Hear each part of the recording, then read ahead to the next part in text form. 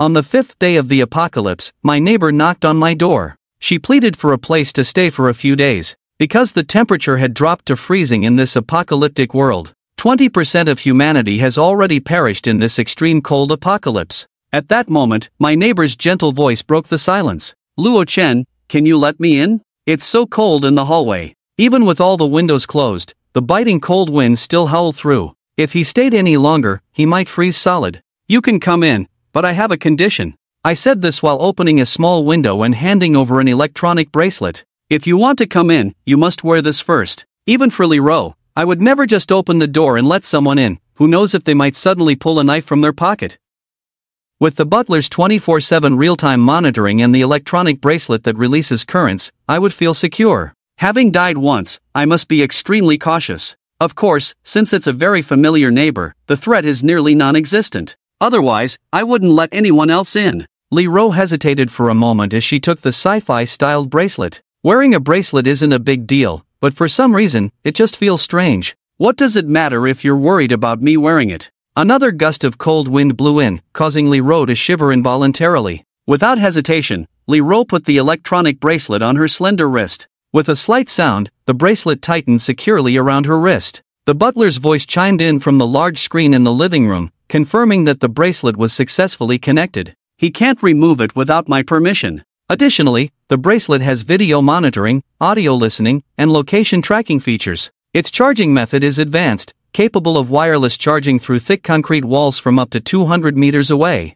The user is under the butler's absolute surveillance every second, making it impossible to cause harm. A tiny electric current coursed through her body, causing Li Ro to shudder slightly. After the butler confirmed that the bracelet was functioning properly, I moved the heavy bolt aside and began unlocking the 3 security locks on the door, confirming with facial recognition and fingerprint verification. The heavy alloy door creaked open. The fortress-like safe house finally welcomed its first guest. Come in, I said, leaning against the doorframe. Li Ro stood at the door, gazing in disbelief at the heavenly scene inside. A wave of warmth rushed out, instantly dispelling the chill of the hallway. The living room was bright and warm, decorated in luxurious style. On the coffee table lay a plate with a golden, buttery lamb chop, accompanied by a vibrant vegetable salad and a bottle of aged red wine. The enticing aroma wafted all the way to the door, and in the center of the wall was a delicate fireplace, roaring with flames. Compared to the other owners, and even my own cold home, this place felt like paradise. Li Ro's beautiful eyes widened, and one thought filled her mind: how wonderful it would be to live here. Wait, I said, extending my hand to gently block her. This made the eager Li Ro a bit flustered. What's wrong? Is there something else? Could he be changing his mind and not letting me in? Li Ro thought anxiously. The cold wind howled, making me catch my breath. Damn, it's really cold. I stepped back a few paces into the warm living room, having stayed in the cozy safe house for so long that I almost forgot how terrifying the extreme cold of the apocalypse could be. Seeing Li Ro shivering in the hallway, I slowly added, there's one more thing. To ensure you aren't hiding any weapons, I need to check you after you come in. Li Ro quickly replied, okay, I agree to your terms. I nodded in satisfaction, let her in, and then locked the triple security locks on the door. Relieved, Li Ro stood dazed in the living room. The incredibly warm room made her feel as if she had instantly transitioned from the freezing hell outside to a paradise of eternal spring, so warm and comfortable. She even felt a bit too warm. After a quick check, I nodded and said, good, you aren't carrying any weapons. In fact, when Li Ro stepped into the room, she had already gone through a safety scan from the built-in devices in the doorframe, making it impossible for her to carry any weapons. Li Ro replied quietly, not daring to look me in the eye. Now, tell me what you need, I said calmly as I sat back on the sofa, elegantly picked up my knife and fork, and continued cutting the steaming lamb chop I hadn't finished, as if nothing had happened. Li Ro bit her lip and said, I came to borrow some food. You know the situation, borrowing food is a big deal right now, I replied, chewing on a delicious piece of roast meat. I know, Li Ro said through gritted teeth. I can pay for it, I won't take it for free. She thought the global snowstorm would subside after a while. Money? I scoffed. Do you know how much I spent on this shelter's renovations? 300 million. Do you think I need money? I picked up a glass of red wine, swirling it in my hand. What do you want then? Li Ro suddenly felt lost. What else could he offer me besides money? An hour later, the living room was eerily quiet. The only sound was the crackling of the fire in the fireplace. Li Ro was exhausted, slumped on the sofa, her limbs feeling weak, and the black stockings on her plump thighs had torn. I stood by the large floor-to-ceiling window, watching the snowflakes swirl outside, feeling refreshed. This was far more comfortable than my previous life. I thought with satisfaction about my past life. I had hidden in my home, freezing and shivering, eating cold biscuits and drinking lukewarm water, only to end up as nothing but bones. How could I enjoy myself like this back then? The warm fireplace, the abundance of delicious food, there was no need to worry about hunger or supplies. I had already informed Lee Ro about the situation I had been ignoring and the supplies I had stockpiled. I also had a rather deep conversation with this beautiful married woman. After all, we couldn't hide from each other for long living together. With the butler's protection, I didn't have to worry about her being with anyone else. All the supplies were in my space. If I died, everything would be gone. Feeling hungry, Lee Ro dragged her tired body to my side. She shyly admitted that she hadn't eaten for several days and had come to my house to borrow food. Look, I forgot that you are still hungry. As soon as I finished speaking, I prepared to take out some warm food from the space to replenish Lee Ro's strength. No need, I'll just eat what you have left. Lee Ro tucked a stray lock of hair behind her ear and gently shook her head. Refused to come to the sofa, brought together a pair of beautiful black silk legs, and lowered her head to pick up the knife and fork. Started eating those leftover grilled lamb chops. Looking at her gentle and graceful appearance, eating lamb chops bite by bite. Even when very hungry, she eats gracefully, and I can't help but watch her with great interest. Elegance is just too elegant. It feels like we just bumped into two different people. The phone on the tea table rang. Probably there is some new news in the owners group. My home has no electricity. What about you? Our home also has no electricity, and the water in the kitchen has stopped. What happened? Oh my god, it's so cold and there's no water or electricity. The electric heater can't be used at all. The room is freezing to death. How can people live like this? Not only the homeowners group, but many groups are flooded with messages. The sudden power and water outage caused them great unease. It turns out it's already this time. I shook my head and said, I was so engrossed in playing just now that I forgot myself. This afternoon, on the 5th day of the extreme cold apocalypse, the entire community's power will be completely paralyzed. Under the impact of the power outage, tap water cannot be supplied normally, and every household has stopped receiving water. The government has been working hard since the beginning of the snow disaster, hoping to resolve this crisis as soon as possible. But as the days went by, I realized that human effort could not resist natural disasters at all. Due to a lack of maintenance personnel, all major power plants have gradually stopped working in extremely cold temperatures and are unable to continue supplying electricity to the city. Estimated, only a small number of nuclear power plants will be able to continue operating. However, the generated electricity is first supplied to various official departments. As for ordinary people, they certainly cannot enjoy the suspension of water and electricity. This makes the survivors' lives even more difficult. Is there a power outage? After chewing a few bites and swallowing the lamb chops, he said softly. Obviously, he also caught a glimpse of the messages in the group, which suddenly made him worried. The city has lost power and food. In this extreme cold temperature, the surviving humans are likely to die in large numbers from freezing and starvation. Thinking of this, he couldn't help but look around the living room with lingering fear, and when he saw the warm and comfortable, the safe house, as solid as a doomsday fortress, and beside him, with infinite space and resources, Li Yu's heart suddenly surged with a strong sense of security. He couldn't help but admire his own decision. It was truly incredibly correct. The atmosphere in the community owners group is also very tense. If there is no electricity, they can't even use their phones, and even the appliances at home can only become waste. At this moment, someone remembered Aunt Wang's previous statement. Hey Aunt Wang, didn't you say this snow disaster would pass quickly? You didn't even let everyone go out to buy things. That is to say, after listening to you, we didn't buy anything, and now the food at home is running low. What should we do? You said in the morning that you trust the official rescue, but now the water and electricity have stopped. When will the rescue come? Faced with the doubts of many homeowners, Aunt Wang felt very panicked and anxious. As a member of the neighborhood committee, he naturally has more channels for information than ordinary homeowners and can also learn some insider news. Not long ago, the community committee group exploded. It turns out that not only is the situation in Qingshui City so bad, but even the entire country and the world are experiencing heavy snowfall. According to official statements, this is a catastrophic event comparable to prehistoric extinctions, and the apocalyptic scenarios in novels and movies may have truly become a reality. If you want to survive, you must quickly stockpile enough supplies, whether it's energy or food. The end of the world has really come. Aunt Wang looked at the messages in the neighborhood committee group and was completely stunned. Mom, what happened? Why do you look so upset? Yunana asked Aunt Wang, who was staring blankly. Faced with her daughter-in-law's confusion, Aunt Wang did not answer immediately, but instead dragged her to her son's room where he was lying in bed and told them everything she knew. And they were required to cooperate with themselves, like the personnel from other neighborhood committees, to go door to door to deceive and collect supplies, trying to ensure that their own household had enough supplies. "Mom, won't this be against the law?"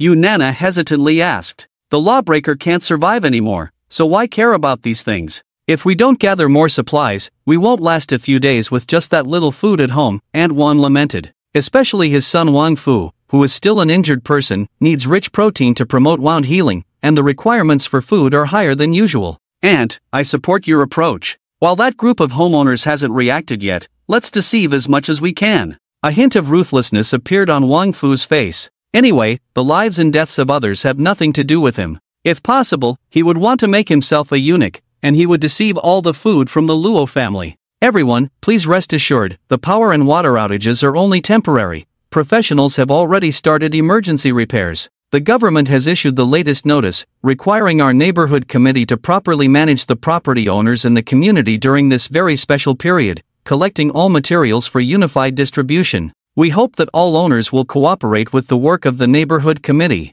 Anyone who dares to defy orders and obstruct the progress of the organization's work will be directly arrested by the police afterwards." I didn't pay attention to what Aunt Wang was saying. I went to a room specifically for storing machines and miscellaneous items, started a high-power, silent generator that had already been set up, and connected a tank filled with a large amount of gasoline to the generator with a pipe. The fuel is very sufficient, and the generator is produced by a well-known company, which can make the most of every drop of gasoline. It is estimated that using it for a month will be completely fine. Luo Chen, you are well prepared. You wouldn't have known in advance that the snow disaster was coming, right? Li Ro said with admiration. Looking back, whether it was spending 300 million to renovate and reinforce the house, or having the ability to accumulate supplies in advance due to spatial capabilities, it shows that I had anticipated the snow disaster. Looking at himself, he hasn't even stocked up on the most basic food. I have no words for nonsense. Then when someone asked you before, why didn't you tell me? Li Ro cautiously glanced at me and weakly asked.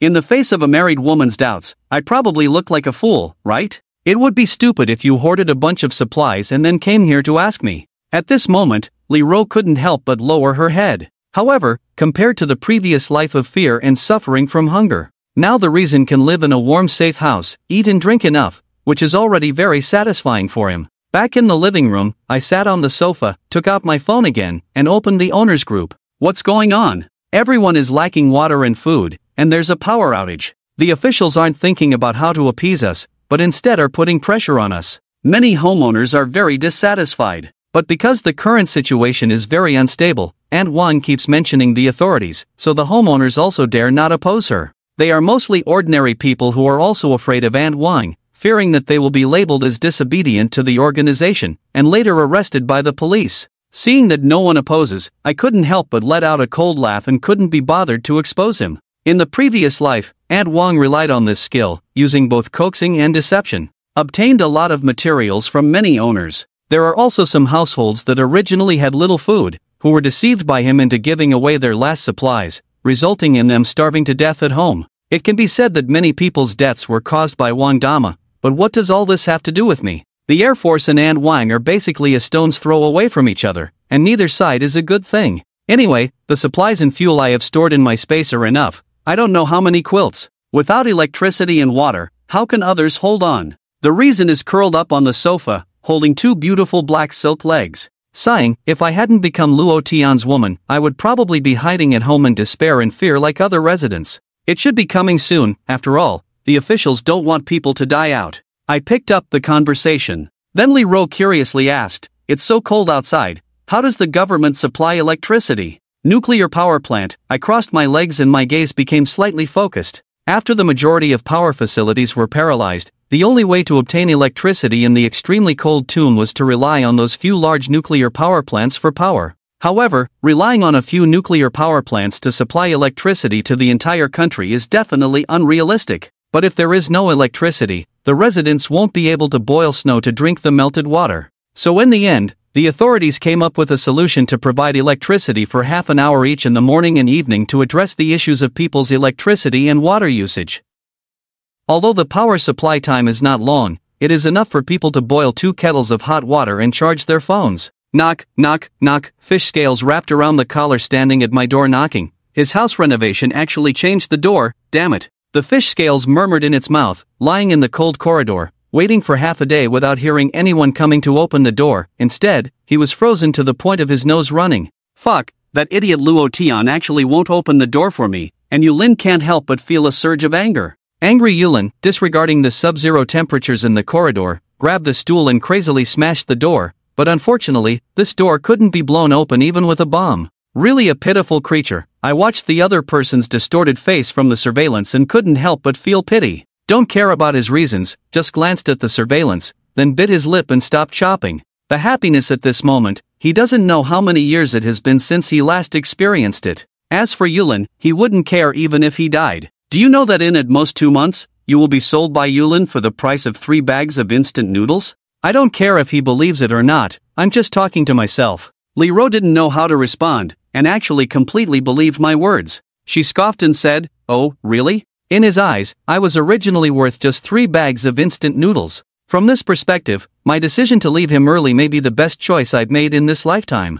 At this moment, the butler suddenly issued a reminder. Zhuren Yulin left home at 8:15. According to the surveillance, he entered Unit 1802 at 8:17 and left after staying for 15 minutes. The butler played 2 surveillance videos on the screen, which is also what I asked the butler to do to keep an eye on the person. In the last life, when I was hacked to death by a group of neighbors who broke in, one of the participants was this guy from Yulin. If I remember correctly, the reason is that he was sold to resident number 1802. The trajectory of history is always remarkably similar. I gently took a sip of tea, got up, and walked to the huge floor-to-ceiling window, gazing at the pitch-black night sky covered by smog. Why did the strange fish scales go to the 18th floor? The reason is that they changed into a full set of white pajamas. With 2 bare white thighs, curiously looking at the screen island in the center of the living room, somewhat unable to understand. What else can be done? Of course, he wants to find a capable person to take revenge for him. I'm not surprised at all by this result. It's just that under my intervention, the time for the fish scales to go to room 1802 was moved up. The residents of 1802 seemed tough to deal with. Li Yaoqiao's face showed a hint of worry as he recalled that the man living in room 1802 was named Deng Tu, who was in the real estate business and had a dozen big hands under him, handling many shady matters for him. There have been several murder cases caused by the other party in the community. So, the residents usually do not dare to interact with each other, and even if they meet, they walk around with their heads down. At this point in time, the fish scales go to find him. What if Deng Tu comes knocking at the door? The reason for worry is here. Afraid of what everything will lead to, I am completely indifferent to it. With this indestructible safe house, even if he uses all his strength, it is impossible for him to break in. If Deng Tu does not know what is good for him and has ill intentions towards himself, the lesson from Wang's father is a living example. No matter how impressive he is, he can't withstand crossbow bolts and bullets. The next day, Ding's phone showed that he received a new private message. It came so quickly that I raised an eyebrow. The one who sent me the private message was none other than the real estate tycoon Deng Tu,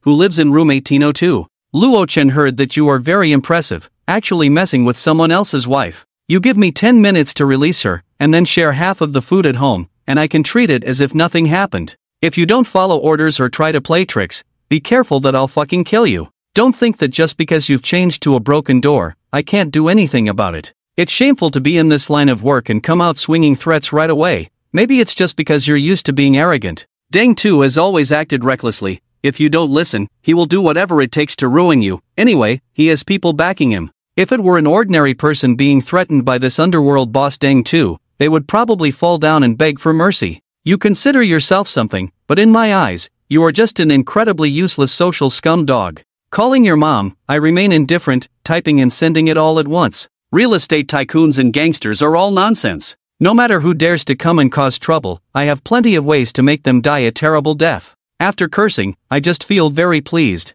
Indeed, for these scum, it's satisfying to use violence to counter violence. Deng Tu also didn't expect that someone would dare to scold him like this. One must know that the last person who dared to speak like this can no longer put together a complete corpse. Luo Chen, you mother *****, I see you are tired of living, just wait for me. Deng Tu was extremely angry and even had thoughts of killing. Originally, he thought about bringing his wife over to Yulin to have some fun for 2 days, then stealing food from my house and beating me up would be enough. He didn't expect that I would be such a fool, so unaware of the world. Anyway, it's snowing heavily outside and the roads are blocked, social institutions are almost collapsing, and even if someone dies, they won't be discovered. The thick snow is a natural cover. After killing me, the woman is hers, and all the food is also hers. I directly cursed back, go to your mother's horse pit, go play in the mud, and you think you can scare people like a gangster? You're just a loser. After saying that, I immediately blocked the other person. There's nothing more infuriating than being cursed at and then blocked. Just thinking about the other person's impotent rage, wanting to smash their phone, makes me feel incredibly pleased. The butler fell out of the 18th floor surveillance, and I casually said while sitting on the sofa. The all-seeing cameras have long been installed in every corner of the entire building, and any movement or disturbance cannot escape my eyes. Sure enough, the door to room 1802 was opened quickly. Deng Tu was wearing a thick coat, holding a hammer in his hand, and stormed out in anger. But what he didn't expect was that the temperature in the corridor was much lower than he had anticipated. Even wearing a coat, there was still a piercing cold that drilled right in. Deng Tu quickly quickened his pace and hurried towards the elevator in the center of the corridor. Deng Tu did not choose to use other tools, but directly brought a hammer to my door, probably deluding himself into thinking that he could smash my security door with the hammer in his hand. However, he is destined to be disappointed. I damn forgot that the power was out. After pressing the elevator button hard a few times, looking at the unresponsive elevator, he angrily smashed it with a punch, creating a dent in the elevator door. For someone as arrogant and domineering as him, destroying public property is nothing. Anyway, the power is out, the surveillance can't be used, but the good sensor lights have backup power, so it won't be too dark to walk down the stairs. Deng Tu was panting as he climbed the stairs while carrying a hammer.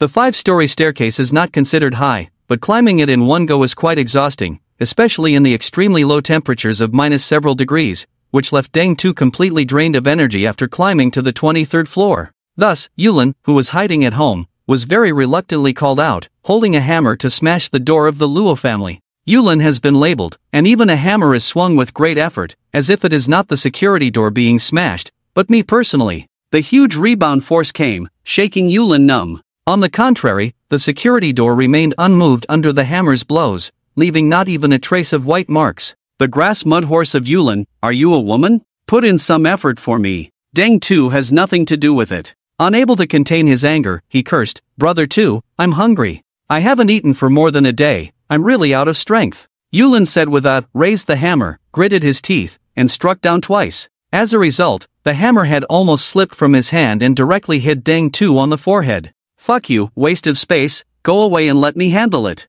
Deng Tu slapped him on the back of the head in anger and directly took the hammer away. Deng Tu's eyes were fierce as he swung the hammer with all his might, striking the door with a force greater than that of Yulin, but unfortunately, the security door remained intact. Deng Tu was almost stunned to the point of cracking his tiger's mouth, trembling with pain in his hands, unable to recover for a long time. What kind of broken door is so hard? Could it be the bank vault door? Deng Tu was extremely angry. This door is really ridiculously hard. Mother Luo Tian, don't hide like a turtle in your shell. If you have the ability, come out. I will definitely ing kill you. Deng Tu's vengeful character could not let me off, as he raised the hammer and smashed the door while cursing. Yulin also cursed fiercely. Damn it, Luo Tian, you have my wife, why can't you open the door? Quickly opened the door. The two who were cursing wildly did not notice that a sharp crossbow bolt had already been secretly aimed at them from a high shooting point. Where should it shoot? Directly to the head. I stood on a stool, holding a delicate crossbow. The blade had already secretly extended, aiming back and forth at Deng Tu's body. For this kind of scrap, I have never been soft-handed, otherwise, I might as well treat everyone equally and not make any distinctions. I curled the corner of my mouth. To kill him is too cheap for him, and it doesn't mean much. The crossbow arrow quietly lowered, aiming at the thigh of Deng Tu, who was cursing fiercely. After the faint sound of breaking the air, a deafening scream erupted from Deng Tu. Under this crossbow bolt, the human body is incredibly fragile, as if a knife were stabbing through white paper, without any obstruction. Deng Tu only felt a chill in his thigh, and then a sharp pain surged into his brain.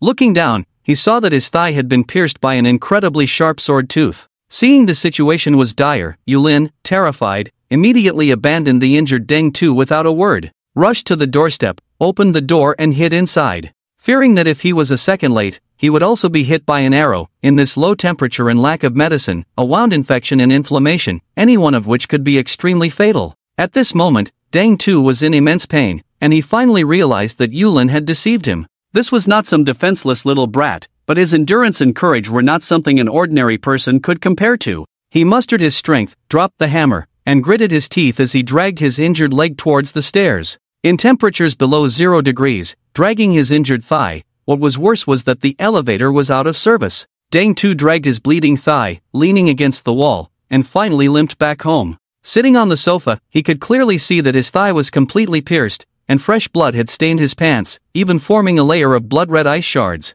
The temperature is really too low, and his sense of pain is not as strong as usual. Deng Tu clearly knows that if the thigh injury is not treated, it is likely that this leg will be rendered useless tonight, and if the injury becomes infected, he may not survive either. Fortunately, as a real estate tycoon, Deng Tu has a group of loyal subordinates under him. In order to deal with some unspeakable injuries, he specifically hired a private doctor to be on standby. The residences of the younger brothers are all near him, and the one closest is even in the adjacent Building 7. Everyone bring your gear to me right now, especially the doctors. Make sure they bring the surgical instruments, did you hear? Deng Tu initiated a group chat in the group and harshly ordered his younger brothers to hurry the hell up, or his legs would be ruined. In the dark night, more than a dozen shadows surged in from all directions, struggling to walk on the 4 to 5 meters thick snow. Although they crawled in different directions, in the end, they still tacitly entered the same building. I heard that 2Ge's legs are all messed up. Don't dawdle, hurry up. That damn kid is called Luo Tian, right? Later, Fei De will cripple his hands and feet and torture him for a whole night. Although the younger brothers were shivering from the cold, in order to show their loyalty, each one cursed more fiercely than the last. From the moment I entered the building, I have been cursing from the 2nd floor to the 18th floor. Their huge commotion naturally startled the residents, who thought there was a riot happening outside, hiding in their houses, trembling and too afraid to make a sound. Some even moved the furniture over and blocked it behind the door. After listening carefully for a while, they finally figured out that it was I who had crippled one of Deng Tu's legs on the 18th floor, and that was why the other party was calling people in the middle of the night to take revenge on me. The corridor is dark and oppressive. So many people are feeling it. Did you hear the noise? It's so scary to hear it. They seem to say they want to kill Luo Tian. I went to Luo Chan and was so ruthless. Just a couple of days ago, I beat up Wang's father, and not long after that, today I crippled Deng Tu's leg. Anyway, I didn't hear anything. I don't know anything. Messages in the group started flooding in an instant, quickly turning into 99 family moms. Quick, look in the group. That idiot Luo Tian is done for. He actually dared to provoke Butcher Deng. Wang's father laughed wildly while holding his phone, and a hint of redness actually appeared on his pale face. Due to the loss of the symbol of manhood, perhaps he also lacks male hormones, and his voice has surprisingly leaned towards a hint of femininity. King's father has been in pain every moment these past 2 days, deeply hating Luo Tian in his heart. This time, seeing the other party provoke a big shot in the underworld, he was so excited that he wished he could jump out of bed. That bastard Luo Tian, how come I never noticed he was so ruthless before, even daring to provoke Butcher Deng? But now it seems he's done for. The other side has more than a dozen people. Aunt Wang said, as if she was imagining the miserable fate of Luo Tian, with a hint of pleasure in her tone. Oh no, Luo Tian is probably going to be in trouble. Su Lin looked at the messages in the group and said anxiously, she's not worried about my safety, but rather afraid that the bunch of food bought from the supermarket will be snatched away by that group of thugs led by Deng Tu.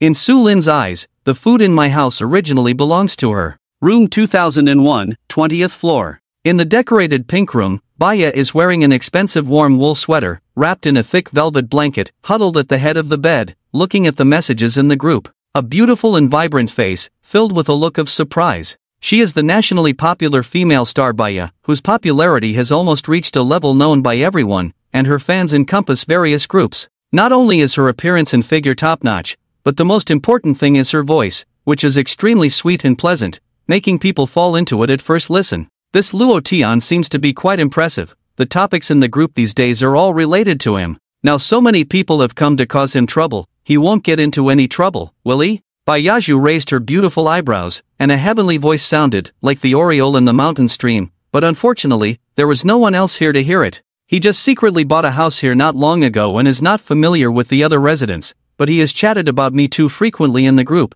so he remembers my name very well. Listening to the chaotic sounds in the corridor, he couldn't help but lift the blanket, stepping with a pair of long legs to the cat's eye, closing one beautiful eye. Golden, soft long hair flying, Cute cat, hairpin clipped at the tips of the hair. Many people are taking pictures. Bear with it. I will pull the sword out for you right away. The chubby man with glasses, looking at the sharp swordsman piercing through his thigh, is also nervously sweating profusely from his forehead. *CK it, just pull it out directly, give me a few shots of anesthetic, my leg is so numb I can't feel anything, the butcher cursed loudly. The group of little brothers around entered a state of cold cicadas, not daring to breathe. The glasses-wearing male doctor cut open the pants with a knife, and the wound inside was a bloody mess that had already frozen, with the surrounding skin turned black and purple. The low temperature has frozen the muscles and nerves, even saving on anesthesia. The glasses-wearing male doctor took half an hour and finally completed the surgery. The process was a bit bloody, and my younger brothers didn't dare to look at all, turning their backs completely.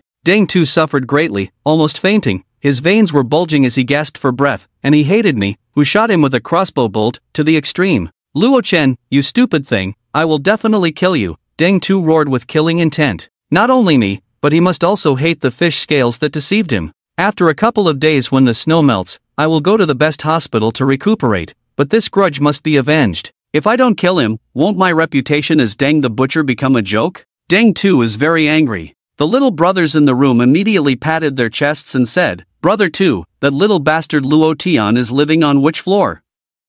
We're going to go kill him for you right now. Deng too nodded in satisfaction and said, It's on the top floor, the one on the left as soon as you go up the stairs. Be careful, that bastard has a crossbow, and the security door is really tough. You should bring a couple of iron hammers and take turns smashing the door. The glasses-wearing male doctor angrily said that he is really not a decent person, actually playing dirty. Don't worry about smashing him later, I will be on guard nearby to ensure he doesn't dare to show his face. Deng too sneered and said that as long as they broke open his door, everything would be easy to talk about. He had a very beautiful wife hidden at home, and those huge breasts could crush a person. Once the door was opened, everyone would have a share. Upon hearing that there was a beautiful person, this group of desperados instantly became excited. Now the blizzard has blocked the roads, and all laws do not apply to them. Even if a few people are killed, it is not a big deal. At this moment, the evil in human nature erupted in them, as a group of people aggressively wielded machetes and hammers, and even used chairs as shields, charging towards the 23rd floor. Looking at the fierce backs of the younger brothers, Deng Zhu was covered with a thick blanket, sitting on the sofa with one injured leg propped up, feeling very pleased. Luo Chen, I see whether you live or die. From the surveillance footage, it was clear to see a group of fierce little brothers climbing the stairs with weapons in hand. This time was different from before. There were more than 10 of them. Each one was well prepared, wielding either a hammer, a machete, or a baseball bat.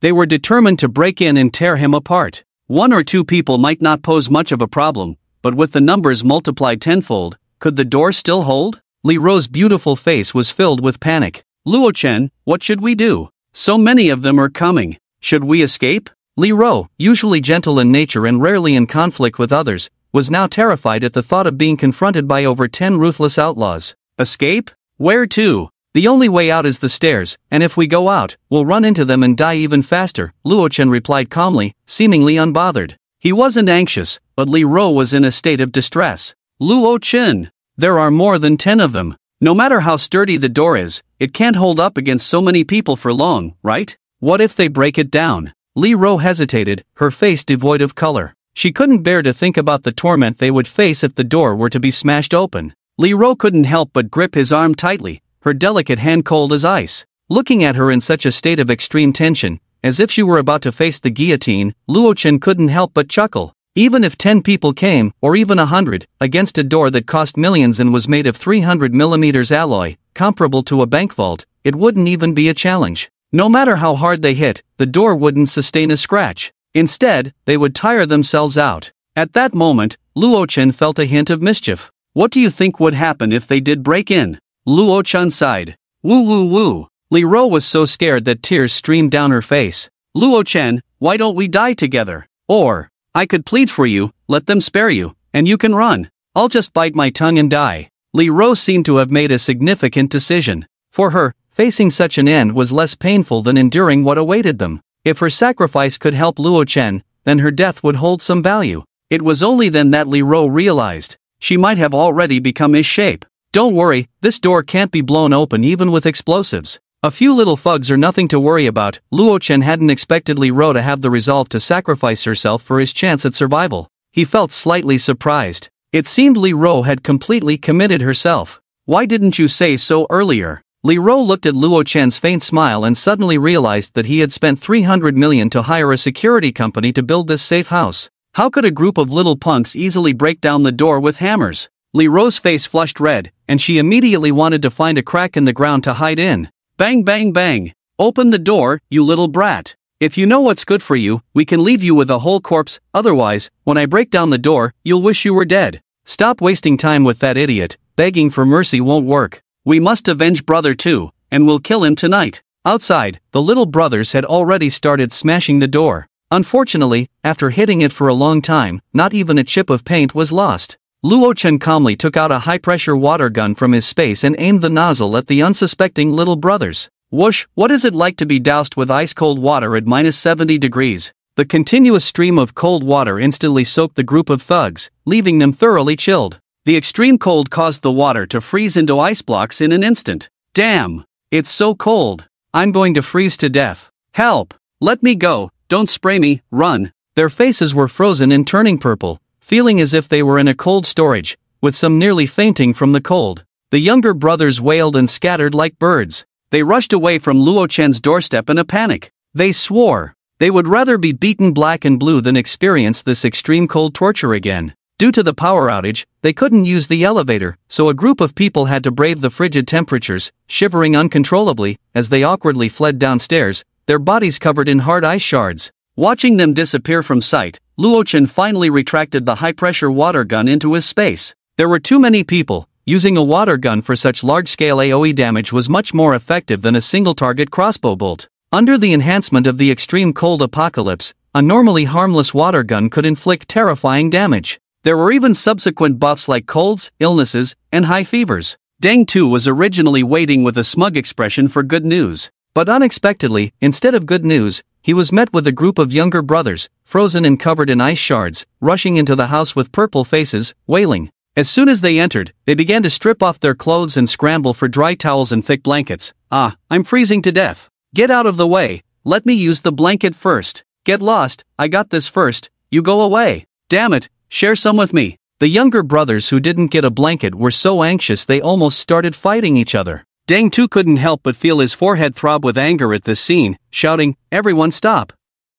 Why are you all so disheveled? Where's that little brat Luo Chen?" A few younger brothers huddled under a blanket, shivering as they began to explain, "Brother Tu, that Luo Chen is too wicked, his door is no ordinary door. No matter how hard we hit it, we couldn't break it, it's like a big iron block. Yeah. And he even drilled a small hole in the door to spray us with a high-pressure water gun." Hearing this, Deng Tu's expression darkened. He hadn't expected Luo Chen's door to be so sturdy that even a dozen people couldn't do anything about it. Damn it! What kind of material is that door made of? Why would he install such a thing at home? Did he anticipate that this would happen? Impossible. Deng Tu shook his head violently. Damn it, since we can't break it down, let's wait for him outside. Food is ultimately limited. I don't believe he can hide inside forever. Starting tomorrow, if we see Luo Chen dare to come down, we'll kill him on the spot. Deng Tu gritted his teeth and slammed his fist on the coffee table. He didn't believe it. Once the food and water ran out, Luo Chen couldn't possibly stay holed up at home forever. In the living room, Li Ro, with slightly red eyes from crying, was looking at Luo Chen with admiration. A dozen people had been repelled so easily. This was so cool. Stop just staring, go take a shower. Tonight we'll discuss some new knowledge, Luo Chen said with a smirk. Li Ro replied softly, her pretty face flushed. Near noon, Luo Chen leisurely crawled out of his warm bed. I think I need to replenish some nutrients. Luo Chen stroked his chin. Otherwise, he feared he wouldn't get enough nutrition in no time. You're awake. I made some egg and meat porridge. Come eat after you wash up. Li Ro pushed open the bedroom door, smiling brightly. At that moment, she seemed to have undergone a rebirth, exuding a charm that belonged to a mature woman. Her face was like a peach blossom. Her beautiful eyes sparkled. I got it. Luo Chen replied lightly. No matter how charming the beauty before him was, for him, who was in a sage time, everything was just fleeting clouds. He quickly washed up with hot water. Luo Chen sat in the dining room, enjoying the hot porridge that his companion had personally prepared. Li Ro did not join him for the meal. Instead, she sat in the chair opposite him, resting her delicate chin on her hands, smiling brightly as she watched him. Ding, a new message popped up in the homeowners group. The news that a group of little Karami had been drenched by Luochen last night and nearly froze to death was already known to all the homeowners. However, since Deng Tu was also in the group, no one dared to discuss it openly. The homeowners only dared to chat privately, pretending nothing had happened in the group. At everyone, the neighborhood committee has received the latest official notice. The snow disaster will continue for a while longer. To take care of those homeowners whose food supplies have run out, and to help everyone get through this tough time together, the official request is for us to start collecting food from each household, which will then be distributed uniformly. This is a task mandated from above, so no one is allowed to disobey the order. Otherwise, you will have to bear the consequences yourself. Trust me, the authorities are taking this snow disaster very seriously. Anyone who dares to be selfish and does not listen to the organization will be considered a criminal. Do not harbor any delusions and go against the entire country. Aunt Wang sent several messages. Perhaps she had received news about Deng Tu and his group being doused with cold water, and they might be hiding in their homes, sick with fever. Taking advantage of this opportunity, Aunt Wang began to intimidate and deceive the homeowners. It's just like the last life. Luochen looked at the messages in the group and couldn't help but sneer. In the last life, around the same time, Aunt Wang started spreading some official statements and rumors in the group, attempting to intimidate some timid homeowners into handing over their food supplies. She must have had some insider information from the neighborhood committee that made her suddenly anxious. She began collecting supplies by any means necessary. Although her intimidation tactics were not particularly clever, the current situation was so dire that the homeowners had already been trapped by the heavy snow for nearly a week. In a building with 70 or 80 households, not everyone could remain rational. With just a little intimidation from Aunt Wang, many timid homeowners would surely obediently hand over their supplies. Luo Chen had no intention of caring about the lives of others. He just wanted to watch the fun. After all, there weren't many forms of entertainment at the moment. At Aunt Wang, you know how terrible the situation is right now. Our food supplies were already limited, and we're starving every day. How can you take away our food and expect us to survive? Sure enough, some homeowners, seeing that Aunt Wang was serious and demanding they comply with the order to hand over their food, felt cornered and began to speak out against her. Dong Yen, who lived on the 13th floor and owned a supermarket, usually stocked up on snacks and food at home. Most of the neighbors knew this. If supplies were to be handed over, her home would definitely be the first target. So, in her desperation to avoid a significant loss, Dong Yen didn't hold back and was the first to oppose Aunt Wang's actions in the group. Her statement garnered support from some homeowners. Exactly. Our food is already insufficient. How can we spare anything to hand over? Let's just forget about it. Aunt Wang could not agree, of course. After all, the authorities had never said such a thing. It was her own idea to collect food. While the situation hadn't spiraled further out of control and the homeowners hadn't realized the apocalypse was upon them, she had to deceive as many people as possible to gather supplies. Aunt Wang typed furiously and hit send. I've made it clear, this is a requirement from the authorities. It's not an arbitrary action from our neighborhood committee. Special circumstances require special measures. The authorities have assured us that the snow disaster won't last long, so you don't need to worry about what comes next. Once the snow disaster is over, you can buy as much food as you want at the supermarket. Right now, many families can't even get a meal. Without the community committee distributing food, they won't last more than a few days. So please, everyone, stop being selfish. Are you all cold-blooded creatures, able to watch your neighbors starve to death? People like Dong Yen, who stockpiled food at home, are in the minority. Many homeowners usually only buy enough groceries for a day or two, at most a week's worth of food. Those whose food supplies are running low naturally stepped forward, firmly expressing their support for Aunt Wang's actions. At Dong Yen, how did I not see before that you are so selfish? We're all neighbors. What's wrong with sharing some of the food you have at home? Exactly,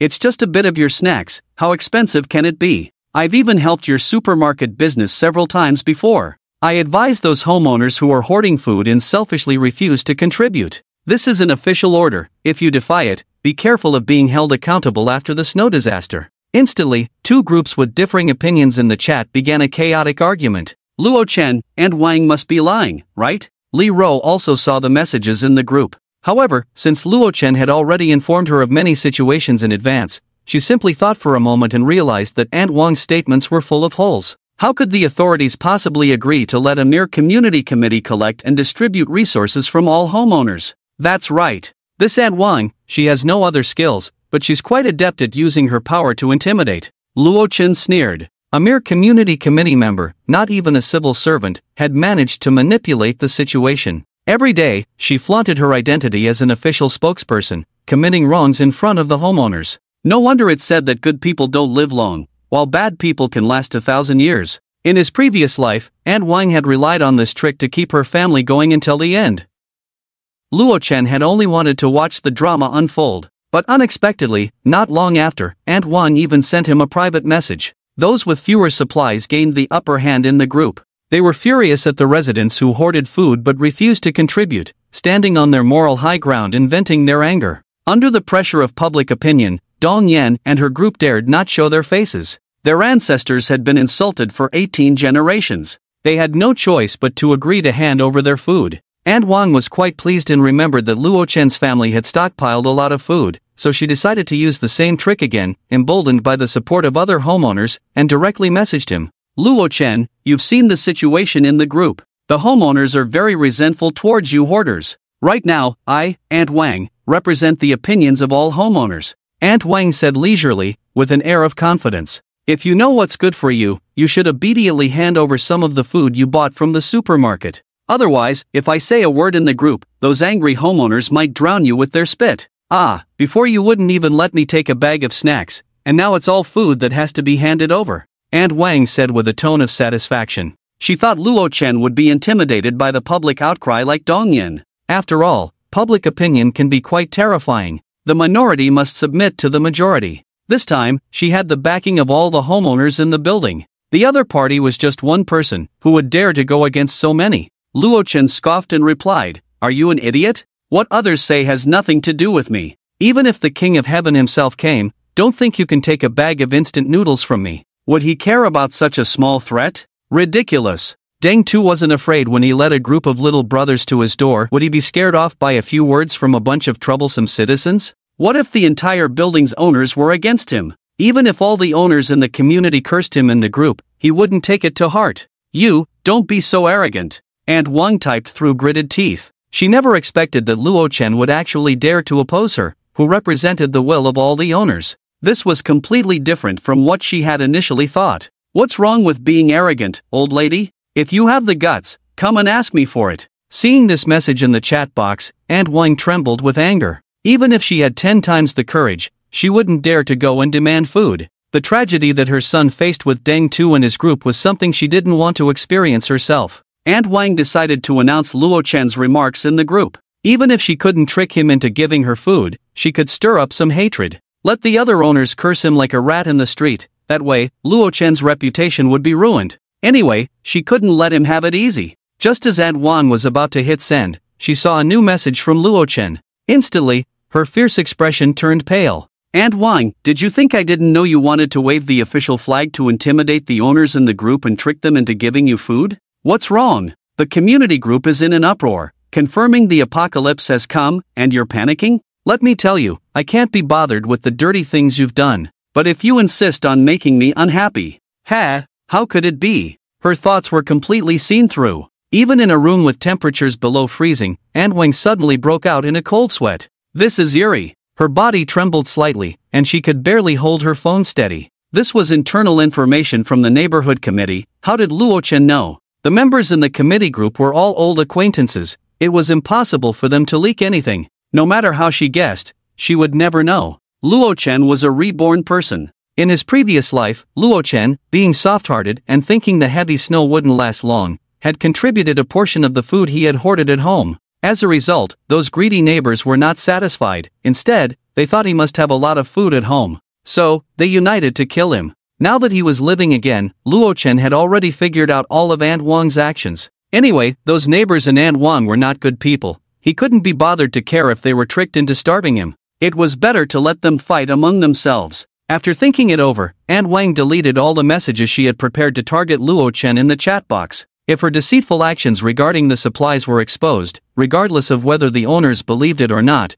they would definitely have more suspicions in their hearts. If they found out that Luo Chen was adamant about not handing over food, then her subsequent attempts to trick food from other owners would become much more difficult. "Luo Chen, consider yourself lucky. This time, Auntie admits defeat." Aunt Wang gritted her teeth in anger but could only swallow her frustration. She had to bite the bullet. There was no way around it. She couldn't ruin the big picture. Getting food from the owners was the most important thing. Otherwise, her family wouldn't last long. What she didn't know was that food wasn't so easy to trick. If the residents were pushed too hard, no matter how much she took, she would have to give back double. So, Aunt Wang didn't dare to provoke Luo Chen anymore. Instead, she ran back to the group, feigning gratitude to those owners willing to contribute food. She said that once the snow disaster was over, the authorities would reward them with banners and bonuses as thanks. The other owners shifted from condemnation to praise. This made Dong Yan and the other owners feel much more at ease. Ridiculous. Luo Chen sneered.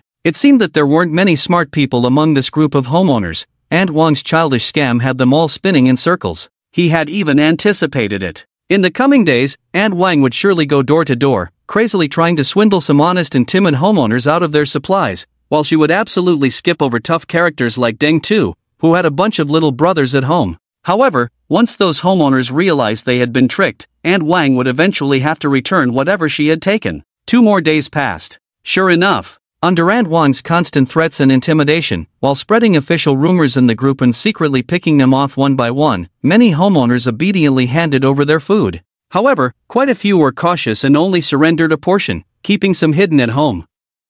Some smarter homeowners prioritized whether they had enough food for themselves, so no matter how the other party threatened them, they ignored her. Even so, Aunt Wang still managed to collect a significant amount of supplies, especially from Dong Yan's family, who ran a supermarket. Just her household alone contributed 3 large boxes of instant noodles and 2 big bags of various snacks. Luo Chen watched the entire process clearly through the surveillance cameras installed in the corridors. There was even a small incident in between. The big star Baya, who lived on the 20th floor, room 2001, surprisingly opened her door and generously offered her food. She sweetly told Aunt Wang, that scammer, that she had worked hard and asked her to keep her identity a secret. Aunt Wang, taken aback, clearly did not expect that the national goddess, the big star Baya, could live in the same community as her. However, she did not treat her any differently, because unlike the harmonious society of the past, chasing stars was useless in the apocalypse. So she unceremoniously took all of the other party's supplies. Through the built-in miniature microphone of the corridor surveillance, Luo Chen even heard Wang Fu and Aunt Wang secretly discussing how to find an opportunity to trick Baya into their home after she visited.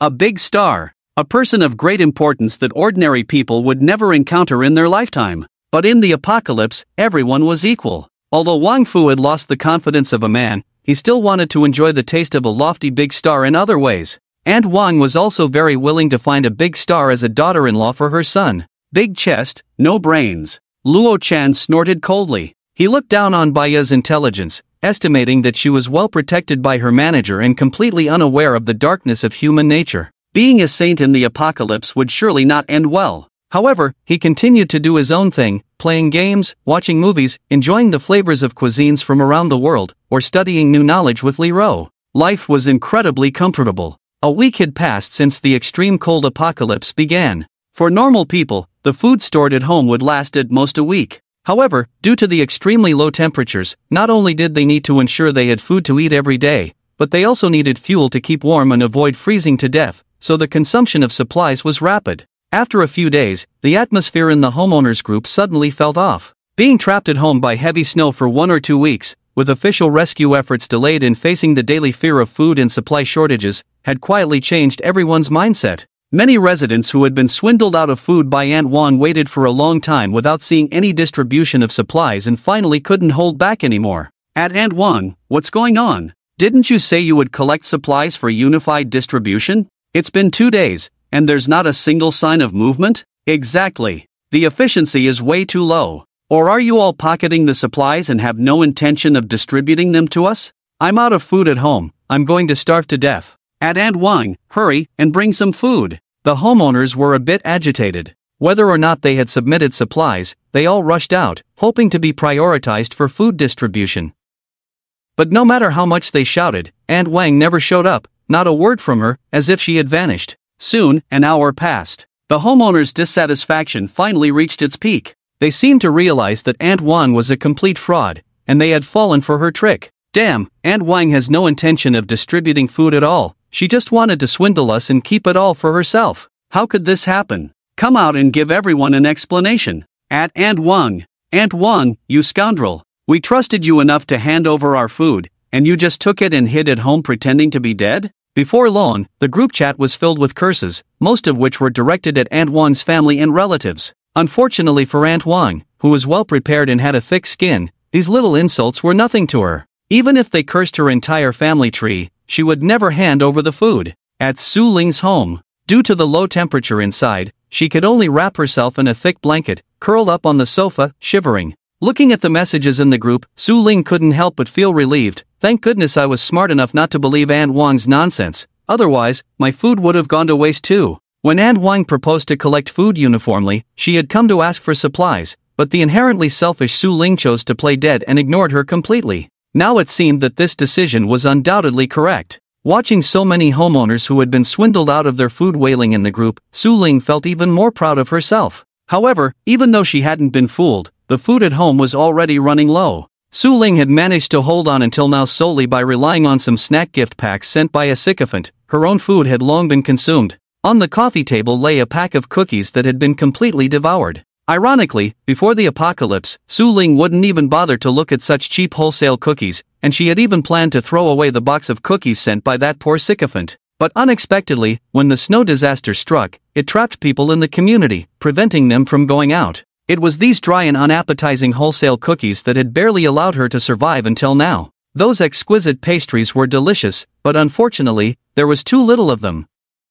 There are only a few bags of cookies left. Su Ling tightly wrapped herself in the blanket, a bitter expression appearing on her thin face due to the lack of food. In the past, she wouldn't have eaten such inferior cookies. But now, she not only licked every crumb clean but even wanted to crush the packaging and swallow it. The situation is too dire. If I don't get new food soon, I might starve to death at home. The heavy snow outside shows no signs of letting up. Su Ling's eyes widened in fear. Outside the window, through the frosted glass, the world had long been buried under heavy snow, a vast expanse of white. Even the damned snowflakes in the sky kept falling endlessly. Damn it, it had been over a week already. The water was cut off, and the electricity was out. But the snow just wouldn't stop. When will this nightmare end? The first floor was completely covered by the snow, and even the entrance door was invisible. The residents on the first floor lived in complete darkness every day, and it was said that their mental state was deteriorating. In this situation, there was no way to go out. Official rescue efforts had yet to show any sign of life.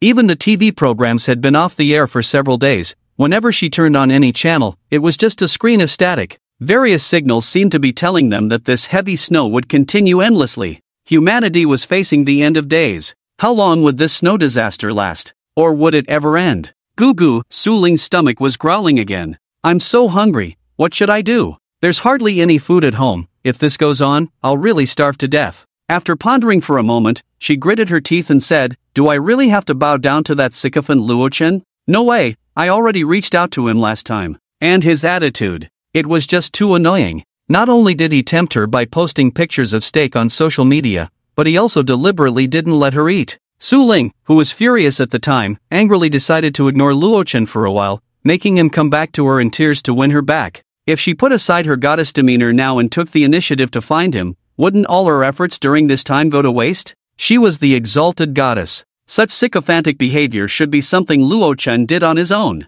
However, after thinking it over, Su Ling's resolve wavered. I'm a goddess, how can I starve? As long as I take the initiative to be nice to Luo Chen and act a little cute, wouldn't I have plenty of food? Once she filled her stomach, it wouldn't be too late to maintain her goddess status. With this thought, Su Ling immediately picked up her phone, excitedly saying, okay, I'll do it. She recalled the photos Luo Chen had posted before. The delicious steak and high-end champagne made her swallow hard. Just thinking about food gave Su Ling motivation. She clicked on Luo Chen's profile picture and pressed the voice message button to send. Oh, Luo Chen Gidge, it's been so long since we last contacted each other. I really miss you. Why don't you take the initiative to find me? I have to say, when it came to seducing men, Su Ling, the green tea girl, was quite skilled. Luo Chen, who is this woman? Li Ro asked, pinching a glistening grape from a platter filled with fresh fruits, gently peeling it with her slender fingers. Hearing the woman's voice from the phone, she couldn't help but feel a bit jealous. Just a dead green tea girl, Luo Chen replied nonchalantly, not understanding what Su Ling was up to this time.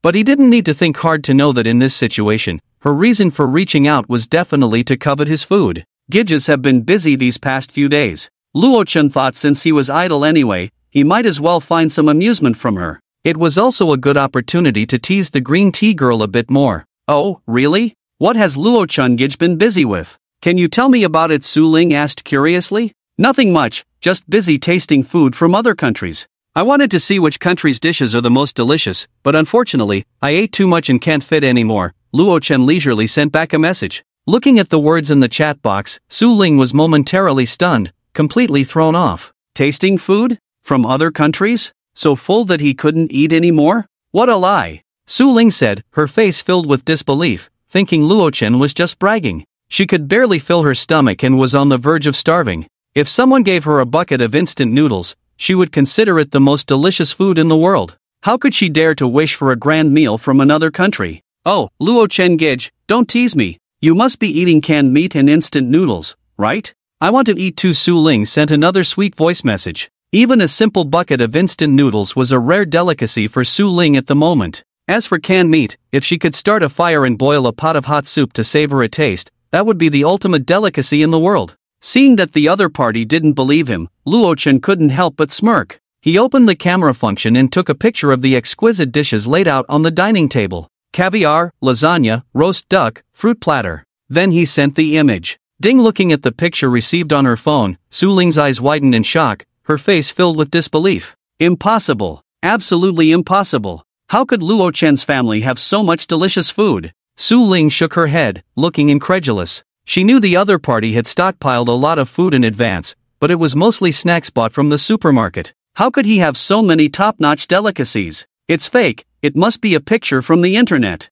It's definitely an old photo he saved on his phone. Su Ling couldn't help but gasp and repeatedly denied it. In such harsh conditions, how could Luo Chen's family have so much food? Even official departments would find it difficult to prepare such a lavish feast during a snow disaster with blocked roads and extremely low temperatures. Wait. In that fridge at the back, it looks like it's full of food. Su Ling zoomed in on the picture. She saw that inside the half-open fridge door, every shelf was packed with food and drinks. Just the delicious Russian ham filled an entire shelf. On the kitchen cabinets, well-known wines like French Louis, Martini, and Remy Martin were piled up as if they were free. Moreover, from another picture sent by Luo Chen, it was clear that there was a warm large fireplace in the center of the living room, continuously burning with a roaring flame. Not only that, the huge LCD screen in the living room was even playing a movie. What did this mean? Luo Chen's family had electricity. His Su Ling couldn't help but gasp. What kind of heavenly life was Luo Chen living? Not only was there an abundance of food, with cuisines from various countries, but the house also had a fireplace for warmth,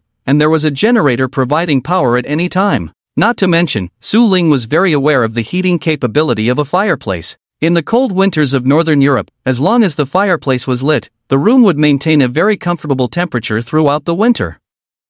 I want to move in. I absolutely have to move in. Su Ling had only been a little envious before, but after seeing all these things, she could no longer contain herself. Gritting her teeth, she said fiercely, her eyes blazing with jealousy. She wished she could rush inside and enjoy it all. Why should it be like this? Everyone else was suffering, while Luo Chen was comfortably lying at home, not only with food and electricity but also in such warmth. To think that during this time, she had been cooped up at home, freezing like a dog every day, despite wrapping herself in thick blankets and quilts, her hands and feet still numb with cold. The furniture in her house had all been taken apart for warmth, but the little wood she had was only enough to keep her slightly warm for a short while. Once the fire went out, she would fall back into the bone-chilling cold. That brief flame had left Su Ling with endless longing. It was so warm, but this warmth, which felt so unattainable to her, Luo Chen was enjoying at home all along. Su Ling was almost driven mad with jealousy. At this moment, thinking of the almost twisted expression on the other person's face, Luo Chen felt quite pleased, nearly laughing out loud.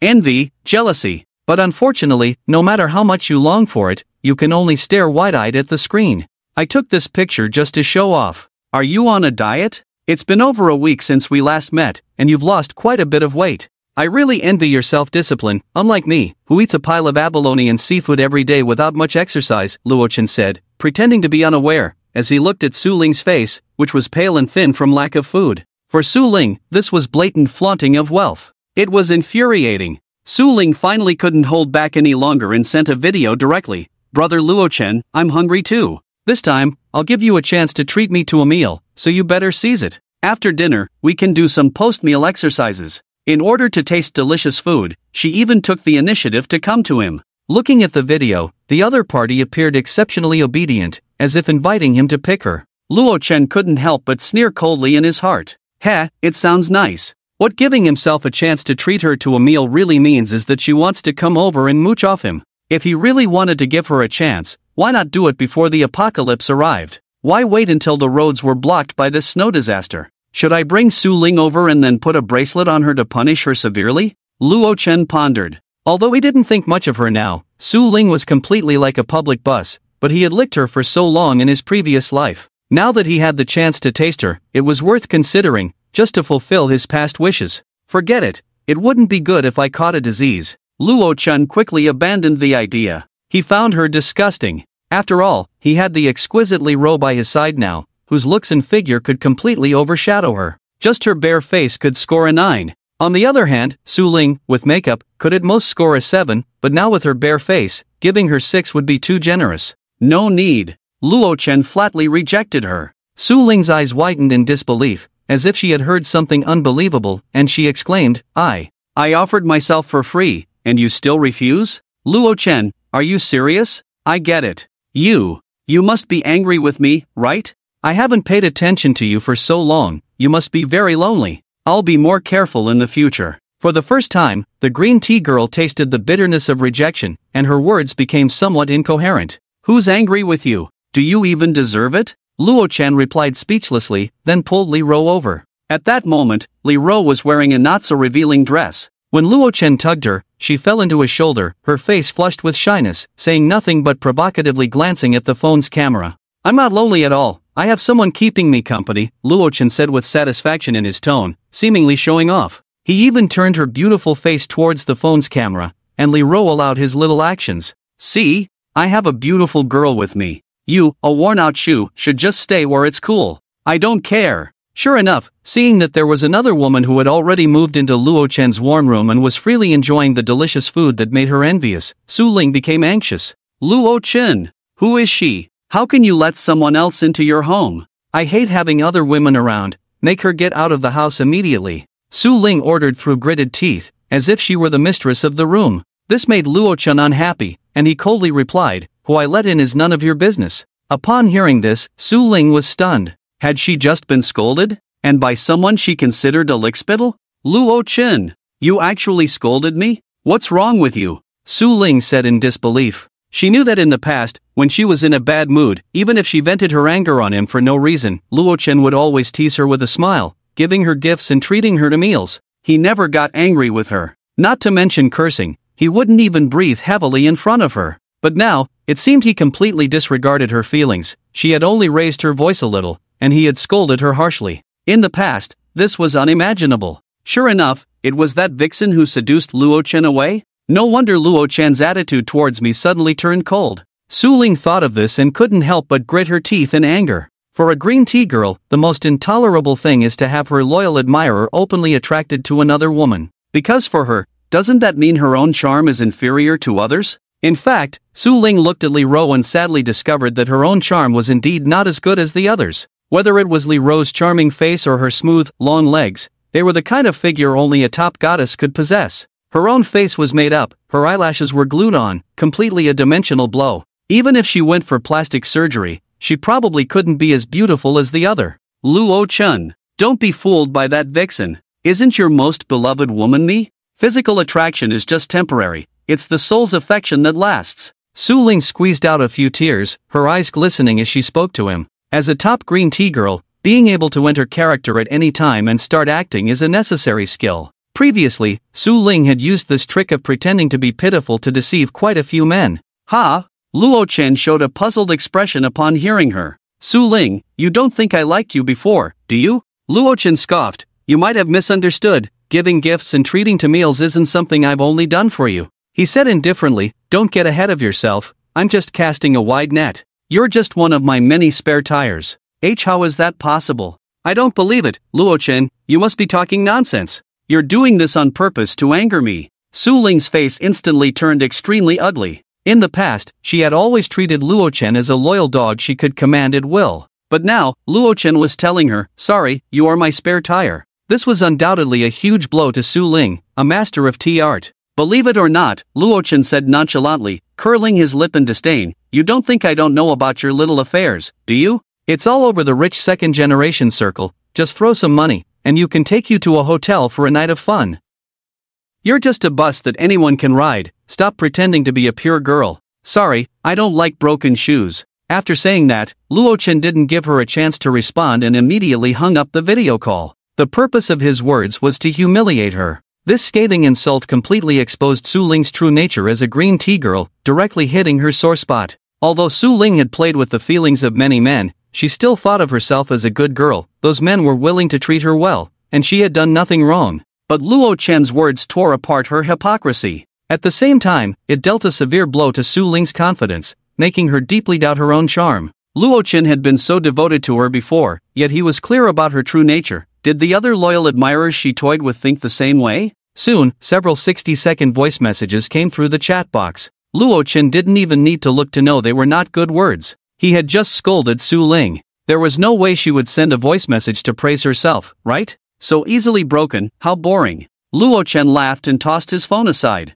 The feeling of scolding a green tea girl was truly refreshing. He should have done this long ago. You did great just now, what reward do you want? I can satisfy you, Luo Chen said in a good mood. Really? Li Ro leaned close to Luo Chen's ear and whispered something. I want to switch places. After being humiliated by Luo Chen and hanging up the phone, Su Ling was nearly driven to death by anger. Luo Chen, you're just a pathetic sycophant. How dare you insult me like that? Sooner or later, I'll break into your house and make you cry while you kneel and lick my feet. Su Ling threw off the blanket and grabbed a vase, smashing it hard on the floor.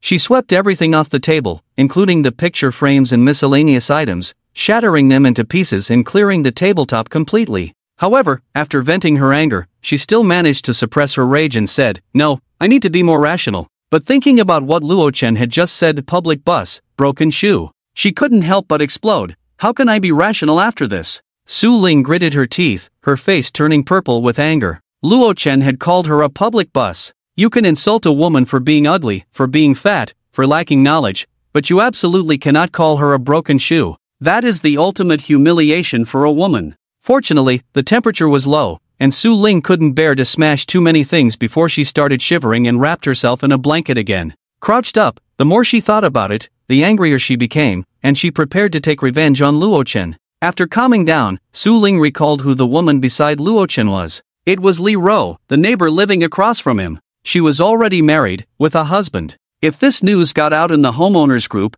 wouldn't it lead to public condemnation? An affair. No matter the time or place, it's a topic that people love to discuss. Luo Chen, you didn't see this coming, did you?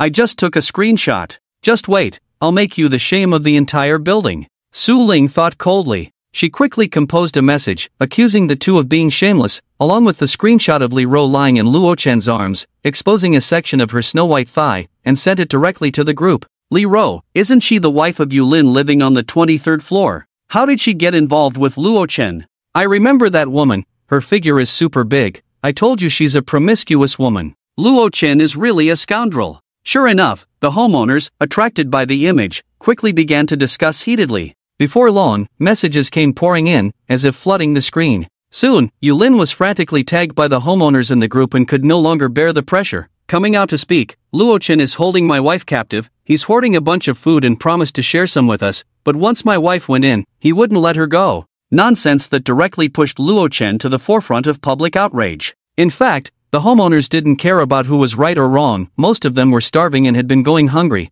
and under the pressure and lack of food, emotions were easily impulsive and irritable. Stuck at home every day, conflicts and arguments with family were inevitable. Now that Su Ling had exposed this matter, it became a reasonable outlet for the homeowners' frustrations. Who cares about the details? Blaming and criticizing others gave them a natural sense of pleasure. This is the evil in human nature. Luo Chen looks so honest, yet he does such despicable things that anger both gods and men. Exactly, unlawfully detaining someone's personal freedom is a crime. Once the snow disaster is over, I'll report this bastard and get him arrested. He's truly inhuman. Poor Li Ro, she must have suffered inhumane abuse. I hope she's okay. Asterisk praying hands. JPG asterisk damn chow. How can he enjoy my goddess? I'm so envious. Ah no. I'm so angry. The homeowners began to curse. A flood of foul language, one after another, quickly occupied the entire homeowners group. Watching the enraged residents, Su Ling, who had instigated the situation, couldn't help but burst into hearty laughter behind her phone. Ah, Luo Chen, you deserve it. Let you scold me on the bus, now your own reputation is ruined, right? The homeowners were getting more and more outrageous, even speculating that Li Ro was forcibly kidnapped by Luo Chen. In the living room, Li Ro, wearing a cool short skirt, couldn't help but defend Luo Chen upon seeing the messages in the group. She was clearly living well, enjoying endless delicious food every day, her room was warm, and she was not being abused. It would have been better if she hadn't explained. With this explanation, she directly poked a hornet's nest. The homeowners not only scolded Luo Chen but also included her in their insults. Words like slut, shameless, and public bus were thrown around, sounding incredibly harsh. Instantly, Li Ro was brought to tears. The power of online violence is something everyone knows. Even in peaceful times, many have been driven to suicide by insults, let alone in this situation. Seeing Li Ro silent from the scolding, the homeowners became even more excited. Bullying a beautiful wife they longed for but could not have gave them a perverse pleasure. Damn it, I knew your true nature long ago. If you were short on food, why didn't you tell me? 5 bags of instant noodles should be enough. I can make you enjoy a whole night. Tisk tsk, I've had my eye on Li Ro for 3 years already. If I could have her for one night, I'd be willing to lose 10 years of my life. Too bad Yu Lin is already useless, I can't enjoy it, ha. More and more homeowners joined the attack. They spoke recklessly, using vulgar language. In this situation, as long as they scolded Li Ro and Luo Chen, they would earn praise from others without facing any condemnation themselves. The moral quality of civilized society seemed to have vanished. After scolding for a long time, Luo Chen still did not show up. They immediately felt that Luo Chen was afraid. After all, there were many of them, so they scolded even more vigorously, becoming more and more aggressive. Previously, making Deng Tu suffer wasn't a big deal. Perhaps those little brothers were just soft shell shrimp and weren't as terrifying as rumored. As long as we unite, Deng Tu definitely wouldn't dare to provoke us. The homeowners thought proudly, even looking down on Deng Tu, who usually avoided them. In the living room, Luo Chen amusingly pinched her tear-streaked face and said, "Is it that serious? You cried just from being scolded a couple of times. If you can't take it, then don't look. I'm angry." They clearly know nothing, yet they scold so harshly. Li Ro sobbed, her face a mess of tears. What no one knew was that if Luo Chen hadn't taken her in, Li Ro would have been forced by Yulin to jump to her death. "Butler, is everything ready?" Luo Chen asked leisurely. "Master, it's ready and can be sent at any time." "Very good, it's time to counterattack." Luo Chen snorted coldly. "Don't think that just because I don't go out, I can't deal with you." The reason he didn't respond to the group chat immediately was that he was coordinating with the butler to gather some interesting evidence. "If I don't strike, it's fine, but once I do, I'll take you all down." Soon, Luo Chen sent out a series of explosive materials, instantly silencing the furious homeowners. It was as if they had been doused with cold water. At 14th floor 1403 Jinda, at 15th floor 1501 Haoshao, the two male homeowners held a lewd gathering in private, using numerous props. Photo. JPG at 11th floor 1102 Udahai, and at 13th floor 1301 Zhang Li had a secret meeting, a story between a young man in his 20s and an older woman. Video. MP4. At 15th floor 1502 homeowner exchanged with at 15th floor 1501. These videos and photos were mostly found by the butler through the building's network, routers, and other means, infiltrating the other party's phones. For the top-tier intelligence of the butler, this was a trivial matter. Since the entire building was under Luo Chen's surveillance, he was fully aware of what the homeowners were secretly doing. It might be due to the snow disaster blocking the roads, many people were under immense long-term pressure, so they let go of themselves and did some disgraceful things. For example, those shocking materials posted above were from a few of the people who had just been cursing the hardest in the group. It's likely that they had done something shameful themselves, and when they saw Su Ling's message, they cursed particularly harshly, not realizing that retribution would come swiftly. Take the matter between Yu Dahai and Zhang Li, for instance. Once it was exposed, Zhang Li's husband was furious. "You shameless woman. You're already of a certain age, yet you're out there flirting with younger guys. Do you have no shame?" With that, he slapped her hard twice. Dazed from the blows, Zhang Li covered her face and saw her son beside her, his disappointed gaze piercing through her. "Mom, that man is only a few years older than me. How could you?" "It was him, he seduced me first," Zhang Li explained, her face pale, regretting it deeply. She had been one of the loudest critics just moments ago, but she never expected that the video of her affair with Yu Dahai would be obtained by Luo Chen. If she had known it would turn out this way, she wouldn't have dared to participate at all. Damn, at Jinde, you're actually a gay. I said we were neighbors. Why do you keep coming to my house for meals and even touching my butt? Stay away from me, you gay bastard. At Hao Shao, I didn't see it coming. You two are so wild, and you even used a lot of props? I never noticed before. You all are so open behind the scenes, and you didn't call me for the fun, right? Am I the only honest one? Looking at the messages, Jinde and Hao Shao both felt like dying. The group was filled with neighbors, people they saw every day. Now that this had happened, how would they face each other? They had become the laughingstock. Thinking the other had leaked the photos, Jinde and Hao Shao couldn't help but clash, cursing each other in voice messages. As for the two homeowners who had swapped partners, their homes were in complete chaos. Seeing their relatives in such a state nearly drove the children and elderly of both families to despair. Those who hadn't participated and had just been watching the drama unfold now joined in the discussion with glee. I was wondering why you were cursing each other so fiercely. Turns out you were the ones with a guilty conscience. This is too wild. It really opened my eyes. This circle is truly chaotic. The farce quickly calmed down. No matter how much the online crowd celebrated, when they put down their phones, they were still met with the bitter cold and food shortages. After all, in this dreadful weather, typing with cold fingers was no easy task.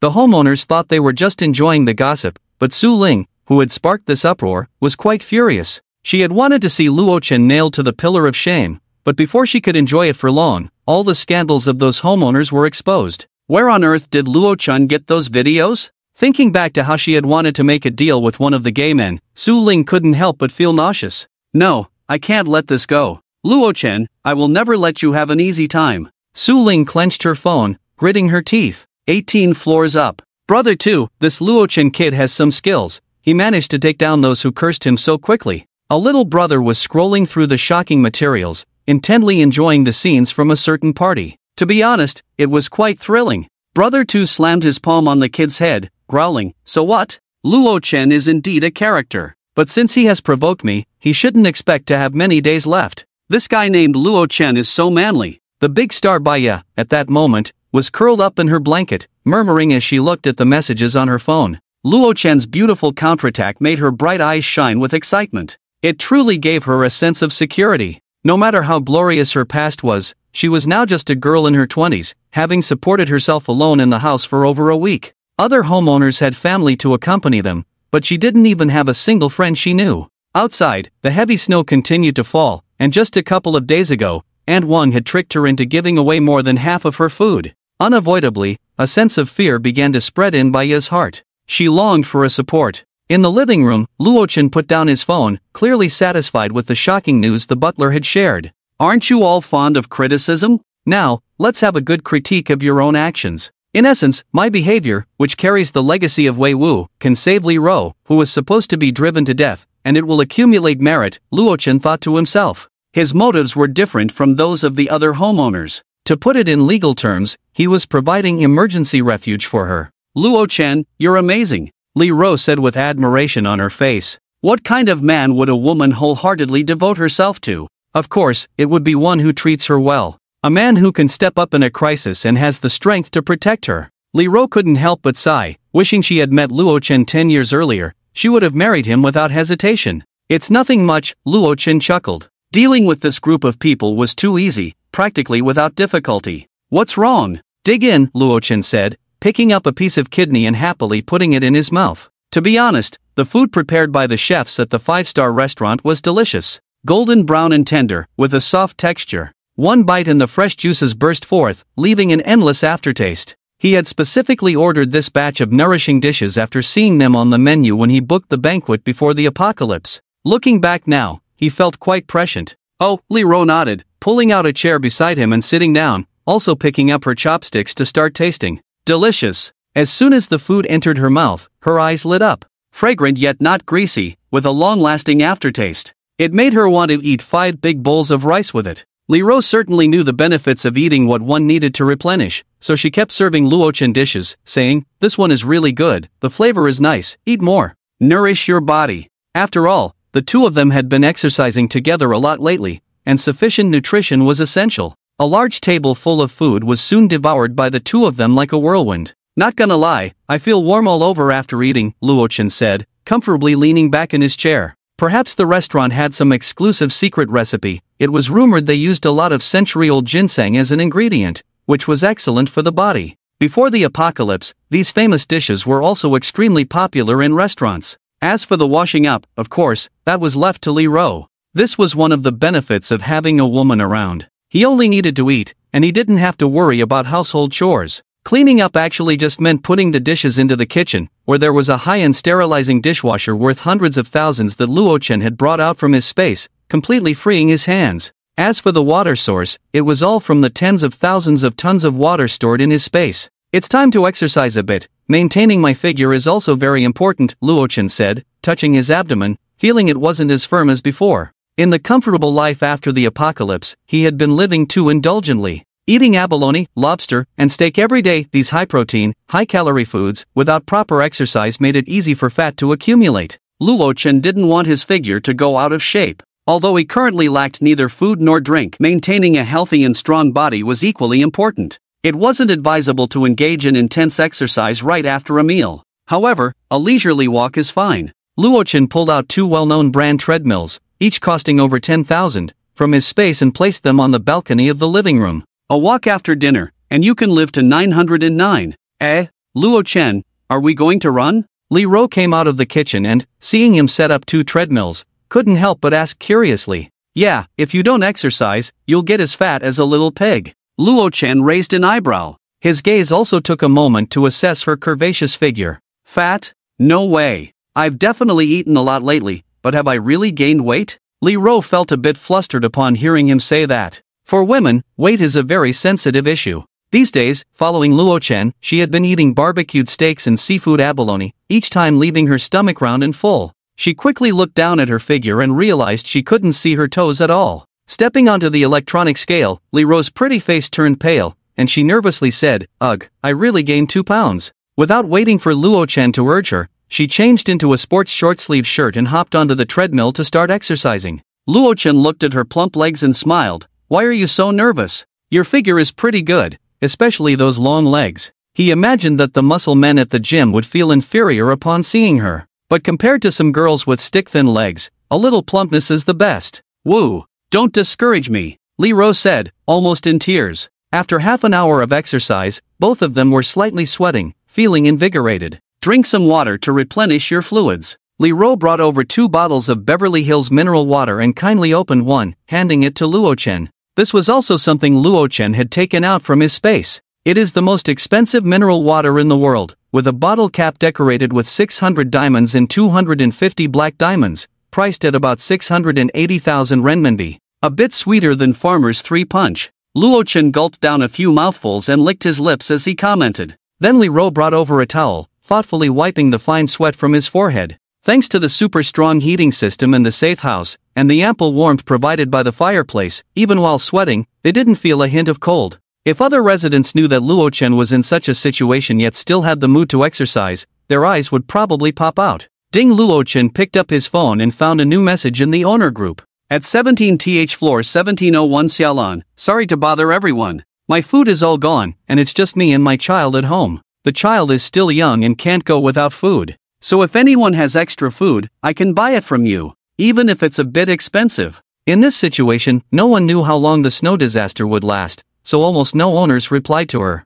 Seeing that no one was responding, Xiaolan became anxious. "Please, everyone, help me. I can skip a few meals, but I can't let my child go hungry. We really need food." Luo Chen had a bit of an impression of this woman. Her husband worked abroad, and she had been taking care of their young child alone for years. She would always greet him with a smile when they met. Her figure was decent, and her looks could only be considered average. Luo Chen. Li Ro also saw the message in the group and felt a bit conflicted, looking at him cautiously. It seemed she wanted to say something but bit her lip, hesitant to speak. "If you have something to say, just say it." Luo Chen took a sip of water and tightened the bottle cap. "It's just that Xiaolan has a hard time raising her child alone. In such harsh conditions, it must be tough," Li Ro said, feeling a bit sympathetic. Seeing her helplessness in the group, pleading for help for her child, stirred her maternal instincts. Before the apocalypse, Xiaolan was one of the few people she could occasionally chat with in the neighborhood. "You want to help her? Ha, I remember teaching you before, Luo Chen said. He placed the mineral water bottle embedded with black diamonds on the table, raised his hand to pinch Li Ro's fair chin, and coldly said, "The saint must die." Luo Chen had personally experienced a tragic end due to his good intentions. How could he repeat the same mistake? If you give her food, next time she'll bring a group of people to barge in and chop you up for soup, Luo Chen said coldly. In his previous life, Li Ro didn't survive to that dark moment. She had already jumped to her death, but he remembered it vividly. Hearing him say this, Li Ro's face turned pale with fear, realizing her foolishness. "I'm sorry, Luo Chen, I won't do it again." Wealth should not be flaunted. She understood this principle. She had just heard the other party mention children, so she couldn't help but want to lend a hand. You'll go hungry for a day, there's no food for you. Remember this lesson, so your nutrition doesn't all go to the same part, Luo Chen said coldly. Since she was wrong, there had to be a punishment. Oh, Li Ro said, feeling ashamed, her little head almost buried in her chest. However, she felt relieved inside. As long as Luo Chen didn't dislike her, she would have to think before speaking next time. It was just one day of hunger. Other residents couldn't even have a warm meal every day. She was already living a life akin to paradise. In the group, "I beg everyone, I'm willing to pay 10 times, no, 100 times the price for your food. If that's not enough, 1,000 times is fine." With Xia Lan's constant pleading, finally, a homeowner responded to her. "Sai, since you're so pitiful, I'll help you out. But I don't have much food, I can only sell you 2 bags of bread for 6,000. A male homeowner was attracted by the profit of over 1,000 times. He agreed to sell the food. Before the apocalypse, 2 bags of bread would cost at most a few dollars. But after a week of heavy snow and road closures, prices had astonishingly skyrocketed 1,000 times. Although the two were voluntarily trading, the outrageous prices made everyone in the group anxious. "Hey, is this a mistake? 2 bags of bread are so expensive? That's like my entire month's salary.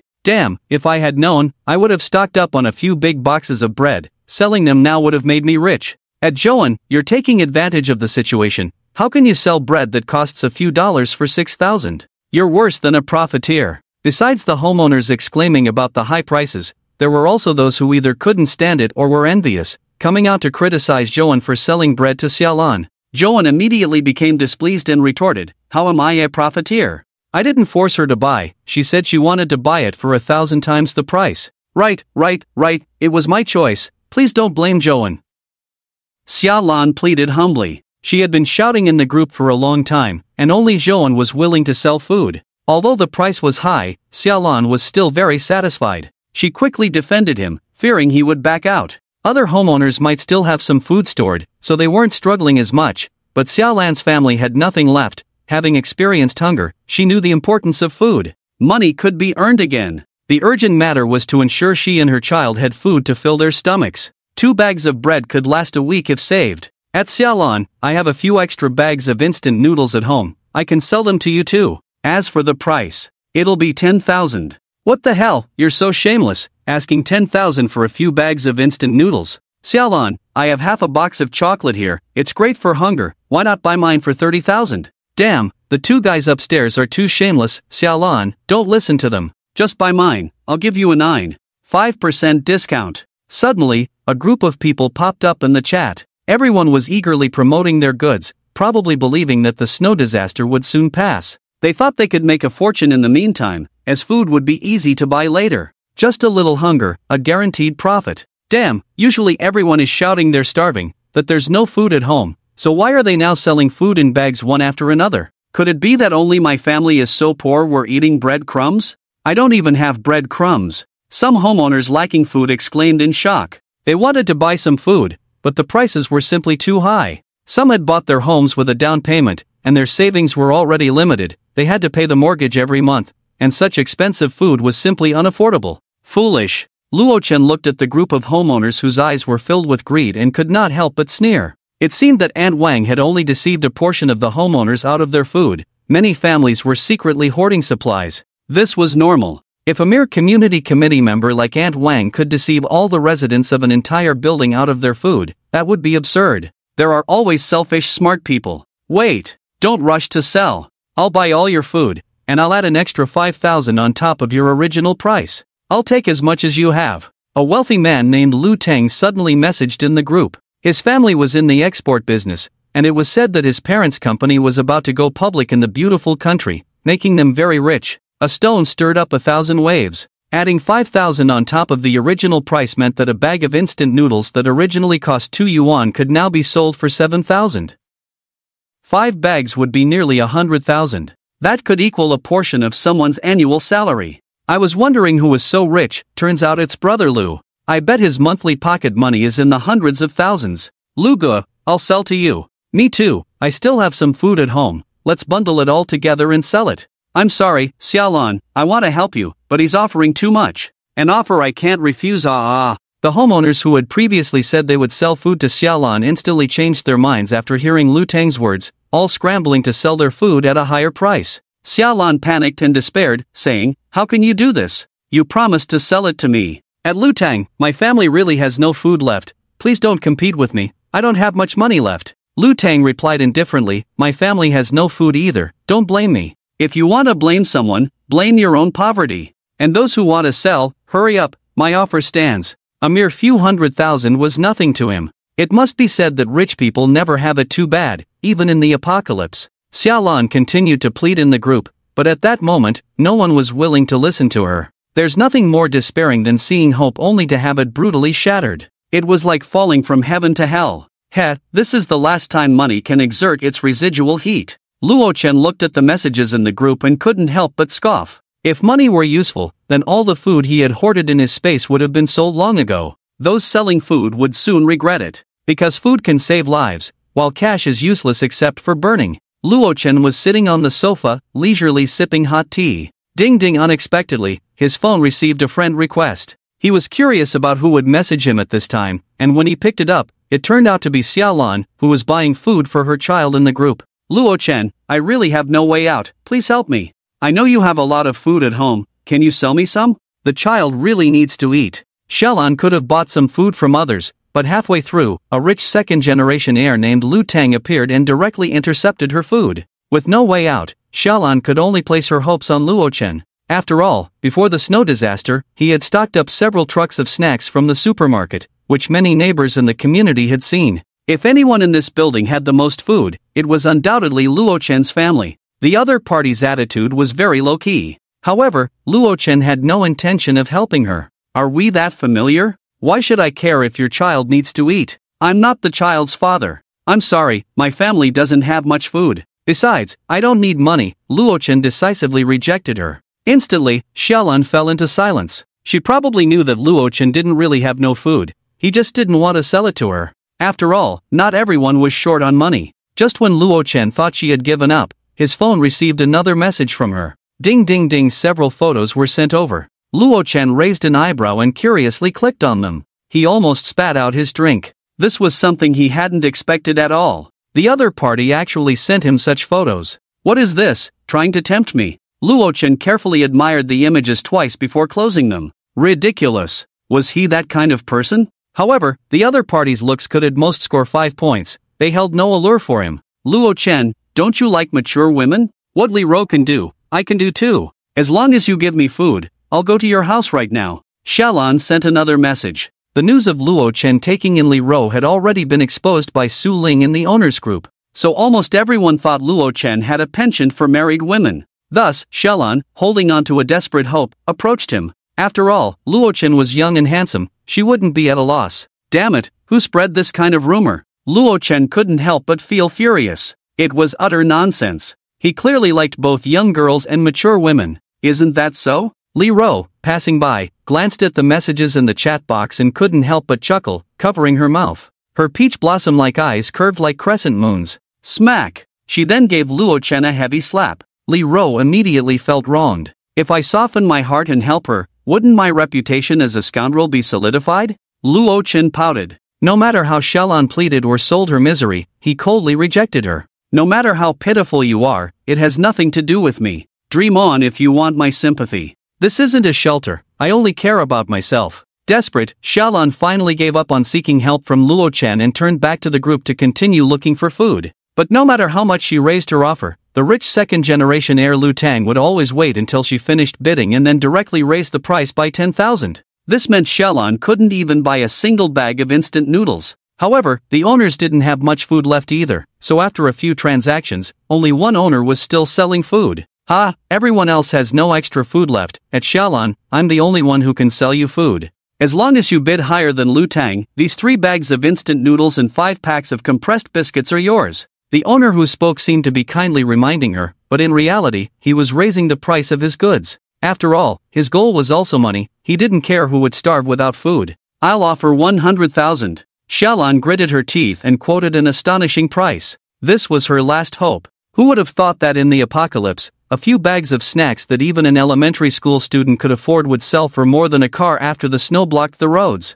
Soon, Lu Tang replied. 300,000. This was a price that left Xiaolan in despair. Her funds were barely under 200,000. In fact, 300,000 wasn't much for her, but most of the money at home was kept by her husband, who was not in the country. The nearly paralyzed communication made it impossible for her to contact him. Who can save my child? No matter who it is. Xiaolan stared blankly at her phone, her pupils seemingly devoid of light. If someone could spare her a bit of food right now, she would probably agree to die. I'll offer 1 million. Just as the wealthy second-generation Lu Tang thought he had successfully bought food again, a stranger suddenly made a move. However, anyone living in this community was not poor, and it was quite normal for someone to take out 1 million directly. That person's avatar seems a bit familiar. Where have I seen it? I can't quite remember. Luo Chen stared at the cartoon cat avatar, murmuring, Master, competing with Lu Tang is Bai Ye, who lives on the 20th floor. Her true identity is a top-tier female star in the country.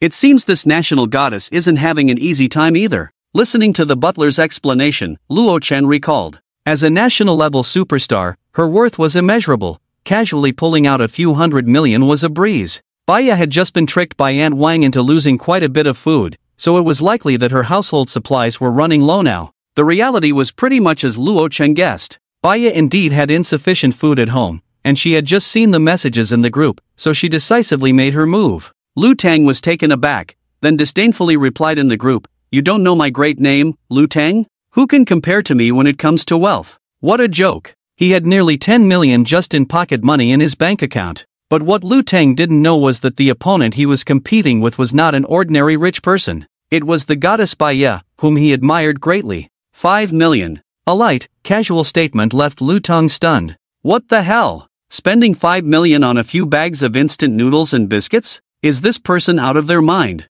I have money, but I'm not an idiot. Lu Tang cursed and directly gave up on bidding. After all, he had already bought some food earlier, and since this person wanted to act foolishly, he wouldn't play along. Deal. Deal. The owner selling the food was almost ecstatic. Just a few bags of biscuits could allow him to buy another apartment. Encountering such good fortune was simply like smoke rising from his ancestral grave. Meanwhile, the owners who had sold their food too early were filled with regret. If they had known, they would have sold later. Who could have imagined that the final price would soar to 5 million times? Even movies wouldn't dare to portray such a scenario. 5 million is nothing much. Bai Ye curled up her long, beautiful legs and let out a long sigh of relief. 5 million was more than she made from a single advertisement. Her little treasure trove could scare people if revealed. After completing the transaction, Bai Ye cautiously peeked out to retrieve the food she had placed at the door after the owner left. After thinking for a moment, she opened the group chat and clicked on Xiaolan's avatar. How foolish. Luo Chen sneered as he watched the surveillance. The video showed the scene right at Bai Ye's doorstep. Bai Ye, perhaps overwhelmed by sympathy, had spent 5 million to buy 3 bags of instant noodles and 5 packs of compressed biscuits, and she actually gave half of it away to Xiaolan. Watching Xiaolan nearly kneel in excitement, Luo Chen couldn't help but utter a few words disdainfully, asking for trouble. It seemed the other party hadn't learned enough from her loss to Aunt Wang. As a national-level star, she was probably used to pampering her fans, and her habit of showing kindness was not diminishing at all. However, this had nothing to do with Luo Chen. He was just watching the commotion. Just as Luo Chen was about to close the surveillance, the unexpected really happened. What do you want to do? Terrified, Xiaolan was cornered in the hallway by a group of thugs while holding onto her food. Oh, we were originally waiting for that dog Luo Chen, but unexpectedly, we have a pleasant surprise. Hand over the food, and you can scram. This group of fierce-looking men were none other than Deng Tu's underlings. After all the effort to obtain the food, Xiaolan certainly wouldn't give it up easily, but in front of a bunch of strong and intimidating thugs, her resistance was futile. She even couldn't help but bite one of the thugs' hands, which only angered them further, and she was forcibly dragged into Deng Tu's house. This is how it is, brother Tu. Since she likes to bite so much, why don't we let her bite for a whole night? One of the thugs said with a lewd smile. Due to the snow disaster blocking the roads, they hadn't been to the bar to hunt for fun in a long time. This was a perfect opportunity to quench their thirst. Although the temperature in the room was very low, they were many, and huddling together under the covers kept them warm. Xiaolan looked at the room full of fierce thugs, her face turning pale with fear. So many people. Her life might not be safe. It was below freezing, and she had little strength left due to hunger. She still had a child at home who was starving. She absolutely couldn't die at the hands of these thugs. Come on, are you going to take it off yourself, or are we going to do it? The thugs were getting impatient. No, please don't. I beg you to let me go. Let you go? It's too late. If you had just handed over the food earlier, it would have been fine, ha ha ha. Someone started tearing at her clothes. Desperate, Xiaolan suddenly shouted, "Let me go, and I can tell you a big secret. It's about the big star Baya. She's in this building." Upon hearing this, Deng Tu, who was sitting on the sofa with thick bandages wrapped around his legs, suddenly looked at her. "What did you say?" Deng Tu said coldly. Before the apocalypse, he had private information that the big star Baya might have moved into their neighborhood. And for Baya, the national goddess with top-notch looks and figure, Deng Tu was drooling over her. Even when he was playing with women in a hotel, a video of Baya in a short skirt showing off her long legs was playing on the screen. If he could have a night with Baya, it would be worth it for a lifetime. Seeing that the thugs had been silenced by Deng Tu, the terrified Xiaolan quickly said, "The food I have was given to me by Baya. If you let me go, I'll tell you where she lives." In order to ensure her own safety, Xiaolan didn't hesitate to betray her savior. It was as if her earlier promise, standing at Baya's door with tears in her eyes, vowing that she would never reveal any information about her, had never happened. Baya never expected that her act of extending a helping hand to a desperate mother would directly bring her a deadly trouble. A group of desperate criminals had set their sights on her. Who wouldn't want a famous star in the spotlight? Among Deng Tu's thugs, many were fans of Baya, but most were just lusting after her body. The thought of being able to have the national goddess excited them beyond measure. Baya, the goddess. A nationwide sensation, the dream lover of countless men and women of all ages. Many influential figures wanted to treat her to a meal, but they had all been ruthlessly rejected. And today, the opportunity to spend a wonderful night with the goddess was right in front of them. "If you dare to lie to us, I'll kill you, and your child won't escape either," one thug threatened viciously. I am not lying. I just beg you to let me go." Xiaolan shook her head, tears streaming down her face. Under the assurance from the other party, she gritted her teeth and finally revealed Baya's address. "Baya lives on the 20th floor, room 2001. Alright, I've told you, can I leave now?" Deng Tu waved his hand impatiently. "Get lost." He couldn't even be bothered to look at her again. A woman with such looks was not even as attractive as the princesses he ordered at the KTV. Only his little brothers would be interested. "Okay, I'm leaving now," Xiaolan exclaimed joyfully, picking up the bread and cookies on the ground, ready to leave. But unexpectedly, several little brothers suddenly surrounded her, their tone unfriendly. "You think you can just leave after taking our food? You've got some nerve." This is my stuff," Xiaolan said weakly, lowering her head. Without food, all her efforts tonight would be in vain. Slap! One of the little brothers slapped her hard, causing Xiaolan to fall to the ground. "Damn you, filthy bitch, you think you can get away with this? Woo woo, you guys are not trustworthy," she cried as a group of people pulled her hair and forcibly threw her out the door, where she lay on the cold corridor, crying her heart out. The hard-earned food was all gone in the end. She betrayed her trust, sold out her benefactor to save her own life, but in the end, she didn't get a good outcome either. No food. She and the children at home would still starve to death. The extreme cold even froze her tears the moment they fell. Watching a group of little brothers with hammers and axes heading to the 20th floor, Xiaolan felt as if her heart had turned to ashes. In a room decorated in pink, Baya was tearing open a bag of compressed biscuits, opening her cherry-like mouth to take small bites and swallow.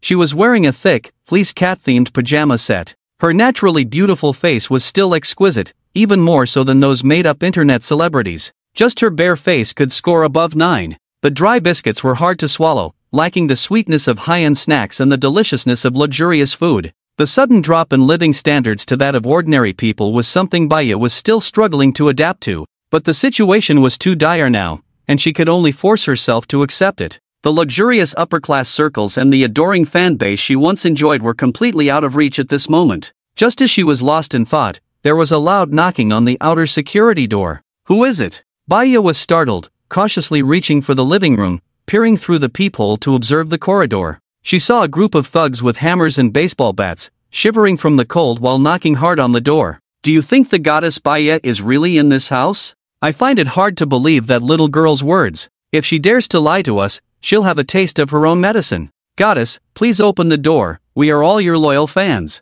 If you don't open the door soon, we will start smashing it down." The little brothers laughed loudly, and some even pressed their eyes against the peephole to peek inside. They knocked on the security door with their hammers, making loud thuds. This ordinary security door wasn't very sturdy. If a dozen people forced their way in, it wouldn't take long before it was violently broken down. Baya was startled and quickly lowered her voice. "There's no Baya here. You have the wrong person." Unfortunately, her Oreo-like voice, no matter how she disguised it, was instantly recognized by the little brothers as Baya herself. The little brothers were instantly ecstatic. "Damn, did you hear that? It really is the goddess Baya. Goddess, I love you, please open the door. Great, tonight I can finally be with the goddess." Suddenly, everyone became more excited, and the security door was being pounded loudly. How could this happen? Baya was so frightened that her delicate face turned pale, and she took several steps back, helplessly hugging her arms. As a national-level goddess, she enjoyed the support of hundreds of millions of fans every day, surrounded by praise wherever she went,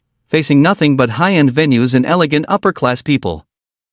She had never encountered such a scene before. It should be known that Baya's charm was extremely high. Even some second-generation officials in the capital would fight to take her out for meals. At this moment, she certainly knew what this group of thugs was after. "Xia Lan. It was Xia Lan who betrayed me, why?" From the words of these thugs, Baya easily guessed the truth. She couldn't understand. Why, after she sincerely helped a desperate mother, could the other party turn around and betray her without hesitation? Bang! Bang! The hammer slammed hard against the security door, creating dents on the surface. As a big star, her charm could conquer countless fans across the country, but in the face of a group of thugs, she was utterly helpless. "If I had known, I wouldn't have been so willful." Baya leaned against the wall in despair, her delicate body trembling slightly from fear. After taking on too many exhausting performances, she had quarreled with her manager, leaving her and the bodyguards behind, and quietly bought a place here, intending to rest alone for a while. But unexpectedly, she encountered a severe blizzard. The thugs outside, under normal circumstances, would have been swiftly dealt with by the bodyguards before they even got close. But now, she was all alone. Even the emergency call had long become a mere decoration. In this frigid, snowbound apocalyptic environment, her final outcome would surely be tragic. Just commit suicide. Baya picked up a fruit knife from the coffee table, trembling as she pressed it against her fair throat. As long as she died, she could avoid being defiled. Did I just hear Goddess Baya say she wants to commit suicide? No, Goddess, let us enjoy you before you die. Yeah, if you don't experience the joy of being a woman, wouldn't that be a waste of life? Haha, even if she dies, she's still a goddess, I don't mind. The sound of the hammer hitting the door paused for a moment, then the younger brothers burst into wild laughter. In their words, even if she died, she couldn't escape. W.I. Who, help me. Woo. Baya, in despair, dropped the fruit knife and covered her face, crying helplessly. Her fragile body trembled, and anyone who saw her would have their heart broken. The halo of a big star provided no help in such a situation. It could even become the abyss that would bury her. Meanwhile, the arrogant shouts and door banging from the thugs outside were heard by all the residents in the building, who were shocked to find that the famous goddess Baya was living here. Moreover, she had already been discovered by Deng Tu and his gang. Damn it, how can my goddess fall into the hands of such scum? Brothers, we must find a way to save goddess Baya. Support! As loyal fans, we cannot let the goddess cry helplessly. Messages in the group began to roll in rapidly. Luochen curiously glanced at the group name, Baya Goddess Night Brigade. To prevent Deng Tu and his gang from seeing, the residents had even created a new group chat, pulling everyone in. Many were passionately discussing how to rescue Baya from Deng Tu and his group. No matter how many people Deng Tu has, can they outnumber us? We have nearly 100 people, 10 times their number. Exactly, as long as we work together and charge in, they will definitely be scared away. The words sounded beautiful. Many even excitedly imagined the wonderful scene of Baya holding their hands in gratitude. However, soon everyone realized a very important problem. That is, who's taking the lead? Since you have such high awareness, at Resident 1502 on the 15th floor, let's agree on this. You charge ahead, and we'll follow behind you. Exactly, just shout and we'll all go together. Come on, why should I lead? I'm weak and can't bear the responsibility. It should be a group owner leading. He created the group chat, he should take responsibility. Group owner, I've already taken on the responsibility of initiating action. I must oversee the big picture, so you all should take the lead. You go. No, you go. If not, then let him go. The homeowners began to push the responsibility onto each other. No one wanted to be the first to charge in. This was perfectly normal. The first bird gets shot. They were about to face a group of thugs armed with machetes and hammers, the kind that had really killed people. The one at the front would surely not have a good outcome. Who knows, they might even be hacked to death by a group of angry ruffians. The goddess was beautiful, but when it came to their own lives, they firmly chose the latter. This is hilarious. Luo Chen looked at the group chat messages and couldn't help but chuckle. He thought these people were brave, but it turned out they were just shouting slogans. As soon as it was time to act, they all wilted. Wait, did you all forget? There's someone in our building who made Deng the Butcher suffer. He almost crippled him. Right. I would have forgotten if you hadn't mentioned it. At Luo Chen, saving goddess Baya depends on you. Yeah, brother Luo, lead us to defeat Deng the Butcher. At Luo Chen. At Luo Chen. At Luo Chen. The tone of the chat suddenly changed. A group of residents excitedly tagged their only hope Luo Chen. Luo Chen was watching the commotion when he was unexpectedly bombarded with tags, and he couldn't help but respond with a blank expression. What the hell? Why are you tagging me? Do you think we're playing a hero rescuing princess game? Lead you to defeat Deng the Butcher? Ridiculous. You're her fans, not me, so why drag me into this? These guys were just cursing you in the group last time, and now they're all trying to curry favor in front of a big star. Li Ro rolled her eyes beautifully. She clearly still held a grudge against these residents. Luo Chen snorted and said, "You think you can use me as a weapon? That's quite a fantasy." Under Li Ro's resentful gaze, he reached for her Balenciaga. "I'm not interested. If you want to save her, figure it out yourselves." Luo Chen replied casually in the group. Instantly, a wave of outrage erupted among the residents, with comments like "You have the ability but won't step up, I'm not afraid, I'm just giving you the opportunity, and the goddess is waiting for us," filling Luo Chen's home with a lively atmosphere. Without Luo Chen leading, the residents dared not take any real action. They could only continue to argue in the group. Bang! The security door was smashed open by a hammer. The cold wind rushed into the living room, allowing them to vaguely see the golden-haired figure hiding in the room. In a cute, energetic cat-themed pajama. The little brothers in the hallway became even more excited and lamented how nice it would be if Luo Chen's door was that fragile too. Luo Chen. Right, I can ask Luo Chen for help. Baya's vacant beautiful eyes suddenly ignited with hope. Although she hadn't said much in the previous group chats, she had been secretly observing and was well aware of what had happened recently. Luo Chen was the man who had made Deng the Butcher and a group of thugs suffer greatly. If anyone could help her out of this dire situation, it would be Luo Chen alone. Thinking of this, Baya quickly trembled as she opened her phone, clicked on the group chat interface, and sent a friend request to Luo Chen. "Please, hurry up and agree. Luo Chen." At that moment, just as Luo Chen was about to do something, his phone rang. Ding! He didn't want to respond, but the notification kept ringing incessantly. Damn, who's ruining my mood? Even the butler isn't helping me intercept this. Frustrated, he opened his phone and found it was a friend request from the big star Baya. Baya? She's almost being used as a RBQ, and I didn't expect her to have time to message me. Luo Chen raised an eyebrow and clicked to accept. He was somewhat surprised. The other party was a renowned national goddess with countless fans. Among so many residents in the building, why did she choose to contact him? Luo Chen, I'm Baya, the big star you know. Deng Tu and his men are smashing my door. I probably can't hold out much longer, I hope you can help me. I live in 2001. It seemed she was in a hurry, sending the message almost instantly. To make sure he believed her, she attached a selfie. Her face was stunning, and her figure was graceful. She was indeed a rare, vibrant beauty. Luo Chen typed back, why should I help you? He wouldn't do anything without a benefit. I'm a big star. If you save me, I'll be very grateful. I can also give you a lot of money. Baya seemed taken aback by his cold attitude. Her beautiful eyes widened in disbelief. In her perception, no matter how excellent a man was, he would always be surprised and enthusiastic when encountering her. After all, who wouldn't want to get close to her? But this time, she might be disappointed. Luo Chen was different from others. If he didn't want to do something, it didn't matter if you were a superstar. Bang! The security door was smashed again, creating a large dent. The cold wind rushed in, and the temperature inside the room dropped sharply. "Goddess, stop struggling. Just open the door yourself." The situation was extremely urgent. The security door could probably only hold for another 5 minutes. "You being a big star has nothing to do with me." Luo Chen looked at the chat box and disdainfully replied, "Your gratitude is worthless to me. As for money?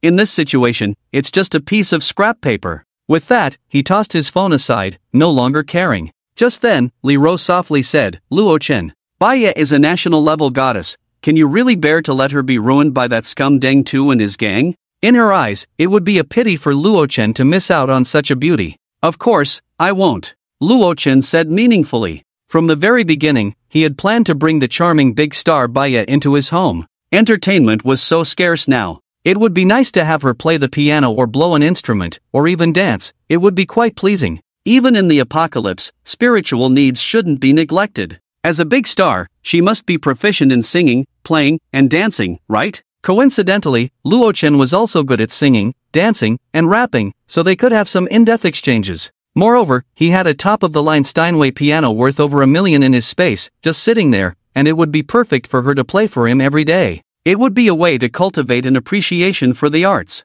Stars of her level usually have high self-esteem and are proud of their talents. Luo Chen said lightly, "If I easily agree to save her, she definitely won't be too grateful. She might even think it's a given. The best effect will come when she's at her wit's end, desperate enough to want to end it all, and then I'll step in. After all, that's human nature." "You, don't come in." Baya fearfully raised a fruit knife, pointing it at the group of thugs. The tip of the knife trembled slightly. The security door had been broken open wide. The cold wind howled in, just like Baya's despairing heart. "I can save you, but there's a condition. You must listen to me from now on." A message came in. It was from Luo Chen. Instantly, Baya, whose face was devoid of color, agreed without hesitation, like a drowning person grasping at a last straw. Even so, she resigned herself to her fate. After all, no matter how one looked at it, it was 100 times better than falling into the hands of that group of thugs. Given her stunning beauty, it was impossible for her to rely on her own strength to determine her destiny. "I agree, as long as you can save me." Looking at the response from the other party, Luo Chen couldn't help but smirk. "You can act now," Li Ro said with some confusion, "but there are so many of them. If we force it, the odds don't seem great. How do you plan to save her?" As she spoke, a jade hand pressed down on his mischievous intentions. "There are many ways." Luo Chen didn't elaborate, just teasingly hinted. In fact, forcing it wasn't out of the question. After all, he still had 3 Glock handguns obtained from bank robbers in his space. Just the bullets alone numbered over 400. Even with his eyes closed, he could shoot Deng Tu and his group into a porcupine. However, that would waste too many bullets, especially for someone like him who had never learned firearms shooting systematically.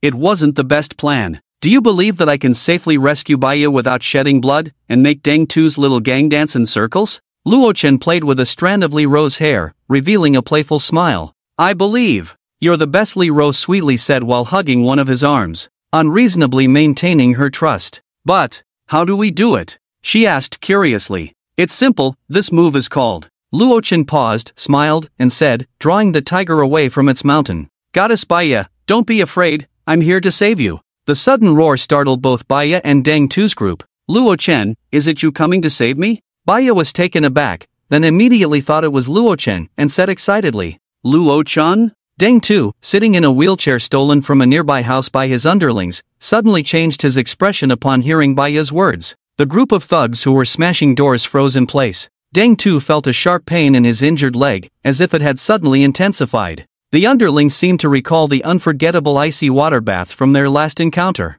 "Luo Chen? Where is Luo Chen? Damn, he actually came in person? Stop him. Be careful, he has a crossbow. Stay hidden." The group immediately reacted, and the underlings shouted in panic, the scene becoming extremely chaotic as they desperately tried to hide. They all thought Luo Chen was coming to ambush them with a crossbow and a high-pressure water gun. Instantly, the otaku Lu Yuanyue, who had come alone to save the goddess, was shocked. "Damn! So I'm this awesome?" They all freak out and run for cover when they see me. Lu Yuanyue, wearing a stainless steel basin on his head and holding a rolling pin, used a pot lid as a shield. Looking at the panicking underlings, he wore an incredulous expression. "Could it be that I'm the protagonist in this disaster, starting my rise by saving the goddess, and the two of us living a shameless life together?" Lu Yuanyue stood there, grinning foolishly. Bang! While he was still lost in his fantasies, a fist struck his cheek hard, sending him crashing to the ground. Stars danced before his eyes. Damn, is this idiot Luo Chen? One underling spat disdainfully. He's so weak, I took him down with one punch. Seeing this, the underlings squatting in the corner with their heads down suddenly perked up, surrounding him with arrogant expressions. Damn it, Luo Chen! I told you, if you dare to come out, I'll kill you. You little brat, weren't you very arrogant? Let's see you be arrogant again. Well done. With one punch, Luo Chen was knocked down. His skills have improved. I didn't expect Luo Chen to be so weak. The younger brothers surrounded Lu Yuanyue, giving him a flurry of slaps, punches, and kicks without mercy, turning him into a pig's head. Lu Yuanyue, beaten and lying on the cold ground, felt his mind go blank. Luo Chen? Wait, why are you trying to beat up Luo Chen? What does that have to do with me, Lu Yuanyue? Ron!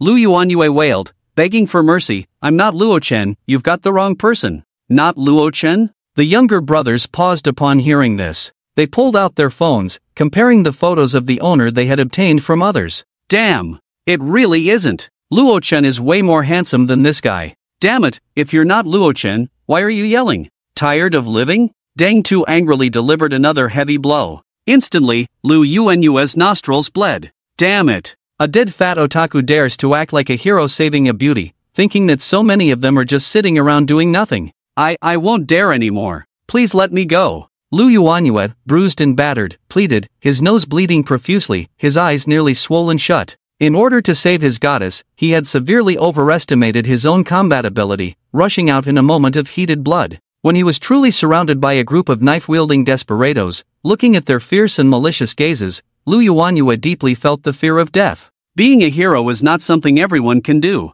Boss, how should we deal with this kid? One of the younger brothers weighed the iron hammer in his hand, looking at Lu Yuanyue as if he were a corpse. Open the window and throw him out, Deng Tu said casually, as if he were casually mentioning something trivial. Throw him out? This is the 20th floor, over 50 meters above the ground. No, please, brother Tu, let me go. For the sake of being neighbors. Lu Yuanyue cried out in fear. If he had known he would lose his life, he wouldn't have dared to rush out. Goddess? Is that stunning beauty someone a useless otaku like him can covet? Alright, boss. One of the younger brothers grinned, grabbing his hair and dragging him toward the window in the corridor. He paid no heed to his pleas. Ding! At that moment, everyone's phones rang simultaneously. They curiously opened them to find a message from Luo Chen in the group, along with a selfie. At Deng Tu, I'm on the 2nd floor, and I can hear your barking from the 20th floor. Do you know that you're disturbing the peace? If you don't shut up, I'll break your other dog leg too. Photo. JPG. 2nd floor corridor, selfie, internationally recognized gesture, Luo Chen, I'll kill you. Deng Tu was furious, like a wild beast, smashing his phone to pieces and roaring at the younger brothers. I told you to keep an eye on him. Damn it, you're all slacking off, and that idiot Luo Chen has run downstairs. Deng Tu, sitting in a wheelchair, slammed the armrest in anger. What are you standing there for? Go down and catch that dog Luo Chen. I'm going to rip his tongue out. Deng Tu bellowed. The younger brothers, scolded harshly, immediately sent 2 people to push the wheelchair toward the stairs. They had confirmed the photo was real. In fact, the traces in the snow outside the window were from when they had gone to dig snow for water not long ago, indicating that Luo Chen must be downstairs. Baya was like a caged bird, with no escape. A group of people blinded by anger didn't think too much, only wanting to rush down and catch Luo Chen before he could escape, to torture him fiercely. For themselves, and to take revenge for the boss. They really left. Baya looked at Luo Chen's messages in the group, then glanced at the empty corridor, her beautiful eyes widening in surprise. But, would Luo Chen, risking his life to draw away so many people to save her, really be in danger? Before she could worry further, her phone received a video call from Luo Chen. Why are you still dawdling? Get up here. Baya stared at Luo Chen sitting on the sofa, unable to contain her astonishment. Luo Chen, aren't you supposed to be downstairs? Why are you at home now? Stop talking nonsense. If you don't move faster, they'll catch on, Luo Chen said calmly. The photos posted in the group were, of course, synthesized by him with the help of the butler. They were taken in real time from the surveillance cameras installed in the corridor, and the details were completely real. As long as he could provoke them verbally when they came up, it would be easy to make them lose their rationality. However, with the temperature so low, even if they got heated, after descending a couple of flights of stairs and being hit by the frigid wind, they would quickly calm down. A little thought would reveal the oddity. After all, in 2055, AI technology had developed rapidly, and synthesizing a photo was child's play. Sure enough, as a group of people reached the 18th floor, Deng Tu was immediately calmed by the howling cold wind in the corridor. Something was off. That little brat Luo Chen was incredibly cunning, hiding at home and shooting arrows from the dark. How could he possibly risk his own life to save Baya? And so openly, as if he were afraid she wouldn't come down. It was as if he was deliberately trying to provoke her. With AI synthesis software so rampant now, what if he had someone living downstairs take a photo and then use software to fool her? Luo Chen was indeed capable of such treachery. Not good. She had fallen for it. Deng Tu, a seasoned player in both the underworld and the legitimate world, realized something was wrong. The more he thought about it, the more uneasy he felt. He directly slapped a big brother behind him on the back of the head and roared, "Luo Chen is still at home. The photo is synthesized. Get back immediately. Don't let Baya escape." The younger brothers were shocked. They halted in their tracks, and a group of them turned around and rushed back. They couldn't let the duck they had caught fly away. "Luo Chen, you are truly despicable." Seeing that Baya still wanted to grab a coat, Luo Chen couldn't help but scold, "Have you lost your mind? Those guys could come back at any moment. Why aren't you running?" But it's very cold outside," Baya said, feeling wronged, but she still listened to him because this was a matter of her life. She could only grab a coat from the sofa, draping it over her thick, fleece cat pajamas, and ran towards the 23rd floor where Luo Chen was. As soon as she stepped out, she heard Deng Tu and his gang's angry shouts and the sound of their running footsteps in the stairwell. The noise was very close. The fierce younger brothers were on the 19th floor, just one level below her. If they looked up, they could see her figure. Deng Gu guessed right. Baya really wants to run. Damn it, hurry up and chase. If she hides in Luo Chen's place, it will be a disaster. The younger brothers were suddenly anxious. They gritted their teeth and forced themselves to speed up their ascent. The goddess was theirs. Damn Luo Chen, you want to be the hero saving the beauty, huh? I will never let you succeed. Deng Tu tightly gripped the armrests of his wheelchair, roaring angrily. The wheelchair was being carried by two younger brothers. His furious roar echoed through the stairwell, instantly spreading throughout the entire building. At that moment, all the residents hiding in their homes were shocked. What? Didn't Luo Chen say he had no interest in this matter? Why was he secretly trying to save someone now?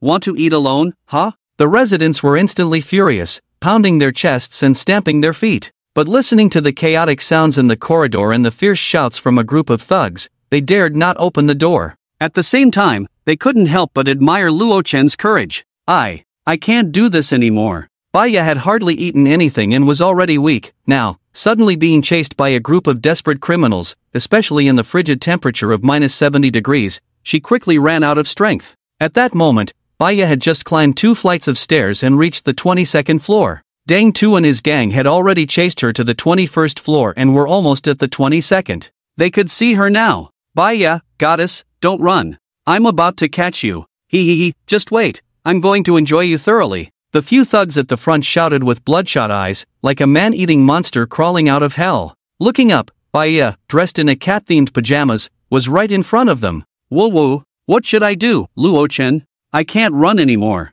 Baya cried into her phone. In terms of stamina, she definitely couldn't compete with a group of frantic thugs. At this rate, before she could even reach the 23rd floor, she would be dragged back by those ruffians behind her. Take off your coat and throw it down, Luo Chen said emotionlessly. In her panic, Baya instinctively ran and yanked off the coat draped over her, tossing it behind her. The heavy coat, like a cloak, directly covered the 2 thugs charging in front. Blinded, the 2 were caught off guard and tripped on the stairs. Like a line of dominoes, the thugs rushing up behind them also fell down, crashing heavily onto the 2. Baya didn't dare look back. Taking advantage of the thugs still struggling to get up, she gritted her teeth and squeezed out the last bit of her strength, finally rushing up to the 23rd floor. Stumbling, she fell in front of Luo Chen's door. Just as others had said, Luo Chen's security door was incredibly thick, giving a reassuring feeling just from the outside. Baya couldn't help but cry tears of joy. Before she could even knock, a cold electronic wristband fell in front of her. Put it on, and I'll let you in. A wristband? Baya was momentarily stunned. This request seemed a bit strange. Why did she have to wear this thing to get inside? If you don't wear it, get lost. Luo Chen's indifferent voice came through the heavy security door, smashing her proud self-esteem to pieces like a hammer. Originally, Baya thought that with her status as a big star, she would at least receive some decent treatment. At the very least, Luo Chen would respect her more than an average person. But to her surprise, she was worth less than a piece of bread in his eyes. At that moment, Deng Tu and his gang had already rushed up to the 23rd floor, and seeing Baya fallen in front of Luo Chen's door, they all charged over with bloodshot eyes. If she fell into the hands of those scum, her fate would surely be dire. In the past, Baya naively thought she was different from those actresses who relied on their looks to climb the social ladder. She believed that even if she spent her whole life as a minor actress, enduring the disdain of directors and big shots, she would never bow to others or let them manipulate her. To protect her purity, she would even be willing to die. But now, she realized she was wrong, terribly wrong. Upon seeing the group of thugs charging over with bloodshot eyes, Baya instinctively grabbed the wristband in front of her and put it on her wrist without hesitation. Her life was the most important thing. Everything else was just fluff. Come in. The heavy security door opened. Baya took advantage of the fact that the group of little brothers behind her hadn't rushed over yet, gritted her teeth, and crawled into Luo Chen's house. Bang! The security door slammed shut instantly. The little brothers stuck outside were all red-eyed, unable to believe that the swan they thought was in their grasp had flown away right before their eyes. That was the big star Baya, a goddess they could never hope to touch in their lifetime. Luo Chen, damn it, hurry up and open the door for me. I'll count to 3, and if you don't open the door and let me in, I'll smash this broken door to pieces. Don't think your little tricks still work on us. Listening to the roars of the little brothers outside, Luo Chen merely said lightly, useless bunch, do you want to take a cold shower again? Upon hearing this, the thugs who had just been shouting about smashing the door suddenly recalled the last time they had faced such a situation. Being blasted by high-pressure water guns in -70°C had turned many of them into drenched chickens, causing several to develop high fevers, go into shock, and they had almost lost 2 brothers. Run! A group of them fled in panic, not daring to utter another threat. There was no other choice. Faced with an indestructible door, they had no way to fight back except to passively take a beating. If they didn't leave, what awaited them would be crossbows and cold showers. In their haste, several people even tumbled down the stairs. I'm saved, Baya said, still feeling a lingering fear. Exhausted, she could only barely support herself, sitting like a duck, gazing up at the living room's environment. So warm. Baya's pretty face, flushed from the cold, revealed an expression of disbelief. The living room was brightly lit. A delicate fireplace was burning with a roaring flame, casting a bright and warm glow. On the dining table, a roast duck steaming with heat, and a large chicken leg coated in sweet sauce, exuded an intoxicating aroma. An entire box of expensive 1982 Lafite. Luo Chen's home was like paradise. Not only did it have a warm fireplace, but the delicious food was also so abundant. While she, a big star, could only nibble on dry hard biscuits to get by, other homeowners couldn't even afford a bag of bread, yet there was a steaming roast duck on the dining table of this household. The living room was incredibly warm, and she felt not a hint of cold. Compared to Luo Chen, others lived like beggars, in a life devoid of dignity. You are Baya, right? Luo Chen crossed his arms, surveying her with the gaze of someone appraising private property. Baya maintained her duck-like sitting posture, looking up at Luo Chen, who had a cold expression and was sizing her up with icy eyes, and she couldn't help but feel a momentary breathlessness, sensing a powerful pressure. Li Ro, dressed in an exquisite OL outfit, stood respectfully with her head bowed beside him, resembling a dedicated secretary. Baya had long heard of this married woman, Li Ro. Now standing in front of her, she realized that the others' looks were indeed top-notch. Although not as beautiful as herself, she was certainly not inferior compared to other first-tier female stars. The most important thing was that her figure was unmatched in the entire entertainment industry. I'm Baya. You. Baya had just started to speak when Luo Chen coldly interrupted her. You smell, go wash up in the bathroom first. Luo Chen pinched his nose in disgust, waved his hand at her, and then walked over to the sofa, sitting down with his legs crossed. He didn't look at her again. Smell? Baya was taken aback, seemingly thinking she had misheard. She was a nationwide sensation, a goddess of pure elegance, and the cost of maintaining her body was astronomical. Although she hadn't had a proper hot shower for a few days since the snow disaster hit, still, Luo Chen's disdainful gaze and indifferent attitude deeply hurt Baya, who had a very high sense of self-esteem. Why couldn't he be a little gentler with yourself, Baya thought, feeling wronged. Go on, don't make him angry. I'll put the clean clothes outside, Li Ro said gently, smiling at her. Compared to Luo Chen's indifference, Li Ro's tender and considerate actions undoubtedly made Baya feel quite fond of her. Baya nodded and walked towards the bathroom. This was not only because of Luo Chen's words but also because she hadn't had a proper bath in several days, and she felt a bit uncomfortable inside. As she passed the kitchen, the expensive and rare ingredients on the cabinet shocked Baya. Lobsters, king crabs, Russian ham, truffles, tuna sushi, barbecued meat, almost filling half the kitchen. My goodness! The small kitchen contained famous delicacies from dozens of countries. The quality of life here. It could be said without exaggeration that it was even more luxurious than the meals Baya had before the snow disaster. Luo Chen, how could he stockpile so much food at home? Baya covered her cherry-like mouth, her beautiful eyes wide open. It was as if he had predicted a super snow disaster that would sweep the world, preparing so many delicacies in advance.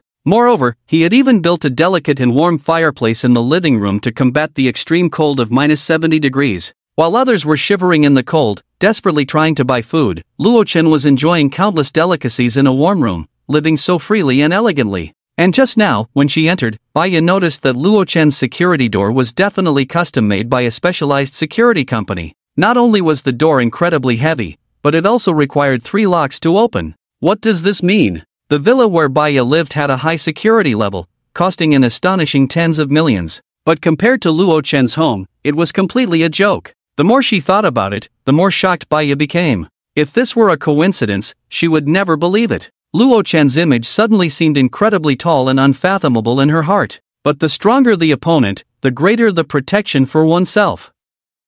Luo Chen, it's always Luo Chen. Damn it, Luo Chen. Deng Tu sat in his wheelchair, angrily banging on the armrest. His roar echoed throughout the building. A group of little brothers looked like defeated roosters, their heads down, their faces as if they had died. The goddess had flown away with wings. Due to Deng Tu's roar, the residents hiding at home immediately learned the result. Luo Chen had actually rescued the goddess Baya from the hands of Deng Tu and his gang of thugs. Just like a knight who successfully saved the princess. Once again, he had completely defeated the opponent. My goodness! Were they watching a movie? Luo Chen was just one person, yet he could always win against many. It was truly magical. Boss, at least we didn't come away empty-handed. One little brother, as if presenting a treasure, picked up the coat that Baya had thrown down and handed it to Deng Tu. This is the coat Baya wore. It still carries her fragrance. I'll give it to you, boss. Hearing this, Deng Tu became even angrier and slapped him on the head. Idiot, can't you have some ambition?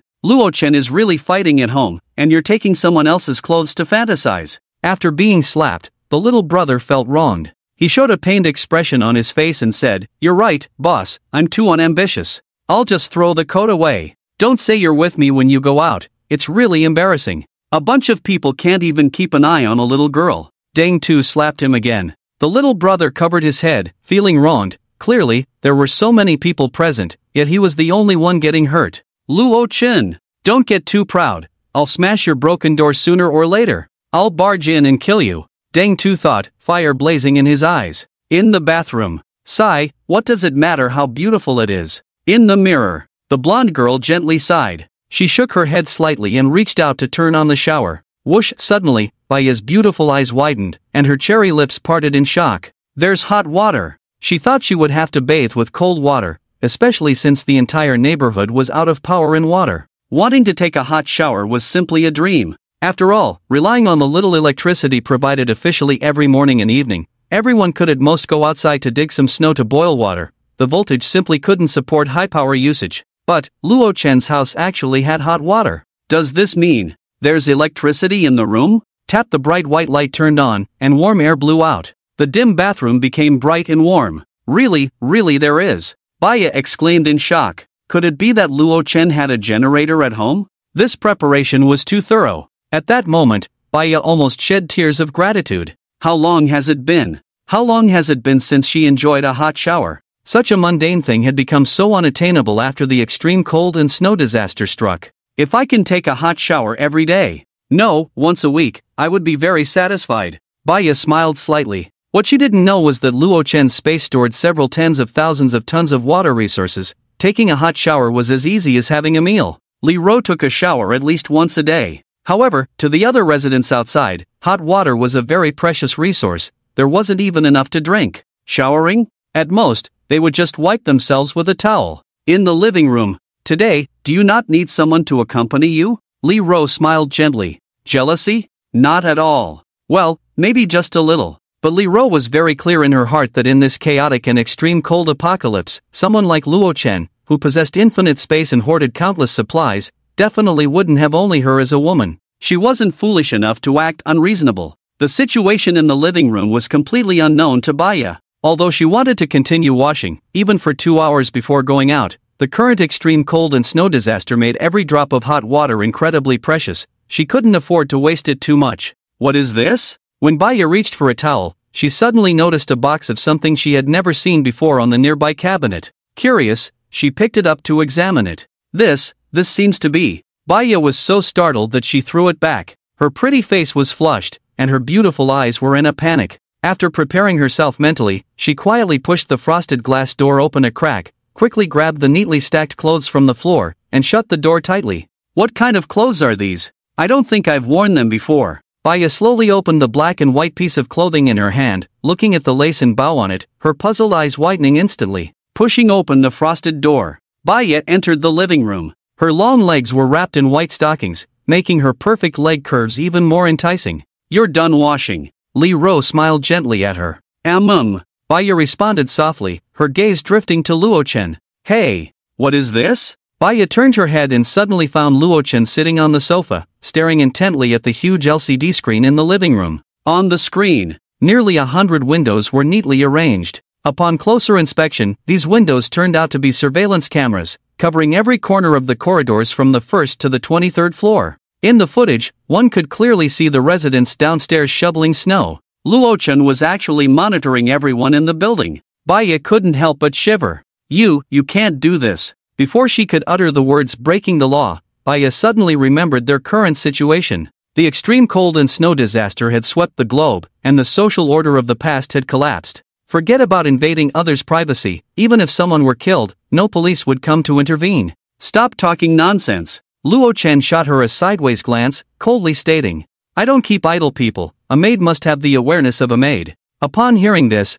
Baya lowered her head in grievance. There's no such thing as a free lunch. Baya understood this principle as well. Luo Chen had saved her from the hands of Deng Tu and his group, and now he was merely asking her to contribute some labor. It could be said that it was not excessive at all. Fortunately, the room was not dirty, one could say it was spotless. If the current scene were shared in the owner's group, it would probably make those people explode with jealousy. Soon, the sky gradually darkened. It was time for dinner. What should we eat today? Luo Chen pondered. Yesterday they had grilled meat salad, the day before that seafood lobster, and the day before that a lavish banquet. No more hesitation, let's continue eating meat. I just remembered there are quite a few tomahawk lamb chops in the pantry that I've been wanting to try. Luo Chen's consciousness sank into the pantry, retrieving several tomahawk lamb chops and a large bag of toast. Lee Rose, go prepare the ingredients, he instructed. As the head of the household, Luo Chen certainly wouldn't cook himself. The kitchen work was best left to women, especially since Lee Rose's cooking skills were quite good. Luo Chen had praised her dishes endlessly. These ingredients look very fresh. As for the toast, let me think.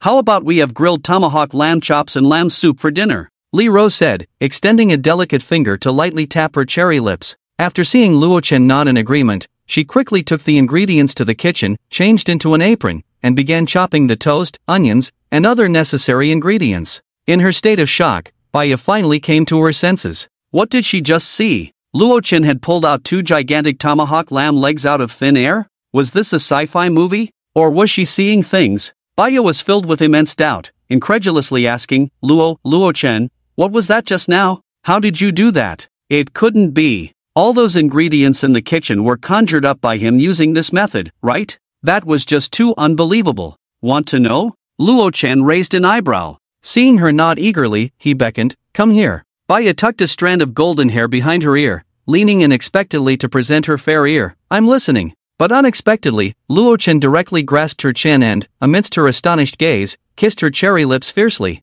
Baya's eyes widened. That was her first kiss. I'll go help in the kitchen. Baya shyly stood up, tossing her silky golden hair, and fled to the kitchen. One could vaguely see her flushed ears. In the kitchen, Lee Rose had already placed the tomahawk lamb chops into the smokeless oven to roast. She slightly bent over, using a knife to prepare onions and peppers as seasonings, and cut the toast into small cubes. Once the lamb soup in the clay pot was done simmering, it would be delicious lamb soup with bread. Her virtuous appearance made Baya pause for a moment in surprise. Lee Ro's cooking skills were really impressive. Baya couldn't help but think that if she had to cook by herself, she would definitely be flustered. Do you want to help? Lee Ro smiled, tilting her head. I'll help.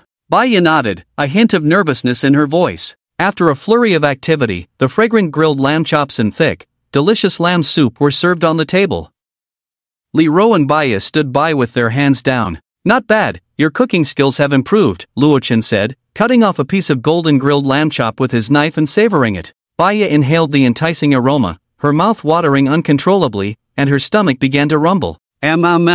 She covered her stomach, her face turning red. Let's eat together, Luochen said with a smile. After all, since she entered this home, she was already one of them. When it came to food, Luochen would never skimp on them. Thank you, Baya said, surprised. She didn't expect to enjoy such luxurious food. She had thought Luochen would only give her some dry, hard bread or instant noodles. Although Luochen had been quite indifferent to her before, his sudden kindness made Baya's fondness for him rise sharply in her heart. So delicious. Baya took a small bite of the golden grilled lamb chop, feeling no hint of gamey taste, but rather a mouthful of rich roasted meat flavor. For Baya, who had been starving and living on snacks for over a week, this was undoubtedly the most delicious food in the world. At that moment, Baya suddenly felt that staying here wasn't so bad. Ding! A message suddenly popped up in the group chat. Just as Luochen had almost finished eating, he saw his phone light up and directly unlocked it to open the chat group. I wonder what new fun there is, he smirked. He didn't want to directly block the other residents who had harmed him in his past life, as that would ruin his enjoyment. Watching them gradually descend into despair and die tragically in regret was what truly brought him immense satisfaction. After all, he wasn't a magnanimous person. Since they had committed those unforgivable acts against him in their past life, he was definitely going to take revenge this time. Baya Goddess Night Group at 902 resident on the 9th floor at Luochen. I heard you saved the Baya Goddess. Is she at your house now? How is she? At 601 resident on the 6th floor. Yeah, is the goddess okay? You didn't bully her, did you? At 2101 Luyuanyue on the 21st floor at Luochen. Treat the goddess well. Let her eat first if there's good food, her health is delicate. By the way, I remember her preferences very clearly, so I'll tell you. At Dog Liquor Group Leader at Luochen, I warn you, don't have any improper thoughts about our goddess. The residents transformed into sycophants, constantly tagging Luochen in the group, perhaps thinking that Baya could see their messages now, so they were trying harder than ever to curry favor, hoping the goddess would take a liking to them. After all, she was the Baya Goddess, a sensation across the blue star. This stunning beauty was someone they were seeing up close for the first time. I can't believe so many people are standing up for you, Luochen said to Baya, whose mouth was full of food. He glanced at the group chat. Baya lost interest and pouted, saying, fans' personal behavior, please do not elevate it to the idol itself. What a joke. That group of fans who could only talk big was utterly useless. If they truly cared about her, where were they when she was trapped in the room by Deng Tu and his gang, banging on the door? To think they could win her favor with just a few words was really too funny. Baya might be a bit naive, but she wasn't stupid. Although Luochen would bully her, he certainly provided plenty of delicious food. In the extreme cold and snowy disaster, this was a luxury that no amount of wealth could buy. Luochen suddenly felt a bit mischievous and replied in the group, your goddess Baya is doing well, she just finished her bath and is enjoying herself now. Yes, that's right. Enjoying food is also a form of enjoyment. But the homeowners didn't care about that, they immediately began to wildly speculate. Just thinking about their pure and innocent goddess being successfully wooed by Luochen made them feel like their hearts were being cut with knives. Jealousy, envy, anger. The homeowners were driven mad by the stimulation. At Luochen, UN %, UN hashtag at Luochen and asterisk and %. Before the barrage of messages in the group could start, he had already exited the chat. Ha ha ha. I'm so envious of you bunch of pathetic sycophants. Luochen laughed heartily. After teasing those homeowners, he felt an immense sense of joy.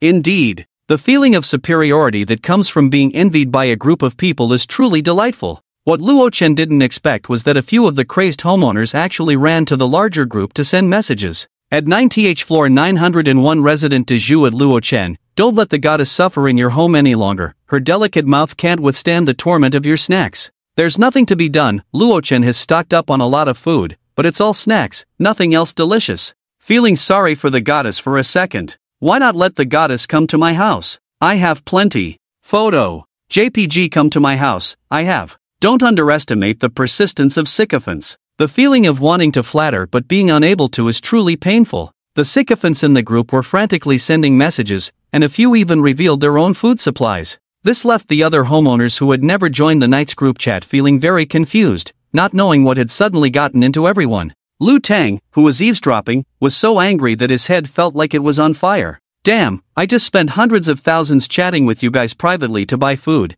and not one of you paid me any mind. What's going on now? You love the beauty but not the wealth, huh? Fools. Luo Chen couldn't help but sneer at the sight. This was a large group, and all the villains from the Deng Tu gang, who would eat people without spitting out bones, could see the messages in the group. In a moment of heated blood, driven by lower instincts, they directly exposed their resources, which would sooner or later bring trouble. For those who had plenty of food at home, it was better not to say anything. Once they did, everyone would know. You have to understand that Deng Tu and his gang had over a dozen people, and to fill the mouths of each little brother would consume a lot of food. If they wanted to, they could forcibly pry open a resident's door, and the other party would have absolutely no ability to resist. This kind of situation had happened many times in the previous life. However, since you all have stretched your faces over, waiting to be hit, I can't just stand by and do nothing. Snap. Luo Chen took a photo of the golden brown tomahawk lamb chops on the dining table, along with the delicious lamb palma and the high-end Lafite red wine beside it, and sent it to the group.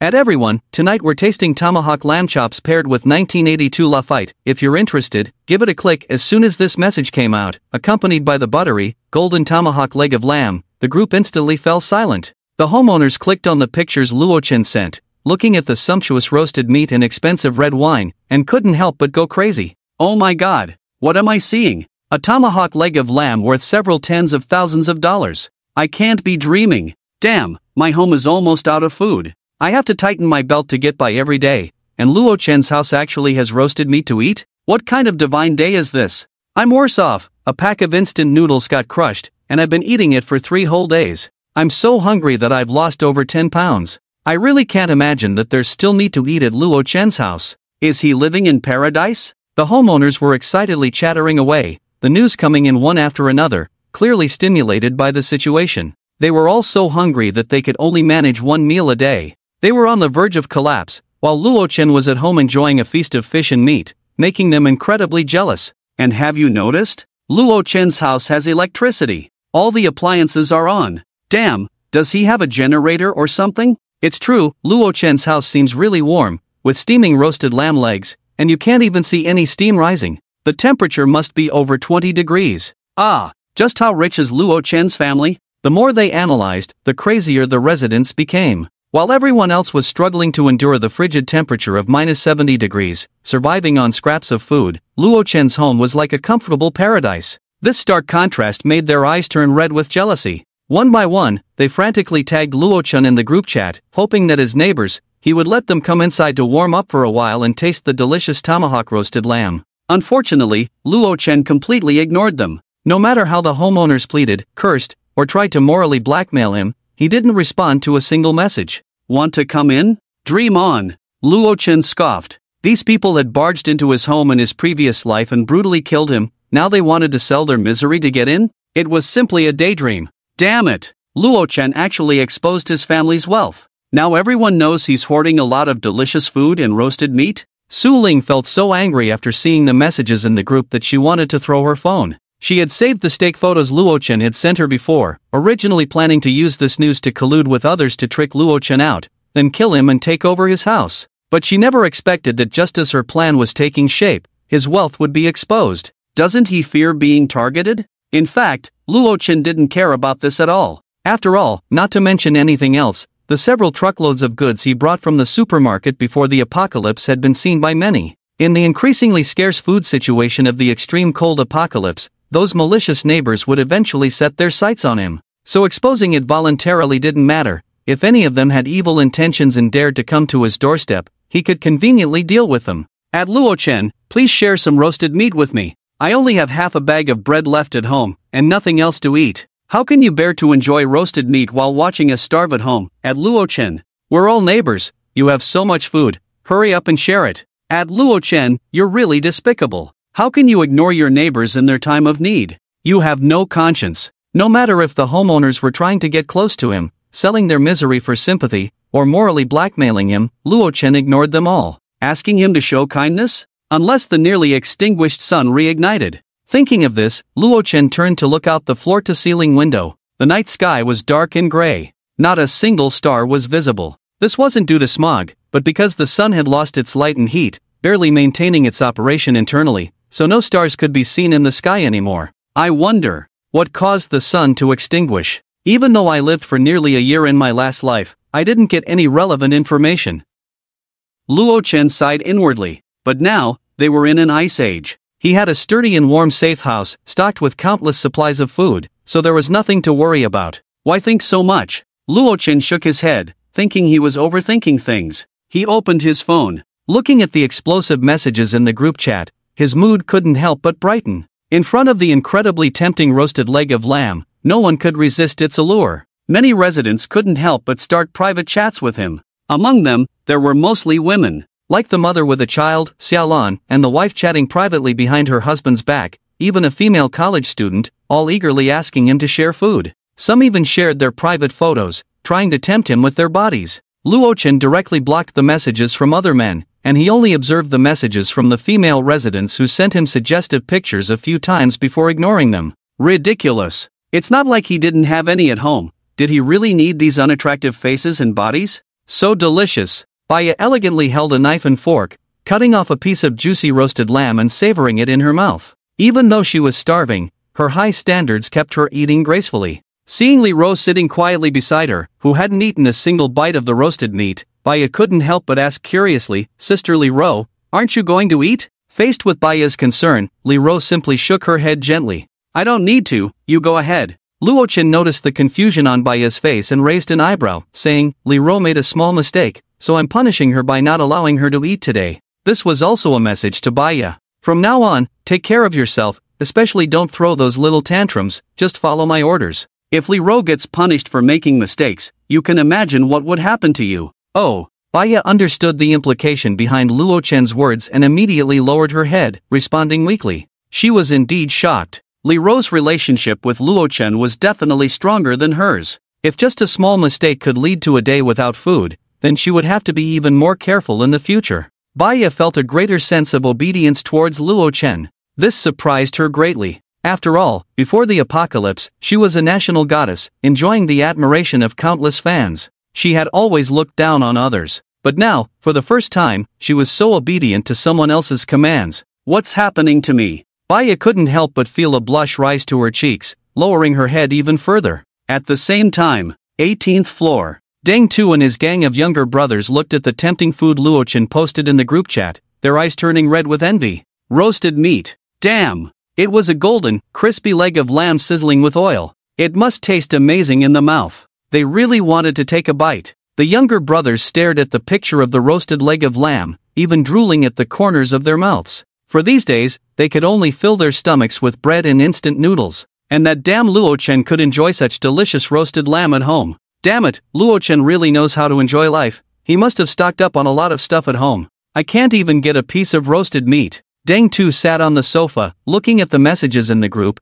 and couldn't help but punch down in frustration. As the big brother, a meal for him was just some instant noodles with a marinated egg and chicken leg, which he considered an incredibly delicious feast. Deng Tu felt that what he was eating was definitely 100% better than what the entire building was having. However, he only had a pitiful 2 days' worth of instant noodles and marinated eggs left. He didn't want to. Now he was being slapped in the face by the pictures Luo Chen sent. Deng Tu was driven mad with jealousy. Having fallen to the point of relying on fast food snacks to get by, Luo Chen not only ruined one of his legs but also nearly lost 2 of his little brothers. Before the snow disaster, such absurdity was simply unimaginable. Even now, the other party was living a life of luxury at home, while they had no way to deal with Luo Chen. The pictures shared in the group seemed to mock them silently at every moment. How could they endure this? Boss, that guy Luo Chen's door is too tough, like a turtle shell. We can't do anything about him. If only other places were softer, we could smash everything to bits.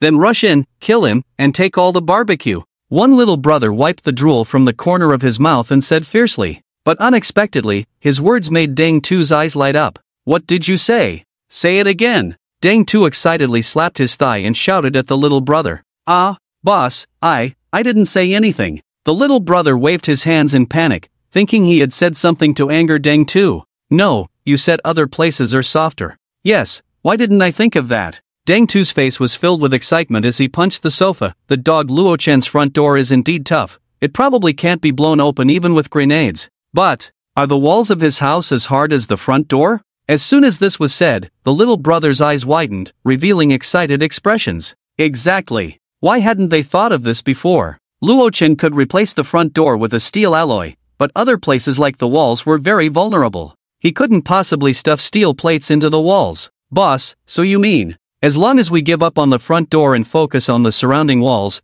we can use hammers to smash through his walls and then rush in to kill him? The little brothers were all excited, as if they had been injected with adrenaline. It was as if they could already see themselves successfully breaking in, killing Luo Chen, and enjoying the delicious barbecue. Exactly, let's do it like this, Deng Tu said fiercely. However, he then thought of something and frowned. But Luo Chen has a crossbow. If we break through the walls and get hit by an arrow, that wouldn't be good. Hearing Deng Tu say this, the little brothers couldn't help but shiver in unison. The power of a crossbow bolt was something everyone knew well. Getting hit in the leg could easily pierce through the bone. If an arrow hit the head, a person might just drop dead on the spot. Although they didn't have to go through the front door, they still needed to prepare to avoid being ambushed by Luo Chen when they broke through the walls. This was also valuable experience gained from having suffered losses twice. Deng Tu pointed to a little brother and instructed, you go ask in the group who has steel plates or something like that. Just say we're planning to break into Luo Chen's house and we'll need it later.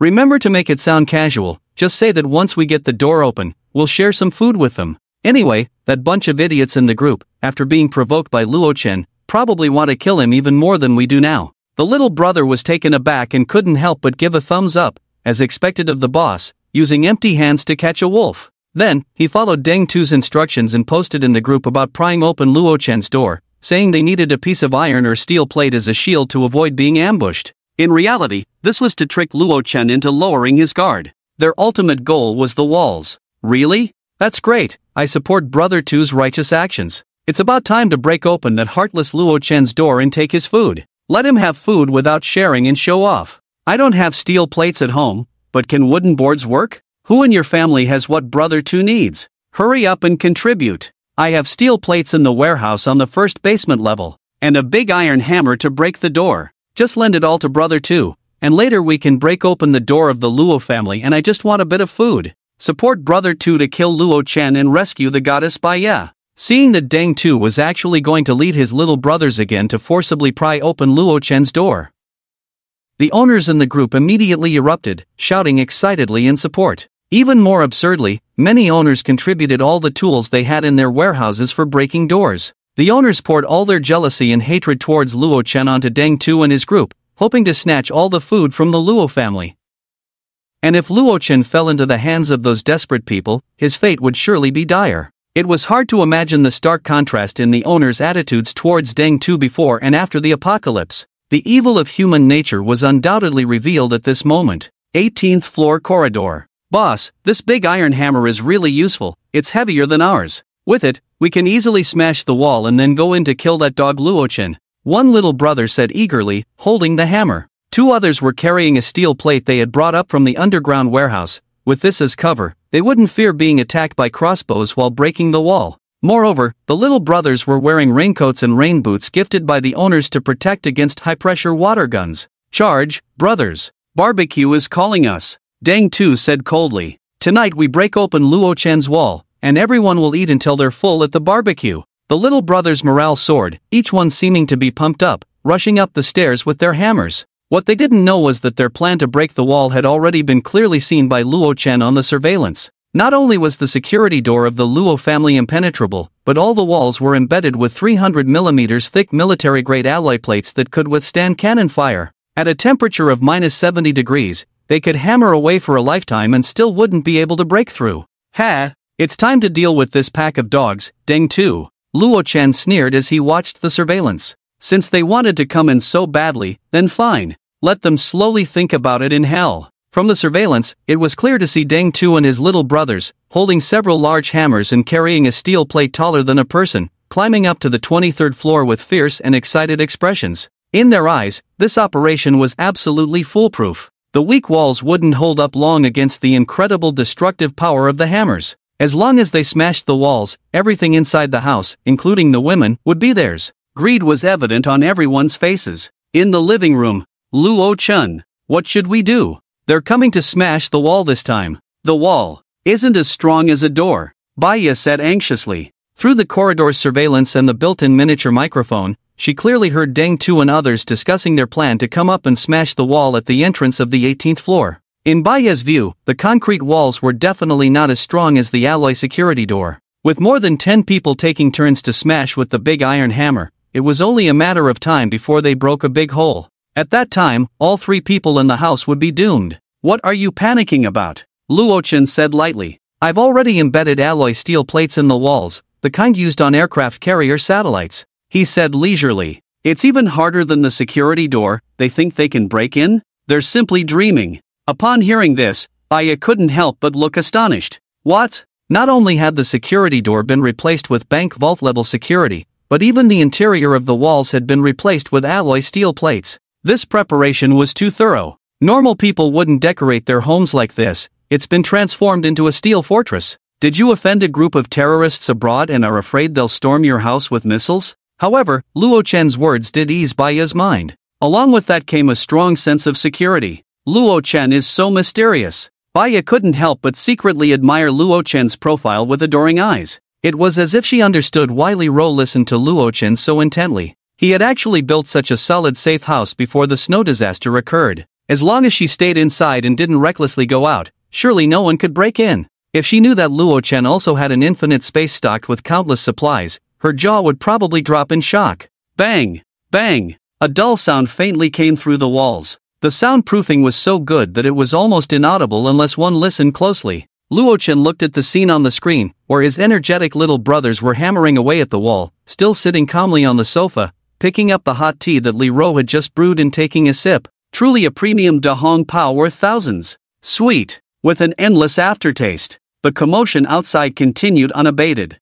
Feeling bored, Luo Chen even placed one leg on Li Ro's beautiful black-stockinged leg, enjoying the massage from her delicate fingers. Baya, dressed in a maid outfit, stood behind Luo Chen like a true maid, gently massaging his shoulders. Luo Chen squinted in enjoyment. So refreshing. This was simply a heavenly life. He couldn't help but exclaim that the AI brain function of the Shield Security Company was truly to his liking. It allowed him to enjoy the service without worrying about betrayal. If it weren't for the extreme cold apocalypse that had paralyzed most online platforms, he would even want to leave a 5-star review on the official website. Currently, he had used 2 wristbands, one for Li Ro and one for Baya. This meant there were still quite a few left in the space. I wonder if it would feel crowded if I accommodated 8 more girls at home, Luo Chen mused, stroking his chin. His home had 5 rooms and a living room, with an area of 300 square meters, so it should be more than enough. However, that was just a thought. After all, the conditions for other women to enter were very strict. Their appearance and figure had to meet the standards, failing even one criterion was unacceptable. Goddesses like Li Ro and Baya were not so easily encountered. Speaking of which, the female police officer I met before the apocalypse, I remember she was also in the neighborhood. According to the news from my previous life, she should have been helping to look after children at a relative's house. Luo Chen suddenly recalled the violent woman who had almost injured him, the one with beautiful legs. Don't let me see you again, Luo Chen thought coldly. At this moment, the little brothers outside who were smashing the wall finally broke through the outer layer of the wall. Ah, we broke through. Luo Chen, aren't you going to give me? One little brother laughed wildly. Before he could finish his sentence, he discovered that what lay behind the fallen concrete blocks was not red bricks or the internal structure of the wall. Instead, it was an incredibly dark alloy wall. Did they see it wrong? Almost everyone couldn't believe their eyes. Who has alloy plates embedded in their walls? It must be that the builder cut corners and used inferior cement or something, which is why it turned black. I'll smash it with one hit, and it'll definitely break, one little brother said defiantly. Gritting his teeth, he raised the heavy hammer and struck the wall with all his might. Bang! His hands went numb, and the hammer almost slipped from his grip. Damn, this is really an alloy steel plate behind here. What the hell? The little brother trembled, shouting in despair. Damn, I don't believe it.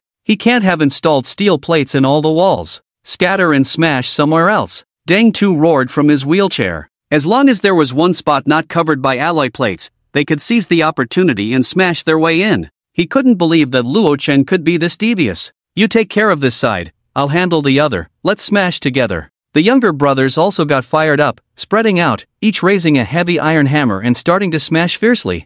They vowed not to give up until they broke through. Bang! Bang! Unfortunately, the truth is always cruel. After a dozen younger brothers had destroyed various parts of the wall, they were shocked to discover this damn wall was all alloy plates. They couldn't break it at all. No matter left or right, above or below, this damned alloy material was tightly covering everything. Damn you, Luo Chen! Are you out of your mind? The younger brothers were on the verge of collapse. Witnessing everything, Dang Tu nearly ground his teeth to dust. Who would embed thick alloy plates in their own walls? This is a high-end apartment building, not a luxurious doomsday shelter. Are you out of your mind? The younger brothers directly dropped their hammers and stood in the corridor, shouting angrily. Like a pack of crazed beasts, they roared, smashing with their fists, ramming with their shoulders, even trying to bite the alloy wall with their teeth. The determination to break through the wall had vanished, and everyone fell into despair. Damn you, Luo Chen! In the footage, the younger brothers' breakdown was a sight to behold.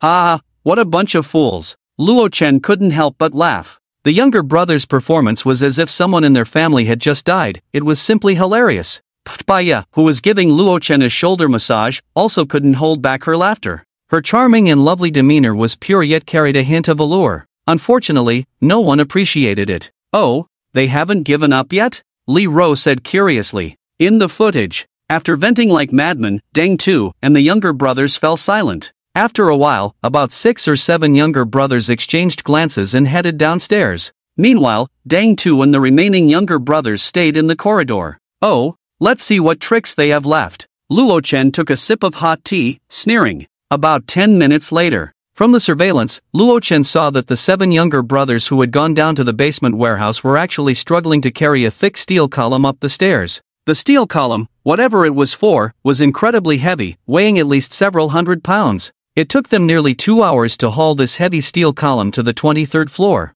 Luo Chen, why are they doing such a thankless task? Baya furrowed her brows, unable to understand. In minus 70-degree temperatures, carrying a steel column weighing hundreds of pounds up the stairs for over an hour, were they out of their minds? In ancient times, such tools were usually called battering rams. Although this isn't one, Luo Chen said nonchalantly. The owners really had all kinds of talents. Keeping such a thick steel column in the underground warehouse, were they planning to sell scrap for profit? Are you saying they want to use this to break down the door? Baya suddenly understood. The younger brothers, having failed to break the wall, decided to use the steel column as a battering ram to force the door open. A few hundred pounds of force could not be underestimated. A regular security door would probably get a big dent with just one hit. Just as I was thinking about how to deal with them, they actually delivered themselves to my door. Luo Chen's lips curled up. He crossed his legs, his gaze fixed on the large screen in the living room. Yugo blocked the door with steel plates to prevent Luo Chen from launching a sneak attack with crossbows.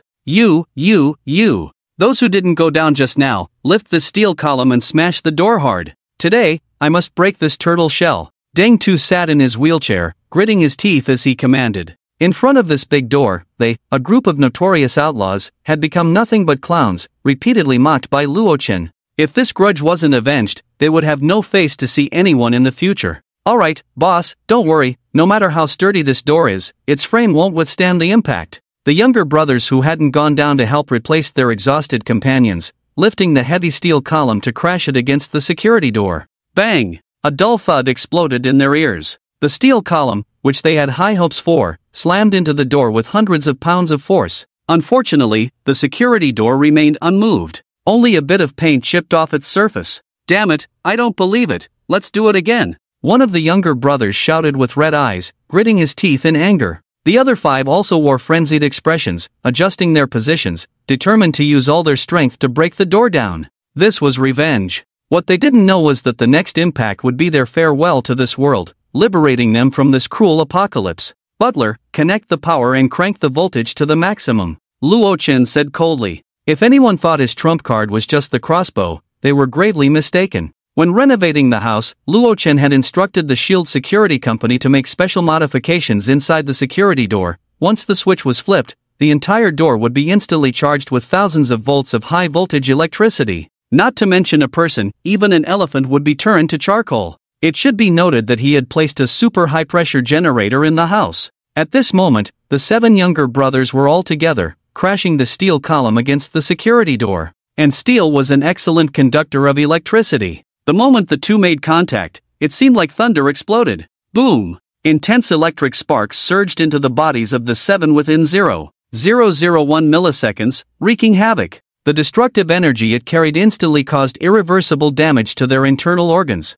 Zzz, the younger brothers holding the metal column felt as if a powerful stickiness had formed around the steel bar, rendering their bodies uncontrollable, unable to move a single finger. Their bodies trembled violently, hair standing on end, frothing at the mouth. In the stunned silence of Deng Tu and the others, a burnt meat smell filled the entire corridor. Watching the horrifying scene unfold, the few survivors quickly understood what was happening. Luo Chen had actually connected the surface of the door to high-voltage electricity. Such a high current, just a touch would instantly cook a person, leaving no chance of survival. Luo Chen! Damn it! Stop it now! Deng Tu shouted with red eyes. He fell from his wheelchair, struggling to crawl forward. These were his brothers who had followed him for several years, his most loyal subordinates. He had spent a lot of money to train them. How could they die so easily? But Luo Chen would never let him have his way. He even instructed the butler to adjust the current to a medium level, forcing Deng Tu to helplessly watch his subordinates continuously being electrocuted.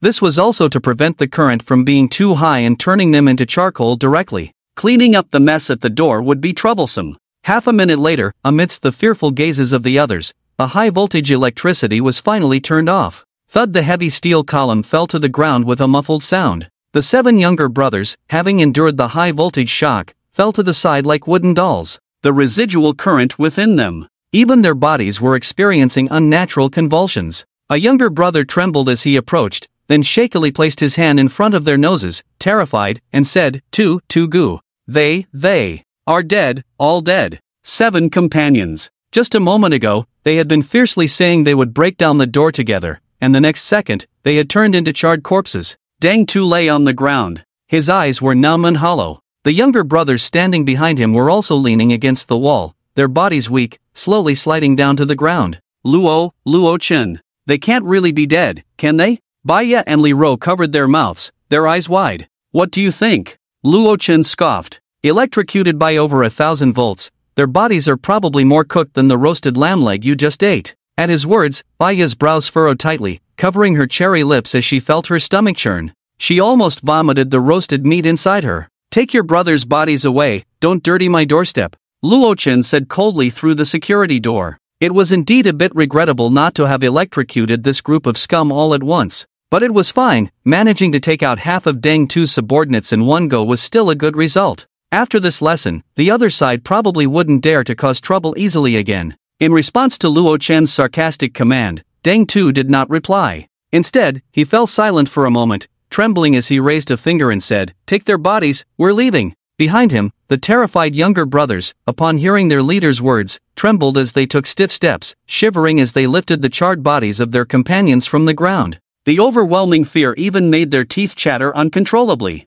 If they hadn't gone down to carry the bodies just now, the task of breaking down the door would have fallen to them. In that case, it shouldn't have been their companions lying dead on the ground, but them. The younger brothers carrying their companions' bodies had their eyes wide open, bloodshot, and filled with veins. They looked somewhat deranged. It seemed their minds had been pushed to the brink. Watching the numb figures carrying the bodies, as if they had lost their souls, Luo Chen sneered coldly, "If I don't show you some color, you really think I'm made of mud?" Back on the 18th floor. The atmosphere was extremely oppressive, so heavy it was hard to breathe. One younger brother dropped the body of his companion, standing in place holding his head, suddenly losing control and shouting. He stared with bloodshot eyes, unable to contain himself as he erupted at Deng Tu's back. "Deng Tu, it's all your fault, you keep sending us to smash doors, causing us trouble, it's you who got everyone killed. Hua Jiang, Lao Bao, Rongzi, Tai Tu. All dead, all dead, all damn dead." Foam flew from his mouth as he flailed his arms.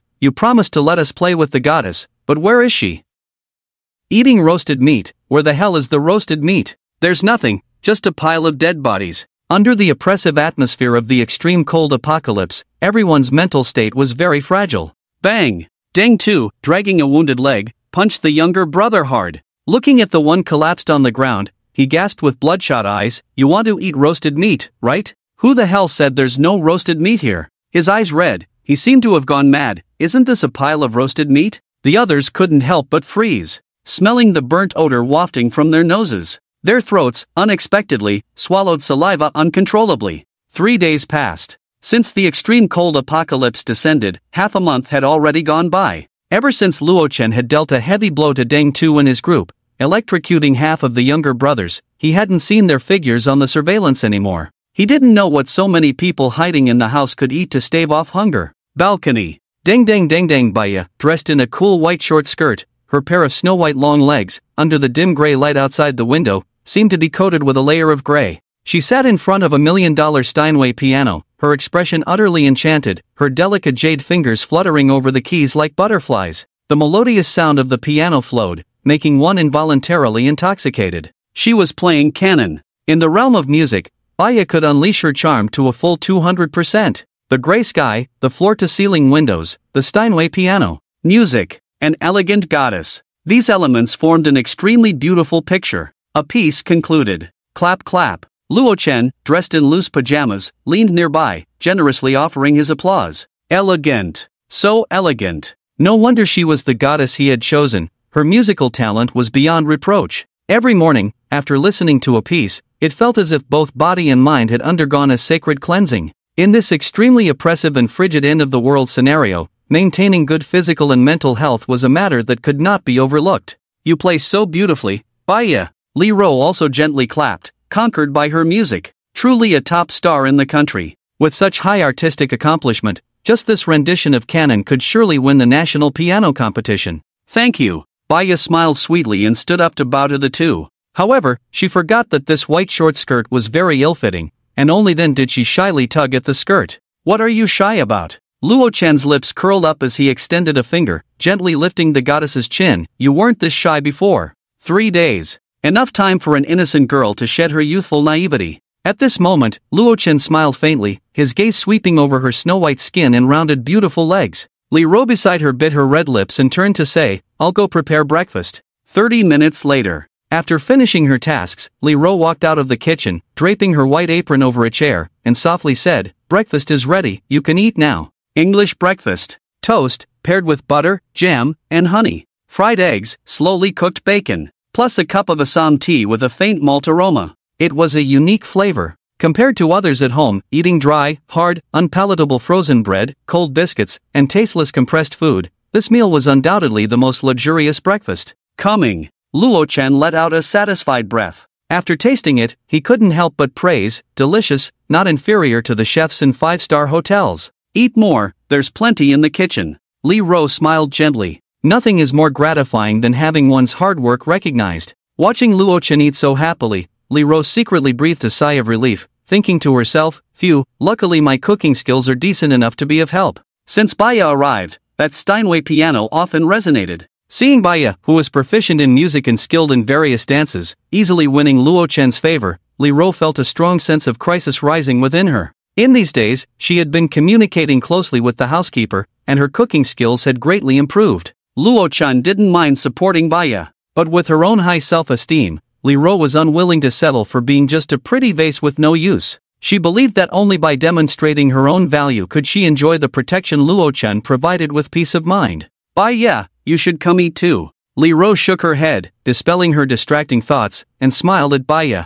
Both of them are goddesses, but because of their broad-mindedness, Li Ro has never felt any jealousy in her heart. Their relationship has always been good. No need, Sister Ro. Baya wiped her cherry lips and said with a flushed face, I'm not hungry, you all eat? After finishing breakfast, Li Ro took the plates into the kitchen to clean. Luo Chen got up and walked to the living room, sitting on the sofa, contemplating what to do next. Master, there's a situation on the 18th floor. At that moment, the butler issued a reminder. The surveillance footage was pulled up. What are Deng Tu's little brothers up to this time? He raised an eyebrow and then wondered, it looks like these guys are in very poor spirits. The 8K realistic image zoomed in. Luo Chen squinted. He saw that these thugs who survived the last high-voltage shock had sunken eye sockets and bloodshot eyes, resembling a junkie who had stayed up for 3 days and smoked 2 pounds of marijuana. Upon closer inspection, their mouths were full of blood, and their teeth still had bits of flesh, as if they had just finished a meal like wild beasts. No way, Luo Chen narrowed his eyes, lightly tapping his fingers on the coffee table.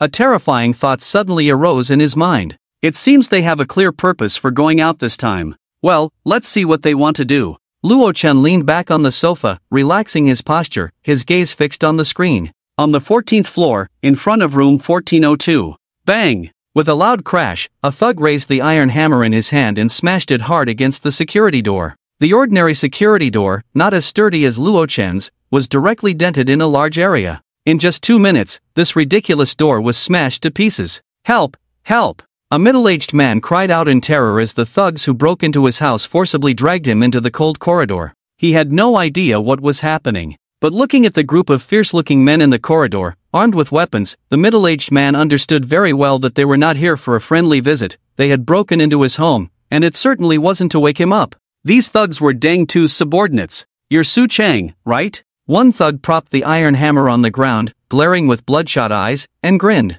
"Bro, Su Chang is me. I'm Su Chang." Su Chang stammered in fear. He looked at the large iron hammer in the thug's hand and couldn't help but swallow hard, feeling a wave of dread. The large iron hammer in their hands was something he had taken out from the basement a few days ago to lend to them. His intention was to let them break into Luo Chen's house, take all the supplies, and then share some with him. Unexpectedly, now his own door was being smashed open with the very hammer he had lent out. Su Chang regretted it deeply. "Don't be afraid, we're here to thank you this time, we won't do anything to you," the thug said with a friendly expression. However, the more he said that, the more Su Chang trembled. Who would believe that? Su Chang shouted in his heart. The homeowners had privately spread the word that 3 days ago, Deng Tu and his little brothers had launched a strong attack on Luo Chen's house and suffered a huge loss. That night, many people were carried back, charred all over. Su Chang didn't know that those charred people were dead, but he knew that they were definitely here to settle the score with him. After all, he had provided the tools. In fact, this matter was not Su Chang's fault from start to finish, but one could never expect a group of desperate men to reason with you. "Come on, eat this," a thug nearby ordered in a firm tone. Really? Su Chang seemed to find it very hard to believe. Could it be? The information provided privately by those homeowners was inaccurate. Although they had suffered losses, they had also taken some food from Luo Chen. Otherwise, why would they ask him to provide meat now? It should be noted that Su Chang's home was nearly out of food, with only a few bags of instant noodles left, costing $1 each, allowing him to break off just a small piece for each meal and savor it slowly. The long-term lack of nutrition had even caused a significant drop in his weight. Now that he could eat such scarce food, how could he not be happy? "Damn it, if I tell you to eat, just eat. Stop talking nonsense." One of the younger brothers glared with bloodshot eyes, cursing as his 2 rows of teeth, stained with red, were exposed. Su Chang felt something was off. Before the apocalypse, if he had encountered such scraps in a restaurant, he would have demanded 10 times compensation. But the situation was different now, so he didn't pay much attention to it. Su Chang didn't notice the strange smiles on the faces of the younger brothers around him. Suddenly, Su Chang was terrified to the core. A waxy yellow face turned pale with fear. "What did you give me to eat?" Su Chang stumbled back, pressing against the wall and shouting in terror. He immediately felt his stomach churning, wishing he could vomit out all the stomach acid. As soon as he said this, the younger brothers around him stared with bloodshot eyes and burst into loud laughter. "Ha ha ha, how does it taste? Is it good?" In an instant, the scene became chaotic, the younger brothers shaking their bodies and laughing like madmen. They had been hiding at home, eating for 3 whole days. At first, some resisted, but later, "You're all crazy," Su Chang shouted in horror. He realized that this group of desperate people had definitely lost their sanity from the stimulation. No! How could people do such ridiculous things? Su Chang leaned against the wall, his legs weak, he wanted to escape. A voice in his heart was frantically reminding him that if he didn't run now, he would soon meet a terrible fate. "Want to run, huh? Sure." A younger brother holding a blood-stained axe grinned and said, "Count to 10. 1. Run." Su Chang turned and dashed without hesitation. He had never felt his reflexes could be this fast. Perhaps, when facing a life-and-death crisis, the human body's potential could truly be unleashed. As soon as the other party uttered a number, Su Chang had already run 5 meters away. It should be noted that an athlete can sprint about 7 or 8 meters in the first second of a start. 10. The younger brother, with bloodshot eyes, laughed maniacally, raising the axe in his hand and throwing it fiercely at Su Chang's back. Thud! Just as Su Chang reached the stairway, his excited expression suddenly froze, and he collapsed. The back of his head had been cleaved open by the axe. Blood gushed out, and in that moment, it was frozen into blood flowers by the sub-zero temperatures. Ha ha ha ha ha, we have fresh ingredients again today. Hee hee hee. You can't run, you can't run. No one in this building can escape.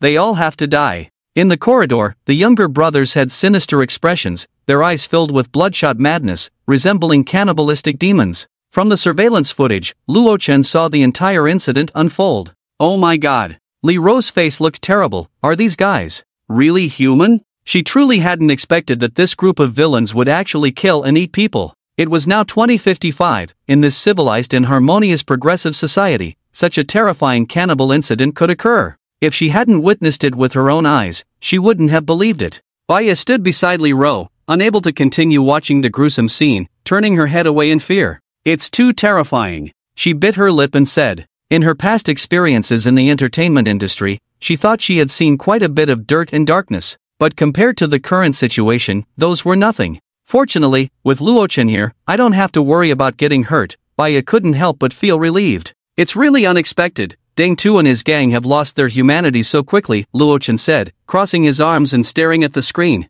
He had originally anticipated that it would take about 3 months after the arrival of the extreme cold apocalypse for events like cannibalism to occur, just like in his previous life. But now, Deng Tu and his group had significantly advanced the timeline of these events. However, this was also normal. After the extreme cold apocalypse arrived, facing almost complete isolation from the outside world, in August 2055, the 8G base station implemented a small-scale coverage, and the heavy snow had crushed the main base station in Qingshui City, while the base station in Luo Chen's residential area survived, allowing for limited communication. Everyone felt abandoned by the world. Living in temperatures of -70 degrees every day, cut off from water and electricity, and losing hope for rescue, people's fragile nerves were under immense pressure, constantly on edge. A slight stimulus could snap that tension. Deng Tu and the others probably also suddenly encountered intense psychological stress, witnessing their former brothers die tragically before their eyes, leading to their mental breakdown and subsequent madness. The incident of Su Cheng's murder. When the younger brothers dragged the body past the corridor, other residents living on the 14th floor, who were also there, secretly witnessed the entire scene through the peephole. They killed someone. The terrified residents immediately created a new group chat and pulled everyone in except for Deng Tu. They killed someone. They killed someone. I saw with my own eyes that Su Cheng was killed by Deng Tu's gang. An axe embedded in the back of his head, and the body was dragged away. A neighbor living next to Su Cheng said in horror. As soon as this was said, the group fell silent for a few seconds. Then, the shocked residents began to ask questions as if they had gone mad. No way, are you joking? Exactly, I don't believe it. No matter how powerful they are, do they dare to kill openly? He's not lying. That gang of thugs dragged Su Cheng's body past my house. I looked through the peephole and almost died of fright. And, I don't know if I misheard. Now I'm doubting my ears. They were saying they wanted to chop up the body and make Su Cheng's flesh into barbecue to eat. I think I heard that too. The other two households on the 14th floor stood there, still shaken, trying to confirm, even trembling while typing. It was too terrifying. That gang of thugs really killed someone and dragged the body away to use as food. This was a plot that only happens in horror movies. With 3 households on the 14th floor vouching for it, the others finally believed in this terrifying and absurd cannibalism incident. After all, there were already rumors about Deng Tu and his gang having a history of murder. The situation was so shocking that almost all the residents who saw the news were terrified and joined the group chat. After all, facing a group of murderers armed with weapons who could easily smash open a security door and come in to kill you, it would be a lie to say the residents weren't scared. Some were even so frightened that they moved furniture to block the door. Some wanted to call the police, but the phone lines were down. Not just the police station, but hospitals, fire departments, city government. Almost all official organizations had become ineffective under this terrifying snow disaster. No one could come to save them. The owners in the group were desperately thinking of ways to save themselves, but after discussing for half a day, a group of people racked their brains and still couldn't come up with a feasible countermeasure. Someone suggested gathering together, but in the end, it was dismissed due to food distribution issues. In this situation, some families still had food, while others had almost run out, and no one wanted to share with others. Faced with the overwhelming thugs, the power of ordinary people was too insignificant. The helpless owners could only adopt the spirit of AQ, praying that the group of demons would not target them. After all, there were about 100 households living in this building. As long as their luck wasn't too bad, they shouldn't be singled out, right? In this desperate environment, it seemed that only Luo Chen could enjoy the company of beautiful women and delicious food at home without a care. After all, his home was a fortress-like doomsday-safe house. Even if a group of armed mercenaries came, they wouldn't be able to force their way in. Even if his little brothers were crazy, they wouldn't dare to cause trouble again in a short time. Help, help me. Suddenly, a voice message popped up in the group chat, attracting everyone's attention. A male resident named Guetian cried out in terror. The group led by Deng Tu was smashing my door, saying they want to kill me and steal my supplies. Guetian was the one who, after Baiya moved into Luo Chen's house, followed a few other owners to mock Luo Chen in the group and boasted about the abundance of supplies in his home, inviting Baiya to his house. He never expected that his earlier careless words would expose the fact that he had a lot of cold-resistant clothing and frozen meat, which now made him a target for those thugs. When the little brothers were searching through the chat records, the first person they focused on was Guetian. After all, cold-resistant blankets and clothing were necessities. Moreover, it was rare to have such a big fool expose his own resources. Not robbing him would be a disservice to him. In response to Guetian's plea for help, the group fell silent, as if the earlier excitement had been an illusion, and no owner dared to respond to him. What a joke! They were all hiding at home in fear. How could they care about someone else's life or death? Fortunately, it's Guetian who's dying. His family has quite a lot of supplies. After that group of thugs robs him, they probably won't continue to break into other people's homes, so we are safe. Even the other owners began to feel relieved. Thank goodness it wasn't me. The death of Guetian could ensure the safety of everyone else. They had no ties to him, so why risk their lives to save him? If he died, so be it. When it came to life and death, everyone was selfish and indifferent. Desperate, Guetian finally trembled and began to plead with Luo Chen. At Luo Chen, Brother Luo, Lord Luo, please save me. I admit I was confused before and offended you. You are magnanimous, please don't mind. Now you are the only one who can help me. As long as you save me, all the supplies in my house will be yours. I have a lot of cold-resistant clothing and blankets. Opening the voice message, amidst Guetian's terrified and trembling tone, one could also hear the dull and loud banging on the door. He probably couldn't hold out much longer. He really deserves it. Luo Chen couldn't help but sneer after listening. The last time this fool Guetian mocked him in the group, inviting Baiya to stay at his house, and now he was like a mournful dog, crying and begging for help. You want me to save you? Dream on. Just wait to die, you fool. Luo Chen coldly replied. The cold-resistant clothing in his space was all top-notch, and he even had specialized cold-resistant gear developed by the Arctic research team in the United States. As for blankets, he didn't need them. The fireplace that burned continuously for 24 hours even made him feel a bit hot. How could he possibly be interested in the pitiful supplies in the other party's home? Don't bring out those ragged clothes to embarrass yourself, just save it. Exactly, does Luo Go really care? Get lost, you're just an eyesore here. This is retribution for mocking Luo Go last time. What was shocking was that after seeing Luo Chen appear, the other homeowners suddenly changed their attitude, enthusiastically flattering him like a bunch of fickle-minded people.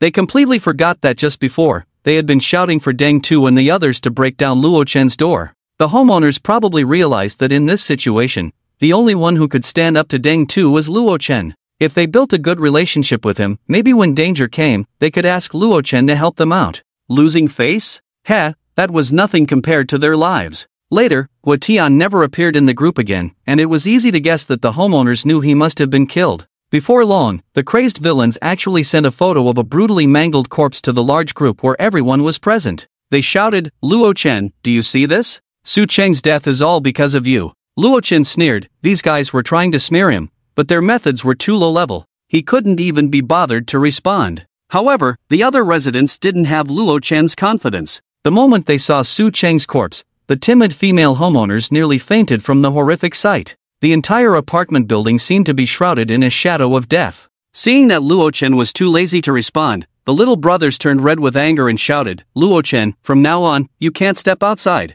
We'll be waiting downstairs, and if you dare go out to dig snow for water, we'll kill you. And we'll cut your flesh off piece by piece and cook it. They didn't say the last part in the group. The little brothers thought that no matter how much supplies Luo Chen had at home, fresh water would eventually run out. Sooner or later, he would have to go down to dig snow for boiling water. At that time, it would be the perfect opportunity for their revenge. Even if it took time, they would exhaust Luo Chen. But what the little brothers didn't know was that in Luo Chen's infinite space, there were tens of thousands of tons of fresh water stored, so he didn't need to do something as unnecessary as digging snow for water. Deng Tu suddenly spoke up in the group, "At everyone, from now on, if anyone sees Luo Chen outside, please contact me immediately. I, Deng Tu, promise that he will be under our protection, and we will not lay a finger on him." Deng Tu's words stirred up a huge wave in the group.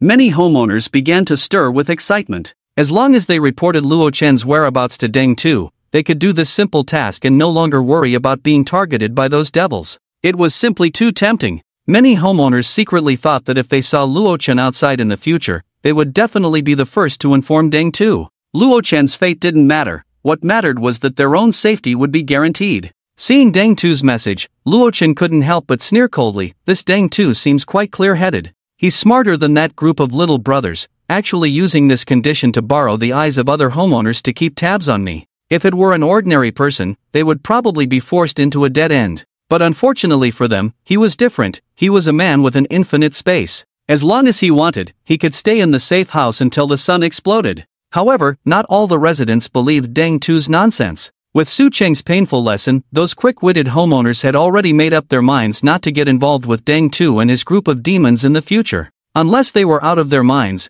they wouldn't believe a bunch of murderers' words. Anyone who easily trusted the other party's promises would definitely not have a good ending. Since Deng Tu has made such a ridiculous promise, I might as well respond a little to make things more interesting, Luo Chen said playfully. After thinking for a moment, he tagged all the residents in the group. At everyone, I am now issuing a bounty. From now on, whoever can kill Deng Tu can come to me and claim a large roast chicken with his head in hand. If you kill one of his lackeys, you can claim 2 large chicken legs. After saying this, he also sent a freshly taken photo in the group, a delicious, golden brown roast chicken, crispy on the outside and tender on the inside, weighing 4 pounds. Hiss! After reading Luo Chen's message, the homeowners were shocked. What a huge roast chicken! How much barbecue does Luo Chen's family have? A chicken this big must be incredibly delicious. Just looking at it, many homeowners couldn't help but swallow hard. If they saved some, they could probably eat for half a month. Plus, it would provide a lot of protein, which could be life-saving food in the current harsh environment of snowstorms and blocked roads.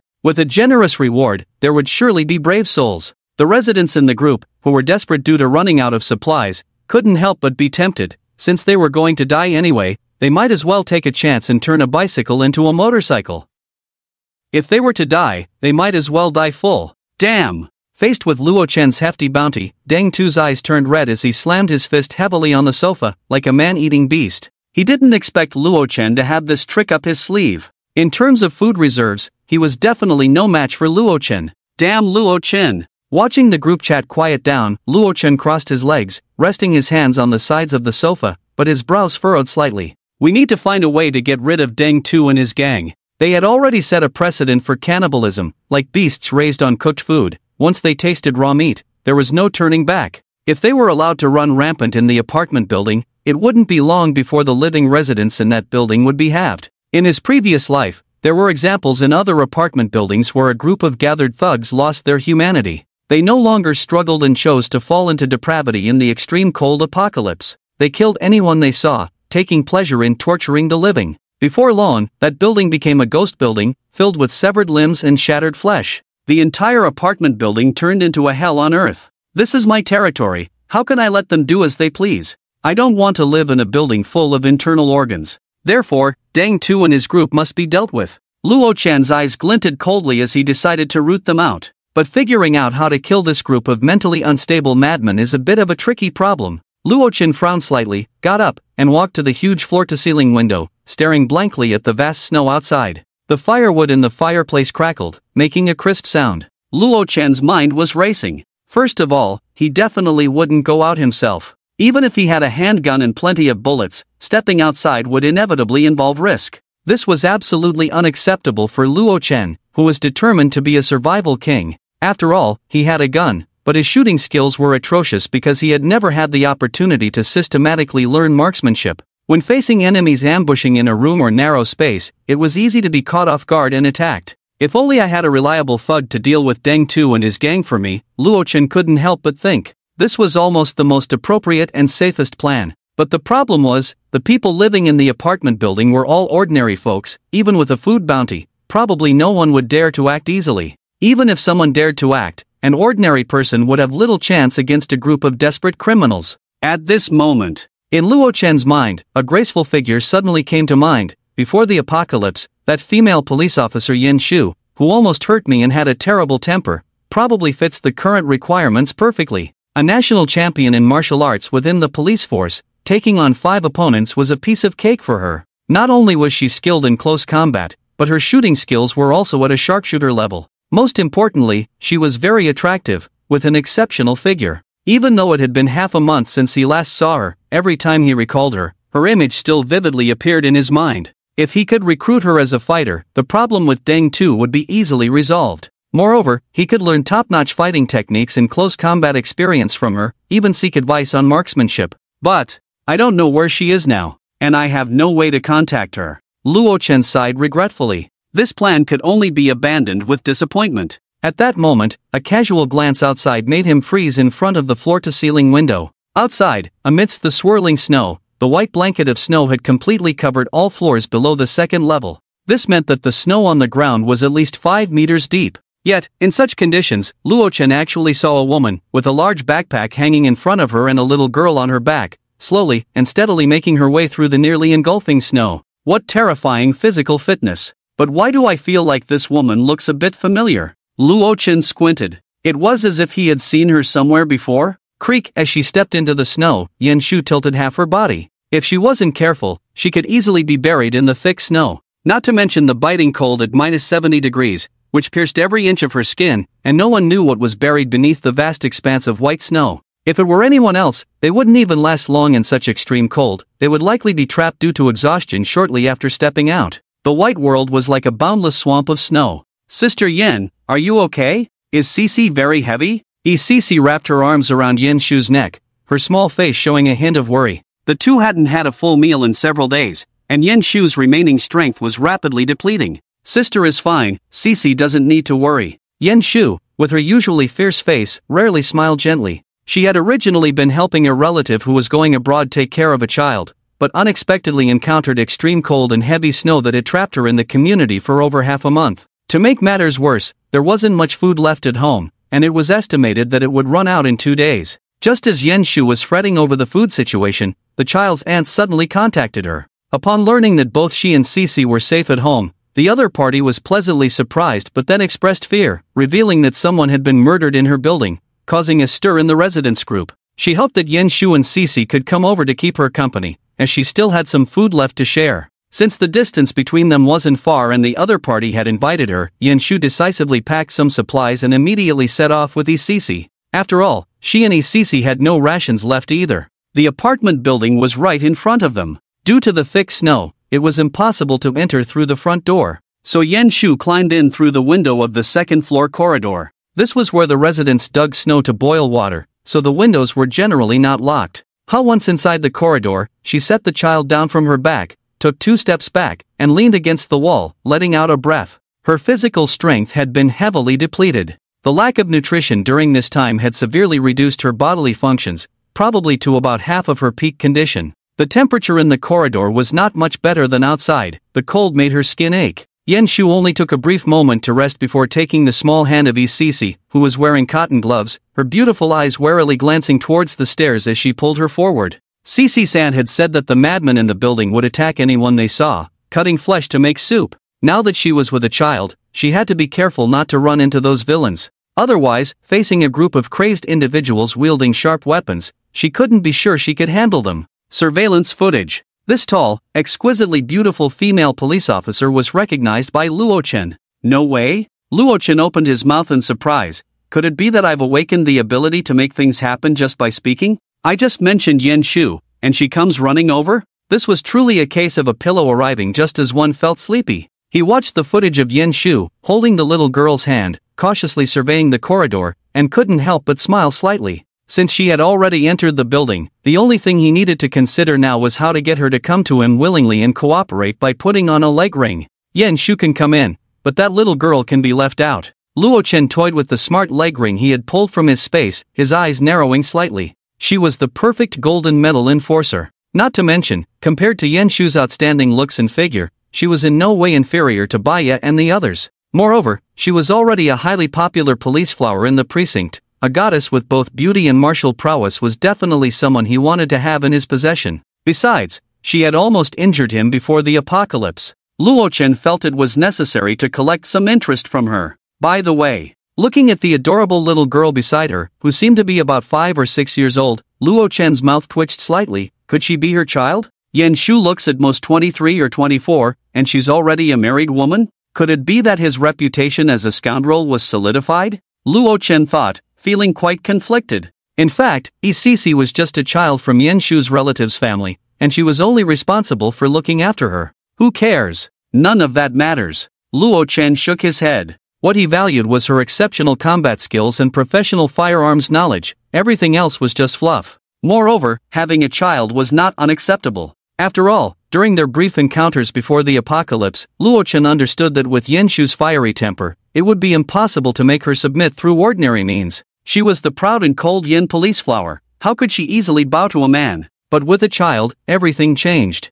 No matter how strong-willed she was, having a child meant that food consumption would increase, which would become her greatest weakness. Police flower Yen, it's time to settle the scores from before the apocalypse. Luo Chen's lips curled up. If he could make this cold and beautiful police flower lower her proud head and obediently listen to him, he would surely feel an overwhelming sense of accomplishment. Luo Chen lightly tapped the coffee table, pondering. First, think about how to approach her without being abrupt. 17th floor, 1701. Xiaolan looked down at the empty building below, murmuring, Officer Yen. The one who just walked into the building must be Officer Yen. Yes, I can't be mistaken. A month ago, she helped me find my lost child in the mall. Could it be that the authorities had already begun rescue operations? A glimmer of hope suddenly appeared on Xiaolan's haggard face. However, her excited feelings were quickly doused with a bucket of icy cold water. No! If there was a rescue, she couldn't possibly be the only one here. Outside, there are no other police officers in sight. Xiaolan clutched her hair in pain. The hope that had just risen in her heart was instantly shattered. Ever since the last time Baya had sent her food, which was snatched away by that group of thugs, she hadn't eaten for several days. Every day, she barely survived by melting snow for water, so hungry that she could hardly muster the strength to go outside. However, without food, just drinking water would only last her at most 7 days. In the living room, a fire pit that had already gone out held an iron pot, in which a belt cut into several pieces was boiling. The leather contained rich collagen, which should theoretically provide nutrition. However, the leather made from modern industrial products was nothing but industrial waste. The broth was not only bitter and hard to swallow but would even cause stomach cramps if consumed. Recalling the scene she had just seen, Xiaolan couldn't help but clench the hem of her clothes. Yan Shu had a bulging backpack hanging in front of her. It must contain food. I have to think of a way. I must get something to eat. Xiaolan gritted her teeth, her eyes filled with determination. She had been pushed to a dead end and couldn't afford to hesitate any longer. To survive, she could only set her sights on Yan Shu, the beautiful policewoman who had once helped her. Yan Shu was holding Isi's small hand, walking in the stairwell. The extremely low temperature made her shiver uncontrollably, and she could hardly continue climbing the stairs. Yan Shu could only pick the child up and continue moving toward the upper floors. Ha ha ha, killing is so damn refreshing. With one chop, that Su Chang was killed like a chicken. Exactly, to hell with morals and laws, it's practically the end of the world now. The authorities are paralyzed, there's definitely no rescue. Move faster, go down, and dig more snow. When the power comes back tonight, we'll boil water and cook meat. A commotion echoed from the corridor, mixed with the sounds of axes clashing against the steps. Not good. Yan Shu narrowed her beautiful eyes. She realized almost instantly that the group of murderers was likely coming down from upstairs. She intended to cover Isi's mouth with her hand, but it was too late. Yen's sister, the stairs. Isi had just uttered a few words when her mouth was tightly covered. She stared with wide, watery eyes, not understanding why Yan Shu was covering her mouth. From the surveillance, it could be seen that the thugs had quickened their pace down the stairs, probably having heard the child's voice. This is why I don't really like kids, Luo Chen said, shaking his head in disbelief. Originally, Yan Shu could have held the child and hidden in the corridor of the current floor before the thugs discovered them. But once they made a sound and were found, there would be no escaping. Deng Tu and his gang were already insane, killing and eating. Every time the residents of the building went down to dig snow and boil water, it felt like they were committing a crime, fearing they would encounter them outside. Now, this heroic policewoman, Yan Shu, had directly run into that group of thugs. There was no way she would come out unscathed. I wonder if she can handle it, Luo Chen frowned. He didn't care about the child's safety, but Yan Shu couldn't get hurt. After all, she was his designated enforcer, and he didn't want anything to happen to her now. Hey, hey, hey, there's a child's voice. Brothers, rush. I want to see what this Yin sister looks like that the little girl is talking about. How dare anyone still run around outside? What courage, ha ha ha ha. The thugs laughed wildly as they rushed down. After descending 2 flights of stairs, they directly cornered Yen Shu, who was protecting the little girl, on the staircase. The thugs holding axes suddenly paused, their fierce expressions faltering. They suddenly felt that the beautiful woman in a fitted white down jacket, with exquisite features and long legs, looked somewhat familiar. Yen Shu? A young thug stared wide-eyed in terror, so frightened that he plopped down on the steps. The other thugs took a closer look and immediately gasped in shock, even retreating several steps in fear. How could this woman be here? This question arose simultaneously in their minds. Shouldn't she be at the police station or at home? They hadn't heard that she lived here. In fact, not long before the apocalypse, their group had been caught by the plainclothes officer Yen Shu for causing trouble. At that time, Yen Shu didn't reveal her identity and single-handedly took down 8 or 9 of them, with 2 suffering severe injuries, multiple fractures, and being rushed into the ICU by ambulance. Since then, they had developed a psychological shadow regarding this violent female officer. At this moment, the group of thugs was extremely tense, cold sweat starting to bead on their backs, and they felt as if the current temperature of -70 degrees suddenly dropped another 20 degrees. What's going on? Officer Yen actually appeared here. I said, could it be that official rescue has arrived? Or is this place surrounded by the police?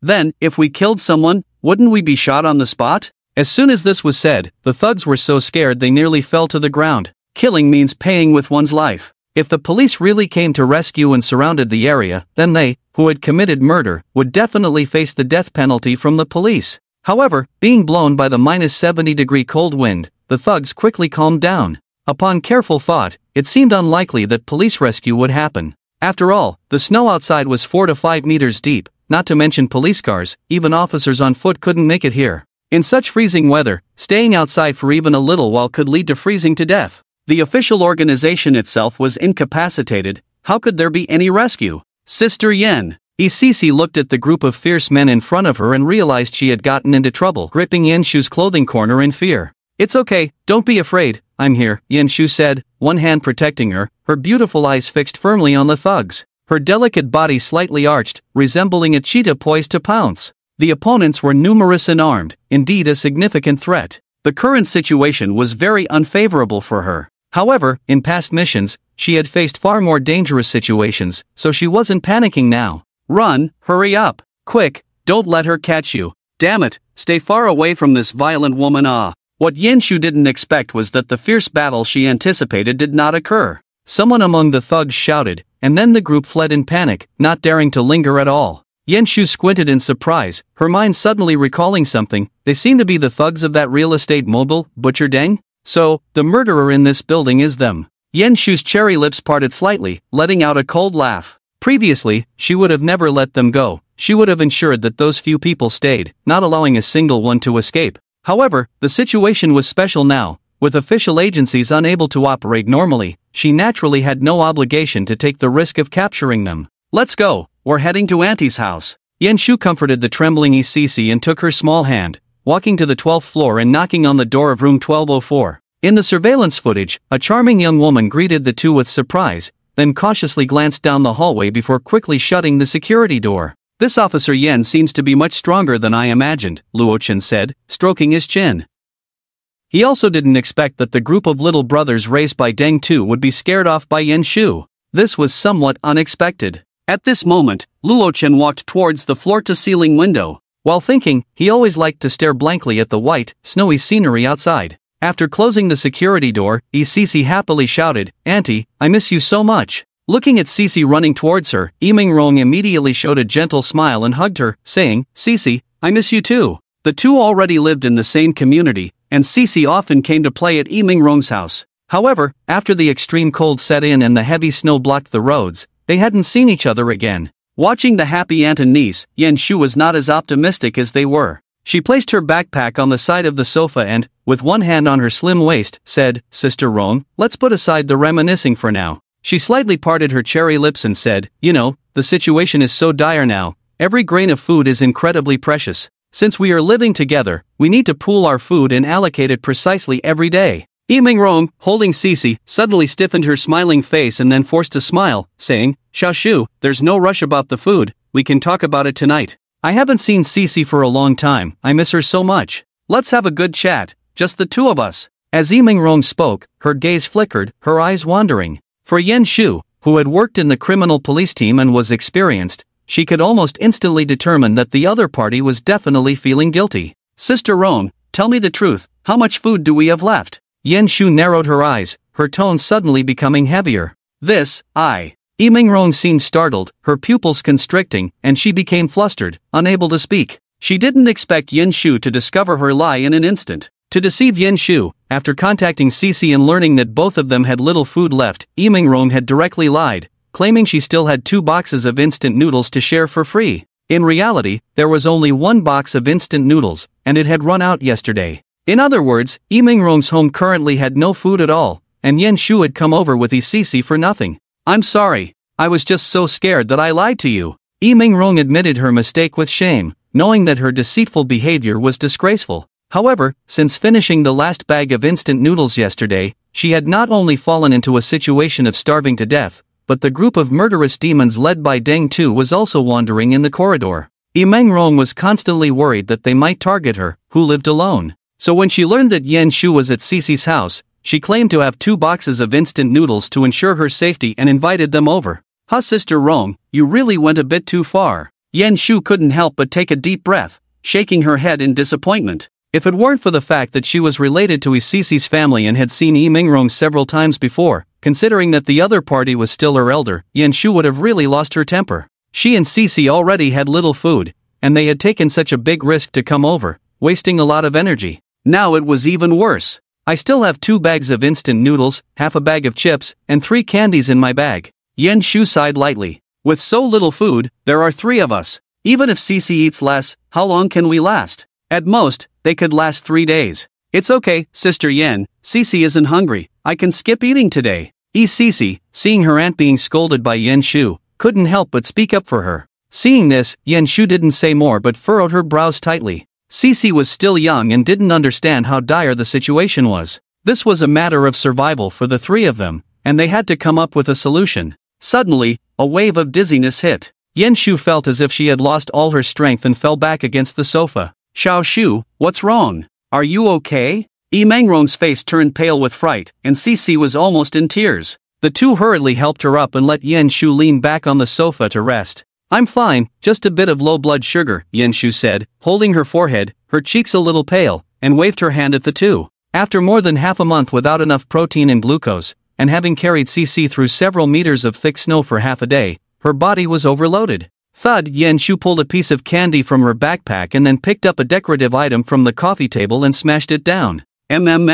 She carefully tore open the wrapper, pinched a small piece of the candy, and put it in her mouth. Don't underestimate the candy. In fact, a single piece provides far more energy than some snacks, just one is enough to sustain an adult for several hours of activity. However, the downside is obvious, it doesn't fill you up. After eating a piece of candy, Yen Shu's complexion improved a bit, and the dizziness from her brain finally subsided a lot. Sigh, every time I come here, nothing good happens. Yen Shu leaned back on the sofa, her beautiful eyes fixed on the ceiling. A month ago, she had come to this building with her colleagues to interview witnesses of a bank robbery. That day, she wore a uniform skirt, and because she was running late, she just threw on a rather sheer top. Little did she expect to be taken advantage of by that guy named Luo Chen. Yen Shu recalled, unable to help but clench her teeth. She didn't know exactly how much he had seen, but every time she thought of it, she wanted to gouge out Luo Chen's eyes. The second time, which was now. She had been tricked here by Lee Mingrong, and not only did she have to be wary of the group of murderers led by Deng Tu in the building, but she also had to face a food crisis that wouldn't last 3 days. Sigh. Yen Shu sighed again, her full chest rising and falling uncontrollably. Although she was a police officer, she wasn't good at solving such troublesome problems. Xiaoshu, actually, there's a resident in this building who has stocked up a lot of food. Not only is their home warm, but they can even eat roasted meat every day now. Lee Mingrong hesitated for a moment but still gritted her teeth and said, before you all set out, he even posted a bounty in the owners group. Whoever can take down Deng Tu or his little brothers can claim a whole roasted chicken from him. After saying that, Lee Mingrong also took out her phone, opened the group chat, and showed the picture Luo Chen had sent to the 2. As soon as Cece saw the golden roasted chicken, her eyes widened, and she couldn't help but drool, saying, "Sister Yen, Cece is hungry. I want to eat roasted chicken." Roasted chicken? So big. Yen Shu was also shocked. She was very clear about how dire the situation was. The blizzard outside had buried everything, and the community was basically cut off from the outside world. After half a month, this family could still eat roasted meat every day and even offered this nearly 4-pound roasted chicken as a bounty without a hint of regret. How much food could they possibly have stockpiled at home? Such a big roasted chicken, if we save it, the three of us could eat for a week. Yen Shu raised her eyebrows slightly, her mind starting to race. Since staying at home doing nothing would only lead to a dead end, it was better to take a gamble. In her eyes, although Deng Tu and his gang posed a significant threat, she still had a good chance of dealing with them. After all, she had personally killed not just a group of thugs but even desperate drug dealers. Yen Shu shifted her gaze to the nickname of the person who sent the message. Practice time, 2.5 years, Luo Chen. Xiao Hei. No, Luo Chen? Yen Shu glared with her beautiful eyes, biting her silver teeth. Seeing her face show anger, Yi Mengrong couldn't help but ask in surprise, "Xiao Shu, do you know Luo Chen? Are you too close?" There was a hint of expectation in her tone. Yen Shu was so beautiful, with countless admirers. If Luo Chen was one of them, then they wouldn't have to worry about food. Yi Mengrong couldn't help but think to herself, this is what it means to cling to a big leg.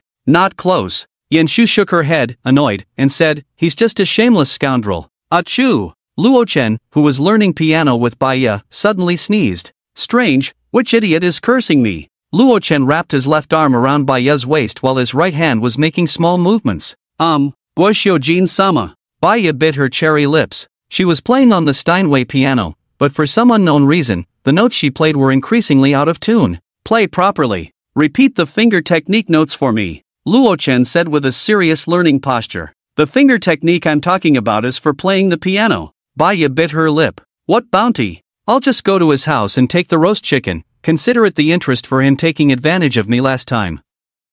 Yen Shu's eyes flashed with cold light. She had suffered a great loss last time. Now, just taking some food was already quite merciful. Upon hearing this, Yi Mengrong immediately panicked. "Hey, Xiao Shu, you mustn't act impulsively." Yi Mengrong quickly grabbed her shoulders and explained worriedly, "Didn't I tell you? Luo Chen has put a bounty on Deng Tu and their lives." But, before that, he had already repelled Deng Tu several times. Yen Shu raised her eyebrows in suspicion and said, "Rongjia, don't lie to me. I've investigated, Luo Chen is not some martial arts master, just an ordinary person. If he doesn't get beaten to death by the other side, how can he drive so many of them away?" Even she, when facing a group of fierce thugs with knives, wouldn't dare to say she could make them flee without getting hurt. "It's true." Yi Mengrong, seeing her disbelief, anxiously explained, "We don't know what methods Luo Chen used, but Deng Tu and the others really didn't dare to trouble him afterward. And I heard that Luo Chen's security door is very sturdy, it can't be broken even with a hammer." Yen Shu said unhappily, "Fine. So if we want to get food, we can only obediently listen to Luo Chen." After all, the group of Deng Tu that Luo Chen had a bounty on was already wanted for murder and could be directly dragged out and shot. Using their heads to exchange for food, Yen Shu wouldn't feel the slightest psychological burden. It's just that there were too many of them. She couldn't be reckless in wanting to kill them, and it was best to take them out one by one. "But I still feel really unhappy about it," Yen Shu said angrily. She had already been seen in her underwear, and now she had to help the other side deal with their enemies. It was simply a huge loss. She had never thought that one day she would yield to food. What a humiliation. "Xiao Shu, you know the situation is special now, I can only trouble you." Yi Mengrong, seeing her compromise, couldn't help but breathe a sigh of relief. The other party didn't live here and was unaware of Luo Chen's strength. But she understood very well that if Yen Shu forced her way in, the outcome would probably be similar to that of Deng Tu's little brothers. Yen Shu was very skilled. As long as she ambushed in the stairwell in advance and killed a few little brothers who went down to dig snow and boil water, it shouldn't be a big problem. As long as they could exchange for a few big drumsticks, then the three of them wouldn't have to worry about food for a while. After all, the social order had already collapsed, and the law seemed laughable. Although it was somewhat unscrupulous, as long as they could survive, that was enough. And besides, the large roast chicken and big chicken leg that Luo Chen provided were both substantial in quantity, unlike some unscrupulous merchants who shortchanged their customers. A chicken leg weighing several pounds could last for several days if eaten sparingly. "All right then." Yen Shu narrowed her beautiful eyes and crossed her arms, saying, "Sister Rong, could you please add him and let him know that I've accepted the bounty, and to make sure he doesn't back out?" Don't worry, Xiao Shu. Yimingrong smiled and replied, the relationship between the two parties has reached a point where they want to kill each other. Besides, with so much roasted meat hoarded by Luo Chen, how could he possibly go back on his word over a few chicken legs? However, I'm afraid you'll have to add him as a friend yourself. Yimingrong's expression turned difficult. I don't want to talk to him, Sister Rong, you do it. Yan Shu said unhappily. Well, my WeChat was blocked by him, so I can't add him as a friend. Last time I wanted to borrow some food, Luo Chen didn't agree and deleted me from his friends list. Yimingrong said somewhat awkwardly. In fact, when Luo Chen posted pictures of roasted lamb legs in the group last time, she was just as envious as the other residents. Yimingrong not only sent a friend request to Luo Chen but also shamelessly took a picture of herself thinking about trading it for some roasted meat. After all, Luo Chen had taken in Li Ro, that married woman. Yimingrong's husband had died long ago, and she considered herself a married woman too. Perhaps Luo Chen would be interested. Unexpectedly, Luo Chen only complimented her on her good maintenance and then directly blocked and deleted her. However, this matter was too embarrassing. If she spoke of it, she would lose all face as Yan Shu's elder. So at this moment, Yimingrong could only downplay it and tell a little lie. As expected, Luo Chen is not only lecherous but also selfish. Yan Shu snorted coldly. However, she didn't know how Luo Chen had been killed by the neighbors in his previous life, otherwise, she wouldn't have said such things now. Ding Yan Shu took out her phone and actively sent a friend request to him. Then, she propped up her long, straight legs and leaned back on the sofa, waiting for a response. TSK, this is the first time I've actively added a man as a friend. Outside, heavy snow was falling. Inside, the fireplace burned with a roaring flame. Master, you have a new friend request. The butler reminded him at this moment. Luo Chen generally wouldn't pay special attention to his phone, so whenever there was new information, the butler would always notify him first. New friend? Luo Chen raised an eyebrow, wondering who was bored enough to add him. Baya consciously got up, took the phone, opened the screen to the friend request interface, and handed it to him. Who is it? I don't recognize them. Luo Chen glanced at the girl with an anime avatar who was adding him and couldn't help but curl his lips. Without saying a word, he directly rejected the request. I forgot. How many friend requests is this now? Baya covered her mouth and chuckled. Boring. Luo Chen yawned and waved his hand, signaling Baya to toss the phone aside. Recently, after exposing his wealth in the group, too many people had added him. Not only were there married women and unmarried girls, but there were even men pretending to be women to ask for food. So for these friend requests from residents, he now chose to ignore them. However, this friend request did give me some inspiration. Luo Chen pondered thoughtfully. If I knew Yan Shu's WeChat, it would be easy to understand her situation, which would help me tailor a plan and further reel her in. Luo Chen was thinking. In this harsh, extreme cold apocalypse, he believed no one could resist the nearly infinite resources in his space. As long as the other party had needs, they would ultimately be unable to escape. However, what Luo Chen didn't know was that the anime girl avatar he had just rejected was actually the real Yan de Police Flower herself. Yan Shu hadn't thought much when she sent the friend request, not even bothering to leave a note. She had no idea that Luo Chen's WeChat was almost overwhelmed with requests from property owners, so he generally wouldn't accept requests from unknown sources. What do you all want to eat for lunch today? Li Ro asked gently, tying an apron around her slim waist. As the exclusive chef for Luo Chen's household, she was responsible for preparing lunch for the three of them as noon approached. I learned 2 new dishes from the butler. How about you try one for lunch?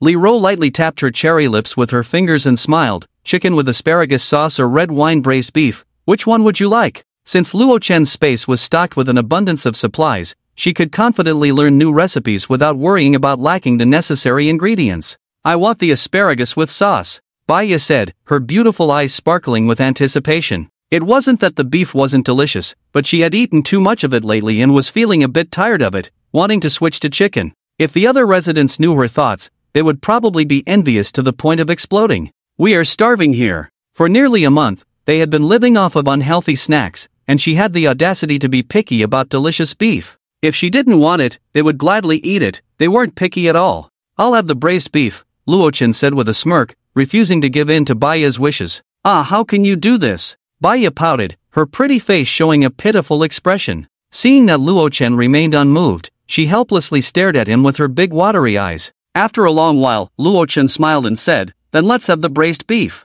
Yay, Sister Li Ro, let me help you. Baya raised her small fist in victory and giggled as she bounced into the kitchen to help prepare lunch. Her golden hair danced in the air, showcasing her vibrant and beautiful girl demeanor. Then you can help wash the vegetables first, Lee Ro said with a smile. Opening the refrigerator, a whole layer was filled with large chicken legs that made the other residents envious. Under Lee Ro's skilled hands, it wasn't long before a delicious aroma wafted from the kitchen into the living room. TSK, it smells so good. Just the smell makes my appetite increase, Luo Chen said, taking a light sniff. With Lee Ro around, he even lost the desire to eat the banquet dishes ordered from the restaurant. He could now enjoy delicacies from various countries at his leisure. Receiving Luo Chen's praise, Lee Ro paused her movements, and a sweet smile crept onto her lips. During the waiting time, Luo Chen didn't idle. Instead, he had the butler pull up the surveillance footage for the entire building to observe the movements of others. On the 12th floor, room 1204. Yan Shu had not come out since she entered.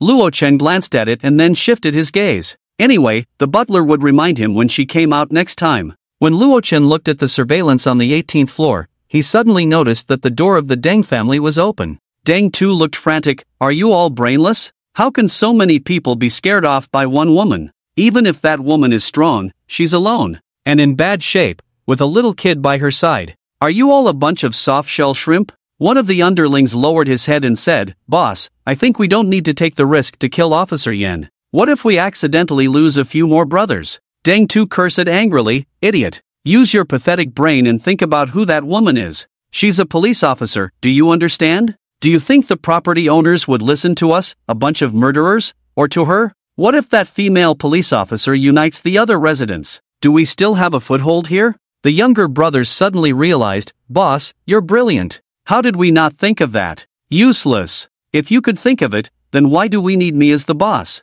Deng Tu scolded angrily. He then shifted his tone, but that's not what worries me the most. What I'm worried about is if that female police officer teams up with that dog, Luo Chen, then we really won't have good days ahead. One has supplies, the other has power. If they really join forces, the first thing they'll probably do is kill us. Deng Tu's eyes gleamed with ferocity. It must be said, as the leader of a group of ruffians, even though Deng Tu had one leg crippled, his mind was still sharp. He knew that their arch-nemesis, Luo Chen, would do everything possible to eliminate them. After all, he was constantly thinking of ways to smash the damned iron door of Luo Chen's. We absolutely cannot let Luo Chen know about the existence of that female police officer. Deng Tu said coldly. If Luo Chen found out, he would definitely do what he did before when he rescued Baya, and take that female police officer into his home. After all, that female police officer was extremely beautiful and highly skilled. Faced with the ample supplies offered by Luo Chen, if the female police officer was lacking food, she probably wouldn't refuse. If that happened, Luo Chen's strength would greatly increase, and even if they really broke through the security door and barged in, they could very well be counter-killed. This was something Deng Tu absolutely could not tolerate. But what he didn't know was that Luo Chen had already learned about Yan Shu's arrival through surveillance, and every word he spoke at that moment was being watched. Search for her, search hard. Even in the most desperate corners, we must find her and take her out while she's weak. The younger brothers gritted their teeth in response. Yes, boss, we'll go find her right now. Watching his younger brothers rush out, Luo Chen couldn't help but sneer. Good job, Deng Tu, your reaction isn't slow. Yan Shu was in a poor state. If she was caught off guard and ambushed, she could indeed be seriously injured. Humph, I'll send you all to your end sooner or later, Luo Chen said coldly. Now, it was a race to see who could contact Yan Shu first. Room 1204, 12th floor. Your request has been denied. Looking at the result displayed on the screen, Yan Shu widened her beautiful eyes in disbelief, exclaiming, That bastard, he actually rejected my friend request? This was her first time adding a man as a friend. She didn't expect to be ruthlessly rejected. Previously, so many second-generation red aristocrats and rich kids had fought to get her friend slot, and she had never given them a chance.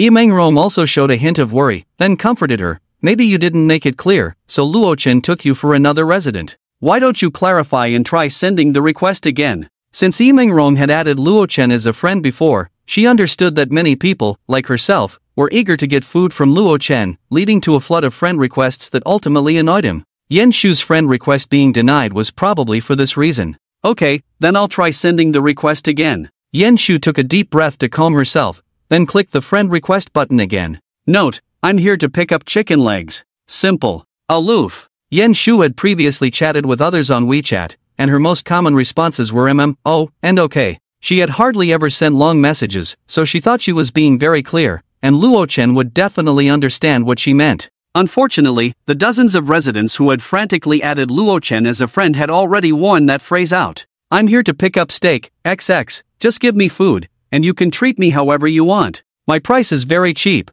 I can provide home service for just one piece of grilled meat. I want to eat grilled meat, please spare me a little. Looking at the brief note message, Luo Chen couldn't help but sneer. Who the hell are you? Coming in asking for chicken legs. Previously, it was steak, and now it's chicken legs? Forget it. Without a second thought, Luo Chen directly blocked the other party. He had considered that the person might be after the bounty. However, none of the other male owners had the guts. How could a woman with an anime girl avatar possibly handle it? Your application has been rejected. No way, I want to go beat that bastard to death, Yen Shu said furiously. She had been rejected again, it was simply unbelievable. This was too much bullying. Yen Shu even started to think, did Luo Chen know it was her who added him as a friend, and was he deliberately making things difficult for her? Calm down, your note was too sloppy, Luo Chen definitely didn't understand what you meant. Yi Mingrong glanced at her note and quickly pushed her back onto the sofa, her cheeks faintly flushing. This note format was too familiar. It seemed. The last time she was at home, she used this format to ask Luo Chen for steak. Yi Mingrong thought, feeling a bit embarrassed. No wonder she got rejected. Xiao Shu, you need to write your name and police ID. Yi Mingrong quickly explained. Alright, I'll try again. Yen Shu forced herself to calm down and patiently filled in her identity and the purpose of adding him as a friend in the note. This time, it should work. Yen Shu clicked the friend request button again under Yi Mingrong's expectant gaze. But unexpectedly, a few big words popped up instantly. You have been blocked. Now, the hopeful Yi Mingrong was dumbfounded. Her own account had been blocked by Luo Chen, and now Yen Shu's account was also blocked. How were they supposed to contact Luo Chen now? Ding! At that moment, Yen Shu suddenly received a message. She suppressed her anger. When she opened it, she found that the message was from a mother she had helped a month ago, Xiaolan. Officer Yen, I think I just saw you come to our building. Is the official rescue here? Sorry, it's not. Yen Shu replied, I'm here to find an elder who lives here. Ha! Yi Mingrong beside her suddenly brightened up. It seemed they could ask Xiaolan for help. Prompted by Yi Mingrong, Yen Shu also realized. Xiaolan, actually I'm planning to go for the bounty that Luo Chen posted, but there's been a little hiccup. Yen Shu briefly explained the situation to her. So, could you help me contact Luo Chen? I will give you a corresponding reward afterward. The mother, Xiaolan, replied readily, no problem, Officer Yen. You helped me find my child before, so I will definitely help you with this small favor. I didn't expect Yen Shu would dare to take Luo Chen's bounty. On the other end of the phone, Xiaolan looked very surprised. However, she was worried about how to contact him, and now this provided her with a perfect opportunity. Xiaolan definitely couldn't contact Luo Chen. After all, her credibility had also been blocked. But now her goal was the food in Yen Shu's hands, so whether she could contact Luo Chen was not important. People were almost starving, she couldn't care too much. Xiaolan, I had a little conflict with Luo Chen before, so be careful when you contact him. Yen Shu, unaware that Xiaolan had her eyes on her food, reminded her, tell him I can help him deal with Deng Tu and the others, but he needs to advance me some food first. Otherwise, with my current terrible physical condition, I'm afraid I won't have much of a chance. When Xiaolan saw this, her heart sank a little. Officer Yen, what do you mean by that? Do you mean you have no food left at all? That's not the case. Yen Shu replied briefly. Dealing with the police is troublesome. Xiaolan tightened her grip on her phone, gritting her teeth and saying, logically speaking, at this time, shouldn't you tell me how much food is left? After thinking for a moment, Xiaolan decided to stabilize the other party first. Officer Yen, I'll contact Luo Chen right away, you all wait for me for a moment. Room 1204. Xiaolan seems a bit off, she seems very concerned about how much food I have. Yen Shu narrowed her beautiful eyes, sensing a hint of something unusual from the other side. However, from their encounter a month ago, Xiaolan had left a very good impression on her. Yen Shu didn't think much of it. Xiaolan's character is decent,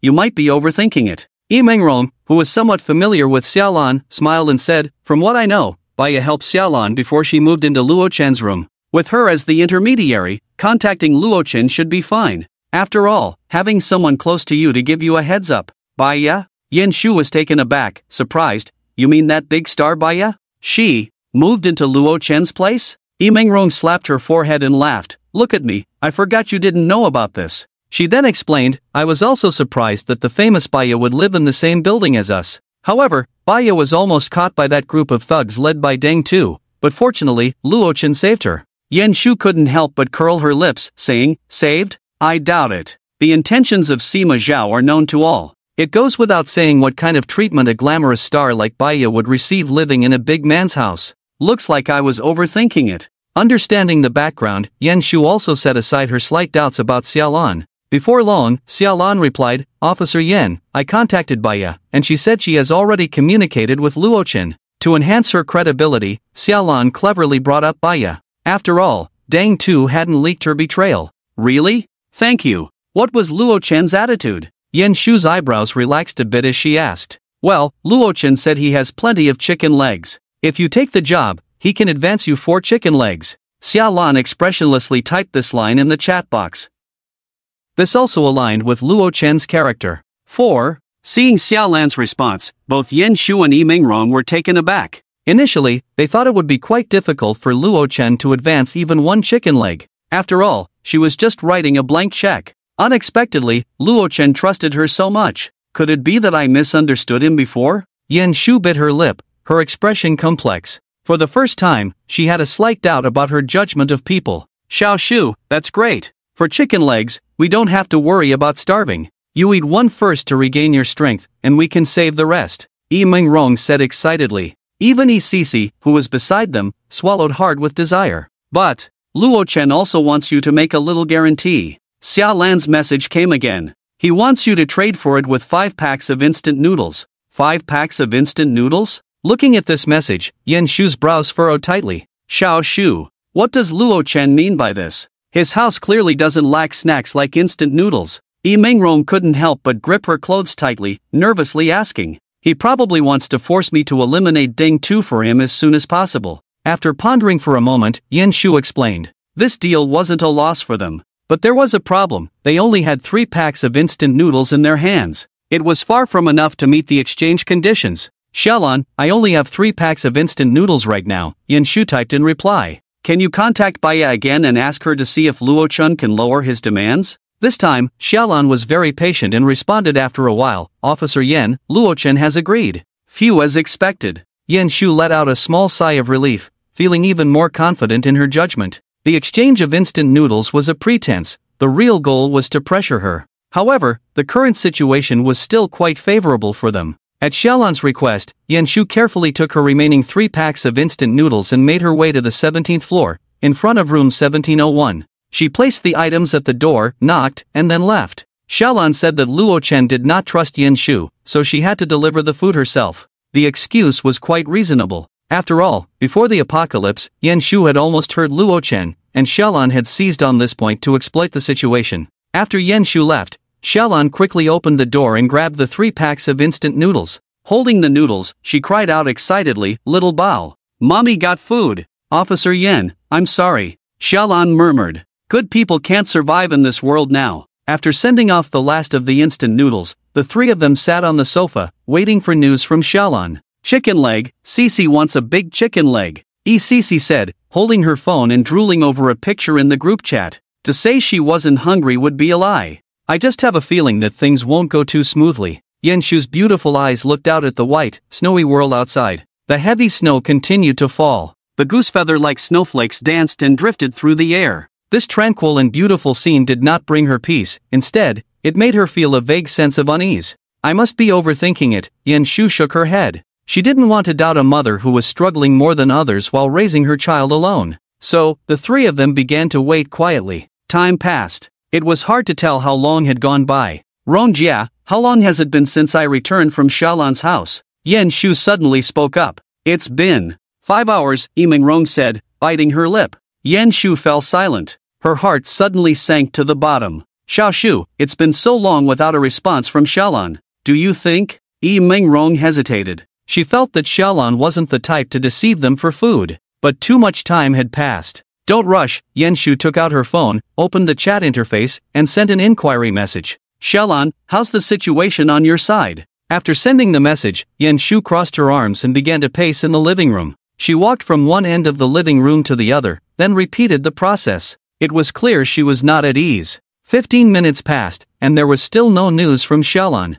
Now, Yen Shu could no longer sit still. "Rongjia, you and Cece stay here. I'm going to check on Xiaolan," Yen Shu instructed Yi Mingrong, walking over to the coffee table, picking up a fruit knife usually used for peeling fruit, and then tucking it into her waist. She then tore open a candy wrapper and popped the candy into her mouth. She needed to replenish her energy. Xiao Shu, it's too dangerous outside. If you run into Deng Tu and his group of demons, and you've gone hungry for a few days, it could be very dangerous, Yi Mengrong said worriedly. Earlier, when Yan Shu went to deliver food to Xiaolan, she had been anxious at home, fearing that the other party would be discovered by Deng Tu and his group. It's fine, Rong Jie. I'm more mobile alone, a group of street thugs won't notice me, Yan Shu patted her shoulder and reassured her. In a few hours, it will be dark. We have no food left, so I must find out what happened with Xiaolan, Yan Shu said coldly, pushing open the door and walking straight out. If she goes hungry for another night, she might not even have the strength to leave tomorrow, and then it would truly be a dead end.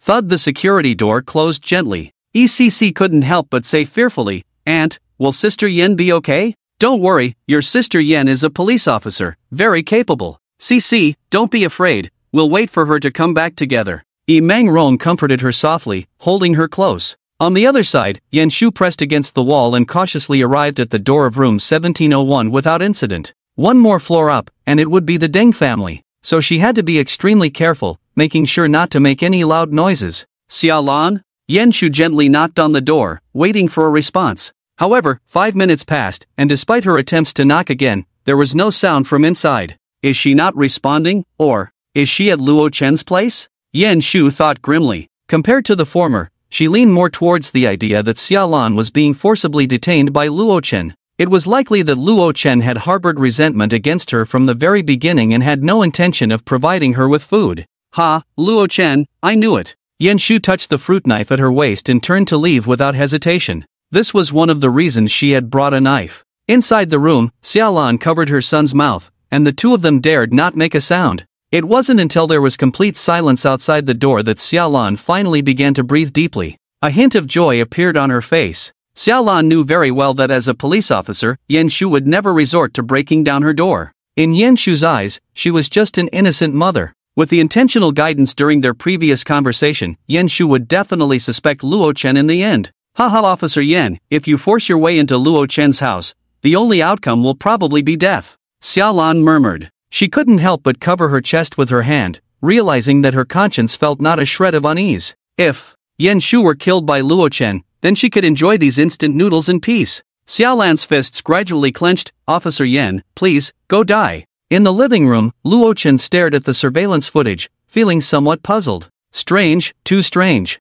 He clicked his tongue in amazement. Luo Chen was surprised to find that Yan Shu had just come out of room 1204. After leaving her home, Yan Shu didn't go anywhere else or choose to leave. Instead, she went to Xiaolan's house again. However, Yan Shu knocked on the door for a long time, and there was no response from inside. Watching the entire scene through the surveillance footage, Luo Chen knew very well that Xiaolan had been hiding in the house all along. Ha, fooled, ha? How can there always be foolish women falling for Xiaolan's tricks? Luo Chen was unaware of what they had discussed. But from the surveillance footage, he could roughly guess that they had probably reached some sort of agreement in private. Unfortunately, Xiaolan was just a deceitful liar. Hearing this, Baya couldn't help but bury her small chin in her ample chest out of shame. She was the first one to be fooled. At this moment, Yan Shu chose not to return the way she came but continued to move upward. She had now reached the 21st floor. Is this police flower coming for me? Luo Chen tapped his fingers on the coffee table, somewhat astonished. But this was a bit too sudden. Why would Yan Shu suddenly come to the 23rd floor to find him? Did she want to take revenge for seeing her underwear a month ago? Or is it that Yimengron, who lives in room 1204, or Xiaolan, has said something to her, prompting her to seek me out for food? After all, Luo Chen vaguely remembers that the young woman from room 1204, along with Xiaolan, had sent him photos on WeChat before. But after he had his fill, he didn't give them any food in return. Never mind, since you've taken the initiative, I can't miss this opportunity, Luo Chen said with a smirk. With an indestructible alloy steel door between them, he wasn't worried about her harming him. From the surveillance, Luo Chen watched Yan Shu's cold yet exquisite face, her slender waist swing as she walked, and couldn't help but take out an electronic wristband from his space. This is a good opportunity. Luo Chen lightly brushed the cold metallic surface of the wristband, his eyes narrowing slightly. As long as he put it on, everything would be fine. No matter how strong or volatile that little woman Yan Shu was, he wouldn't have to worry. The high-voltage current from the leg ring was no joke. After thinking it over, Luo Chen still felt a bit insecure. After all, the target of Zhao Zhao's experiment had been his personal female secretary. Compared to a regular person like her, Yan Shu was a champion fighter in the police force, honed through intense training. As a reborn individual who had died once, Luo Chen had to be extremely cautious, considering every possible accident that could occur. Baiya, Li Ro. Luo Chen's gaze fell on the two women beside him. What's up? Baiya tilted her head, puzzled. Li Ro also pursed her lips, unsure of what he wanted to say. Later, I might have to let that female tyrant Yan Shu in. Luo Chen smiled and said, you two remember to stand in front of me. If she makes any sudden moves, like pulling out a dagger from her chest or lower body, make sure to subdue her immediately. Upon hearing this, the two women widened their beautiful eyes. Baiya, Li Ro? I don't think that's a good idea. Luo Chen, you said she used to be a criminal police officer. Baiya said weakly. She could warm the bed with Li Ro, but she really wasn't good at anything else. You know it's not a good idea, yet you're deliberately standing at the door. Do you want to be her hostage later? Luo Chen said, speechless. He wouldn't place his hopes on the two of them. If Yan Shu didn't wear the wristband, he absolutely wouldn't open the door to let her in. After all, the wristband was his greatest reliance. Keep your distance. Even if Yan Shu's physical fitness is strong, compared to an average person, she can probably only last a few more seconds. Luo Chen thought to himself. As long as he avoided being hurt by her sudden attack, there wouldn't be any other unexpected situations. Moreover, the safety doorframe was equipped with security features. If she carried any weapons, the butler would detect them the moment she stepped through the door, triggering an alarm. Oh, we'll just hide to the side. Li Ro patted her chest and pulled Baiya away from the door. The two women couldn't help but breathe a sigh of relief. Thankfully, Luo Chen was just joking, scaring them for a moment. They had just been sweet to each other, how could he turn so ruthless so quickly? At this moment, after instructing the two women, Yan Shu also arrived in the corridor on the 23rd floor. No wonder that group of people led by Deng Tu can't break into Luo Chen's home. The walls are all made of alloy plates. Yan Shu touched the wall where the plaster had been smashed off, her brows slightly furrowing. It seemed that this bastard Luo Chen really had some skills, managing to fortify his home so well. Arriving at the door, the sharp-eyed Yan Shu could almost immediately assess that the sturdiness of this door was probably unimaginable. Bang bang. She tentatively reached out and gently knocked, receiving a dull thud in return, almost soundless. The thickness is at least 200 millimeters, probably comparable to the vault doors in a bank. Yan Shu's heart suddenly sank. This indicated that if she were to force her way in, as long as Luo Chen stayed inside and didn't open the door, there was no way she could get in. For someone like her, who had carried out anti-terrorism missions, this heavy alloy door was not unfamiliar. Some criminals had tried to rob banks and couldn't blow it open even with pre-prepared C4 explosives. Detective Yan, what are you sneaking around my front door for? Suddenly, Luo Chen's teasing voice came from behind the door. Ha! I just touched the door, how did he find out? Is there surveillance? Yan Shu quickly realized, frowning as she looked up and scanned, but she couldn't see any cameras. Could it be a pinhole camera? Ha! Yan Shu sneered. Who would install such things in a regular home, especially one with a door and wall reinforced so solidly? It was likely that Luo Chen had something to hide in his house. She couldn't help but feel more determined to investigate. Perhaps Xiaolan was really being held captive by Luo Chen. Luo Chen, I suspect you are illegally detaining someone. Please open the door immediately and cooperate with my investigation. Yan Shu said coldly at the door. Suspect? Ha, Detective Yan, do you think you can just barge into someone's home based on a mere suspicion? Luo Chen laughed dismissively. We haven't seen each other in at least a month, and you come right in with such a big accusation. That's a bit excessive. Luo Chen clicked his tongue. Could it be that your investigation is just a pretext, and you actually want to see me? Is it that our last meeting made you fall for me at first sight, and you can't forget me? Caught off guard by his teasing, Yan Shu's cheeks flushed with anger, and she slammed her fist against the security door. Luo Chen, if you dare to talk nonsense again, I'll tear your mouth apart. For the first time, someone had the audacity to tease her so openly. Oh dear, I'm so timid, Detective Yan, please don't scare me. Luo Chen mocked. You're so worked up. You wouldn't be coming to visit a relative, would you? Just right, I have plenty of space here, I can give you 2 bags for free. Hearing this, Yan Shu's eyes flared with anger. Luo Chen, you're dead meat. She clenched her fists and pounded on the security door, making a noise that was almost as loud as when Deng Tu and the others smashed it with a hammer. Damn! What a human-shaped mother Tyrannosaurus. Luo Chen couldn't help but click his tongue in amazement. Ha! Ha! After venting, Yan Shu felt a bit regretful. She didn't have much stamina to begin with, and now she had wasted quite a bit. How could she not control her emotions and let him provoke her so easily? It was still because Luo Chen was such a jerk. He had seen her naked last time, and now he was teasing her again. Luo Chen, open the door immediately, I suspect Xiaolan is being held captive inside. Yan Shu tightened her fists and said coldly, open the door? No problem. Luo Chen readily agreed. Then he handed a high-tech smart wristband through the small window on the security door to her. Is this enough? She said coldly, her tone icy and emotionless, as if reflecting the -70 degrees outside. Of course. Luo Chen smiled slightly, and after unlocking 3 locks, he slowly opened the security door. Detective Yen, you are the third guest to enter my home. Luo Chen stepped back 7 meters from the door, crossing his arms. So what? Yen Shu replied coldly, not understanding his meaning. It's so warm in here. As soon as Yen Shu stepped inside, she was shocked. The room was so warm, it was a world apart from the cold hallway. Warning, the target is carrying a weapon at the waist. Detected as a commonly used household fruit knife. Threat level, medium. At this moment, the butler suddenly issued a warning. The large screen in the living room displayed a 3D scan, and a prominently marked fruit knife was glaringly visible at Yen Shu's waist. Not good. Yen Shu's delicate face changed. She hadn't expected that the knife she carried would be exposed as soon as she entered. She hadn't even approached Luo Chen yet, and if he became wary, all her efforts would be in vain.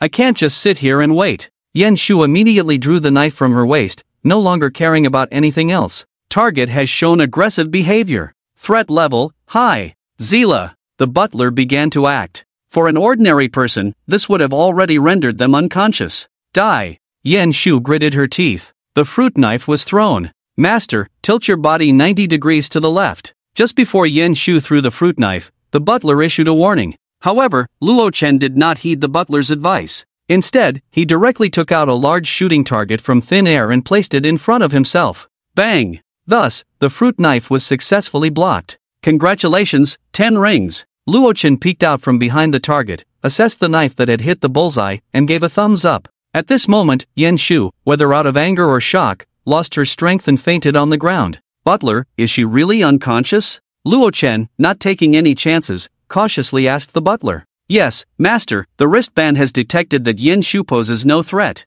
Oh, that's good. Luo Chen waved his hand, and the heavy security door automatically closed. Then, he walked over to secure the 3 locks again and firmly wedged the heavy alloy bolt behind the door. Master, do not let your guard down. Target's physical condition is astonishing. The butler paused for a moment, possibly calculating. Expected to awaken in 30 minutes. After hearing the butler's words, Luo Chen nodded, indicating he understood. Looking at her furrowed brows and the hint of pain between her delicate features, he couldn't help but feel pity. Hey, why go to such lengths? After all, the highest power current from the wristband could handle one shock, but if it happened too many times, no one could withstand it. Go clean her up, be quick, preferably within 25 minutes. Luo Chen stood up and instructed Li Ro and Baya beside him. Every goddess who moved in must be spotless. Given that the apocalypse had lasted so long, he estimated that Yen Shu hadn't had good bathing conditions. Oh, okay. The 2 girls quickly jogged over, lifting the unconscious Yen Shu and directly carrying her into the bathroom. Hey, Li Ro, Yen Jing is actually wrapped in bandages. Baya exclaimed in surprise. But even so, she noticed that the size of the other person was about the same as hers. Probably for convenience in movement, don't talk, hurry and untie it. Li Ro also expressed her surprise. However, she could understand why the other person did this. After all, whether from long working hours or walking for too long, her shoulders would feel very tired and sore. Sometimes, Li Ro would secretly rest her chest on the table to let it bear some of the pressure. I suppose Yen Shu has the same troubles. After an unknown amount of time. What is this? Yen Shu's beautiful eyes widened as she realized her situation. Why is Luo Chen's house so warm? There's even a fireplace in the living room. After scanning the room, she exclaimed in shock. It should be noted that when she was at home with Isisi, they only had 2 thick blankets, and they could only cuddle together every day, relying on each other's body heat to keep warm. Even wearing a thick down jacket, she would still feel her hands and feet freezing cold in the room. But now, in the living room, she not only felt no chill at all, but also felt warm and comfortable. If it were at her own home or in Yi Mingrong's room, she would have probably frozen to death from the low temperatures by now. This indicated that outside, it was a frigid world at -70 degrees, while the temperature inside the room was probably over 20 degrees. Incredible. Is that a fruit platter? Yan Shu had not yet recovered from the warmth of the room when her gaze was drawn to the large plate of fresh fruit on the coffee table. What did she see? Lychee, dragon fruit, pineapple, red bananas, black-skinned watermelon, ruby grapes. Where did Luo Chen get these from? Yan Shu exclaimed in astonishment. During the past half-month of extreme cold and blizzards, others were starving, barely able to eat. Luo Chen, at home, not only had lavish meals every day, but also managed to have such fresh fruit, as if it had just been picked from the tree. Even with preservation, it couldn't be this outrageous. What Yan Shu didn't know was that Luo Chen's space ignored all laws. Fresh food thrown in would look the same 100 years later when taken out. Luo Chen must have some secret. Yan Shu's quick mind began to work. She also recalled what had happened before she fainted. At that time, she had thrown a fruit knife like a flying dagger. If Luo Chen had been hit, he wouldn't have died, but he would definitely have lost his ability to move. But strangely, he had somehow conjured a large shooting target out of thin air to shield himself completely. Suddenly pulling out such a large target, it's absolutely impossible to achieve through magic. He didn't hide it behind the sofa or any other cover. Yan Shu furrowed her brows in thought. During her time in the criminal police team, she had participated in solving many outrageous mystery cases, so she firmly believed in one principle: eliminate all impossible conditions, no matter how absurd the remaining hypothesis may seem. Then, that is the truth. Luo Chen probably has some supernatural ability, like in the movies. These foods are conjured by him through means that cannot be explained by science, Yan Shu thought in shock. With this, everything made sense. After all, outside there was a global blizzard that had turned the world into a frigid apocalypse. With such an extinction-level disaster occurring, what else was impossible? It must be said that despite casting aside her sense of justice and duty, and not subconsciously believing in those vulnerable groups, like the single mother Xiaolan, thus abandoning her rational thinking, her intelligence was still quite high. Although she hadn't completely guessed it right, she was very close to the truth that Luo Chen possessed infinite space. "Hey, Officer Yan, you're awake?" Luo Chen, draped in a silk robe, walked out of the bedroom with a smile. Due to her fatigue, Yan Shu could only awkwardly sit on the floor like a duck. The exclusive sitting posture of a neon anime beauty, when applied to the cold and elegant Officer Yan, surprisingly added a touch of cuteness. At the same time, it perfectly showcased her snow-white beautiful legs. Seeing this, Yan Shu coldly said, "Now, can you let Xiaolan go?" As she spoke, her gaze turned towards the direction of the bedroom. "Ha? Xiaolan?" Luo Chen scoffed. "Why would I catch her? What value does she have that would make me bring her in?" "Stop quibbling, Xiaolan is definitely in your bedroom." Yan Shu's brows furrowed tightly, and before she could finish her sentence, she heard the bedroom door open again. To her surprise, out walked Li Ro and Baya. They saw Yan Shu staring at them with wide eyes and couldn't help but smile slightly. "Baya?" Yan Shu exclaimed in shock. Although she had heard about it from Yi Mingrong before, the impact of seeing it with her own eyes was still immense. "Officer Yan, I think I heard you mention that scammer Xiaolan's name," Baya said curiously. "Scammer?" Yan Shu's beautiful eyes widened as she caught the key information in the other person's words. "Yes, I guess you were also deceived by her." Baya had seen on the surveillance footage that Yan Shu had gone to deliver food to Xiaolan. So, having suffered the same fate, she recounted how she had kindly helped Xiaolan, only to be betrayed to Deng Tu and nearly captured. "What is this?" Yan Shu was shocked and opened her mouth wide after hearing this. She hadn't heard Yi Mingrong mention this. If that's the case, then everything Xiaolan said about contacting Baya and getting Luo Chen's agreement to advance food was all fabricated by her? "Contact me?" Baya shook her head as she noticed Yan Shu staring at her intently, pulling out her phone. "Officer Yan, you can see for yourself. My chat history with Xiaolan ended a long time ago, and I've been blocked on WeChat." Yan Shu glanced at Baya's chat history and realized that what she said was true. She had been deceived by Xiaolan. So, the attack on Luo Chen just now wasn't all the fault of Xiaolan? Yan Shu thought, feeling a bit ashamed. Her long-held belief was to protect innocent people and deliver the most painful blows to evil. But now, Luo Chen had done nothing, and she had recklessly sought him out, almost taking his life. "Officer Yan, I can't believe you came from the criminal police team and yet have no common sense. You've been completely fooled by a stay-at-home mom like Xiaolan," Luo Chen said with a TSK. "Could it be that all your nutrition has gone to the same part of your brain?" Upon hearing this, Yan Shu gritted her teeth and lowered her head, surprisingly not rebutting him. Instead, her body trembled slightly, and her tone softened. Luo Chen, I admit I was wrong. I apologize to you, and I hope you can forgive me." In response to Yan Shu's apology, Luo Chen scoffed. "Officer Yan, listen to your own words. Does that sound reasonable? If it weren't for my superior skills, what would happen if I got stabbed in this extremely cold and resource-scarce environment? He stared into Yen Shu's beautiful eyes, his voice growing colder. Now you just want to apologize and think I should forgive you so easily. Are you dreaming? Yen Shu gritted her teeth and said, then, I can help you deal with Deng too. Upon hearing this, Luo Chen couldn't help but laugh loudly. Ha ha, Officer Yen, it seems you still don't understand. In the face of her shocked expression, Luo Chen sneered, Deng Tu and his gang won't last long, and you won't escape my grasp. Yen Shu's pupils constricted. She never expected him to think this way. Luo Chen, do you know what you're saying? Once the snow disaster is over, you'll be in court. Yen Shu gritted her teeth. I'm afraid you won't live to see that day. Luo Chen crossed his arms and snorted coldly. Officer Yen, let me be straightforward. I know the inside information about this snow disaster. It's precisely because I knew in advance that I prepared everything so thoroughly and even hired a special security company to build me this steel fortress. He smirked. With a stretch of his hands, a bottle of red wine and a glass appeared out of thin air. After pouring himself a glass, he waved his hand, and the bottle of red wine instantly vanished before Yen Shu's eyes. Yen Shu's beautiful eyes were filled with astonishment. Although she had suspected that Luo Chen must have some superpower, seeing it again left her quite shocked. He conjured red wine out of thin air and casually made it disappear. This method could not be explained by science at all. Do you want to know how long this natural disaster will last? Luo Chen elegantly took a sip and asked. Yen Shu bit her cherry lips, remaining silent, but her gaze never left Luo Chen's face. After witnessing this, she had basically come to believe it. Forever, he said lightly.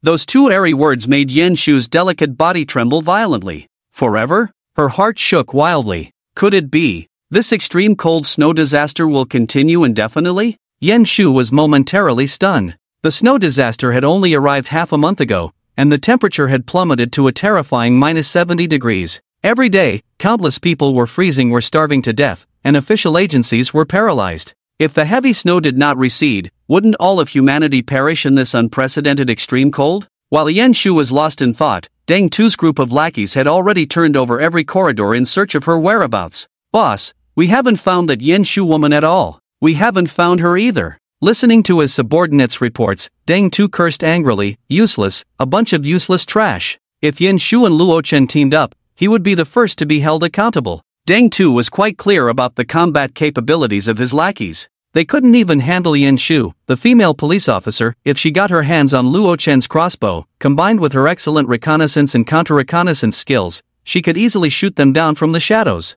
No, we must find her and take her out, Deng Tu said fiercely. His deadly rival already had the troublesome Luo Chen. He couldn't afford to add a strong fighter like Yen Shu to the mix. Outside, it was -70 degrees, with 5 meters of snow piled up. Besides actively occupying this building and scavenging enough supplies, they had no other way out. And Luo Chen and Yen Shu were their greatest threats. Boss! At that moment, a lackey excitedly ran up the stairs. I just caught someone who said he saw a very beautiful woman going up while he was digging snow. Where is he? Bring him to me, Deng Tu exclaimed joyfully, slapping the armrest of his wheelchair. Lu Daming, right? Come here. The boss is calling you, so tell him everything honestly. A lackey dragged a tightly wrapped middle-aged resident in front of Deng Tu, cursing as he did so. He, brother Tu, you called for me? Lu Daming was roughly pulled over and didn't dare to get angry. Instead, he lowered his head and spoke humbly. There was no other choice. 7 or 8 lackeys holding machetes and hammers were glaring at him, and no one dared to breathe heavily. You saw that female police officer, right? When did you see her? Deng Tu coldly stared at him. That beast-like gaze made Lu Daming feel a chill, and his legs couldn't help but tremble. Tu, brother, I saw her. It was about half an hour, maybe an hour ago. I snuck out. Oh no, when I went out to dig snow, I saw a very attractive woman going up. Lu Daming maintained a very low attitude, smiling as he spoke. He had stood at the corridor stairway for at least 20 minutes, too scared to encounter Deng Tu's group, before finally mustering the courage to go down. As a result, he just happened to spot Yen Shu, who was about to go upstairs. Very good. Which floor did she go to? Deng Tu nodded and continued to ask. This. It seems she went to the top floor. Lu Daming frowned in thought before answering. Because Yen Shu was exceptionally beautiful, Lu Daming stood at the stairway, unwilling to take his eyes off her back for several glances. Damn! That female cop ran to that dog of a man, Luo Chen's house. Deng Tu angrily slammed the handrail, startling everyone into silence. Sure enough, the situation he feared the most had occurred. In this building, although not everyone knew each other, if you randomly stopped someone and asked who had the most food at home, they would undoubtedly tell you it was Luo Chen's family on the 23rd floor. Supplies, supplies, it's all about supplies. Deng Tu clenched his fists, fire blazing in his eyes. His desire for supplies grew deeper. In this extreme cold and snowy environment, food was as valuable as arms during wartime, an absolute hard currency. What did the ancient saying say? Build high walls, store grain, and wait to become king. If it weren't for the roasted corpses he had previously relied on to feed a group of underlings with barbecued meat, and if he hadn't robbed Su Chang, who had hoarded a lot of cold-resistant supplies, some people might have already turned against him. Brother Tu, I'm done, can I go now? Lu Daming asked cautiously. Go? Sure. Deng Tu grinned, just help me with one more thing, and I'll let you go. Under Lu Daming's terrified and confused gaze, he was forcibly escorted by a group of underlings to the top floor, the 23rd floor. Luo Chen, can you hear me? I'm Lu Daming from the 15th floor. We've seen each other plenty in the elevator before. Lu Daming shouted, trembling at the door. He fearfully turned to look back. The underlings stood at the corner, threateningly raising their hammers at him, urging him to continue shouting. That female cop who ran into your house, she has offended Brother Tu's people. I hope you can let her out quickly. Don't let the people from other buildings ruin the peace of our building. At that moment, Luo Chen suddenly heard someone shouting outside. Lu Daming, who the hell are you? Luo Chen looked at the trembling and shouting Lu Daming on the surveillance screen, speechless. Through several other cameras, he also caught sight of the underlings hiding around the corner of the corridor. Master, this is the surveillance footage of Deng Tu and his group from 5 minutes ago. The butler promptly replayed the footage. One must say, having an intelligent butler was incredibly convenient. Oh, Officer Yan, it seems you have quite a charm. Luo Chen glanced at Yan Shu and smiled. She had only just arrived today and was already being targeted by a group of people. Humph. Yan Shu remained silent, turning her head away with a cold snort. She didn't quite understand why Deng Tu and his gang had set their sights on her. Did they want revenge for a month ago? Lu Daming shouted outside for a long time, and seeing that Luo Chen completely ignored him, he became anxious. Behind him, the gazes of several underlings grew increasingly hostile. If he couldn't get her out today, his life would likely be forfeit. Luo Chen, can you come out and talk to me? I'm all alone, I can't do anything to you. Officer, please save me. You provoked them, you can't let me bear the consequences. You are a police officer, how can you just stand by and let an innocent civilian be killed because of you? Please, save me. Lu Daming cried out, tears streaming down his face. 7 or 8 underlings stood by, armed, quietly lurking. As soon as the door opened, Lu Daming would immediately become their human shield and hostage. This was also Deng Tu's plan, to lure the justice-driven Yan Shu out using the lives of other residents. After all, a month ago, after his underlings were beaten up by Yan Shu, he had investigated her. The other party not only has a deep background, but more importantly, they are filled with a strong sense of justice. Watching innocent people face life-threatening danger, especially because of her own actions, Yan Shu simply cannot tolerate it. It would be best to take advantage of the other party's poor state and eliminate them directly. However, Deng Tu's plan was well thought out, but there was one thing he did not consider. At this moment, Yan Shu had already become Luo Chen's captive. Moreover, Luo Chen not only bound her but also informed her of the despairing news that the extreme cold apocalypse would continue indefinitely. What do you say, Officer Yan? Luo Chen said with a smile, glancing at her. Is there a sense of responsibility deep within you that drives you to rush out and offer your head? Upon hearing this, Yan Shu couldn't help but turn her head away, remaining silent. If it were before, she would have rushed out without hesitation, full of passion to save the other party. But after what happened with Xiaolan, she had learned a significant lesson. In the current society where order has collapsed and legal morals no longer exist, relying solely on a sense of justice to save someone without considering the consequences would surely lead to a tragic end. After all, this is the extreme cold apocalypse, and this blizzard will last forever. Human hearts will become increasingly treacherous. Outside the door, Lu Daming was still wailing loudly, full of tears.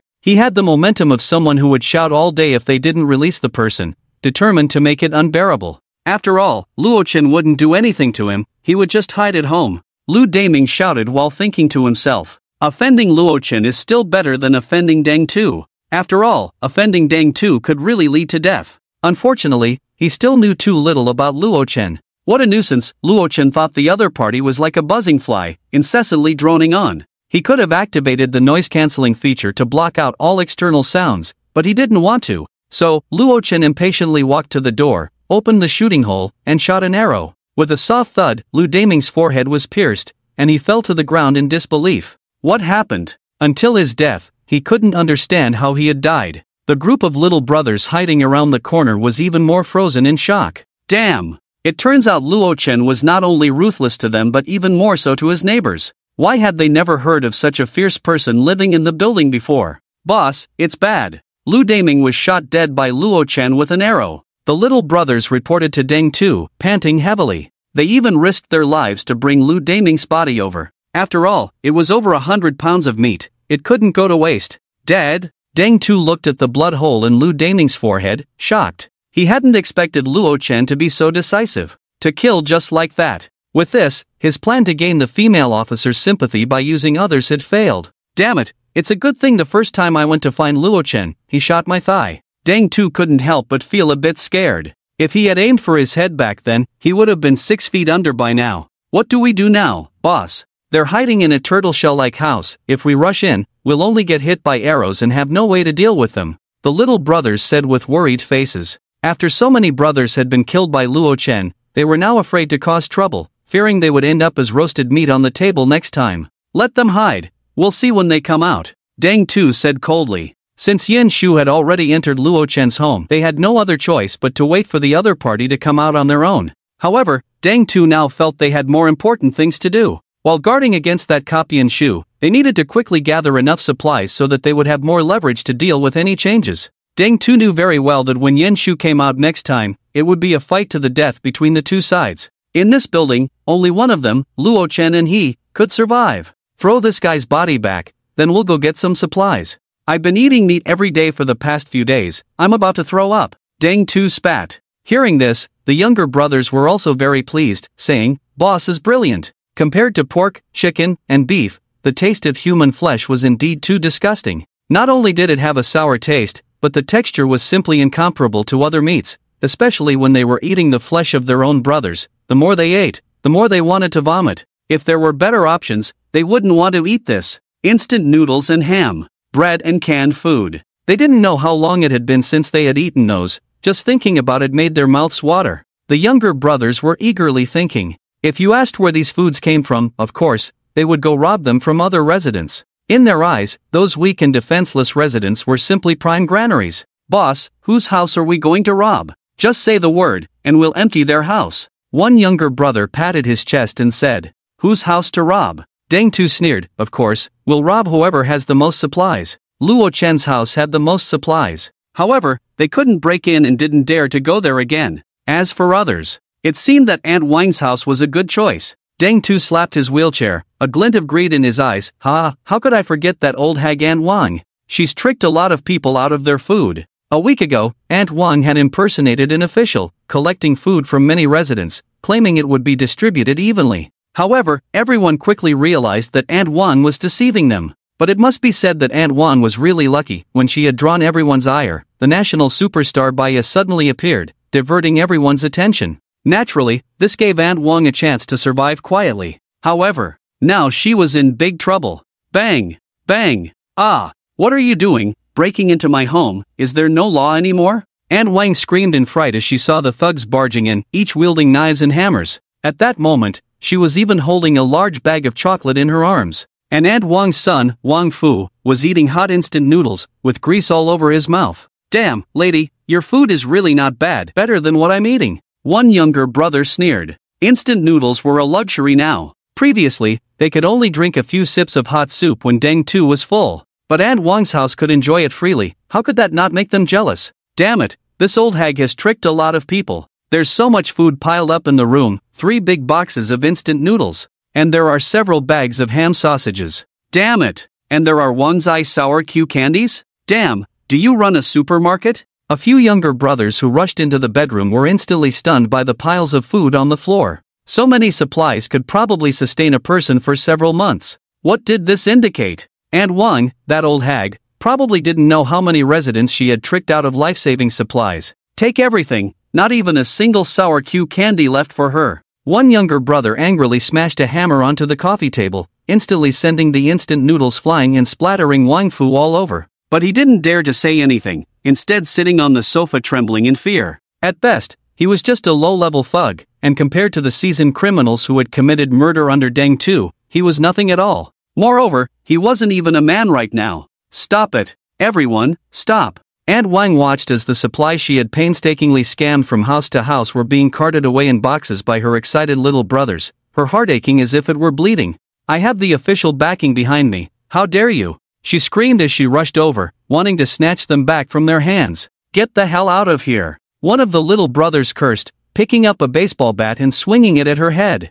Bang! Aunt Wang rolled her eyes and collapsed to the ground, unconscious. Damn, if it weren't for this old hag being too tough and smelling bad, I'd have to drag her back and freeze her. The little brother with the bat spat disdainfully on the ground. Looking at Wang Fu, who was sitting on the sofa with a terrified expression, he couldn't help but raise the bat and sneer. What are you looking at? Want to make a move? No, it's all her fault for daring to offend you. Good hit, good hit. In the face of life and death, Wang Fu actually flattered the other party. He completely disregarded Aunt Wang, who lay on the ground, her life uncertain. Ha ha, you're killing me with laughter. So boring. Is this guy really that old hag's biological son? What a useless piece of trash. If I hit him with a bat, he wouldn't even dare to squeak. The little brothers laughed uproariously at his weakness. However, since there was still plenty of food, they couldn't be bothered with Wang Fu anymore, and they went into the bedroom to take all the food Aunt Wang had scammed, along with all the wooden furniture from the living room, leaving nothing behind.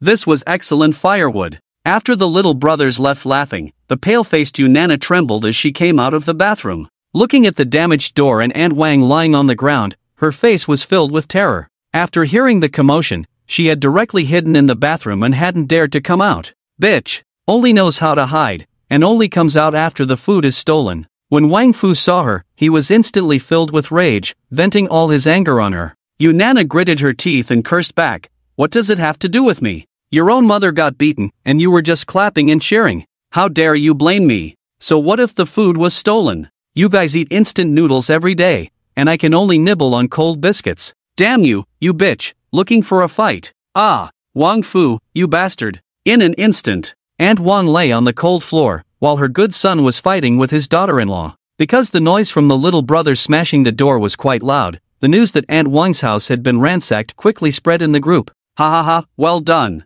Letting Aunt Wang use the official name to scam us for food. So satisfying. I can barely get a meal, and she's hoarding the scammed food, enjoying herself at home every day. Let's see what Aunt Wang can eat now. She can drink the northwest wind. The homeowners couldn't help but celebrate. Although the food taken by Deng Tu's little brothers wouldn't be shared with them, knowing that the scammer Aunt Wang had received her comeuppance made them feel quite pleased. They lived a miserable life, but they were very happy to see someone worse off than them. After listening to the howling wind of the snowy night all night long, Yan Shu slowly woke up to the warm crackling of the fireplace, her eyelashes fluttering. Is it already 8 in the morning? She thought to raise her hand to rub her eyes. I slept in the living room all night and didn't feel cold at all. Yan Shu looked at the wool blanket under her and was quite surprised. This indicates that the temperature in the room has been maintained at least above 20 degrees all night. It seems that Luo Chen hasn't woken up yet. The huge floor-to-ceiling curtains are tightly closed, making the living room somewhat dim and hazy,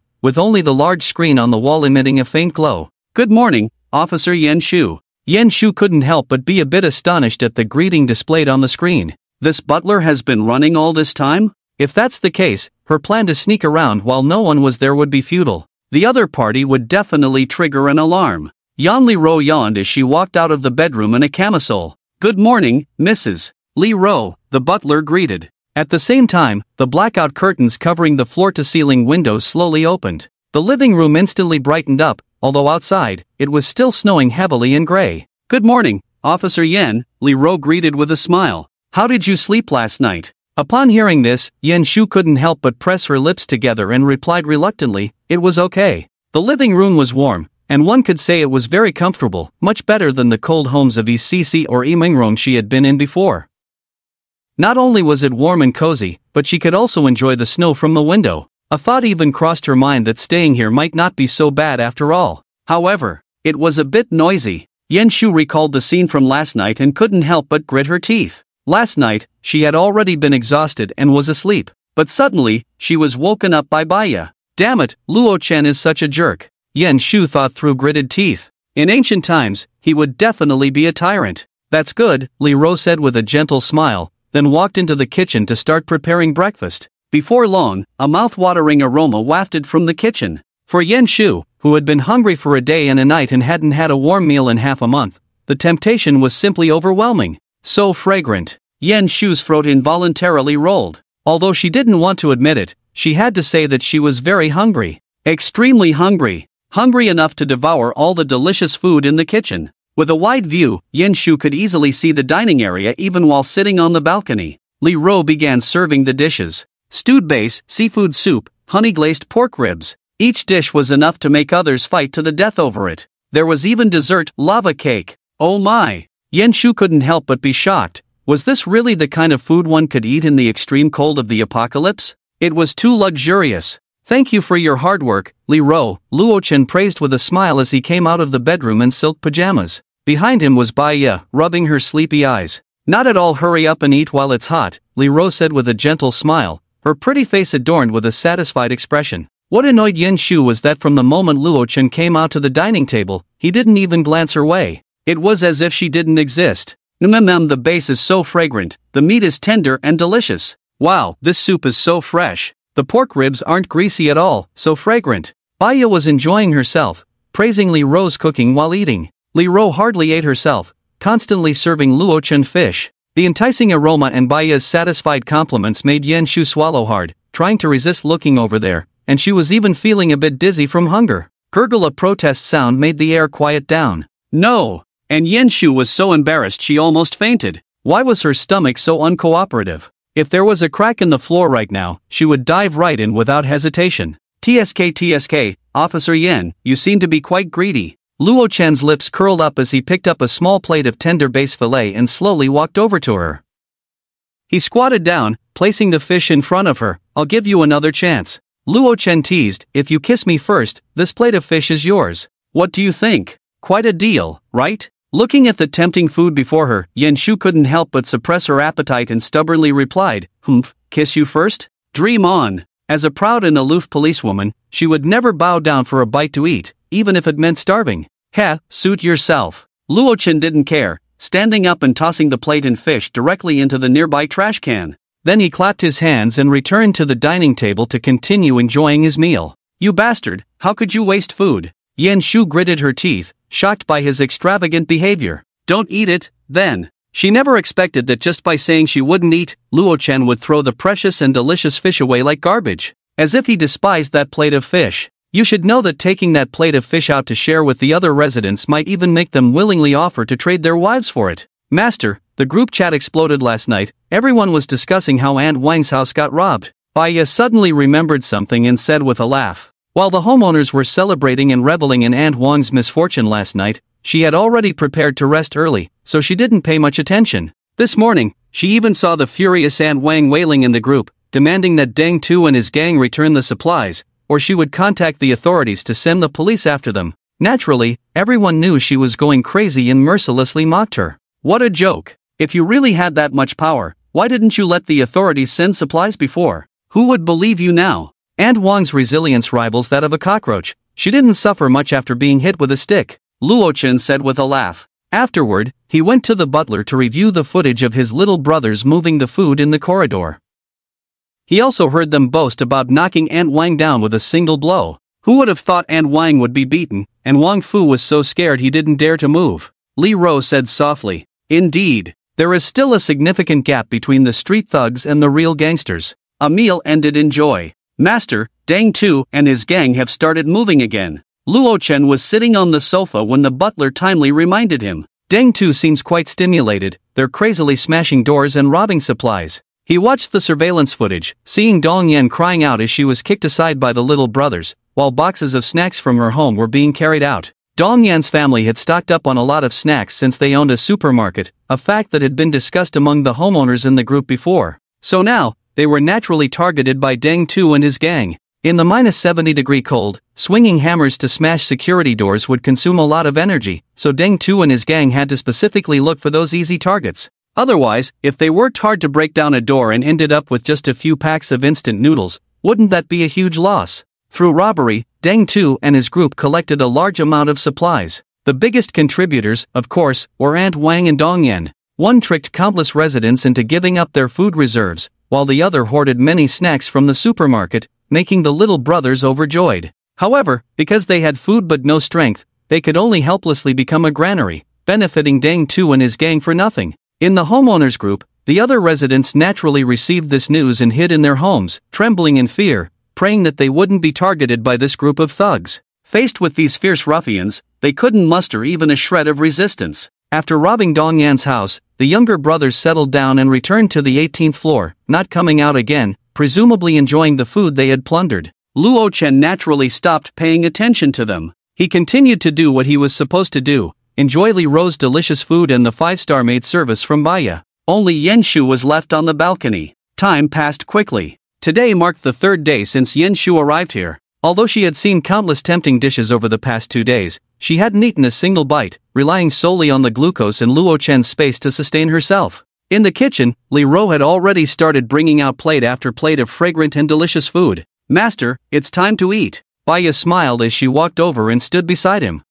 I know," Luo Chen replied and sat down at the dining table. Today's meal was just as delicious. One could only say, it was worthy of being his personal chef. Time reached the 4th day. "Yen Police Flower, how about we make a deal?" Luo Chen said softly while sitting on the sofa. In response, Yen Shu coldly snorted, "A deal? I don't think we have anything to negotiate." Over the past few days, she had been quite dissatisfied with Luo Chen, so when she heard him propose a deal, she immediately refused. "Don't be so quick to judge, listen first," Luo Chen said with a smile. He then explained his plan to her. "Are you serious?" Yen Shu narrowed her beautiful eyes. She didn't care much about other things, but when Luo Chen said he could provide ample food for CC and her, she felt a bit tempted. At the same time, Yen Shu would need to make some small sacrifices. Over the past few days, Dang Tu had looted several household supplies, and after each robbery, he posted the miserable outcomes of the residents in the owner group. He boasted, "This is all Luo Chen's fault. As long as Luo Chen doesn't come out,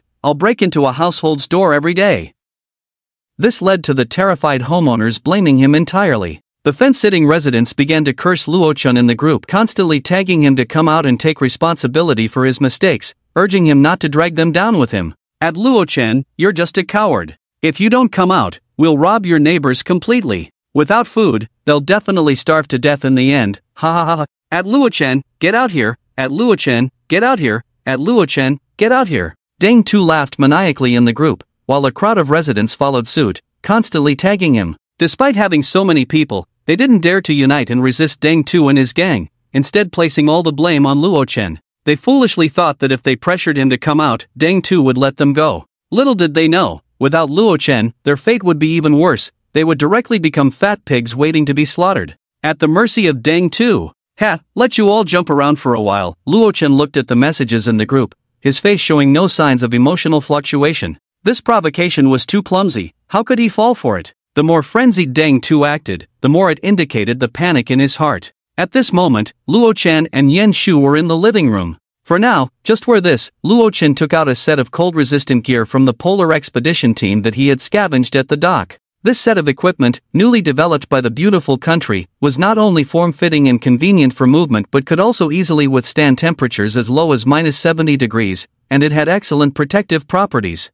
It was very suitable for Yen Shu, who needed to go out as a top-notch enforcer. At the same time, he had laid out a pile of weapons scavenged from a stack of dock containers in the living room: daggers, machetes, batons, tactical knives, entrenching tools, and so on. "Take whichever weapon you excel at," Luo Chen smiled. "I've converted the room next door into a gym. You can use all the equipment inside freely. You can also discuss your meal requirements with Li Ro separately. However, I have one request," Luo Chen said lightly to her. "Get back to your peak condition in the shortest time possible." After 2 days of recovery training and a substantial amount of protein, Yen Shu could easily lift over 100 pounds in weights. After all, during the past half-month, she had only consumed less nutritious food, not completely fasting, so her recovery was quite fast. "If you're ready, I'll open the door," Luo Chen said, arms crossed, wearing pajamas. Behind him, Li Ro and Baya stood obediently, while Yen Shu, dressed in polar cold-resistant gear, was moving her body and checking her equipment. Of course, for convenience, Yen Shu had also pre-wrapped her bandages to avoid hindering her upcoming actions. "Yes, I'm ready," Yen Shu said, inserting the dagger into her waist belt and nodding. Now was the time for her to showcase her value. Click. After 3 layers of password fingerprint locks, the heavy security door slowly opened. A bone-chilling cold wind rushed in, causing Baya and the other girl, dressed lightly, to quickly step back a bit. After staying in the safe house for so long, they had almost forgotten how low the temperature outside was. Go for it, Officer Yen. You can do it. The two girls raised their fists, cheering her on. Especially Baya, whose excited eyes sparkled. She felt Yen Shu exuded a spirit reminiscent of the cold winds of the Yi River. Simply too cool. Yes, I will. Yen Shu replied with a smile. During the 2 days of interaction, she had a very good impression of the two girls, who had no ill intentions. Click. As soon as Yen Shu stepped out, the security door closed behind her. Hiss, it's so damn cold. Luo Chen rubbed his arms. He was only wearing pajamas at that moment. If he stood there a bit longer, he would probably catch a cold. Luo Chen, don't you have anything to say to me? Yen Shu stood outside the door, letting out a soft sigh. Aside from the last step, she felt that Luo Chen had taken advantage of her completely, so now she had a sense of being the other man's woman. After all, the short days in the safe house had been unforgettable for her. Hot water for showers, a fireplace in the room, unlimited electricity for appliances, meals with meat and vegetables, and an abundance of various fruits. This luxurious life felt like paradise in the extreme cold apocalypse. Who else could live so extravagantly besides Luo Chen's family? It is easy to go from simplicity to luxury, but hard to go from luxury to simplicity. Yen Shu deeply felt this truth at that moment. She had originally thought that once she regained her freedom, she would be very excited, even wanting never to return. But she was wrong. Very wrong. Just thinking about the comfortable life in the safe house, standing in the icy corridor, she actually had the mindset of wanting to deal with Deng Tu and the others immediately and return right away. She even feared that Luo Chen wouldn't open the door for her. Just by offering her body, she could enjoy such a heavenly life. Letting her go would probably attract countless beauties to compete for it. In this extreme cold apocalypse, perhaps only by relying on a man like Luo Chen, who possesses a vast amount of resources, can one live comfortably. Yen Shu's gaze became resolute as she touched the sharp blade at her waist and walked towards the stairs. Looking at the surveillance screen, Luo Chen, sitting on the sofa, couldn't help but smile. Let me see if your strength is worth the effort I'm putting into training you. Because he didn't yet have complete trust in Yen Shu, Luo Chen didn't hand over the handgun in the space to her. After all, when Yen Shu was weak, she could still withstand the voltage from the leg ring and forcefully throw flying knives. Now that she had returned to her peak state, if she got her hands on a gun and had any rebellious thoughts, he feared he might have to be reborn again. "Steward, connect to Yen Shu's Bluetooth," he said. "Understood, Master," the steward replied, and a real-time high-definition image appeared on the big screen. Yen Shu was wearing a Bluetooth headset, a device that came with the polar anti-cold suit, which not only had a panoramic camera function but also allowed for long-distance communication. With a palm-sized power bank attached, it could maintain an ultra-long battery life. It was also one of the more advanced technological products available. In the image, Yen Shu moved quickly and soon arrived outside the door of the Deng family on the 18th floor. Just standing at the entrance, she could hear the loud DJ music and the raucous sounds of shouting and drinking coming from inside. In the past 2 days, Deng Tu had led his underlings to rob several households, not only scavenging piles of food but also finding a lot of beer and liquor. Naturally, they were now in the midst of a wild celebration. After all, in this extreme cold apocalypse, people faced immense pressure every day, and having a chance to revel was a welcome opportunity. Under the booming DJ music from the Bluetooth speaker, Yen Shu held a master key and, with a bit of unlocking skill, easily opened the Deng family's security door. What a strong smell of alcohol, Yen Shu frowned, but her mind was fully alert. Although she was confident, underestimating the enemy was a big taboo in every mission. Damn, how did a woman get in here? One of the underlings suddenly noticed the unexpected guest, Yen Shu. The other few underlings sitting by the coffee table, tasting liquor, turned their heads in shock. Damn, it's that policewoman Yen Shu. The 4 underlings were instantly alarmed. They never expected her to boldly break into their home. Her audacity was too great. Moreover, how did she manage to open the door so quietly? Behind them, the explosive DJ music from the master bedroom seeped through the door crack. This indicated that Deng Tu and the other underlings, who were drinking and celebrating, had not yet noticed the situation in the living room. Damn, she's all alone, let's go and kill her together. They say alcohol gives people courage. One underling felt a surge of energy and grabbed an empty bottle, charging at her. It seemed he had completely forgotten the lessons from before the apocalypse. For this underling, who was full of openings, Yen Shu was naturally unperturbed. She sidestepped easily to avoid his attack and delivered a right kick straight to his chest. The underling felt a sharp pain in his chest, accompanied by the crisp sound of breaking ribs, and he flew backward, crashing heavily onto the coffee table, smashing all the cups and food on it. Thud! Looking at their unconscious companion, the remaining underlings exchanged terrified glances and swallowed hard. "Are you okay?" The other underlings hurriedly dragged their fallen comrade to the side, only to find blood oozing from his mouth, and he was already breathing more out than in. "Damn it, grab a weapon. She's unarmed, let's use knives to kill her together." One underling shouted angrily, also under the influence of alcohol, picking up a machete, leaning against the wall and charging forward. Another underling followed suit, grabbing a machete and rushing in. "Humph, mere tricks," Yen Shu sneered, not caring at all. Looking at the machete swinging down at him, he drew a dagger from his waist and directly blocked the opponent's attack. Clang! A spark even flew through the air. Swish! Yen Shuqing pulled out another dagger with his empty left hand, raising it to unleash a cold gleam. Puff! With a sound, the little brother clutched his bleeding neck and knelt down in terror. Ah, ah, ah! The little brothers rushing in from behind, seeing this, couldn't help but scream in fear, trying to muster some courage for themselves. However, he was still easily slashed across the neck by the dagger. Scalding blood gushed out like a fountain, directly staining half of the ceiling red. Demon, devil. The remaining little brother stood frozen in place, trembling, his legs shaking so much that he wet himself. He turned to flee. Ha! Yen Shuqing lunged forward, delivering a flying kick to the back of the other. Bang! The little brother flew out like a cannonball. He crashed heavily into the bedroom door, smashing it open. He fell hard onto a table laden with white liquor and food, scattering the entire spread into a mess. Sitting around were three loyal little brothers and Deng Tu, who was in a wheelchair. Their carefree smiles froze on their faces, unable to comprehend why this uninvited guest, Yen Shuqing, had appeared in the room. "Damn, you little spicy chicken, can't handle a sneak attack." One little brother, seeing the dead companions in the living room, stood up to turn off the speaker, cursing in shock and anger. Puff! What responded to him was a flying knife that shot in at high speed. The few-inch-long blade plunged fiercely into his eye socket, piercing through his brain tissue. "Go, get him. Let's kill this woman together." Deng Tu, sitting in the wheelchair, slammed the armrest in anger, roaring at the other two little brothers who were frozen in place. If they didn't act now, all three would be doomed when the opponent charged in. "Damn, let's fight her." The two little brothers revealed a fierce look, gritting their teeth and charging forward. One of the little brothers, seeing Yen Shuqing unarmed at that moment, directly drew a sharp blade from his waist and lunged at her. Crack! Unexpectedly, Yen Shuqing grabbed his arm and twisted it to the side, instantly breaking his wrist. Amid the little brother's heart-wrenching screams, his white bones were exposed to the air. Then, Yen Shuqing snatched the sharp knife from his hand and swiftly cut open his carotid artery, sending him straight to hell.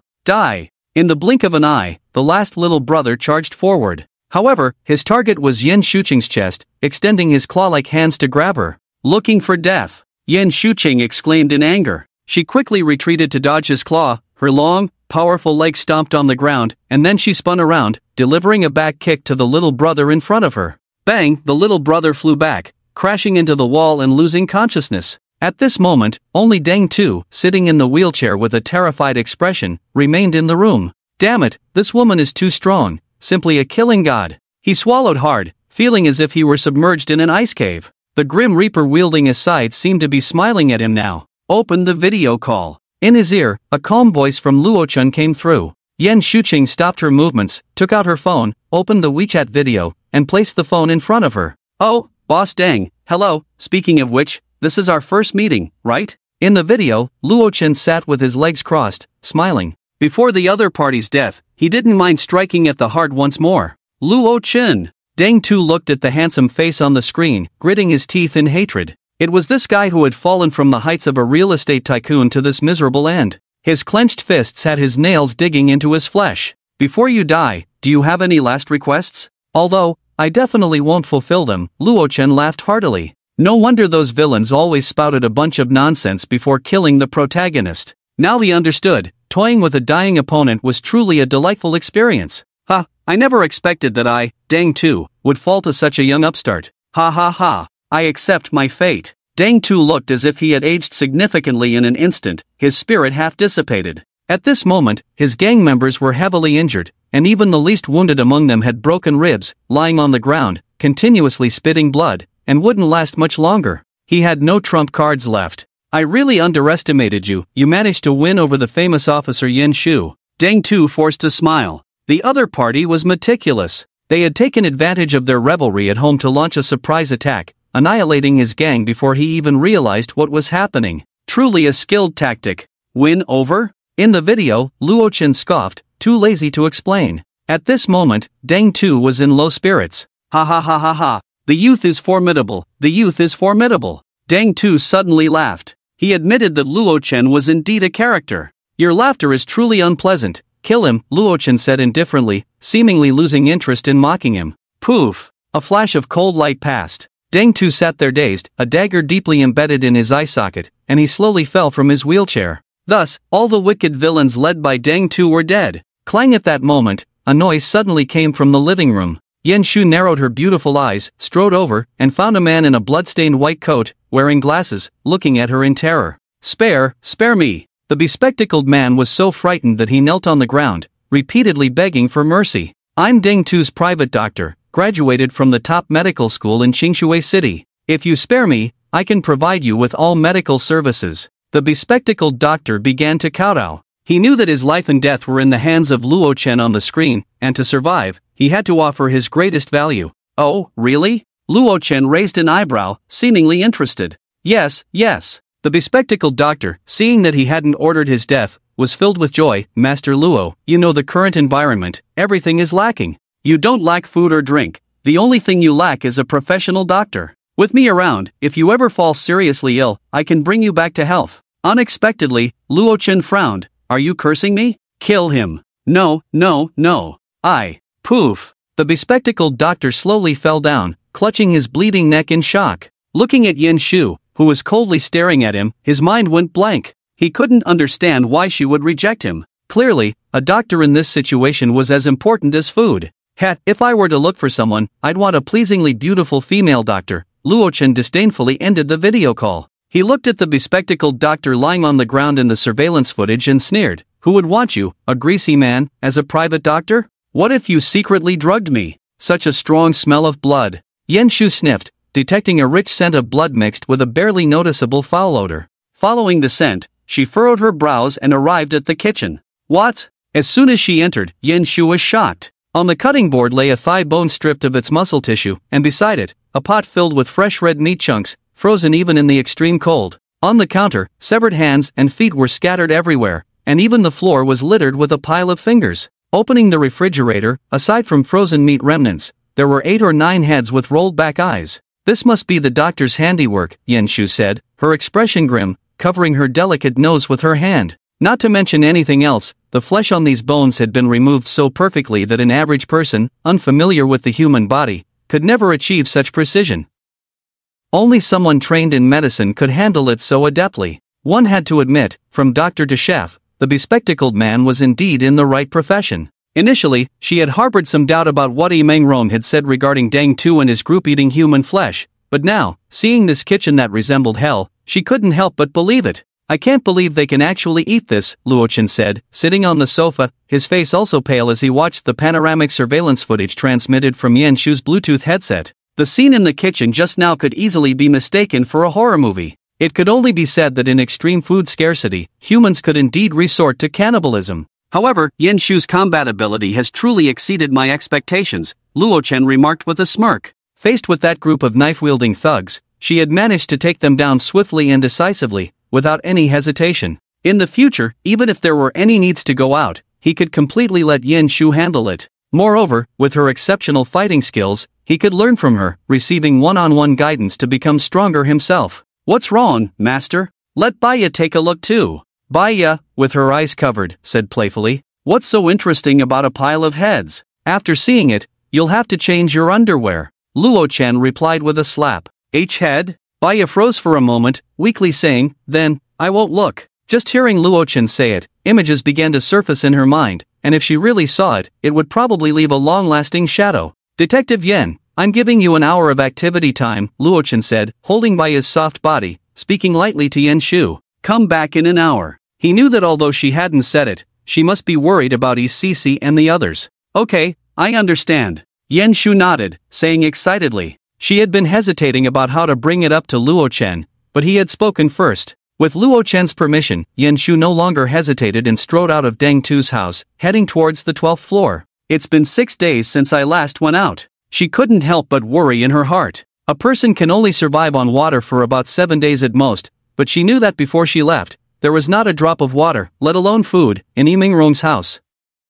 Were they already starving to death? Yan Shu stepped into the corridor of the 12th floor, standing outside room 1204, her raised hand hesitating slightly. Cece, they should be fine, right? Yan Shu found herself reluctant to knock on the door, fearing she would receive some unbearable bad news. Don't worry, they're not dead, Luo Chen said, watching Yan Shu hesitate outside the door on the surveillance. A couple of days ago, I saw on the monitor that your relative took a blanket to trade for some food and water with the neighbors. Although it wasn't much, it could keep them going for several days. Hearing this, Yan Shu's spirit lifted. Taking a deep breath, she raised her hand and knocked on the door. Cece, Rongjia, it's me. Soon, the door was flung open, and the haggard Yimingrong and Cece looked at the returning Yan Shu with surprise on their faces. Xiao Shu, you're okay. Sister Yan. The three embraced, emotions running high. They all thought the others had encountered misfortune, but in reality, they were all doing just fine. For Yan Shu, this was the best outcome.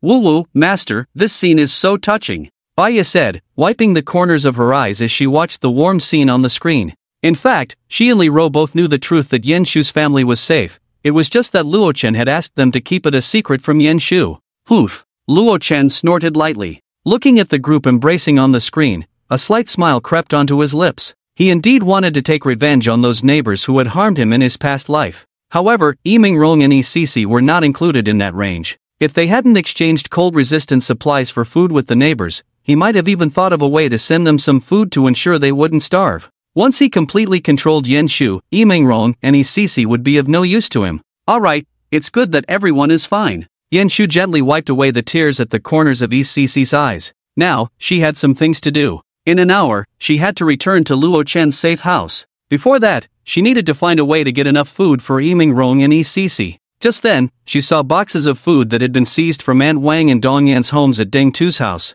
Luo Chen, about the food at Deng Tu's house. Yan Shu bit her cherry lips, hesitating slightly as she asked. She wanted to seek Luo Chen's opinion on taking a small portion of the piled-up food for Yimingrong and the others. It didn't have to be much, just enough to last them for a while. Xiao Shu, you. Yimingrong looked at the Bluetooth headset in her left ear in surprise, and suddenly understood something. It seemed her guess was correct. Yan Shu hadn't returned for so long because, like Li Ro and Baya, she had become one of Luo Chen's women. Just give it all to them, Luo Chen said. A lot of that food was taken by Deng Tu from Aunt Wang's house, and he had no interest in keeping it in his space. Who knew how the others had treated that food? It might have been touched and bitten, which he found very distasteful. Moreover, he had countless boxes of instant noodles and snacks piled up in his space. He estimated that if he stacked them on the ground, they could reach the height of this entire apartment building, so why bother coveting those few boxes from Deng Tu's house?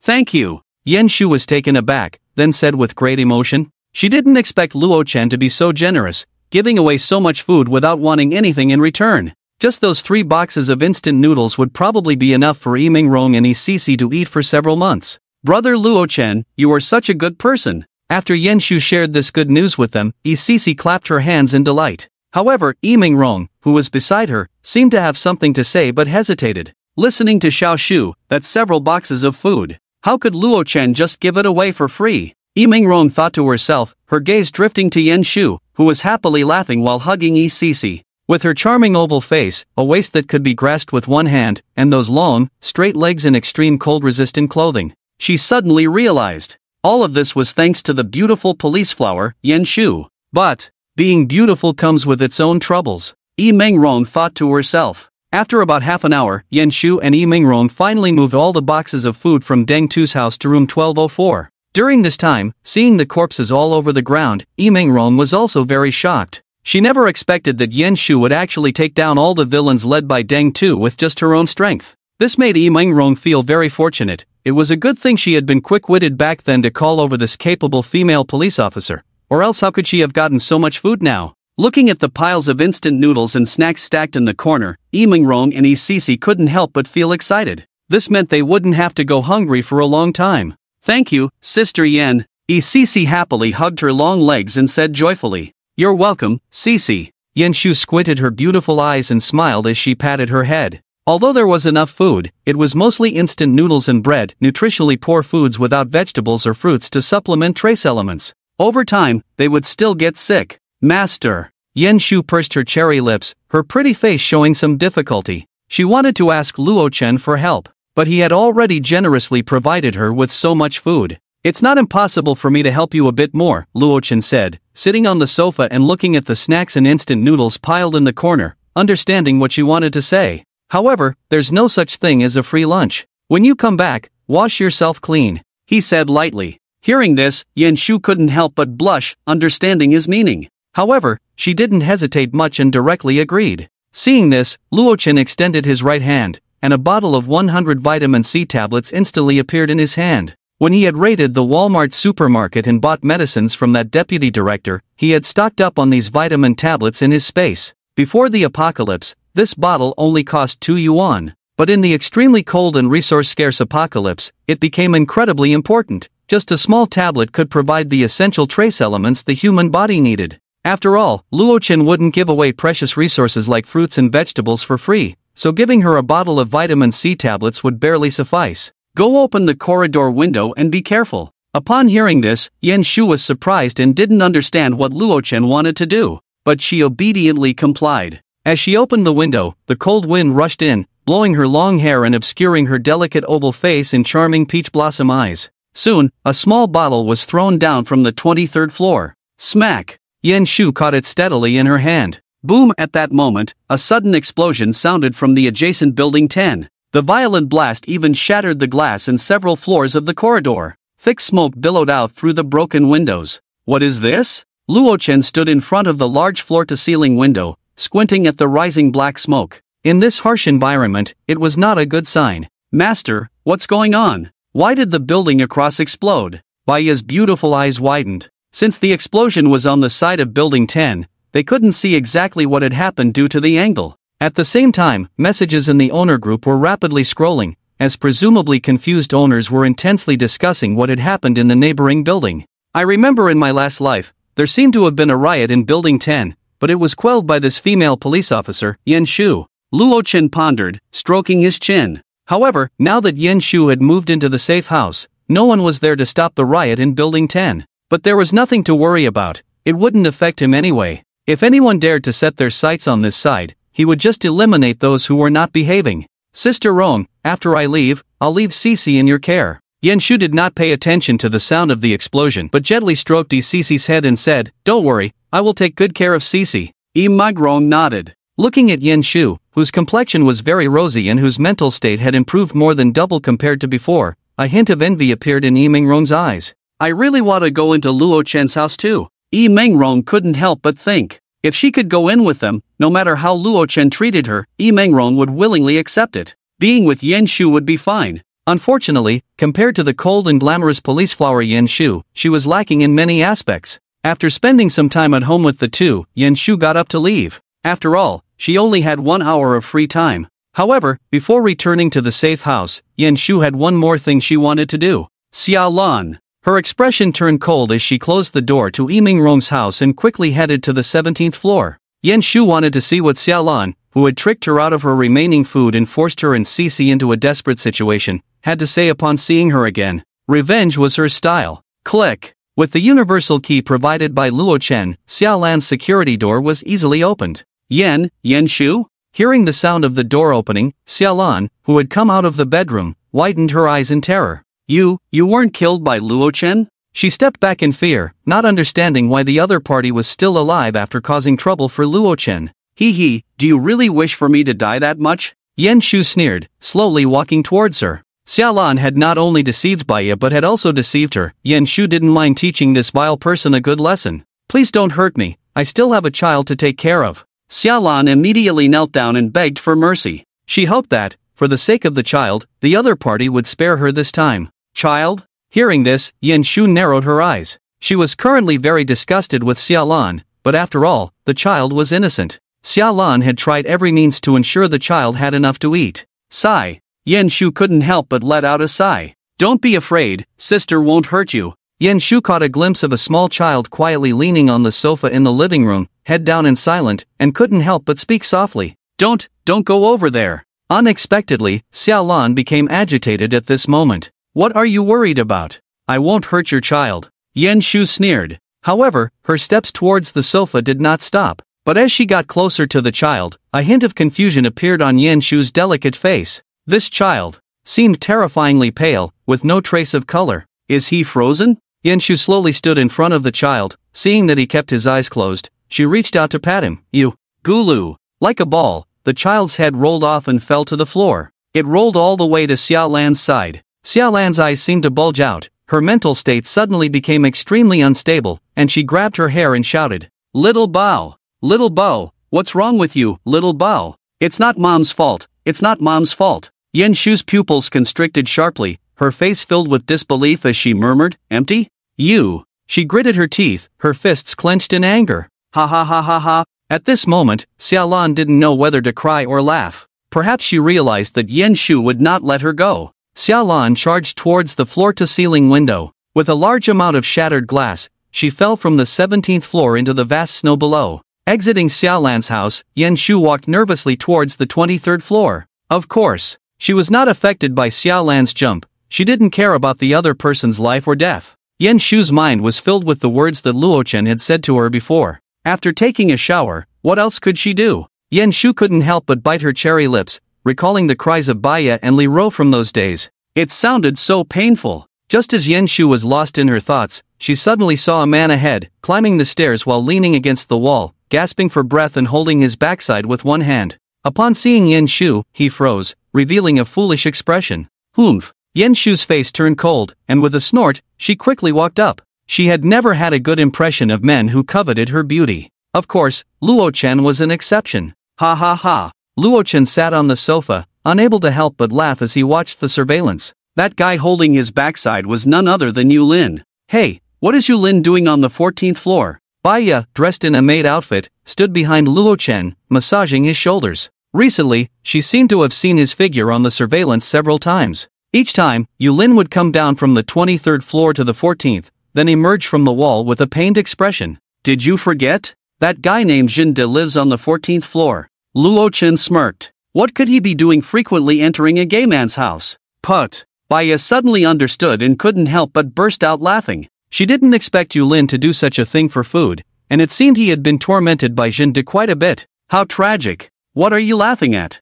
Luo Chen smirked. Just wait, we can try it too. Upon hearing this, Baya's face turned even paler with fright. She anxiously said, No way, Xiaojin-sama. It will be very painful. It's fine, you'll get used to it. No, I don't want to. Baya kept acting cute. Watching the two playfully banter, Li Ro, who was tying her apron, couldn't help but sigh softly. She glanced at the surveillance, at Yu Lin leaning against the wall, and at Luo Chen sitting on the sofa, playfully teasing the maid, full of vigor, and couldn't help but exclaim, They're all men, how can the difference be so great? It's like one is in the sky and the other is on the ground. At that moment, Yan Shu had already reached the door. Click. Luo Chen opened the triple password fingerprint lock and let her in. Then he closed the security door again. Wow, Sister Yan, you're back! Baya exclaimed energetically. She seemed carefree, always full of vitality. Welcome back! Li Ro also smiled gently. After saying that, she turned and walked towards the kitchen. Cooking time couldn't be delayed.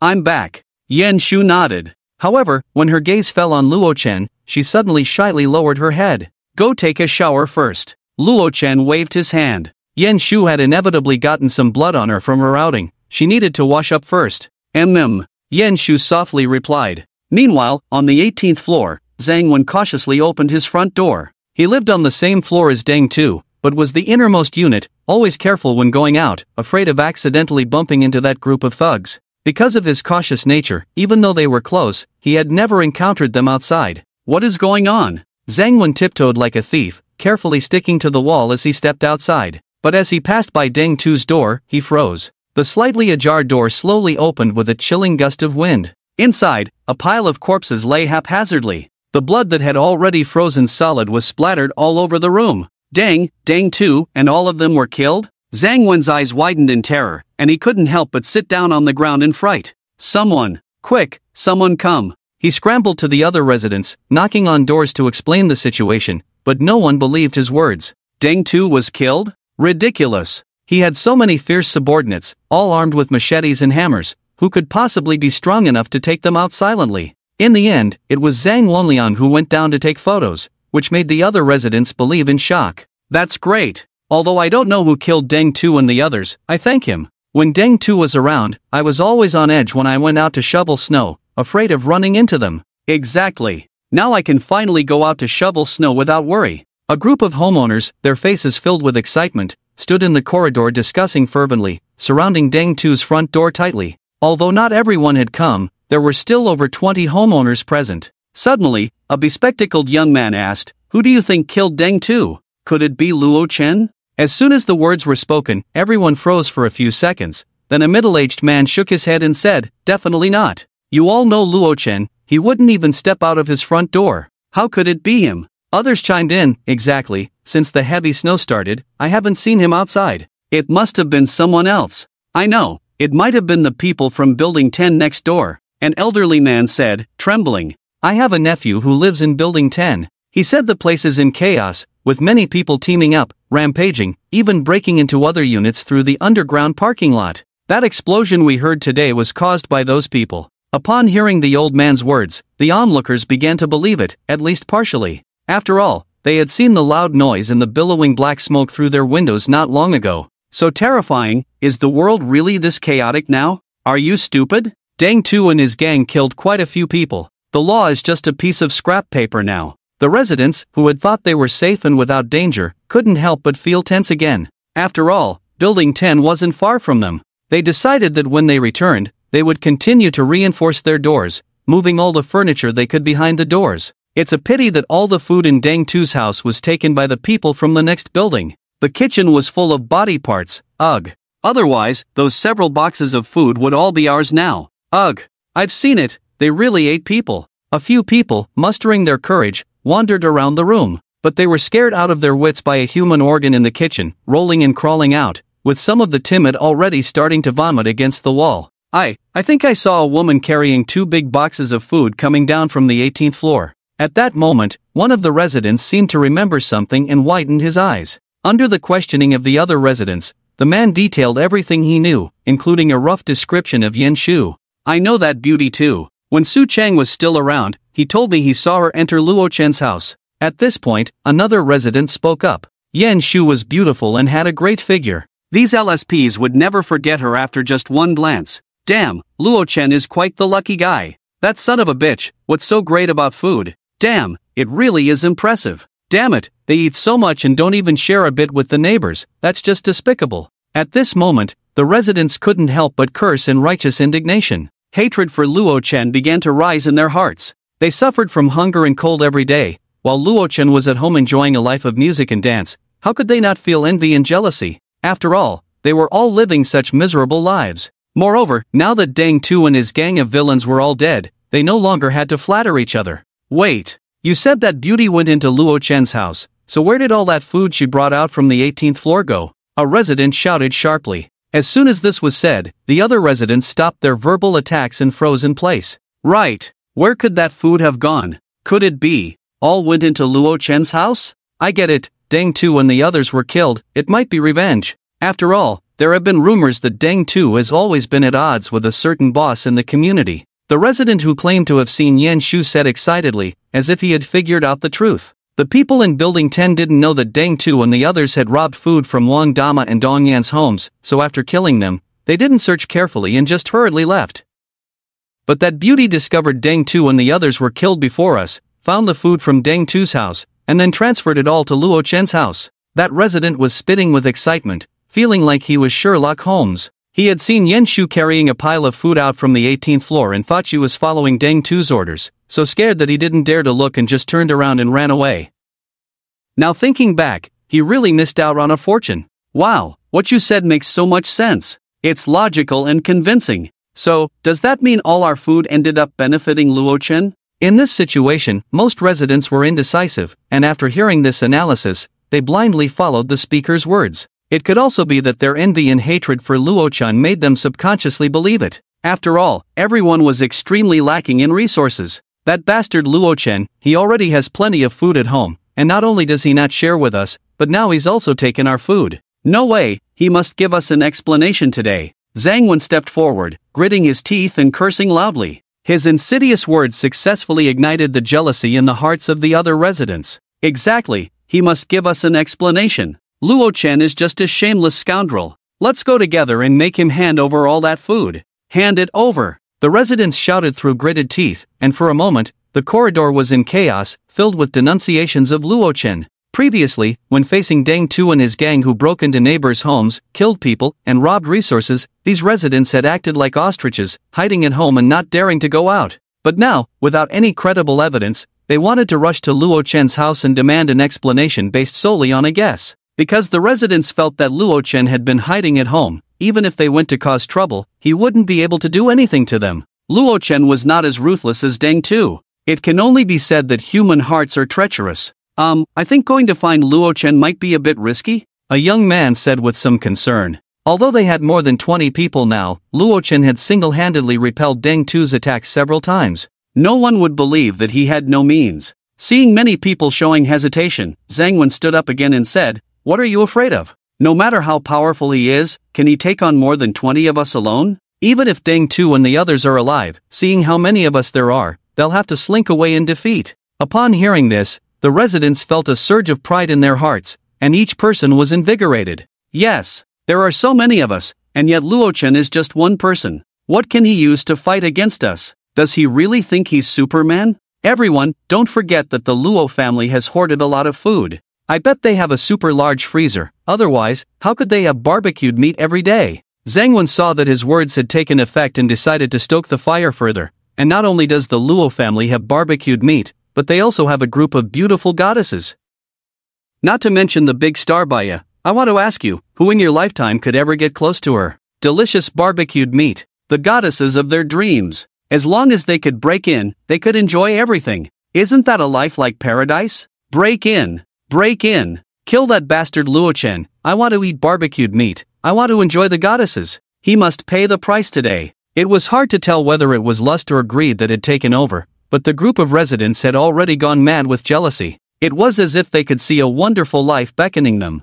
Luo Chen, I wonder how long you can be so arrogant. Zhang Wen couldn't help but sneer inwardly. He had long been secretly jealous of Luo Chen, who had been living a fairy tale life since the extreme cold and blizzards arrived. Especially since the big star Baya, who had always been regarded as a deity, had entered the other's home, Zhang Wen felt even more heartbroken. Now that there was such a good opportunity, how could he let it slip away? Luo Chen, everything of yours belongs to me, Zhang Wen. At that moment, several residents rummaged through their houses and found more than a dozen bloody machetes, baseball bats, and hammers. They distributed them to others. With knives in hand, follow me. Zhang Wen raised a machete and shouted at them. The other residents, with red eyes, greedily shouted, "Kill Luo Chen, seize the goddesses, eat barbecued meat, enjoy fine wine." More than 20 homeowners charged forward, shouting slogans. Many homeowners who were hiding at home heard the commotion but didn't understand what was happening, so they didn't dare to come out. Zhang Wan and the others tacitly chose not to inform anyone else.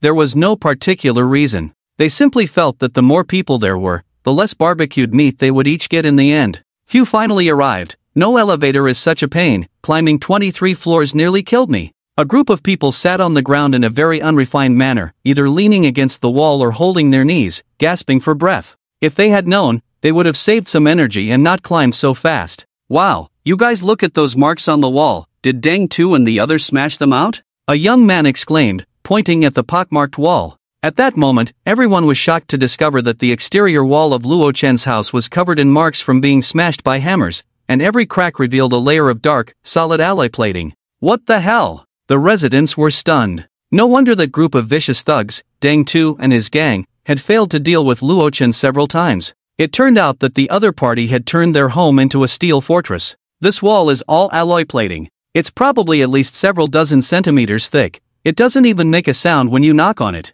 This is outrageous. With such a solid wall, even a cutting machine wouldn't be able to cut through it. Luo Chen must be crazy, who would decorate their home like this. The crowd knocked on the sturdy alloy inner wall, their faces filled with shock. Let alone the 20 or so of them now, even if 200 more came, they would have no way to deal with this copper wall and iron bastion. A month ago, I saw the construction team that came to the Luo family. I thought it was just a regular renovation, but I didn't expect it to be such a ridiculous transformation. A middle-aged man gritted his teeth and said, "So what do we do now? The walls are so solid, the doors must have been replaced too. Are we going to return empty-handed?" Someone asked dejectedly. As soon as these words were spoken, the atmosphere immediately dropped. However, no one was willing to give up on the goddess so close at hand, along with the delicious barbecue. "Damn it, even though we can't get in, we can still make noise." Zhang Wen's eyes lit up with a malicious plan. He turned to the group and said, "With so many of us, let's stand at the door and loudly denounce Luo Chen.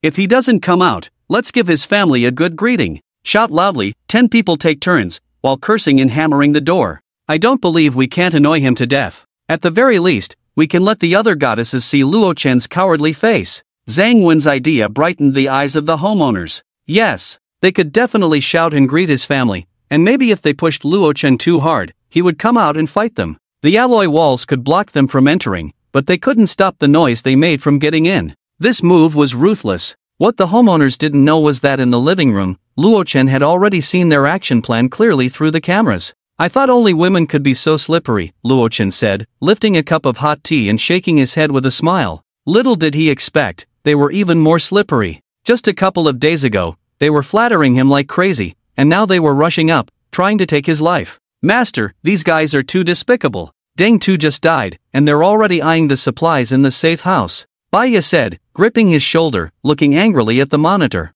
Previously, when Deng Tu had smashed open several residents' doors, he had felt very sympathetic towards them. Now it seemed that Deng Tu had done well. He should have let Officer Yen wait a few more days to take action, allowing the other side to kill more scum. "Ha, just a bunch of trash," Luo Chen said, taking a sip of tea dismissively. Since they had murderous intent and had come to his door looking for trouble, then they might as well not go back later. They could all go to the underworld to accompany Deng Tu. "Luo Chen, quickly return our food. We know you stole the food from Deng Tu's house. You don't dare to go down and move the supplies yourself, but instead, you let a woman do it. You're really not a man. That food belongs to all the homeowners. You must hand it over and also compensate us with half of the barbecue, or this matter won't end." The homeowners outside had already started shouting through the security door. Even those holding hammers were eagerly swinging them, starting to bang on the heavy security door. They foolishly thought they could provoke him into taking the bait. "Damn it, this door is really tough, it's hurting my hand.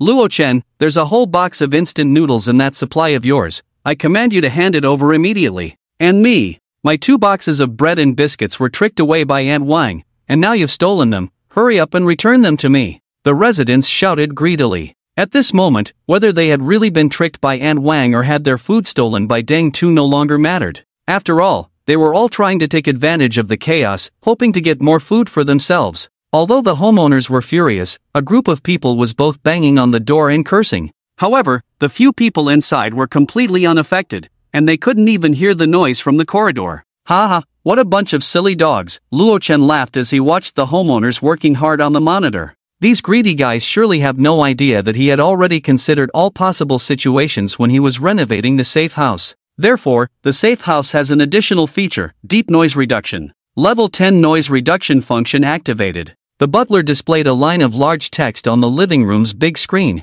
At this moment, not only could they not hear the barking of the homeowner's dogs, but even the sound of a hammer banging on the door was inaudible. The room was incredibly quiet. Luo Chen could even hear the breathing of Baya, who was massaging his shoulders behind him. The howling of the heavy snow outside had vanished without a trace. This high-tech smart safe house is truly amazing. Luo Chen put down his hot tea, a smile curling at the corners of his mouth. The safe house he had built was integrated with a bunch of world-class cutting-edge technology, and it even had several military-grade functions. All of the opponent's tactics were mere clouds. This was not just a simple iron box. However, Luo Chen did not plan to stay in the room passively defending. There's an old saying, when friends come, there's good wine, when wolves come, there's a shotgun. Butler, tell me how to make a Molotov cocktail. Luo Chen stood up and said calmly, "Want to eat roasted meat? No problem, I'll satisfy you." The butler quickly provided the plan. "All right, master. The main components of the Molotov cocktail are a fragile container, gasoline, and a cloth wick. First, you need a glass bottle, then pour gasoline into it. Do not fill it too full to prevent spillage when thrown. Finally, stuff the cloth wick into the bottle's mouth. Note, both ends of the wick must be soaked in gasoline." "Very good." Luo Chen nodded, satisfied. These materials were very common, and he had plenty in his space, making it convenient to prepare. It was absolutely perfect for dealing with that group of greedy residents in the corridor. Outside the door, the homeowners were still frantically banging on the door, cursing loudly, foolishly hoping to force him out. In the living room, however, Luo Chen appeared completely relaxed. Let's use a wine bottle as the container, it's fragile. Luo Chen took out several empty wine bottles, then filled them with about 85% gasoline, and cut a few strips of cloth to stuff into the bottle's mouth. However, while the Molotov cocktails were ready, Luo Chen wanted to increase their power a bit. Add some motor oil inside, and the flame's adhesion will be higher. Luo Chen smirked and got to work. After adding the motor oil, he didn't stop, he added a bit of oxidizer as well. This would make it harder for the flames to be extinguished. Finally, Luo Chen tied a small packet of aluminum powder to the body of the Molotov cocktail. The aluminum powder could make the Molotov cocktail's power astonishing, increasing its lethality. This time I'll see if you live or die. Luo Chen revealed a devilish smile. With so many ingredients added to the Molotov cocktail, throwing it into the crowd would cause unimaginable destruction. When it came to enemies, he had no habit of being soft-hearted. Being merciful to them was being cruel to himself. Baya, Li Ro, come over here. Luo Chen waved, and the two women each took a Molotov cocktail and a lighter, standing beside him. After all, the residents in the corridor were not standing closely together. One Molotov cocktail might not cover them all, so Luo Chen boldly made 3. Baya closed her eyes, her hand holding the Molotov cocktail trembling slightly. This was normal. She had been a beloved national superstar, and now she was indirectly going to kill people. The psychological pressure on Baya was not small, but she did not refuse Luo Chen's order. Luo Chen noticed her nervousness and slowly pressed the lighter, softly saying, "Human desire is like a rolling stone on a high mountain, once it starts, it can never stop.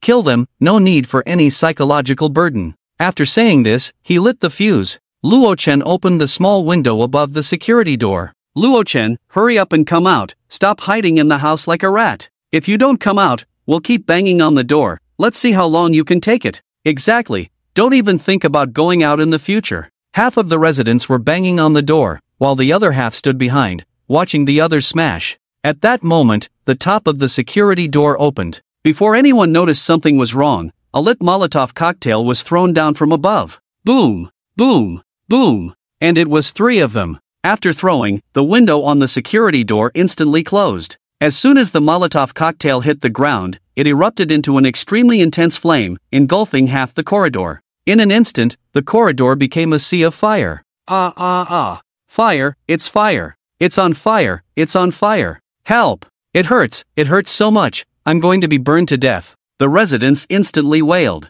Almost everyone turned into fireballs, ignited by the fierce flames. They were all wearing cotton clothes and down jackets, and the moment they encountered the flames, the fire only grew stronger. The fierce flames burned intensely even in the freezing temperatures of minus dozens of degrees, like a ferocious beast that instantly devoured everyone. The crowd screamed, feeling a heart-wrenching burning pain on their bodies. Some tore at their clothes, trying to remove the burning garments, while others rolled frantically on the ground, but the gasoline on the floor only made the flames burn even more fiercely. Some residents even transformed into human torches, rolling down the stairs. It was only at the moment before death that they realized how foolish their attack on Luo Chen's home had been, but it was already too late. "Luo Chen, you won't die a good death." Zhang Wen lay on the ground in agony, his skin burned to a crisp, with not a single intact spot, his hair and eyebrows all burned away. In his final moments, he shouted in despair, "Even if I become a ghost, I won't let you go." At this moment, the corridor was like hell. Soon, the enticing aroma of roasted meat wafted through the air. However, due to the excellent sealing of the safe house and its advanced air filtration system, the smell did not penetrate inside. "Devil, Luo Chen is a devil." Yu Lin hid behind the door, trembling as he looked through the peephole at the horrific scene in the corridor. "Save me!" Suddenly, a grotesque face slammed against the peephole, screaming,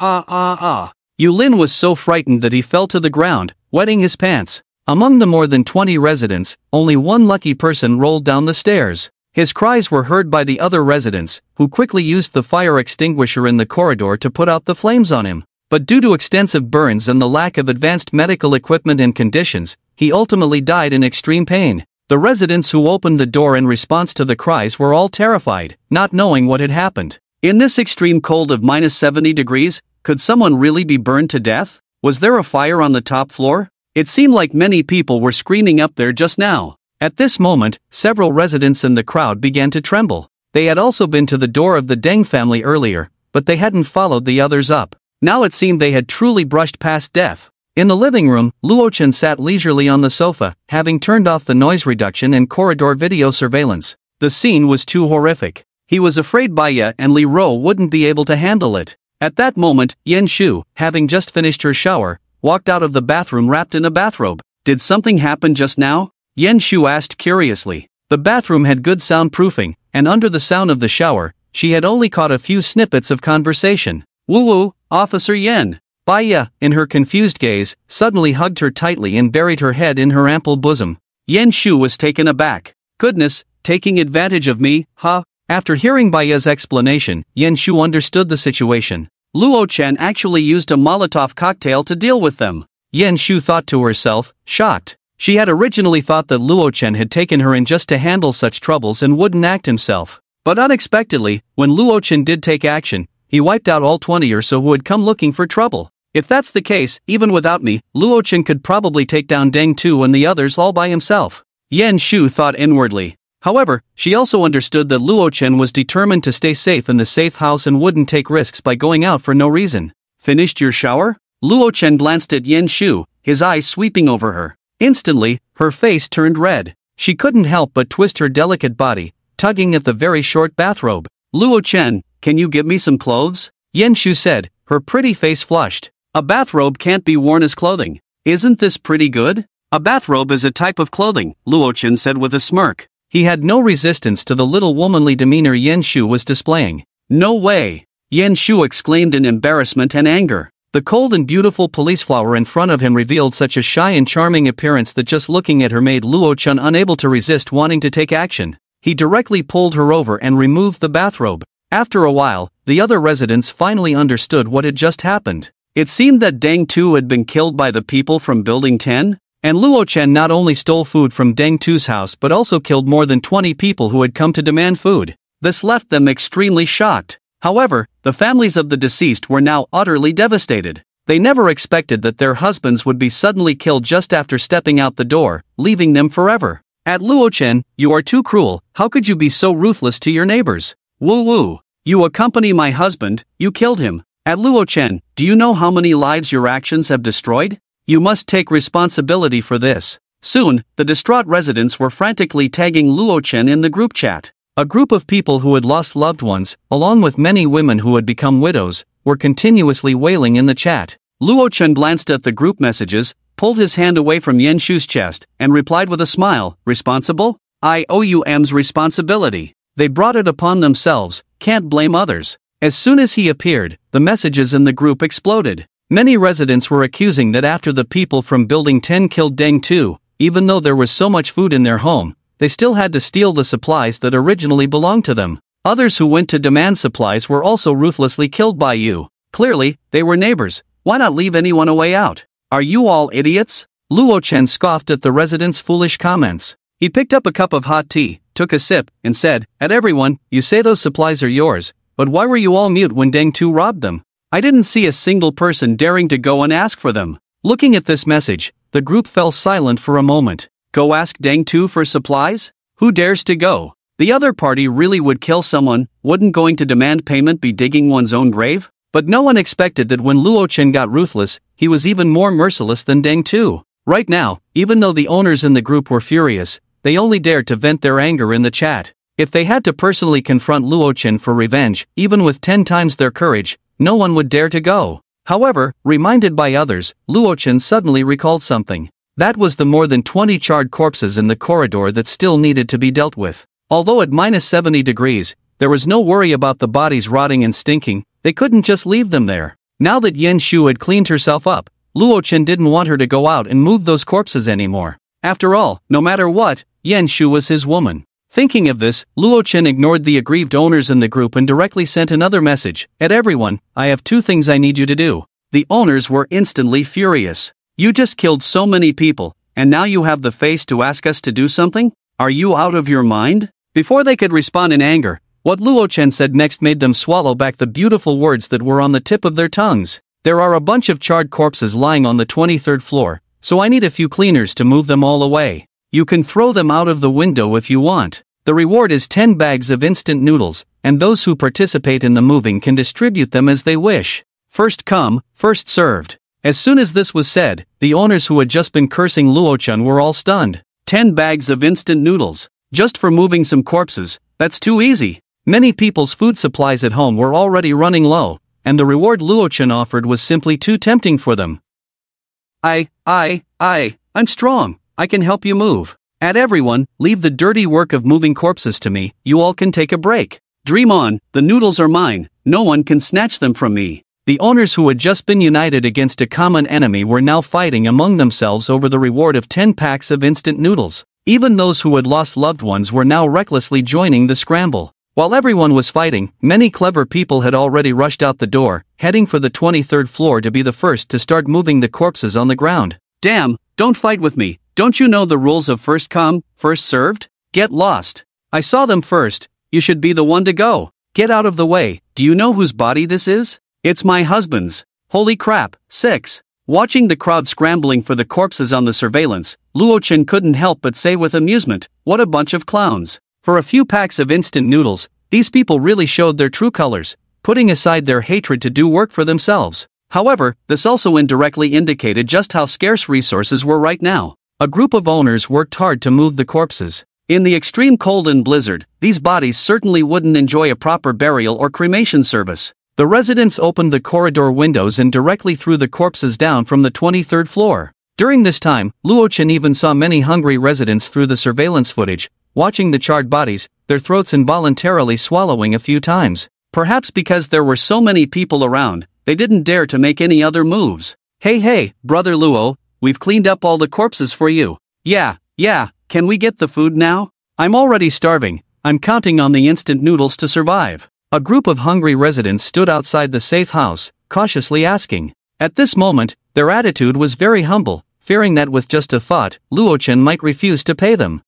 Very good. Luo-chan nodded in satisfaction. It was just 10 packs of instant noodles, he wasn't about to go back on his word. Moreover, there might be times in the future when he would need to use this group of people, so Luo-chan readily tossed the noodles out through the window. Mine. This bag of noodles is mine. Don't fight me for it. Get lost. I moved the most corpses, so I should get the most noodles. The residents nearly fought to the death over the noodles that were thrown out. Some even resorted to physical violence over the unequal distribution. TSK, this scene is just like at a zoo, where animals fight over the meat thrown by the zookeeper. Luo-chan took a sip of hot tea and said leisurely. Before the apocalypse, he had spent 10,000 yuan hoarding snacks at the supermarket, and now they could make the residents fight to the point of injury. This is only half a month after the extreme cold and heavy snow arrived, and food is already so scarce. How are they going to survive in the future? Yen Shu couldn't help but shake her head slightly. At this moment, she felt even more grateful that she had entrusted her later years to Luo-chan,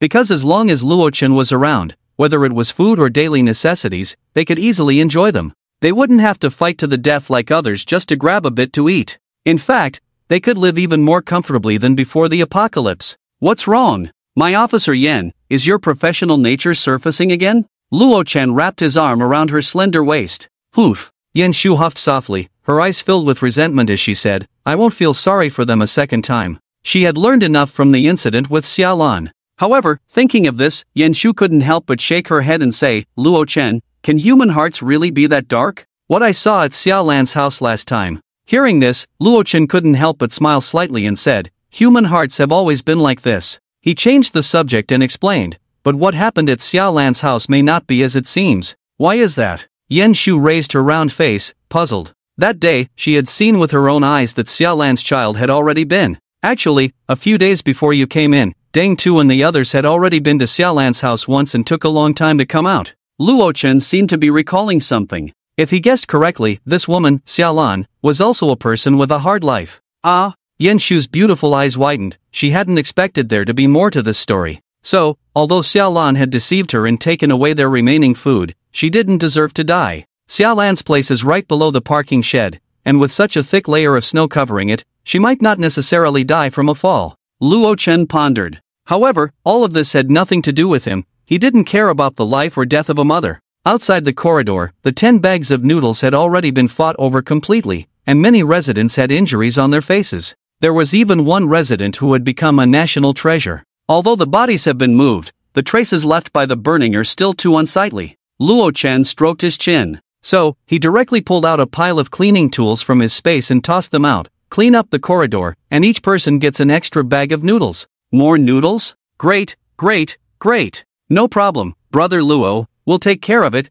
guaranteed to clean it up thoroughly. Brother Luo is generous. 1 bag of noodles for each person, ha ha ha ha. The residents cheered with joy. They all picked up the cleaning tools on the ground and began to clean the stains vigorously. 1 pack of noodles could help them last another day. A guaranteed profit. At this moment, who could say anything against Luo Chen? This group of residents would be the first to jump out and refute anyone who says Luo Chen is selfish. Isn't this incredibly generous? Anyway, we don't care. Whoever feeds us is our dear father. Well done. Luo Chen looked at the residents and the surveillance footage, diligently cleaning the corridor, and couldn't help but laugh heartily. Just a few bags of instant noodles, and they could be dispatched at will. Moreover, they did it without any complaints. Such things were simply too comforting for him. Soon, the corridor was cleaned up by a group of people. After receiving their instant noodles, a bunch of residents who had been busy for most of the day in the freezing temperatures were happily heading home with their rewards.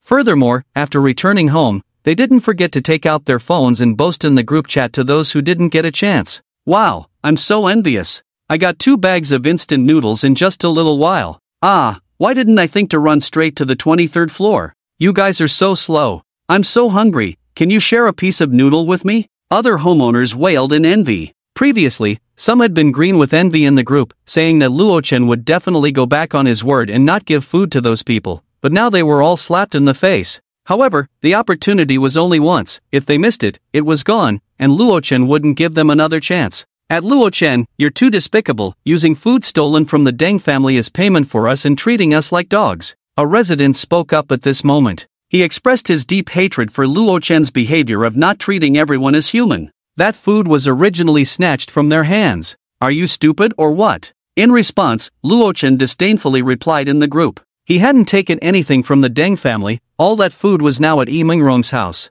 I'm almost sick of barbecue, I was planning to switch to seafood these days. Who would bother to steal those few bags of junk food? Upon hearing this, the residents couldn't help but break down. Listen, is there any truth to this? Seafood? Who believes that? You probably finished your barbecue already. Don't try to fool us. However, the resident who spoke was quite stubborn and claimed not to believe him. Once he sent the message, the group fell silent. It seemed that other residents thought the same. Luo Chen had eaten barbecue for several days, he probably finished it by now. How could he still have seafood? You should know that seafood doesn't have a long shelf life. He must be just bragging. Seeing no one speaking, that resident became smug, seemingly venting his frustration for not getting a chance to move things. At Luo Chen, stop lying to us, you don't have any seafood to eat. The food from the Deng family is what you stole. To this, Luo Chen merely smiled disdainfully. Just then, Li Ro had finished her work. Fresh shrimp corn porridge, salmon sushi, steamed hairy crab,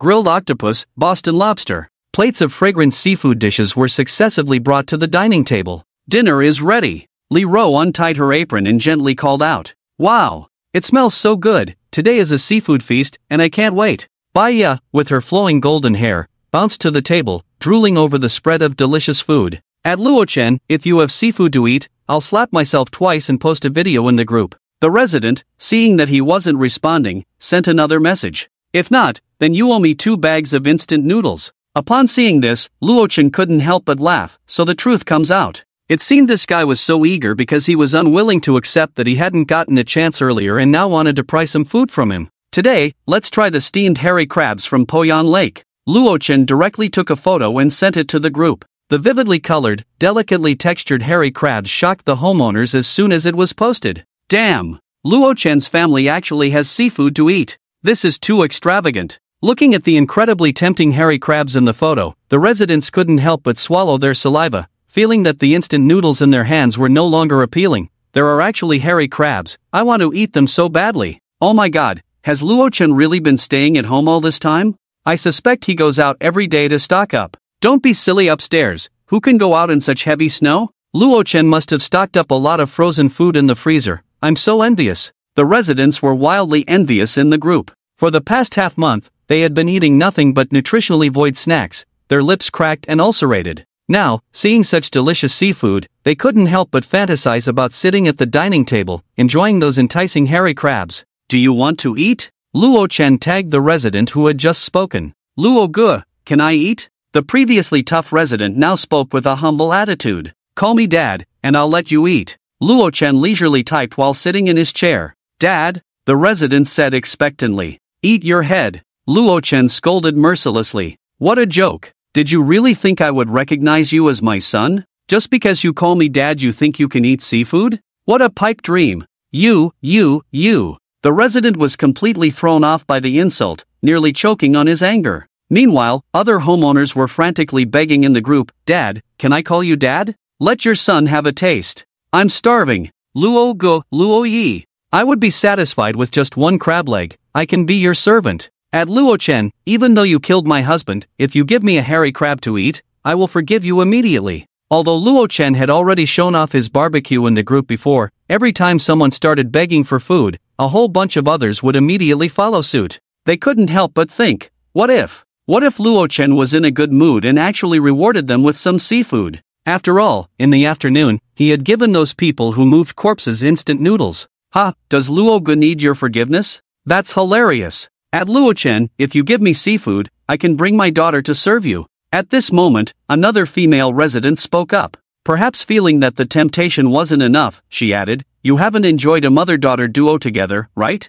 I can satisfy you. Just for a seafood feast. If you want, I can even bring my mother along." To this, Luo Chen couldn't help but take a deep breath. "Wow, I'm a bit tempted. What should I do? Just a few hairy crabs." This was practically like getting them for free. You have to know, there were tens of thousands of hairy crabs piled up in his space. At this moment, the women, including Yan Shu, who heard his words, showed expressions of grievance. What does this mean? Are they not charming enough? Forget it. Luo Chen shook his head, tossed his phone aside, and stopped paying attention to the group messages. If this female resident and her family had looks and figures as top-notch as Yan Shu and the others, he might have considered it. Unfortunately, he had a bit of an impression of this female resident, and she wasn't that attractive, plus her daughter was skinny and frail, offering him no temptation at all. The few of them began to enjoy their seafood feast. The taste is so fresh, delicious. After a hearty meal, to maintain their ideal figures, the three women gathered in the room transformed into a gym after a few hours. Since Yan Shu arrived, Li Ro and Baiya's sense of crisis had intensified. Look, Officer Yan's perfect mermaid line and abs. Not to mention, Yan Shu exercises every day, spending at least 4 to 5 hours in the gym. We can't fall behind. Li Ro and Baiya exchanged determined glances. Which woman wouldn't care about her figure? Working so hard? As Luo Chen entered, he saw the three women sweating profusely from their efforts. Over the past half-month, he had also kept up with his fitness regimen, gradually increasing his training volume from dozens of push-ups and dumbbell presses every day. Even the contours of his abdominal muscles and the lines of his body were clearly visible. Luo Chen was somewhat surprised by this. Normally, it takes a month or even 3 months for an average person to develop abs. He took off his jacket and stood in front of the full-length mirror, examining his increasingly perfect physique, puzzled. But I managed to achieve this in just over half a month. Not to mention, it felt pretty good. After assessing his own body, Luo Chen couldn't help but shift his gaze to the three women in the gym. This made him suddenly realize that their figures were also perfectly maintained. Yan Shu, the police flower, was currently bench pressing a barbell. A 100 kilograms barbell that an average person couldn't lift, yet she showed no signs of strain. In terms of physique, she was undoubtedly the best among them, the most striking. Meanwhile, Baiya, the national goddess and energetic girl, was doing her usual exercise, yoga. Her flexibility was the strongest. A split was a piece of cake for her. Various difficult poses were effortless. Next to Baiya was Li Ro, who was cycling. Slightly dissatisfied with her curvy figure, she was determined to start her workout from her thighs. Among the three, Li Ro was the most voluptuous. One could only say, slightly plump is the best. Looking at the scene before him, one had to ask, who could still calm down and focus on exercising? Luo Chen couldn't help but exclaim, I have nothing to do with gambling and drugs. However, he suppressed the thoughts in his mind. Since Yan Shu is here, I can ask her if my workout results are normal. Luo Chen thought to himself. As a seasoned fitness enthusiast and skilled in combat techniques, she surely understood these aspects of the human body much better than he did. After hearing his question, Yan Shu placed the barbell on the rack, stood up, and exhaled a breath of relief, saying, Generally speaking, as long as your nutrition is adequate and you combine it with some intense abdominal training, it's feasible to develop abs in half a month. She glanced at Luo Chen's tight abs, her face flushed slightly, and quickly averted her gaze. So, I think you don't need to worry too much. After all, the three of them ate top-notch food every day, so nutrition was guaranteed. Is that so? Luo Chen stroked his chin, pondering, but I feel like the changes in my body aren't that simple. He sensed that his needs in certain aspects had increased significantly compared to before. Even Li Ro, the seductive demoness, had been obediently taught a lesson by him during this time. Baiya was even more relaxed. Forget it, as long as there are no downsides. Luo Chen didn't want to think too much. Worrying unnecessarily was not his style. With that thought, a hint of pressure in his heart dissipated, and Luo Chen instantly felt much lighter. After feeling relaxed both physically and mentally, Yan Shu specifically tailored a fitness regimen for Luo Chen. This method, combined with various fitness equipment, could work out the arms, chest, thighs, and even the entire body. The results were more than double that of his previous workouts. Moreover, she also imparted a wealth of knowledge about combat techniques, making it easy for him to get started. Luo Chen couldn't help but exclaim how much he appreciated Yan Shu as his personal trainer. She was truly exceptional. The personal trainers in the gym that charged money couldn't compare to her. At this rate, if he continued to train like this, it wouldn't be long before his combat abilities would skyrocket. Your technique is good, but you need to focus. Yan Shu corrected one of his mistakes. It had to be said that Luo Chen's talent in this area surprised her. Compared to ordinary people, he was simply on another level. A few hours later, Luo Chen took a refreshing hot shower. In this extreme cold of -70 degrees, it seemed only he could enjoy such a luxurious life. Dressed in pajamas, he comfortably sat down on the sofa. At that moment, Master Baiya said with a bright smile as she was the first to finish and walked out of the bathroom. After spending time together, Baiya had grown increasingly attached to him. Li Ro and Yan Shu also emerged from the bathroom after drying their hair. Yan Shu gently combed her smooth black hair, and beneath her shorts were a pair of long, fair thighs. Upon seeing them, Luo Chen suddenly remembered that he had 3 handguns in his space.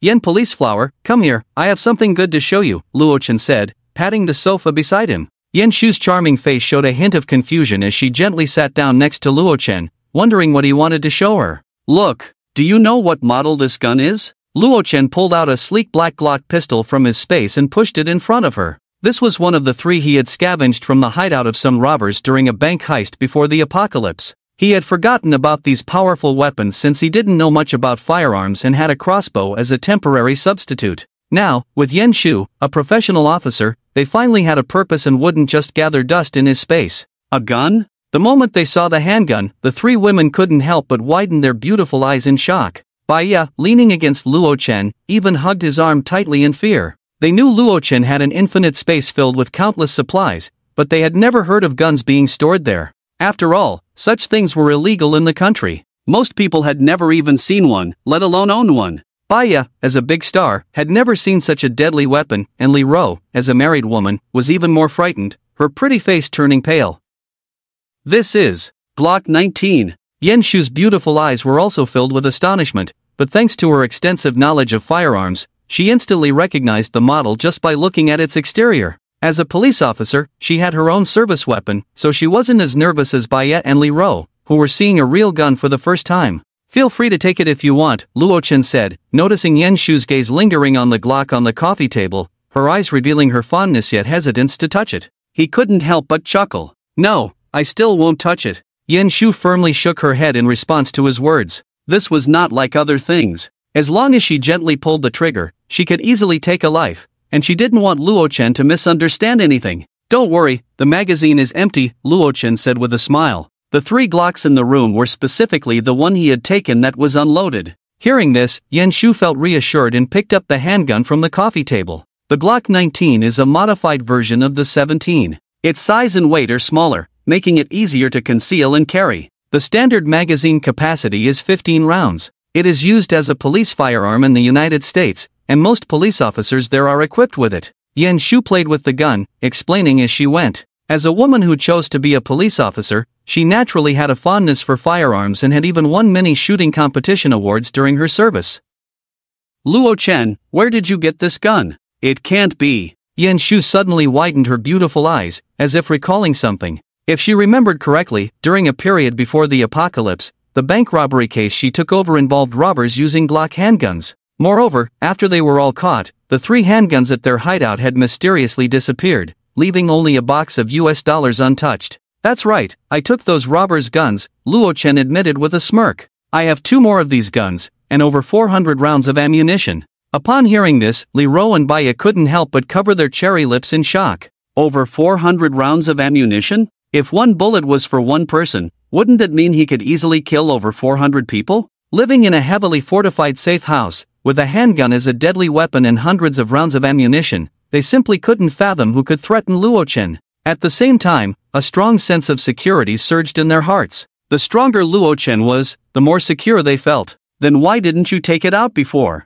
Yan Shu asked, somewhat astonished. If Luo Chen had been holding a gun when she first came in, he could have shot her the moment she pulled out her fruit knife. At the very least, she wouldn't have acted recklessly. I forgot, Luo Chen shrugged. After all, I'm not familiar with this thing. Yan Shu relaxed her brows and said softly, I can teach you. In just 3 days, you can basically master shooting. So fast? I thought it would take at least 2 months, Luo Chen said, somewhat surprised. With Officer Yan Shu around, he certainly wouldn't miss this opportunity. It's not as difficult as you think. First, you'll learn shooting theory, and once you grasp the key movements, the rest is basically live-fire practice, Yan Shu explained with a smile.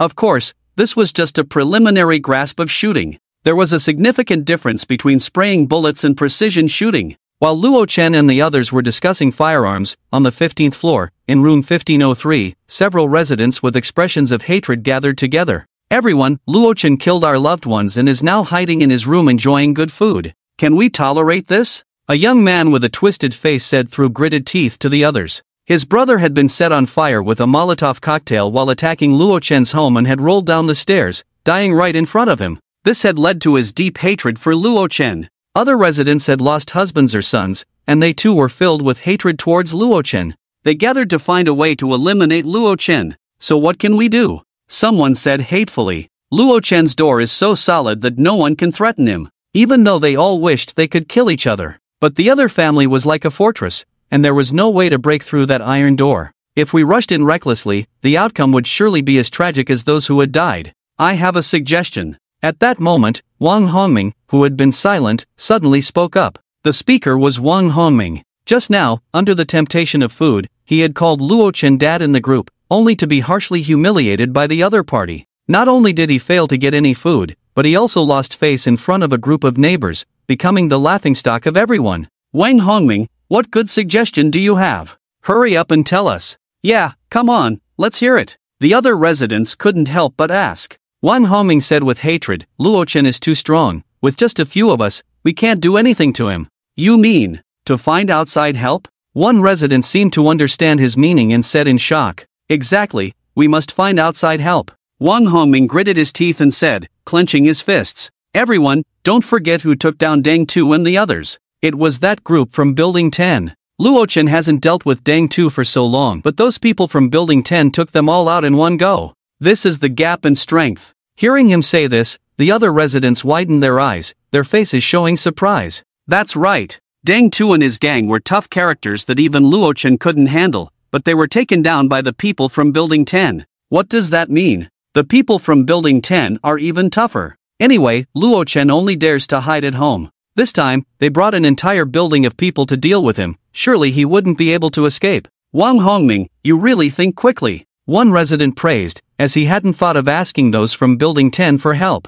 But why would those people help us? We don't even know them. Besides, I've heard they are quite brutal, not at all inferior to Deng Tu and his gang. A female resident said, somewhat fearfully. What if we brought a wolf into the house? Her words also garnered agreement from others. You all heard, they are constantly burning, killing, and looting everywhere. What are they after? Food and women. Wang Hongming said coldly. The rumors about Building 10 had already spread throughout the owner group in recent days, as many people in this building had acquaintances living in Building 10. They said that half of the building was under the control of someone named Zhuo Wentao. Zhuo Wentao, along with his group of subordinates, had amassed a pile of supplies through continuous robbery and murder, and had also taken many women, living lavishly every day. Some residents even offered their wives to survive, becoming part of the other party's subordinates. Zhuo Wentao loves women and food the most, and these two things are exactly what Luo Chen has at home. Wang Hongming stood up and looked around at everyone. If we tell them this news, without a doubt,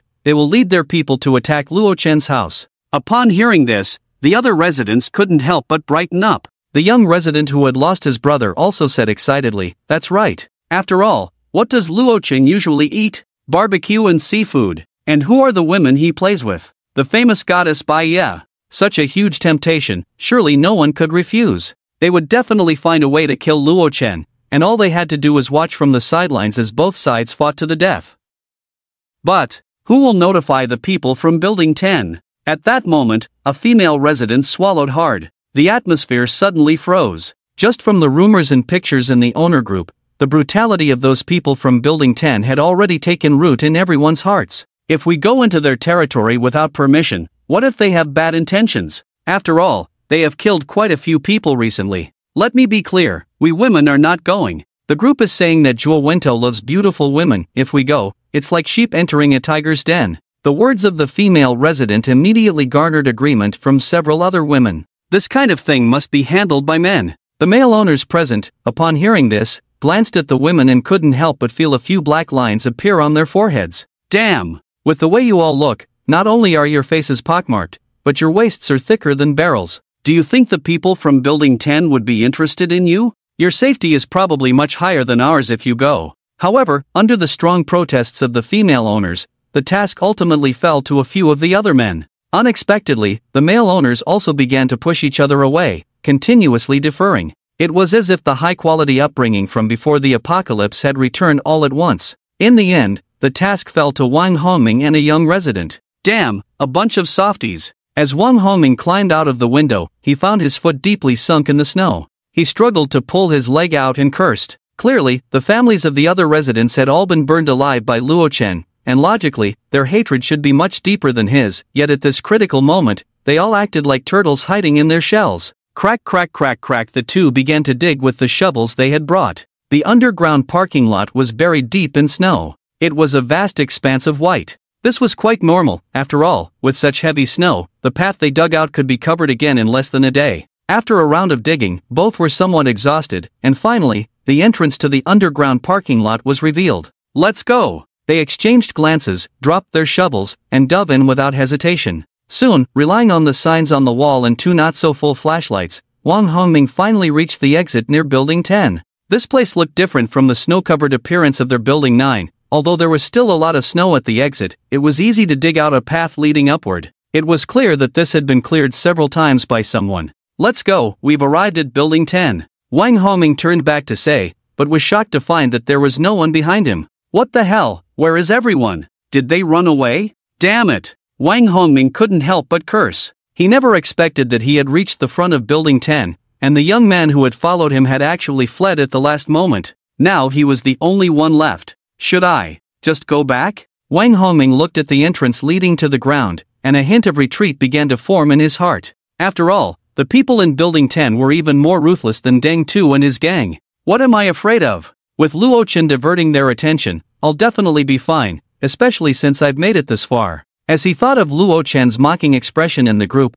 a surge of anger rose in his heart. He directly burrowed out of the underground parking lot. Because the snow was so thick, he had to come up to the third floor and then climb in through the window of the corridor. What are you doing? Damn, there's an intruder. Catch him. Wang Hongming didn't expect that as soon as he climbed through the window into the corridor, he was spotted by several men coming toward him. The men were holding baseball bats, buckets, and other items. It seemed they were planning to dig out the snow. Ah, don't hit me, I'm not an intruder. Wang Hongming was immediately hit a few times and fell to the ground, clutching his head and wailing.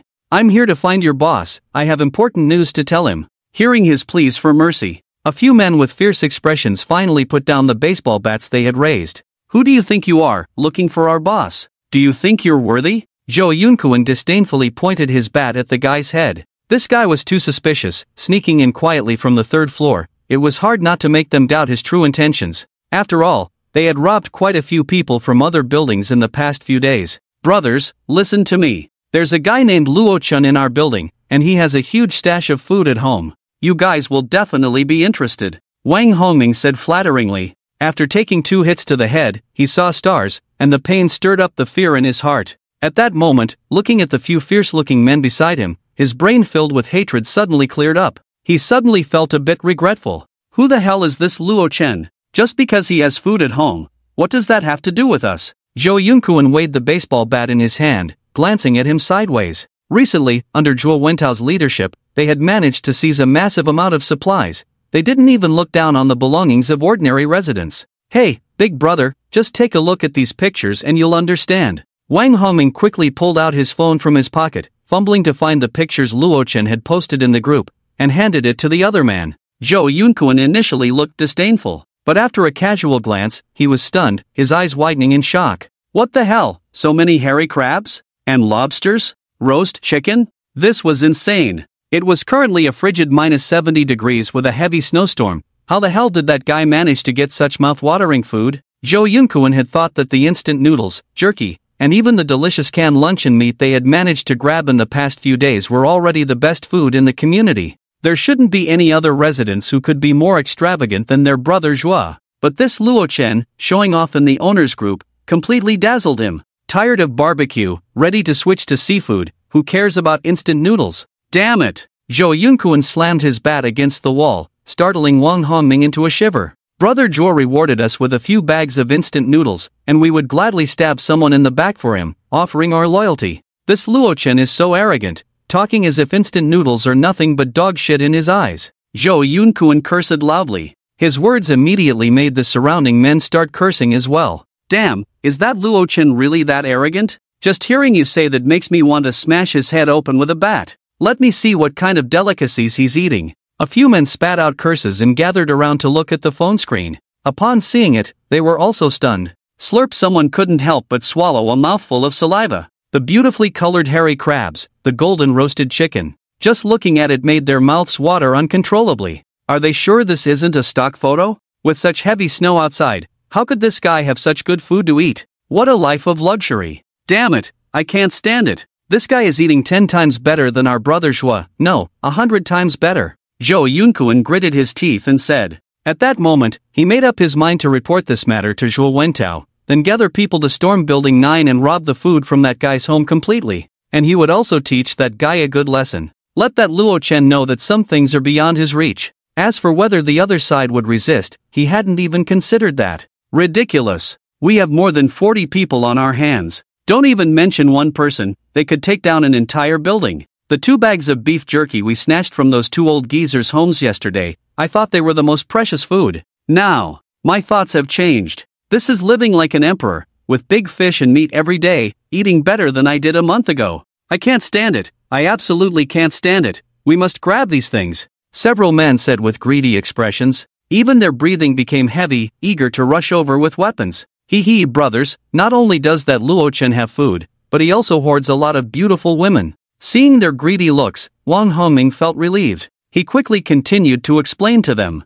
Oh, beautiful women? Zhou Yunkuan couldn't help but scoff at this. I'm not bragging. The beauties from our brother Zhua's place will make your eyes pop out when you see them. He spoke as if they had never seen the world. That car model from that exhibition, 2 of them have become brother Zhua's women. That face, that figure, you can't even imagine how enticing they are. To this, Wang Hongming said mysteriously, so, do you know the national goddess Baya? Zhou Yunkuan and the others gasped. Damn, you can't be saying that big star is at that Luo Chen's house right now? One man exclaimed, spitting as he spoke. It was obvious he was struggling to contain his excitement. That was the national goddess who dominated the trending searches online every day. Regardless of age or gender, everyone would bow to her charm. That's right, Goddess Baya is currently at Luo Chen's house. Wang Hongming nodded heavily. This news is known by all the residents of Building 9. Upon hearing this, Zhou Yunkuan grabbed him by the collar and said fiercely, let's go, we need to see the boss right now. 10th floor. Room 1001. In the living room, there was a large fire pit, with dismantled wooden table and chair legs thrown in, crackling as they burned. 5 or 6 men sat on the side sofa, enjoying the warmth from the fire pit, with 1 or 2 women accompanying them. On the coffee table was a pile of snacks, canned meat, and even 2 rather wilted and slightly rotten apples. Brother Zhua, you're so bad. In the middle of the sofa, a heavily made-up car model leaned against Zhuo Wentao and said sweetly, ha ha ha, bad? I can be even worse. Do you want to see? Zhuo Wentao loosened his collar and laughed. He looked quite refined, but the men around him had a hint of reverence in their gazes. It was because of Zhuo Wentao's leadership that they could gather to take down half a building and loot a bunch of women and supplies, preventing everyone from starving to death. Of course, the residents who were robbed had a terrible fate. Big brother, I have important news to report. Just as a car model was shyly leaning down to unbutton his pants, Zhou Yunkuan burst in with a few people in a flurry. Yunkuan, can you be a bit more composed? Can't this wait? Zhuo Wentao's tone was somewhat displeased at being interrupted. Zhou Yunkuan was one of his capable subordinates, but his reckless personality had always been a bit of a problem. Sorry about that, boss, Zhou Yunkuan said apologetically. Then, with an excited expression, he pulled the nervous Wang Homing in front of him. Boss, this guy ran over from Building 9. He brought news that on the 23rd floor of Building 9, there's a fat sheep with a lot of supplies. Zhuo Wentao, however, remained calm, even squeezing his hand tightly as he said, have we not snatched enough fat sheep these past 2 days? Is this little matter really worth your excitement? We've already grabbed over 20 boxes of instant noodles and 3 or 4 boxes of canned goods, not to mention other items, Zhuo Wentao scoffed. No matter how fat that guy is, can he be fatter than me? Seeing that his older brother was skeptical, Zhou Yunkuan didn't rush, instead chuckling, Big brother, when that guy was talking just now, I was just as unconvinced. Look at this. Saying that, he quickly opened the group chat on his phone and handed it over. His seafood feast? Barbecue? Zhuo Wentao's eyes widened in shock. His hands stopped moving. Even the 2 car models beside him stared blankly at the screen, saliva unconsciously dripping from the corners of their mouths. How about that, boss? Surprised, huh? Zhou Yunkuan chuckled. I'm shocked too. It's currently a severe blizzard blocking the roads, and the temperature outside is minus 70 degrees. Where on earth did this guy, Luo Chen, get such delicacies? And that big star, Baya, is at his place. Hard to believe, right? The few trusted subordinates around them were immediately drawn in by their conversation, and after looking at the photos on the phone, they all wore greedy expressions. Damn, brother Zhua, this Luo Chen is really a big fat sheep. No way, are you sure the news is correct? That national superstar Baya actually lives in Building 9? Damn, that's my goddess. Such a good cabbage has been pushed by a pig. The men spoke excitedly, even wanting to set off immediately. It seemed as if everything was under their control. The news is absolutely true, Building 9 is going crazy with it. Zhou Yunkuan patted his chest to assure them. Damn it, this guy can show off even better than I can. Zhuo Wentao scrolled through the chat records and couldn't help but sneer.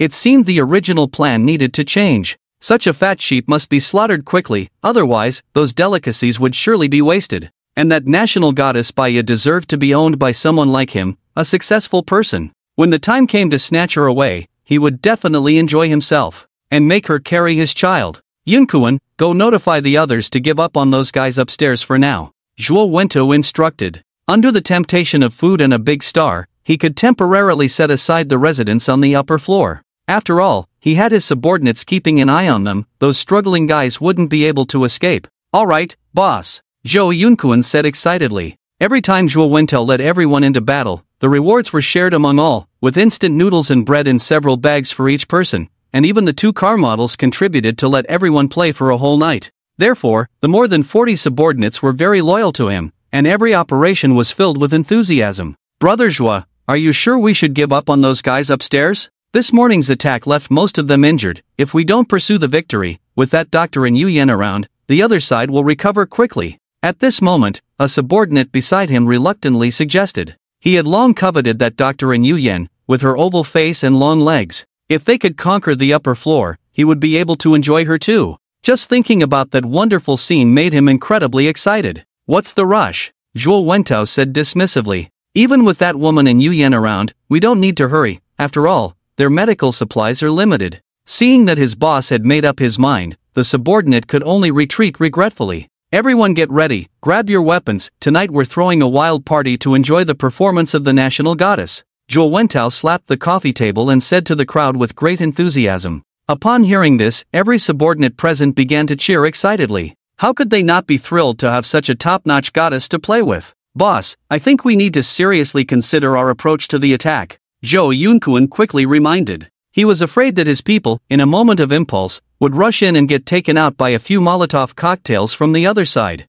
Under his explanation, the crowd was somewhat stunned. The door is very solid, the walls are made of alloy plates, and several hammers can't break it? There's an opening on the door for throwing Molotovs? Zhuo Wentao said in shock. This guy named Luo Chen actually transformed his house into a fortress. He must have some issues with his brain. Looking at it this way, the direct attack strategy was rendered useless. If they charged in, his men would end up as barbecue. Hee, brothers, I've told you all the news. Wang Hongming said with a fawning smile, and seeing that things were about to wrap up, he felt a desire to retreat. The longer he stayed here, the greater the danger. Alright, get lost. Seeing that the other side was no longer useful, Zhou Yunkuan couldn't be bothered with him and waved his hand impatiently. Okay, brothers, I'm leaving now. Wang Hongming quickly nodded and turned to walk towards the door. As he walked, he secretly rejoiced, thinking it was surprisingly easy to leave, and the other side didn't make things difficult for him, focusing all their attention on Luo Chen. At that moment, Wang Hongming even looked down on that group of cowards in his heart,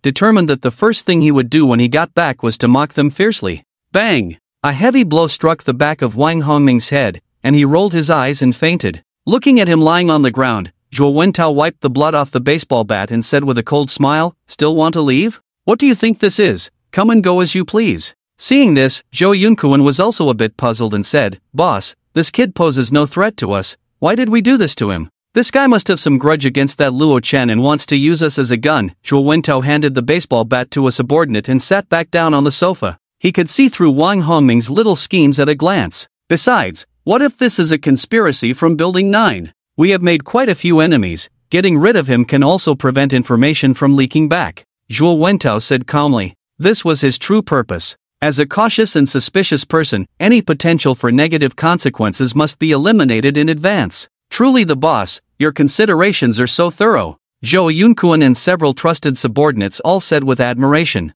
Look at this is why he could only be a thug. Old you, this operation relies on you. Zhuo Wentao instructed an old man next to him who was busy nibbling on a woman. Yu Zhenqi was an experienced locksmith, whether it was the anti-theft door locks in a community or the high-end electronic locks in villas, he could open them with ease. With him around, the residents' anti-theft doors were practically useless. They wouldn't even need to bother breaking down the door. Because of his reliable skills, when they heard that Luo Chen's anti-theft door was very solid, Zhuo Wentao and his subordinates were not overly worried. No matter how solid the door was, what could they do if they could throw Molotovs? Block the throwing opening on the door, and with a few people pushing, what could the other side do to them? Once the door was broken open, that Luo Chen would be a lamb waiting to be slaughtered. Almost everyone thought so. Action starts at 3 o'clock tonight. After pondering for a moment, Zhuo Wentao said. At 3 o'clock in the morning. It was just the stage when people were sound asleep, allowing them to stealthily ascend to the 23rd floor, then Evolju quietly unlocked the door, letting the target be killed directly in their dreams. They didn't even have a chance to use Molotov cocktails. As expected of the boss, what a great method. Here comes the seafood feast. I want to play the goddess right in his house. A group of trusted subordinates also grinned wickedly. Just thinking about the terrified expressions of the target and goddess Baya filled them with a perverse pleasure. The act of having complete control over someone's life and killing them was simply too intoxicating. Since it was still early, they weren't in a hurry. Instead, they played with the woman in their arms while their thoughts drifted to Building 9. The national-level goddess, who was once someone I could only look up to, I never expected to have a chance to play with her now. It's settled then, when we break in, I get to enjoy first. Pfft, where do you put the boss? Brother Jua has to come first. You only deserve to lick the goddess's feet from the side. As they spoke, the group couldn't help but burst into laughter. The mocked subordinate wasn't angry, he chuckled. That works too, the goddess's feet must be fragrant. I'll just treat them like ice cream. Alright, you take the left foot, I'll take the right. I'll use my right hand. Then I'll use my left hand. What about me? You all get to play, what do I do? How about I use my hair? At 2:30 in the morning, Zhou Yunkuan and his group quietly left under the cover of night. They made their way through the underground parking lot, smoothly arriving near Building 9. To be honest, having the underground passage made things much easier. They didn't have to waste energy trudging through thick snow. It was the passage that Wang Hongming had dug out in the afternoon. By now, it had been covered with a thick layer of snow again, but with a few people working together, a path was quickly cleared. Let's go! The six exchanged glances and silently climbed up one by one. These few were all skilled hands of Zhuo Wentao. Since this operation was a nighttime ambush, bringing too many people wouldn't help and could easily alert the target. As long as they could quietly unlock the door, everything would be fine. Zhou Yunkuan led the way, and the six of them made their way to the 23rd floor, carefully controlling their footsteps so that even in the quiet of night, they didn't make much noise.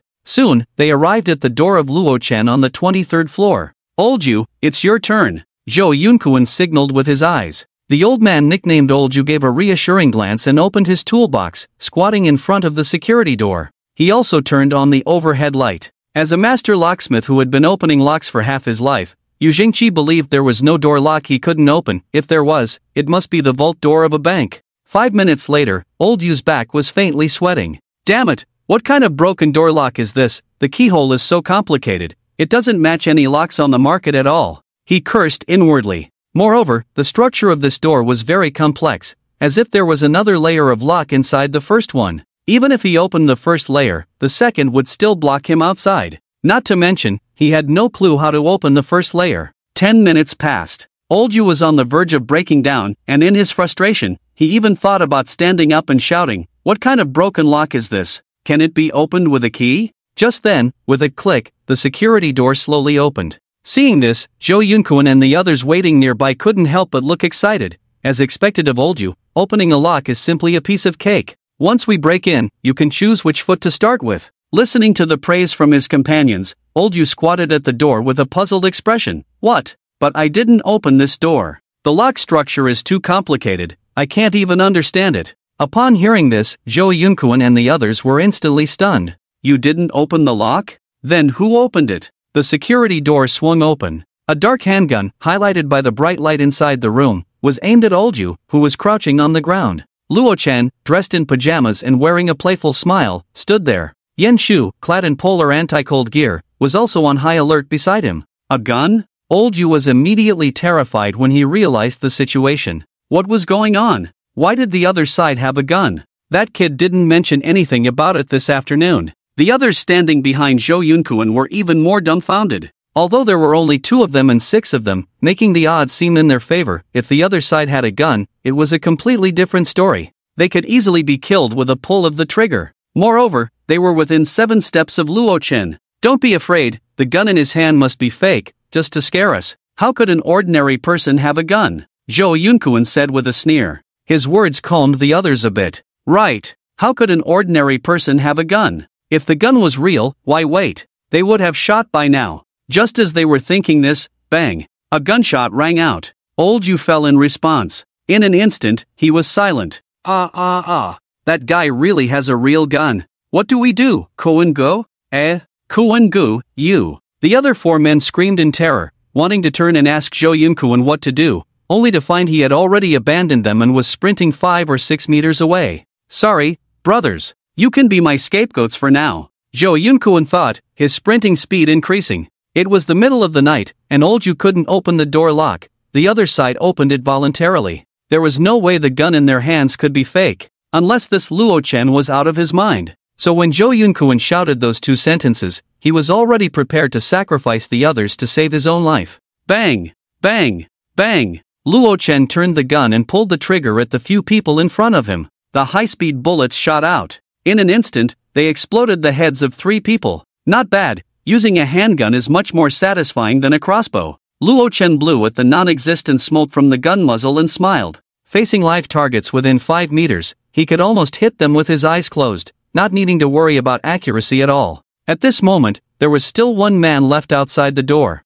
He stood at the entrance, his face full of terror, trembling and nearly scared to death. In just a moment, half of his companions had died, and Zhou Yunkuan had used them as human shields and vanished without a trace. Suddenly, a warm stream gushed out from below, meeting the sub-zero temperatures and instantly forming a layer of ice. "Please, don't kill me," the man pleaded desperately, hoping Luo-chen would spare him. "Tell me where you came from and who sent you." Luo-chen held the handgun, the cold muzzle aimed at his head. His tone was as icy as the 70-degree below zero air. "Unless you spare me, I won't tell you." The man trembled as he spoke. Bang! Luo-chen directly pulled the trigger. The other party fell down with a look of shock, eyes wide open. "Heh, you don't have the right to negotiate with me," Luo-chen said disdainfully. Anyway, even if they didn't say anything, he could find out. Since the other party was so chatty, it would be better to go meet the King of Hell directly and say whatever they wanted to say. One got away, but it's not a big deal. "Go take care of the other one," Luo-chen said to Yen Shu.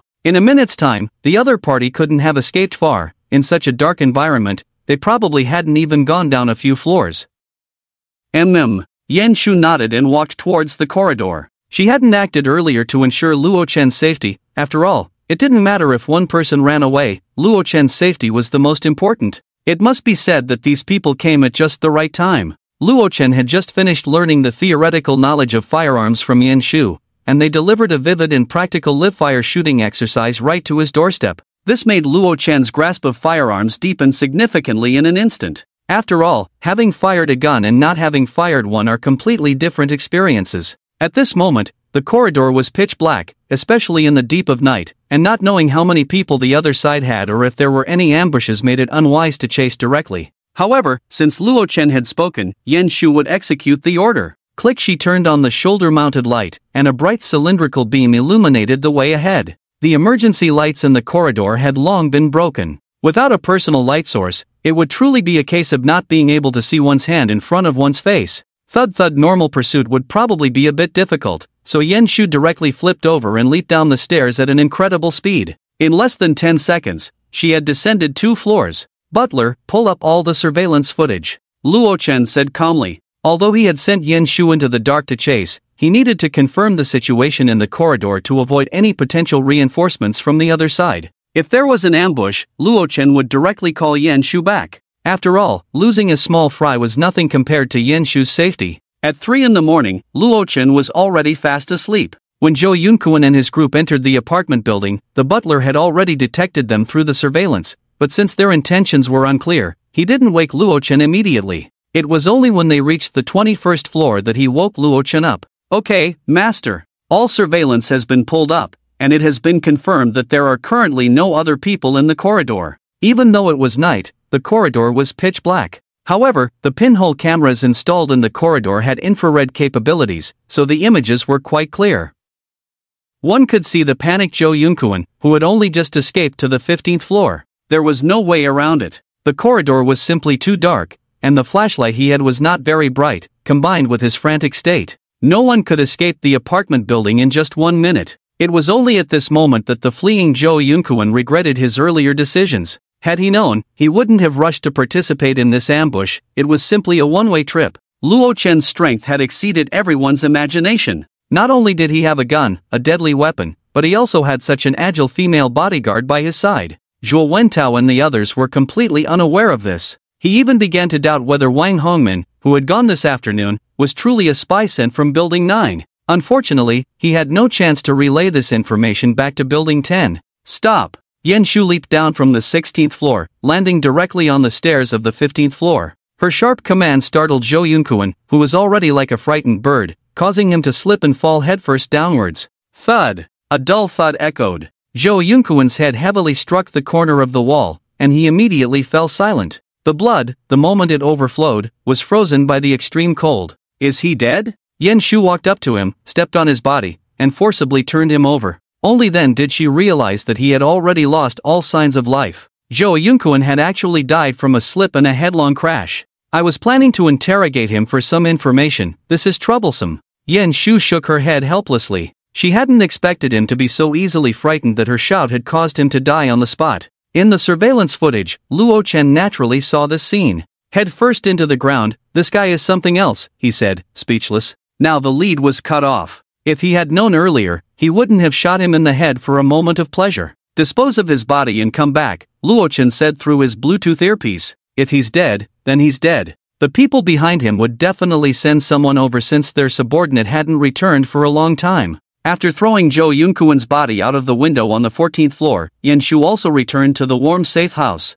At that moment, Baya and Li Rou stood in the living room with worried expressions. What happened? We just heard gunshots. Li Rou asked, pursing her cherry lips. She had been sleeping soundly when the gunfire suddenly woke her up, and upon coming out, she found Baya also looking shocked and confused. There was an intruder, but it's been dealt with, Yan Shu explained to the two. An intruder? Deng Tu and the others are dead. Who would attack us now? Baya, wearing a cat-themed pajamas, looked very puzzled. After all, the remaining residents had already wiped out more than 20 people. It seemed impossible for anyone to have the courage to attack again. It might be those people from Building 10, Luo Chen said, narrowing his eyes slightly. There had been quite a bit of discussion in the owner group about Building 10 lately, and he had certainly noticed. Moreover, Building 10 was very close to their Building 9, if anyone had the greatest suspicion, it would probably be them. Building 10? Yen Shu was somewhat shocked by his speculation. After all, she had just brought ECC over from Building 10. Butler, have there been any unusual activities from the other residents today? Luo Chen seemed to have thought of something and inquired. Some owners. The butler quickly reviewed the surveillance footage and provided an answer, pulling up the footage from that day. In the footage, Wang Hongming and his group gathered in the corridor on the third floor, and under the farewell of others, Wang Hongming and a young man took a shovel and went out.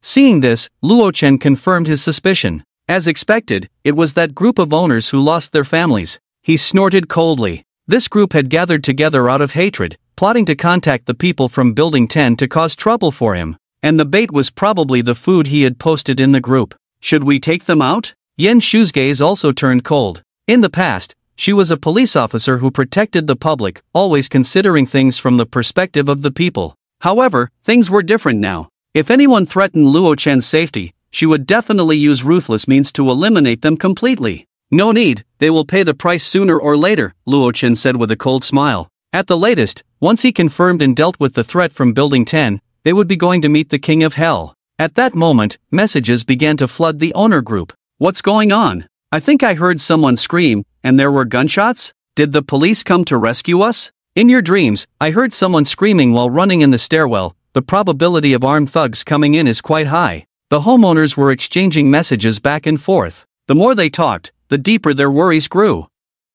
Could it be that the group of thugs led by Deng had just died, and a new threat had emerged so quickly? At that moment, those homeowners who had gone to look for Building 10 were all trembling in their homes. Others might not know what was going on, but they were well aware. It was definitely the people from Building 10 who had attempted a night raid on Luo Chen's home, only to be met with gunfire and forced to retreat. Luo Chen actually had a gun. Their fear intensified, and they decided to keep the events of the day to themselves, vowing never to mention it again. However, what these people didn't know was that Luo Chen had already seen their actions clearly through the surveillance cameras. It could be said that from this moment on, their lives had entered a countdown. Everyone go rest, there shouldn't be any issues tonight. Luo Chen glanced at the clock. It was already 3:30 in the morning. Baya was starting to doze off. Oh. Hearing his words, Baya sleepily walked to the side with Li Ro. Currently, she was sharing a room with Li Ro, while Yen Shu had her own room. At this moment, Yen Shu had already taken off her extreme cold weather gear. She hung her clothes on a nearby rack, revealing her slender waist and long, straight legs. Officer Yen, I seem to have forgotten something. Luo Chen walked over and wrapped his arms around her waist, leaning down to whisper in her ear. Forgot what? Yen Shu blushed. Over the past few days, she had been teaching Luo Chen about firearms, so she hadn't yet contributed her first kill. At this moment, Luo Chen was also feeling intrigued. However, since they had just repelled the small fry from Building 10, and their boss hadn't shown his true self yet, it was possible that they would need Yen Shu to go out and face the enemy again. So Luo Chen decided to let it go for now. Come to my room, Luo Chen said with a smirk. Oh, Yen Shu replied, her cheeks flushed, obediently following him into the room. At this moment, Luo Chen decided not to pursue her further, to avoid affecting their combat effectiveness. Right now, he just wanted to sleep while holding a big pillow. The sun was high in the sky. Oh no, the sun had lost most of its warmth, and there was hardly any sunlight to be seen. The sky outside remained gray, with only the never-ending snowflakes falling down. In room 1001 of Building 10, Zhuo Wentao sat on the sofa with a gloomy expression. The two car models he usually adored now neglected to the side. 8 hours. Since Zhou Yunkuan and his group went to Building 9 last night, a full 8 hours had passed without a word from them. According to the plan, they should have returned to Building 10 by 5 this morning. At this moment, the other confidants sitting on the side sofa also wore grim expressions. Zhou Yunkuan had been out of contact for so long. The situation was likely very grim. Thinking positively, one might say they had been captured. Thinking negatively, it could mean that all 6 of them had already met their end. Boss, about Yunkuan and the others. Yu Feiyang hesitated to speak. Like Zhou Yunkuan, he was also one of Zhuo Wentao's confidants. He had originally intended to lead the way yesterday, but Zhou Yunkuan had beaten him to it. Looking at it this way, the other party had indeed shielded him from disaster. Don't think about it, they're definitely gone, Zhuo Wentao said coldly. He directly stated the outcome that everyone knew but dared not voice.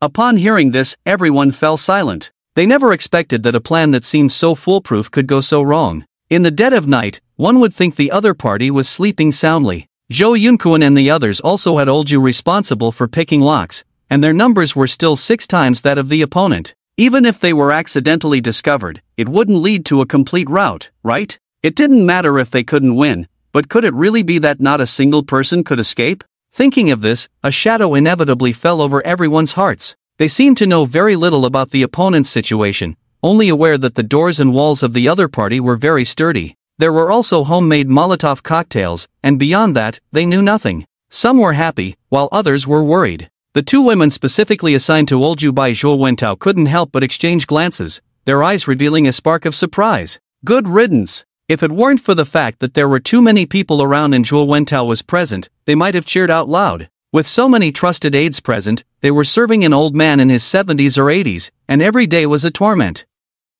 Clearly feeling nothing, they still had to pretend to look very pleased. Thankfully, they were now liberated. You go find out about the news from Building 9 last night, and report back to me later. Zhou Wentao pulled a model over, his hands roaming. The model immediately showed a pained expression. Yes, boss. Yu Feiyang responded and quickly opened the door to leave. With so many people in Building 10, it was inevitable that a few residents knew people from Building 9, so Yu Feiyang took some time and easily learned about the situation in Building 9 last night. He hurriedly pushed the door open. Boss, it's bad, boss. Yu Feiyang gasped as he rushed into the living room. In the midst of everyone's confused gazes, he said with some trepidation, according to the news I just found out, the residents of Building 9 said they heard gunshots late at night. And there were also sounds of people screaming and fleeing. One sharp-eared resident said that the gunshots definitely came from a handgun. Gunshots? Upon hearing this, Zhou Wentao and several trusted aides were all shocked. Zhou Yunkuan definitely wouldn't have a gun.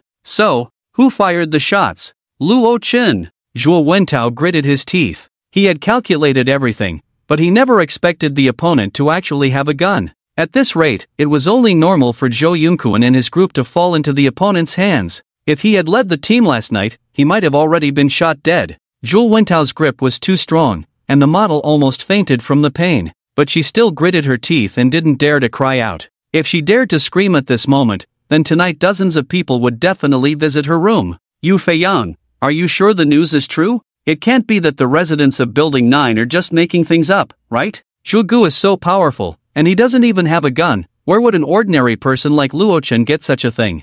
I don't believe it. This must be a conspiracy from Building 9. The other aides sitting on the sofa couldn't help but express their doubts. This news was simply too suspicious. They suspected that Luo Chen had colluded with the residents of Building 9 to send them false information. Why would I lie to you? It's not just 1 or 2 people in Building 9 who heard it, almost the entire building is talking about it. If you don't believe me, I have screenshots of the group messages. Seeing their disbelief, Yu Feiyang was also anxious. This was information he had personally investigated. If it were false, wouldn't that mean his ability to get things done was lacking? After confirming the news was true, the people in the room fell silent. Luo Chen not only lived in a house as solid as a turtle shell, but he also had Molotov cocktails and handguns. Could this be called a fat sheep? Clearly not. The opponent's status had shifted from a lamb to be slaughtered to a man-eating beast. Faced with firearms, the vast majority of people felt a chill in their hearts. Robbing an unarmed resident would definitely be without psychological pressure,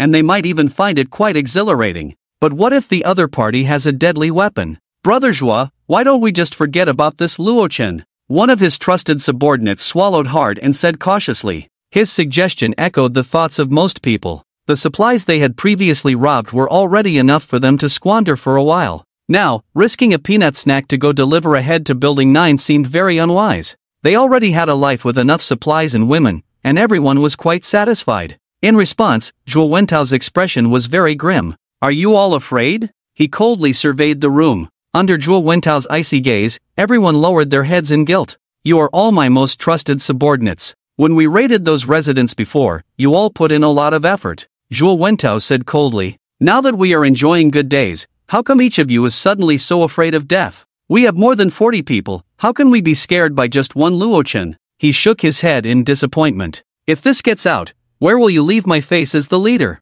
How will we command respect in the future? Upon hearing this, the subordinates also lowered their heads in shame. Indeed, they clearly had more than 40 people and had conquered countless buildings, yet they were now completely demoralized by just one Luo Chen. It was truly embarrassing. After all, they hadn't even seen the real Luo Chen yet. Brother Zhua, what should we do? Just give the order, and everyone will charge in.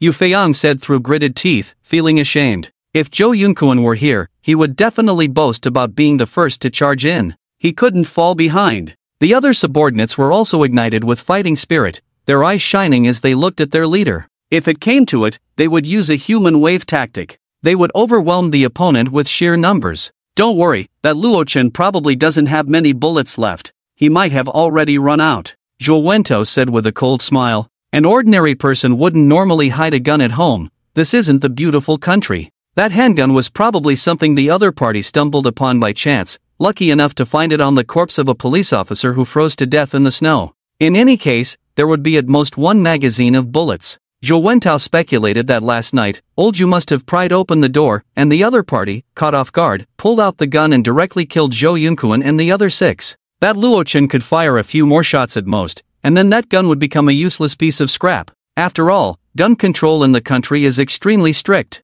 After hearing Zhou Wentao's analysis, the other subordinate's eyes immediately lit up. Brother Zhua, after hearing your words, I suddenly feel confident again. At worst, we can send a few people in to exhaust his bullets. Exactly, once he runs out of bullets, we can settle the score properly. I don't believe that his shabby house is completely impenetrable, everyone said fiercely. The other party had killed their 6 brothers, they had to make Luo Chen pay a heavy price, and they needed to break into the house and take away all his supplies and goddess. At this moment, everyone was full of confidence. The gathered younger brothers were all incredibly excited, determined to break into Luo Chen's home today to avenge their 6 fallen comrades. So what if he has a gun? With so many of us, how many shots can you fire? What they didn't know was that Luo Chen had over 400 bullets in his space, enough for each of them to die 10 times over. Let's go, for the seafood feast and to play with the goddess, Zhou Wentao shouted, raising his hand. The room and corridor were filled with subordinates holding machetes and baseball bats, all wearing excited expressions as they shouted, for the feast,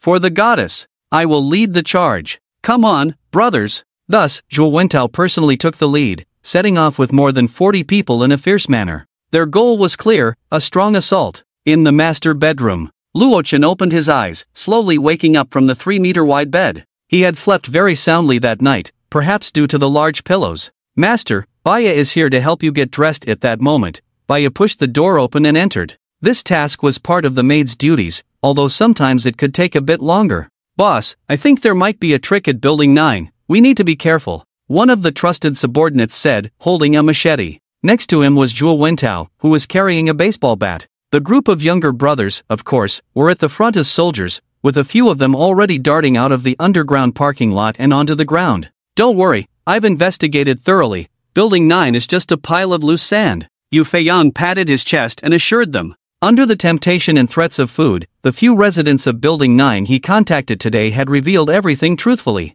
Building 9 was not like their Building 10, where a large group of people, under Zhou Wentao's leadership, could work together as one. Faced with more than 40 organized individuals armed with weapons, they had no power to fight back. So, they could confidently deal with Luo Chen. Then it's settled, Zhou Wentao sneered. They decided to go up to the 23rd floor first to roughly observe Luo Chen's house. After all, there were so many people. He couldn't believe he wouldn't be able to do anything to the other side. Ah, who are you? 2 homeowners carrying buckets and going downstairs to shovel snow were stunned. At that moment, the corridor was completely blocked by a group of fierce-looking individuals. The 2 exchanged terrified glances.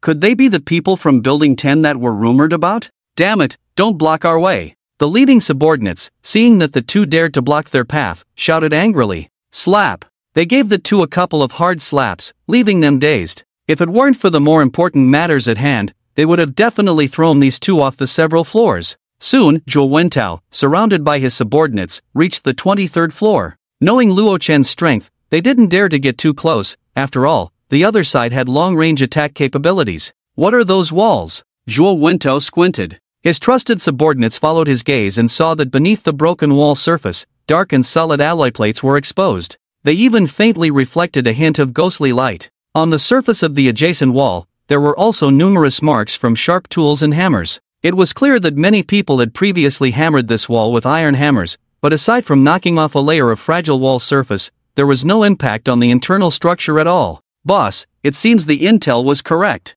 The walls and doors of Luo Chen's house are probably very sturdy. Yu Feiyang couldn't help but swallow hard. Just from the large marks left behind, he could perfectly deduce that even if he brought more than 40 people to desperately destroy this iron wall and door, it would ultimately be in vain. Perhaps, they would even be taken out by Luo Chen using Molotov cocktails. What should we do, boss? Are we really helpless against him? The other trusted subordinates also felt a bit disheartened at this point. Seeing this steel defense line with his own eyes, an overwhelming sense of powerlessness surged in everyone's hearts. Since his outer walls and main gate are so solid, let's change our place of attack, Zhuo Wentao said coldly. He couldn't believe that the area directly below them was also filled with alloy steel plates like the front gate's walls. As long as they could dig a big hole in the floor, wouldn't the other side be left waiting to die at home? Those residents who had attacked before must have been fools. They actually overlooked such a fatal weakness. As expected of the boss, truly clever. Yu Feiyang and several other trusted subordinates quickly flattered him. Then, a group of them went directly to the area right below Luo Chen's house, outside room 2201 on the 22nd floor. They politely knocked the door open with a hammer. To their surprise, it turned out to be an empty room. Although the furniture was complete, it was covered in a layer of dust, indicating that the owner hadn't been home for a long time. Just right. Zhuo Wentao snorted coldly and ordered, "Get to work, smash open the floor of his house." A group of subordinates wielding hammers began to smash the ceiling with fierce expressions. Bang! However, their expressions quickly turned to despair, because beneath the thin ceiling, there was still a layer of dark, indestructible alloy plate. Seeing this scene, the dozens of subordinates present were instantly petrified in place. Especially those who were smashing the ceiling with hammers, their faces looked incredibly grim. It was as if they had eaten something foul. Damn it! Is it really that outrageous? This house is not only filled with alloy steel plates on all sides, but even the top and bottom are made of this damned stuff? This Luo Chen is simply a madman. What normal person would remodel their home like this? The subordinates instantly broke down. They had originally thought this was a brilliant plan, that they could break through the floor and successfully invade the other party's home, then steal all the supplies and have their way with Bai Ye, that nationwide superstar. But Luo Chen had already considered this point, leaving them no loopholes to exploit. They had worked hard for half a day, only to end up looking like a bunch of clowns. Damn it! No wonder Luo Chen has the confidence to flaunt his gourmet food in their owner group. His house is basically a fortress.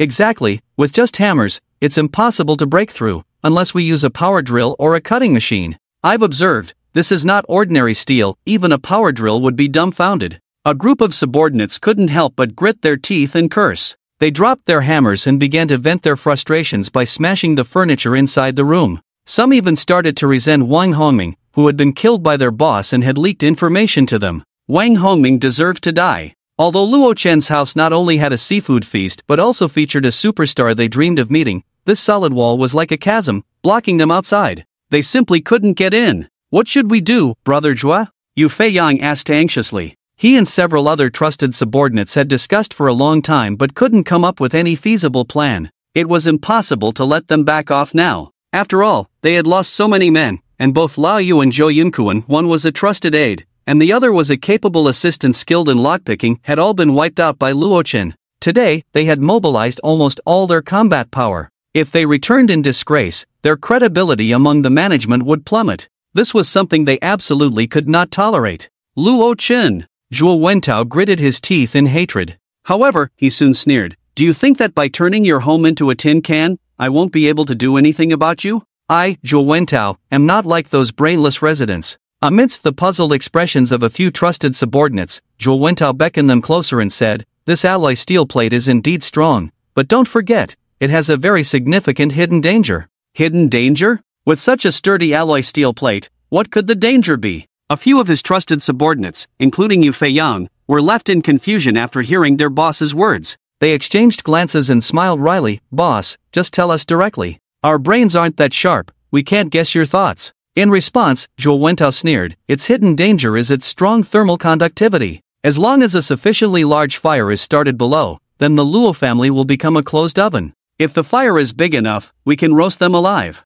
After hearing this explanation, Yu Feiyang and the other subordinates couldn't help but feel ecstatic. Damn! No wonder he's the boss. This alloy plate is indeed tough, and brute force alone can't break it. But as long as they change their approach and use fire as an attack method, they can easily conquer the seemingly impregnable safe house. Who knows, by then, Luo Chen might even open the door himself because he can't stand the heat. Ha ha ha ha ha, no wonder he's the boss, he's so clever. Zhuge, my admiration for you is like the endless flow of the Yangtze River. Now, Luo Chen's good days are finally over. The other subordinates guarding the corridor couldn't help but burst into laughter after hearing this brilliant idea. In their view, this time it was definitely a sure thing. It no longer mattered whether the opponent came out. If they did, they would send someone to ambush and kill them, and if they didn't, they would turn them into roasted meat. Luo Chen, let's see how you deal with this now. Thus, with their confidence boosted, the subordinates surrounded Zhuo Wentao and headed to the 23rd floor. They not only wanted to kill but also to crush the spirit. First, they would tell him how they planned to kill him, then watch him die in endless pain and fear. This was also their favorite thing to do. Luo Chen, you must know, we come from Building 10, the reapers of your life. Yu Feiyang shouted loudly from a distance in the corridor. Behind him stood Zhuo Wentao, with a calm expression, and his excited subordinates. They could hardly contain their imaginations of how Luo Chen would beg for mercy. At that moment, Luo Chen was sitting on the sofa in the living room, looking playfully at the surveillance screen. Baya and Li Ro sat beside him, while Yan Shu, dressed in polar cold-resistant clothing, stood silently behind him. As soon as this group entered the apartment building, the butler had sent a warning, so Luo Chen was immediately aware of their arrival. Undeniably, there were many people from Building 10 this time. Even if the previous residents and Deng Tu's subordinates were combined, they wouldn't match their numbers. However, Luo Chen remained unfazed, and there was not a trace of worry on his face. In fact, he even had the mood to tease Baya, gently twirling a strand of her golden hair. Oh, the reapers of my life? Luo Chen said lightly through a small Bluetooth speaker placed outside the door. Hearing the voice, Yu Feiyang was momentarily taken aback, but he quickly realized that the other party must be using some kind of speaker. Why do I feel like you guys are more like a bunch of dead men? He suddenly laughed. In his tone, it seemed he didn't take the more than 40 people filling the corridor seriously at all. Looking for death. Upon hearing this, Yu Feiyang instantly became furious. He had never seen someone so close to death still so defiant. Just as he was about to curse loudly, Zhuo Wentao behind him stopped him and spoke slowly. You're Luo Chen, right? I am their boss, Zhuo Wentao. Zhuo Wentao appeared calm and composed, as if everything was under his control, which made the subordinates present admire him even more. Look at that! This is the aura of someone who commands over 40 people. So composed, so domineering. I'm giving you two choices now. Zhuo Wentao raised two fingers, regardless of whether Luo Chen could see him. Choose your MLGB. As soon as he finished speaking, Luo Chen unleashed a torrent of curses. I'll give you a choice too. Get lost. The corridor fell silent instantly. Then, Zhuo Wentao's expression darkened, becoming terrifyingly grim. He didn't expect the other party to be so arrogant. In front of over 40 subordinates, he was publicly insulted, losing a lot of face. Damn it, you're dead meat. Zhuo Wentao said viciously. He turned to his subordinates and ordered, go search. Break down those residents' doors and bring me everything that can be burned. Thus, a large group of over 40 people split into 4 teams, smashing open the residents' security doors with hammers, then rushing in to plunder supplies. Now, those residents hiding at home were in trouble. They never expected such a group of fierce thugs would suddenly show up to rob their homes. Please, take whatever you want, just don't hurt us. A young man pleaded desperately. Faced with a dozen armed thugs bursting into his home, how could he have the courage to resist? Angering them would mean losing his life. His wife and child were trembling together, watching as those people carried out all the wooden furniture from their home.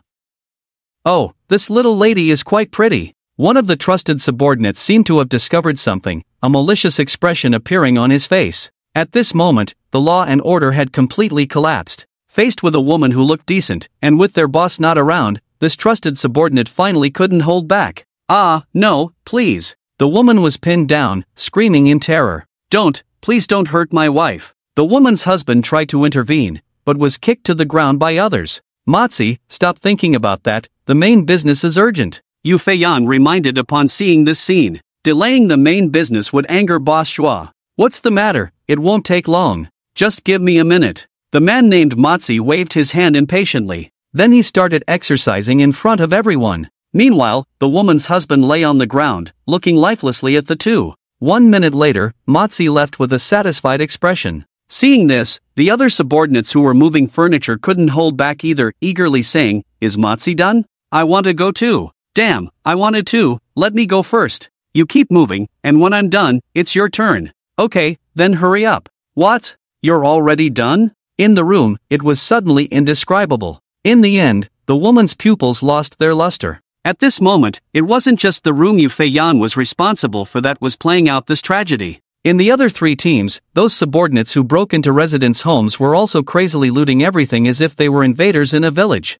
Wooden furniture, food, daily necessities, even women. The chaos that had unfolded in other buildings days ago was now replaying in Building 9. Faced with this group of thugs, ordinary residents have no ability to resist at all and can only silently accept their tragic fate. After a while, a large amount of wooden furniture was moved into room 2201, and one of the subordinates even managed to scavenge a large bottle of gasoline. Every room was piled high with wooden furniture, and with the ignition of the gasoline, this place could instantly turn into a sea of fire. The intense heat generated could even reach 1000 degrees Celsius. Ah, Luochen, you're done for. Get ready to be roasted. What a pity for the goddess. The lackeys retreated to the corridor, laughing wildly. Someone was already holding an igniter, preparing to set it ablaze. In the living room, Luo Chen, who was watching the whole thing through the surveillance, remained as calm as ever. Master, do we really not need to do anything? Baya asked with some concern. She saw those people in Building 10 smashing open the doors of other residents, moving away a lot of wooden furniture, and piling it all into the room on the 22nd floor. Without even thinking, the girls knew what the other side intended to do. Fire! At this moment, not only Baya and Li Ro, but also Yan Shu behind him could no longer hold back. How about giving me a gun? I'll go kill them, Yan Shu said coldly. She was quite confident in the sturdiness of the alloy panels surrounding the safe house. However, if it were to be roasted in the fierce flames, its excellent thermal conductivity would be quite deadly. Unless the floor-to-ceiling windows were opened, allowing the frigid air from outside at -70 degrees to rush into the room. But then, wouldn't the safe house be a place of ice and fire? Seeing them a bit anxious, Luochen couldn't help but smile and explain, "Don't worry. They won't stir up any waves. The alloy material of the safe house is not the kind of steel plate commonly found on the market, but a new type of military-grade alloy. This material is used in aircraft carriers and aerospace, capable of isolating the high temperatures generated when breaking through the atmosphere. A mere small flame has no effect at all." Such a deadly weakness had been considered by Luo Chen long before the safe house was built. Not to mention fire attacks, even if water were poured in, the perfect sealing of the safe house would ensure that not a single drop could get in. Upon hearing this, the girls finally let out a long sigh of relief. At the same time, they couldn't help but admire Luo Chen's foresight. In the corridor downstairs, "Light it up," Zhou Wentao commanded, and the igniter was thrown into the room. The raging fire began to burn. In no time, room 2201 turned into a sea of flames. The intense heat even surged through the door into the corridor. So warm, everyone couldn't help but exclaim. At the same time, they felt a bit of heartache. So much firewood, if taken back to burn, could probably last a long time. However, for the sake of taking down Luo Chen, everything was worth it. In the heavy snow outside at -70 degrees, the fierce fire inside the room was well controlled and wouldn't ignite other places. Ha! Luo Chen must be feeling very uncomfortable at home now. I estimate it's already over 100 degrees Celsius, and in a while, he'll definitely be roasted. Let's wait at the entrance of the 23rd floor, he'll definitely open the door soon. The group of lackeys couldn't help but laugh wildly. Above such a fierce sea of fire, they believed Luo Chen would surely be roasted. However, when they arrived at the 23rd floor to wait, at least 20 minutes passed, and the safe house showed no signs of movement. What's going on? Could it be that he's already dead? Yu Feiyang said with a puzzled expression. Just then, Luo Chen's lazy voice came from the Bluetooth speaker. "Are you guys okay? I don't feel anything at all. How about adding some more firewood?" Hearing Luo Chen's teasing voice, Zhou Wentao and his group of subordinates were instantly shocked. After being roasted by flames over 100 degrees Celsius for at least 20 minutes, how could they be completely unharmed? What the hell? Is this even human? Could it be a monkey that jumped out from between the rocks? Impossible, absolutely impossible. Yu Feiyang's eyes nearly bulged out. He gritted his teeth and roared, "This is definitely Luo Chen's scheme. They must have opened the windows by now. Maybe the person has already run to the balcony. Trust me, they definitely can't hold on for much longer." Hearing him say this, the other trusted subordinates felt reassured. Right. How could anyone survive such high temperatures and remain unscathed? The other side must be holding on. Perhaps their whole body is severely burned. Even if they opened the windows, they surely couldn't last long. In response, Luo Chen laughed heartily. "In my eyes, you are all a bunch of dead men. So, I'm not afraid to tell you." He smirked, his words clearly transmitted through the Bluetooth speaker into the corridor, reaching everyone's ears. Seeing the confident demeanor of the other side, the subordinates were momentarily stunned. Could it be that the flames downstairs really had no effect on Luo Chen at all? This layer of alloy plate is so advanced that even satellites entering outer space use this military-grade material. The temperature of satellites returning to the atmosphere can reach several thousand degrees Celsius. I suppose I don't need to elaborate? Luo Chen sneered. This statement instantly turned the faces of the more than 40 people in the corridor pale. They never expected that the alloy plate in Luo Chen's house had such a significant background. Even new satellites use this material for their outer layers. A titanium alloy plate that can withstand temperatures of several thousand degrees Celsius would be a joke against flames in a room that, under extreme cold, probably only reached a few hundred degrees Celsius. It was like trying to ignite a steel ball with a match, utterly ridiculous. Let alone burning it. Even if a bunch of scalding lava were poured over the entire safe house, it would remain intact. Damn it, Luo Chen, don't push it too far. Yu Feiyang cursed angrily. He picked up the baseball bat in his hand, intending to smash the door of Luo Chen's house. However, halfway there, he stopped, afraid to continue running forward. He feared Luo Chen would open the door and shoot him. No one laughed at Yu Feiyang's retreat, because everyone present had almost lost all their fighting spirit. They stood there dejectedly, unable to do anything but harbor a deep anger in their hearts. Luo Chen not only killed their 6 brothers but also humiliated all of them severely. At this moment, everyone felt a profound sense of helplessness. This layer of alloy plate was simply too strong. It was fireproof, cold-resistant, and waterproof. It seemed that only Superman could break through this terrifying defense line. Baya, holding onto one of Luo Chen's arms, looked at the pig liver-like faces of Yu Feiyang and his group on the monitor and couldn't help but smile brightly. She didn't expect Luo Chen to have anticipated all the unexpected events. This safe house, built at a total cost of over 300 million, was probably the strongest refuge in the world. They might be about to give up. Yan Shu observed the surveillance footage and reminded, but I suggest we eliminate them completely. Letting the tiger return to the mountain is a major taboo. Unlike the energetic Baya, Yan Shu considered more things in her mind. They can't escape. Luo Chen picked up the phone on the coffee table and opened the group chat. At this moment, the group was discussing the situation regarding Zhuo Wentao and his group trying to occupy the 22nd floor. What's the situation now? Have those people from Building 10 attacked Luo Chen's house? The fire has been burning for almost half an hour. To be honest, I really want to go up and kill them. They made a big hole in my front door and took all my food. These beasts, not only did they steal my food, but they also violated my wife, with more than a dozen of them taking turns. My house is the same, not just my wife. My mother didn't escape their clutches either. All the food has been taken, even the firewood is gone. They want us to die. Damn it, I'm going up to fight them. The homeowners cursed angrily at the people from Building 10. The higher the floor, the greater the persecution suffered. Some not only had their wives violated, but their security doors were also broken, letting the cold wind blow in. There was not a single crumb of food left at home. They were practically driven to the brink of despair. At this rate, they could only wait to die. Why not use these guys to be cannon fodder and have them deal with the people from Building 10 for me? Luo Chen crossed his legs and stroked his chin. After all, in the last life, these neighbors had also committed inhumane acts against him. Moreover, if Yan Shu went out to deal with them, it would probably consume quite a few bullets, at least 50. Adding in the previous losses, the ammunition stock would drop below 400 rounds. Too wasteful. After thinking it over, Luo Chen directly sent a message in the group.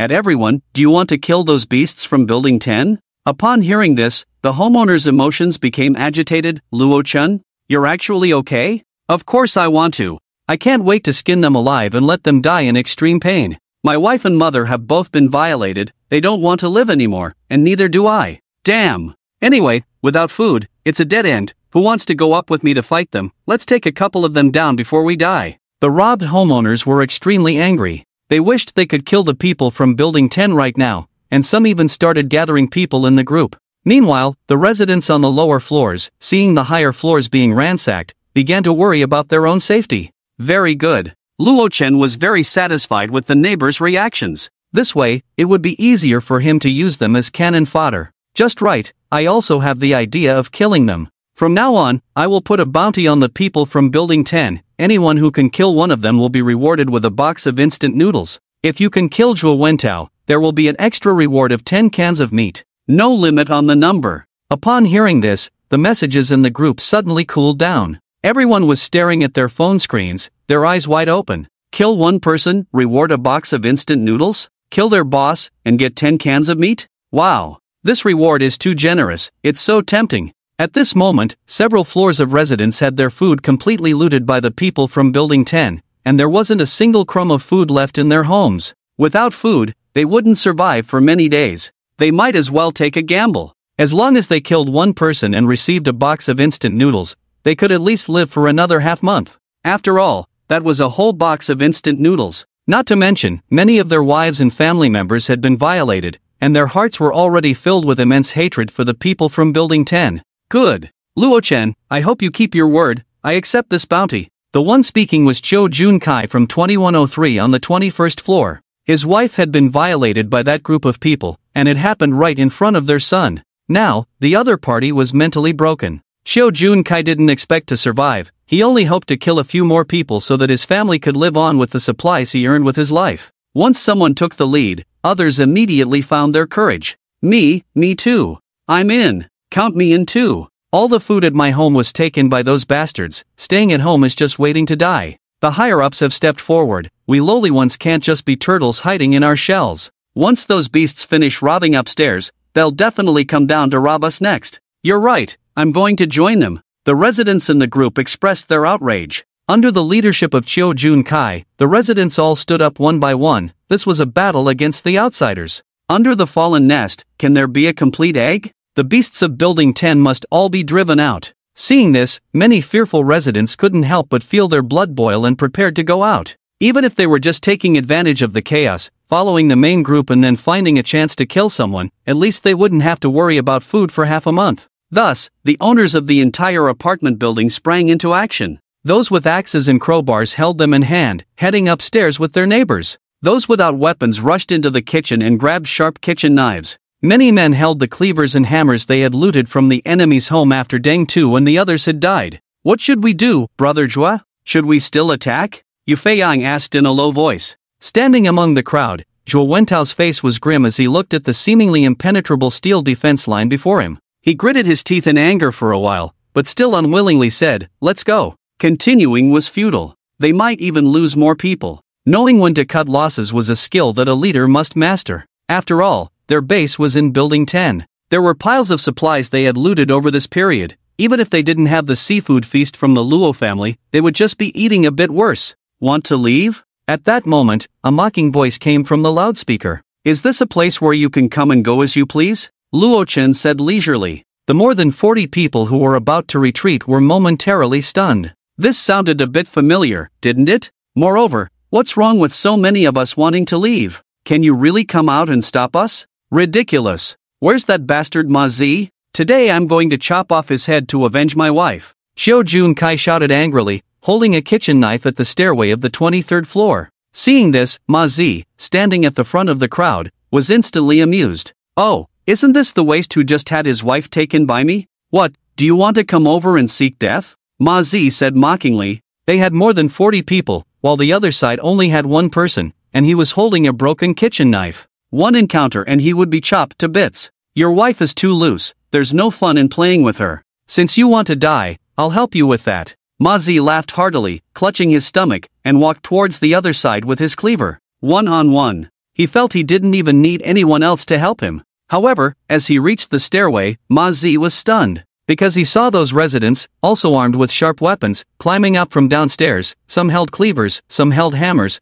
their faces filled with deep hatred. A sea of people even blocked the stairs of the lower floors. Damn! Ma Zi was so scared that he sat down on the ground, scrambling back. Just as others were puzzled, the owners of Building 9 also climbed up, blocking the escape route. They've gone mad. This group of people has gone mad. Ma Zi swallowed hard. Among these residents, he saw several people he had previously robbed and had worn hats. But Ma Zi couldn't understand why these people had the courage to unite and attack them. At this moment, the number of residents was probably around 60 or 70, more than 20 more than their own group. Seeing that their escape route was blocked and the enemy had the advantage in numbers, the people from Building 10 finally panicked. Luo Chen, these people are brought by you, right? Zhuo Wentao tightened his grip on the machete, gritting his teeth. Looking at the aggressive homeowners in front of him, combined with what Luo Chen had just said, if he still didn't understand, he wouldn't deserve to be the leader. So what if they are? Luo Chen scoffed. Aren't you guys the ones with the numbers?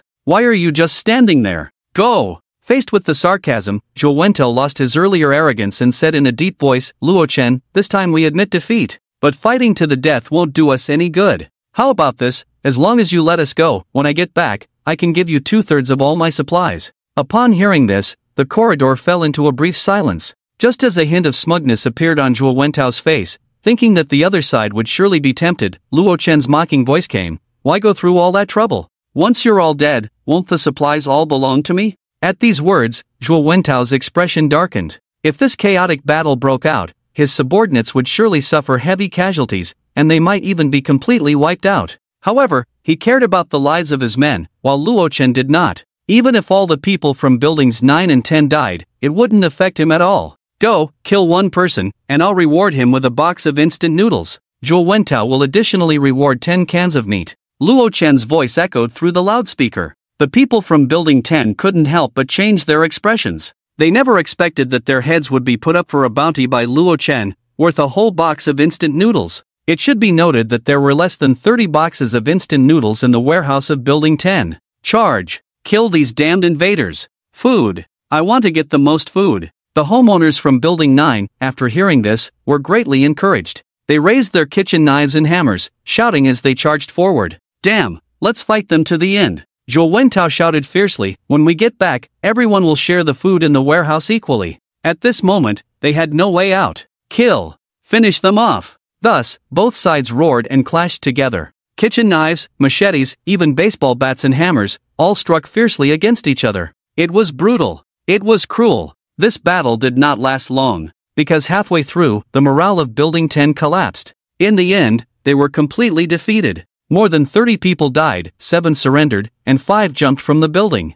As for the residents, they didn't fare much better. Out of 60 or 70 people, only 40 survived, and many were injured to varying degrees. Wonderful! Luo Chen sat on the sofa, clapping his hands and laughing. This battle was simply beneficial to him without any harm. Not only did the neighbors suffer heavy casualties, but the supplies he promised to the residents would ultimately be paid for with the supplies from the warehouse of those in Building 10. It couldn't be more satisfying. After the victory, everyone dropped their weapons and hugged each other, crying tears of joy. Those who surrendered were all killed by the furious residents, leaving no chance for them to survive. After all, they had lost quite a few people too. Many familiar neighbors and friends had died in the recent battle, and those who survived felt a strong sense of luck for having survived the ordeal. Ha ha ha, wife, I avenged you. Xiao Jun had knelt on the ground, unable to tell whether he was happy or in pain. 2 lines of hot tears streamed down from the corners of his eyes, instantly freezing into drops of ice in the frigid temperature of dozens of degrees below zero.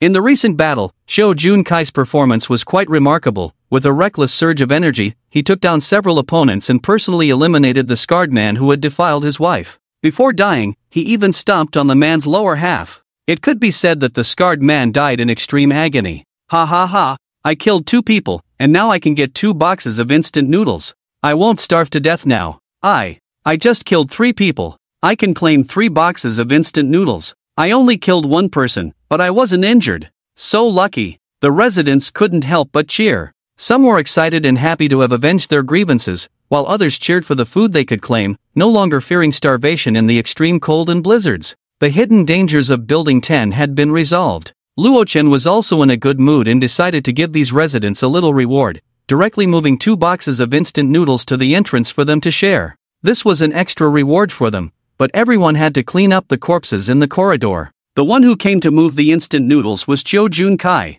Luo Chen had a good impression of this guy. He had seen the contributions he made earlier and thought he might be useful again in the future. So, he assigned the task of distributing the instant noodles to him. Everyone would get 1 bag, and there would still be some left over, which they could handle as they wished. Thank you, Brother Luo. Xiao Junkai, of course, knew the benefits involved and excitedly bent down to thank him in front of the safe house. He could successfully take revenge. In fact, the main reason was the huge bounty Luo Chen had posted in the group. Under the temptation of abundant food, the other residents decided to go out together and fight against the people from Building 10. Otherwise, Xiao Junkai felt he would never have been able to rally 60 or 70 people. So, Luo Chen could be considered half his benefactor. It's a small matter. Luo Chen leaned against the door, arms crossed, and said lightly. The instant noodles in his space had already piled up into a mountain, enough for Bayet and Li Ro to eat for several lifetimes. the few boxes he took out were completely inconsequential.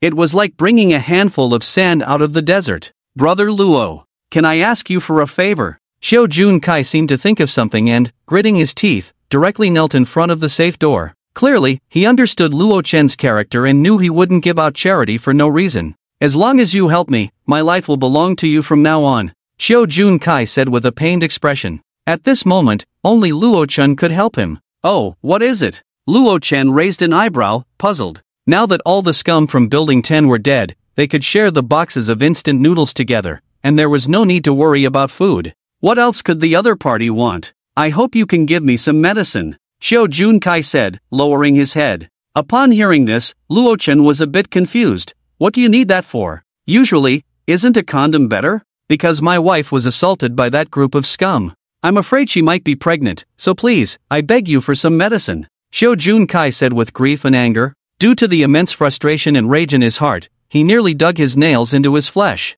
He had just asked others, but whether the homeowners didn't have any at home or simply didn't want to give him any, they all shook their heads regretfully, saying they didn't have any. After all, medicine was incredibly precious in the current environment. If he didn't take medicine, with so many people around, the probability of infection was practically 1000%. "Oh, I see." Luo Chen couldn't help but twitch his mouth. To be honest, it was indeed quite tragic. Hearing this, Li Ro, who was standing nearby, couldn't help but blush. A few days ago, she had been playing wildly with Luo Chen, so she ended up eating a bit too. Her mind inevitably began to wander. Will it be a boy or a girl? What name should we give? Li Ro covered her flushed face, unable to stop her wild thoughts. "Remember your promise." Luo Chen took out a box of medicine from his space and said lightly. A box of inconsequential medicine could exchange for the life of a loyal henchman. This deal was certainly not a loss. Of course, he didn't care whether the other party was 100% loyal. Before the apocalypse, he had bought a large quantity of medicine from the deputy director of the central hospital in Qingshui City.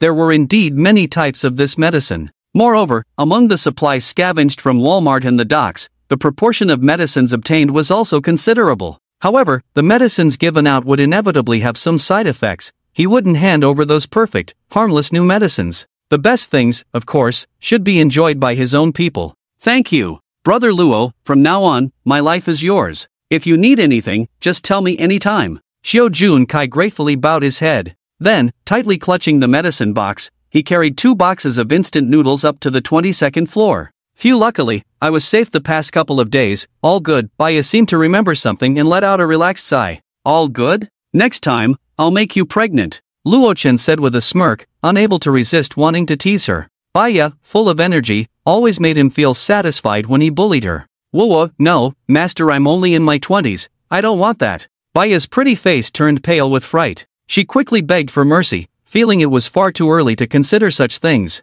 "Ha ha ha." Luo Chen couldn't help but laugh. He had no such intention, he just wanted to tease Baya. Listening to these wolfish words, Yan Shu among the 3 women couldn't help but feel her ears turn red, her face almost steaming. She had never experienced such things, it was still too stimulating for her. "Everyone listen to me, this is Brother Luo giving out extra instant noodles, 1 bag for each person. After we tally everyone's kill count, Brother Luo will settle the remaining supplies for us." Xiao Junkai, holding 2 boxes of instant noodles, came to the 22nd floor and said. He also conveyed the requirement to clean the corridor to them. Upon hearing this, the residents couldn't help but cheer. "Really? That's amazing. Thank you, Brother Luo, you're so generous. Let's clean the corridor and throw all the bodies from Building 10 out the window." In fact, the corridor was now filled with frozen blood, and the corpses were piled together, making it impossible to distinguish whether they were from Building 9 or Building 10. Even if the bodies were left, the families had no means to cremate them or give them a proper burial,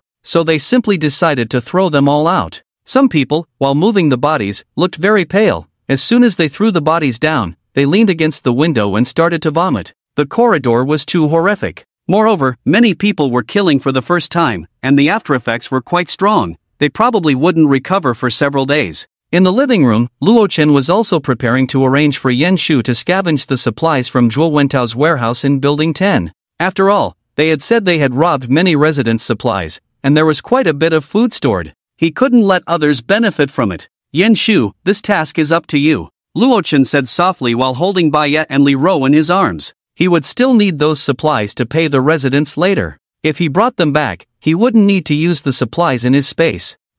Leave it to me. Yan Shu adjusted her outfit and nodded. There were probably still some remnants in Building 10, but that wasn't a problem for her. Wait, take this. Just as Yan Shu was about to step out, Luo Chen called her back and shoved a Glock pistol into her hand. This. Yan Shu looked at the pistol in front of her, a complex emotion suddenly surging in her heart. She couldn't help but bite her cherry lips. Luo Chen was willing to hand her the gun, which meant he was ready to trust her. How could this not move Yan Shu? If there are too many of them, you can shoot directly. Luo Chen patted her little head and pulled out 2 magazines, placing them in her hands. Don't save bullets. She accepted the magazines as well. Yan Shu tucked them into the holster at her waist, feeling immensely touched. Then, she took 2 steps forward and stood on her tiptoes. Luo Chen certainly wouldn't refuse. After a long moment, they parted. Luo Chen opened the security door. Yan Shu fled out as if escaping. This little girl is still so inexperienced. Luo Chen sat back on the sofa, smiling. Aside from being very proactive, everything else about Yan Shu was quite clumsy. She was simply too cute. Sister Yan can barely stand. Baya covered her mouth and chuckled. The other party usually appeared somewhat aloof, but in situations like this, she acted like a child. When Officer Yan returns, I think the master can continue with what happened last time. Li Ro smiled gently. She could tell that Yan Shu was probably eager as well. No rush, the mission is the priority, Luo Chen said with a smirk. At this moment, Yan Shu had already exited the underground parking lot, crossed the thick layer of snow, and climbed through the window of Building 10 from the 3rd floor. Since Zhuo Wentao had almost taken all his men out, there was no one left to keep watch here. According to what Zhuo Wentao and the others said, all the supplies are in room 1001. Yan Shu cautiously made her way upstairs. At this point, she couldn't afford to be careless just because the enemy leader and his gang had been wiped out. There must be someone left behind to guard the supplies. As she ascended, Yan Shu noticed that many of the security doors in the lower levels of Building 10 showed signs of violent damage. This indicated that the lower levels had indeed been occupied by Zhuo Wentao. Soon, she arrived outside room 1001. Knock knock. Yan Shu knocked on the door. Instead of laboriously breaking it down, it was more efficient to have them open the door and then kill them. After all, there was probably no one here who could threaten her. Who is it? Is the boss back? A surprised voice came from inside. Then the door opened, revealing a half-dressed man. Woman? Who are you? Did the boss bring you back? He scanned Yan Shu's fair oval face and her long legs with a greedy gaze. Yan Shu's expression turned cold. She drew her steel dagger from her waist and struck him down in an instant. There was no need to waste bullets on such trash. The man clutched his bleeding neck and fell helplessly to the side. Murder! Please, don't hurt us. A chorus of women's screams erupted in the living room. Yan Shu pushed the door open and walked in, discovering 8 or 9 disheveled women sitting on the sofa, their faces filled with terror as they looked at the dead man, trembling and huddling together. There were even 2 women without tops, shivering in front of the brazier. Stop screaming! Yan Shu frowned and casually closed the door. She needed to find out how many people were still guarding the supplies. Facing the inquiry, the women honestly told her that aside from the one who had just been taken out, there were 4 more people in the next room. Everyone else had already followed Zhuo Wentao to building No. 9. The master bedroom of this house was also where Zhuo Wentao usually rested, while the supplies were stored in the other 2 locked side rooms. Only Zhuo Wentao had the keys. 4 people, huh? Not a big problem, Yan Shu thought to herself. Once she dealt with these 4, and took all the supplies from the room, her task would be complete. Click. At that moment, the door lock was being fiddled with. The door swung open amidst the men's confused voices. Old Wang, what the hell are you doing making such a racket? Yelling and shouting? When the 4 entered, they found their companion lying on the ground, lifeless, while a stunning beauty stood in the living room, both in looks and figure. Damn, there's an intruder. The man at the front cursed angrily. Which building are you from, and how many companions do you have? As he spoke, he raised the bow and arrow in his hand. They have bows? Yan Shu's beautiful eyes narrowed, and her hand quickly moved to her waist where her gun was. She hadn't planned to use the gun. If she could save the bullets, she would. But given that the other side had ranged attack capabilities, it was better to strike directly and decisively. After all, arrows have strong penetration. Getting hit could result in serious injury. Bang! Before the man could draw his bow, the gunshot rang out. The man was shot in the head. Damn! A gun! She has a gun! The remaining 3 men were instantly terrified. They thought this woman had just come from another building, trying to sneak in and grab some food while their boss was out with his men. but it turned out she had a gun. Even if their boss were there, they would probably just run away. The women huddled on the sofa let out piercing screams. This made Yen Shu furrow her brows. "Shut up!" she shouted angrily, and the screams immediately ceased. "Run, run fast!" The remaining few were nearly wetting their pants. With the other side having a gun, what was there to fight about? Their lives were at stake. Swish! Swish! Two sounds of slicing air came, and Yen Shu pulled out two sharp flying knives from her thigh, throwing them with precision. Two men fell in response. The last man took the opportunity to escape. Yen Shu had no intention of letting him go. She dashed to the door, picked up the bow and arrow from the ground. She bent the bow and knocked an arrow. Swish! The man in the corridor fell instantly. Spare! Swish! The man tried to plead for mercy, but was met with another arrow from Yen Shu, silencing him completely. There were only 2 arrows in total, likely taken from some collector's home. "Sorry, master, I wasted a bullet," Yen Shu said, touching the Bluetooth earpiece on her ear, feeling a bit guilty. The handgun had been a great help. In that situation, even throwing flying knives would have been slower than the opponent. "Just a single bullet, as long as you're fine, you can empty 2 magazines if needed." The indifferent voice of Luo Chen came through the earpiece. Upon hearing this, Yen Shu's face flushed, touched by the slightly sweet words, her ears turning red. Bang! In the terrified eyes of the women on the sofa, Yen Shu executed a spinning kick, forcefully kicking open the side room's security door. It revealed a room filled to the brim with boxes of food. Entire boxes of instant noodles, bread, biscuits, various snacks. After kicking open the other door as well, several large bags of rice, dozens of bags of noodles, a few pieces of frozen meat, rotting pumpkins.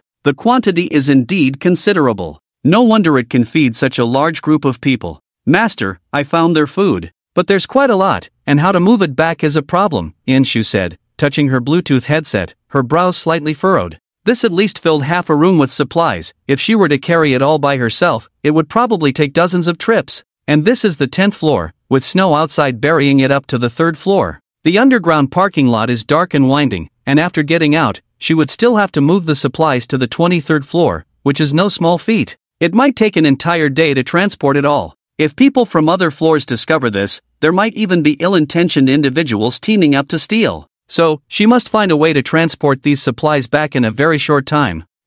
What should I do? Yen Shu furrowed her brows slightly, pondering in her heart. If she let the residents of Building 9 come to help, it seemed like a good idea. After all, many hands make light work. But the problem is, if they see so much food, they might develop ulterior motives. This is far more than what Luo Chun promised them. Causing trouble is one thing. The key issue is that during the transport, they might secretly take a lot of food for themselves and hide it. "You don't need to worry about that. Just wait for me for a moment." Luo Chen's voice came clearly through the headset. Yen Shu leaned against the doorframe. She couldn't help but silently think, "I wonder what good plan the master has. He asked me to wait here. He wouldn't come over himself, would he?" Luo Chen possessed the ability of infinite space, and all the girls knew about it. If he came, he could easily store all the supplies here in his space. However, if that were the case, Yen Shu wouldn't feel at ease about Luo Chen's safety. She would have to accompany him the whole time. Just as she was contemplating this, a sudden buzzing sound came from outside the window.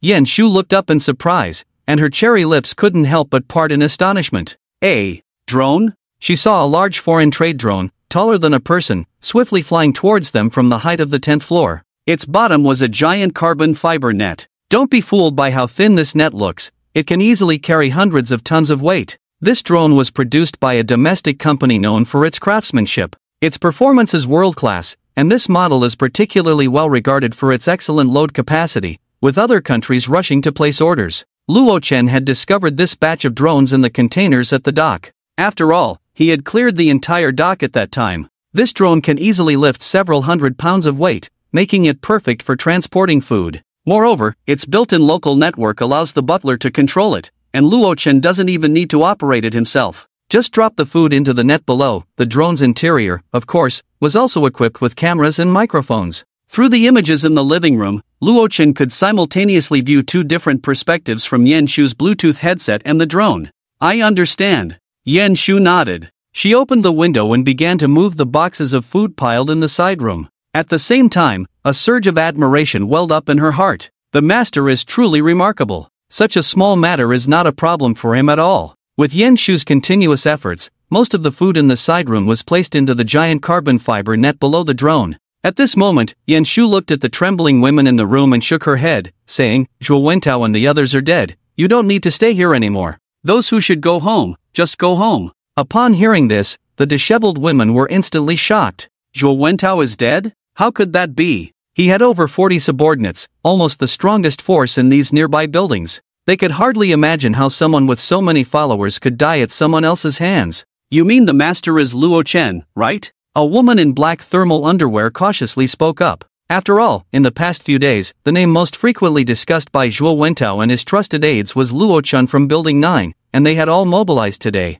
Now that Yan Shu said the other party was dead, it could only mean they died at Luo Chen's hands. What are you trying to say? Yan Shu raised her eyebrows and said slowly. She didn't expect this woman to be clever enough to guess who was behind her. We have no way out, the woman said sadly. Zhuo Wentao forcibly took us from other buildings to be his tools for release, and our families were killed on the spot. All the supplies at home were also looted. Now you want us to leave, but where can we go? As the woman finished speaking, tears streamed from the corners of her eyes. The other women huddled together, their faces filled with deep sorrow. A month ago, they were still living harmoniously, enjoying their newlywed lives or raising children, and now they had all fallen into the role of tools for release. The stark contrast was enough to drive them to despair. Those with weaker mental resilience had already committed suicide days ago. I am powerless, Yan Shu shook her head slightly. She had no obligation or authority to help them. Alright, no need to release them anymore. The drone's capacity is almost full.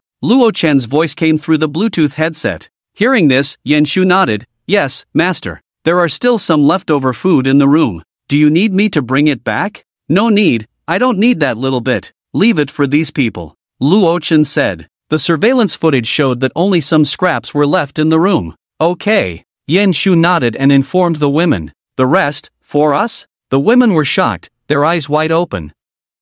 It seemed hard to believe. Everyone knew how scarce supplies were now. But the other party didn't care at all. The remaining food, though just scraps, could still fill their stomachs. Other residents would fight over such food. It seemed that Luo Chen really did have plenty of supplies at home, just as the residents of Building 9 and Zhuo Wentao had said. If they could enter his home, wouldn't they also be free from worry about food and drink? Thinking of this, the women looked hopefully at the drone, Luo. Master, can you take us in? We can be your tools for release. Here to serve you. Yes, you can do anything to us. In the living room, Luo Chen was taken aback. What the hell? What does this mean? Why did this group of women suddenly change their attitude so drastically? Unfortunately, no matter how they pleaded, Luo Chen would never agree. Although it had been a bit frequent lately, he wouldn't overlook quality for the sake of enjoyment. Moreover, these women had no idea how many people had played with them before. What I want are goddesses. After the clear rejection, Yan Shu couldn't help but breathe a sigh of relief.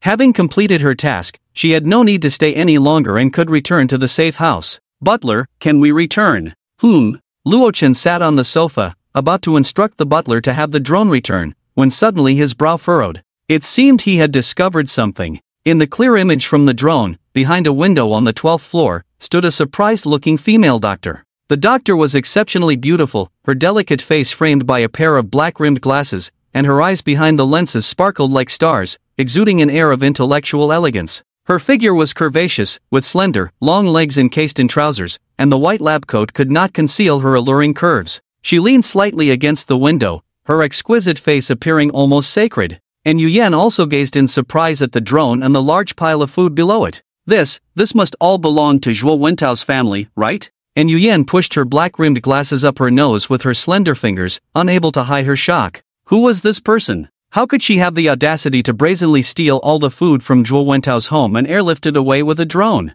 Was she not afraid that Zhuo Wentao would return home, discover the food was missing, and seek revenge? It should be noted that Zhuo Wentao's recent misdeeds had instilled fear in the residents of several nearby buildings. Could this woman be the rumored DR? And from Building 10? Luo Chen stroked his chin. In his previous life, and Yuyan's reputation in Building 9 was well known. She was not only the attending physician at the Qingshui City People's Hospital, but she was also widely respected by the residents. Moreover, during the riots in Building 10, she selflessly treated many people with fatal injuries. Even if someone had offended her before or could not afford the medical fees, and Yuyan would not mind. At that time, a saying circulated in Building 10, I hear knocking during the day and dare not open the door. But if it's DR, And outside, even in the dead of night, I would open the door without a second thought. This also indirectly illustrated how highly regarded Yu Yan was in Building 10. The residents had unconditional trust in her. However, some men still harbored ill intentions towards her, a woman of stunning beauty and kind heart.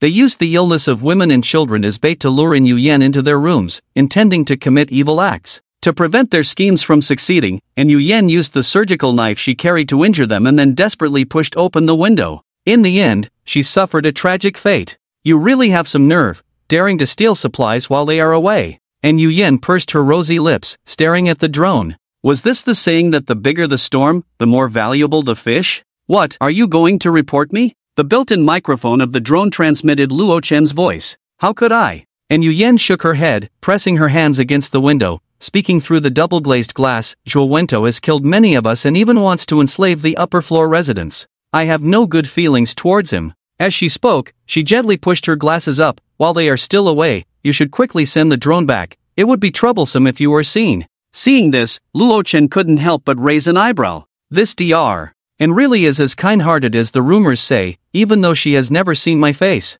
Noticing the drone was still unmoving, and Yu Yan's tone grew more urgent. Are you someone who doesn't listen to advice? If you stay any longer, Zhuo Wentao will come back with people. I don't want to see anyone else die at his hands. Seeing her anxious demeanor, Luo Chen couldn't help but chuckle. Oh, is that so? Do you know where Zhuo Wentao and the others went? And Yu Yan didn't understand why he was asking this but still shared what she knew. I heard them shouting that they were going to Building 9 to find someone named Luo Chen. It seems he has hoarded quite a bit of supplies. Alas, the other party is definitely in grave danger. Being targeted by that scoundrel Zhuo Wentao means there's no good ending. Upon hearing this, Luo Chen couldn't help but chuckle lightly, saying, I am Luo Chen, they won't be coming back.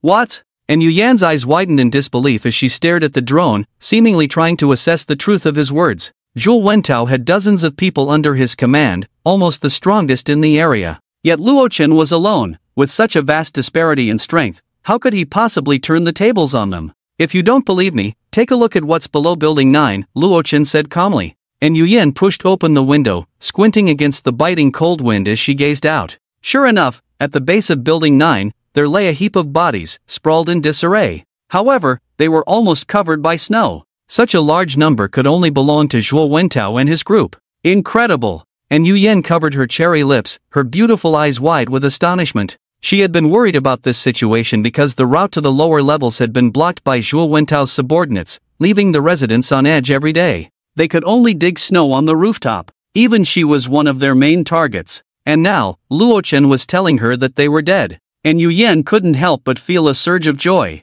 Did this mean that the residents on the upper floors were safe now? Luo Chen, you're amazing. How did you defeat so many people? And Yu Yan tightened her white coat, a sweet smile appearing on her exquisite face. She was genuinely curious about the mysterious Luo Chen. Oh, you want to know? The drone's microphone transmitted his calm voice. If it's inconvenient, then forget it. And Yu Yan seemed to realize her question was a bit abrupt and quickly waved her hand apologetically. That's nothing, Luo Chen chuckled lightly. I wouldn't mind having another doctor at home. If you can come, I can not only tell you but also ensure you have plenty to eat and drink. How about it? My place is quite spacious. Luo Chen finally revealed his intention. And Yu Yan couldn't help but laugh. How can you invite someone over when we haven't even met? Oh no, we haven't even seen each other. However, if you ever need medical assistance in the future, feel free to come find me, she added playfully, winking and adjusting her glasses. To be honest, the contrast of a knowledgeable and beautiful doctor behaving so playfully was quite captivating. The drone continued to hover steadily in the air. Luo Chen certainly didn't expect that just one sentence would make her willingly step into his home. At Yu Yan's request, Luo Chen left his WeChat ID, then instructed the butler to control the drone to return. After all, carrying such a large amount of food was no small target, and the longer they stayed, the greater the variables. The profession of a doctor was still very important. It was akin to being a wet nurse. After all, in the apocalypse, no one could guarantee their health would remain intact. If he could bring Yu Yan into the safe house, she could easily treat minor ailments, and he wouldn't have to worry if she got injured while out. Thinking further ahead, once Li Ro and Baya became pregnant and gave birth, she could personally assist them in delivery. The key point was that Yu Yan was beautiful, had an alluring figure, and was a glasses-wearing girl. She could easily be called a goddess in white. Not only did Luo Chen appreciate her, but his brothers also expressed their fondness. Moreover, there were still a few bracelets left in the space. Why not use them? And during this time, Lee Ro and Baya had been clamoring for him to take Yen Shu.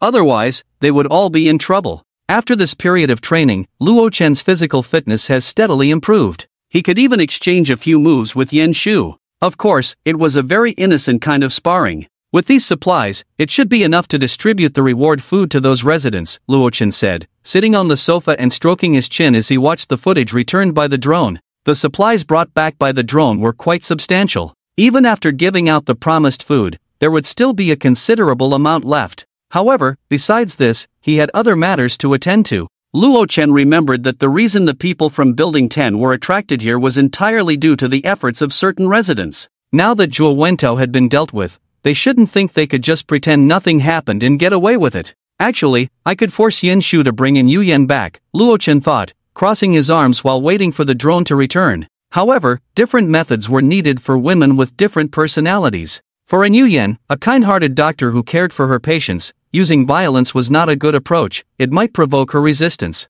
Buzz, the drone descended onto the rooftop, carrying over 100 pounds of food. The snow on the rooftop was also quite thick. As it landed, it created a pit over 2 meters deep. After Yen Shu returned from Building 10, she immediately retrieved the drone from the rooftop. In the corridor on the 22nd floor. Don't push, line up properly. Xiao Jun had positioned himself at the front, making all the residents form a long line. Next to him were some supplies airlifted from Building 10. Looking at the stacked boxes of instant noodles and rice, the residents couldn't help but feel incredibly excited. If it weren't for the fact that everyone was entitled to a share of the food, they would have wanted to rush in and grab it all. Lu Hanyuan, kill one person from Building 10, receive a box of instant noodles. Jindi, kill 2 people from Building 10, receive 2 boxes of instant noodles. Ding Jing, Tang Wenkuan, work together to kill 1 person, each receive half a box of instant noodles. Upon hearing their names, the residents stepped forward with joy to collect their supplies. After hugging the heavy instant noodles to their chests, they felt elated, and seeing the envious gazes of those still in line, they instinctively clutched their food a little tighter. Soon, under Qiu Jun's management, most of the food was distributed. The extra bags of rice were directly stored by Luo Chen in his space. After all, it was free. Why not take it? Ha ha ha, thank you, brother Luo. Now I finally won't have to go hungry. My family is waiting for me to bring back food. I only have half a box of instant noodles, but that's okay, it can last me a week. The homeowners expressed their gratitude while holding their food. If it weren't for Luo Chen, they wouldn't have had any food today. They might have been scattered like sand without the courage to fight against the people from Building 10, and the entire building could have been in danger. Hey, that's strange. At this moment, someone pondered aloud. Why did the people from Building 10 suddenly attack Luo Chen's home, affecting so many people above? With so many people around, why did they go to the top floor? Damn, could there be an insider? Upon hearing this, many homeowners living on the upper floors suddenly turned pale. After all, their security doors and rooms had been left in disarray, and their female family members had been violated by those from Building 10. Although they had taken revenge, the pain left behind would not heal. If all of this was because someone didn't take the residents' safety seriously and colluded with others, that would be utterly despicable. At this moment, a few residents who had come out to join the commotion couldn't help but swallow hard after hearing this, feeling quite guilty. They were Kong Ziding, Peng Ping, and Jai Ning, who lived on the 17th floor, and Bu Hui and Wang Xiang from the 19th floor. Initially, it was these few who had banded together to come up with the idea of causing trouble for Luo Chen by involving the residents of Building 10. With Wang Hongming gone without a trace, it was likely he was already dead. Now, only the 5 of them remained. They exchanged glances, each able to see the guilt in the other's eyes. However, since no one else knew about this matter, as long as they kept quiet, there would be no problem. They quickly averted their gazes, fearing that others would notice something was off. Unfortunately, Luo Chen was sitting on the sofa and had already spotted their figures on the surveillance footage. Now that group from Building 10 is dead, you can join them, he said, picking up his phone and opening the group chat. He uploaded a recording. This was captured by a pinhole camera in the corridor, and before uploading, Luo Chen had cut the video feed. After all, with just the audio, someone would surely recognize their neighbor's voice. Wang Hongming, Peng Ping, the task of contacting Building 10 is up to you. We'll be cheering for you. Once this recording was released, it caused a huge uproar in the group. The homeowners never expected that the group from Building 10, which posed a threat to their lives, was actually brought in by the residents of their own building. If this had happened 100 years ago, they would have been considered traitors. Meanwhile, the residents in the corridor, including Cho Jun, whose families had been violated, looked at them with murderous intent. Misunderstanding. Peng Peng turned pale with fear, unable to process what was happening. Where did Luo Chen get this recording? Could it be that someone among them had secretly reported to each other? The furious homeowners surrounded the few of them, and some had already tightened their grips on bloodied baseball bats.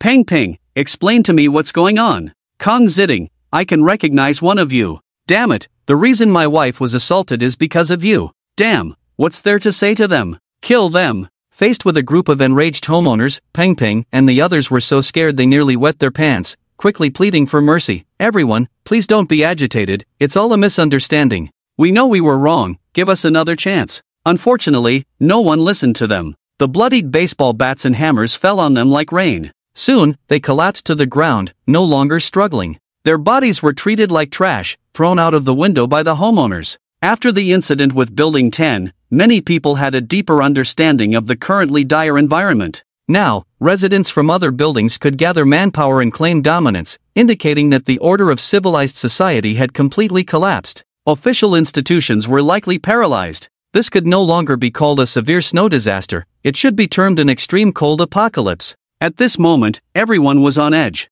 They deeply understood how crucial supplies were at this time. Many felt a wave of regret rising within them. When they saw Luo Chen hoarding food in the community, why did they only mock him instead of joining him to buy some? If they had, they wouldn't be suffering so badly now. In the living room, Yen Shu, after completing her task, also took off the outermost layer of her extreme cold protective suit and hung it on the coat rack. Instantly, her waistline was revealed. Below her slender waist, her long legs were particularly alluring. Master, I have successfully completed the task as expected. Yen Shu obediently stood in front of Luo Chen and said, You did very well. Luo Chen nodded slightly. Then, he changed his tone and said, Now, I have a task to assign to you. The next day, Luo Chen slowly woke up. The room had thick blackout curtains, making it dim inside, so he had no idea what time it was. Master, good morning. The mechanical voice of the butler sounded. The thick blackout curtains opened automatically, and a white, hazy light flooded into the room. Due to the absence of the sun's guidance, the human biological clock had become somewhat disordered. It is now 9:01 a.m. The outdoor temperature is -74. 5 degrees Celsius, a drop of 5 degrees Celsius compared to yesterday. The indoor temperature is 24.7 degrees Celsius. The butler kindly reported the time and also provided a little tip. There is a blizzard today, expected to last over 5 hours. There is a 95% risk of freezing to death if you go outside. A blizzard? Luo Chen said, somewhat puzzled, as he looked out the window. Through the sturdy, sealed bulletproof glass, he realized that the snow outside was falling even heavier, making it nearly impossible to see anything. All he could see was a vast expanse of white with dense snowflakes falling. The snow outside is really heavy. At this rate, the 4th floor might get covered. Yen Shu also noticed the blizzard outside and said with a worried expression. However, the solid and warm room still gave her a strong sense of security. It's fine, after all, we're on the 23rd floor. No matter how heavy it snows, it can't cover us. Luo Chen put on his silk pajamas and said with a smile. Standing on the floor, he could even feel the warmth radiating from it. After all, the room not only had an air circulation system but also a powerful heating system. The heat from the fireplace would be evenly distributed to every room, and there were hidden water and electric heating systems under the walls and floors, providing dual heating. They were completely unafraid of the harsh cold outside. Master, you're awake in the bathroom. Baya was wiping her face with a wet towel. Upon seeing Luo Chen, she couldn't help but smile brightly. Her bangs were pinned back, revealing her fair and delicate face. In her short sleep shorts, a pair of long, fair legs stood there in slippers. Hee, let Baya help you wash up. Baya, full of energy, raised her small fist and bounced over to his side. She turned on the faucet with hot water, dampened a towel she had just washed, and carefully wiped Luo Chen's face.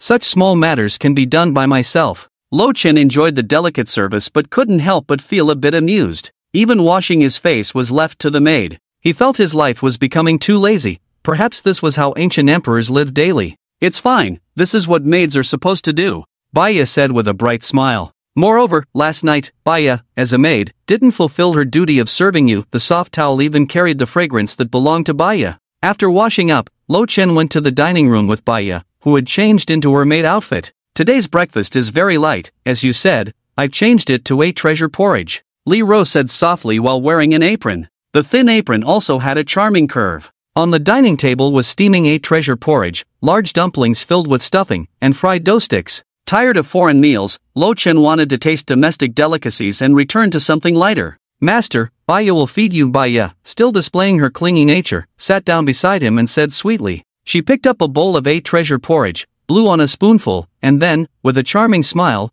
brought it to his lips. Go away, I can eat by myself. Luo Chen slapped her, forcibly bringing her back to her seat. Hee, master, has Sister Yen been bullied too badly? I haven't seen her come for breakfast. Baya propped her chin on her hands, smiling as she asked. Upon hearing this, Li Ro perked up her ears, listening with great interest. Ahem. Luo Chen almost spat out his porridge. Eat your food, and don't worry about unnecessary things. Officer Yen is feeling a bit unwell. By the way, after you finish eating, send her some. The two women exchanged a somewhat ambiguous glance, revealing a knowing smile on their pretty faces. After finishing their meal, Luo Chen stood in front of the huge floor-to-ceiling window, silently watching the blizzard outside. The visibility was extremely poor. Just a meter away from the window, everything was a white blur, nothing could be seen. In his previous life, Luo Chen vaguely remembered this blizzard, only recalling that after it stopped, the snow had buried everything below the 4th or 5th floor.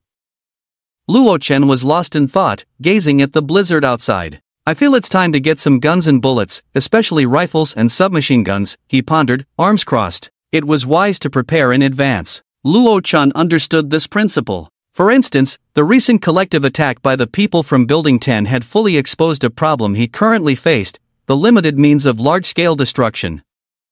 If he hadn't had the sudden idea of using the residents of the apartment building as cannon fodder, it would have been quite difficult to completely eliminate that group of scoundrels led by Zhuo Wentao.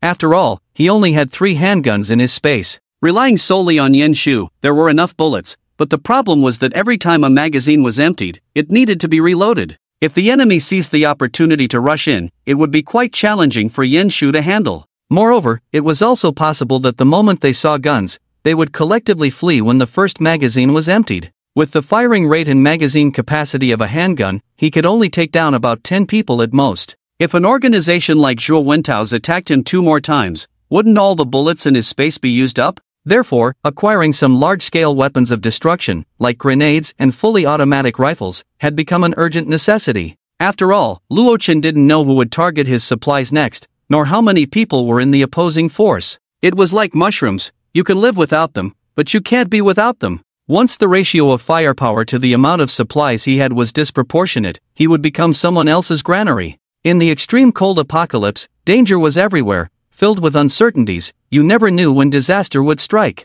Yen Shu has served in both the criminal police and the civil police, so this task is just right for her, Luo Chen said, stroking his chin. To acquire illegal items like guns and ammunition, the only place he could think of was the police station or the SWAT team. After all, Qingshui City wasn't like the beautiful country, where weapon shops lined the streets with piles of firearms. Fortunately, as a police officer, Yen Shu was as familiar with the police station as if she were returning home. She knew exactly where the armory was and how to access it. However, this snow has come at a rather inconvenient time. Luo Chen squinted his eyes. This snow was falling too suddenly, both heavy and fast. It was estimated that once the snow stopped, the thickness of the snow outside would increase by at least several dozen centimeters. Although Yen Shu had polar cold-resistant clothing, how to move was a problem. The police station was not close to the community. This was destined to be a path filled with danger and numerous difficulties. The soft layer of snow was like a deadly white swamp, where every step could potentially swallow a person whole. Moreover, the physical exertion required was terrifying,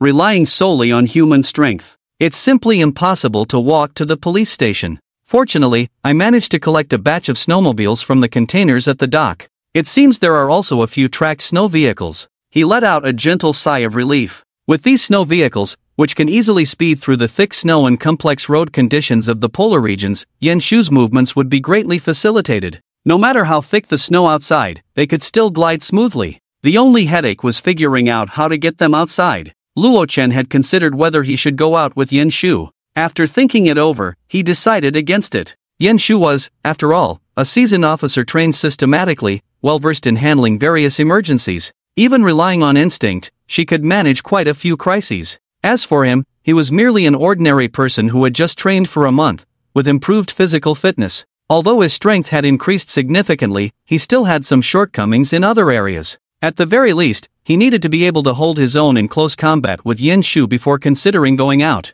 Otherwise, if they encountered enemies who understood the principle of capturing the leader first, it would be disastrous. He might really end up losing a lot. Although I have the ability of infinite space, it can currently only store and retrieve items, with no offensive capabilities. Luo Chen sighed softly. Otherwise, he wouldn't have to be so cautious. Through the floor-to-ceiling window, the outside had turned into a vast white world, silent and still, as if he were cut off from the world. Once this blizzard stopped, without the sun, he would probably struggle to discern even the basic directions after stepping outside. A moment's inattention could lead to getting lost. Fortunately, I had the butler download offline maps in advance, including the map of Qingshui City. Luo Chen casually pulled a chair over and sat down. With the map, even though the streets and buildings were covered by the blizzard, some landmark buildings could still be seen. With them, the map could still serve its purpose. Ding ding ding ding. At that moment, the group chat became active again. Since he had nothing else to do, Luo Chen picked up his phone and entered the homeowners group.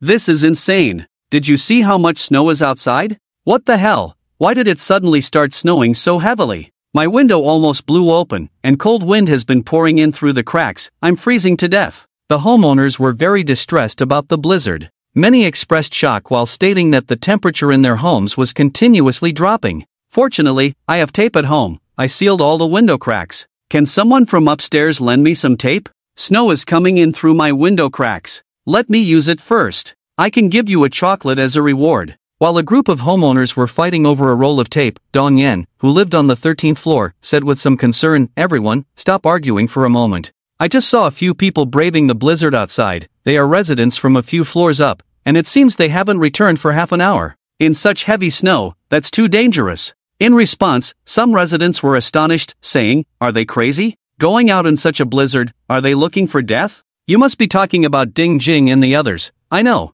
They seem to have gone to the dumping site of the people from Building 10. Damn, they must be trying to scavenge bodies." Looking at the chat messages in the group, Luo Chen couldn't help but shake his head. They don't even consider the situation outside. They're risking their lives just to gather supplies. Well, this is great. I didn't touch the corpse, but now I've become one of them. In the master bedroom, Yen Shu leaned against the headboard as Baya and Li Ro pushed the door open. Although she wasn't dressed yet, she didn't mind at all because the few women in the room were not outsiders. "Yen's sister, are you feeling better?" Baya asked, sitting at the head of the bed. Her pair of watery, beautiful eyes looked at her with a charming smile, making Yen Shu feel a bit shy. "Thank you for your concern, I'm much better," Yen Shu replied, a little embarrassed. Being cared for was, to say the least, a bit too embarrassing. "Officer Yen, I made some 8 treasure porridge. It's not good to have an empty stomach in the morning, so come eat some," Li Ro said, placing a hot bowl of porridge on the bedside table with a gentle smile. This considerate and caring demeanor was hard to reconcile with the fierce words she had heard through her earpiece during the mission in Building No.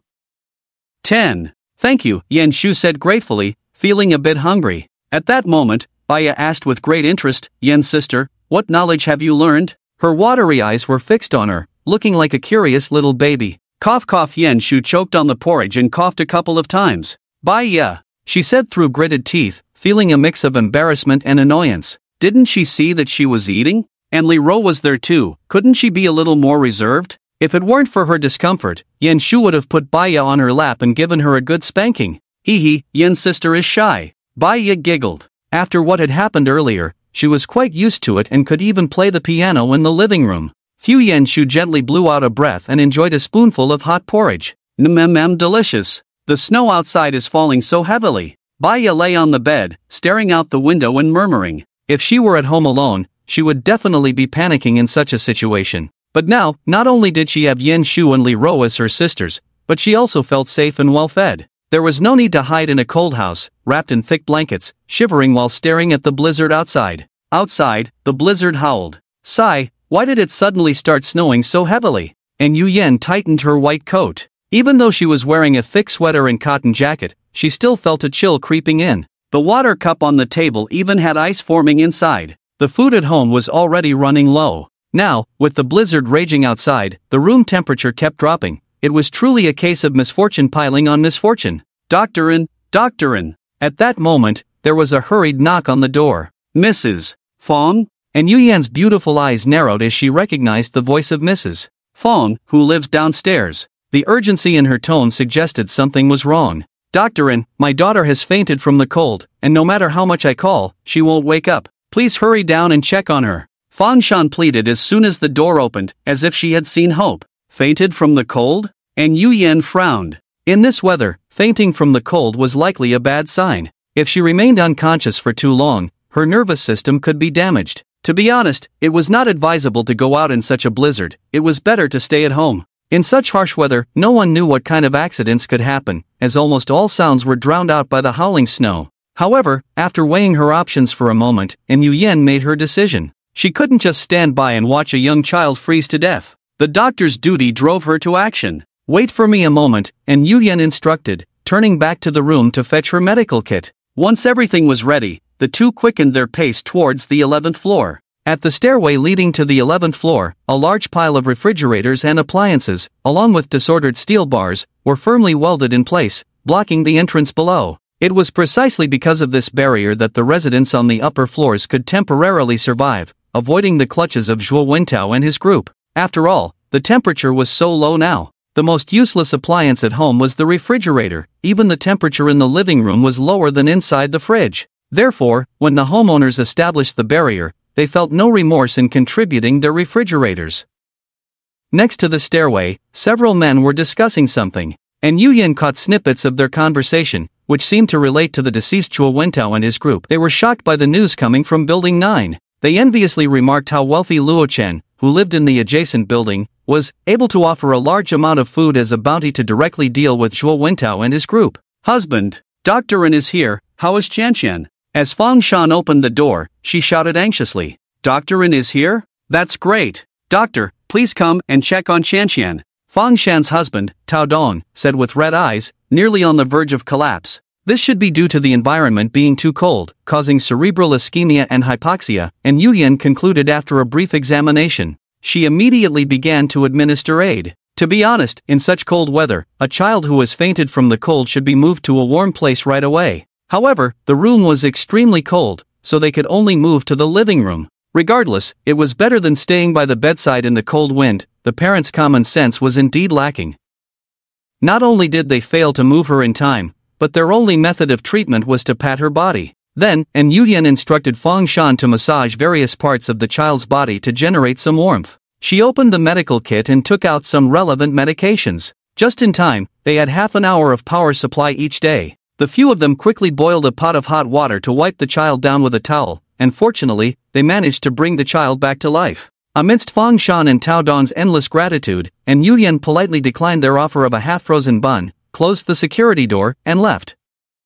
As she passed the stairway, Yu Yan's delicate features and the long, shapely legs wrapped in her white coat swayed enticingly, instantly capturing the attention of the three men nearby. Chapter 110, "If you don't come, I'll go myself." Look, Dr. In is going to save someone again. Wow, Dr. In is really beautiful. Every time I see her, I can't help but feel a flutter in my heart. She's the attending physician at Qingshui City People's Hospital. Not only does she have a bunch of male doctors fawning over her, but even their director is said to be pursuing her. The three scruffy men secretly watched Yu Yan's swaying figure. Just a glance made their breathing quicken. In fact, even before the apocalypse, they had long coveted the charming and lovely doctor. Now, upon learning that Zhuo Wentao and his gang had been dealt with, the urge that had been suppressed in their hearts suddenly erupted. If only I could sleep with Dr. In, it would be worth it for this lifetime. Gunny gazed at Yu Yan's back as she walked into the stairway, his throat involuntarily rolling. Pfft, a goddess like Dr. In would ever look at you? Don't dream. The scruffy man beside him scoffed. Who wouldn't want to try their luck with such a beauty? She was not only good-looking but also knowledgeable and well-read. Outside, there are high-quality beauties fighting to be noticed. If you don't have at least 2 apartments within the second ring road, no Maserati under your name, and your bank account doesn't have an 8-digit number, how dare you talk about feelings with someone? You'd feel inferior just standing in front of them. Don't say it like that. Ko Jianwei squinted his lewd eyes and said. In the puzzled gazes of the two, he continued, look at Zhuo Wentao downstairs. Although he's already dead, haven't the beautiful young wives in our building almost all been played by him? What kind of person was he before the extreme cold outbreak? Just a salesman, right? This remark drew a nod of agreement from Gung Yi. exactly. Zhuo Wentao gathered a bunch of people and directly played with high-end car models and other people's wives. That's so enviable. Seeing the two getting excited, Ko Jianwei lowered his voice and whispered, "Do you want to taste the flavor of a goddess?" At this, the bearded man and Gung Yi couldn't help but catch their breath, their heartbeats quickening significantly. "Ko Jianwei, what do you mean?" The two swallowed hard, trembling as they asked. Seemingly sensing their thoughts, he said, "Dr. Yin graduated from a prestigious university. She's a goddess, not some prostitute you can just pay $1,000 to on the red light street." The bearded man couldn't help but remind him. For some reason, their breathing suddenly quickened. "Who said we need to spend money?" Ko Jianwei squinted, looking around before whispering, "In this crazy world, with the blizzard outside piling up meters thick, we're still going to spend money? Anyway, Dr. Yin lives alone. If we trick her into opening the door, then we can do whatever we want. Any position is up to us." At this, Gung Yi and the bearded man were startled, their faces turning red as they waved their hands repeatedly. "Ko Jianwei, what nonsense are you talking about? This is illegal." They usually didn't even dare to visit a brothel. The thought of something more was beyond their imagination. "Damn, don't you see how chaotic it is outside? Lives are worth less than dog shit, and you still care about this?" Ko Jianwei said, exasperated. "Before, Zhuo Wentao almost got us killed. Now that he's dead, who knows if another Zhuo Wentao will show up in the future? You never know when your life might end. I don't care, but are you willing to die as a virgin?" Ko Jianwei raised an eyebrow, sizing up the two. He had been coveting the beautiful Dr. Yin Yuyan for a long time, and now, in this extreme cold apocalypse, the law had collapsed. Killing someone was like stepping on an ant. What's wrong with taking a woman? If you guys don't want to do it, fine, I'll go by myself. But don't regret it, Ko Jianwei said, turning to leave. Seeing him really about to go, Gung Yi and the bearded man stood frozen, breathing heavily as they looked at each other. Recalling Yin Yuyan's graceful figure and charming appearance, they couldn't help but grit their teeth and chase after him. "Ko Jianwei, wait for us." Hearing this, Ko Jianwei leered and said, "What, have you two made up your minds?" "We've made up our minds." The bearded man rubbed his hands together, grinning, "I don't want to regret it. After all, I'll never get to play with a goddess like this in my life." "Exactly, as long as we keep it discreet." Gung Yi also showed a fierce look. After all, it was snowing heavily outside. They figured no one would know what happened after they were done. In the face of the goddess's temptation, the three couldn't help but swallow hard, their faces revealing greedy smiles. It seemed like a long time had passed, but in reality, not much time had gone by, and Yin Yuyan had just arrived at her front door.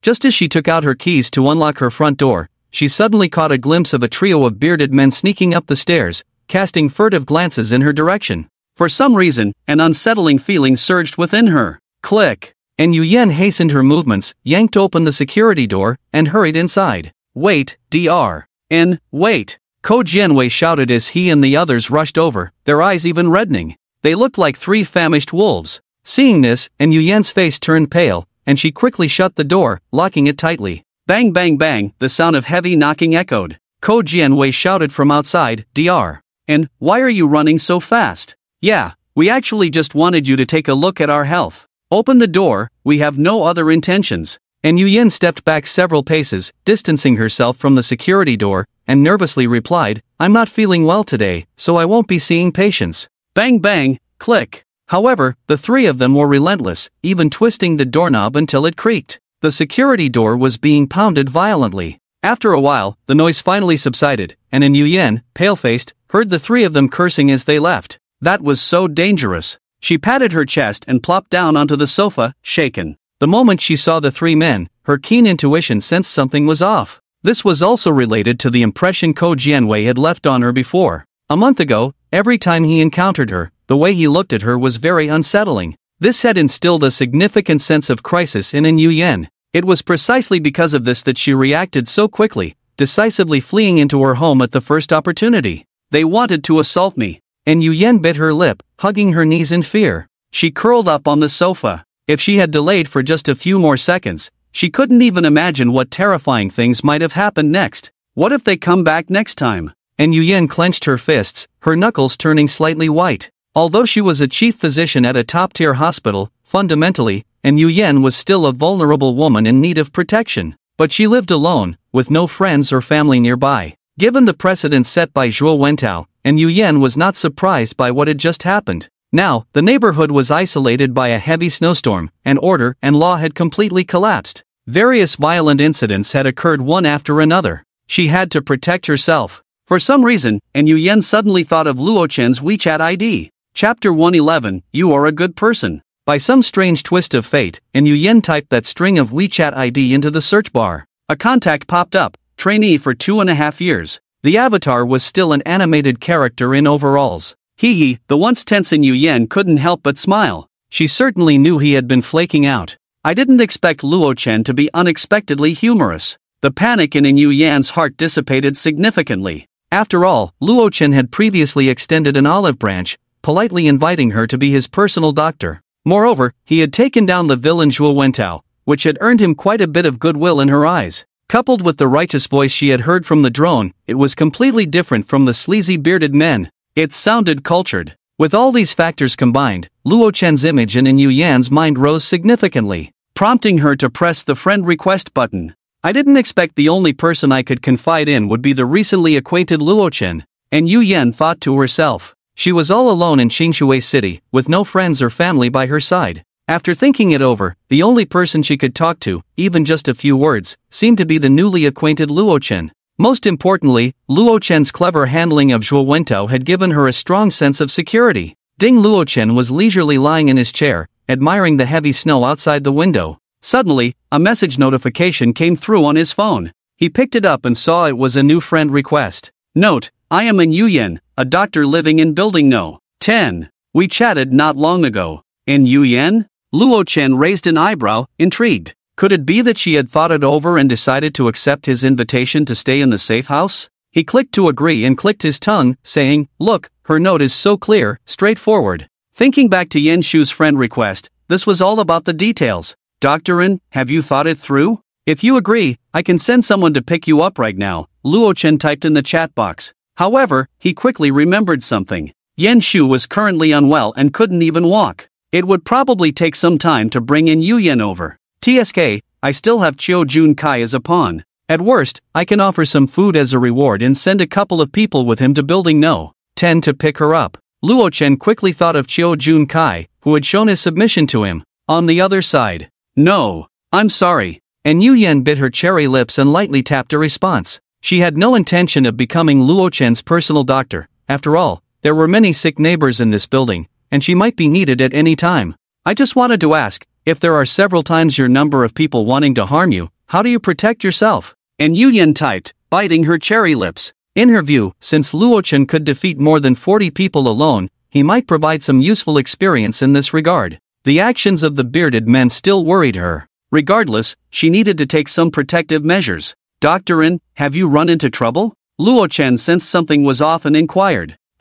It's not a big trouble. And Yu Yan hesitated for a moment and briefly explained what had just happened. After saying it out loud, she felt much lighter. Indeed, communicating with others and sharing her thoughts could relieve stress. TSK, so they were tempted by your looks. A message came through in the chat box. Then, the message refreshed. Doctorin, my previous words still stand. If you agree, I can send someone to pick you up right away. Seeing this message, and Yu Yan felt a warmth in her heart, sensing the other person's concern. I still prefer to live alone, and there are neighbors here who are still sick, so thank you. And Yu Yan typed back. And the three bearded men probably made a mistake and won't have a next time. After sending the message, she received a reply. Doctorin, you really are a bit naive. It was strange. Just from this line of text, and Yu Yan could imagine that Luo Chen must have been shaking his head disdainfully as he typed it. When a person is blinded by lust, what can't they do? Secretly making out on the street or breaking into a girl's dorm to steal underwear are small matters.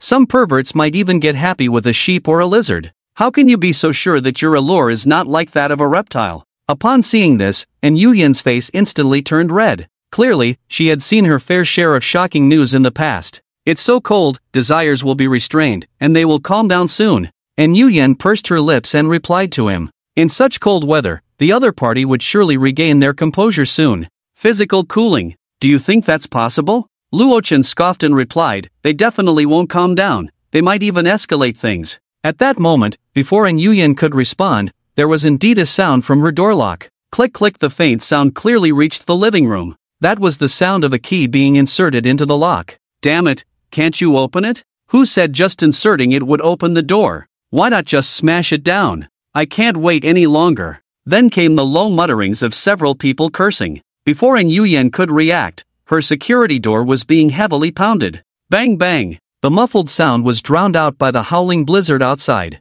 Forget about others, even the neighbors next door probably couldn't hear it. At this moment, An Yuyen truly began to panic. She never expected that the bearded men would be so relentless. They wouldn't give up until they achieved their goal. An Yuyen quickly informed the other party. TSK. Look, here they come. A text message arrived, seemingly mixed with Luo Chen's scoff. What should I do, Luo Chen? They're starting to smash the door. An Yuyen tightly gripped her phone, her face filled with panic. This kind of situation was terrifying for a woman living alone. If she didn't do something soon, the security door probably wouldn't hold for long, especially since there were 3 of them outside. If they got in, the consequences would be unimaginable. While she anxiously waited, Luo Chen's reply came.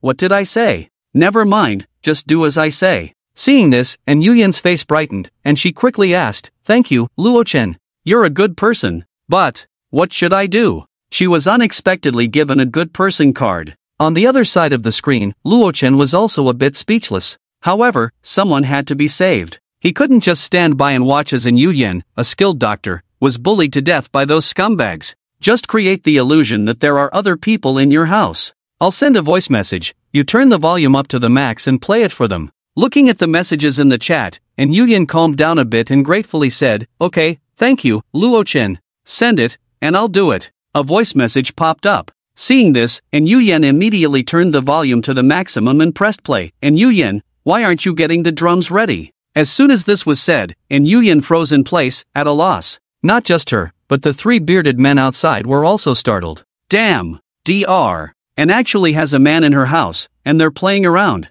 Retreat! The 3 of them fled in panic. Chapter 112, Aunt Lin's plea for help. Thank you, Luo Chen, I owe you a favor. Although An Yuyen was almost stunned by his shocking statement, she was still very grateful since he had saved her. She directly called him on voice chat. Without Luo Chen's help, she couldn't even imagine what terrifying things she would face alone at home. I'll remember this. Luo Chen smiled faintly. What An Yuyen didn't know was that his intentions were actually not much different from those of the bearded men. They were simply driven by lust, craving her body. But he was different. Luo Chen not only craved An Yuyen's body but also coveted her exceptional medical skills. A team without a doctor was not viable. This excellent healing profession is a standard presence in the apocalypse, and its importance is self-evident compared to other chaotic roles like flight attendants or models. That's why An Yuyen has no thoughts of changing her location right now. However, Luo Chen is not in a hurry. After all, the other party can't run away. He is sure he will find a suitable opportunity to successfully bring An Yuyen into the safe house. How could you be targeted by them while staying at home? Luo Chen asked, looking out at the heavy snow. Actually, I went downstairs to save a neighbor's child, and on my way back, I was followed by them, An Yuyen said, still feeling a bit shaken. She originally thought that the biggest threat in the apartment building was Zhuo Wentao on the 10th floor, along with his gang of lackeys. But now it seems that when the big ones are gone, the smaller ones will come out to take their place. A neighbor's child? Hearing this, Luo Chen's expression became serious. He knew that in his previous life, An Yuyen had been forced to jump from a building while trying to save a neighbor's child. But she just said she had already saved the child, and indeed, there were a few men trying to break in and harm her, but he had stopped them midway.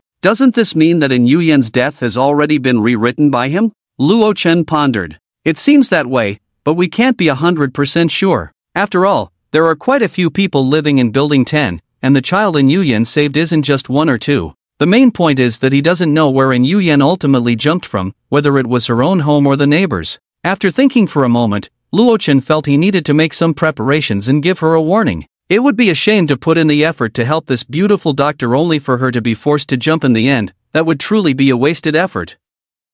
Soon, the voice call ended. It was just within the half hour of official power supply, and An Yuyen had to go boil some water. Glug glug glug, the kettle made the sound of boiling water. In this freezing environment, if it weren't for the official power supply for half an hour every morning and evening, thousands of survivors might not be able to hold on. Of course, in the extreme cold, the wires have also become brittle, and the power supply comes from cables buried deep underground. Ah woo! An Yuyen sat on the sofa, holding a bag of cold, hard bread, taking small bites. As she ate, she couldn't help but think of Luo Chen. Luo Chen took so much food from Zhuo Wentao's house, he must be eating well now. Sigh, I really want to have a bowl of hot instant noodles. And Yu Yan said with a pained expression. As the attending physician at the Qingshui City People's Hospital, her eating schedule is often irregular, and sometimes she doesn't even have time to cook. So, she has a soft spot for fast food like hamburgers and instant noodles. However, Yu Yan could never have imagined that Luo Chen hadn't eaten any of the looted food and was instead enjoying famous international delicacies. He had even grown tired of them and recently returned to craving domestic feasts.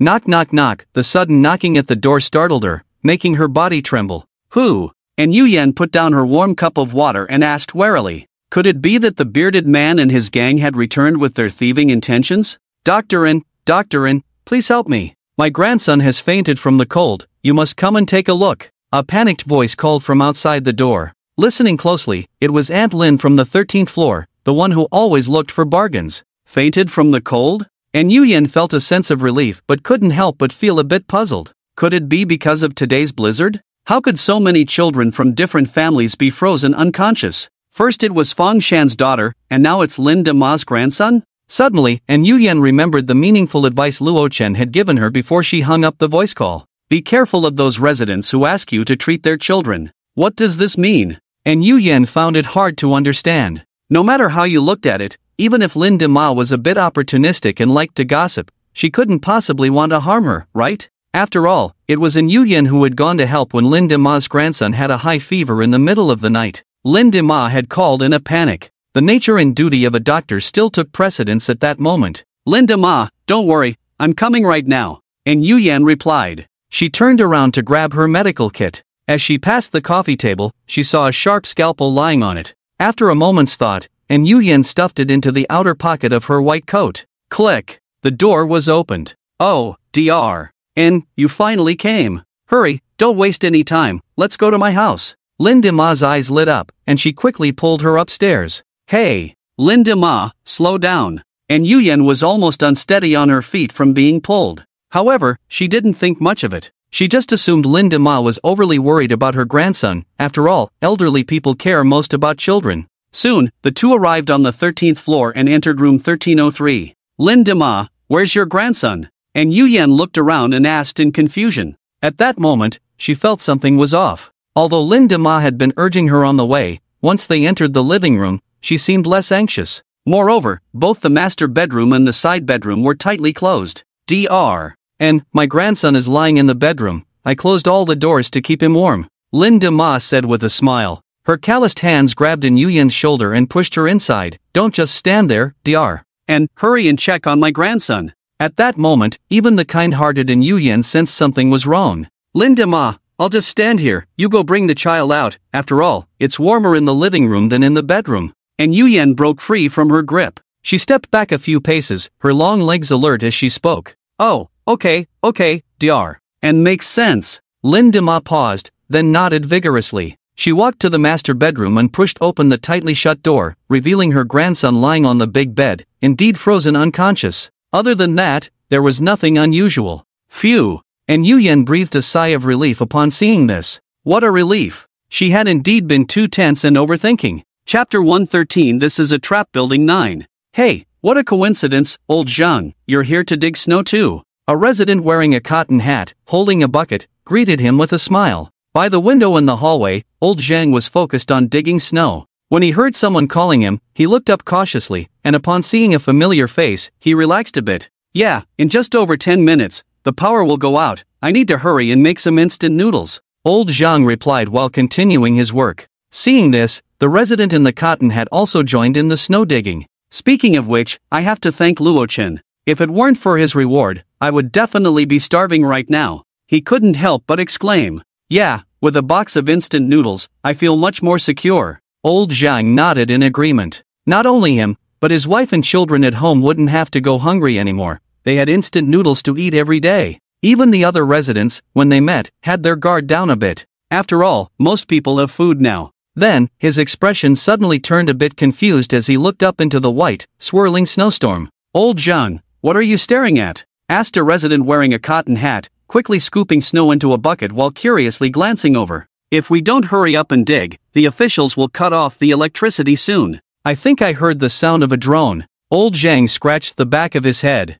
but the blizzard howled, visibility less than 2 meters, and looking up revealed only a dense flurry of white snowflakes. A drone? The resident in the cotton hat couldn't help but chuckle. You must have misheard. Who has the time to play with drones now? Besides, with this heavy snow, it would probably crash as soon as it took off. Upon hearing this, old Jean awkwardly replied, "Hee hee, it seems I did mishear." Just as In Yuyan let out a sigh of relief, the door to the side room suddenly swung open. "Hee hee, Dr. In is here." "Dr. In!" Out rushed the 3 bearded men from earlier. They had actually been hiding in Aunt Lin's house. At that moment, In Yuyan's beautiful eyes widened, and a terrifying thought suddenly arose in her mind. Aunt Lin had deceived her. This was a trap. Rip In Yuyan quickly dodged to the side, but due to a slight delay, her medical kit was snatched away. She stumbled back in panic until she reached the floor-to-ceiling window on the balcony. What is going on? Aunt Lin! In Yuyan exclaimed in a fluster. She wanted to confront Aunt Lin, but when she turned her head, she saw that the woman had already hidden in the master bedroom, the door tightly shut.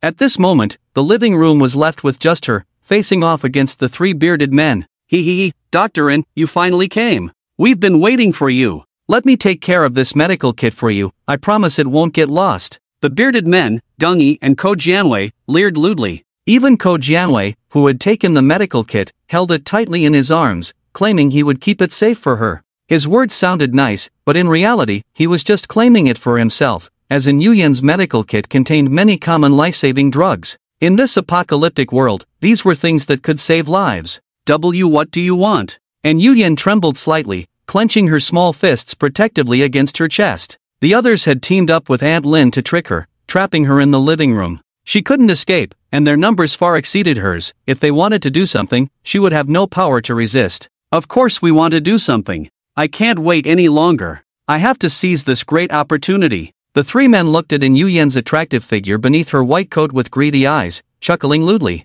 At that moment, facing the helpless beauty doctor who was trembling in the corner like a frightened little rabbit, their primal instincts were ignited. They were just one step away. Then, the beauty that countless suitors dreamed of would belong to them. I warn you, what you're doing is illegal. And Yuyan bit her lip tightly. She truly couldn't believe that her neighbors could be so ugly. Not only had they teamed up to deceive her, but they also wanted to forcefully violate her. Don't be afraid, Dr. In. It must be lonely being home alone, especially when you call others to scare us. Ha, so what if it's illegal? Do you think the police will come to catch us? Just be good and don't resist, and I'll go easy on you later. The 3 men's attitude was incredibly arrogant, speaking with great pride as they slowly closed in on her. Faced with the slender, flower-like beauty of the doctor before them, they could hardly contain themselves for a moment. Don't come over. And Yuyan's face turned pale. The 3 men were more hideous than the last, with faces wrinkled like a chrysanthemum and mouths full of yellow teeth that made In Yuyan feel nauseous.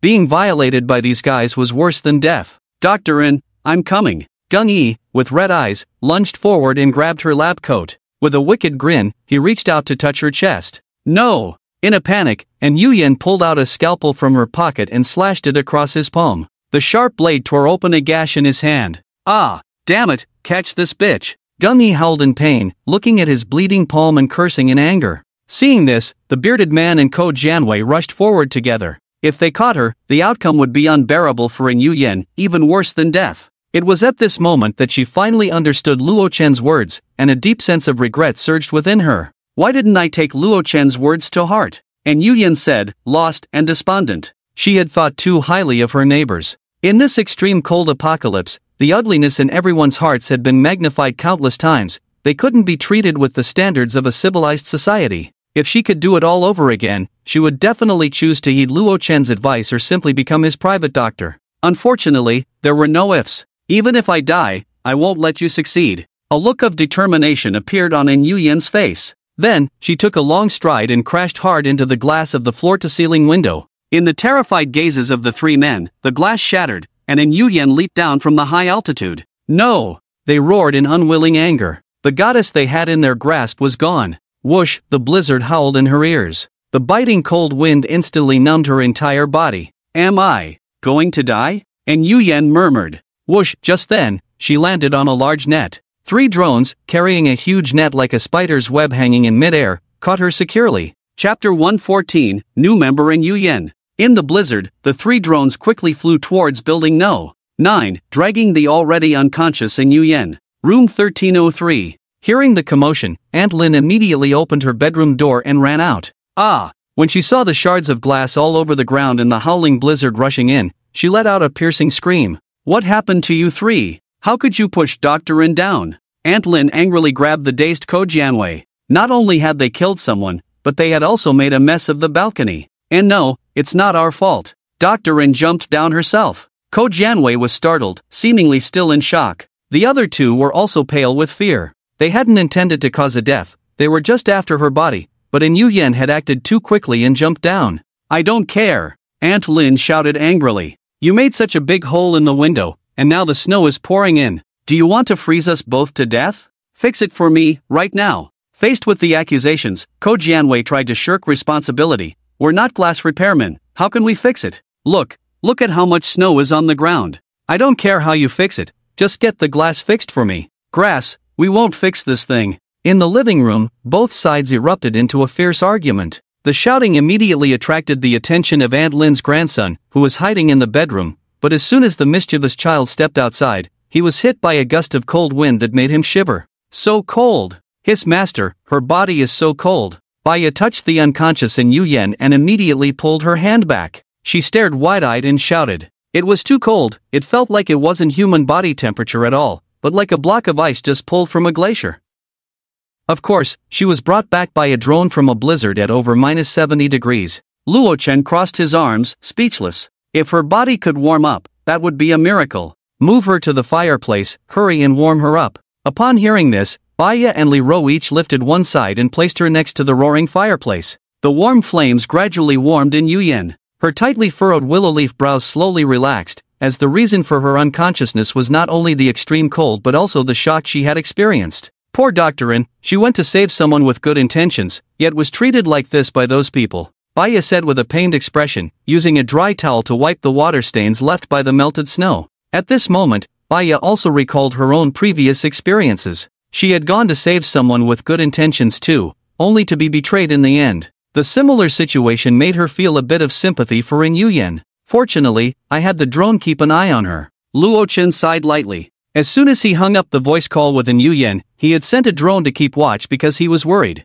As a result, an accident really did occur. This new type of Blizzard K polar rescue drone developed by the master craftsman is quite useful. Luo Chen sat on the sofa, looking at the unconscious In Yuyen. This drone was indeed meant for export to the beautiful country. Its performance was truly formidable. Even in extreme weather conditions for emergency rescue or material transport, it had no issues at all. The electronic wristband cannot be missed. After the other party was cleaned up, Luo Chen took out an electronic wristband from his space. Every new goddess who joined had to wear it without exception. At this moment, to prevent In Yuyen from getting sick from the cold, Baya also followed Luo Chen's instructions and gave her a few special effect pills. Once everything was in order, under the warm roasting of the fireplace, In Yuyen's long eyelashes fluttered a few times, and her beautiful eyes slowly opened. So warm, she murmured, looking at the warm fireplace beside her. The overly warm environment made In Yuyen momentarily unable to distinguish between reality and dream. Since the extreme cold blizzard had arrived, the temperature had plummeted to nearly -70 degrees. She didn't know how long it had been since she had felt such a comfortable temperature. Am I in heaven? She said in shock. After all, In Yuyen clearly remembered that she had jumped from the 13th floor, and logically, she should have died. This is indeed heaven, but probably not the one you think, Luo Chen said leisurely, leaning back on the sofa. At this moment, Baya, dressed in a maid outfit, stood quietly beside Li Ro, who had her hands hanging down. Hearing that familiar voice, In Yuyen's beautiful eyes widened in shock as she exclaimed, "That voice, could it be you, Luo Chen?" "It's me." Luo Chen nodded. "How could this be? Didn't I already die? Did you also come to heaven?" And Yuyen's beautiful eyes were hazy. A layer of abnormal redness crept onto her fair face, and she swayed a bit. "Last part of heaven, this is my home," Luo Chen said speechlessly. He got up and walked over, squatting in front of In Yuyen and touched her forehead with his hand. "Hiss, you really have a fever." However, she had already taken the medicine. There was no need for her to take anything else. By now, the medicine should have taken effect. "You didn't die, I saved you halfway," Luo Chen explained, briefly recounting the sequence of events to her. After hearing this, although In Yuyen felt a bit hot, she understood. I am sorry, Luo Chen. And Yuyan said, her face flushed, not sure if it was from embarrassment or the cold. Clearly, he had warned her to be careful before. Yet, in the end, she still fell into someone else's trap. However, given the situation, Luo Chen didn't blame her. He didn't need to blame her. After all, he had been considering how to bring the beautiful Dr. and Yuyan into the safe house. As a result, with the help of the three bearded men, this problem was easily resolved. From now on, whether she got sick or injured while out, there was no need to worry, because with professional Dr. and Yuyan around, these were all minor issues. Baya, Li Ro, go get Dr. and some dry clothes, Luo Chen instructed. After all, and Yuyan was completely soaked from the blizzard, and it was necessary to change her clothes. But given her current state, it seemed a bit difficult for her to do it alone. Okay, Master, Baya smiled sweetly. However, before changing Dr. An's clothes, they obviously had to take a shower first. Chapter 115, the surprised Yuyan was helped into the bathroom by the two girls. Due to the heavy blizzard outside, a thick layer of snow had settled on her, and her clothes were completely soaked. I just need to change my clothes. Taking a cold shower now might worsen my condition, and Yuyan reminded the two. As a doctor, she was well aware of her current physical state. However, upon hearing this, Baya and Li Ro found it somewhat amusing and said, "We won't use cold water to bathe you." Ever since they entered the safe house, they had hardly used cold water, not to mention bathing. Even washing their faces was done with hot water. The only time they felt cold was when eating ice cream. Kata Li Ro pressed the switch, and the bathroom heater instantly lit up the entire room. The warm feeling immediately shocked Yuyan. What's going on? She widened her beautiful eyes in astonishment. There's electricity? And Yuyan wondered internally, hadn't the power supply time already passed? Moreover, the heater's power seemed to exceed the official electricity limit. Before she could react, her clothes, along with Baya and Li Ro's outfits, were placed in a basket beside them. The three women were now in a state of undress. Whoosh, warm water sprayed from the shower head. There's actually hot water? And Yuyan exclaimed, her eyes wide. The tap water had been cut off for so long. Where was this water coming from? And now, with the water situation so tight, they didn't even have enough to drink, yet they were using it to bathe. Did Luo Chen specifically turn on the generator for me? I'm so grateful to him. And Yuyan said, touched. She felt that it was only possible that Luo Chen, seeing her was sick, had temporarily turned on the generator to provide power and water for the bathroom. This was too extravagant. It should be noted that gasoline was also a rare resource that was hard to come by now. Specifically for you? Upon hearing this, Li Ro and Baya were momentarily stunned. However, they quickly realized that she had misunderstood. Li Ro smiled and explained, Dr. N, you misunderstood. The generator has been running the whole time. It's been running the whole time? And Yuyan's expression froze. How is that possible? She shook her head. The generator consumes a lot of gasoline. Running it for a day is a huge expense. How much gasoline would Luo Chen need to store to afford it? And Yuyan felt that the two were joking. Seeing this, Baya and Li Ro also smiled, not explaining too much. And Yuyan would definitely understand later. Splash. Under the rush of hot water, Baya helped Yuyan wash her hair, while Li Ro scrubbed her back. Thank you. And Yuyan gratefully thanked them. The two women's thoughtfulness made her feel very good, and her initial unease had dissipated a lot. At this moment, Yuyan couldn't help but sigh in her heart. Luo Chen was truly not simple. Not only was the room incredibly warm, but there was also extra gasoline to run the generator, and he even had two such beautiful women hidden away. No wonder he could defeat Zhou Wentao. He really had the confidence. Baya, could you hand me a towel? Li Ro said with a smile. Perhaps due to the effects of the special medicine, Yuyan's body temperature had dropped significantly, and she felt much more awake. Hearing that name, she looked at Baya in shock, as if she had discovered a new continent. Baya? Could it be? Just a moment ago, she had been in a daze and hadn't noticed many things, including the big star in front of her. Although she usually didn't pay attention to the entertainment industry, the other party's fame was too great. She often heard patients and colleagues talking about her. Now, upon closer inspection, you really are Baya! And Yuyan exclaimed, covering her cherry lips in astonishment. She had just been surprised by the other woman's looks. It was too hard to believe. One day, she never expected to be in close contact with such a star, and Yuyan couldn't help but feel a bit excited. Wait! And Yuyan suddenly realized that for a big name active on public screens to be a maid, what kind of person was Luo Chen? I'm no longer that big star from before, now I'm just a little maid for my master, Baya said with a bright smile. After coming out of the bathroom, Yuyan felt much better. She had also changed into completely dry clothes. What a big fireplace! she thought to herself. Ever since entering the safe house, it seemed that everything here was challenging her understanding. Not to mention anything else, just this exquisite fireplace occupying most of the background wall must consume a lot of fuel to burn even once. Moreover, others would freeze to death at home. Luo Chen was now wearing only a thin silk pajamas, sitting on the sofa leisurely sipping tea. If this got out, wouldn't others be envious to death? Sigh. And Yuyan couldn't help but shake her head, thinking, if you had said you were this rich earlier, I might have really agreed to come and be a private doctor. Who would refuse to live in such a paradise of a room in minus 70 degrees of extreme cold? With a heart full of shock, and Yuyan stepped forward with her long legs, a bit shy as she approached Luo Chen. Don't be nervous, just sit down, Luo Chen said with a smile, holding his teacup and gesturing to the sofa for her. Oh, thank you. And Yuyan pursed her lips and carefully sat down beside him. At that moment, she was surprised to find that Luo Chen was also very handsome, with eyebrows like swords and eyes like stars. Under the open silk pajamas were well-defined, solid abs. She hadn't noticed this when she woke up from her coma. Handsome guy. And Yuyan's beautiful eyes lit up, secretly thinking that Luo Chen might also be some kind of star. She couldn't help but swallow hard. In the past, as a well-known goddess at the Qingshui City People's Hospital, her usual cold attitude towards a crowd of suitors seemed to have vanished. Doctorin, how are you feeling now? Luo Chen gently sipped his tea and said with a smile. The other person's gaze naturally did not escape his eyes. Thank you, I feel much better now, and Yuyan said somewhat awkwardly.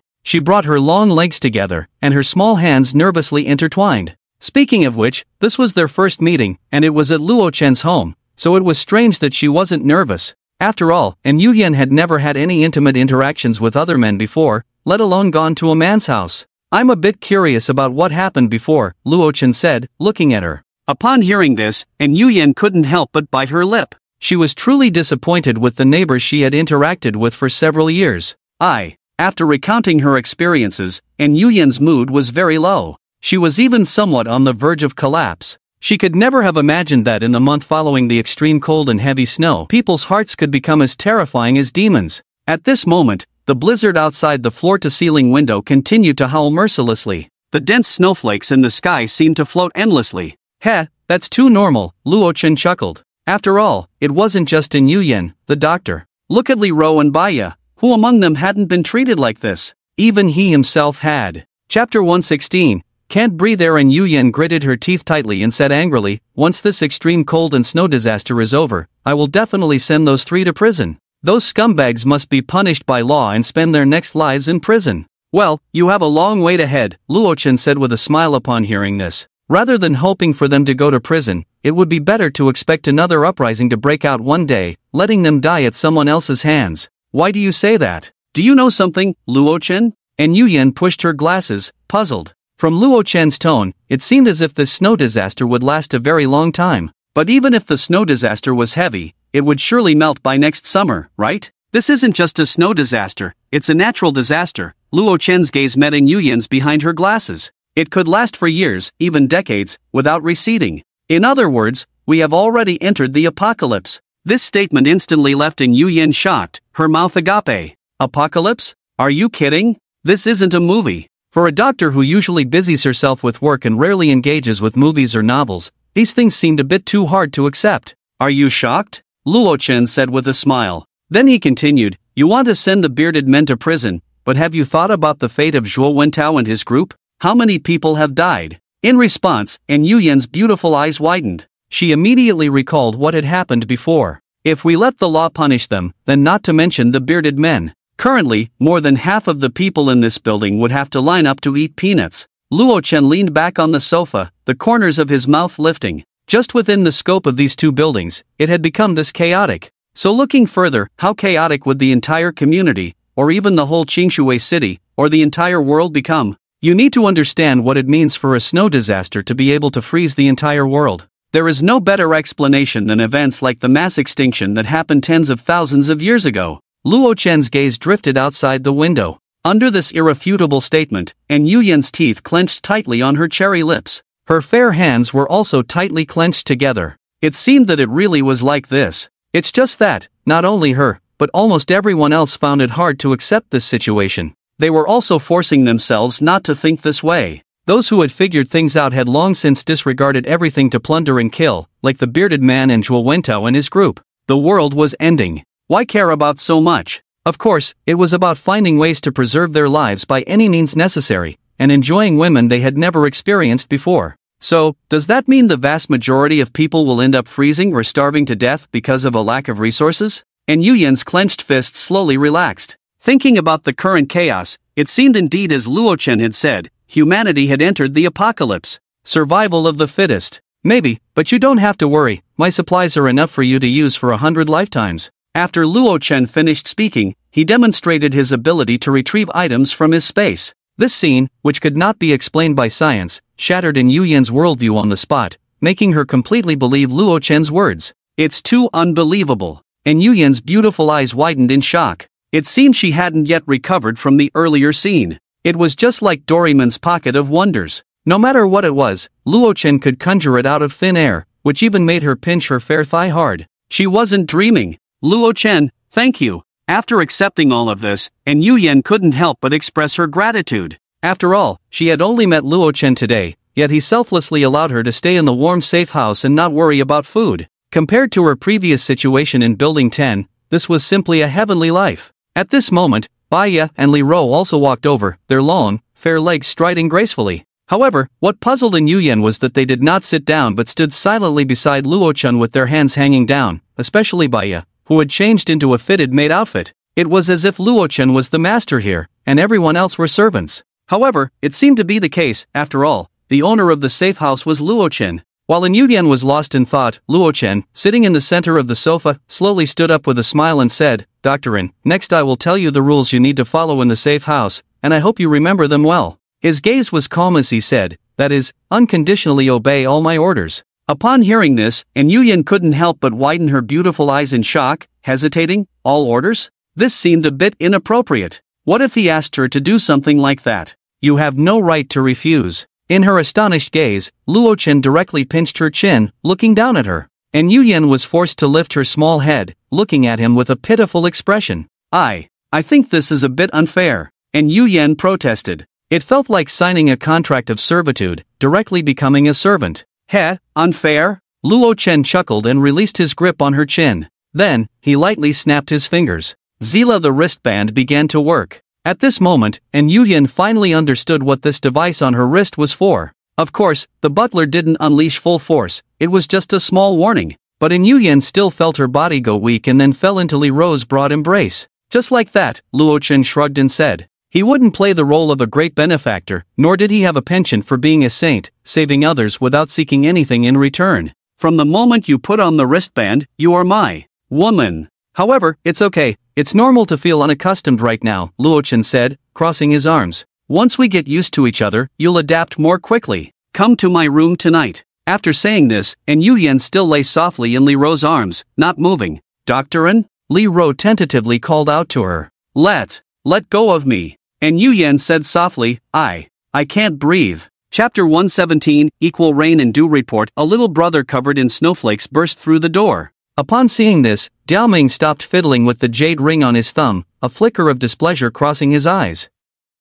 Leaning against the sofa, he slightly leaned forward. What the hell are you shouting for? Shinkai, the number one lackey, quickly stood up straight and scolded. How disrespectful. Didn't he see the boss was still here? Boss, Huren is missing. After we finished digging the snow, we couldn't find him. The little brother quickly explained. They had organized a few people to go down and dig the snow, and while everything was fine at first, by the end, one person was simply gone. The blizzard outside was so heavy. Even if the other party left some trace while escaping, it would have been completely covered by the snow. Useless. Diaoming snorted coldly. With so many people, they couldn't even keep track of one person, allowing him to slip away right under their noses. Boss, it's likely that the kid couldn't stand the torture and ran away.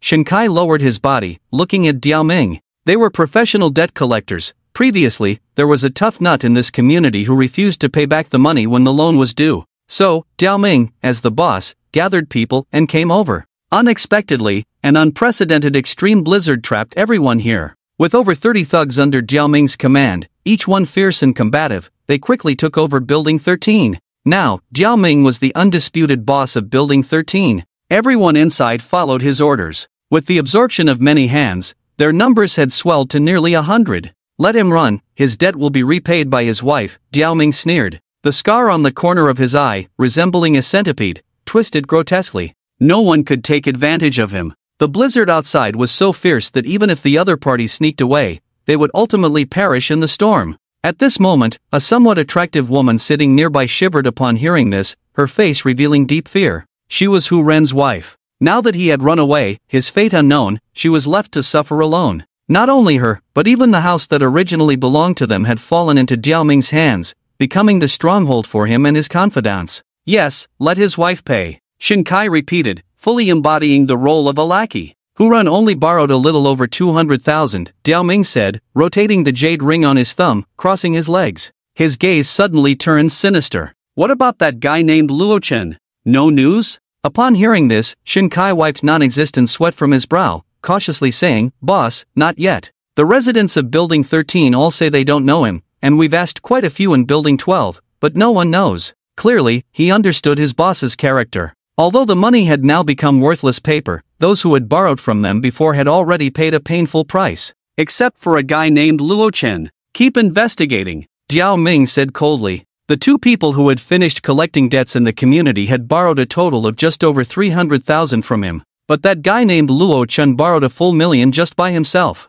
After borrowing, he disappeared without a trace. However, after some investigation, he managed to find the other party's exact address. You little brat, I want you to know that some cheap deals aren't so easy to take advantage of. Diao Ming sneered. The other party couldn't hide for long. Now they had taken over an entire building, and in the future, they would continue to expand their territory. How are Li Ming and the others doing? Is it serious? Diao Ming asked as he pulled Hu Ren's wife into his arms. The woman trembled in fear, not daring to move an inch. Boss, Li Ming's wound is okay, but the stitching isn't great. He might need a professional doctor to handle it. The other brother's injuries aren't looking good either. At that moment, a trusted subordinate stepped forward. They had just had a fight with a group of workers from the neighboring building, led by the rough men under the foreman Zhou Jin, who were quite fierce in combat. Neither side gained an advantage in the conflict. I heard there's a doctor in Building 10, she used to be the attending physician at the People's Hospital of Qingshui City. Let's bring her back to treat the brothers. Diao Ming gently rubbed his jade ring. In this environment, not only did they need enough manpower, but having a skilled doctor was also very important. No problem, boss. Shinkai nodded eagerly. However, he then hesitated, saying, but the blizzard outside is too heavy, you can't even see the entrance to the underground parking lot. It might be a bit dangerous to go now. Shinkai cautiously raised his head and said, and boss, there's that guy Zhuo Wentao in Building 10 as well. Upon hearing this, Diao Ming shot him a glare and scolded, useless, what the hell is Zhuo Wentao? I have over 100 men under me, am I afraid of him? If the other party didn't have any sense, he would just have Zhuo Wentao and his little brothers directly removed from Building 10. Hee, my bad.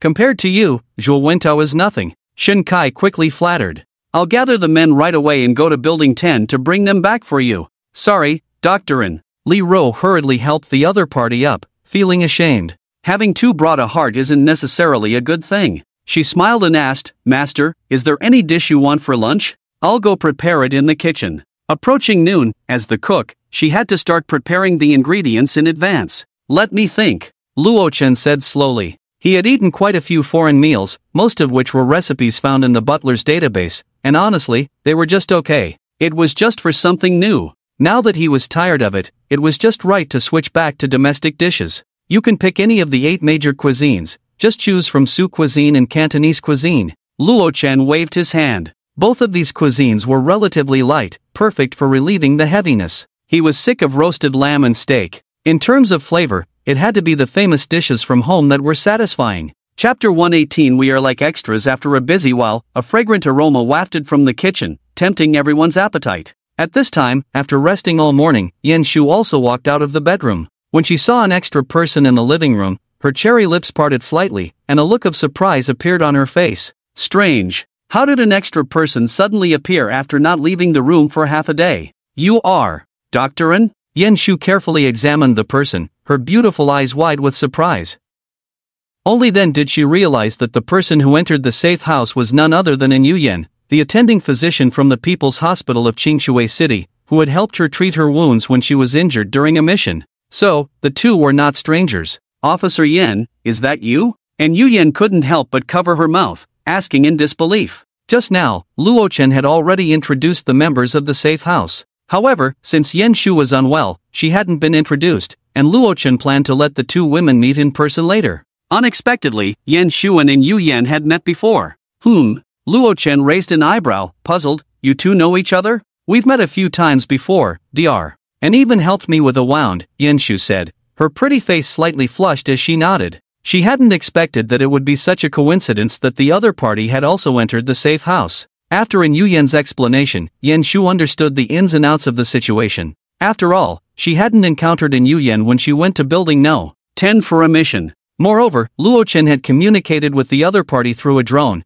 and at that time, Yen Shu was still outside and unaware. That is quite a coincidence, Luo Chen nodded. At that moment, dinner's ready. Li Ro came out carrying plates of fragrant dishes. Squirrel fish, shrimp with green spirals, beggar's chicken, and lung soup. It was a delicious spread of Su cuisine. Wow, it smells so good, Baiya said energetically. She took a deep breath, inhaling the enticing aroma, and could hardly resist diving in right away. Looking at the sumptuous feast, and Yu Yan's beautiful eyes widened, and she swallowed hard. Is this so extravagant? There's chicken, fish, and even fresh vegetables. This truly exceeded her expectations. Originally, and Yu Yan thought that when Luo Chen said not to worry about food, he meant instant noodles, snacks, and canned goods. At most, there would be some white rice. But now, seeing this, wow. The food was almost comparable to that of a 5-star restaurant before the extreme cold apocalypse. Shocking. And Yu Yan already knew about Luo Chen's infinite space. But with so much meat and vegetables, wouldn't there be concerns about spoilage?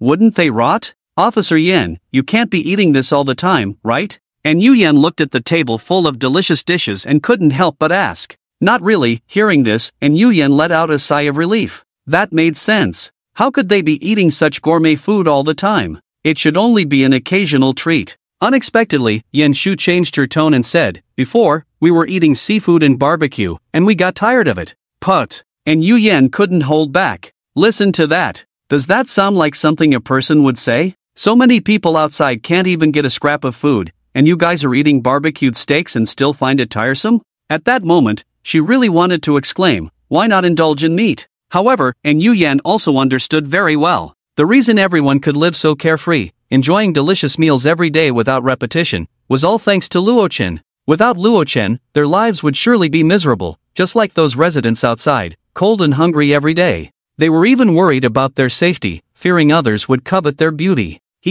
Dr. And you're in for a treat from now on, Baiya said with a smile, hands behind her back. Under the maid's skirt, her long, slender legs stood out charmingly. Sisterly Rose cooking is really good. At that moment, and Yu Yan felt a wave of fragrance lingering at her nose. Looking at the table full of sumptuous food, she silently thought, having such delicious enjoyment every day, this life is just too wonderful. It's not that I have no principles, and Yu Yan said as she sat in her chair, eagerly picking up a piece of tender perch and putting it in her mouth. It was simply too fragrant, too delicious. In the blizzard, the dense snowflakes quickly settled on everyone's shoulders within just a few breaths, forming a thick layer. Many had gray hair, looking like elderly gentlemen. Brother Kai, it's so cold. Do we really have to go to Building No. 10 now? One of the younger members complained. He kept brushing the snow off his hair, but it was futile. The snow was falling too heavily. Just as he brushed some off, another layer would cover it. No kidding. Shin Kai was shivering from the cold. As he cursed,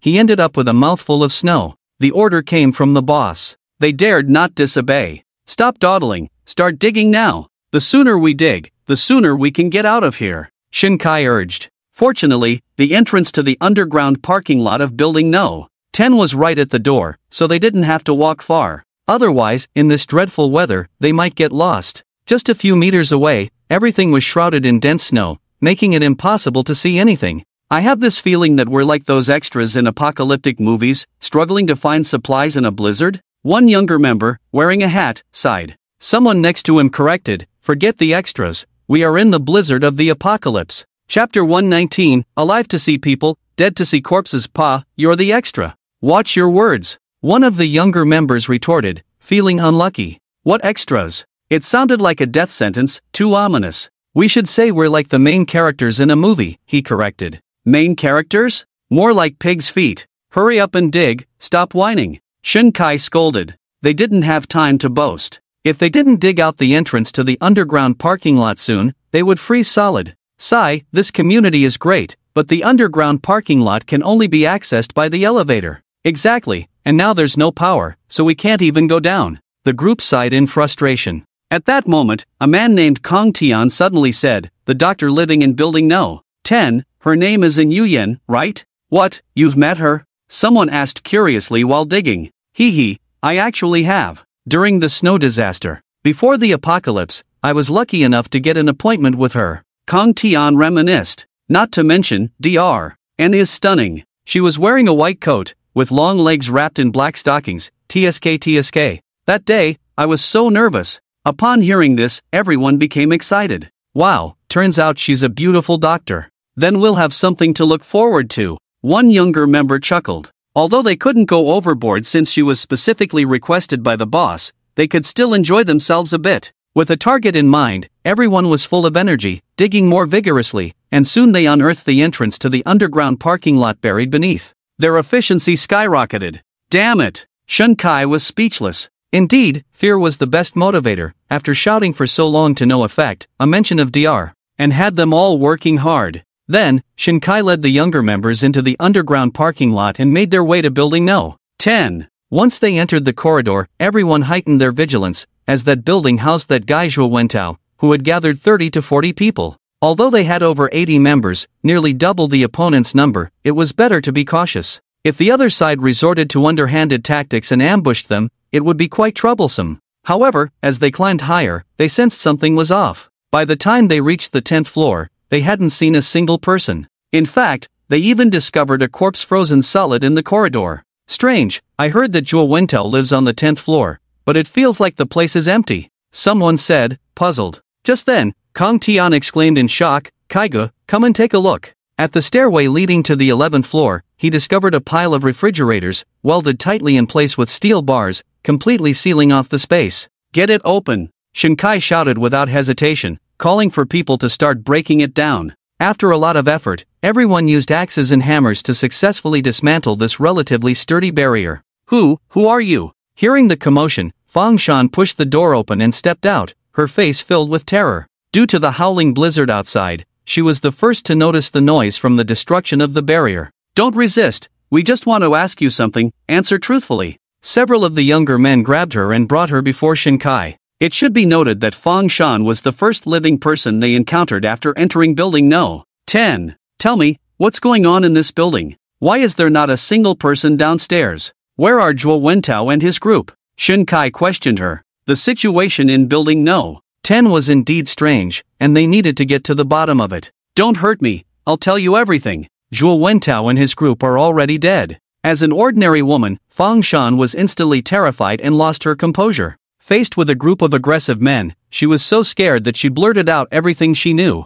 "What?" Shinkai exclaimed in shock after hearing her. He wasn't shocked that that group had been wiped out in building No. 9, but rather by a name he heard from Fang Shan's lips. "Luo-chan?" Shinkai's expression brightened. Wasn't this the guy who borrowed $1 million in loans before the apocalypse? They finally caught him. "Oof. Luo-chan. Your good days are over, it's time to pay back the debts you borrowed before." It seemed that the supplies hoarded by his family were quite substantial, enough to reach even building No. 10. Shinkai couldn't help but reveal a sinister smile, formulating a plan in his mind. However, their main objective at this moment was Dr. In. "Do you know which room Dr. In is staying in?" Shinkai asked coldly. "And, Dr. In? I don't know her." Fang Shan trembled all over, shaking her head repeatedly. Unfortunately, her poor disguise was easily seen through. "Are you tired of living? If you don't speak, then just go to hell." Shinkai snatched the machete from someone nearby, pointing the blade at her neck as a threat.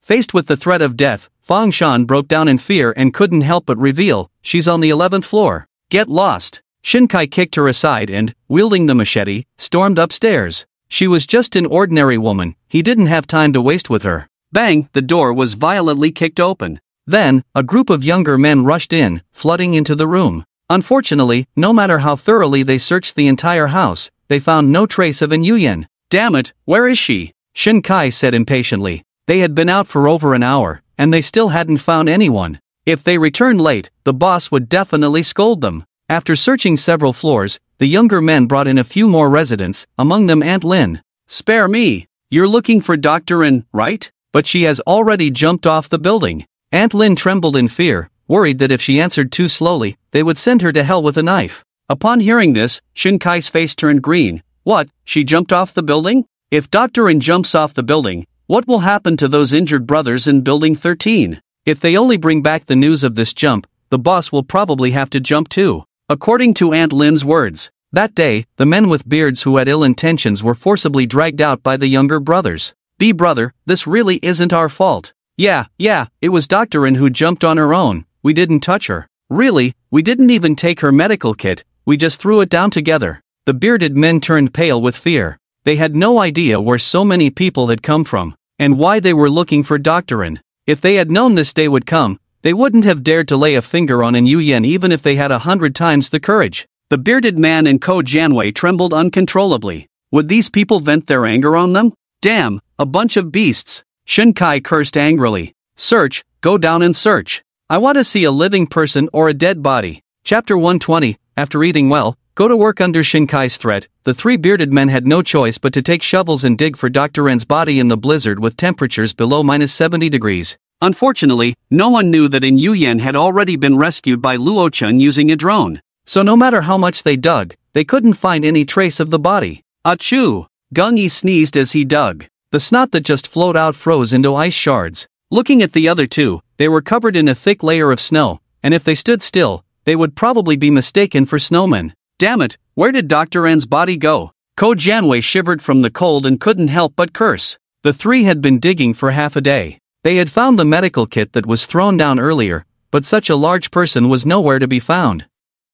No matter how the other party jumped, the area was only this big. After spending a long time in the blizzard, the extreme cold had numbed their bodies, and they felt like they were burning up. This was a sign of a high fever. However, looking at Shinkai and his group standing at the entrance of the building with gloomy faces, the three bearded men didn't dare to stop. Three useless fools. Shinkai couldn't help but curse. Forcing someone to jump off a building was one thing, but now they couldn't even find the body. How was he supposed to report back? If the boss got angry, he wouldn't have a good ending. Kaigo, hasn't the boss been looking for that Luo-chen? It would be good to catch him and bring him back. At this moment, Kang Tian's eyes lit up. He immediately suggested, "Damn, don't say. That's actually a good idea." Shinkai was overjoyed upon hearing this. He kept patting the other person's shoulder in praise. They hadn't found the doctor, but they had found Luo-chen, who had lent them money. The boss would definitely be very happy. Because for their boss, love for money surpassed everything.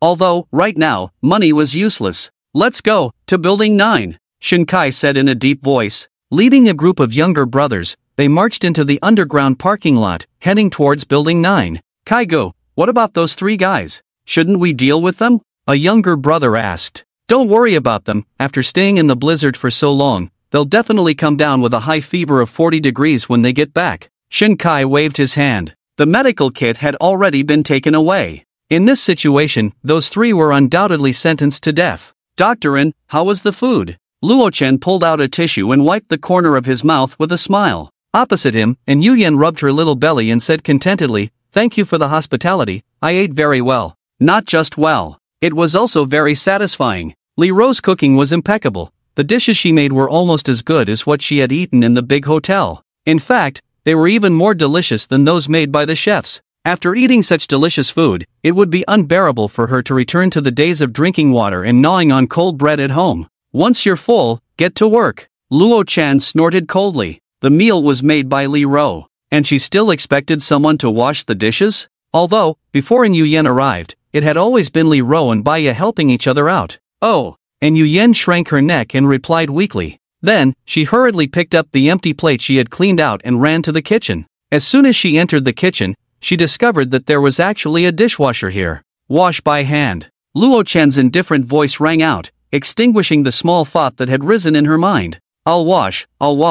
And Yu Yen said, sniffling. This delicious food wasn't so easy to come by. She had been scolded. For someone who often ordered takeout and had hardly ever cooked, washing dishes was no simple task. The dishes that Li Ro finished in a few minutes took Yu Yen a full 15 minutes to wash, during which her clothes got wet. Feeling wronged, Yu Yen thought to herself that tonight she must transform into a princess, and squeeze out all of Luo Chen's supplies to protest against his tyranny. Master, there's a situation in the apartment building. Detecting a large number of outsiders entering. At that moment, the butler suddenly issued a warning. Outsiders? Luo Chen was taken aback and said curiously, on this snowy day, how could there be other people coming to Building 9, and it seemed like quite a few of them. He pulled up the surveillance footage. There were indeed a crowd of people in the corridor, and they were heading upwards. From what they were saying, Luo Chen realized they were actually coming for him. Strange, where did this group come from? Luo Chen said in confusion. He didn't seem to have seen them before.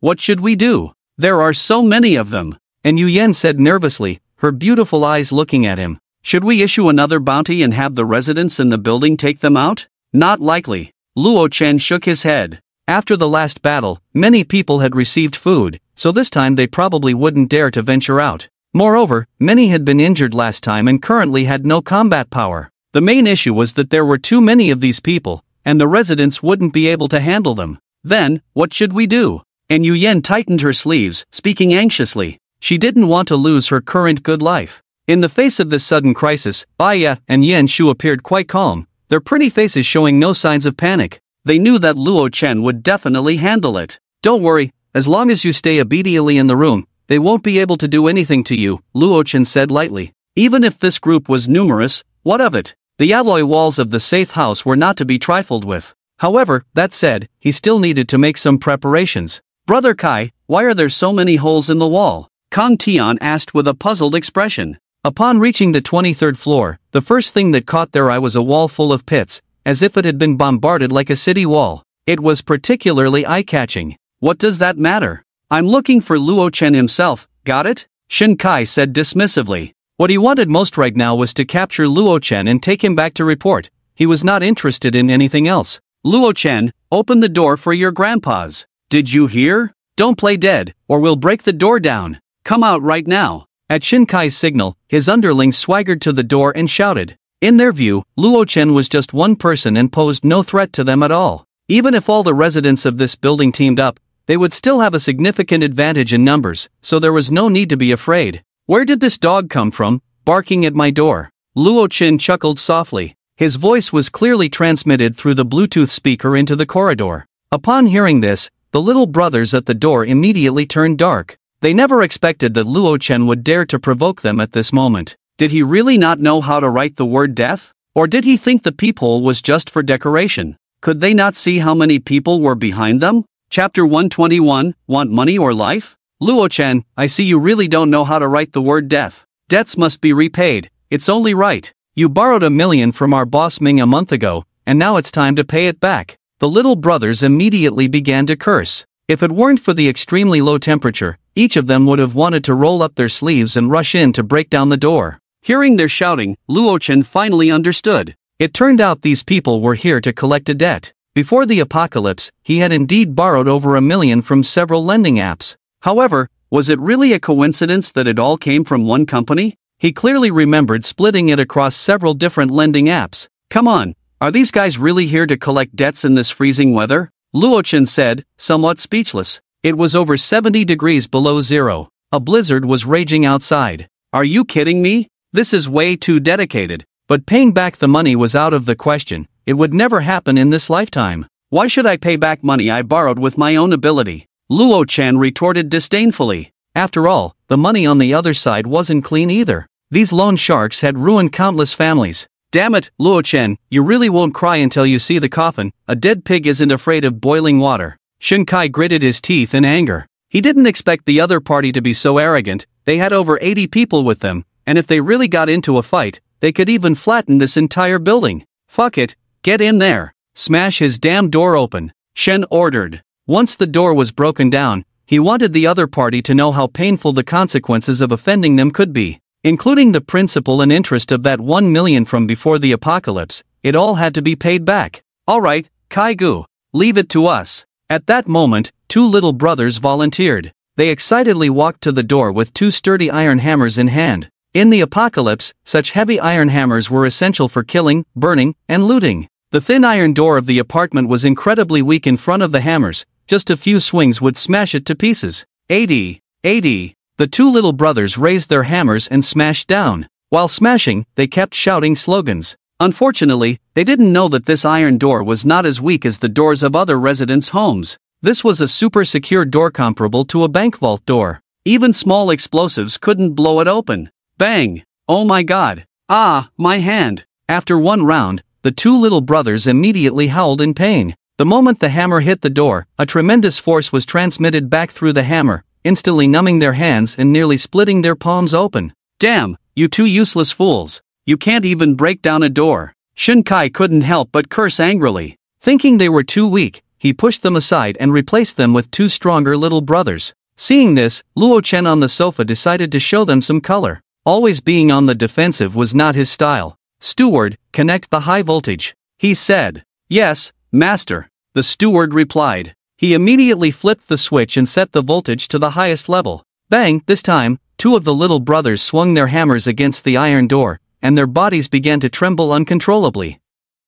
They felt a tremendous pulling force from the hammerhead. At the same time, a violent electric current surged into their limbs, causing them to roll their eyes and convulse. Zizizi watching this scene unfold, Shinkai and the little brothers behind him were instantly shocked. Damn! They're smashing the door, but why are they jumping around? This dance is so wild. Did they secretly learn street dance during this time? No, they got electrocuted. One little brother finally reacted, shouting in terror. Upon hearing this, the others widened their eyes and exclaimed, "No way, how can this broken door have electricity? What do we do? Hurry and save them. Save my ass. I can smell burnt flesh, they're fried to a crisp." At this moment, the two little brothers wielding hammers finally stopped moving, rolling their eyes and collapsing to the ground. They were silent. "Oh my god, don't crowd me, step back quickly. Hurry back." The crowd, frightened, quickly retreated a good distance. They were afraid that if they got too close, they might also break into a dance and lose their lives too. At this time, Shinkai in the middle of the crowd had an extremely ugly expression, as if he had eaten a secret recipe burger. He never expected that in just a few breaths, his side would lose two people. They hadn't even broken down the door. "Damn it, Luo Chen, you're finished. I'm going to kill you," Shinkai cursed angrily. He couldn't believe that with so many people on his side, they couldn't do anything to just one person from the other side. Coming out this time not only failed to complete the mission but also lost two men. He was afraid that Boss Ming would kill him when he returned. "Heh, I'll kill you first," Luo Chen sneered. He directly opened the shooting hole on the safety door and pulled out a large crossbow from his space, setting it up. This crossbow was significantly larger than the one used to shoot Deng 2 before. It was not even in the same league. The previous one was at most a handheld crossbow, which would only create a blood hole when shot at a person. But this one was a heavy crossbow, capable of hunting large beasts in the wild. Whoosh! A sound of breaking air came. Then, screams erupted from the crowd. "Ah ah ah! Ayo ayo ayo!" Under the terrifying penetrating power of the sharp crossbow bolt, the little brothers standing in a straight line were all shot solidly, pierced through like skewered grasshoppers. In an instant, at least 5 or 6 people fell directly to the ground. They were just unlucky enough to have their heads blown off by the crossbow bolt. Those who were luckier were shot in the shoulders, arms, and ears, now clutching their injured parts and letting out heart-wrenching wails. Counting them up, this one shot caused 8 or 9 casualties on Shinkai's side. TSK. Luo Chen couldn't help but laugh. It seemed that as long as it was used well, crossbows could also serve as a means of mass injury. There was no way to blame it. The other side was standing too closely together. He could hit them even with his eyes closed. What a pity, I didn't hit the leader. He shook his head with slight regret. At this moment, the little brothers who had been hit by Luo Chen's arrow were terrified out of their wits. They had been collecting debts for so many years, and this was the first time they encountered such a ruthless person. Not only was the door reinforced and electrified, but there was also a crossbow, a deadly weapon for hunting beasts. And the methods were incredibly ruthless. With just one glance, they killed more than 10 of them. How brutal! Do they want money or lives? Nonsense! Of course, it's lives. Chapter 122, Restraint. One must be restrained. Run! Run fast! The other side has crossbows. Retreat! Damn it, run faster! I don't want to be a casualty. The little brothers were like startled birds, wailing as they turned to flee. In the crowd, chaos erupted, and due to the panic, many people fell on the steps and were trampled. Instantly, there was another wave of casualties. It wasn't until they had sprinted down from the 23rd floor to the 4th that they barely managed to catch their breath. We finally escaped. Damn, that Luo Chen is too ruthless. His family actually has crossbows. Damn, that's a prohibited item. The little brothers gasped for air, leaning against the wall, their legs weak. They were still shaken. At this moment, Shinkai had a gloomy expression, his hands trembling slightly. It's over, so many people died this time, the boss will definitely kill me when I go back. If he had known, he would have just taken his men back when he couldn't find Doctorin. It's all your damn fault for suggesting that stupid idea. You got me killed. Shinkai, furious, punched Kong Tian. The blow sent him crashing to the ground, stars dancing in his eyes. Let's go. Shinkai gritted his teeth. No matter what, they still had to go back. Forget about attacking Luo Chen's house, he didn't have the guts for that, and staying here would definitely lead to more casualties. So, this is what happened. Boss Ming sat on the sofa, crossing his legs as he spoke. Hearing this, Shinkai, standing in front of him, trembled and nodded. Why yes, boss. This time it was my fault. Some of the other trusted subordinates also lowered their heads, standing behind him, not daring to look up. This operation had been a huge failure for them. You know, it was your fault. Boss Ming chuckled lightly. Bang, a loud explosion sounded. Everyone couldn't help but shudder. Boss Ming directly grabbed the bottle of white liquor from the coffee table and smashed it hard against Shinkai's head. The impact left Shinkai with shards of glass in his hair, blood streaming from his forehead. His whole body swayed, nearly collapsing. Sorry, boss. Shinkai didn't dare to make any other moves, keeping his head down. He didn't even dare to wipe the blood. At this moment, the extremely low temperature in the room mixed with the intense pain in his head, creating a cruel torment. If there's a next time, you might as well not live. Boss Ming sat back down, speaking. He didn't even glance at Shinkai. Boss, we've figured out the situation with that Luo Chen kid. At this moment, a little brother pushed the door open and entered. After some inquiries, he revealed everything about Luo Chen's recent activities in Building 9. Indestructible doors, alloy walls, crossbow handguns, countless supplies. A bounty to wipe out Zhuo Wentao. The more Shinkai listened, the more cold sweat dripped down his back. He never expected that the person he brought his men to find was such a ruthless character. The other side even had guns. If they had opened the door just now and sprayed the crowd with bullets, he would have probably been killed on the spot. All the trusted subordinates were also in shock. If they had known the other side was this ruthless, they wouldn't have dared to cause trouble no matter what. To barge in without even investigating the background, just to deliver your heads. Boss Ming said coldly, his gaze icy as he stared at Shinkai. Shinkai was drenched in cold sweat. I'm sorry, boss. There won't be a next time. As he spoke, he couldn't help but silently lament. How was I supposed to know that such a ruthless person would suddenly appear in the neighborhood? The previous residents were all weaklings. Boss, what about that guy Luo Chen? Should we give up on him? At this moment, another trusted subordinate stepped forward and asked cautiously. Give up? Boss Ming sneered. How could we possibly give up? The other party's family must be hoarding a lot of food, and his room is an indestructible safe house made of alloy panels. Such a good thing must be ours. In this extremely cold apocalypse, safety is the most important thing. Living in such a secure shelter is definitely thousands of times better than the ordinary residential houses they currently occupy. But we have no way to break in. The subordinate said awkwardly. Are we supposed to pile up lives? Just because we can't now doesn't mean we won't later.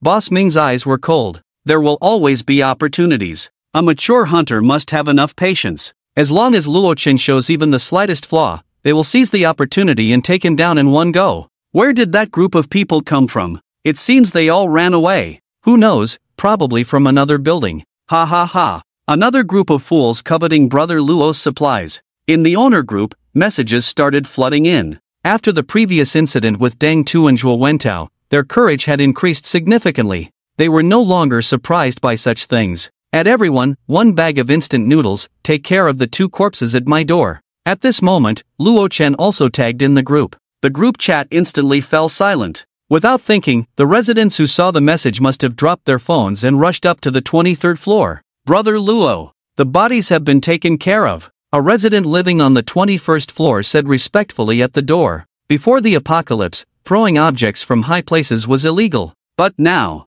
I'll just throw the bodies. Well done. Luo Chen casually tossed out a bag of instant noodles, sending the person away. Then he sat back on the sofa, lost in thought. I didn't expect you to have taken out such a large loan before the apocalypse. What would you do if the apocalypse hadn't come? And Yu Yan said in surprise. This amount of money was not a small sum for her either. It's just a small amount. Baya, dressed in a maid outfit, sweetly hugged one of his arms and said, "If the apocalypse hadn't come, I would have helped my master pay it back. I have quite a bit in my little treasury." Hearing this, Luochen smiled faintly and said, "If the apocalypse hadn't come, Baya wouldn't have known me. Let alone asking for a signature, it would probably be impossible." After all, before the apocalypse, their social statuses were worlds apart. One was a national-level goddess, almost at the pinnacle of social status, while he was just an ordinary person living in obscurity. How could that be? Baya tightened her hug and sweetly smiled. "No matter if the apocalypse comes or not, let alone a signature, I'm all yours. If the apocalypse doesn't come, I would just go find my master and get married on the spot." Upon hearing this, Yan Shu and Li Ro beside them secretly pouted. "Humph, the one who will marry Luochen is me. I also want to marry Luochen. If I could go back to before the apocalypse, I would divorce immediately." Hearing this, and Yu Yen widened her beautiful eyes, thinking, "Baya, you are a national-level goddess. How can you be so infatuated with Luochen now? Maintain your composure. You must be composed." Chapter 123, Tonight is destined to be long. In front of the floor-to-ceiling window, Luochen gazed at the dense snowflakes and the terrifyingly low visibility. A sense of urgency arose in his heart. It seems the plan to get guns needs to be put on the agenda quickly, he murmured to himself. Once the blizzard stopped, Luochen decided to set off immediately. He couldn't afford to delay any longer. At present, he found that although his safe house was very sturdy, staying inside felt almost absolutely safe. However, the means of attack were quite limited. Just like the group of debt collectors that had come earlier, due to their large numbers, the residents of the apartment building were of no use. Even though he had repelled them with crossbow bolts, there were still thousands of bolts in the space, but the attack speed of the crossbow was too low. After firing one shot, he had to reload. Moreover, its threat level was far inferior to firearms.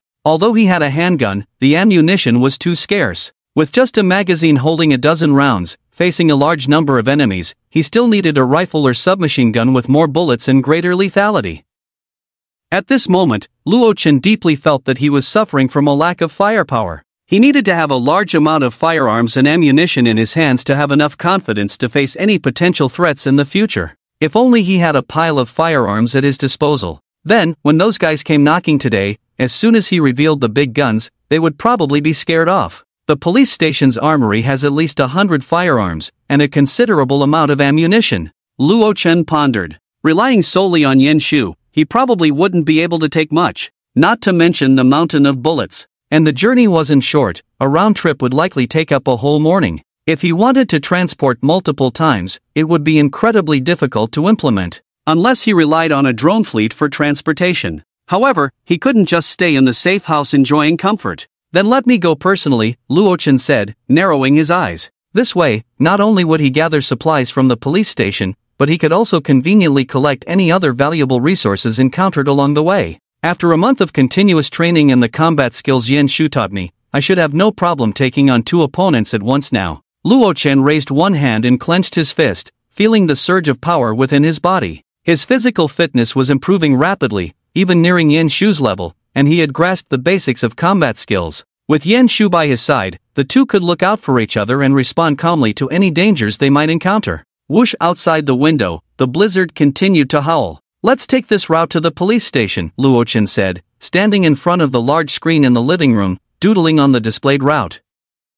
He mapped out a reasonable route. In the extreme cold apocalypse, the snow on the outside roads was at least 4 to 5 meters thick, making long-distance travel on foot impossible. Fortunately, he had a snowmobile in his space. While making detailed plans, Luochen couldn't help but feel a surge of excitement. After all, this was his first outing since the extreme cold apocalypse began. And it was quite a distance. He might encounter various unexpected situations along the way, but Luochen felt no fear, only anticipation. He couldn't hide in the safe house for the rest of his life. He needed to collect more supplies. Not to mention, the water resources in his space were running low. Although he could barely manage, he needed to gather more water to use without constraints. Besides that, there were those enticing military bases. RPGs and sniper rifles were just the beginning. He had to collect some missiles, main battle tanks, destroyers, and even nuclear-powered aircraft carriers. At that time, he could directly form an aircraft carrier fleet. Let's see who would dare to cause trouble. As he planned, Luochen's eyes grew brighter, and his anticipation deepened. The infinite space couldn't be wasted. It is essential to unleash its full potential and function. Soon, evening arrived. "Let me take care of the dishes," Li Ro said with a gentle smile, taking all the household chores upon herself. Seeing this, Baya also smiled brightly and thanked her. "Hee, then it's hard work for you, Li Ro Jia." As she spoke, she pushed the blushing In Yuyen towards the master bedroom. Then in Jia, "Let's not waste time, let's go." "Baya, don't push me," In Yuyen said shyly. As they passed by Luo Chen, her face turned even redder, and after a brief glance at him, she lowered her head deeply. Her delicate hands were also intertwined. "Master, I'll give you a surprise later, don't peek," Baya said mysteriously. Then she forcibly pulled In Yuyen into the master bedroom and closed the door tightly. What are those two up to? Luo Chen was left puzzled. So he went to ask Yin Shu, who was sitting nearby. Maybe Baya has some trick up her sleeve again. After all, tonight Dr. And is yours, Yin Shu said, tucking a strand of black hair behind her ear with a smile. Suddenly, she stood up and said shyly, "If only." Who would have thought that such a cold police flower would one day make such a charming pose? However, considering the other party's physical reasons, Luo Chen generously let her off this time. Half an hour later, the master bedroom door opened, and Baya came out with a bright smile. "Master, you can go in now." Seeing this, Luo Chen became interested and said, "Then I'll go see what surprise your little girl has prepared." Under the gaze of Baya and the others, he walked to the door and pushed it open. "Oh, the room is specially decorated?" Luo Chen's eyes widened. He saw strips of lights hanging on the walls, twinkling like stars. Red stockings and bows were scattered among them. A giant glowing Christmas tree and an oversized red Christmas gift box were placed in the most prominent position in the room. It instantly gave him the illusion of celebrating Christmas. Oh, unwrapping gifts? Luo Chen's mouth curled up. He liked this. Zila the white bow was untied, and the gift box slowly opened. Then, a beauty appeared before him, dressed in a Christmas red short skirt, wearing a bright red hat, and her long, smooth legs wrapped in black stockings. Her figure was tall and well-proportioned, with a slim waist that made one unable to resist being captivated. The red Christmas outfit contrasted sharply with the black stockings on her thighs, further highlighting the snow-white skin of her exposed shoulders. At this moment, In Yuyan's face was flushed. Her face was adorned with exquisite makeup, stunningly beautiful. Thus, tonight was destined to be incredibly long. Chapter 124, First Outing. After dawn, the howling blizzard outside finally ceased. Even the snowflakes that had been swirling in the sky had vanished without a trace. The snow had stopped. Luo Chen yawned, stretching lazily as he walked out of the master bedroom. At that moment, "Good morning, master." Baya bounced over, her smooth golden hair swaying. She directly hugged one of Luo Chen's arms and curiously looked into the room. Through the crack of the door, she immediately saw a Christmas red short skirt carelessly thrown on the floor. "Master, what do you have a marker for?" Baya asked, tilting her head in confusion at the object in his hand. Logically speaking, there shouldn't be a need to write in the safe house. "Oh, this?" Luo Chen smiled slightly and said, "Actually, I'm a calligrapher. Last night, I discussed several ways to write the correct characters with Dr. In fact, not only the correct characters, but he also wrote many other characters, such as, 'Master is biased, I want to learn too.'" Baya pouted angrily. She indicated that he must teach her alone in the future. "Next time," Luo Chen replied, putting the marker away. At that moment, he looked at Baya in front of him and felt that everything around had become very clear, even able to see the delicate skin on her pretty face. It was as if his vision had suddenly improved from 5.0 to 6.0. In fact, from the moment he got up, Luo Chen had noticed changes in his body. It felt as if he had undergone a transformation. His body was not only incredibly light but also felt inexplicably more attuned to the surrounding space. It was a very mysterious feeling. It was hard to describe, as if he had established some kind of connection with the space. Could it be that my spatial ability has changed? Luo Chen thought curiously. At this point, he could only associate it with that. First, his physical fitness improved rapidly, and now there was spatial affinity, increasing his mental strength. However, aside from feeling a broader and more intimate perception of space, there didn't seem to be any other changes. Is this really an advancement? Luo Chen was somewhat puzzled. If it was, then what were the conditions? Why didn't he gain any new skills, like spatial cutting or spatial teleportation? It seemed he could still only access and store items unilaterally. After trying again and finding nothing unusual, he decided to give up. Forget it, it doesn't matter, Luo Chen shook his head. As long as there were no downsides, it was fine. After finishing breakfast, Luo Chen and Yen Shu stood quietly in front of the floor-to-ceiling window, gazing at the white world outside. After the blizzard, the snow outside had piled up thicker, estimated to be at least 7 or 8 meters deep. the snow has stopped. It's time to head to the police station, Luo Chen said with emotion. Upon hearing this, Yan Shu, who was standing beside him with her hands down, softly replied, "Okay, master, my body is fine now, I can leave at any time." "Good luck, Sister Yan. Officer Yan, be careful on the way." Bai Ye and Li Rou cheered her on. At this moment, the girls all thought only Yan Shu would go out. "This time, I'm going with you," Luo Chen said with a smile. Hearing this, Bai Ye and the others were instantly shocked, their cherry lips agape. "Master, I didn't hear wrong, did I? You're going too?" Bai Ye's beautiful eyes widened. She couldn't understand why Luo Chen wanted to go out. What if he encountered danger outside? Li Rou bit her lip, looking at him with concern. Feeling uneasy, she even gripped one arm tightly with the other hand. "How about I go alone instead?" Yan Shu frowned slightly. She really didn't feel at ease with Luo Chen following her, because no one could be sure what the outside world had turned into in the second month of the extreme cold apocalypse. The snow had stopped. There could still be other survivors going out to search for supplies. "You all worry too much. Don't forget there are two of us, and we have a handgun," Luo Chen said with a smile, indicating he was aware of the situation. Then he looked at Yan Shu and asked, "How many guns and ammunition are in stock at the police station?" Although Yan Shu didn't understand why Luo Chen changed the subject, she still answered, "I remember there are dozens of handguns, and dozens of rifles and submachine guns, in addition to a few shotguns and a sniper rifle. The bullets are frighteningly abundant." Luo Chen nodded and asked, "With so many firearms, you definitely can't carry them all alone. If I go with you, it won't be a problem. Moreover, I also plan to collect more supplies along the way." Upon hearing this, Yan Shu couldn't help but ponder for a moment, realizing that relying solely on her own words, transporting those firearms was indeed a big problem. Was she supposed to carry just one backpack at a time? Then run back and forth dozens of times over such a long distance? "Master, this." Yan Shu opened her mouth, feeling disheartened as she lowered her head. She found it quite inconvenient without Luo Chen.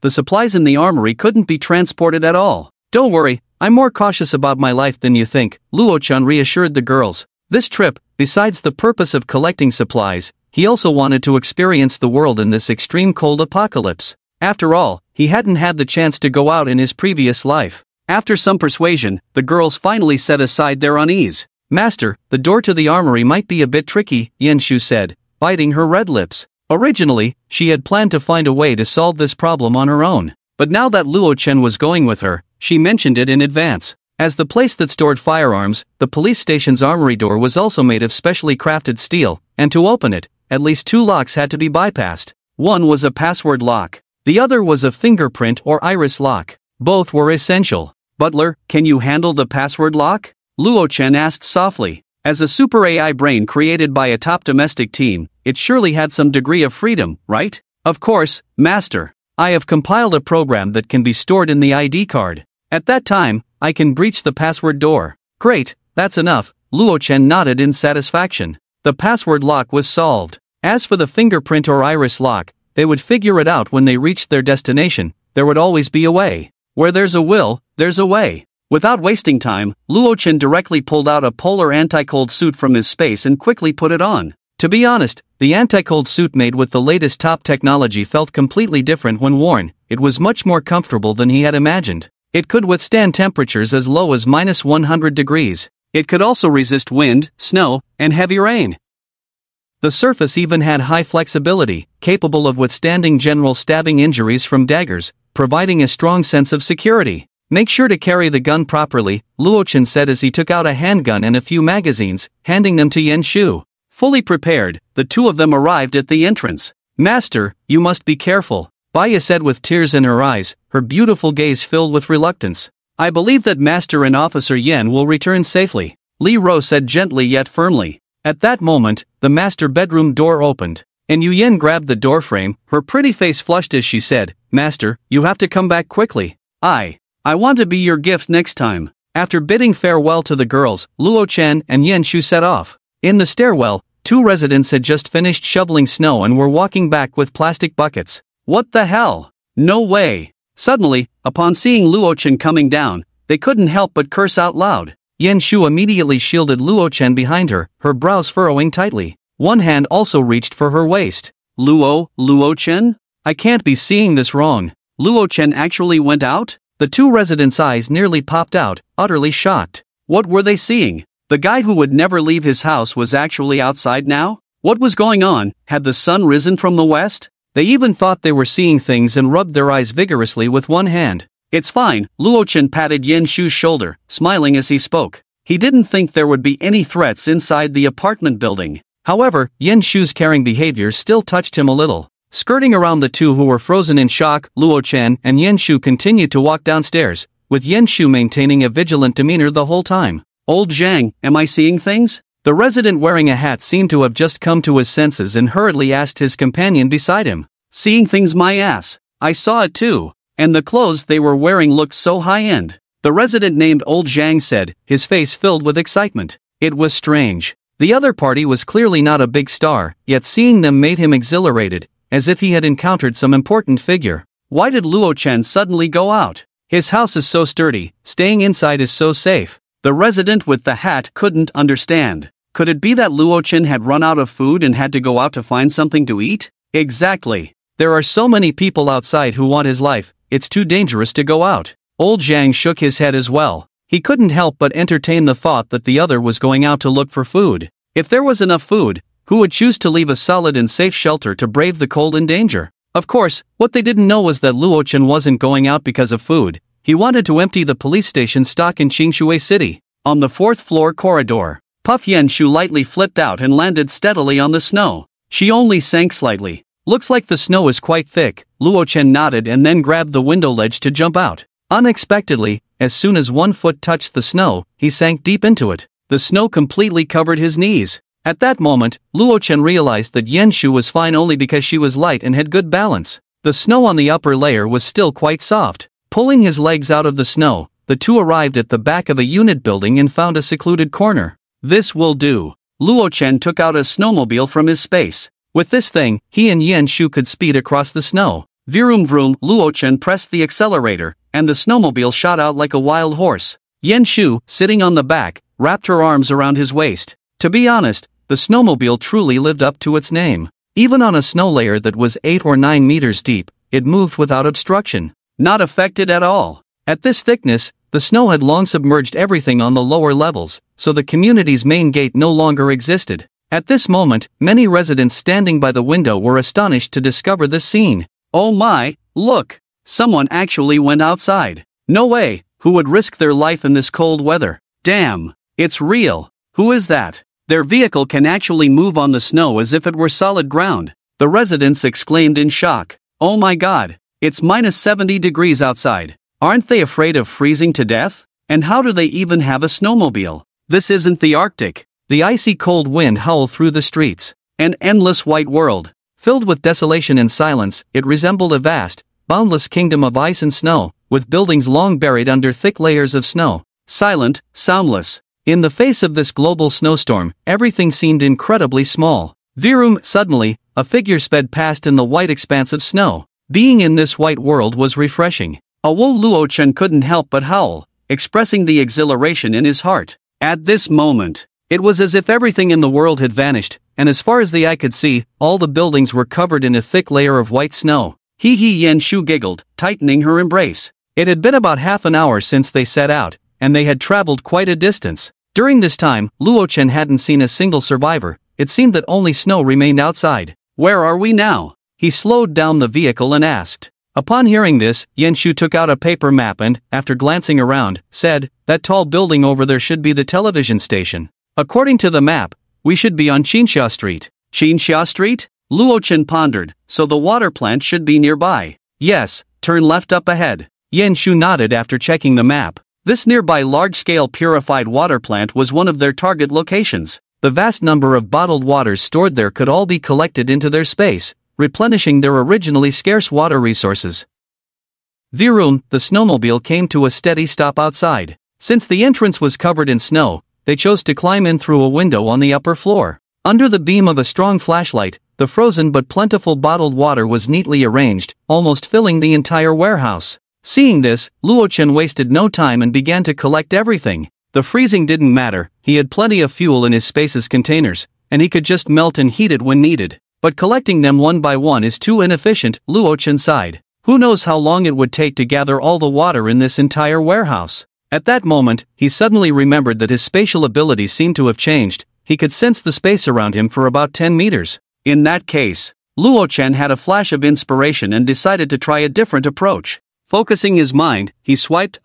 What is this? Yan Shu's beautiful eyes widened in shock as she covered her mouth. Suddenly, the bottled water that had been collected into the space was now cleared out in a large area. Sure enough, I can collect within a range now, Luo Chen exclaimed with joy. As long as the objects existed within his spatial perception range, he could collect them with just a thought. This made gathering supplies much more convenient. No more fumbling around with his hands. The efficiency increased by hundreds of times. After some time, all the bottled water in the purified water plant was collected into Luo Chen's space. Finally, their water resources were replenished, and combined with the mineral water collected from the containers at the dock, he now had at least over 100 tons. Even if they consumed a ton of water a day, that amount would last Luo Chen and the few women with him for several hundred years. While exploring the warehouse, Luo Chen also discovered a body, likely that of a security guard, curled up in a corner, frozen stiff. The expression on his face was one of utter despair. It was hard to imagine the fear he must have experienced before dying.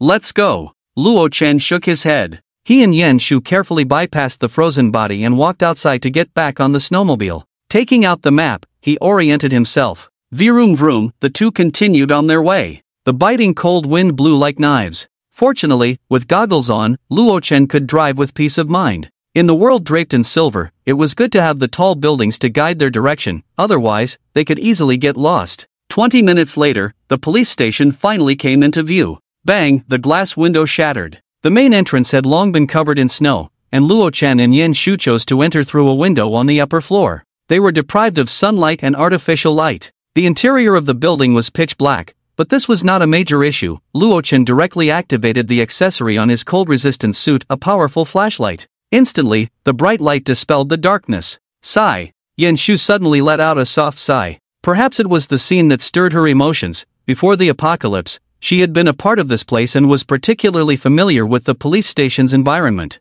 Now, it lay in ruins. Various documents were scattered everywhere, as if a thief had ransacked the place. Let's go to the armory, Luo Chen gestured, indicating for her to lead the way. The world had undergone earth-shattering changes, and reminiscing was of no use. Yan Shu nodded gently. She led the way with ease, heading towards the deepest part of the armory. As a former police flower, she felt right at home here, completely confident in her sense of direction. Soon. This is the armory, Yan Shu stopped and said. No wonder it's a place for storing weapons. This steel door could probably withstand a machine gun's fire, Luo Chen remarked, touching the sturdy door. Due to its special location, this door, along with its frame and a section of the surrounding wall, was made of steel. It would be nearly impossible to break through by force. It's impossible to use the spatial storage here. Luo Chen tried to push the door, but it remained unmoved. After all, the door and frame were one piece, firmly embedded in the wall. Beep beep beep. Luo Chen pressed the keypad, discovering that the door still had power.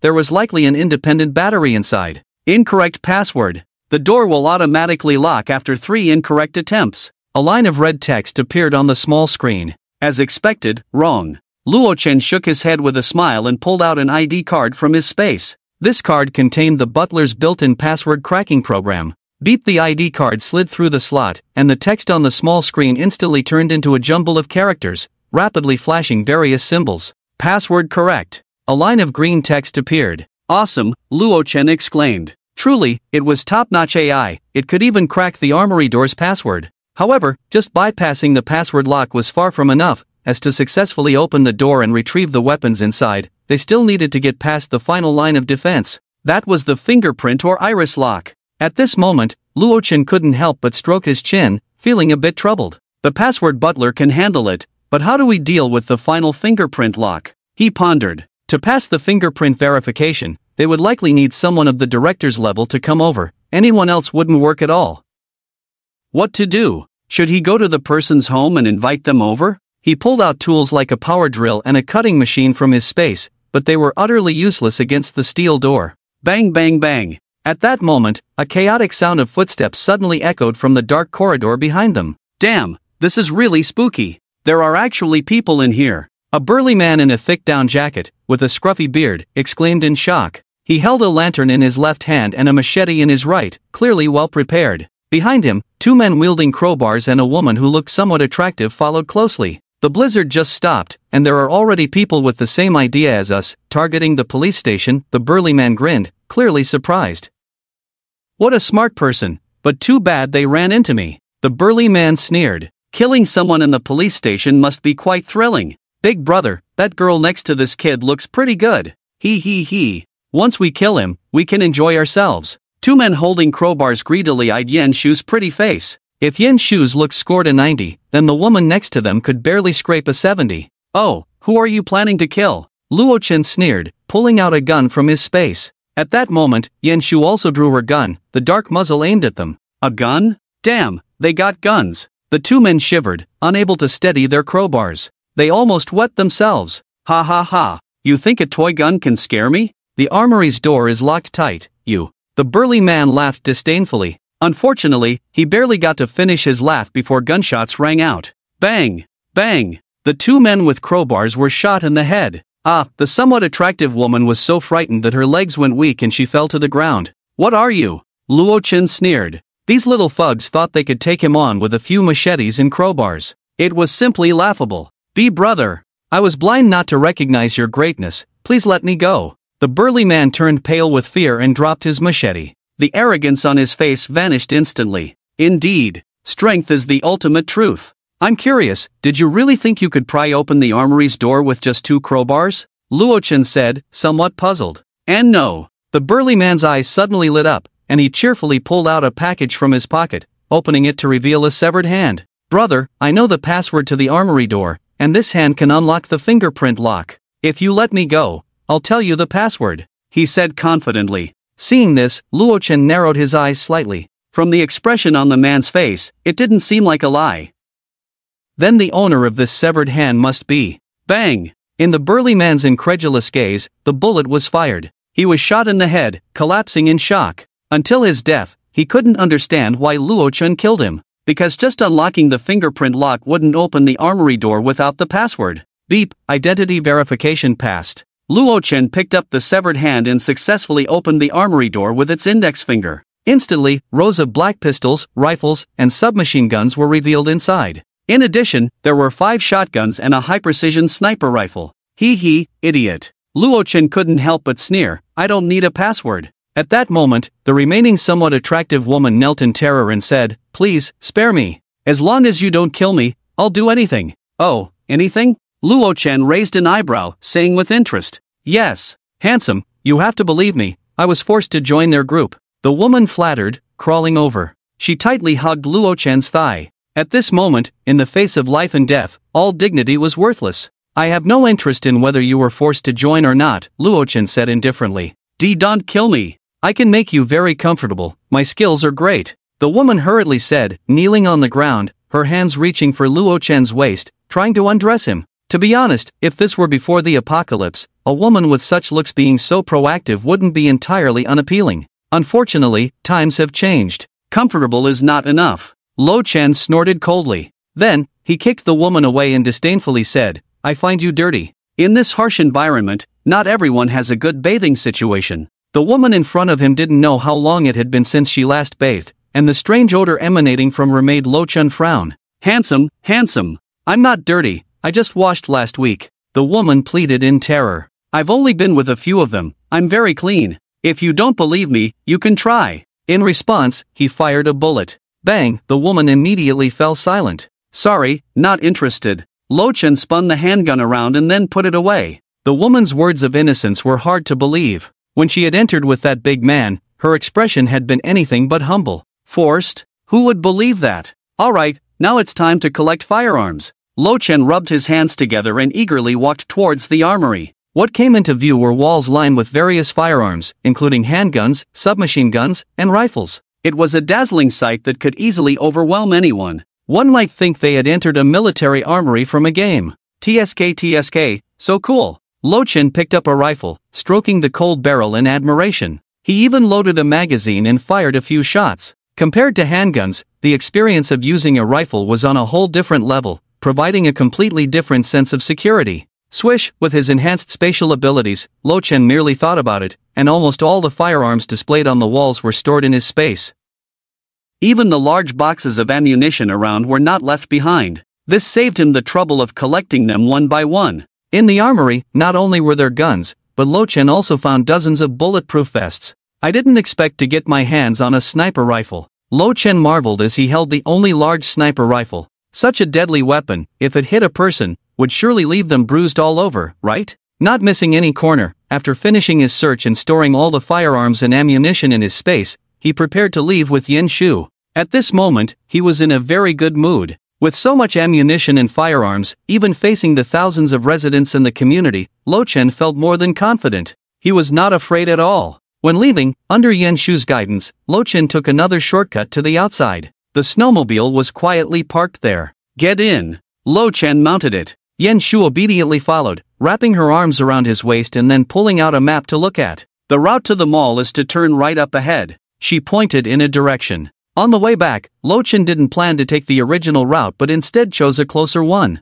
Since they would pass by a large mall, he intended to clear out the supplies inside. After all, it was on the way, and it would be a waste not to take it. Virum, the snowmobile's engine roared to life, splashing a flurry of snow. There's a saying, snow isn't cold, melting snow is cold. At this moment, the outside temperature had actually risen a bit compared to before, hovering around -60 degrees. But it didn't matter, it could still freeze someone to death. They sped along the way. The submerged mall soon appeared before them. Bang, the glass shattered violently. Lo Chen and Yen Shu directly entered the third floor. This was a circular large mall, with each floor featuring different types of shops, electronics, clothing stores, restaurants. Everything one could imagine. The two happened to arrive on the floor with the women's clothing store. How coincidental. Lo Chen surveyed the women's clothing store before him and couldn't help but smirk. He pushed open the large door and walked in. The store is a well-known brand, offering not only various women's clothing but also different types of stockings, such as black stockings, fishnet stockings, pantyhose, and thigh-highs. Seeing this, Luo Chen wasted no time and stored all the clothes in his space. Before the apocalypse, a single piece of women's clothing in this store could cost over 10,000 yuan, and a pair of stockings could sell for over 1,000. Now, everything was free. Since I came out, I should bring some gifts back for those little fairies, Luo Chen said with a smile. For instance, this fishnet stocking would look great on Baya, and the white stockings next to it could be for Li Ro to wear for him. It's all about the contrast. Master, do we really need this much? Yen Shu said, her cheeks flushed. Her long legs couldn't help but draw circles on the ground. Luo Chen not only emptied a high-end women's clothing store but also cleared out the nearby lingerie shop, leaving no sexy lingerie behind. Why wouldn't we need it? Luo Chen replied casually. The sizes of the girls were all different, so it was better to stock up just in case. Plus, wearing the same style for too long can lead to aesthetic fatigue, so it's time to try some new styles. He didn't spare the men's clothing store either. Soon, the entire 3 floors of the store were cleared out, not a single piece of clothing left. Even the plastic mannequins in the display windows were taken. Now it's time to head to the supermarket on the basement level. Luo Chen clapped his hands in satisfaction. Since the elevator was out of order, he and Yen Shu took the stairs down to the basement level of the mall. This area was different from above. It specialized in snacks, fruits, fresh produce, and even daily necessities. I feel like Luo Chen and I are like a couple. Yen Shu's pretty face suddenly flushed. Her gaze lingered on Luo Chen's profile, and her long, straight legs gradually slowed their pace. Shopping together in the supermarket felt like something couples or newlyweds would do. Moreover, Baya, Li Ro, and Dr. N weren't around, so she could enjoy Luo Chen all to herself. Wow, this teacup is so cute. Yen Shu bent down to admire a cat mug on the shelf, her beautiful eyes sparkling. Since she was standing in front and her posture caused her long legs to bend, the curve of her figure wrapped in the cold-resistant outfit caught Luo Chen's eye. Plus, as Yen Shu fiddled with the mug, she kept swaying.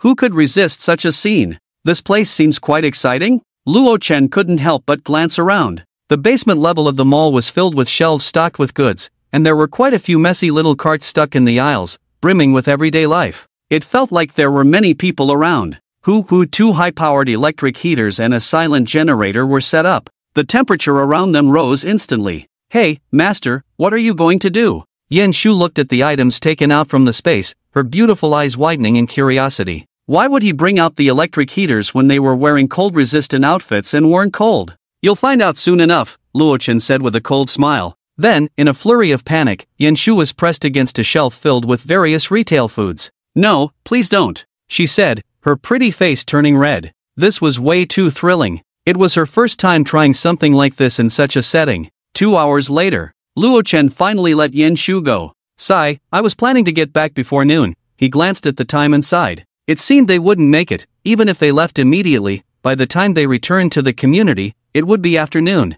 His throat was dry. Luo Chen was not polite either. He directly took a box of milk from a nearby shelf, inserted a straw, and started drinking. Slurp under the heating of the electric warm air. The drinks on the nearby shelves had all thawed. The expiration date hadn't passed yet. Master, are we going home now? Yen Shu was tidying her clothes, her pretty face still flushed. At this moment, her body felt a bit weak. No rush, let's have lunch first, Luo Chen said, casually tossing the empty milk box aside. The two had been exercising for quite a while. They even knocked over a row of shelves, consuming a lot of energy in the process, so it was best to replenish before setting off. What should we eat? Luo Chen pondered, stroking his chin. His gaze suddenly landed on the self-heating hot pot and self-heating rice on the shelf. It felt like ages since he had eaten such convenient food. Let's eat these, he said without hesitation, taking several boxes from the shelf. Since they were in the food section of the mall, it was better to gather supplies right there. Seeing this, Yen Shu had no objections. She would eat whatever Luo Chen chose.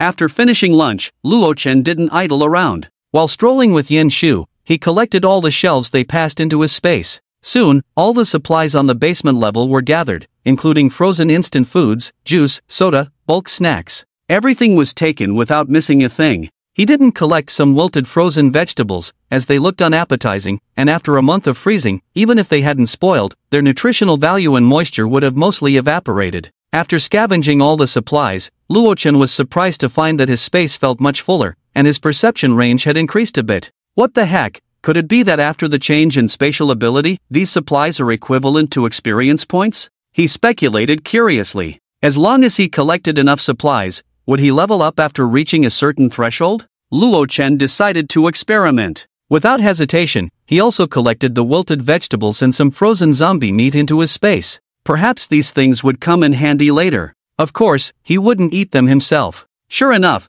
the spatial perception has increased a little bit, Luo Chen exclaimed. After scavenging all the supplies on the basement level, his spatial perception increased from the original 10 meters to 11 meters. This confirmed his speculation. It seems that in the future, I can gather more supplies into the space whenever I have the chance, Luo Chen thought. Who knows, the next time his spatial ability changes, it might bring him a big surprise. Let's go, Luo Chen said, looking at the empty, desolate basement level of the mall. There were no supplies left here. It was time to head back. Although there were plenty of firearms stored in the space, it was best for him and Yen Shu to return to the safe house before nightfall. So, the two made their way up the stairs, and when they reached the third floor, they climbed out through the window. There was no other way, the snow was too thick. In the safe house, Yu Yen was quietly curled up on the sofa, holding an English medical book. During her free time, she enjoyed reading foreign medical literature to enrich her knowledge. At this moment, her pretty face was still made up, the exquisite makeup accentuating her charm. Sisterin, it's lunchtime, let's eat together, Baya said with a bright smile. Thank you, you all eat, I have these, and Yu Yen replied with a smile, pointing to the burgers and fried chicken on the coffee table. These fast food items were what Luo Chen had specially brought for her before setting off. After all, before the extreme cold apocalypse arrived, and Yu Yen, due to her busy work, had eaten the most of these things. I haven't eaten in a long time, and now I'm really craving it. Hey, these fast food items are too high in calories. I didn't dare eat them before. Baya shook her little head and said. Her long, smooth golden hair was tied up in a high ponytail at the back of her head. As a big star, she had an almost obsessive requirement for body management. Under her manager's demands, she sometimes could only eat vegetable salads. She often felt hungry at night. It's fine, I haven't gained weight, and Yu Yen pushed her black-framed glasses and smiled. Perhaps she belonged to the type that could eat a lot without gaining weight, never worrying about her figure. She had eaten plenty of burgers, fried chicken, and fries, yet her weight remained stable. Ah, I'm really envious of you, Li Ro also untied her apron and said enviously. She often worked late at the company too, but she didn't dare eat much of this fast food. Hey, it's already noon. Why hasn't the master come back yet? Baya sighed lightly. She wasn't worried about Luo Chen's safety. After all, there were guns in his space, and Officer Yen Shu was accompanying him. Maybe he's delayed by something. Don't forget how thick the snow is outside, Li Ro said softly, holding her chest. However, Luo Chen had been gone for so long, and with no sign of him all morning, she couldn't help but miss him a little. Why do I feel like the master is out having fun with Sister Yen? Baya said indignantly. Her golden ponytail swayed cheerfully. It must be beautiful in a world covered in snow. A few hours earlier. Ling Ling, look! Luo Chen has gone out. Ding Qingqing exclaimed in shock, leaning against the window and quickly calling her best friend over. She and Su Ling were best friends, both of them the same kind of green tea. Luo Chen had spent quite a bit of money on Su Ling, and she had benefited a lot from it. Ding Qingqing also lived in this apartment building. When Su Ling ran out of food, it was she who came to the rescue. Really? Su Ling quickly put down the hard biscuit in her hand and ran to the window. There, she saw Luo Chen and Yan Shu sitting on a snowmobile, leaving the community at a very fast speed. They were wrapped in polar anti-cold suits, which most people might not recognize. But for Su Ling, who was very familiar with Luo Chen, she immediately recognized him. However, this still shocked the two of them. Luo Chen actually had a snowmobile? Isn't that something more commonly seen in the Arctic or abroad? With the snow so thick outside, it was impossible to move on two legs, but with this tool, couldn't they go wherever they wanted? And then casually scavenge for supplies? Why does he get to have all this? Ding Qingqing said jealously, that guy Luo Chen not only has a warm and sturdy room to live in but also countless food to eat. Now, he even has a snowmobile. Just how much more does he have hidden? Listening to her best friend's words, Su Ling's gaze turned resentful. A month ago, Luo Chen was my little lapdog. I could command him however I wanted. But now, Su Ling clenched her fists, her eyes filled with hatred. He not only slapped her face hard but also exposed her as a public bus, and now he had a bunch of beautiful women with better looks and figures than her at home. He was living a life that made others envious every day. And recently, she had almost starved to death in her room with her best friend due to food shortages. Even her offer of devotion was rejected with disdain, and in the end, she barely survived by selling her intimate clothing to a few otaku in exchange for food. I can't swallow this anger. Su Ling gritted her teeth and said. Although Luo Chen's figure had already disappeared, she still stared with eyes full of resentment, unable to look away. Luo Chen's home was supposed to be where she enjoyed herself. Those foods, those red wine steaks, that warm fireplace all belonged to her. I really want to open Luo Chen's safe house and stab him in the chest with my own hands, watching him die in despair and pain, regretting everything. Su Ling said through gritted teeth, her tone vicious. Her expression of deep resentment even startled her best friend Ding Qingqing. Ling, come on, save it. Ding Qingqing sighed. The group of men from the other building had all suffered greatly at Luo Chen's hands. How could just the two of them possibly do anything? Qingqing, this is a great opportunity. Su Ling took a deep breath and grabbed her friend's arm. In Ding Qingqing's puzzled gaze, Su Ling gritted her teeth and said, Luo Chen is hiding at home, and indeed no one can do anything about him. But don't forget, he has already gone out now. As long as he is out, he is no different from anyone else. If they could gather a group of people and ambush him at the entrance of the building, they could definitely take him down when he returned.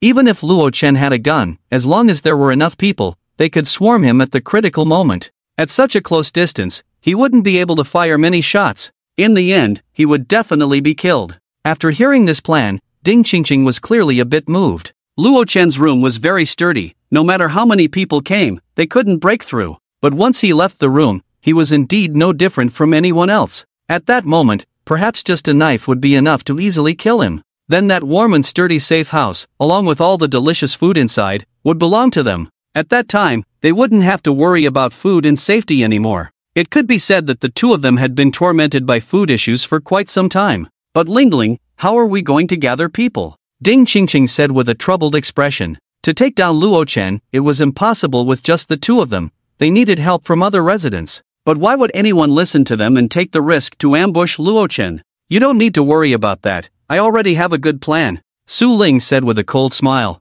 In Ding Qingqing's confused gaze, she took out her phone, created a new group chat, and pulled a group of male residents into it. However, Xiao Jun was excluded. After all, the residents had been privately saying that he had acknowledged Luo Chen as the boss. What's going on? Why did I get added to a new group chat? Who created this group, and what's it for? At Su Ling, are you bored? If there's nothing going on, I'm leaving the group. The residents, confused about being added to a new group chat, found that the group owner was actually Su Ling. They spoke in unfriendly tones, not understanding what was happening. Some even stated they wanted to leave the group right away. At this moment, no one had the leisure to chat in the group. At everyone, don't worry, I added you all to the group because I have a question to ask. Su Ling replied. A question? What question? Are you an idiot? What do you mean by asking me? What a waste of time. Will answering your question give me some food to eat? The residents' patience was wearing thin. Some even started cursing directly. Seeing this, Su Ling was not angry. Instead, she immediately asked in the group, Luo Chen has gone out now. Do you want to take the chance to enter his safe house? Enter the house? What do you mean, Su Ling? Are you crazy? Luo Chen has gone out, but won't he lock the door? Without a key, you can't get in. Half of the residents expressed confusion, while the other half started to send messages frantically. What if I have the key to the Luo Chen family's house? Su Ling mentioned to everyone in the group. As soon as these words were spoken, the group chat fell silent, and the few residents who had been cursing stopped talking. After a while, someone asked uncertainly, at Su Ling, what do you mean? How could you possibly have the key to Luo Chen's safe house? Exactly, we don't believe it. In the face of skepticism, Su Ling appeared unfazed and replied, don't forget, Luo Chen was one of my suitors. Of course, he gave me a spare key to his house. The residents remained doubtful. Then why didn't you say anything earlier? Why now? Ha, Su Ling is lying. If she had the key, she would have opened the door and moved in already. Bah, what a liar trying to amuse everyone. Looking at the messages in the group, Su Ling still wasn't angry and continued to explain, don't forget that Luo Chen has a gun. How could I dare to open the door without permission? But now it's different, he's not home. I'm not forcing anyone. Those who want to go in, gather later. Just help me deal with those women in his house, and we'll split the food. Upon hearing this, many residents gasped in shock, a deep greed surging within them. A month ago, Luo Chen was indeed one of Su Ling's suitors, and many people in the building knew about it. But later, he abandoned her for Li Ro. This was mainly spread by the gossiping aunties. If that's the case, it seems plausible that Su Ling has a spare key to Luo Chen's house. Whether it was because her lie sounded convincing or the residents' greed overshadowed their judgment, no one noticed anything amiss. Anyway, since Luo Chen wasn't home, they had nothing to lose by joining in the fun. If it were true, not only would they get the food in the safe house, but those beautiful women and big stars would also be theirs. They could directly occupy the safe house, and even if Luo Chen returned, he would be powerless to stop them. If it turned out to be false, it didn't matter. They could just leave without a care, as he wouldn't know about it and there would be no worry of retaliation. At Su Ling, where do we gather? I'll go with you. Damn, add me to the list. I want to see too. You better really have the key. At this moment, the residents could no longer sit still. On the 23rd floor, many gullible residents followed Su Ling into the hallway. Normally, when Luo Chen was home, no one dared to come up, but now that he wasn't there, the residents had nothing to hold back. More than 20 have come. Su Ling thought to herself as she glanced around. Currently, there were about 40 male owners left in the building, meaning she had managed to lure half of them. The ones who didn't come were either those who had received several boxes of instant noodles from the last bounty and had enough food at home, or they felt Su Ling was a fraud and had no hope of anything happening. Su Ling, a lot of people have come. Where's the key? Hurry up and take out the key to the safe house. Don't dawdle. Yeah, don't lie to us. The residents urged impatiently. Many gazes greedily turned toward the door. This is the key. Su Ling held up a key high in her hand and said. In reality, she didn't have the key to Luo Chen's house at all. Although he had often been attentive before the apocalypse, it was impossible for him to give her his house key. They weren't even in a romantic relationship. This key was actually from her own door. This is the key to Luo Chen's house? Can we open this door now? Hiss, the residents looked greedily at the key in her hand. Many gasped in excitement. Quick, give me the key. One resident rushed forward to snatch the key. Seeing this, Su Ling did not resist, allowing the key to be taken away. He. Beauties, I'm coming. The resident revealed a lewd smile, eagerly approaching the door, inserting the key into the lock. Clearly, he was consumed by lust. Some were tempted by food, while others were drawn by the presence of the beautiful women inside. Anyway, Luo Chen isn't home. The resident thought, his hands moving without pause.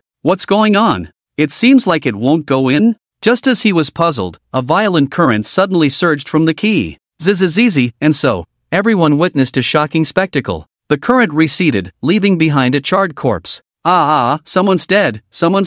What happened? Isn't Luo Chen not home? How can there still be electricity at the door? The residents screamed in terror, stepping back several paces, their legs trembling. Not only them, but Su Ling's face also turned pale. She hadn't expected the door to be electrified. If that resident hadn't snatched the key, she would have been the one to open the door. In fact, Su Ling had already thought of an excuse for not being able to open the door. Luo Chen changed the lock. What's going on? Su Ling, you must give us an explanation. The key is fake, right? You bastard. Damn it, I want to go back," the residents angrily accused. They were shocked and furious about the person who was unexpectedly electrocuted while trying to open the door. Luckily, it wasn't them, otherwise, they would have ended up like that unfortunate soul, dying without knowing why. "This isn't my fault, it was those women inside the door who did it." Su Ling's mind raced. She almost immediately came up with an excuse. Luo Chen wasn't home, but his women were. The electrified door must have been their doing.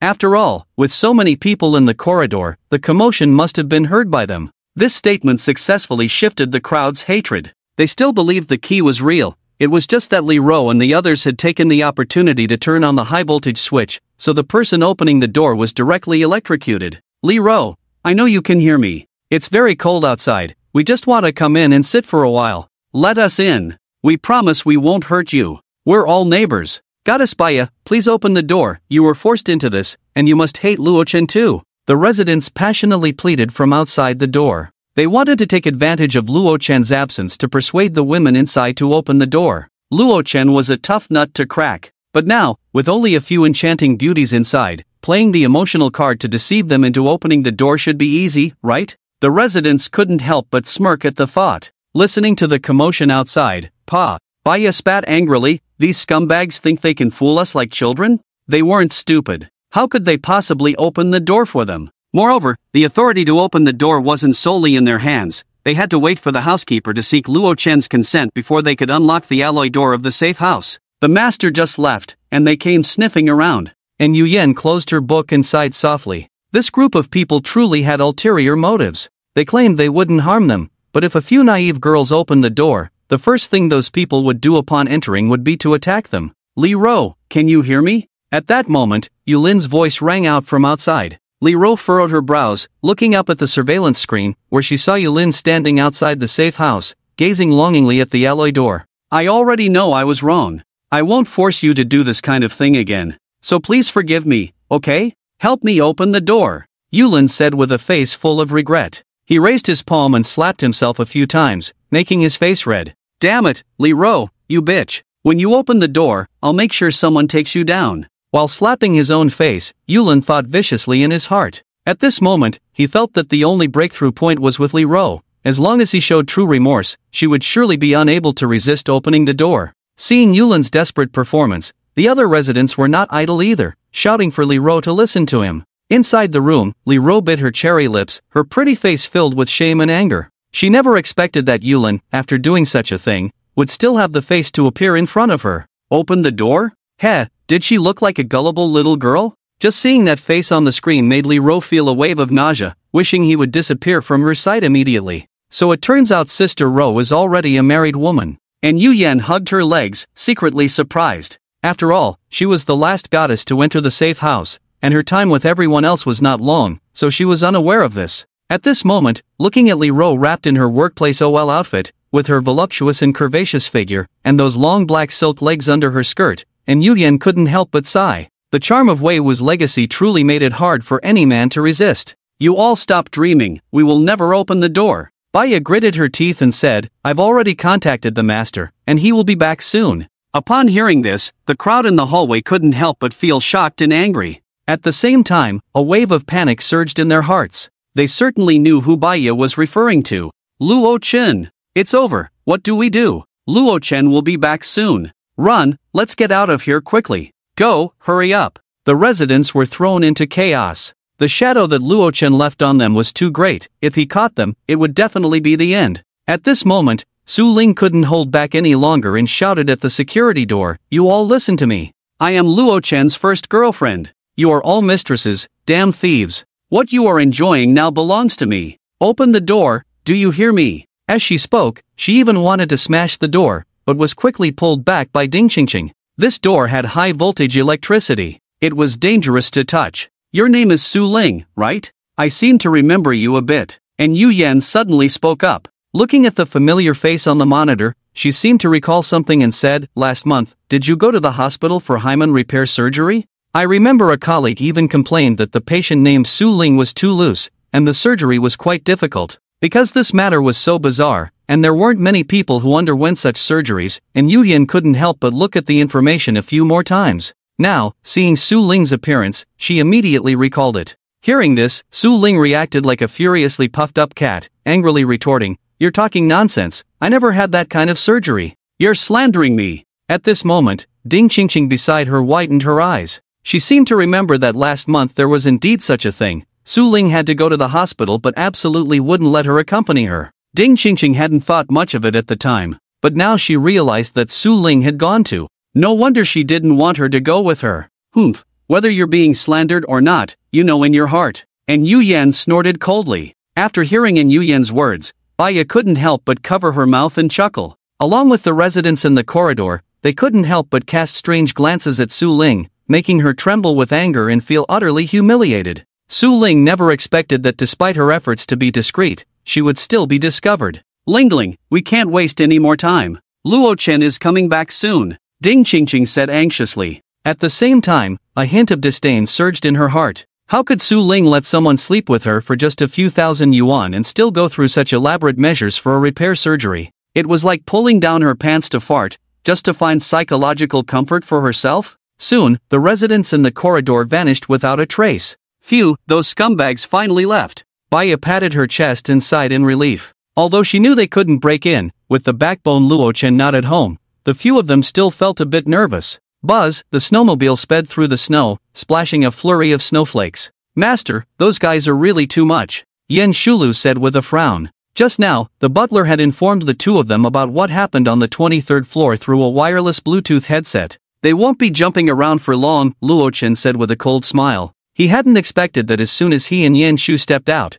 that group in the building would become restless. Moreover, it was Su Ling, the green tea, leading the charge. The reason he hadn't killed her before was that he wanted Su Ling to struggle in the extreme cold apocalypse for a bit longer. But now it seemed it was time to make her behave permanently. Just right. This time, he had gained a lot from the armory, so using them as targets for practice wouldn't be bad. In a rush, the snowmobile quickly entered the community. Finding a secluded corner, he stored it in his space. Luo Chen and Yen Shu each carried a backpack as they walked towards the fourth-floor window. He casually looked up. Behind the mottled windows of the surrounding buildings, he could vaguely see many figures moving about. This was quite normal. After all, their outing was very eye-catching. This was also why Luo Chen had returned with a backpack each, to avoid drawing attention. They couldn't just go out for a long trip and come back empty-handed, right? That would be too suspicious. Click. Yen Shu grabbed the window ledge and was about to flip inside with a push of her foot. Wait. Something's not right.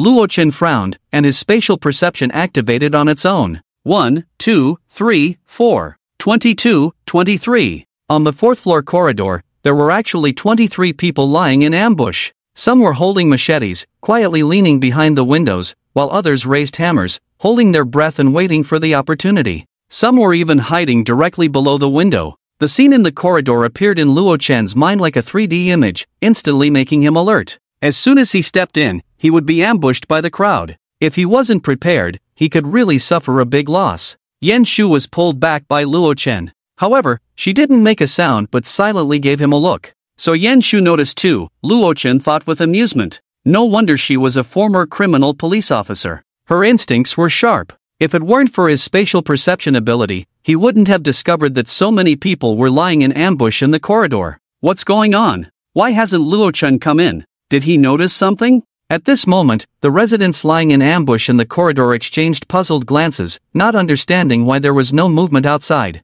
I suddenly found the snow scene quite nice. Let's watch the snow for a bit before going back, Luo Chen said. All right. Yen Shu nodded in agreement. Listening to this, the residents couldn't help but feel furious, cursing all of Luo Chen's relatives in their hearts. Damn! Don't you feel cold at all? Can you at least understand that we've been lying in ambush for so long, holding up our machetes and hammers? Our hands and feet are frozen stiff. Just as the residents were cursing, they suddenly heard someone outside say, Forget it, there's nothing to see in this white expanse, let's go back. Upon hearing this, the residents exchanged glances, their faces twisted into sinister smiles. Luo Chen, your time has come. The moment you step in, we'll chop you into meat paste, and you won't even be able to draw your gun. By then, your safe house, food, and beauties will all be ours. Bang! A figure tumbled in. Charge! Now's the time, kill Luo Chen. Luo Chen, you're done for. The residents rushed forward with wicked grins. However, before they could swing their machetes and baseball bats, they froze in place.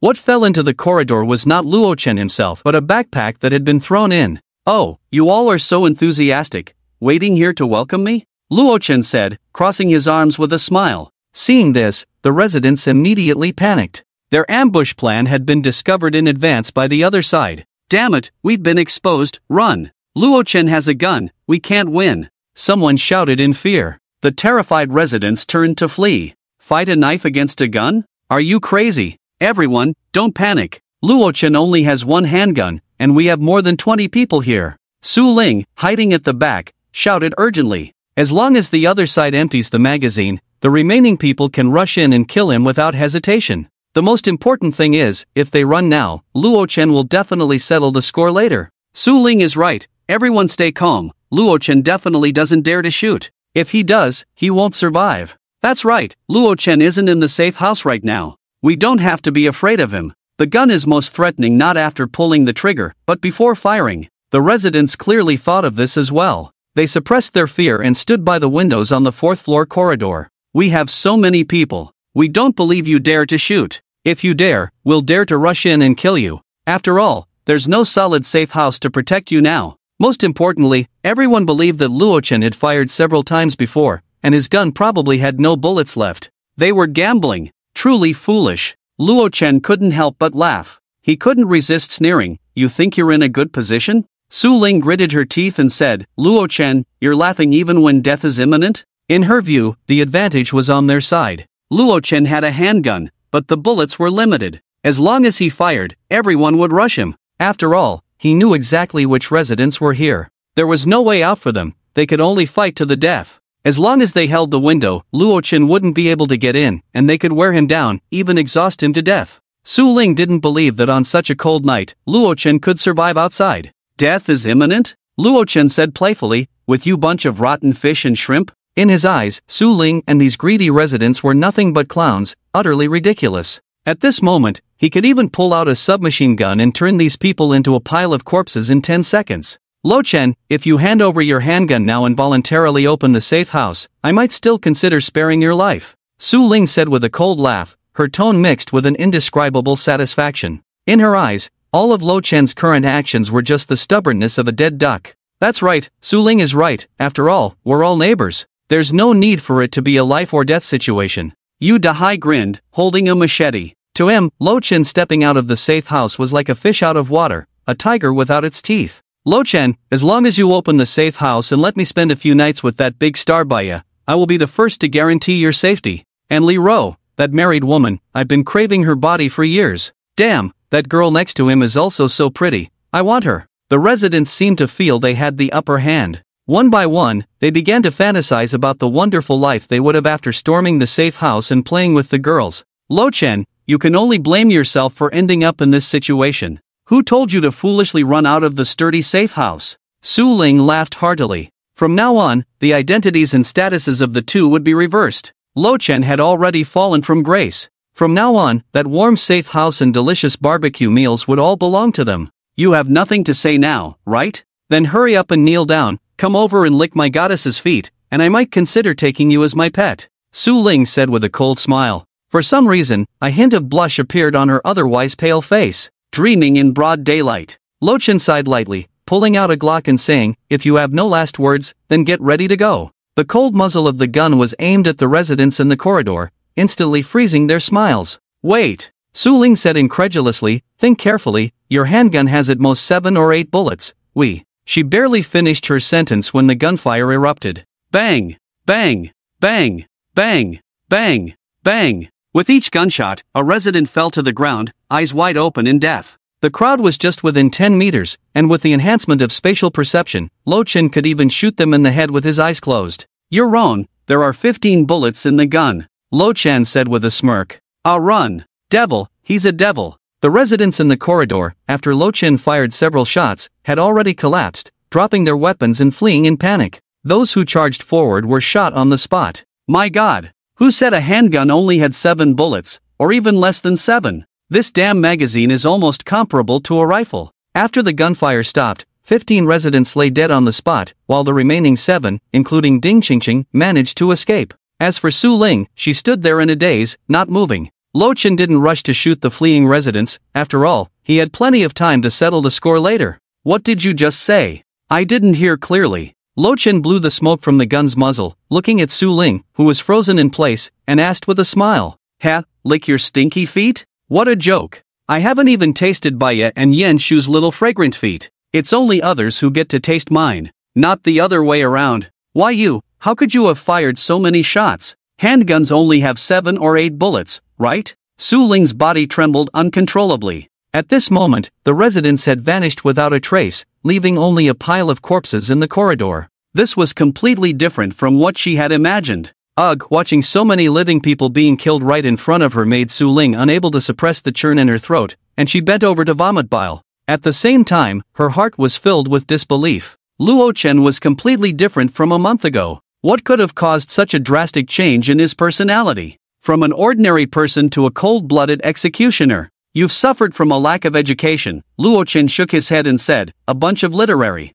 No, military blind. A handgun isn't just one model. Some handguns with larger magazines can hold over 20 rounds. Alright, enough small talk, Luo Chen said lightly. He squinted his eyes and looked at Su Ling, saying, for the sake of our old acquaintance, I'll give you a choice. How do you want to die? At this moment, the residents standing behind the windows of the high-rise buildings around them were shocked and began to chat in the group. Damn, I heard the guy down there is Luo Chen from Building 9, he's really impressive. So Luo Chen really has a gun. I always thought those rumors were just made up by the owners. What? Someone fired a gun? I thought it was firecrackers outside. Whether from Building 10 or 11, the residents were all stunned by the imposing scene of Luo Chen firing a gun. Not just them. The male owners in Building 9 who hadn't followed Su Ling in causing a scene also turned pale, gasping for breath, their faces filled with relief. It was as if they felt they had narrowly escaped death. Luckily, they were cautious. Otherwise, they would have ended up like those people below,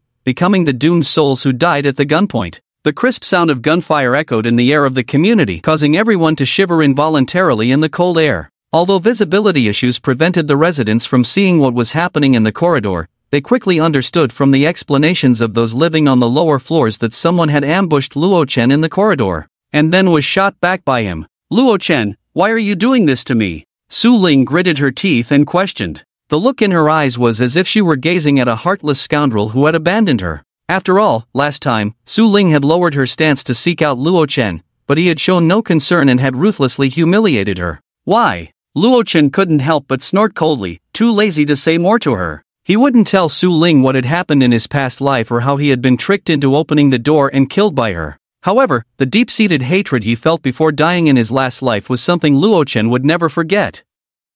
Now that Su Ling had struggled in the apocalypse for so long, it was time to send her to hell. Brother Luo Chen, do you really have no feelings for me at all? Su Ling bit her lip, looking pitiful, not knowing what she was trying to achieve. Hearing this, Luo Chen looked at Su Ling with a strange expression. She looked somewhat disheveled, as if she hadn't bathed in a long time. Without the enhancement of makeup, her looks didn't even reach 60 points, and her face was marked with pockmarks from using inferior cosmetics. Compared to the stunning, long-legged policewoman Yen Shu standing beside him, the difference was like a chasm. There was no room for comparison. Don't say that, it disgusts me, he said, his lips twitching. His tone was full of disdain. He didn't know if he had been out of his mind in his last life to end up dead at the hands of someone like Su Ling, who was as common as a bus that anyone could board.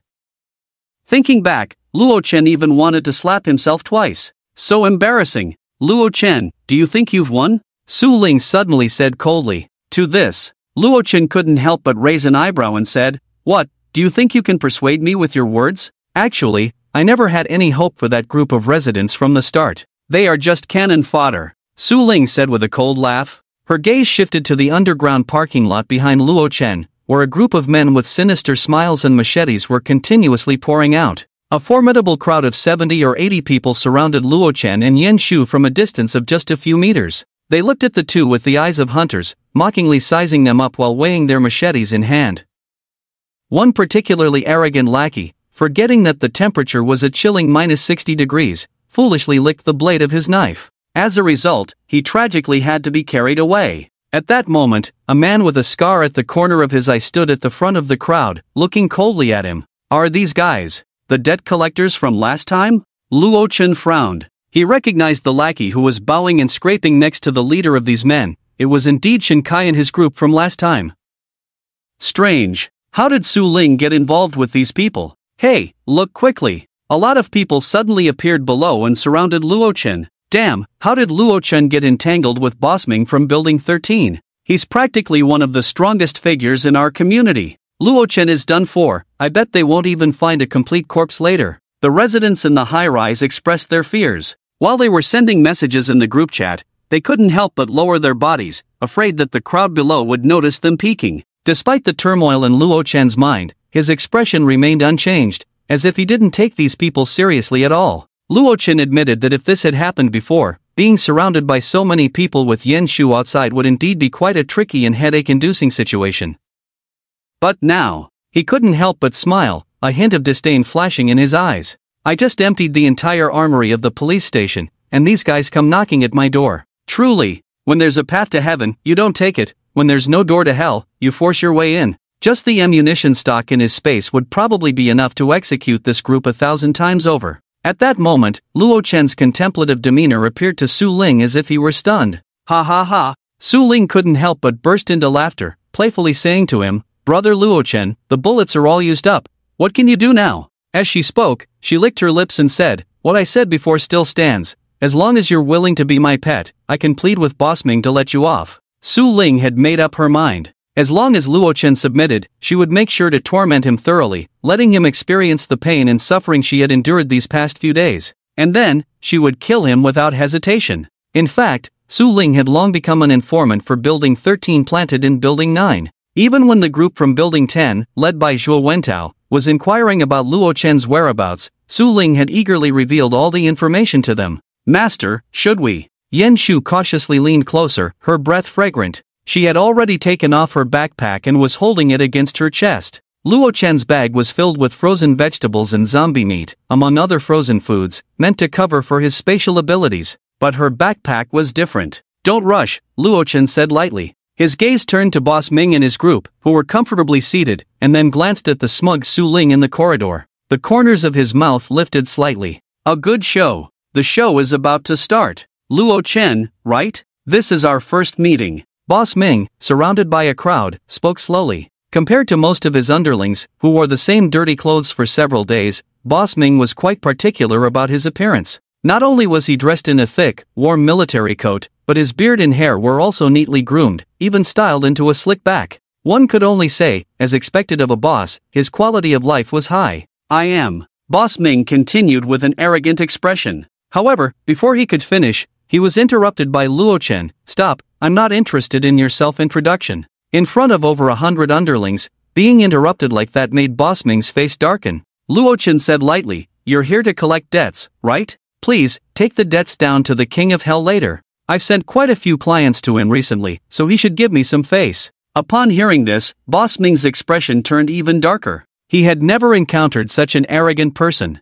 Even the group of underlings behind him couldn't hold back, cursing loudly. "Luo Chen, are you looking for death? Even after running out of bullets, you're still so arrogant. I think this little brat must be tired of living. Damn it, brothers, each of you give him a knife. Chop him into meat filling for dumplings tonight." Boss Ming waved his hand impatiently. The shouting underlings instantly fell silent. Boss Ming's deep-rooted authority relied not on his personal strength, but on the 30 or so agile debt collectors who had been with him for years. With the addition of the 60 or 70 new male property owners, his strength could now rank in the top 3 of the community. Therefore, despite Luo Chen's cold attitude, Boss Ming still didn't take it seriously. After all, in everyone's eyes, Luo Chen, who had emptied his magazine, was now unarmed, and a few people could easily take him down with knives. With a cat-and-mouse mentality, Boss Ming wore a cold smile, wanting to say something to assert his dominance, only to find Luo Chen pulling out another magazine from somewhere. Click, he replaced it in his handgun. What the hell?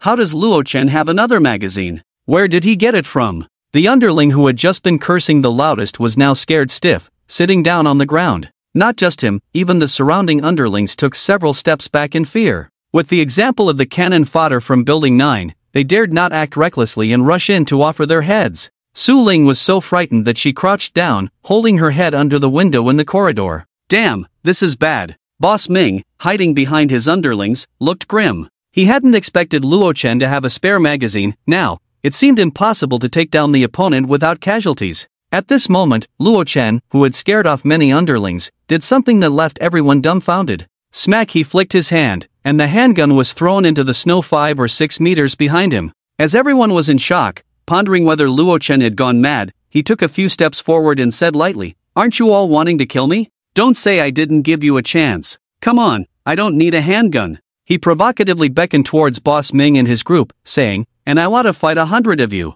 His clear and cold voice echoed in the air above the community. At that moment, everyone present couldn't help but shiver violently. Is he crazy? Not just Su Ling, who stood up from the window, but even the underlings behind Boss Ming, holding their knives, all had the same thought in their minds. Throwing away the handgun. Fighting us 100 with bare hands? Even Master Yi would probably shake his head in shame upon seeing this. Ah, Su Ling stood up, unable to suppress her mockery. "Luo Chen, you really are seeking death actively." At this moment, Boss Ming also came to his senses and sneered, "So it turns out you're a madman. Fine, you all go and kill him for me." With a wave of his hand, he ordered the younger brothers present. No one knew that Boss Ming's hand, hidden beneath his thick coat, was actually trembling slightly. "Go, brothers, let's chop him to death together. Since you, Luo Chen, are seeking death, don't blame us. Damn it, I want to see how you can take on 100 of us." The younger brothers grinned menacingly. Nearly 100 people, armed with knives and baseball bats, charged towards Luo Chen, who stood at the front of the crowd. In an instant, the explosive roar shocked the entire community, leaving countless residents hiding behind their windows trembling in fear. It's over. Luo Chen wouldn't just be unrecognizable, he would probably be turned into meat paste. I thought Luo Chen was so impressive, but now it seems he's just a madman. One person against 100, does he think he's a reincarnation of a war god? I can't bear to watch. The scene is going to be extremely bloody. Wait, what did I just see? How is this possible? The residents on the upper floors sighed in the group chat. Many owners who couldn't bear to continue watching were suddenly drawn in by the last message, curious about what the other party had seen. Outside, the continuous sound of gunfire rang out. At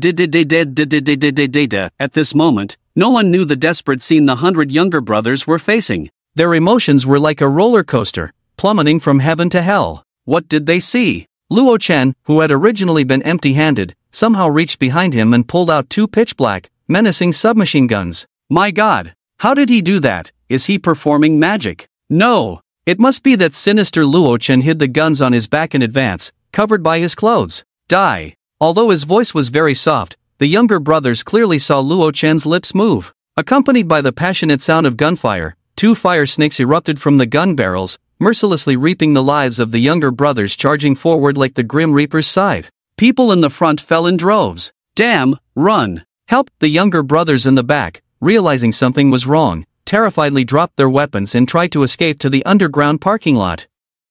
But how could a person's legs outrun bullets? Bang! One younger brother was shot in the head. Just as another younger brother had a fleeting thought of relief, he suddenly fell to the ground, darkness enveloping him. The facts proved that carbon-based lifeforms were as fragile as paper in front of firearms. How could flesh and blood withstand bullets? This can't be real? Boss Ming stood there in a daze. He watched helplessly as his trusted younger brothers were easily killed by the submachine guns, their faces filled with terror.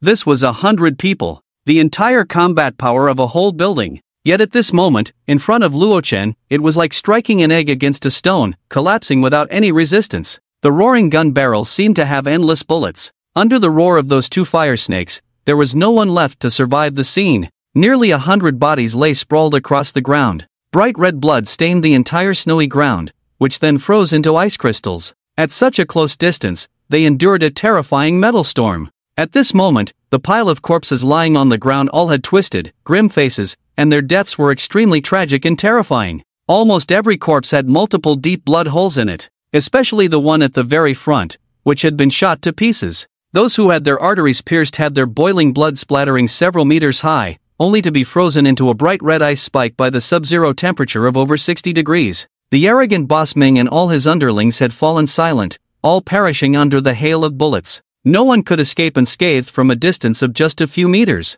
Oh, my god! This is simply a one-sided massacre. Devil! He's a devil! Witnessing the power of modern firearms, the residents peeking from the upper floors were instantly terrified and screamed in horror. At this moment, looking down from above, the glaring blood had painted the snow-covered ground into a deathly canvas, as if it had turned into a purgatory. You!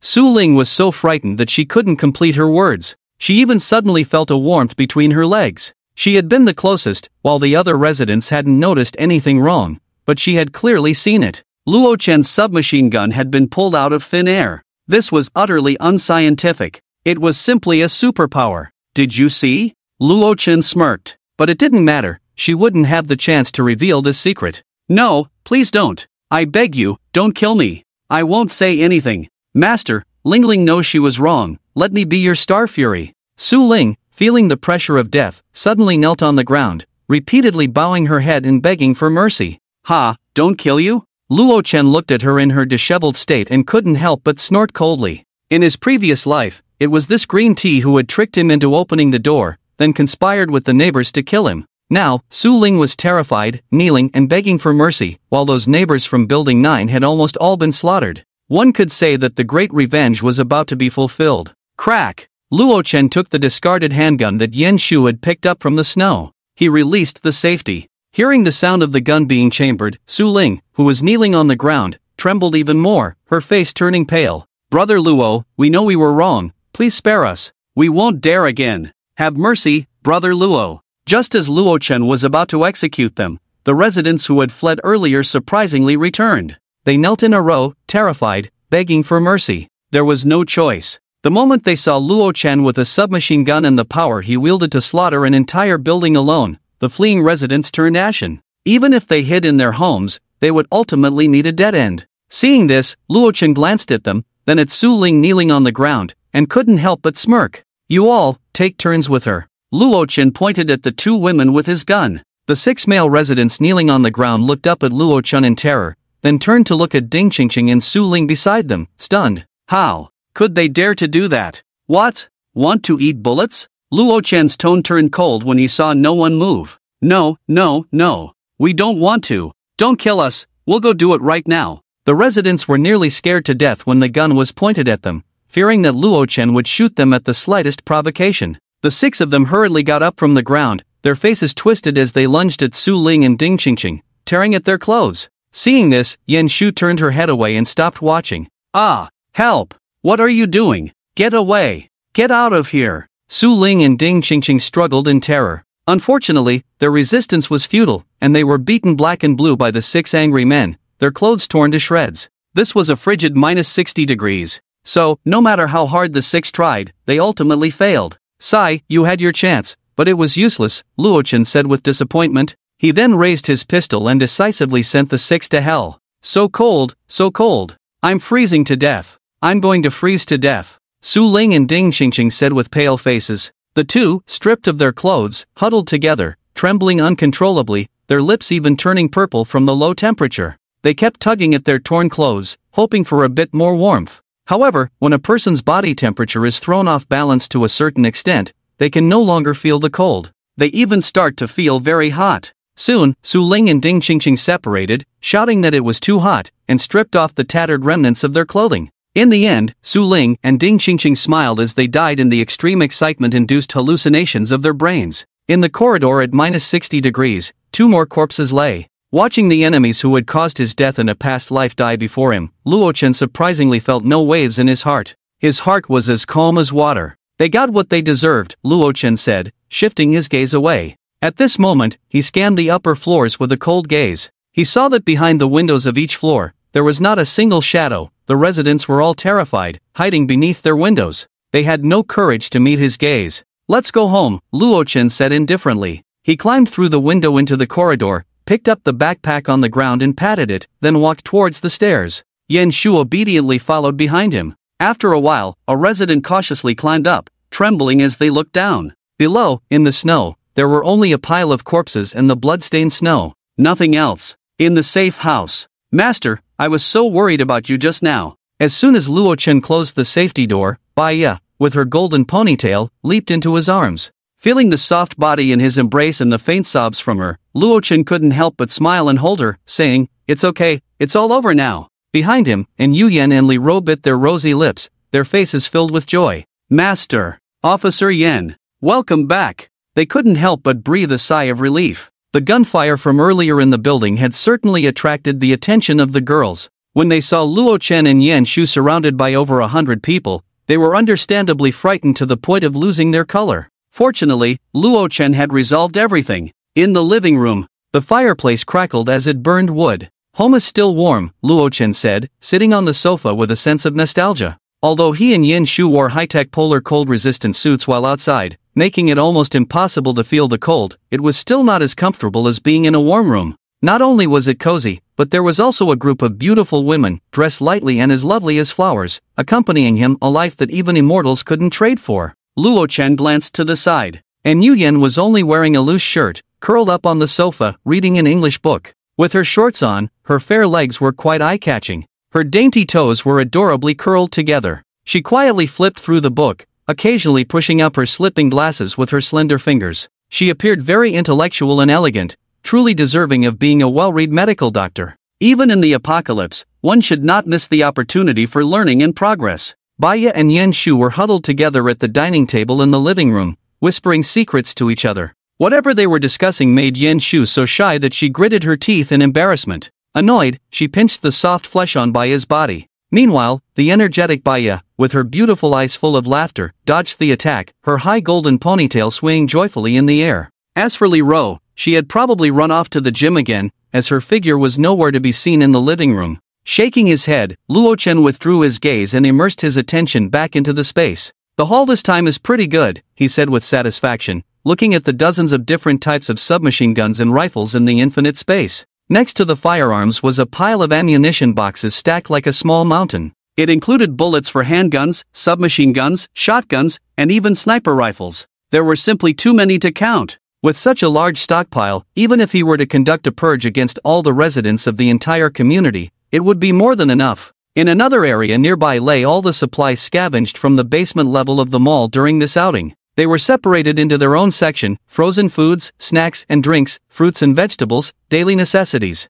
Because these supplies had been frozen for a month in sub-zero temperatures, their appearance and quality had suffered considerably. Therefore, Luo Chen did not plan to eat them himself. "If there's a chance, I can trade these supplies with others or use them as bounties," he thought to himself. This would also save the perfect quality supplies he had stockpiled before the apocalypse from going to waste. The best things, of course, should be kept for his own people. Crack! Luo Chen took out a submachine gun with an empty magazine and replaced it with a new one from his space. Earlier, while spraying bullets at Ming Lauda and his little brothers below, he had actually switched out many submachine guns, nearly using up all the dozens of guns in his space. After all, submachine guns are known for their incredibly fast firing rate. A magazine can be emptied in just 1 second. Once used, they naturally need to be reloaded. Speaking of which, there probably aren't many survivors left in the building now, Luo Chen mused while changing the magazine of the submachine gun. The last time he put a bounty on Building 10, the casualties among the residents were significant,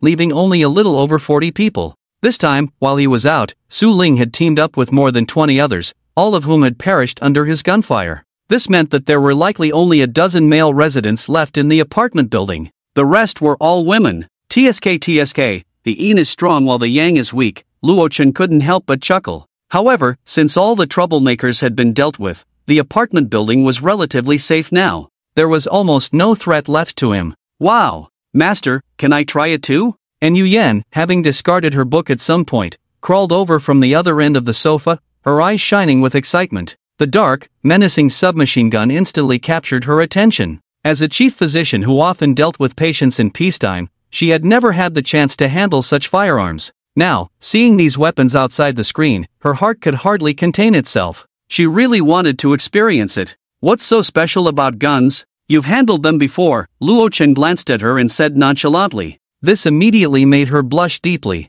"Well, that doesn't count," and Yu Yan's elegant and intelligent face was filled with embarrassment. She certainly understood Luo Chen's meaning in an instant. "Master," she bit her cherry lips and said playfully. The experience of Christmas Eve was truly shameful. What Christmas short skirt and Christmas hat, she was wearing them for the first time for someone else to see. "Hold this, it has no bullets," Luo Chen said, and then pulled out a submachine gun from his space and tossed it over. Of course, he could still satisfy in Yu Yan's little request. However, it definitely couldn't have a magazine. "Wow, this is a gun!" And Yu Yan exclaimed, hugging the cold firearm excitedly. She curiously observed the structure of the gun, feeling its weight. Who would have thought? She actually had the chance to touch a gun. But soon, Luo Chen's face darkened. Because Yu Yan was so busy playing with the gun that her finger was resting on the trigger, which wasn't a big deal, but the muzzle of the submachine gun accidentally pointed towards him. And Yuyan felt a sudden lightness and threw herself onto the sofa. "What's wrong, master?" she said in a panic, not understanding what had happened. "Don't you know you can't point a gun at someone?" Luo Chen said with a dark expression. He couldn't help but raise his hand and knock on her smooth forehead a couple of times. "Bad habit. It must be corrected in time." Sorry, master. I didn't know." She covered her forehead, tears welling in her eyes. "Spare me." "Spare you? That's not possible. If you do something wrong, you have to be punished." As for how to be punished, there were certainly many ways. Wu and Yu Yan looked aggrieved. How was she supposed to know this rule? She thought it was fine since there were no bullets in the gun. "Do you know you were wrong?" Luo Chen said with a smirk. "I know." Yu Yan knows she was wrong. And Yu Yan's eyes misted under her glasses. Her slender waist and long, fair legs instinctively curled up together. And Yu Yan decided that from now on, she would never touch a gun again. Of course, she meant the ones on the coffee table. "Sister Yin, tell me honestly," Baya said with a playful smile, gently sniffing around Yenshu, "you clearly have the master's scent on you. Did you two do it outside?" Upon hearing this, Yenshu couldn't help but feel embarrassed and angry. "Baya, are you a dog? Your nose is so sensitive." After running around in the snow for an afternoon, logically, the scent should have completely disappeared. That's nice," Baya said enviously, then surprisingly added, "Sister Yen, I didn't expect you to be so bold. Is it some kind of uniform play? Or perhaps, outdoor deer hunting?" "Baya, shut up." Yen Shu quickly covered her mouth, her pretty face flushed. "Is this something you can say?" She hoped Li Ro or Yu Yan wouldn't hear it. That would be too embarrassing. "Sister Yen, how's the view outside? Is it beautiful?" Baya asked expectantly. Seeing that the other party no longer mentioned those things, Yenshu also breathed a sigh of relief and said, "It's quite beautiful. As far as the eye can see, it's all a vast expanse of white. Those buildings are all buried under the snow." Hearing this, Baya said longingly, "That's great. I want to go out with the master too." You didn't encounter any danger, right?" "Not really," Yenshu said with a smile, shaking her head. "There were some troublemakers, but the master dealt with them." "Then forget it. I was still hoping to ask the master to take me out. If there's danger, then forget it. I don't want to be a burden." Baya quickly patted her full chest, saying with some regret. Building 11. In a certain resplendent room, Zojin spat as he cursed, revealing a mouthful of gold teeth. "Damn it, have you figured out what the hell is going on? Just half an hour ago, he was originally in bed, holding onto someone else's beautiful young wife, engaged in some unspeakable activities. But suddenly, a burst of intense gunfire from outside nearly scared him stiff.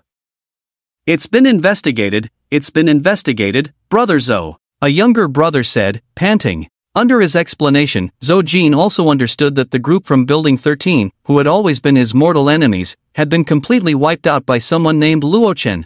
And the other side had a submachine gun, such a deadly weapon. Zojin couldn't help but be shocked and asked, "Damn it, where did such a powerful guy come from? Could he be a killer, or is he a city warrior?" With just one person's strength, he uprooted the entire force of Building 13. Doesn't this mean that although he is the boss of Building 11, appearing to be incredibly powerful, if he were to provoke the terrifying guy, he would end up dead? Hearing this, the younger brother couldn't help but feel embarrassed, thinking that Brother Zo really loves reading novels. What killers, city warriors, all coming out? He quickly explained, "Brother Zo, that person is named Luochen, a resident of Building 9. It seems that he took advantage of the storm stopping and immediately went out to scavenge for supplies.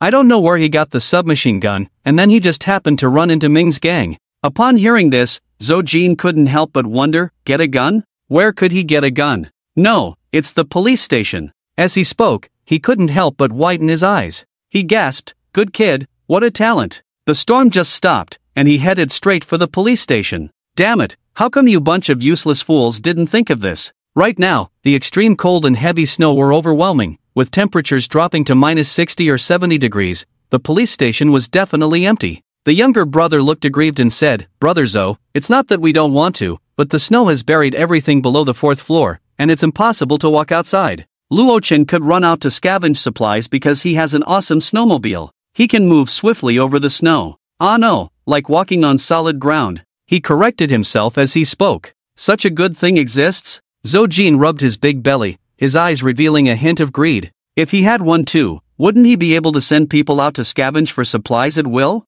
At this moment, the younger brother cautiously asked, looking at his boss's expression, "Brother Zo, how about we go to Luochen? Before he could finish his sentence, Zhou Jin's expression changed, and he slapped him, saying, "Damn it, if you want me to die, just say it. The other side has a submachine gun in hand, remember this, and tell the others, absolutely don't provoke Luochen. Did you hear that?" After being slapped, the younger brother nodded repeatedly, aggrieved. "I heard you, brother. I heard you. Provoke Luochen? How could that be? Who would dare to provoke him?" In fact, what he wanted to say was to borrow a vehicle from the other side to get supplies. At this time, not only in Building 11 but even in other units, messages in the group chat were flooding in like crazy. So shocking, so shocking. Luochen is really eliminating harm for the people. I was worried every day about being robbed by Ming's gang, and now they are all dead. Hey, where do you think Luochen got the submachine gun from? I couldn't see clearly from so far away. I know, he pulled a hair out and made it appear out of thin air. The upstairs is funny, why don't you say Luochen snapped his fingers and wiped out Ming's gang? Are you stupid? Didn't you see Luochen at that time, pulling out a gun from behind? Of course, he hid the gun under his back clothes. You don't even know this. +1. I think so too. +2. Plus 10,086. Master, what are we having for dinner? Li Ro gently said as she tied an apron around her slim waist. Beneath her fitted skirt, a pair of long, shapely legs in black stockings stood gracefully. Outside, the sky had darkened. It was time to prepare dinner. You decide, just make it a bit fancy tonight, not too much, Luochen replied, twisting open a bottle of SAE mineral water and taking a couple of gulps. This was something he had scavenged from the supermarket shelves. It was touted as the purest mineral water in the world, selling for over 600 RMB. However, it tasted just okay. Then I'll use the ingredients from the fridge to prepare dinner, Li Ro said softly. With that, she walked over to the fridge, opened it, and began thoughtfully selecting ingredients. When Luochen and Yan Shu left, they had left plenty of ingredients in the fridge to avoid any unexpected delays on their return. After selecting, she processed the ingredients and started pouring oil into the pot to cook. Ahem, I'll help too, Luochen suddenly showed interest. However, although the kitchen was relatively spacious, it felt a bit cramped for two people. Master, Li Ro playfully pouted, her pretty face suddenly turning red. With this situation, she found it impossible to concentrate on preparing dinner. After a flurry of activity, dinner was finally served on the table, exuding an enticing aroma. Hey, Rojia, why is your face so red? Yan Shu asked curiously as she sat at the dining table. Li Ro's face was flushed, her short skirt slightly disheveled, and under the soft lighting of the dining room, it added an extra touch of allure. Upon hearing this, Bai Ye and Yu Yen exchanged puzzled glances, scrutinizing the flustered Li Ro, which only made her more nervous. Ah, is it? Li Ro's beautiful eyes were filled with panic as she fanned herself with her hand, saying, maybe it's too hot in the kitchen. As she spoke, she shyly stole a glance at a certain instigator. Ahem, eat your food, Luochen tapped the table, cutting off the topic. Seeing this, the girls obediently fell silent and quietly enjoyed their dinner. After the meal, Luochen noticed that Yu Yen seemed a bit distracted, stealing glances at him with a guilty look every now and then. I know I'm handsome, but you don't have to sneak peeks so often, he couldn't help but sigh. Upon hearing this, Yu Yen, caught in the act, blushed and said somewhat shyly, Master actually, there are still some documents and personal items in my previous room that I haven't brought over. She bit her cherry lips, feeling a bit embarrassed, and said, if there's a chance, could you help me get them? As a chief physician at a hospital, Yu Yen certainly had an entire bookshelf filled with medical literature, along with many personal items. Since she was rescued by a drone after jumping off a building, the English books she often read had remained in her room. Among them were some groundbreaking research papers from foreign medical experts, discussing new theories on human studies. Well, Luochen rubbed his chin. Given her identity as a doctor, the documents at her home were indeed somewhat valuable. After all, while he had a massive amount of supplies and countless tons of books in his own space, he might not have all the specific materials she needed. In the future, Yu Yan's identity as a doctor would still play a significant role. Please, Master. Yu Yen leaned closer, wrapping her arms around one of his and acting cute. This was also today. Luochen single-handedly wiped out all the forces in Building 13, and for the first time, he went out with Yan Shu, which made her hesitate to voice her request. Otherwise, Yu Yen definitely wouldn't have said anything. Feeling the warmth from her arm, Luochen looked at her delicate face and said, I can agree to this request. However, he smirked and pinched her fair leg. Come to my room tonight, my shoulders are a bit sore, give me a good massage. After going out, they had run quite a distance and even had a duel with Boss Ming's group upon returning. To be honest, his body was indeed a bit tired. Hearing this, and Yuyan's face flushed, and she nodded, "Okay, master, I understand." As a chief physician, she certainly knew some unique massage techniques. "Then let's go." Luo Chen stood up from the sofa and casually pulled out an extreme cold-resistant suit from his space, tossing it to Yuyan. The sky had already darkened. Normally, Luo Chen wouldn't choose to go out at this time. However, with sufficient firepower support in his space, he felt much more confident. As for the other residents, after witnessing the one-sided massacre in the afternoon, they definitely didn't have the guts to come looking for trouble. Anyway, Building 10 was right next door. Going out now and returning at night was just perfect for the two of them to enhance their relationship in the room. "Woo-woo, master is biased." Baya pouted, resting her chin on her hand. Her long, slender legs playfully tapped on the sofa. She hadn't expected that, besides Yen Shu, and Yuyan would be the second person Luo Chen took out with him. She thought it would be her. Seeing this, Yen Shu exchanged a glance with Li Ro, both of them filled with amusement. The former big star in the apocalypse now looked just like a jealous little girl. The sky had darkened. The soft, accumulated snow was quite difficult to walk on, and Yuyan tightly held Luo Chen's hand, even leaning half her body against him. Thanks to the spatial perception, Luo Chen walked at a leisurely pace, completely unbothered. At this moment, as long as he slightly focused his mind, the area within an 11-meter radius around him appeared clearly in his mind like a three-dimensional 3D map. Creak creak in the silent community, the only sound was the crunch of snow underfoot. Looking at the dark apartment buildings around, and Yuyan's mood was somewhat complicated as she said, "Compared to before the apocalypse, this community really feels lifeless now." Because the official power supply was only half an hour in the morning and evening, once it got dark, everyone stayed at home, either staring at the dark ceiling trembling or choosing to sleep early. All entertainment activities had ceased. Entering Building 10, the two of them didn't stop and headed straight for the 11th floor.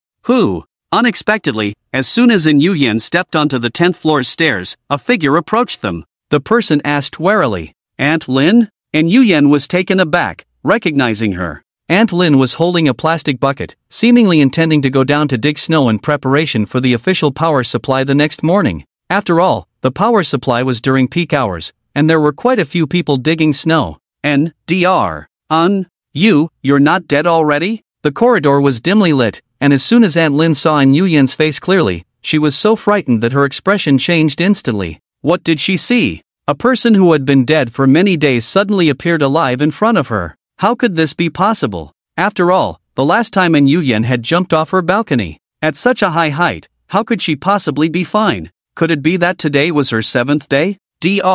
And had come back to claim their lives? A ghost, a ghost. Aunt Lin was so scared that she let out a loud scream, quickly dropping the plastic bucket in her hand and turning to flee to the 11th floor. She was terrified that if she ran even a little slower, she would be caught by the ghost in front of her. Ghost? Where's the ghost? And Yuyan was also startled by the sudden shout. Just as she was about to explain, Aunt Lin tripped on the steps in the dimly lit corridor, slipped, and fell backward. Thud, a dull sound echoed. Aunt Lin rolled down the steps. Perhaps due to the impact on the back of her head, she lay motionless, directly fainting beside the two of them. Aunt Lin? Luo Chen raised an eyebrow. This fainted person was one of the main culprits involved in persecuting Yuyan last time? It's just as well if she dies, he thought to himself. Just as he was about to continue upstairs, he suddenly noticed Yuyan squatting beside Aunt Lin, seemingly checking her injuries. "You're not thinking of saving her, are you?" Luo Chen said, speechless. Could it be that her professional instincts kicked in, and she subconsciously wanted to save an injured person? "Master, I just want to confirm. Is she really dead?" And Yuyan smiled sweetly. How could she feel any compassion for this enemy who had lured her to their home and conspired with the bearded man to plot against her? After all, she could clearly recall the despair she felt at that time. Even during the early days in the safe house, Yuyan would sometimes wake up in a cold sweat from nightmares, staring blankly while clutching her blanket. It was only later that Luo Chen helped her heal. "I see, so is she really dead?" Luo Chen's frown relaxed as he asked softly. As long as she didn't bring trouble upon herself, it would be fine. Otherwise, he might have to spend some effort to properly teach her a lesson. After the last incident, he believed that Yuyan wouldn't easily let her compassion overflow anymore. "Not yet, master," and Yuyan shook her head. But Aunt Lin hit the most vulnerable part of her head, so she probably has at least a moderate concussion. In a corridor that's below freezing, if we wait a bit longer, she will die from severe hypothermia. Upon hearing this, Luo Chen nodded. It seems she won't wake up anytime soon, so let her slowly die here. By tomorrow morning, Aunt Lynn's frozen, stiff body would likely be discovered by the other residents. Soon, the two arrived at In Yuyen's door. "Master, my room might be a bit messy, please don't mind." And Yuyen shyly opened the door. Speaking of which, it was her first time letting a male into her home. Oh, no, that's not right. Her home was now in Building 9, this was already a thing of the past. "I won't mind," Luo Chen shook his head. Since the room was dim and there was no electricity, the main light source had to rely on a powerful flashlight. Under the bright beam of the flashlight, half the room was illuminated brightly. And Yuyen entered the bedroom, looking at the familiar yet strange room, and a wave of emotion surged in her heart. "This might be the last time I come back here," she thought to herself. Then, Yuyen began to tidy up the things she needed to take with her, which were mostly books and some personal items. There were few books in the bedroom, most of the documents were in another study. At this moment, Luo Chen was surveying the furnishings in the room. "It's quite minimalist," he thought as he looked around. And Yuyen's decor followed a minimalist style, unlike some young girls who decorated their rooms in shades of pink. On the big bed, there were also a few cute animal plush toys. The tip of her nose lightly sniffed a few times, and she could even catch a whiff of the faint, unique fragrance that belonged to him in the room. "Master, I've tidied up everything in the bedroom. Now." "Ha?" And Yuyen turned her head and found Luo Chen looking at her graduation certificate in the display case. There was also a group photo from her doctoral graduation beside it. "Master, are you interested in my past life?" she said, a bit happily. "No. I'm just," Luo Chen replied, then added, "curious about your education." Hearing this, and Yuyen was left puzzled. Wasn't it all written on the diploma? However, after she carefully pondered those words and repeated them a few times in her mind, her pretty face suddenly flushed. "So, master means this," and Yuyen said shyly. Nevertheless, in her room, this felt like a novel experience. It could also bring about a different kind of feeling. It's okay, master," she said bashfully. More than an hour later, Luo Chen and In Yuyen returned to the safe house. They closed the heavy security door. The two took off their polar cold-resistant suits and hung them on a nearby coat rack. "Master, you and Sister-in were gone for a long time," Baya said, dressed in a black and white maid outfit, her golden ponytail swaying as she curiously added, hands behind her back. "Was it really necessary to take so long just to grab a few things?" Moreover, Sister-in looked quite strange. Not only was her complexion rosy, but her legs seemed a bit wobbly as she walked. "Yeah, the roads are hard to navigate at night, so it took longer," Luo Chen smiled and said. As he spoke, he turned to look at the floor-to-ceiling window. Since the sun had lost most of its light and heat, the night was much darker than usual. Without any lighting, it could be said that one couldn't see their hand in front of their face. "All right, Yuyen, come to my room after you wash up," Luo Chen said with a smirk. To be honest, the situation felt a bit like an ancient emperor summoning someone at night. This night felt very long. The next day, Luo Chen didn't get out of bed until 9 o'clock, while In Yuyen was still sound asleep. "Master, breakfast is ready," Li Rou said softly. Today, she was still dressed in her office attire, a fitted skirt paired with high-heeled black stockings, her legs both curvy and long, particularly eye-catching. She always prepared breakfast in advance, fulfilling her duties as a cook to the utmost. "What are they chatting about in the group? It sounds lively," Luo Chen said as he enjoyed his breakfast. He noticed his phone vibrating non-stop with messages and opened the group chat to take a look. At everyone, does everyone know?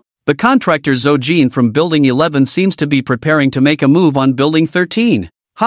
Didn't the people from Building 13, led by Ming, already get wiped out? Ming and his subordinates are dead, but those women are all still alive and well. Building 13 can be said to be a kingdom of women now. Wow, that's even more ruthless than our building. The residents were chatting heatedly. However, due to the sharp decrease in the number of survivors in Building 9, the group chat messages weren't rolling in as frequently as before. There were several seconds between each new message. "Contractor Zhou Jin? He seems to be the leader of Building 11, Luo Chen said, taking a sip of hot tea. However, this had nothing to do with him. As long as the other party didn't bring trouble to his doorstep, he couldn't be bothered with whom they targeted next. In this extreme cold apocalypse, fighting for resources and women was all too common. After reading the messages in the group, Luo Chen put down his phone and noticed In Yuyen rubbing her sleepy eyes, groggily walking out of the master bedroom. "Are you up? The breakfast in the kitchen is still warm, just in time to eat," Li Rou said with a gentle smile.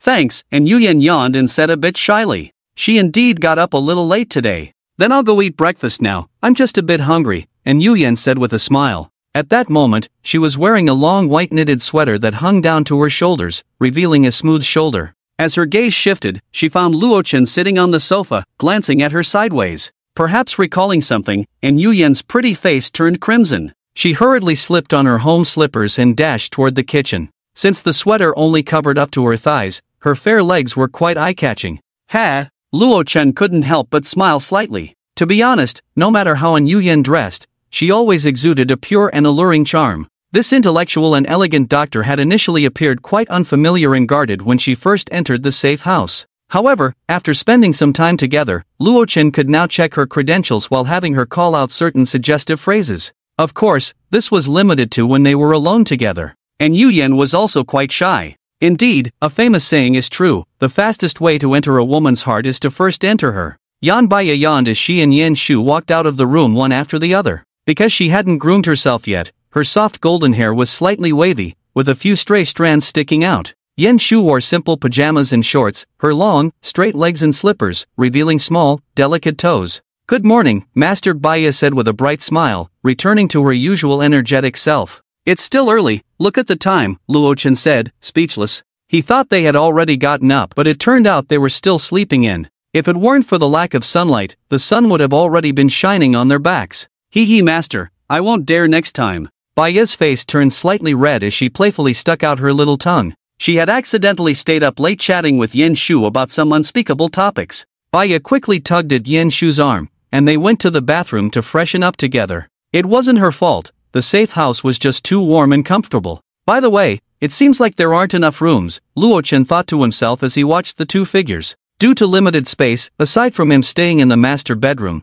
the other women had chosen to share rooms. Besides that, one of the remaining 2 rooms had been converted into a gym, and the other was empty. If they were to bring in a few more goddesses later, they could only accommodate 2 more at most, unless they replaced the double beds in their rooms with triple ones. Why think so much? Luo Chen shook his head with a smile. Clearly, there were no other goddesses yet, and he was already considering so much. It seemed he still had plenty of energy. In front of Building 13. "Ai Yalong, you little flirt, don't think about resisting. Surrender obediently, and when I indulge you later, I can be gentler," Zhou Jin said proudly, his belly protruding. Behind him, dozens of workers holding weapons were grinning and whistling. According to the intel received, the leader of Building 12, Ai Yalong, was currently leading some of her trusted subordinates to Building 13, hoping to reach the remaining survivors in the apartment building before them and bring them under her control. "Who can stand this?" Zhou Jing was the first to stand up in disagreement. "Hee, all the assets left by Boss Ming are mine. No one else can touch them." Zhou Jing grinned. A few shiny gold teeth were immediately exposed to the air. His subordinates were a group of young, rough men, whose minds were filled with food and supplies, with nothing but crude thoughts. But in the know. 11 building he ruled, the residents were mostly single men. There were pitifully few women. With their vigorous energy unable to be released, most of the younger brothers had somewhat irritable tempers, almost ready to start something. Just in time, Boss Ming died. The women left behind in the know. 13 building, which had no owner, became the targets for Zhou Jing and his group. They had to be snatched away as tools for release. This way, not only could the problem of the know. 11 buildings' male dominance and female scarcity be solved, but it could also satisfy the needs of his subordinates and solidify his position as the boss. It was truly killing 3 birds with 1 stone. If we don't get some women over here soon, these guys might plot to usurp my position. Zhou Jing smiled on the surface. But inside, he was thinking dark thoughts. However, it didn't matter. As long as he swallowed up the no. 13 building and let his subordinates vent their frustrations on those women, he could grasp their lifeline, and all problems would be easily resolved. And that woman, Ai Yaron, shouldn't think she can escape. Zhou Jing squeezed the beads in his hand. A greedy look surfaced on his plump face. At this moment, inside the no. 12 building. Yaron, don't worry. With me here, those guys outside won't be able to touch a hair on your head. Chang Yingwei patted his sturdy chest and assured her. He was a personal trainer at a gym, but now, in front of the woman he admired, he was doing his best to prove his loyalty. Young man, do you think you can call her your own? I advise you to recognize your own identity and stop dreaming about things you can't have. Chi Guohui said arrogantly, looking quite old-fashioned. Competing for a woman with him, a vice president of a media company? Do you think you're worthy? What Mr. Chi said is right. You should take a look at your meager salary. How could Sister Rong possibly look at you? Several sycophants nearby eagerly echoed his words. Damn it, do you want to die? Chang Yingwei angrily raised his fist. Before the apocalypse, money was everything. Facing Chi Guowei, a vice president of a certain company, he might have felt some trepidation, but now it was the extreme cold apocalypse. Fists were the real power. Seeing the two start arguing again, the dozens of subordinates holding machetes nearby exchanged helpless glances. It was all because of their sister Rong's charm. The two second-in-commands were constantly fighting over her. All right, stop arguing, Aya Rong said in a sweet, teasing tone. Despite the harsh environment, her lips were still coated with light pink rose lipstick, and a hint of a provocative smile lingered in her eyes. Watching the two in front of her fight over her, she appeared to be mediating, but inside, she felt quite pleased. After all, as the secretary of a certain well-known state-owned enterprise's president, she was best at playing with men's hearts. Outside, Zhou Jing and his group were still clamoring. However, Ai Yarong and her subordinates were not particularly flustered. After all, while the combat power of their No. 12 building was not as strong as Zhou Jing's group of brutes, both sides understood that the main goal this time was the ownership of the No. 13 building. It was not about a fight between the two groups. Even if Zhou Jing, relying on his numerical and combat strength advantage, successfully defeated Ai Yarong's side, it would undoubtedly be a case of hurting 1,000 enemies while losing 800 of his own. Therefore, when reinforcements from the other half of the No. 12 building arrived and successfully took Ai Yarong and her group away, this tense conflict came to an end. On the way back, Ai Yelong couldn't help but sigh inwardly. Zhou Jin, that contractor, acts too quickly. I haven't even met with the survivors of Building 12 before he forcibly stopped me. If Building 13 is swallowed by Zhou Jin, then the next target will definitely be their Building 12. Because in this community, there are only 13 apartment buildings in total, and with Boss Ming already dead, the balance of power has been broken. With one of the three removed, there can only be one winner in the end. But how can we defeat Zhou Jin and his gang? Ai Yelong frowned. Obsessed with power, she absolutely did not want to lose her current position and become a plaything of that fat-headed contractor Zhou Jin. In terms of strength, physical power, and bloodlust, the people of Building 12 simply cannot compare to the group of brutes under Zhou Jin. Thus, if they want to avoid being swallowed by the other side, it seems there is only one path left to take. Seek outside help. Luo Chen. A name suddenly surfaced in Ai Yalong's mind. Yesterday, the bloody storm Luo Chen stirred up in the community was something she, as the leader of Building 12, was very aware of. With his own strength, he annihilated the entire force of Boss Ming's building. Relying on a submachine gun, he could almost ignore everything and walk through the community with impunity. If I could pull Luo Chen over. A spark of excitement ignited in Ai Yalong's eyes. Wouldn't that mean she could rule the entire community? Moreover, dealing with men like Luo Chen was something Ai Yalong excelled at. Surely she could find an opportunity to get close to him in the future. And then, make him bow down at my feet. In front of the floor-to-ceiling window, Luo Chen gazed at the snowy scene outside, quietly pondering. Although the snow has stopped now, I can't let my guard down, he thought to himself. At this moment, it was indeed a great opportunity to go out and scavenge for supplies. After all, if heavy snow started again, he wouldn't be able to go out then. Just right. When he went out yesterday, he had successfully enhanced his spatial ability a bit. This was a significant discovery. I think I can find another large shopping mall or a gas station to scavenge a bit. This way, I can study the specific requirements for upgrading my spatial ability. Luo Chen stroked his chin in thought. Because he discovered that upgrading his spatial ability wasn't just about randomly stuffing things inside. At least, collecting the snow outside was useless. On the way back from the mall, Luo Chen had tried to collect quite a bit of snow, but the space showed no reaction at all. Does it have to be man-made, or are there other requirements? Luo Chen thought for a long time but couldn't come up with anything, so he gave up. Rather than just thinking about it, it would be better to take some time to go out. Butler, pull up the map of Qingshui City Center, he said. Yes, master. The butler responded promptly. The offline map was quickly displayed in full on the large screen in the living room. If we take the community as the center, the nearest large supermarket is Yonghui Supermarket? Luo Chen raised an eyebrow. He had been to this large supermarket several times before the apocalypse, and the supplies there were quite abundant, especially in terms of fresh fruits and vegetables. It could be said that it was not inferior to the other large supermarkets. Speaking of which, my alma mater is also nearby. Luo Chen glanced at the map and couldn't help but shake his head and smile. After graduating, it seemed he hadn't returned since. I wonder how the school is doing. It seems like classes were still in session after the extreme cold apocalypse hit. Luo Chen thought. How about this? After scavenging for supplies, should he go take a look? Just as he was deep in thought, Baya, with a sandwich in her mouth, leaned over curiously to look at the large screen in the living room. When she saw that the screen displayed a map of Qingshui City, her beautiful eyes widened in surprise, and a look of joy appeared on her delicate face. After all, Luo Chen wouldn't be looking at a map for no reason, right? From what Baya knew about her master, she was quite certain that since he had opened this thing, it meant he was planning the next outing. Not to mention, the center point of the map was showing Yonghui Supermarket. It seemed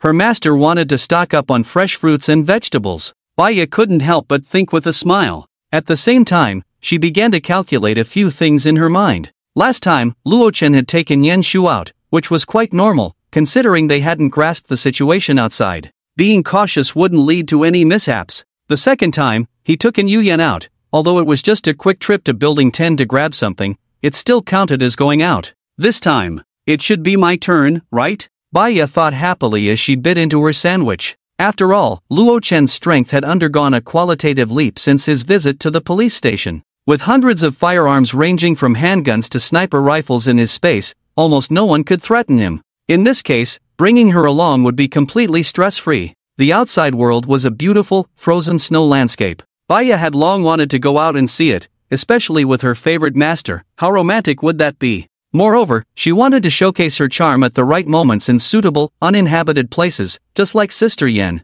And then, wild adventures. Just thinking about it was thrilling. Baya's beautiful eyes sparkled with anticipation as she said, "Master, are you going out again? Can you take me with you this time?" No. Luo Chen rejected her without a second thought. Why would he want to visit his alma mater? Wasn't it just to see the lovely junior sisters? Oh no, to reminisce about the good old days on campus? If he brought Baya along, wouldn't that hinder his enjoyment of the beautiful scenery? Oh no, hinder his appreciation of the campus culture? So, this time he wasn't planning to take anyone with him. Yan Shu would stay in the safe house to keep watch, and he would leave a few firearms behind, just in case something like the home invasion incident with Su Ling happened again. What? Master is going out again? Hearing Luo Chen say he was preparing to go out, Li Ro and the others were shocked. It seemed like only a day had passed since they raided the police station for firearms. Why was he in such a hurry to go out again? Why not stay in the safe house for a few days and rest? After all, it was currently minus 60 or 70 degrees outside.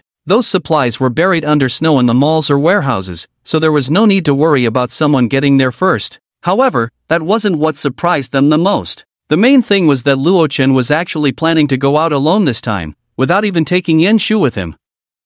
After all, although I have quite a few supplies in my space, if there are more people in the future, the demand will definitely increase accordingly, Luo Chen explained with a smile as he looked at the girl's wide eyes. With more people, not only would everyone's tastes differ, but they also couldn't keep eating the same food repeatedly. It was best to stock up on a variety of different types of food in the space. The quality of life had to be ensured, and the standards had to be raised. Moreover, large supermarkets like Yonghui and Walmart were also Luo Chen's favorite places to raid. Their supply areas were well-defined, fruits and vegetables, baking, deli, beverages. He wouldn't even have to sort them out himself when he put them in the space. In the future? With more people? Upon hearing this, the girl's cherry lips opened wide in surprise. What did this mean? Could it be that Luo Chen is not satisfied with just a few of them and will continue to bring in more sisters in the future? Although the women were already mentally prepared, hearing it directly from Luo Chen's mouth still inevitably stirred up some jealousy. With more women around, the love he poured into them would be divided. Master, I think it would be better if I could go out too, Yan Shu said, pursing her cherry lips. After all, once they stepped outside, they would inevitably have to deal with other survivors. Having one more person would reduce the risk. Moreover, if she acted together with him, there would be another benefit. When Luo Chen had needs, she could address them immediately. No need to say more, my mind is made up. No matter how the women pleaded, Luo Chen remained very firm. He was enough on his own. The many firearms in the space were not toys. Ordinary survivors, no matter how many there were, could never pose a threat to him. Seeing this, the women felt somewhat disheartened. However, they could not ignore Luo Chen's words, so they said no more. Take this submachine gun, and I'll leave you 5 magazines. Remember to keep it safe, don't let Baya and the others touch it, especially in Yu Yan, Luo Chen instructed. As he spoke, he took out several magazines from the space and handed them to Yan Shu. He could only feel at ease if she kept them. Otherwise, if it were someone else, they might accidentally discharge the gun. Before leaving, Luo Chen also spent some time tenderly with the women. Then, amidst their reluctant gazes, he opened the safety door and walked out. As Luo Chen descended the stairs, he felt his legs were still a bit weak. For some reason, the women had put in tremendous effort this time, almost leaving him behind in the safe house. Once outside the building, he found a secluded corner, released the snowmobile from the space, and drove straight towards the community gate. During this time, he was naturally spotted by the residents in the surrounding buildings. Look, Luo Chen is going out again. Is that a snowmobile? So cool. I'm so envious of Luo Chen, he can move freely outside, and supplies are practically at his fingertips. The residents discussed enviously. If only they could have such a miraculous snowmobile, they would never have to worry about food again. In Building 11, Zhou Jin, behind the glass, also saw this scene. His small eyes narrowed, greedily fixated on Luo Chen's back, lost in thought for a long time. It would be a lie to say he wasn't coveting the snowmobile. However, due to Luo Chen's strength, Zhou Jin only dared to hide far away in the building, not daring to make any small moves. Bringing people to rob? That would be courting death. Even if 100 people surrounded him, in the face of firearms and bullets, they would merely be live targets. Ignoring the gazes of the residents, Luo Chen mounted the snowmobile and sped towards the Yonghui supermarket. Although the snow was 10 meters deep, with some buildings, vehicles, and shops completely buried, relying on the memories in his mind and the landmark buildings from the high rises, Luo Chen avoided the risk of getting lost. In fact, he didn't even need to look at a map. Plus, with the outside world covered in a blanket of white snow, it seemed there was nothing else to see, so there was no need to worry about traffic jams.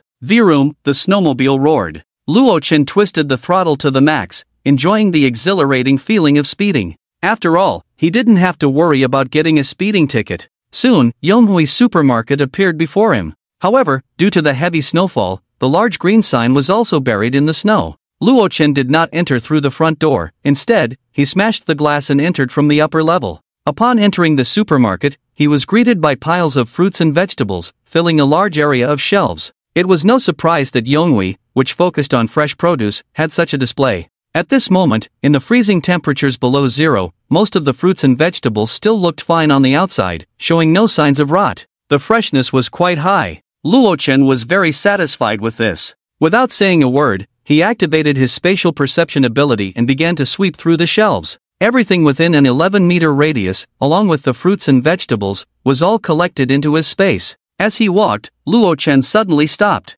He noticed a man at the corner ahead, continuously enjoying the fruits on the shelves. Eating was one thing, but whether it was apples, bananas, or dragon fruits, he only took a few bites before tossing them to the ground and reaching for the next one. The ground was littered with wasted fruits. What a waste! Luo Chen couldn't help but be shocked. Even though he possessed infinite space, storing enough food to last a lifetime, he had never wasted like this guy. Just taking a small bite of an apple and throwing it away. If Steve Jobs were here, he would probably compliment him, saying he bit it just like the Apple logo, with a similarity of 99%. Did he know what people outside were going through for just a few bites of food? They were risking their lives. Indeed, Luo Chen shook his head. Before the apocalypse, it was all about the starting point. If you were born well, your birth was your endpoint. But after the apocalypse, everyone was fighting for their stronghold. Being trapped in a place like Yonghui supermarket meant you didn't have to worry about food and drink, which put you ahead of 99% of people.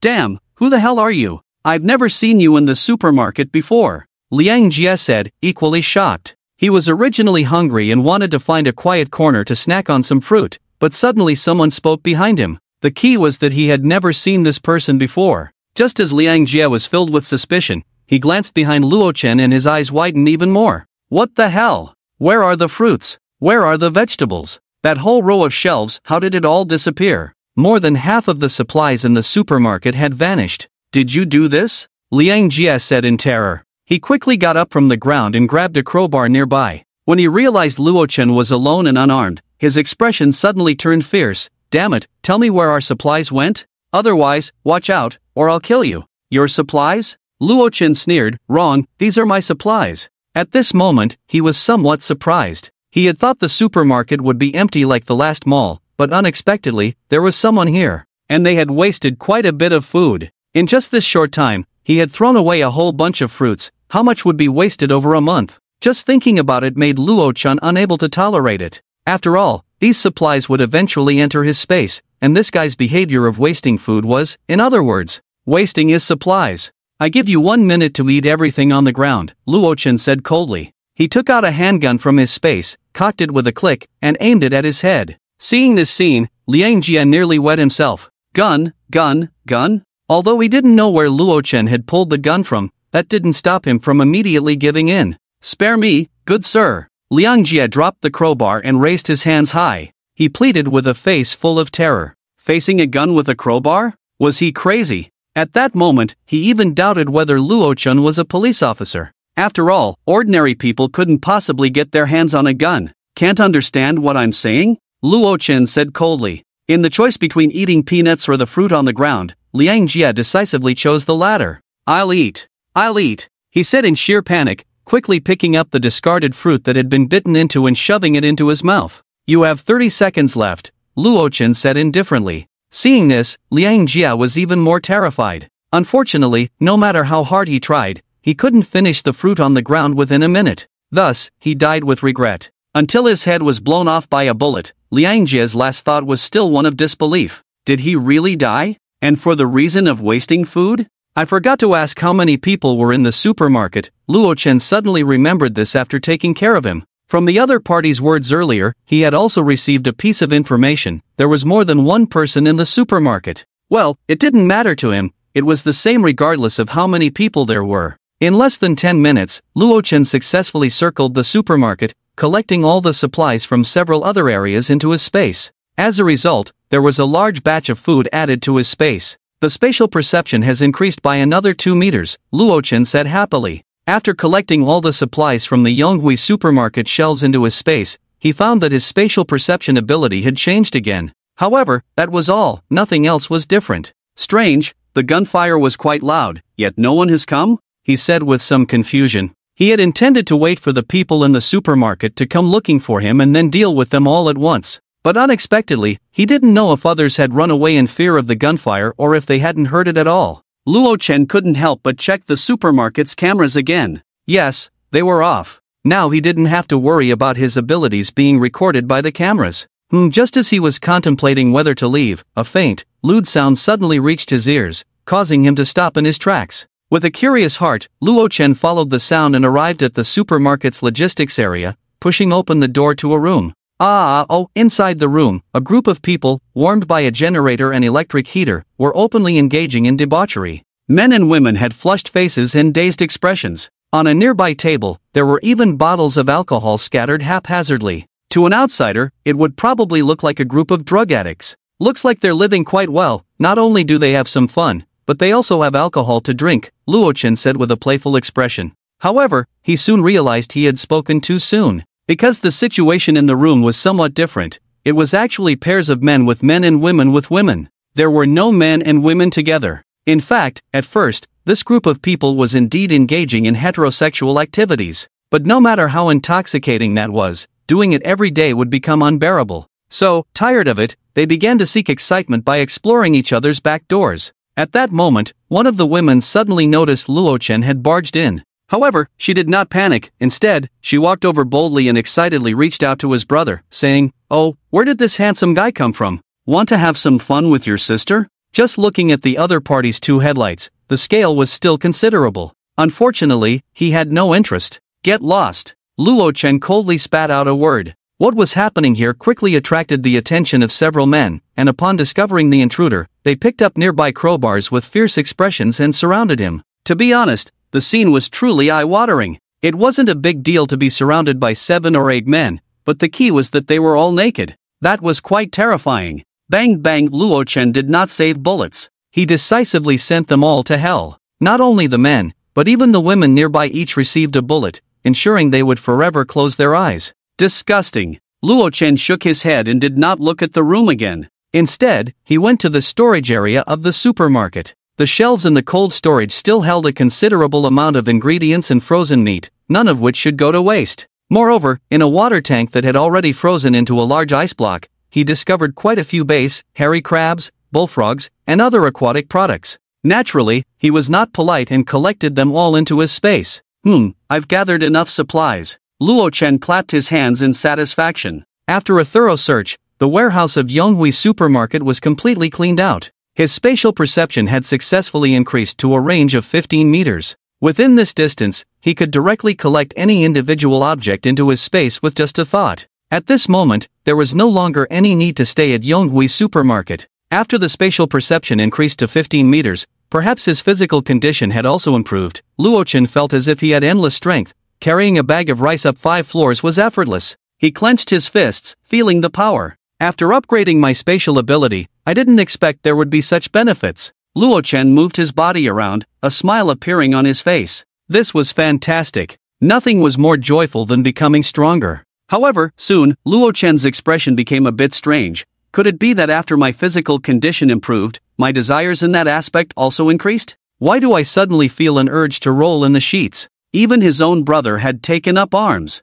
Suddenly, a thought surged into his mind. The girls in that room earlier should still be warm. Maybe I can take advantage of. Stop, what am I thinking? Luochen quickly shook his head, dispelling this outrageous idea. One shouldn't. At least, one shouldn't. He certainly did not have any bizarre tastes. To suppress the impulse in his heart, Luochen went outside the supermarket and took out a snowmobile from his space. Virun, sitting on it, he floored the throttle. The snowmobile shot out like an arrow. Luochen let out a long breath. The cold wind blowing against him dissipated much of the impulse in his heart. The supplies from Yonghui supermarket had been completely scavenged, and the next destination was the university campus. There should be quite a few pretty girls on campus, Luochen thought to himself. That would be great. Perhaps he could find a campus beauty to help satisfy his needs. Since I'm already here, why not go to the university and pick up a campus beauty before leaving? His eyes brightened. In his previous life, when Luochen was still in college, he had always been envious of some campus beauties and department flowers. However, since Luochen was not a wealthy tycoon, he, like others, lacked the courage to pursue them. He could only watch as the proud campus beauty entered a luxury car with those rich second-generation heirs. He could only silently envy with the other male classmates around him. But now it was different. With his infinite space and the hundreds of billions of resources within, wouldn't it be easy to lure a campus beauty over? Perhaps just offering a bit of food would make her eager to pull him into bed. This could be a way to fulfill my wish from my past life of never having dated a campus beauty. Luochen smirked. Just before the apocalypse, he had heard quite a few rumors in the class group about the younger female students in the following years, each one more charming than the last. Moreover, this year seemed to have a very famous Ice Queen campus beauty, who was so stunning that she was revered by countless people as the goddess of their dreams. The speed of the snowmobile increased again. In the high-rise buildings, many survivors appeared behind the glass. They were, of course, attracted by the noise made by the snowmobiles speeding below. However, before they could excitedly open the windows to call out, Luochen's figure had already vanished from sight. Qingshui Transportation University. Outside the campus, Luochen had already stored the snowmobile in his space and stood in the snow, looking puzzled. If I remember correctly, this should be the university gate, right? The snow is so thick that the walls are buried beneath it, he said helplessly. If it weren't for the memories in his mind, Luochen might not even recognize his alma mater. The grand gate, the walls, even the security booth had all disappeared from view. The vast expanse of white snow stretched all the way to the front of the teaching building. The floors below the third level were completely covered in snow. From a distance, it looked desolate. The campus seemed to consist only of snow and buildings. However, Luochen understood that in the extreme cold weather of -60 to 70 degrees Celsius, of course, no one would be running outside. The survivors were probably all hiding inside the buildings. Luochen trudged through the soft snow, stepping deep and shallow as he made his way into the university. Leaving the snowmobile behind, he truly realized just how difficult it was to walk through this snow that was at least 10 meters deep. With one step, his knees sank in. It took Luochen a long time to finally reach the front of the teaching building. Fortunately, he was wearing a high-tech polar anti-cold suit, so he didn't have to worry about the extreme cold. Stop! Who are you? A voice shouted. Luochen looked ahead and saw 5 figures in thick down jackets climbing out of the third-floor window of the teaching building. 3 of them were holding baseball bats, looking like a bunch of punks. The other 2, standing behind them, looked like university students. They weren't holding bats but had bows and arrows in their hands. They carried a quiver on their backs. Luochen couldn't help but squint his eyes, becoming alert in his heart. Although he had already put on a bulletproof vest scavenged from the police station's armory before setting out, it would still be bad if his head or limbs were hit by arrows. Me? I'm just a passing traveler, Luochen shrugged. It was obvious that this statement did not convince the few people in front of him. A traveler? Nonsense. Anger flashed across their faces, as if they had determined that Luo Chen was just trying to make fun of them. They didn't even consider the current situation. This was an extreme cold apocalypse with temperatures below -60 to 70 degrees Celsius. People were frozen solid, and he was still talking about traveling. This is the territory of Qingshui Transportation University. We do not welcome strangers. Please leave. One of the men with a bow and arrow said, Su Yuan, why are you being polite to this guy? A man holding a baseball bat cursed loudly. Hey, get the hell out of here. Otherwise, don't blame us for being rude. Oh, and leave your backpack before you go. The man greedily eyed the bulging backpack behind him. It must be filled with a lot of good food. Oh, you want my backpack? Luo Chen couldn't help but sneer. The backpack behind him was prepared to conceal his spatial abilities in certain situations. It didn't contain much, just a few bottles of water and some bread. Faced with the threat, he looked at the man with disdain and spoke mockingly, I'm sorry to tell you, but I won't hand over my backpack, and I'm going in. The thug immediately got angry. Damn it, one person against 5 of us, and you still dare to be so arrogant. I'll break your legs and make you crawl out of here. He picked up the baseball bat and swaggered over. But halfway there, seeing Luo Chen still standing there with a mocking expression, unmoving, the thug suddenly lost his nerve. Hey, what are you guys waiting for? Go together. Let's go, we'll join in. Let's kill this guy. The other 2 men with baseball bats, after a moment of hesitation, rushed to help. The 3 surrounded Luo Chen, sneering as they weighed their hard bats in their hands. Ha! The first thug shouted and raised his bat. A mere trick, Luo Chen said lightly. At the moment the bat came crashing down, he simply sidestepped and avoided it. To him, the opponent's movements were just too slow. Seizing the opportunity, he struck decisively. Luo Chen grabbed the thug's wrist and twisted it hard. A sharp crack echoed in everyone's ears as the bone broke. The thug's face contorted in pain as he looked at his broken wrist, the exposed white bone nearly making him faint. Luo Chen didn't give him a chance to scream again. He snatched the baseball bat and swung it directly at the thug's face, the tremendous force caving in half of his face. Nyozi Gu. The other 2 looked terrified, immediately feeling the urge to retreat. Bang! While they were stunned, Luo Chen didn't waste any time. He lunged forward, closing the distance, and then swung the bat heavily against one of their faces, sending him straight to hell with Nyozi Gu. The remaining thug dropped his bat and tried to run. The enemy's strength was just too terrifying, and he couldn't muster the courage to resist. With a thud, he fell back, his eyes rolling as he collapsed into the snow. Hiss, my strength now is at least more than double what it was before. Luo Chen gasped. He then tossed the bloodied and slightly deformed baseball bat into the snow. This result was indeed a bit unexpected for him. What are you? The 2 remaining boys with bows and arrows trembled in fear. In just half a minute, 3 of their companions armed with baseball bats had been easily taken down by Luo Chen, who was unarmed. How could they not be scared? Shoot him dead. Right, we have bows and arrows, he can't get close. The 2 seemed to have come to their senses. They quickly drew an arrow from the quiver behind them, pulled back their bows, and aimed at Luo Chen's chest. If you take an arrow, no matter how strong you are, you'll die. They sneered. Whoosh whoosh, 2 sounds of arrows slicing through the air came. The sharp arrows shot straight at Luo Chen. Just use the blast shield to block it.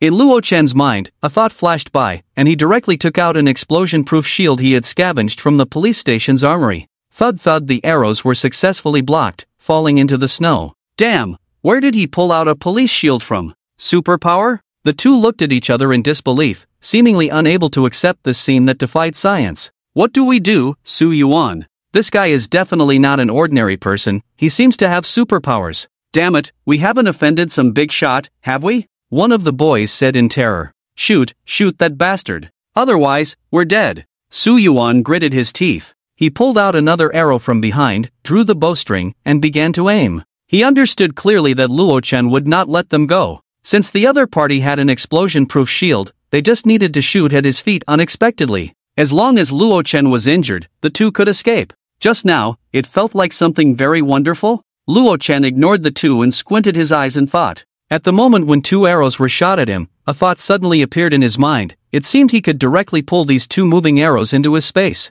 What an opportunity! Shoot his feet together. Su Yuan and his companions seized the chance, drawing their bows to shoot at Luo Chen's feet. The arrows flew out. Seeing Luo Chen seemingly lost in thought, a smug look appeared on their faces. Still daring to daze? You're finished. Whoosh whoosh, now, collect them for me. A flash of brilliance appeared in Luo Chen's eyes. The 2 arrows shot at him seemed to enter another space in an instant, disappearing without a trace right before their eyes. It really works! Luo Chen exclaimed in surprise. He had only wanted to give it a try, but he didn't expect he could actually pull moving objects into his space. Damn! This guy can not only pull out a shield out of thin air but also make arrows disappear. Su Yuan said in shock. Run, let's run! His companion said in fear, completely lacking the courage to resist. They should escape as far as they could. The two turned and fled towards the teaching building. Want to escape? Did you ask me first? Luo Chen sneered. He directly took out a more powerful crossbow arrow from his space and aimed at one person's back before pulling the trigger.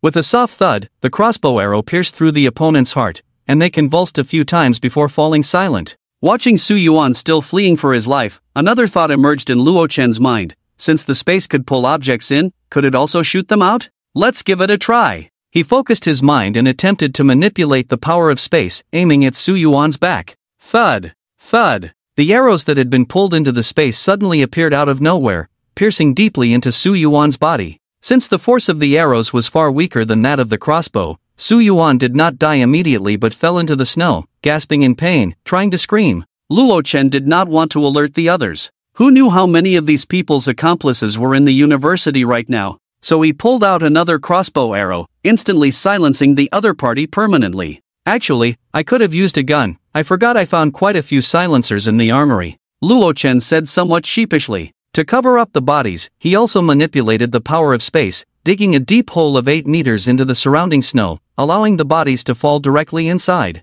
Then he filled the snow back in. Thus, the traces of Su Yuan and the others' deaths were perfectly concealed. Unless you dig 3 feet into the ground, no one will discover anything unusual. It's resolved, Luo Chen said, clapping his hands. He had actually wanted to extract more information from the other party before they died. But it didn't matter, he could always find someone to ask later. However, what delighted Luo Chen the most at that moment was the breakthrough in his spatial abilities. Now, he could not only directly absorb arrows within his spatial perception but could even relaunch them. This was incredibly powerful. Originally, Luo Chen had been worried about how to deal with those who wielded bows or even guns in the future. But now, that concern was gone. If he could absorb arrows, bullets would likely be no problem either. Even if I encounter a group of armed enemies, I need not fear. Once I open my spatial domain, wouldn't I be invincible? Luo Chen thought to himself, casually naming his new technique. Spatial domain. After absorbing bullets into the space, he could even return them to the opponent. How fitting. It was simply invincible in both offense and defense. In the future, as my spatial abilities continue to upgrade, perhaps there will be even more techniques, Luo Chen couldn't help but think. Grabbing the window ledge, he flipped himself directly into the teaching building. Upon entering, he was greeted by rows of classrooms and desks. Looking at this familiar scene, Luo Chen couldn't help but smile slightly, feeling a wave of nostalgia. What impressed me most about university wasn't the daily studies or the gaming in the dorms, but those beautiful girls on the street wearing black or white stockings, or even showing off their thighs. He sighed. That truly was a beautiful sight. Unfortunately, it was no longer visible now. In the extreme cold of -60 or 70 degrees Celsius, let alone showing their thighs, the girls would rather wrap themselves up like dumplings. Luo Chen had intended to find a few lone survivors to ask about the current situation at the university and the rumored stunning campus beauty. Unfortunately, after searching for a while, he hadn't seen a single person. It seemed that apart from those few guys earlier, there was no one else in the teaching building. The building was not small. If he relied solely on walking to find people, the efficiency would be too low. Luo Chen suddenly had a bright idea. Perhaps I can try using spatial perception. You see, his spatial perception had now increased to a distance of 15 meters. It was like a radar. Within this range, if there were any survivors, they would not escape Luo Chen's perception. No one upstairs, no one on this floor. Luo Chen suddenly paused. Wait, it seems like there are people in the classroom on the first floor. Strange. The heavy snow had already submerged everything below the 3rd floor of the building. Logically, the classroom on the first floor should be completely dark now. So what were those two doing down there? Wan Good, don't be so impatient. Wait until the fire is a bit stronger before I take off my clothes. It's so cold right now. A girl with a decent appearance said in a spoiled tone. Her down jacket had already been tossed aside, revealing her curvy figure wrapped in a black sweater. Du Xin was the campus beauty of the media department. Under the pressure from her boyfriend, she finally mustered the courage to wash herself clean in the dormitory with plenty of hot water. Then the two found this empty classroom, preparing to seek some excitement. After all, the classrooms on the first floor had been submerged in snow, and there were plenty of desks and chairs to burn for warmth. The windows of the classroom were all sealed with snow, effectively creating an insulation layer, similar to an igloo. At that moment, despite the darkness inside, the temperature was actually higher than in the upper classrooms. XIN, I can't wait any longer. Let's not waste time, moving around will warm us up. Otherwise, Su Yuan and the others will be back soon. Wan Yungang couldn't wait to start unbuttoning his pants, not wanting to delay for even a moment. He had finally managed to send those troublesome guys, Su Yuan and his crew, away. What if they stumbled upon him halfway through? Not to mention, he had contributed quite a bit of food just to win over Du Xin. Alright, Du Xin side. In truth, she was not satisfied with her boyfriend, Wan Yungang, at all. According to her standards for a partner, her other half should at least be a successful and handsome man. But now, everyone was stuck in this harsh environment of extreme cold and heavy snow, and with their stomachs not even full, there was no room for such demands. Du Xin certainly didn't want to starve to death before the snow disaster passed. The key point was that Wan Yungang was working under the young Master Kong. Who was Kong Xiao? He was the leader of the strongest faction in the university, someone whose words carried more weight than those of the leaders and teachers. More than half of the cafeteria supplies were under his control. Not to mention, his family background was incredibly deep. He was the son of the richest man in Qingshui City. Although everyone was trapped in the school, Kong Chang had over 20 strong bodyguards at his side, always on standby. With the help of these bodyguards, Kong Chang had gathered hundreds of people, directly challenging the original school administrators. And Wan Yungang was the captain of Su Yuan's small team, relying on his minor official position to bring in a bit more food each day to share with Du Xin. It was precisely for this reason that Du Xin had submitted to him. Be good, don't be nervous, I'll be gentler. Wan Yungang had no idea what she was thinking. All he knew was that he could finally take this department beauty's first time. After more than a week of effort, he was finally about to reap the rewards. Just then, the classroom door swung open. In the astonished gaze of Du Xin and Wan Yungang, Luo Chen walked in with a smile. Oh, busy, huh? He casually closed the door, his face flickering in the firelight. Why not share the joy? Add me to the fun? Luo Chen's gaze inevitably swept over Du Xin, who was sitting at the desk, her clothes half undone. One couldn't help but say that college students always exuded a vitality called youth. Looking at her fair skin and long legs wrapped in black stockings, Luo Chen felt the impulse that had just been suppressed rising again. Damn it, where did you pop up from? Who's your boss? Wan Yungang said angrily. He had just been ready to taste Du Xion's sweetness when someone interrupted him midway. How could that not make him furious? Wan Yungang decided that as long as Luo Chen wasn't one of Kong Xiao's men, he would definitely take him down. I'm not interested in being someone else's little brother, Luo Chen said indifferently. It seemed his guess was correct. The survivors in the university had already divided into their own factions. And this guy had mentioned Su Yuan's name, so it seemed he was with those earlier guys. Having no boss and still being so arrogant, coming to ruin my good time? You're really asking for it. Wan Yungang's face turned fierce upon hearing this. Being a lackey under Kong Xiao had the biggest advantage of status, making them superior to ordinary students. So they acted without restraint. Beating someone to disability or forcing female classmates was just a daily routine. Wan Yungang didn't force Du Xin because he wanted to win her heart completely. After all, he had admired her long before the snow disaster. Kid, you're done for. I'm going to take you down today. Wan Yungang picked up a baseball bat and walked towards Luo Chen with a cold smile. In his eyes, Luo Chen was empty-handed. While he not only was an athlete but also had a weapon in hand, the other party was simply no match for him. As long as he swung the bat down, he was sure to knock him out cold. Crack! Luo Chen pulled out his handgun and instantly chambered a round. Then he aimed the dark muzzle at him and said with a playful expression, "Don't move, this gun is prone to misfire." With the gun pointed at his head, and at such a close distance, Wan Yungang's baseball bat fell to the ground with a thud, his face turning pale, and his body began to tremble uncontrollably. This damn thing seems to be a real gun. Cold sweat instantly soaked Wan Yungang's back. In this situation, with the enemy's identity unknown and being in a remote classroom buried in snow, he certainly didn't want to test the authenticity of the gun with his life. "Big brother, spare me," he pleaded, trembling. It was the first time in his life he had a gun pointed at him. Under the flickering light of the fire burning in the classroom, Luo Chen's face took on a hint of coldness, as if he were a killer stepping out of a movie. It is known that once a person has killed, a thing called killing intent begins to emanate from them. Luo Chen had already slaughtered several buildings' residents, and the lives he had taken were countless. Those cold eyes, with just a slight sweep, made the two feel as if they were being targeted by death itself. The atmosphere in the dim classroom dropped to freezing point. Even Du Xian, sitting at the desk in her down jacket, with only a layer of black stockings on her legs,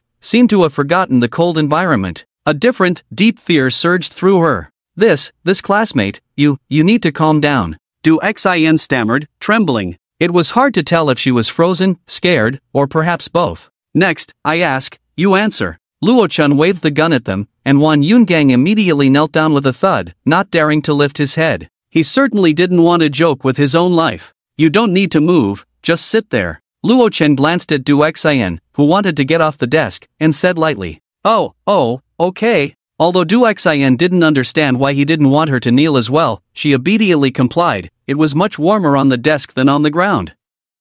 What she didn't know was that due to the angle, the view under her skirt was completely exposed. Although the firelight wasn't that bright, it had its own charm. Do you know the one outside named Su Yuan? What's the situation on campus now? Luo Chen held the handgun high, looking down at the kneeling Wan Yungang. Yes, I know him.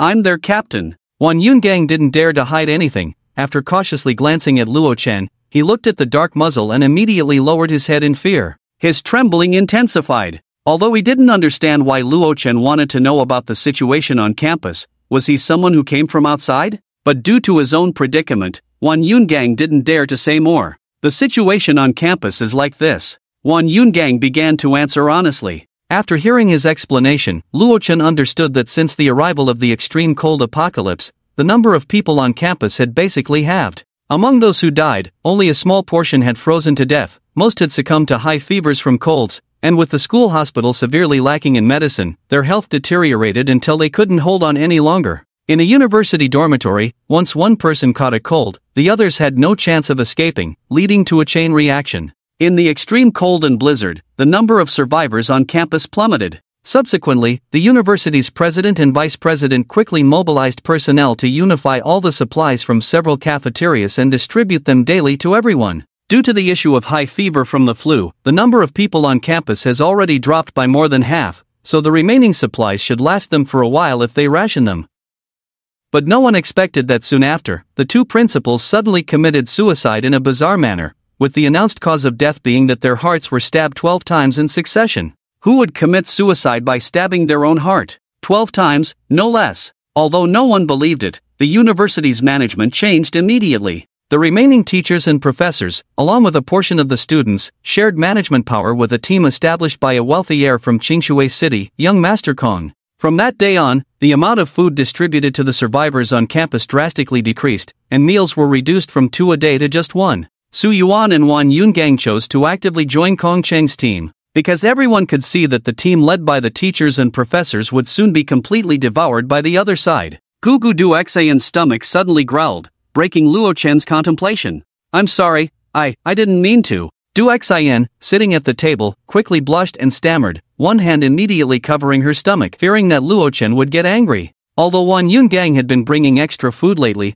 they were both eating dry and hard cold buns, and could only manage 1 or 2 a day. Their stomachs were never full. Young Master Kong, who monopolized the cafeteria supplies, along with his bodyguards, feasted daily, leaving the suffering to those at the bottom. There were even worse classmates who had their small daily rations snatched away by others. Hungry? Luo Chen couldn't help but smirk, his gaze sweeping over Du Xian's long black stockings. Instantly, Du Xian's face flushed, and she couldn't help but press her legs tightly together, lowering her head. Eat? In the shocked eyes of the two, Luo Chen unbuckled his backpack, then pulled out a golden brown roast chicken and placed it on the table. To their astonishment, the roast chicken was still steaming. This made Du Xian and Wan Yunggang's throats roll, their mouths watering uncontrollably, their eyes nearly glowing with greed. A roast chicken? This was a delicacy that only their boss, young Master Kong, was qualified to eat. In this environment where food was scarce and more precious than gold, the two were left in shock, completely unaware of where Luo Chen had gotten it from.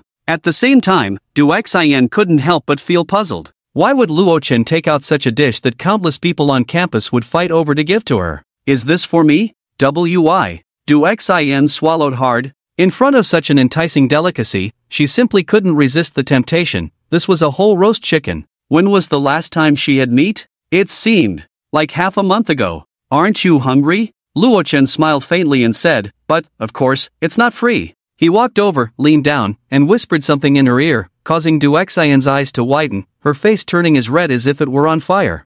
That's not good. My boyfriend is right here.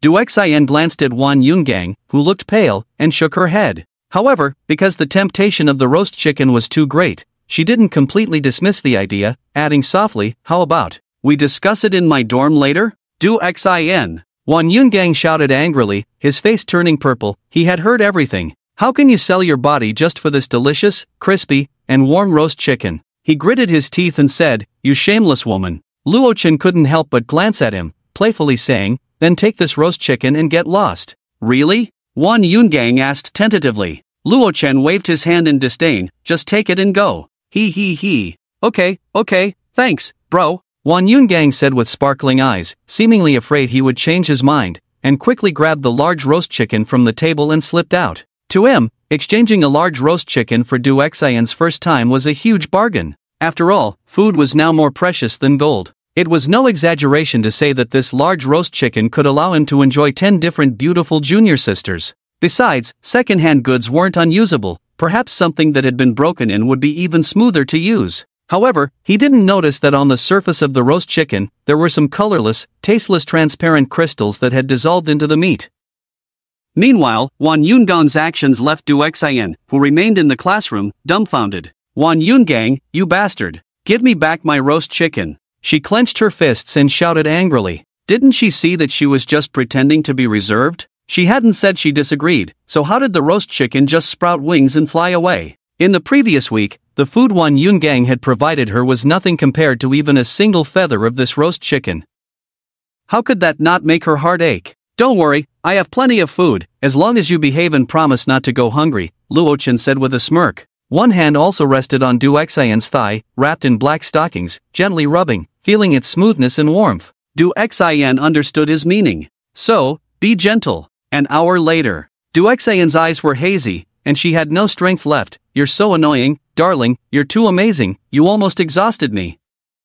She hadn't expected that Luo Chen was not only handsome but also incredibly skilled in that aspect, giving her an unprecedented pleasure. Luo Chen took his time getting dressed. The experience with Du Xian, the flower of the department, was quite good, especially since it was her first time. He had also released all the pent-up impulses he had accumulated before. Although there were desks and chairs in the classroom to keep warm, it still couldn't escape the chill. It was a feeling of being in two extremes. By the way, I want to ask you something. Luo Chen put on his extreme cold-resistant clothing, his gaze surveying the expanse of her fair skin. What is it? Du Xian replied lazily, showing no intention of covering up. I heard that the cool school beauty is quite famous. Do you know her name? Luo Chen looked into her eyes and asked, also, which dormitory building does she live in? Du Xian's expression stiffened, and her face turned ugly. Darling, what do you mean? We just finished, and you're bringing up another woman. Do you think that's appropriate? Luo Chen replied curiously, you said it's over, so why ask if it's appropriate? His initial goal was to pursue the school beauty. His relationship with the current little flower was merely a physical transaction. It was just that she had gotten too deep into the role. Although Du Xian was decent looking, better than most girls, she could barely score around 80 points, hardly qualifying as a goddess. It's important to know that there's a world of difference between 80 and 90 points. Even if one went to the hospital for surgery, piling on technology and hard work to make up for deficiencies, it still wouldn't qualify as a goddess. This is for you. Luo Chen opened his backpack and pulled out a large roast chicken, tossing it onto the desk that had already formed a thin layer of ice. His current behavior suddenly made him feel like one of those scumbags who play with girls and then kick them away. Du Xian's face darkened. She never expected Luo Chen to be so cold, that it was really just a transaction with her. She thought she had latched onto a big leg. However, soon Du Xian replaced her expression with a sweet smile, wrapped her arms around Luo Chen's waist, and said pitifully, oh dear, how heartless you are. But since you say that, she paused for a moment and said in a muffled voice, then I'll tell you, the school beauty you mentioned is named Yang Mengyu, the daughter of the Yang Meng group. That's right, the famous Yang family. Oh, the Yang family? Yang Mengyu. Luo Chen raised an eyebrow, somewhat surprised by this news. The Yang Meng Group is a multinational enterprise in the country, involved in various fields such as electronics, finance, and real estate. Its market value is $150 billion. It is truly a giant family. Clearly, the other party's base is not in Qingshui City, yet the Yang family's daughter is here. How strange. She usually stays in the dormitory, but you can see her in the cafeteria during meal times. Dear, you must think carefully, that big school beauty, Yang Mengyu, is the target of young Master Kong. Du Xian lifted her head, still holding onto his waist, and said, there are people specifically keeping an eye on her. If you dare to have designs on her, that would be opposing young Master Kong. The purpose of her words was to dispel Luo Chen's unrealistic thoughts. No matter how powerful he is, even with a deadly weapon like a handgun, facing hundreds of young Master Kong's henchmen would only lead to one outcome, death. Not to mention, there are bodyguards protecting her closely. You don't need to worry about that, Luo Chen said with a smirk. Young Master Kong? His name is indeed quite loud, but he is a man with infinite space, carrying a mobile arsenal at all times. No matter how many people there are, who could survive in his hail of bullets? By the way, when I was building a safe house for the Shield Group, I seemed to hear Zhao Xiao mention that they had built a doomsday safe house worth $3 billion for a wealthy man a few years ago. And from Zhao Xiao's slip of the tongue, Luo Chen also heard the wealthy man's surname, Yang. That wealthy man and Yang Mengyu, could there be some connection? Luo Chen's expression became strange. However, in Du Xian's eyes, his contemplative look seemed to show concern, and she couldn't help but laugh. So, dear, why not give up on the big school beauty Yang and be with me instead? No matter what position you want, I will cooperate with you. Du Xian tightened her grip around his waist. Compared to that guy Wan Yun, Luo Chen, whether in looks, figure, or his perverse abilities, completely outclassed him in every way. Moreover, Luo Chen not only had plenty of food but also a handgun, which gave her a strong sense of security. She didn't want to miss out on such a high-quality man. Du Xian was very confident in her own body. After all, she was a sought-after beauty in her department. But what she didn't know was that the wristband in Luo Chen's space was only for goddesses. For her, the department flower, a simple transaction was fine, but a romantic relationship was out of the question. After all, in the safe house, which of Yin Shu and Yu Yin, Li Ro, or Baiya wasn't a top-tier goddess? If she knew this, Du Xian would probably be wide-eyed in shock. I've made up my mind, you don't need to say more, Luo Chen said. Alright, since that's the case, I won't persuade you anymore. Du Xian sighed, then suddenly thrust her right hand into his pocket. Before playing poker, she had seen Luo Chen put the gun inside. Ha ha ha. Dear, you can be careless sometimes too. Du Xian gripped the gun tightly, a triumphant smile appearing on her face. Throw the backpack over here immediately, or I'll shoot. You wouldn't want to die by your own gun, would you? She said with a proud expression. The pistol was so easily snatched away that Du Xian couldn't help but show a look of disdain. She had thought Luo Chen was such a formidable man, but now it seemed he was just average. As long as she handed him over to young Master Kong and delivered the pistol as well, Du Xian felt certain that Kong would definitely value her. In fact, she might even become his woman. Stop dawdling, hurry up and do as I say, Du Xian said coldly. Facing the threat, Luo Chen remained calm, as if he didn't care about his own life or death at all. If you want to shoot, then go ahead, he said with a grin. But make it quick, I'm in a hurry. Are you not afraid of dying? Du Xian said in shock. How could someone remain so composed when a gun was pointed at them? A normal person would have probably wet themselves by now. Luo Chen's playful expression even made Du Xian feel a bit flustered. Is there no bullet in the gun? Du Xian's hand holding the gun began to tremble slightly. No, wait. She quickly realized that Luo Chen had threatened Wan Yungang with a gun earlier. If there were no bullets, how could he dare to do that? So Luo Chen wasn't afraid, he was playing a psychological game with her. Once she figured it out, a smug look appeared on her face. Since you want to die so badly, I'll grant your wish. It's a pity, dear, that I still want to experience your strong abilities one more time. Saying this, she unhesitatingly pulled the trigger. Bang! A flurry of shiny paper scraps flew through the air.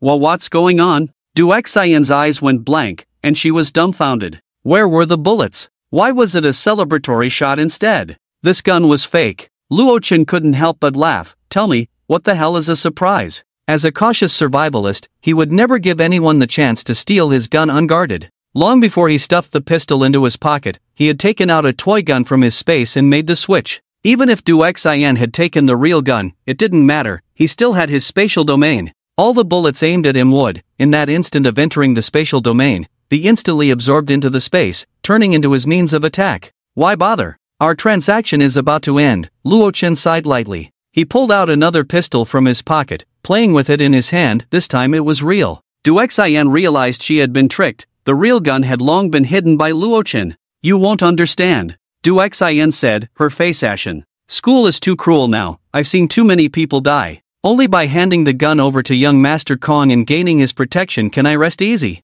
She sneered, although you have some skills, young Master Kong is 100 times stronger than you. As for the school beauty Yang, who is regarded as a forbidden fruit by him, I suggest you give up early. Be careful not to lose your life in the end. Luo Chen snorted, you should worry about your own life. He looked at Du Xian, who was hanging her head, her clothes disheveled, exposing large patches of her fair skin, and pondered how to deal with her. The two had just finished exercising, so they had a certain level of intimacy. Killing her with a single shot seemed too cold-blooded. After all, he wasn't a bad guy. But if he let her go, Du Xian would definitely go and reveal his information to that young Master Kong, and if his identity was exposed, it would affect his subsequent actions. After a moment of silence, Du Xian spoke up, are you going to kill me? Luo Chen didn't answer but instead took out a steaming roast chicken from his backpack and placed it in front of her. Did you forget? Our transaction isn't over yet, this is your reward. Du Xian's face showed an expression of disbelief. She never expected to do such a thing, and yet Luo Chen would actually keep his promise and reward her. Could it be that the other party's food was truly so abundant? Never mind, even if I die, I want to be a glutton. Du Xian gritted her teeth and decided to deal with this delicious roast chicken in front of her first. After all, she had traded her purity for it. So tasty, so incredibly tasty. Du Xian ate with her mouth full of grease, and while eating, she picked up a small bottle of salt nearby and sprinkled it evenly over the chicken. This is simply the most delicious food in the world. Du Xian was moved to tears. Did anyone know how she had been living during this time? Forget about chicken, she couldn't even get a basic vegetable dish. Clearly, the cafeteria had plenty of food reserves, but every day they only gave her a hard, dry bun. Not only was it pitifully small, but it tasted like chewing wax. The delicious roast chicken in front of her instantly reminded her of life before the apocalypse. Those were truly heavenly days. Back then, she was blissfully unaware of her good fortune. Du Xian suddenly felt a sharp pain in her stomach, her pupils constricting. She felt nauseous, and a strong dizziness hit her. Her lips gradually turned purple, and cold sweat poured from her body. At that moment, Du Xian's face was as pale as a corpse. What did you put in the chicken? She gasped for breath, like a drowning person, her eyes filled with fear. Luo Chen looked at her with pity and said, the small bottle you picked up doesn't contain salt, it's a highly toxic compound. Du Xian collapsed to the ground, the intense ringing in her ears drowning out Luo Chen's words. She was already delirious, and her vision was filled with double images. You. Finally, she fell silent. Luo Chen calmly said, this was your choice. After all, their transaction only included this roast chicken. The small bottle that looked like salt containing the toxic compound was not part of the deal. So, this is a suicide. Luo Chen nodded, seemingly convinced by this statement. If Du Xian could have restrained herself and not opened that bottle of poison, she might not have died just yet. It wasn't until he personally confirmed that Du Xian, collapsed on the table, had stopped breathing that Luo Chen picked up her down jacket and covered her thinly clad body. Although our acquaintance was brief, I enjoyed the time we spent exercising together. Luo Chen smirked slightly. He pushed open the classroom door and walked out. In the dark corridor, after walking a short distance, a corpse lying on the ground appeared in the beam of his flashlight. The corpse's face was pale, and its lips were purple. The death state was almost identical to that of Du Xian in the classroom. Indeed, this corpse was Wang Yun's. There's no such thing as a free lunch. Luo Chen glanced down at the body, then calmly looked away and continued walking forward, as if he hadn't seen it. This guy was one of Kong Xiao's subordinates, just like Su Yuan and the others who had died at his hands, so Luo Chen certainly wouldn't let him go. Thus, he had used spatial power to sprinkle a layer of transparent, odorless toxic compound on the roast chicken. Just a small bite, and the person would surely die on the spot. Luo Chen didn't believe that the other party could resist the temptation of delicious food, facing a steaming roast chicken in their arms without taking a single bite. By the way, it's almost lunchtime, I can go check the cafeteria. Luo Chen glanced at the time and smiled slightly. If he was lucky, he might just see the Raoyang, the campus beauty. The path to the cafeteria was cleared by tables and chairs on top of the snow, making it much easier to walk. Based on the memories in his mind, Luo Chen walked with familiarity, not needing to worry about getting lost. It was noon. Besides Luo Chen, many students were also hurrying towards the cafeteria, but unlike his polished appearance, those around him looked pale and emaciated due to a lack of nutrition. They appeared haggard, no longer holding the books they used to carry, but instead wielding deadly weapons, baseball bats, machetes, iron rods. The atmosphere between people was no longer harmonious and friendly. Instead, they were extremely wary of each other, afraid to expose their supplies. Compared to them, Luochen seemed much more indifferent. Thanks to his spatial abilities and the entire arsenal he carried with him, he could almost ignore all risks. Thinking of someone daring to target him? They'd better be prepared to be shot to pieces. Speaking of which, it seems I haven't been back since graduation. Luochen couldn't help but feel a bit sentimental. With hundreds, even thousands of billions of supplies stored in his space, he felt a sense of returning home and glory. The cafeteria soon came into view. Luochen faced no obstacles, he simply followed the crowd and easily entered the interior. Inside the spacious cafeteria, there were 4 lines. However, the number of people did not seem crowded, as the survivors in the entire university had long since dwindled to less than half. Beside the lines, many armed guards were fiercely watching over the crowd to prevent any riots. It seems I should also queue up for some food, Luochen thought to himself. This wasn't because he was hungry, but because he didn't rush to the window like everyone else. Instead, he stood still, scanning the area as if searching for something. This unusual behavior inevitably attracted the attention of a few guards. To avoid alarming them, Luochen pretended to be just another student waiting in line for food and casually blended into a group. Getting food shouldn't cost anything, right? He thought with a hint of amusement. Looking ahead at those who had received their food, they guarded their meals closely to their chests and found an empty seat to start eating. Why not eat there? Because in the cafeteria, at least there were people maintaining order on the surface. If they took the food outside, they could easily be targeted by some ill-intentioned individuals. I think I understand why Su Yuan and his group stopped me when I came in, Luochen mused. This was to prevent outsiders from mingling in and pretending to be students of the school, joining others to collect food distributed by the cafeteria. Not much time passed before he estimated that others still hadn't noticed that Su Yuan and the others were missing. It's my turn. Luochen walked up to the window calmly and smoothly received a hard, white steamed bun. Is this even chewable? It's as hard as a rock. Although it was a white bun, the surface seemed to be mixed with who knows what, looking as gray as ash.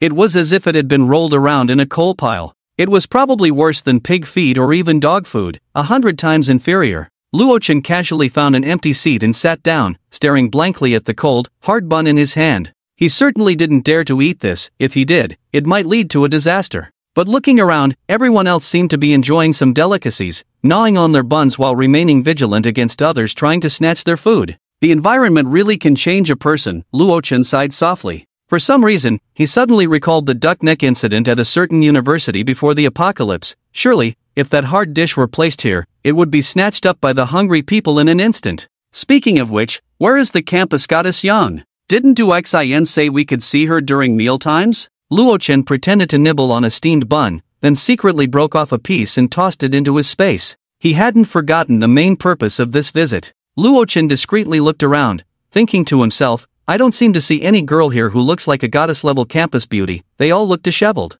At a nearby table, 3 boys, seemingly from the same dorm, were hunched over, quickly gnawing on their hard, cold buns, completely oblivious to their surroundings. Hey, look! The campus goddess Yang is here. One of the boys in black suddenly whispered excitedly. Almost simultaneously, everyone in the cafeteria seemed to have been switched off, all halting their movements. They raised their heads in unison, eagerly looking towards the entrance. There stood a campus goddess radiating a cold aura. Her delicate, petite face, cherry lips, an elegant nose framed by chestnut long hair cascading down her back, her calm, beautiful eyes seemed devoid of any emotion. Though her down jacket concealed her figure, it still highlighted her tall and graceful silhouette. Her snow-white skin starkly contrasted with the dirty faces of others. As a top campus beauty, Yang Mengyu instantly captured everyone's attention upon her arrival. The cafeteria fell silent. She became the focal point without doing anything. Wow, look! The campus goddess Yang is dining in the cafeteria again. She's so beautiful, so aloof. No matter how many times I see her, she always seems so untouchable. I probably will never have a chance to interact with such a beauty in my lifetime. As soon as Yang entered, it felt like the temperature in the cafeteria dropped. Is this the legendary aura of the ice-cold campus goddess? The students dining were filled with admiration, whispering excitedly among themselves. Not just them, even the nearby guards, who were supposed to be vigilant, looked like they wanted to stare but dared not, ultimately sneaking glances as if they were thieves. The chef at the window, responsible for serving food, swallowed hard a few times, his hands squeezing the cold, hard bun into a distorted shape. Yang Mengyu remained expressionless in the face of so many gazes. After all, as the ice-cold campus goddess, she always garnered a 100% turn-back rate. She had long grown accustomed to the greedy, admiring, and covetous looks directed at her, wafting a fragrant breeze as she walked towards a food distribution window, seemingly oblivious. However, this time seemed a bit different. Halfway through, Yang Mengyu suddenly tilted her beautiful eyes slightly, glancing in a certain direction. But soon, she withdrew her gaze. Damn, am I seeing things? The campus goddess Yang actually looked over here. You're full of crap. She was clearly looking my way. Stop daydreaming. You disgusting bunch, do you even think the campus goddess Yang, as the daughter of the Yangmeng group, would ever look at you toads? The dining students' faces flushed red as they excitedly rebutted each other. Although Yang Mengyu merely glanced over casually, to everyone else, it felt like a nuclear bomb had been dropped. Because usually, Yang Mengyu wouldn't even spare them a glance, treating everyone as if they were air, completely non-existent. But now, for some reason, she had looked over, breaking her usual behavior. It's worth noting that even the formidable Kong Deshao, who once made a grand romantic confession to Yang Mengyu in front of the entire school, declared he would give her all the supplies stored in the cafeteria. Faced with an action that could drive an ordinary person mad, Yang Mengyu remained unmoved, not even glancing at Kong Xiu for a moment, coldly rejecting him. That was a massive amount of life-saving supplies. Was she just looking at me? Luo Chen couldn't help but show a hint of surprise in his eyes. Just now, while everyone was secretly sizing each other up, he too had turned his gaze in her direction. However, unlike others who acted like thieves, Luo Chen looked openly, his eyes fixed on her. He took in Yang Mengyu's chestnut-colored hair, her long, curved willow-like eyebrows, and then moved down to her skin as smooth as jade, along with her slightly pursed lips that resembled cherry blossoms. To his surprise, she averted her gaze, but they briefly locked eyes for a second. No wonder she's called the iceberg school beauty. Her looks truly can be described as otherworldly. It's just that her down jacket is too thick. I wonder what kind of figure is hidden beneath it. Luo Chen's fingers tightened slightly, instantly crushing the gray dough ball into crumbs. He was indeed moved. As the daughter of a large corporation, Yang Mengyu exuded an air of privilege, evident in every detail, whether it was her cold, authoritative demeanor or her flawless complexion, qualities that ordinary people simply could not possess. This was a world of extreme scarcity in a post-apocalyptic cold era. While others barely had enough hot water to drink and lacked the energy to clean themselves, Yang Mengyu remained impeccably clean, her hair flowing and smooth. One could believe she bathed daily. However, such a stunning beauty, born into a top-tier wealthy family, was beyond the reach of ordinary people. But, Luo Chen's lips curled up slightly. In the past, upon seeing the star-like Yang Mengyu, he would have likely felt the same as the others in the cafeteria. Other than daring to steal a glance, he would have buried his admiration deep within. But now it was different. Confidence sparkled in his eyes. Yang, the great school beauty, I will make you willingly wear my bracelet. The more like an iceberg the wealthy young lady appeared, the stronger the sense of conquest and achievement when she developed feelings of infatuation and obsession for you. Moreover, there might be a connection between her and the mysterious wealthy Yang mentioned by Zhao Xiao, the spokesperson of the Shield Group. Luo Chen could no longer ignore her. Even if you are a rich girl, the iceberg school beauty, so what?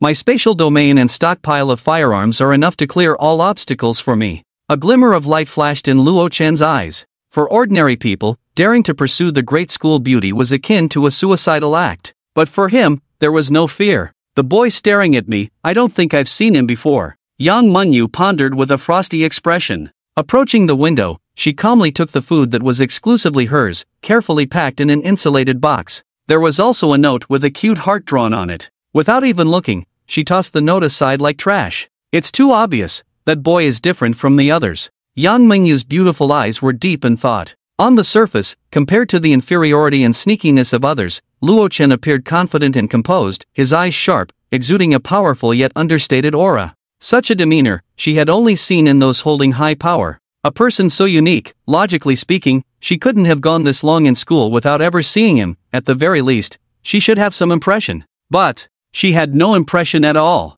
So, what should I do? Luo Chen sat in his seat, his gaze fixed on Yang Mengyu's graceful figure, pondering in his heart. According to what Du Xian said, this young school beauty has long been declared by the strongest ruler of the school, that Kong Xiao, as the woman he has chosen for himself. Moreover, judging from the reactions of others in the cafeteria, it seems that out of fear of Kong Xiao's intimidation, they don't even have the courage to openly glance at young school beauty. Whether it's the students dining, the little brothers on guard, or the cafeteria chefs, they can only steal glances. With my strength, it probably wouldn't be too difficult to take down that Kong Xiao. It's just that many people would have to die, Luo Chen thought as he lightly tapped his fingers on the table. However, he had deeper considerations. If he were to act rashly and annihilate all of Kong Xiao's forces with overwhelming force, then forcibly take away Yang Mengyu, it wouldn't be impossible, but it would inevitably be a bit reckless. After all, so far, Luo Chen only knew the name of this ice-cold school beauty and understood that she was the daughter of the Yang Meng group.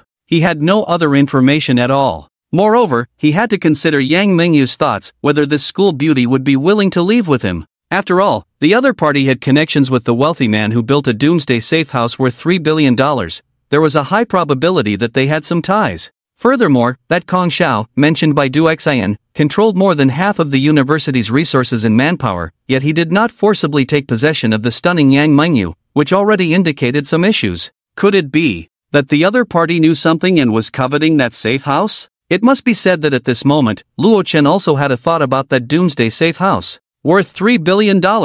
What kind of concept is that? His current safe house cost $300 million, while the other party's cost was $3 billion. Luo Chen's own house was already solid as a fortress and had protected him from countless dangers. He could hardly imagine how luxurious a doomsday fortress built for $3 billion would be. It must have several underground levels, capable of withstanding a nuclear attack, and have all kinds of entertainment facilities, with agricultural fields and botanical gardens as standard, and a super impressive security system. If this Yang school beauty knows something, like the location of that doomsday safe house, Luo Chen's eyes sparkled. Perhaps he could consider taking that fortress for himself. However, for that to happen, he would have to think about how to extract information from Yang school beauty. And he also had to ensure that what she said was the truth. Otherwise, if he rashly entered a high-tech doomsday fortress, what if the security system inside took him out? Moreover, without a key or permission, it seemed no one could get in. It would be best if the other party had a need for me, Luo Chen pondered.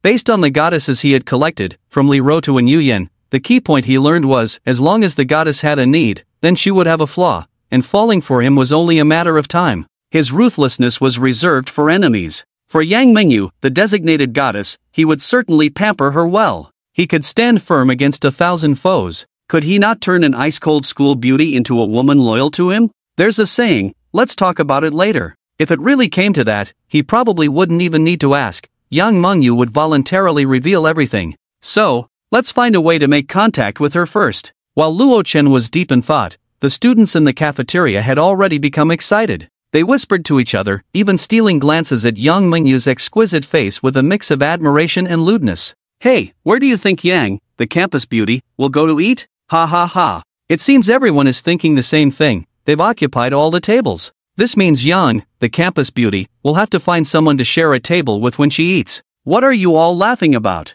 With so many tables, how could it possibly be our turn? The few boys nearby were discussing this very enthusiastically. Eating with Yang, the campus beauty? My goodness, this was something that could only happen in a dream. If they could experience it just once, they would be willing to give up 10 years of their lives. This group of guys has actually taken all the tables. Yang Mengyu sighed inwardly after scanning the area. Just as everyone thought, the lower 2 levels of the cafeteria were covered in snow, a dark expanse, and of course, Yang Mengyu couldn't go down to eat. But if she didn't share a table with someone, she would have to stand there to eat. That was too embarrassing. Yang Mengyu couldn't accept it. How about finding a few girls? She shook her head slightly, thinking to herself. Although the boys were all looking down, their peripheral vision kept glancing her way. They were all excitedly guessing who Yang, the campus beauty, would choose to sit with. Hey, that person is. Yang Mengyu's beautiful eyes rippled with a thought. However, this also made her hesitate slightly. Here she comes. It seems Yang, the campus beauty, has already made her decision.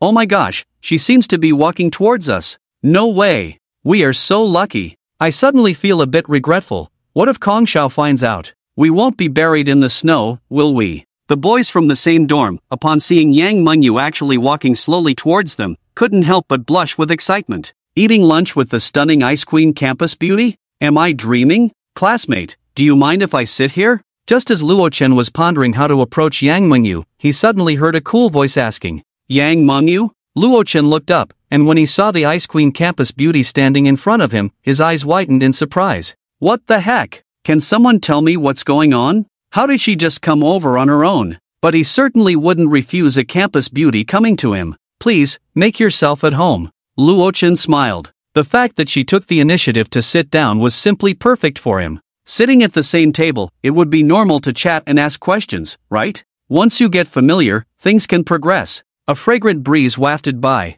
Yang Mengyu nodded coolly and, amidst the heartbroken gazes of everyone in the cafeteria, elegantly took a seat across from Luo Chen. Oh my gosh, the campus beauty actually sat across from that guy. Who is he? What incredible luck! And to be honest, he's quite handsome. I'm so envious. Jealousy is making me look terrible. Come on, hurry up and eat. Once you're done, how could someone like the campus beauty ever have any connection with you? The crowd whispered in despair, feeling that the sweet steamed buns in their hands suddenly lost all flavor. Although life was tough, being able to see Yang, the campus beauty, in the cafeteria every day was like finding a piece of honey in the bitter and cold end of the world life. But now, it was too bitter, too sour. Yang Mengyu elegantly sat down and opened her steaming thermos box. Luo Chen could see that it contained white steamed buns, delicious rice, and even a few slices of vegetables and carrots. The school beauty's meal is quite luxurious, unlike those who can only gnaw on cold steamed buns, he thought to himself. It was likely due to the special attention from the teachers where that Kong Shao towards Yang Da's school beauty. After all, the boys at the next table had revealed quite a bit of useful information to Luo Chen during their casual chat. More than half of the school's supplies were funded by the Yang Meng group, and even the cafeteria had been renovated at their expense. The purpose was to ensure that Yang Mengyu had a pleasant dining environment. There was one more thing. The survivors on campus were divided into two factions. One side firmly believed that this extreme cold disaster would eventually pass, and when it did, those who had committed murder and rape would surely be punished. The other side, however, scoffed at this notion. This was a global ice age. Humanity was facing a life and death moment, and even the authorities were paralyzed. How could they possibly care about them? Indeed, these two groups, holding different beliefs, consisted of the teachers and professors on one side and the forces controlled by that Kong Shao on the other. Yet, the only consensus they reached was that Yang Mengyu's family, located in a city on the other side of the map, was still operating well. Of course, these were just rumors and hearsay. Everyone harbored a glimmer of hope to seek refuge with the Yang family and gain their protection. Although network communication was barely maintained, the painful part was that the signal towers had mostly collapsed under the weight of the snow. On campus, they could only use the local network, and no one could contact the outside world through the internet. Yang Mengyu picked up her chopsticks, elegantly lifting food to her cherry-like lips to taste. Luo Chen did not eat but smiled at her. No wonder she was called the Ice Mountain School Beauty. Even while eating, Yang Mengyu's face remained exceptionally cold, exuding an aura that kept people at a distance.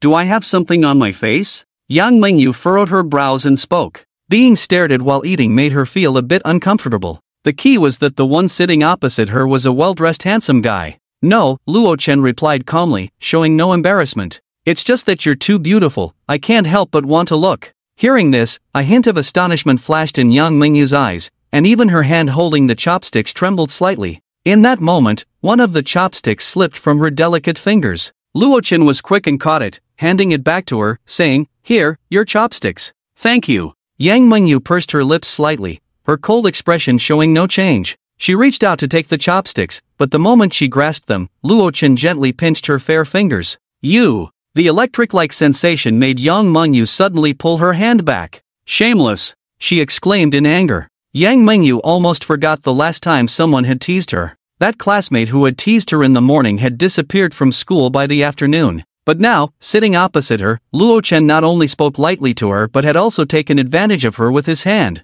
Was her delicate hand, as the school beauty, something anyone could touch casually? However, Yang Mengyu found it strange that, in the face of others' eager gazes or flattering words, she felt nothing at all. Yet just now, when her fingers had touched Luo Chen's, her heart seemed to race a little faster. It must be that I haven't interacted with anyone for too long, Yang Mengyu pondered. After all, in the past 20 years, she had always kept herself pure, never having any intimate behavior with the opposite sex. It was just a little accident. Luo Chen's lips curled into a slight arc. Faced with such a cold school beauty, the well-mannered young lady could not just wait for the other party to take the initiative. Instead, she had to be like a seasoned hunter, steadily peeling away the other's disguise. Then, in bed, she would conquer the other party fiercely. Only then could she be obedient to you, guaranteed to be as gentle and clingy as a little kitten. Poof! Yang Mengyu snorted coldly, not saying more. Her cool demeanor and high level of refinement prevented her from continuing to entangle herself. Although she did not pursue the matter further, the classmates nearby who had been stealing glances suddenly gritted their teeth in anger.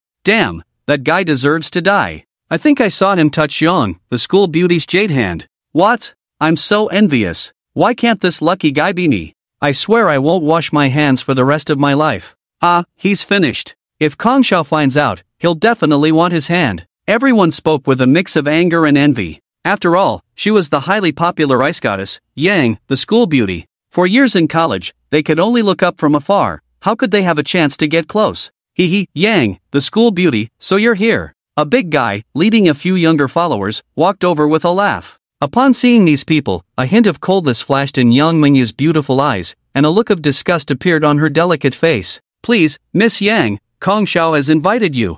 That's right, Miss Yang, don't eat this slop anymore. Kong Xiao has all kinds of delicious food waiting for you. The younger followers said with giggles. The people at the surrounding tables, upon seeing them, immediately looked fearful, lowering their heads and trembling. These were Kong Xiao's underlings. I'm not going. Yang Mingyu frowned slightly, her tone turning colder. However, since it was Kong Xiao who personally instructed them to bring someone over, the underlings certainly wouldn't give up easily. Liang Dong grinned. Oh, Miss Yang, don't be in such a hurry to refuse, your good friend is here too. If you don't go, she might have to serve everyone except Kong Xiao in turn. I tried it last time, and the experience was indescribable. Ha ha ha, you! Hearing this, Yang Mingyu's cool expression instantly changed, her delicate lips pressed tightly together, and a rare look of anger appeared on her pretty face. Kong Xiao and his group indeed didn't dare to move against her, but to make Yang Mingyu bow her head, they had taken her good friend away, and she had already become the other party's tool for release. Even so, Yang Mingyu did not yield. To lower herself, give up her dignity, and willingly become Kong Xiao's woman? What a joke! Miss Yan, this time you have no choice. Liang Dong sneered, a hint of lewdness showing on his face. This time, Kong Xiao not only held a banquet but also took quite a few pills, making each of them burn with desire. Just earlier, he had even declared that he would have Yang Mingyu, that bitch, right in front of his underlings. Let her continue to ignore him. Upon hearing this, the underlings were all very excited. Did this mean they would have the chance to appreciate the ice school beauty's fair body? How thrilling! Perhaps they could even watch while engaging in some handiwork. Or maybe they could do something with the school beauty's intimate clothing. Brothers, don't just stand there, bring Miss Yang over. Liang Dong shouted, and immediately, several younger followers surrounded him. Seeing this situation, the people at the nearby tables stood up in terror, quickly running far away, fearing they would be caught up in it. Suddenly, a large area around them cleared out, except for Luo Chen, who remained seated. However, Liang Dong and the others were too lazy to pay attention, as they believed Luo Chen wasn't leaving but had been scared silly. What do you want? Yang Mingyu's cold eyes flashed with a hint of panic as she gritted her teeth and said, Get away, don't touch me. No matter how icy and aloof she usually appeared, at the end of the day, once the title of school beauty was stripped away, she was just a delicate and beautiful girl. Faced with her reprimand, Liang Dong and the others remained unmoved. What should we do? Yang Mingyu's heart raced. She understood the fate that awaited her if taken away. But she had no ability to resist. Wait! Just as Liang Dong's dirty hands were about to touch Yang Mingyu, Luo Chen stood up from his seat. If you want to touch her, did you ask me first? He wore a calm expression and then looked at Yang Mingyu beside him, saying, Yang school beauty, why don't you come with me? At that moment, Yang Mingyu's cherry lips parted slightly, her beautiful eyes filled with astonishment. Is he not afraid of being retaliated against by Kong Xiao? Ha! What do you want, kid? Are you looking for death? Damn it, how dare you try to take someone from us? I see you must be really bold. Try touching Yang school beauty, and my brothers will kill you on the spot.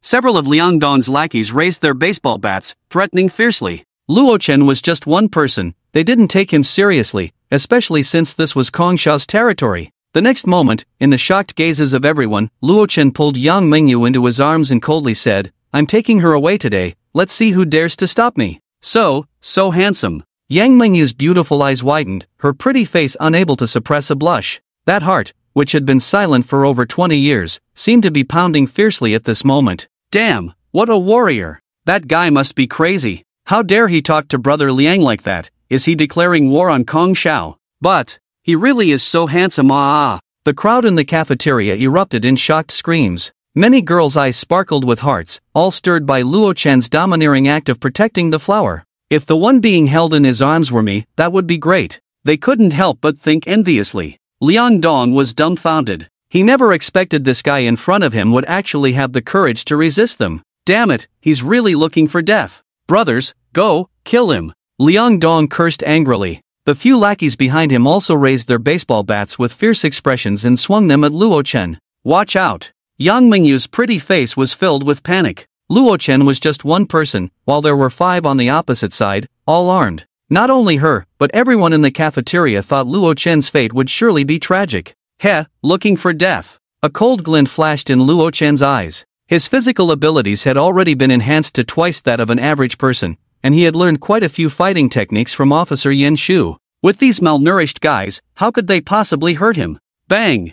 Bang! Crack! With just a few punches landing, accompanied by the sound of breaking ribs, Liang Dong and his group were all knocked down to the ground in one encounter. Ouch! It hurts so much. My bones are broken. Spare me, good man. I won't dare again. I really won't dare again. The few of them lay on the cold floor like dead dogs, wailing in front of everyone. Luo Chen's strength was too terrifying, they simply couldn't fight back. Hiss, this guy is terrifying. So awesome. Is this Master Ye's spirit possessing him, taking on 5 by himself? I thought he was an idiot, but it turns out he's really impressive. The people in the cafeteria exclaimed in shock. Those who seemed so formidable in their eyes, whom they would avoid when they met, were actually beaten by Luo Chen like dead dogs. It almost made them pop their eyes out. Get lost. Luo Chen coldly spat out a word. There were too many people in the cafeteria now, it wasn't the right time to deal with the others. Go, hurry up. Retreat. Liang Dong and the others limped, supporting each other as they left through the back door of the cafeteria.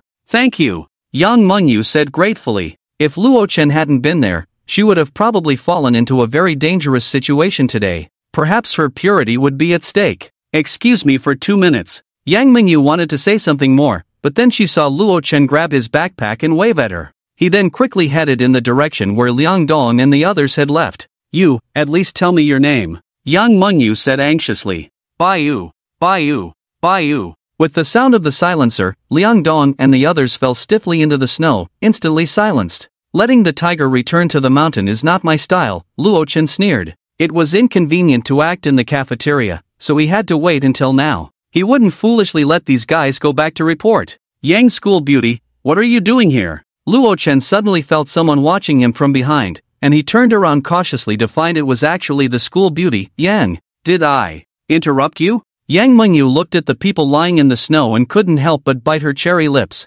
Surprisingly, she didn't feel much fear at that moment. Can you step aside for a moment? I need to handle some aftermath, Luo Chen shrugged. After all, Yang Mengyu would eventually be his woman. If she saw, then so be it. After he used his spatial power to dig a snow pit and sink Liang Dong and the others' bodies, he joined Yang Mengyu, who had been waiting around the corner, and they went to the nearby library. It was dark and quiet there. The key was that no one else had come to disturb them. It was a good place to talk. My name is Luo Chen. Luo Chen leaned back in his chair, arms crossed, smiling lightly. Luo from Luo Chen, Chan from Luo Chen. Opposite him, of course, was the school beauty Yang, leaning on the table, her beautiful eyes fixed on him. My name is Yang Mengyu. Yang Mengyu said with a smile in her beautiful eyes. Yang from Yang Mengyu, Meng from Yang Mengyu, you from Yang Mengyu. She introduced her name in the same way. If familiar people saw this scene, they would surely be shocked to the point of not being able to close their jaws. Was this still the cold and distant young school beauty who never got close to the opposite sex?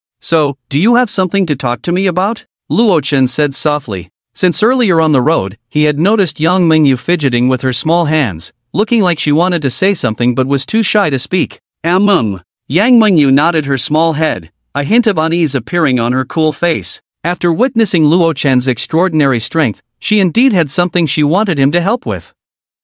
Because of her involvement, her best friend Louis had been forcibly taken away by Kong Xiu and his group a few days ago. They had even sent her several pictures of that kind. Louis was bound with ropes, completely naked. The way she was tied up was quite fancy, something called tortoise shell. After seeing it, Yang Mengyu felt very guilty. It was her who had caused Yi to be in this situation. So, you want me to save your good friend? Luo Chen understood and nodded. Yes, that's right. In the current school, I can't find anyone else to help me. Only you, Yang Mengyu said with deep guilt. Her delicate and glossy cherry lips were also tightly bitten by her snow-white teeth. Do you have any pictures of your best friend without clothes? Let me see. Luo Chen said directly. Yang Mengyu's beautiful eyes widened, her cherry lips slightly parted. This was a bit unexpected for her. No way. That's Yi's privacy, I can't just show it to others. Please drop that thought. Yang Mengyu said firmly. A hint of disappointment flashed in her eyes as she looked at Luo Chen.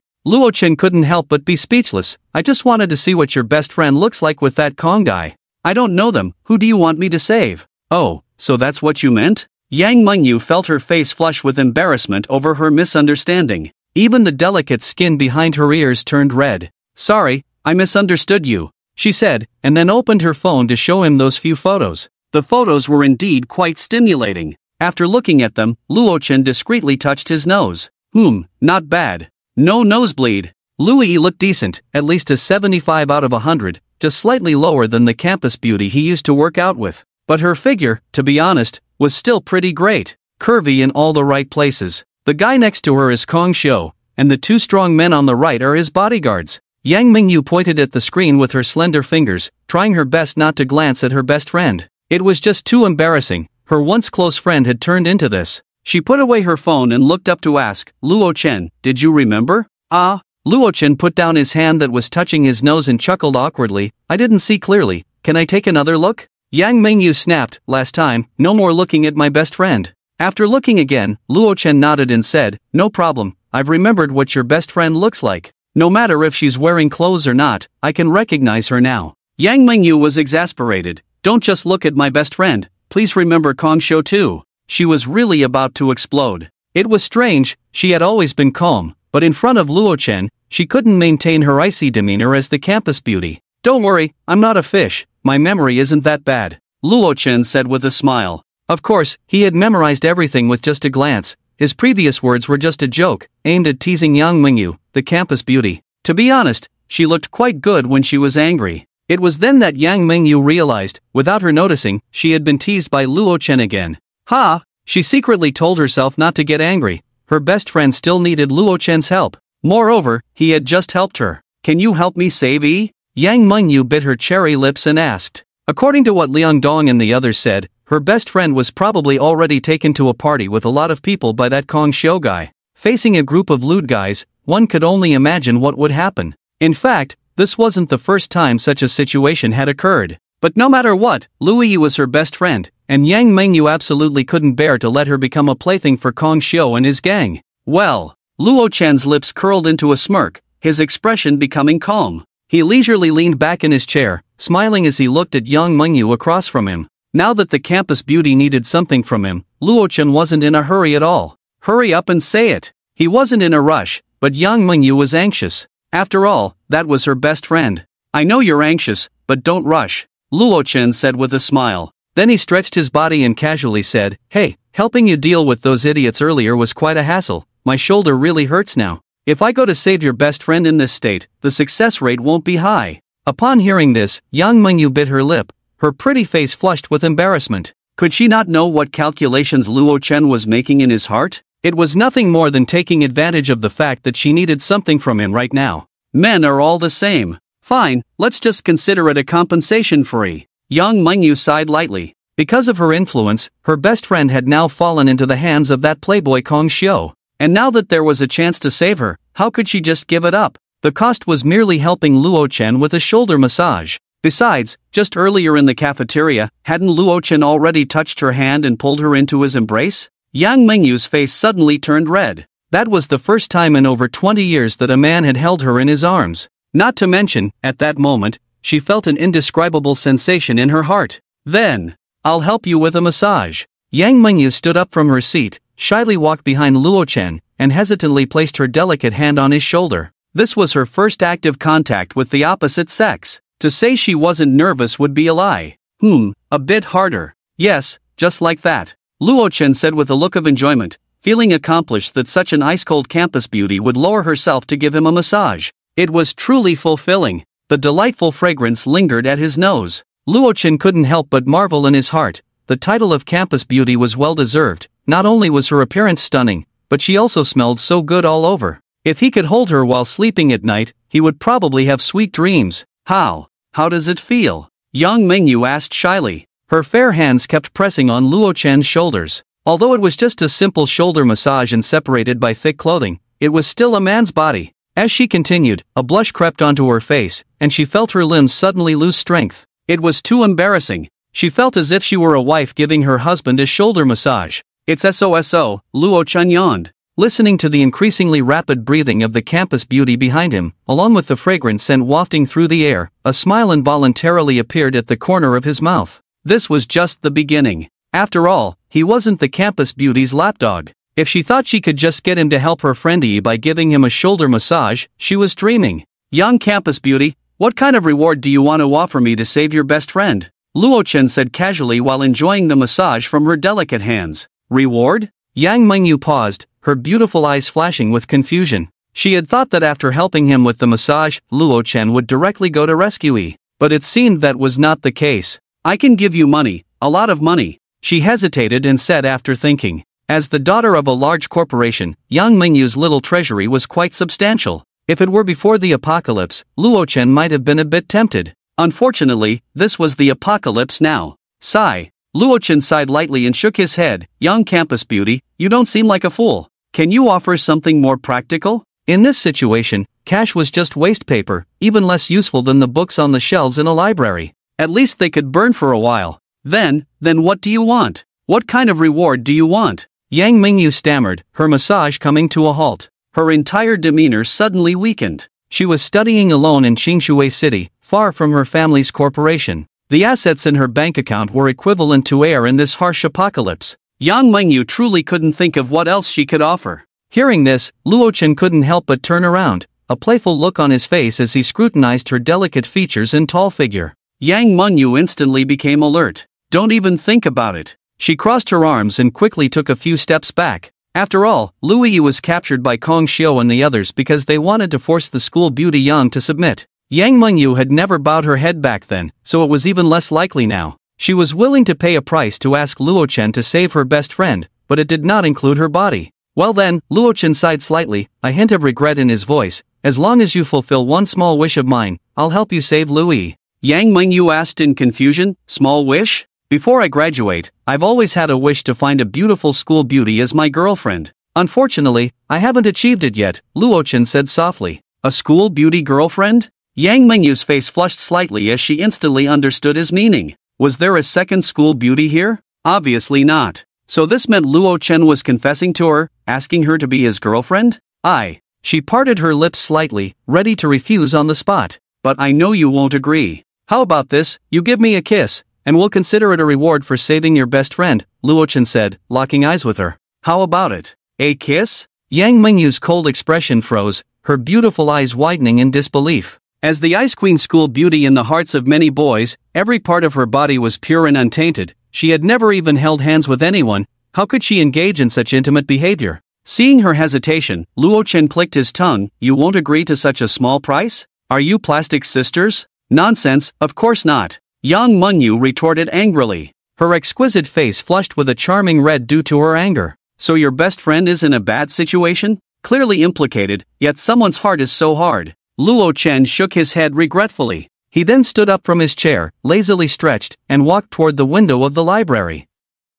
Hey, where are you going? Yang Mengyu asked anxiously when she saw him about to leave. Home, Luo Chen said, cradling his head lazily. Anyway, it seems there's no need to stay here any longer. He must be deliberately forcing me to agree. Yang Mengyu thought, frowning. As a high-cold ice queen, she certainly wouldn't easily submit. Even if Luo Chen pretended to leave, she remained unmoved. Under her gaze, Luo Chen walked step by step toward the window, then grabbed the window ledge and jumped out, disappearing into the vast expanse of snow. Don't think you can trick me, Yang Mengyu said coldly. She pressed her lips together, no longer paying attention to the outside. Instead, she pulled out a foreign novel from a nearby bookshelf, found a seat, and quietly began to read. At first, she was engrossed in the reading. But slowly, her page turning became faster, her fair fingers gripping the pages harder, causing creases to form. Eventually, she became noticeably distracted. Could it be that he really left? Yang Mengyu felt a bit flustered. She dropped the novel, stood up from her seat, pulled out a chair, and hurried to the window, sticking her head out to look around. In the white expanse of snow, there wasn't a single figure. Luo Chen? Yang Mengyu called out. But outside, it remained silent, with no response at all. It seemed he really had left. Could it be? How could he just leave me like this? Yang Mengyu's cold expression vanished, replaced by a look of panic. If Luo Chen left, how would she face Kong Xiu and his gang, along with his little brothers? Forget about rescuing her best friend, she might even end up as a tool for their desires. After all, the only person she could rely on right now was Luo Chen. There are quite a few books here, I can't waste them. After circling around, Luo Chen entered from the other side of the library, convincing the icy school beauty, Yang Mingyu, to trade her first kiss for her best friend's safety wouldn't be easy. So, for now, he decided to leave her be. Haste makes waste. By the way, when I raided the Yonghui supermarket last time, my spatial perception upgraded, increasing the range significantly. Luo Chen looked at the bookshelves around him, unable to help but think. Since collecting food was useful for upgrading abilities, would gathering all these numerous books in the library also be beneficial? Let's give it a try. With a thought, the bookshelves within a 15-meter radius, along with the books on them, vanished. In just a few breaths, he cleared out a large portion of the bookshelves on the third floor of the library. Strange, there's no response from my spatial perception? Luo Chen's expression turned peculiar. This time, collecting resources didn't help at all with his spatial perception. Not only did he not increase the range by a meter, but even a millimeter. It felt as if he had hit a bottleneck. It was a strange and mysterious sensation. Could it be that I need to rely on enlightenment? Luo Chen scratched his head. Without a manual or anyone else's experience to draw from, he had to figure everything out about his spatial abilities on his own. After collecting a few more bookshelves with no feedback from his spatial ability, he shook his head and gave up. Forget it. There will be a way when the car reaches the mountain, he would deal with it later. When he exited the library and retraced his steps, he reached the window and found Yang, the school beauty, looking panicked, clinging to the windowsill as if she wanted to jump out. Yang, what happened? Why the rush? Luo Chen asked knowingly. Luo Chen? A look of shock surged across Yang Mingyu's panicked face. She thought Luo Chen had already left and was about to chase after him, but he had returned on his own. Did he know how scared she was? She was nearly scared to death. Who told you to leave me and go off on your own? Yang Mingyu gritted her teeth. Didn't you want to find a school beauty as your girlfriend? I asked you to kiss me, and you weren't willing, so why should I stay? Luo Chen couldn't help but laugh. I agreed, didn't I? Yang Mingyu bit her lip. The charm that radiated from the top beauty in an instant made Luo Chen take notice. She slightly raised her snow-white neck, slowly closed her watery beautiful eyes, and a charming blush appeared on her delicate, fair face. Pick at your leisure. With the ice-cold school beauty showing such a demeanor, who could resist? Yang Mingyu's beautiful eyes trembled, and her breath stopped. At that moment, her mind went blank. Gone. Was it really gone? Her first kiss, preserved for 20 years, was now taken away by someone who wasn't even her boyfriend, but a man she had known for just 2.5 hours. While she was in a daze, Luo Chen didn't stop. This bad guy, he actually wants to stick his tongue out. Yang Mingyu's long eyelashes fluttered incessantly, and she tightly closed her pearly teeth, showing her strong resistance. Unfortunately, as Luo Chen's large hand fiercely grabbed her perky backside, her composure instantly crumbled. Her breathing quickened to an alarming degree. At that moment, the cafeteria was closing. A large crowd of men and women surged out the door, heading back to their dorms. The two leaning against the library naturally did not escape the notice of some sharp-eyed students. What the hell? What's going on over there by the library? Do they have to be so oblivious? What's the big deal? Just now, I saw someone getting it on around the corner of the cafeteria. It was all so white and exposed, and they didn't even care about the cold. Hey, why do those two look a bit familiar? The girl being taken advantage of seems to be our Yang, the campus beauty. As soon as this was said, the surrounding students immediately stopped in their tracks, collectively turning to look in that direction. This glance was shocking. Oh my god, that really is Yang, the campus beauty. What am I seeing? She's actually... No, I can't accept this. Someone tell me this isn't real. My Ice Queen goddess, how can she be sullied like this? The crowd wailed in horror, unable to believe what they were witnessing. Many who couldn't accept the reality simply collapsed in the snow, staring blankly at the gray sky. Yang, the campus beauty, was their goddess. During this difficult time, everyone had been suffering immensely, but thankfully, there was Yang Mingyu, the Ice Queen. Just seeing her beautiful, aloof figure every day would heal their souls. But now, this goddess was being held and kissed by someone.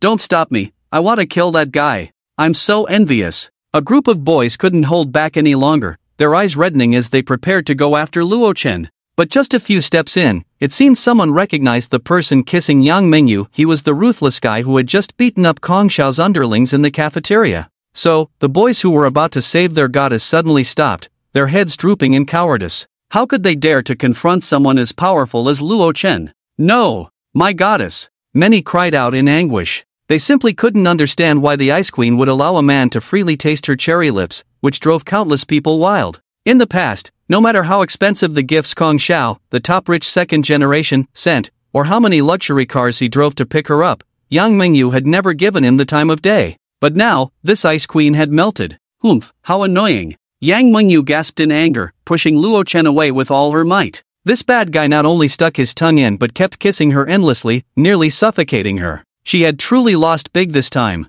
It's all your fault for making me look so embarrassed. Yang Mingyu's beautiful eyes flashed with a hint of shame and anger. In the distance, there were students sneaking glances at the two, a dense crowd of at least several hundred. Being watched by so many while kissing, she felt like she could die from embarrassment. These were people from the whole school, they all knew her. It wouldn't be long before the news of the Ice Queen's first kiss being stolen and her passionate kiss with a stranger in the library would spread throughout the campus. What's the big deal? Let those losers be envious. I'm getting cozy with their goddess while they can only watch. Luo Chen smirked. To be honest, the Ice Queen's little mouth was indeed sweet. Kissing her felt like sugar. As the crowd of onlookers grew larger, Yang Mingyu could no longer maintain her cold expression and quickly grabbed Luo Chen's arm, running towards the girls' dormitory. It's all your fault. Yang Mingyu looked at the photo of her kissing Luo Chen that had gone viral in the group chat on her phone, her face filled with anger. Now everyone in the school knew. Her innocence. What's the big deal? We didn't do anything shameful, why should we care about their gossip? Luo Chen said nonchalantly as he walked alongside her. It was the end of the extreme cold apocalypse, what was face worth? He really didn't understand. Humph, I don't care. You have to compensate me. Go save Yi right now. A hint of embarrassment and anger appeared on Yang Mingyu's cold face as she raised her fair little fist. Save what? I'm hungry, you can't expect me to go save someone on an empty stomach, Luo Chen replied casually. At this point, they had already reached the entrance of the girls' dormitory. Since he hadn't eaten anything at noon, he might as well go in, sit down, and grab a bite to eat. There's nothing to eat in my dorm, Yang Mingyu said warily. She seriously suspected that he had ulterior motives. If they went into the dorm together, a lone man and a woman, who knew what explosive rumors would spread outside. By the next day, there would probably be rumors that the campus beauty was pregnant. I brought my own, Luo Chen said, speechless. He had enough supplies stored to last 10 lifetimes. Who would covet the little food they had? Why didn't you eat in the cafeteria? That bun was wasted, Yang Mingyu pouted. Ha? That thing? Even dogs would shake their heads at it, Luo Chen scoffed. Those who knew it was a bun would think it was a rock. What? Yang Mingyu turned her head to glance at him, flicking her hair by her ear, and smiled. Are you saying that people coming in from outside have plenty of supplies, that they wouldn't even look at a bun? Guess, Luo Chen said with a smirk. He didn't know about others' supplies, but his were more than enough. If he said how much, it would probably scare her to death. The two quickly arrived at the entrance of the girls' dormitory. Oh no! The window! The dormitories below the 4th floor were all unoccupied, buried in darkness under the snow. Hey, why are you still following me? Yang Mingyu said angrily. She thought Luo Chen was joking earlier, but he really intended to go in. With this time, shouldn't he hurry to save Yi instead? What do you think? Luo Chen smirked. Why not go in? Did you think I walked all this way just to escort you? My target is you. As for your friend, Luo Chen successfully coerced Yang, the campus beauty, into submission by threatening to save her friend. I warn you, once you go in, sit quietly, eat lunch, and then go save Yi. Don't touch me or rummage through my personal belongings, Yang Mingyu said uneasily. Soon, the two arrived at the dormitory on the top floor, where Yang Mingyu and Lu Yi lived. The bright and spacious dormitory had beds on top and desks below. The white tables, chairs, and cabinets exuded an air of high-end elegance. It's actually a double room, no wonder you're rich, Luo Chen clicked his tongue. Back when he was still in school, he never had such good living conditions. This kind of luxurious living environment was something ordinary people couldn't afford, even if they had money. Only the wealthy could be assigned such accommodations. What rich? That's so unpleasant, Yang Mingyu said as she closed the dormitory door with a cold snort. I say, young campus beauty, what does your family do? I heard in the cafeteria that you're the daughter of some big group, is that true? Luo Chen pulled out a chair and sat down, curious.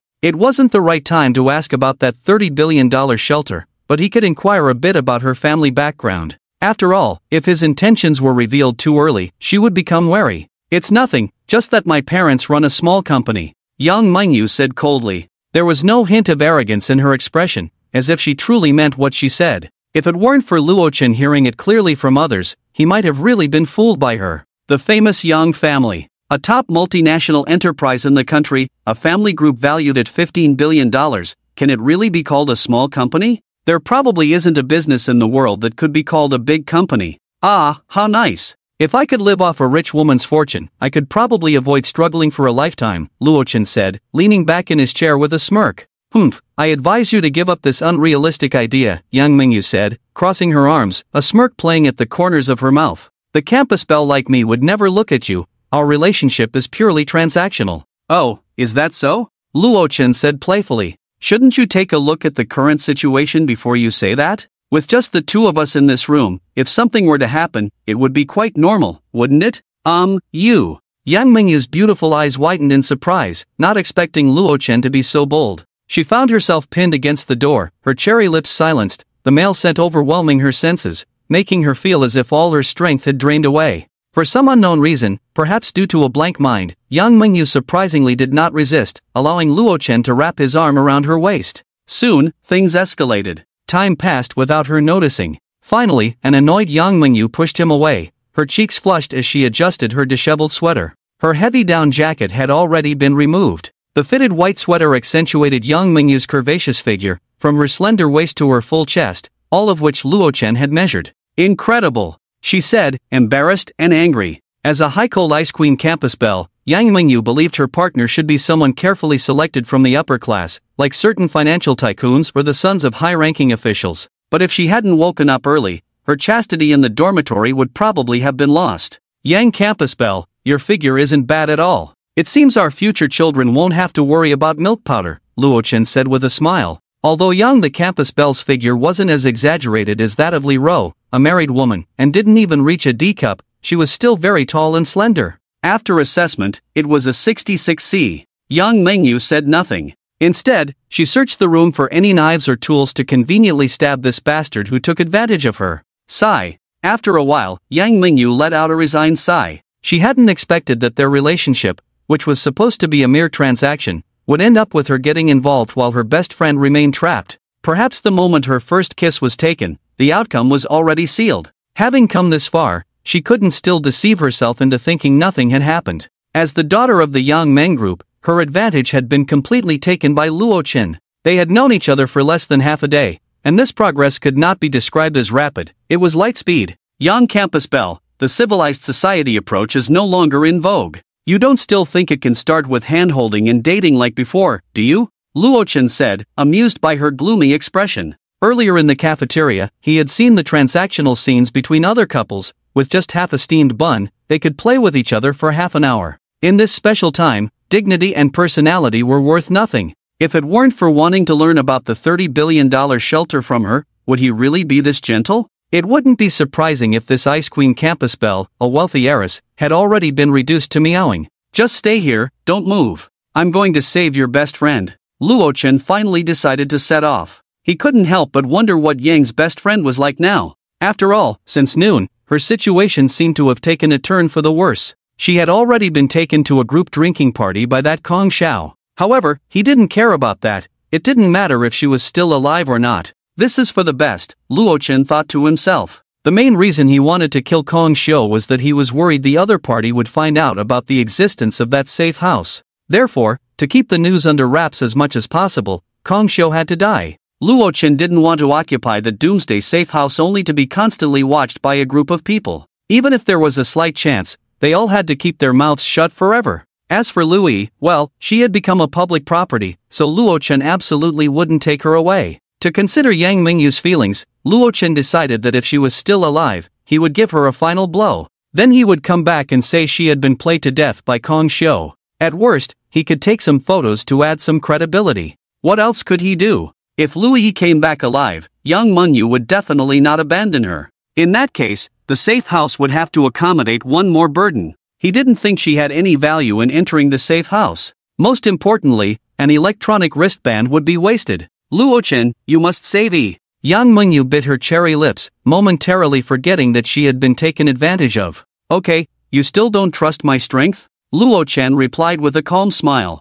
After leaving the dormitory, Luochen leisurely walked towards the teacher's dormitory. It was different from the student dormitory, the decoration and interior were very luxurious, especially the principal's lounge. So that Kong Xiao had also moved his base there. There were quite a few students on the way, some holding baseball bats, and even some of Kong Xiu's underlings mixed in. Luo Chen's expression was very composed. He seemed like a king surveying his territory, and almost everyone avoided him, not daring to block his path. Perhaps the news from the cafeteria had already spread through group chats. Soon, he arrived in front of the teacher's dormitory. It was a 7-story building, so aside from the 4 floors buried under snow, 3 floors were exposed above. The top floor was the principal's lounge. "It seems they know I'm coming," Luochen said, looking at the group of underlings holding baseball bats and smirking in front of him, a smile creeping onto his lips. This was quite normal. After all, many students had seen him on the way, including some of Kong Xiu's underlings. From the direction he was heading, it wasn't hard to guess where he was going.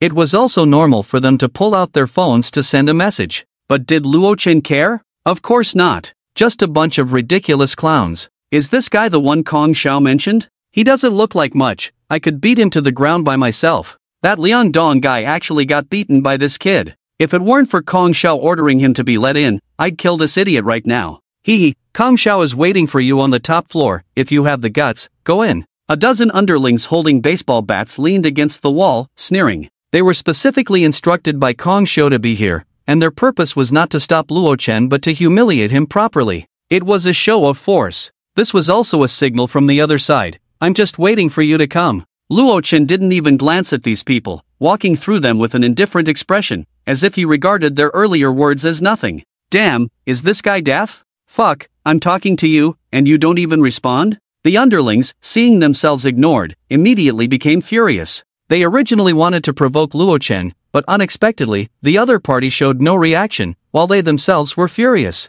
Oh, a response? Luochen stopped in his tracks, turned around, and said with a smile. Then he slowly pulled out a dark handgun from his pocket, the black muzzle aimed at their heads, and playfully asked, "So, does this count as a response?"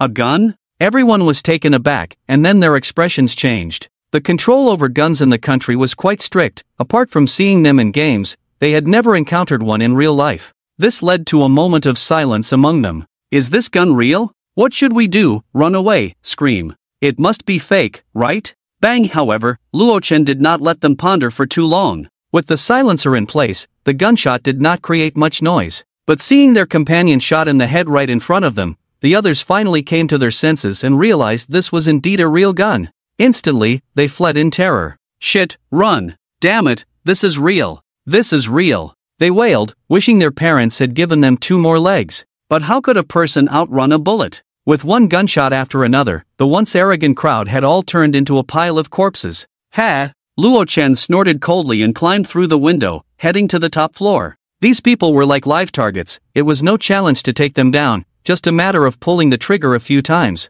Bang bang. Luochen stepped aside, and 2 corpses fell stiffly beside him, rolling down the stairs. On the way to the top floor, quite a few of Kong Xiu's men were stationed. Each of them had a fierce expression, weighing their weapons as if trying to intimidate Luochen with their looks. Unfortunately, just as they posed and showed what they thought was a fierce expression, a dark muzzle was aimed at them. Click. Luochen calmly removed the empty magazine, took out a new one from his space, leisurely reloaded, and chambered around. In the corridor, there were one corpse after another, each with a bullet hole in the forehead. He had no habit of being ambushed, so even though these people did not attack, Luochen kindly sent them to their release. In a luxuriously decorated living room, adorned with calligraphy and paintings worth hundreds of thousands, a small stove was burning, making the indoor temperature quite comfortable. After all, this was a school, and what it had the most were wooden tables and chairs. Dismantling them for firewood could keep the fire going for quite a while. Woo-woo, no. 5 or 6 naked young girls were forced to serve everyone.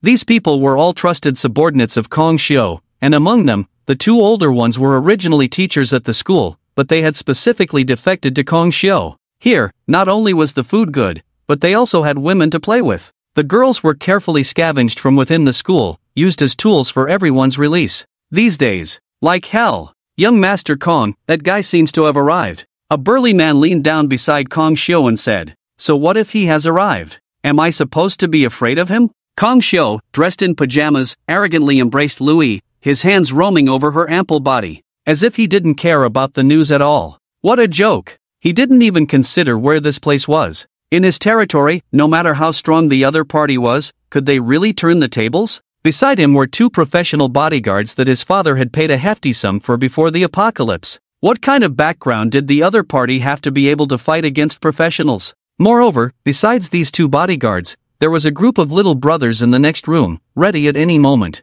Kang Xiu was 100% sure that he would make the guy who took away Yang Mingyu's first kiss, and caused him to suffer the hatred of a stolen wife, stay here forever. However, before dying, he had to torture the other party well. Brother Zhang, Brother Lu, I'll be counting on you later, Kang Xiu said with a beaming smile. It was thanks to these 2 bodyguards that he could ascend to the position of the school's top dog with the fastest and most violent means. Even those 2 principals were taken care of by his bodyguards. Hey, young Master Kong, you're being too polite, this is what we should do. Hee hee, after we go to the shelter, we'll still need your father to take care of us. The 2 burly bodyguards nodded respectfully. There was no other way. Although they were powerful, in the extreme cold apocalypse, they still had to rely on the high-ranking father of the other party to survive. Once that kid comes in, we'll take him down directly, and then you can slowly torture him, young Master Kong. One of the bodyguards flattered. Wait, I've suddenly changed my mind. Kang Xiu's face suddenly revealed a cold smile as he thought of something.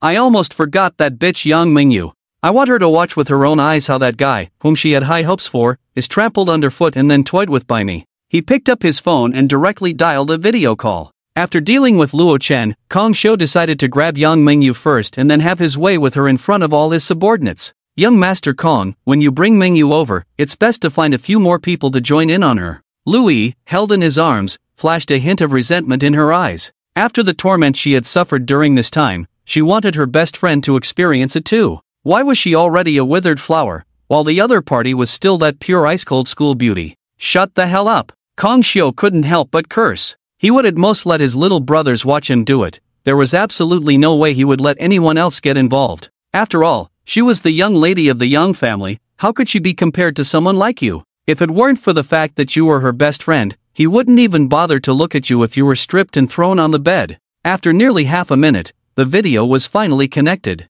Yang Mingyu's cold, beautiful face appeared on the screen. In fact, she didn't want to answer, but considering that Luo Chen might also be there, or that something had changed in the situation, she pressed the answer button. Bang! At that moment, the door was violently kicked open. Luo Chen walked in with an indifferent expression. Looks like our main character has arrived. Kang Xiu couldn't help but smile. Are you that Kang Xiu? Luo Chen said calmly. He scanned the room and noticed Lu Yi, who was dressed scantily and whom he had seen in the photos. I am Kang Xiu. Kang Xiu didn't mind his title and crossed his legs. Beside him were 2 burly bodyguards with indifferent expressions. Their gazes were as fierce as wolves, staring intently at Luo Chen's figure. What should I call you? In response to the question, Luo Chen did not answer and said lightly, anyway, you will all be dead soon, so there's no need to know. Ha, such a big tone. Kang Xiu pretended to be surprised. He was genuinely taken aback, not understanding where Luo Chen's confidence came from, daring to be so arrogant even now.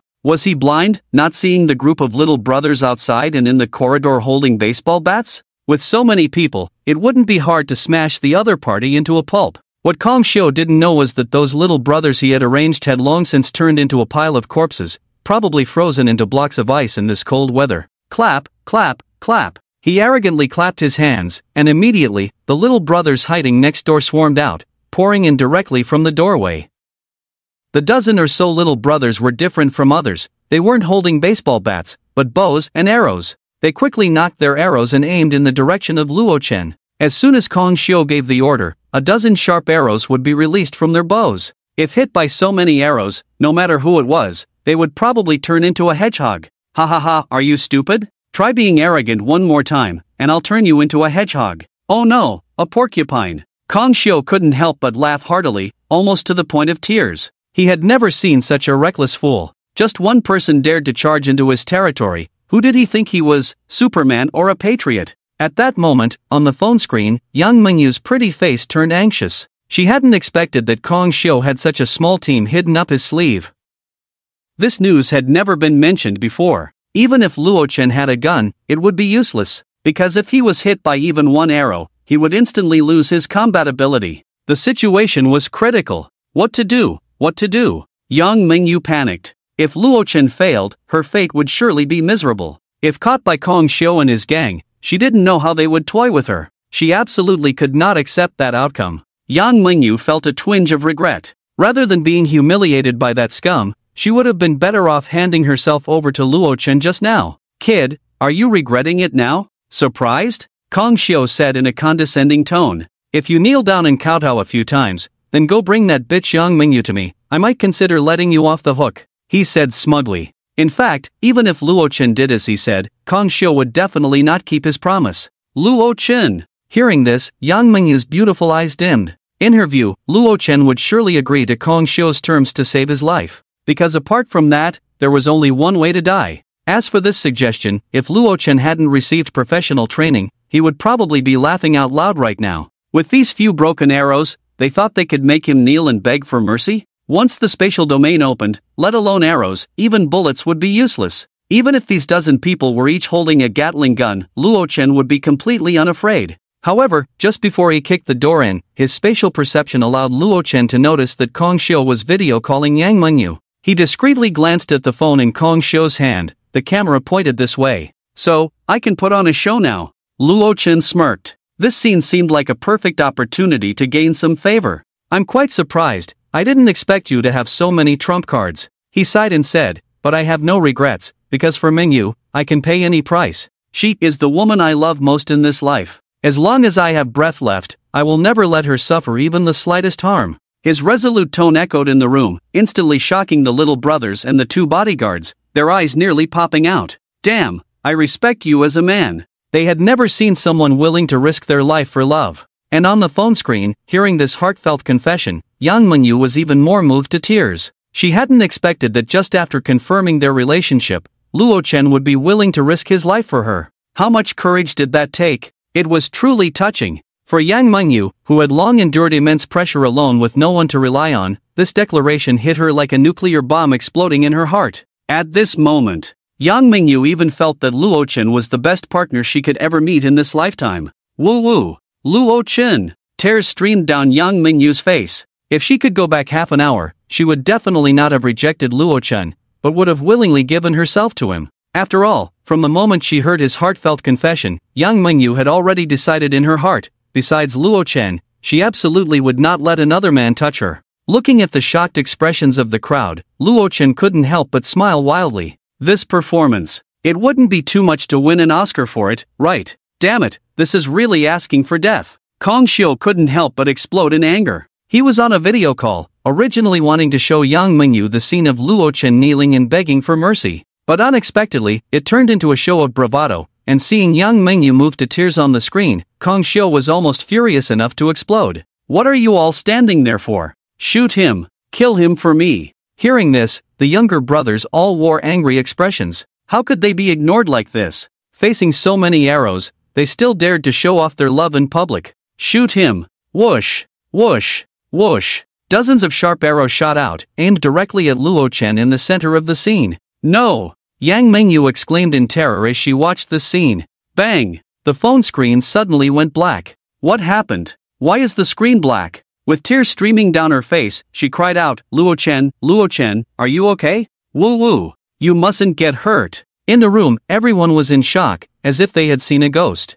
Not a single arrow aimed at Luo Chen hit him. Instead, they all seemed to change direction and deeply embedded themselves in the two bodyguards in front of Kong Xiu. Eyes, neck, heart. The two bodyguards looked terrified, seemingly not expecting to be shot dead by arrows. Slowly, they fell to the side, powerless. Watching this absurd scene, Kong Xiu, who was hiding behind, was almost driven to madness. He pointed at everyone and shouted, What the hell, are you all idiots? I told you to shoot Luo Chen, what's wrong with you? You shot my bodyguards dead. Not only the bodyguards, but his phone was also shot to pieces. Heh, is that all you've got? Luo Chen scoffed. The moment the arrows were shot, he had already expanded his spatial domain. One arrow exploded the phone, while the remaining arrows were evenly distributed between the two bodyguards. After all, they were both professional bodyguards. They posed the greatest threat to him. As for the rest of the guys, they were just a bunch of small fries. Shoot, keep shooting for me. Kill him. Kong Xiu cursed with red eyes. The others exchanged glances. Although they didn't understand what had just happened, they still obeyed Kong Xiu's long-standing authority and bent their bows to shoot. Hey, I don't have the patience to play with you anymore. Luo Chen sighed lightly. In the shocked eyes of everyone, a dark and powerful shotgun appeared in his hand. Bang! One classmate's head exploded on the spot like a watermelon.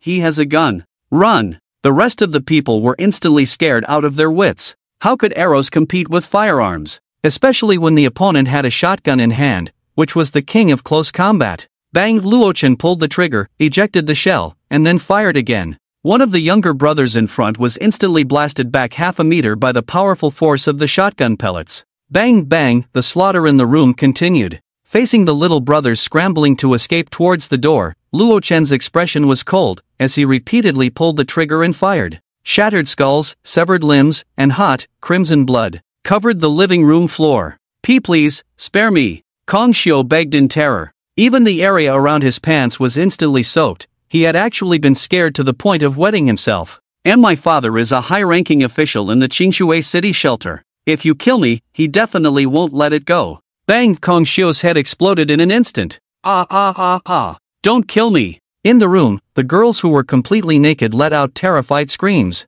Holding the shotgun, Luochen appeared to them like the Grim Reaper from hell. Within just a few minutes, almost everyone in the room had been killed by him. The cruelty of his methods was simply unheard of. Bang! Unfortunately, Luochen showed no mercy. Even the girls who posed no threat to him were not allowed to live. They all followed the path of those boys, and even the teachers, before them. Having witnessed my spatial power, you still want to live? Luochen couldn't help but sneer. Then, his gaze fell on the only survivor present, Louis. And no, please. Louis was almost scared silly. The living room now resembled a slaughterhouse, with various entrails and severed limbs, brain matter smeared across the floor. And all of this was done by the savior her best friend had brought. Why, you're the one Meng you sent to save me, right? Louis suddenly realized. She seemed to have nothing to worry about. Although Luochen was like a murderous maniac, brutally killing everyone else, he was the person her best friend had specifically sent to save her. Louis forced herself to appear calm, revealing a faint smile as she said,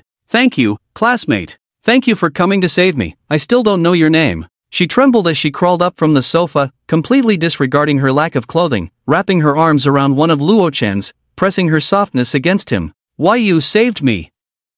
From now on, I belong to you. Even if I hide it from Mengyu, you can do whatever you want with me. I'm Mengyu's only best friend. You must protect me." Louis was clever, immediately using her body to win him over. Feeling the warmth of her arm, Luochen couldn't help but reveal a meaningful smile. "I came to save you," he said with a grin, "but I changed my mind." Looking at Louis, who appeared innocent and was the entire time a victim, Luochen slowly raised the shotgun and pressed it against her soft chest. Bang! In Louis' terrified, confused, and reluctant gaze, the gun fired. A bloody hole was blown through her chest, and one could even see her heart, riddled with wounds, still beating. You did nothing wrong. Unfortunately, when you are dead, it is most beneficial to me," Luochen said gently. "You've suffered quite a bit these days, haven't you? Now, you can sleep peacefully. In this cold world, death is the final destination." Luochen took out gasoline from his space and evenly sprinkled it around the room, then pulled out a match, lit it, and tossed it on the ground.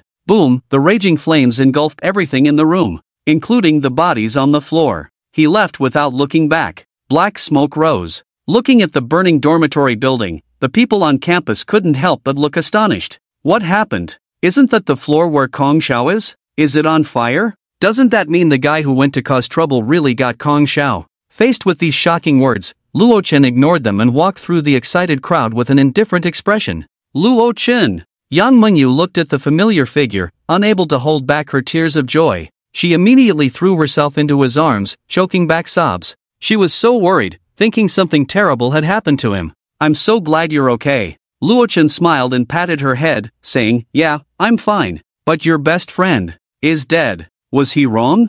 No. After being killed by a woman in his past life, how could Luochen be soft-hearted in this life? It was only because of Yang, the campus beauty's worth, that he was willing to play out a campus romance with her." Hearing this, Yang Mengyu's delicate body trembled. "As long as you're okay." Her beautiful eyes dimmed slightly, but the grip of her arms around Luochen tightened as she whispered through her tears, "Just had bad luck, you did your best, she won't blame you." The two returned to the dormitory. Yang Mengyu, the ice queen of the campus, changed from her previous aloof demeanor and, like a clingy little kitten, sat on his lap, her soft body pressed tightly against him. Her pretty face was filled with a look of happiness. However, soon Yang Mengyu felt something brushing against her thigh. She smiled shyly and said softly, "Do you want to?" A hint of seduction appeared on her exquisite face, and her delicate lips, as tender as cherry blossoms, were now bitten by her snow-white teeth. Luo Chen couldn't help but smile. Since the beauty had said so, how could he back down? A small silent generator, along with an electric heater, was placed on the floor.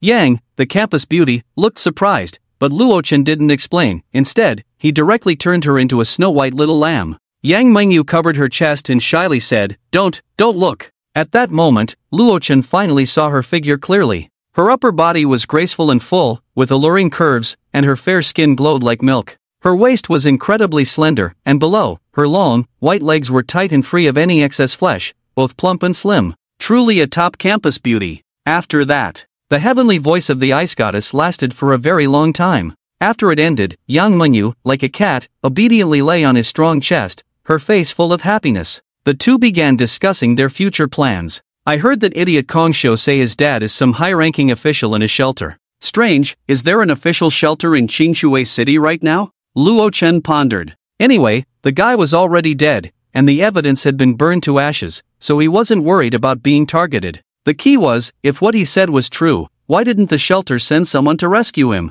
Hearing this, Yang Mengyu's pretty face showed a hint of hesitation. "Hubby, actually, I know of a shelter." At this critical moment, Luo Chen couldn't help but smile slightly. However, the dormitory door was inappropriately knocked on lightly. "Is anyone in there? We are the school's leadership teachers and would like to meet the benefactor who saved everyone." Hearing this, Yang, the campus beauty, realized her situation was inappropriate. She wasn't wearing any clothes. Instantly, she swallowed the words she was about to say and shyly shrank back under the covers. Damn! Luo Chen was instantly furious. Did they not see his Yan, the campus beauty, and want to reveal the news about the $3 billion doomsday shelter? Those guys outside just had to knock at this moment? Get the hell out, I won't see you. That said, the two quickly got dressed. Be good and wait for me in the dormitory. I'll go check things out and be back soon, Luo Chen said, pinching the delicate face of the other person.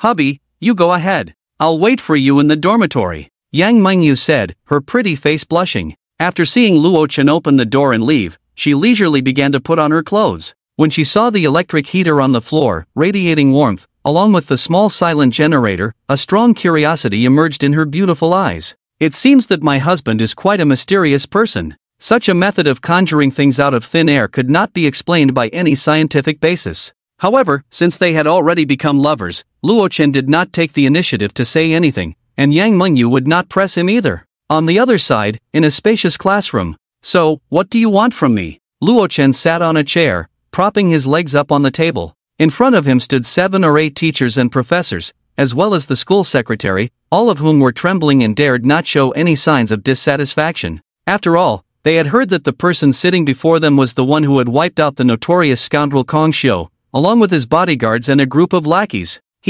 This brave man. A male teacher cautiously spoke up. What brave man? I'm a TM hero. My name is Diao Ming, just call me by my name, Luo Chen scoffed, crossing his legs. To be safe, he certainly wouldn't foolishly reveal his real name. What if Kong Xiu's claims were true, and that high-ranking father from the refuge sent someone to find him? In the end, they wouldn't find him at all. Alright, brother Diao. The male teacher nodded with a smile. Call me Minggu. The male teacher quickly corrected. Okay, Minggu. Actually, we came this time to ask you about the current leadership of the university. With Kong Xiu dead, the power dynamics would inevitably be reshuffled, and the supplies in the cafeteria warehouse were something everyone would be envious of.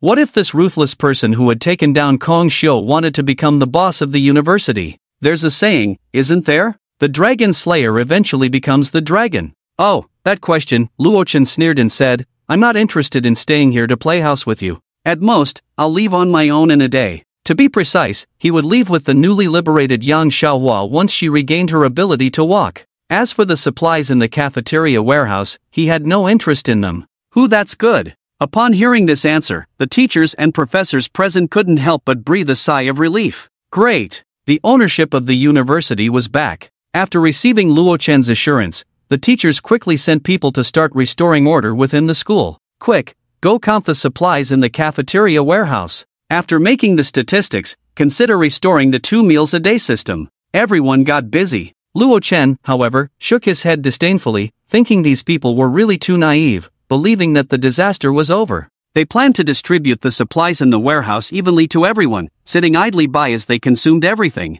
This extreme cold and blizzard will continue indefinitely. What will happen when the supplies run out? However, all of this had nothing to do with him as an outsider. Seeing him get up to leave, the secretary hurriedly said, "Sir, why not stay for a while so we can hold a gratitude meeting to thank you for your rescue in front of all the faculty and students?" Lo Chen waved his hand without looking back and said, "Forget it." No wonder he was a leader. No matter the situation, he always liked to engage in this kind of formalism. Yang Mengyu sat in front of the vanity, holding a lip gloss, carefully applying it to her cherry lips. Suddenly, she smiled sweetly, covering her flushed cheeks with her fair jade-like hand, her beautiful eyes filled with shyness. After carefully dressing up, Yang Mengyu took off her down jacket and put on a black plaid suspender skirt paired with a fleece sweater and a white shirt. On her long, straight beautiful legs, she wore a layer of silky, fleece-lined black stockings, making her long legs appear incredibly sexy and alluring. Yang Mengyu seemed to transform from a youthful girl into a mature urban beauty. Her entire aura had changed dramatically before and after her makeup.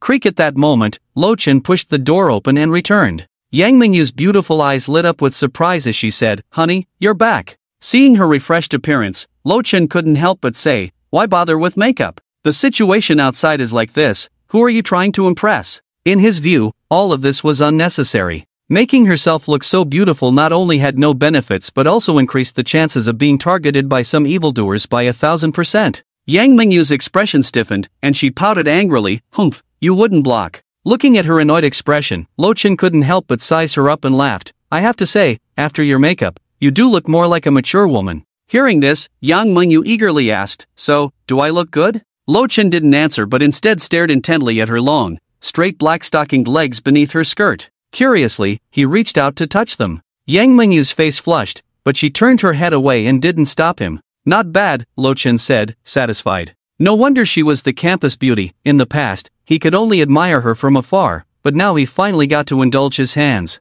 Because Yang Mengyu was unwell, she couldn't walk normally, so Lo Chen stayed in the dormitory to keep her company. It was also the first time he spent the night in a girl's dormitory. The next day arrived. After a night of rest, Yang Mengyu had mostly recovered and could walk normally again. When she wanted to wear her previous clothes, Lo Chen reached out to stop her. In her surprised gaze, he pulled out a new set of polar cold-resistant clothing from his space and said, "This is professional gear from the Arctic research team. Its cold resistance is 10 times stronger than down jackets." "Wow, honey, you really have everything. Not only do you have a generator, but you also have such high-end clothes," Yang Mengyu said with a beaming smile as she took it. Her beautiful eyes glanced at the cold-resistant clothing and the generator on the floor. However, despite her curiosity, she didn't ask anything. "Well, it's pretty much what you guessed. I have spatial abilities and can store supplies at will," Lo Chen explained with a smile, revealing his abilities to her. He also informed her that he had scavenged an entire dock's worth of containers,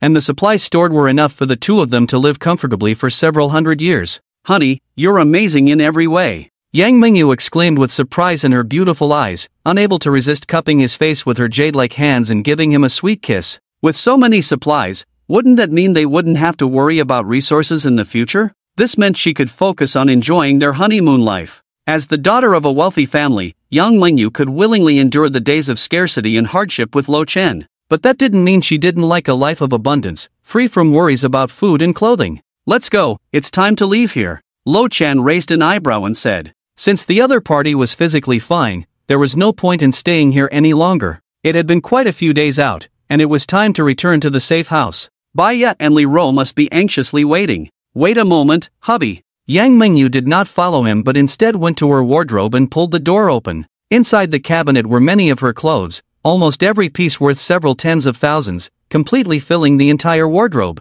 "Here are some of my intimate garments. I think it's better to take them with me. Otherwise, it would be quite annoying if someone else took them and did something bad." Yang Mengyu opened a drawer and looked at the neatly arranged black stockings and intimate wear, feeling shy. For Lo Chen, who possessed spatial abilities, this was a piece of cake. With a sweep of his spatial power, the dormitory became an empty space. Not only was the wardrobe gone, but even the dormitory bed by the wall had been taken away. The two got up a bit late, so when they reached the vicinity of the cafeteria, they could already see groups of students coming to collect food. Upon seeing the exquisitely dressed young school beauty, everyone couldn't help but stare. Hey, could love really change a person? They seemed to have never seen Yang, the school beauty, made up before, but now she looked so exquisitely beautiful. Damn, they were really envious of her boyfriend. How could he have such a stunning beauty? Yang's school beauty isn't really going to leave with that guy, right? It looks like they're heading towards the school gate. No way. The goddess must be forced.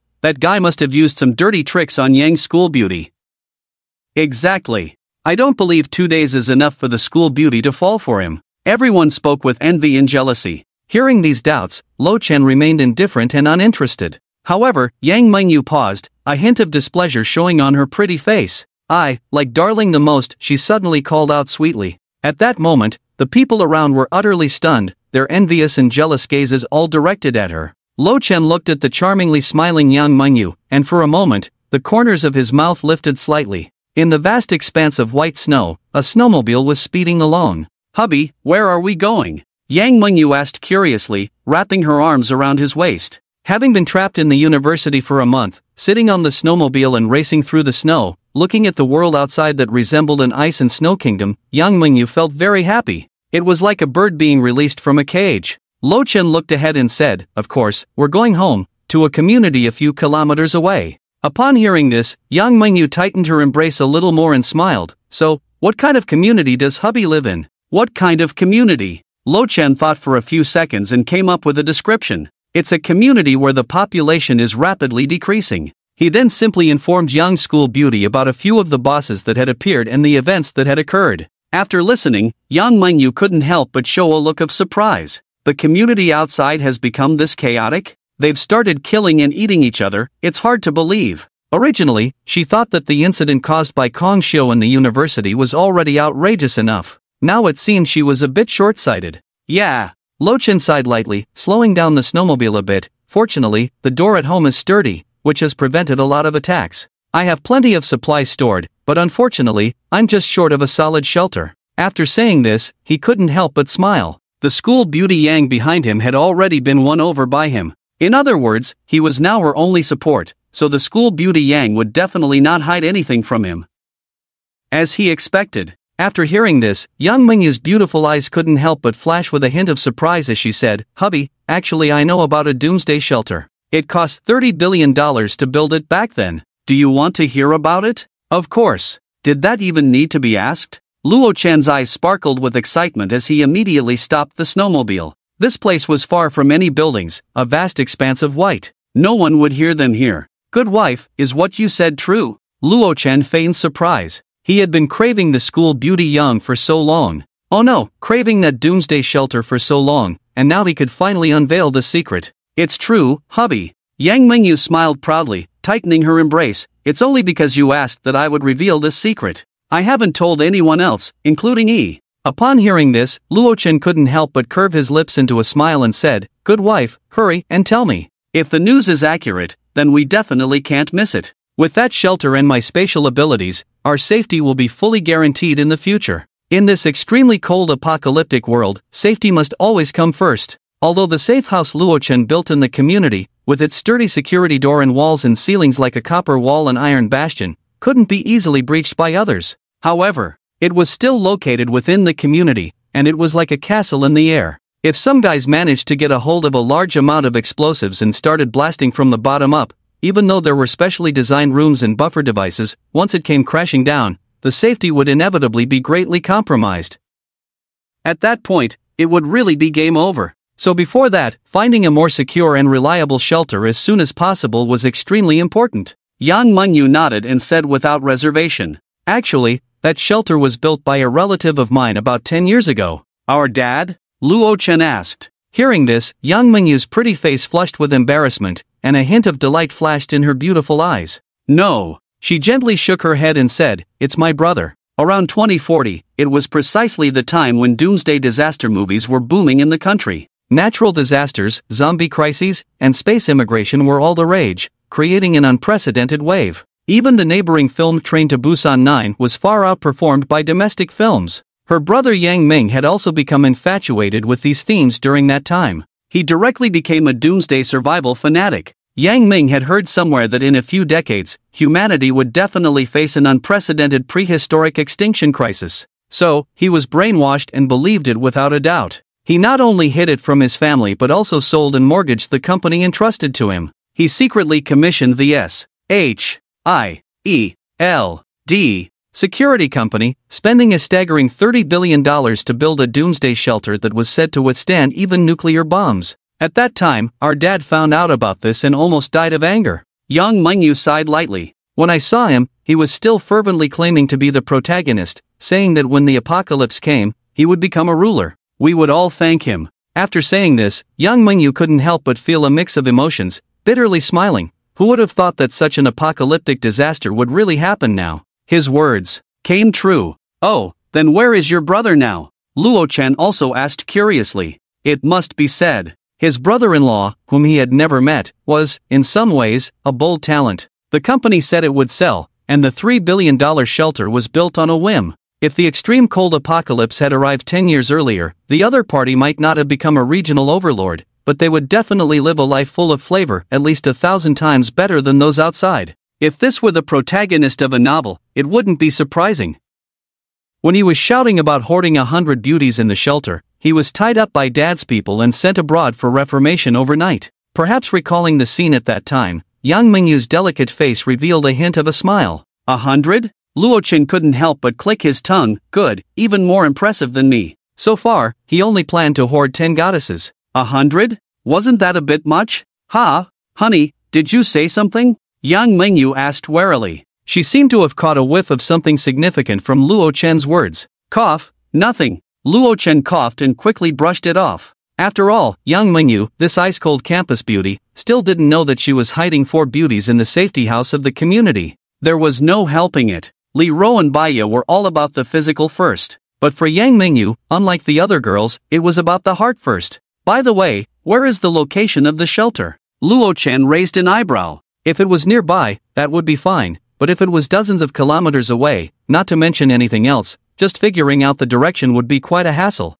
The shelter is at Yunding Manor. Yang Mengyu pursed her cherry lips and smiled slightly. That was a famous wealthy area. A single villa there could cost several $100 million. Ordinary people couldn't afford it, only those with staggering net worth could live there. That's good. It's not very far. Luo Chen nodded. Yunding Manor was situated at a higher elevation, so it was likely that buildings buried in snow would be relatively few. The distance from the community to there was probably no more than a dozen kilometers. With a snowmobile as transportation, he could get there in just a morning. The shelter at Yunding Manor should have a security system inside. By the way, dear wife, do you have the key? Luo Chen pondered while stroking his chin. Just knowing the location wasn't enough. Figuring out how to open the shelter's door and enter smoothly was also something to consider. After all, the safety house he had built for $300 million required a triple fingerprint password lock just to open the door, not to mention the reinforced steel door bolt inside. The lock on the shelter's door would probably be even more extreme.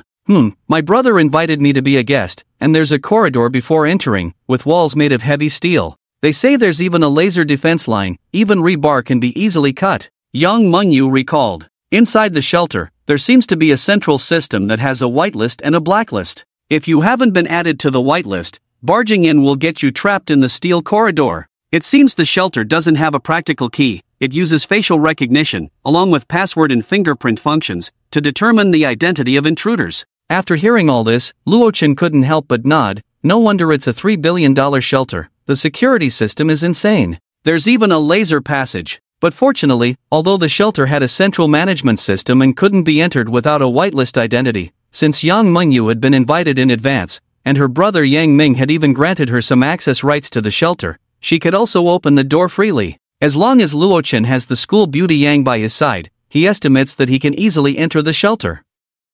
Then he just needs the other party to add him to the whitelist. Or it could be simpler and more straightforward, let Yang use the butler's ID card to swipe directly in the central system. In that case, the entire shelter would change ownership, Luo Chen said with a smirk. Although the shelter has an independent AI system, how can a 10-year-old artificial AI compare to an AI system crafted with great effort by a group of top experts in the field of artificial intelligence from the country 10 years later? If the shelter's AI is the first generation, then the butler in Luo Chen's hand is the latest and strongest generation. Buzz, the snowmobile continued on its way. For now, there was no rush to go there. Luo Chen had to return to the safe house first to settle the girls. Then he would explain to them the idea of moving to the shelter. After that, he would go to Yunding Manor to gather information. Who would have thought? Luo Chen couldn't help but sigh. This trip to the university campus was originally meant to pick up a beautiful school beauty. In the end, not only did he find a goddess of a school beauty, but he also got a luxurious doomsday shelter as a bonus.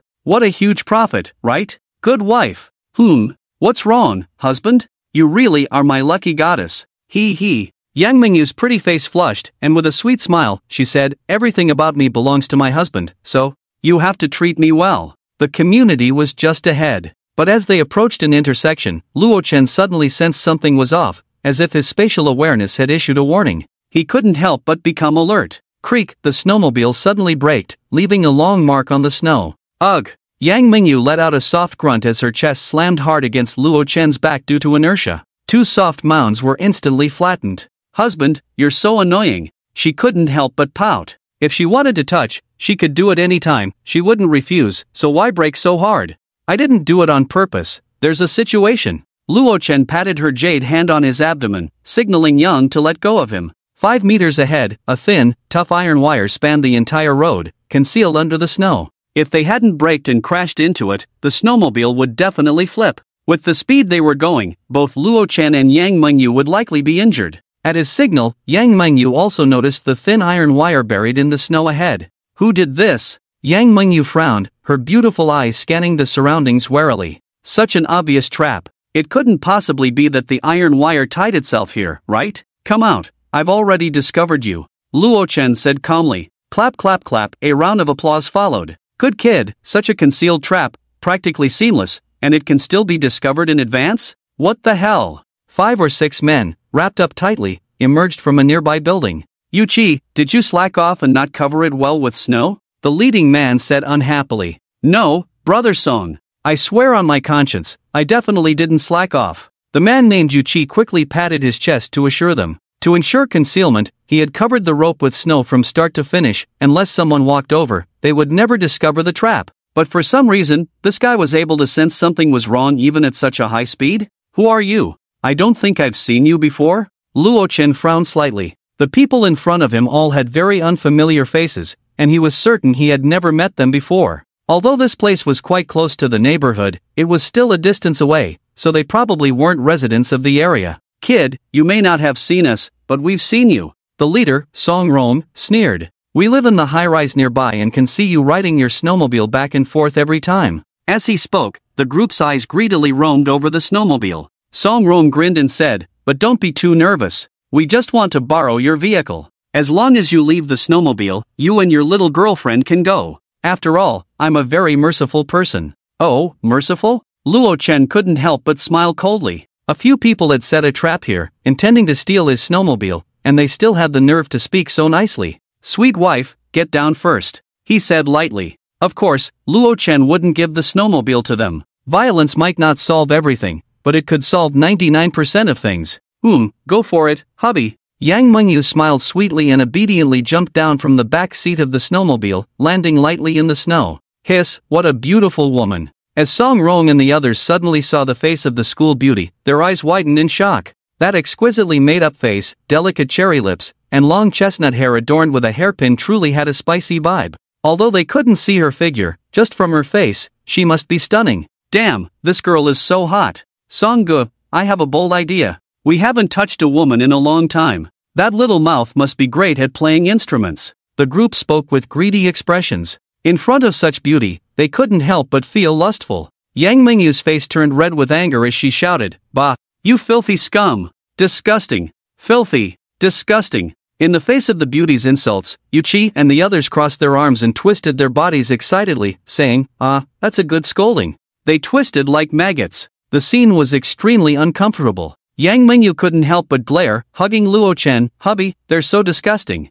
How could anyone enjoy being insulted? Damn it, I can't stand these perverts. Luo Chen gritted his teeth. They dared to tease his school beauty wife right in front of him. These people couldn't be left alive. In the next moment, Luo Chen pulled Yang Mengyu close, and in her shocked gaze, he directly reached into her collar with one hand. Yang Mengyu let out a soft cry, her pretty face instantly turning red. The people in front were even more wide-eyed. What was he doing? Showing off affection in public? In the astonished eyes of everyone, Luo Chen actually pulled out a long shotgun from Yang Mingyu's chest. What the hell? Pulling a gun from the chest? I must be seeing things. The group was dumbfounded. Heh, I'm starting to love this violent weapon. Luo Chen racked the shotgun and coldly smiled. Currently located in a bustling area, to be safe and avoid being discovered by any survivors hiding in the high-rises, which could expose his spatial abilities, he had also made a seamless disguise. Originally, Luo Chen wanted to pull the gun from under her skirt. Unfortunately, it was too cold, and the school beauty wasn't wearing one.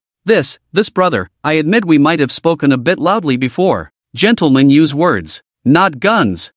Actually, we just wanted to greet you, it was all just a joke. We didn't mean it for real. Song Ron, the leader, was at that moment leading a group of younger brothers, sweating profusely and continuously apologizing. Even his forehead was frozen with a layer of ice. After all, the other party had guns. Was it worth risking their lives to continue causing trouble? Under the gun, all lives were equal. A joke? Too late. Luo Chen sneered and instantly pulled the trigger. Bang, a gunshot rang out. Yu Qi, standing in front of the gun, nearly had his soul scared out of him. I'm dead ah. After a few wails, he trembled as he touched his body, only to suddenly realize he was completely unharmed. Not a single part was missing. An empty gun? Ha. Damn, you scared me. This guy's shotgun has no bullets. Yu Qi laughed arrogantly. Just as he was about to say something more, he heard a bang beside him, and a companion standing to his left suddenly had his head explode like a watermelon, splattering red and white brain matter all over him. What is happening? The excitement on the faces of the few people instantly froze. The bullets had a delay? Was your ping that high? First one. Luo Chen said calmly, then without hesitation, pulled the trigger again. Bang, another gunshot. The three remaining members of Yu Qi were unharmed. However, they stood frozen in place, fearfully glancing around, not daring to let their guard down. With a pop, this time it was a man standing behind Song Rong whose head was blown apart by the shotgun. What is going on? The three survivors stared wide-eyed, their faces pale. The bullet turned? This was completely against logic. I know. This is gun-fighting technique. Yu Qi shouted in terror. At the moment the bullet leaves the chamber, shaking the wrist rapidly gives it a horizontal acceleration, causing the bullet to curve. Hearing his explanation, the color drained from Song Rong and the others' faces. To have such a powerful ability, and coincidentally be targeted by them for robbery, how unlucky could they be? Good analysis, but don't analyze next time. Luo Chen sneered. Bang! With a few more gunshots, the three of Yu Qi also followed in their companions' footsteps. This was certainly not any gun-fighting technique. Instead, it was a new method Luo Chen had just developed regarding the use of spatial abilities. Within 15 meters, at the moment the bullet leaves the chamber, he could instantly absorb it into space and then shoot it out again. This had many advantages over aiming and shooting, namely that there was no need to aim at close range. Moreover, he could attack opponents from 360 degrees without dead angles. There was no worry about being blocked by obstacles. Within the range of spatial perception, he was a sharpshooter. He could hit wherever he pointed, and even with his eyes closed, he could accurately shoot at the same spot 10 times in a row. Looking at the headless corpses staining the snow, Yang Mengyu couldn't help but bend over and dry heave at the side. This bloody scene was truly beyond her capacity to bear. After all, as a wealthy heiress, Yang, the campus beauty, had never even seen a kill before. So, she sat in front of the snowmobile, weakly leaning against Luo Chen. Only then did she continue to start the snowmobile, heading towards the community. Still in a deserted corner. After Luo Chen helped the now slightly less pale young campus beauty get out of the snowmobile, he stored the vehicle back into space. Honey, is our home in this building? Yang Mengyu raised her little head, her beautiful eyes revealing a hint of anticipation. Their love nest. She couldn't help but feel excited. Yes, the top floor. Luo Chen smiled faintly. Then he took out an electronic wristband from space and placed it in Yang's hand. Honey, what is this? A gift. Put it on, I think you'll like it. Although Yang Mengyu was puzzled, she still unhesitatingly put the bracelet on her slender wrist. Luo Chen and Yang Mengyu walked towards the top floor. During this time, they encountered a few residents in the stairwell. Luo Chen? As soon as they saw Luo Chen, they seemed to see some kind of terrifying beast and immediately hid in the corner, facing the wall in reflection. This strange scene left the newcomer Yang Mengyu utterly confused. Husband, why do they look so scared of you? Although Luo Chen had previously told her about the situation in the community, he had omitted certain details, so the campus beauty Yang was unaware of what her husband had done to these residents before. Who knows, maybe they are just shy, Luo Chen replied with a smile. After hearing his explanation, Yang Mingyu didn't dwell on it too much. She cast a curious glance at the residents and continued to walk up with Luo Chen. Shy. The residents, facing the wall in reflection, couldn't help but feel a surge of frustration. Forget about them, if it were anyone else, who wouldn't be afraid of this demon who had killed hundreds? 23rd floor. Zile Yang Mingyu frowned slightly, unable to help but grip her left wrist with her right hand. Strange. The bracelet on my wrist seemed to have just discharged. Is it just my imagination? She thought to herself. Creak, the heavy security door slowly opened. A warm wave of heat rushed in, dispelling the chill in the corridor. Yang Mingyu instantly cast aside her small doubts and stood beside Luo Chen, her beautiful eyes sparkling as she looked into the room. This was their sweet little home. Welcome home, master. X4 inside, a group of beautiful goddesses, each with their own charm, smiled and bowed in welcome. It was Li Rou, Baiya, Yan Shu, and Yin Yuyan. Yes, I'm back, Luo Chen said lightly, a smile on his lips. However, compared to his calm demeanor, Yang Mingyu was instantly stunned. What's going on? Who are they, and why are they in my husband's home? The campus beauty Yan looked shocked. Still unable to recover, the girls inside, Baiya and Yan Shu, were equally astonished when they saw this youthful and beautiful campus beauty beside Luo Chen. Their master had been fooling around outside. Moreover, he had brought back such a stunning beauty, who not only looked young but also exuded an indescribable aura of superiority. Husband, what is going on? Yang Mingyu gritted her teeth. Her cherry lips were tightly pressed, and it seemed there were glimmers in her beautiful eyes. Tell me, this is a misunderstanding. They have no relationship with you, husband. Unfortunately, just as Yang Mingyu was eagerly waiting for Luo Chen to give her a satisfactory answer, his next words undoubtedly doused her with a bucket of cold water. As you can see, they are my wings, just like you, Luo Chen said with a slight smile. He continued, by the way, once you enter the safe house, I hope you can remember your new title for me, master. At that moment, Yang Mingyu's pretty face turned pale. It was as white as a sheet. This news struck her like a bolt from the blue. What do you mean by just like you? Husband, you're not lying to me, right? This must be a prank you set up, it can't be real. Yang Mingyu bit her cherry lips, her beautiful eyes filled with disbelief. No! She refused to believe this was true. Could it be that before her, Luo Chen had already taken in so many beauties? 4 in total, and each of them was top-notch in looks and figure. If that were the case, what did that make her? The third party? No, the third party doesn't even rank. The fifth? No wonder. No wonder you were so skilled before. Yang Mingyu's beautiful eyes were filled with hot tears. In an instant, she recalled the days they spent together at school. Back then, in the campus, she, who guarded her purity like jade, experienced her first kiss with Luo Chen and played poker for the first time with him. Luo Chen always appeared to be so familiar with it all. Meanwhile, she was completely led by him, feeling utterly inexperienced. It turned out he had gone through who knows how many such experiences. He already had 4 women. Looking at the beautiful schoolflower Yang, who stood at the door with tears in her eyes, and Yuyan and Yan Shu, along with a few other girls, widened their eyes and cast resentful glances at a certain someone nearby. It seems the master has completely deceived this sister's body and heart this time, they thought to themselves. Just look at that heart-wrenching, tearful appearance. Truly pitiful. Ugh.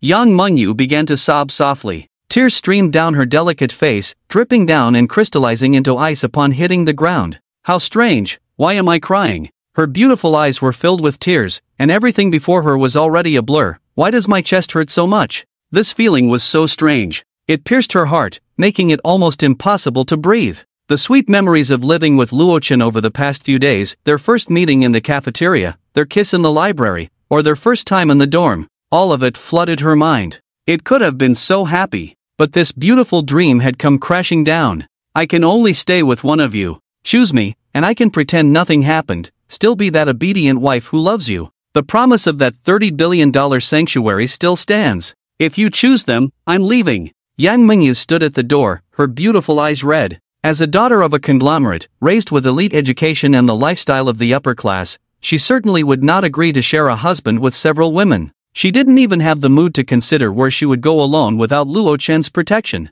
At this moment, the cold expression on Yang's face replaced her previously obedient demeanor. It was as if she had transformed back into that aloof, ice-cold schoolflower who kept people at a distance. Is this a battlefield? Luo Chen shook his head, feeling helpless. He never expected that before the apocalypse, as a green tea girl's loyal dog, he would now experience a thrilling battlefield among 5 stunning goddesses. Unfortunately, he was a traditional man who only accepted polygamy. Only children make choices, adults take them all. Faced with the tear-streaked, icy-cold young Luo Chen didn't say a word and simply picked her up, ignoring her angry struggles. "Let go of me, I warn you." "Woo! Luo Chen, you bad guy. Let go of me, I want to leave here. This school flower wants to break up with you." With a loud bang, the heavy security door slammed shut. In the living room, Luo Chen, dressed in silk pajamas, sat on the sofa savoring the hot tea brewed by the maid. He was quite relaxed. Bai Ye and the other girls stood nearby, their faces flushed.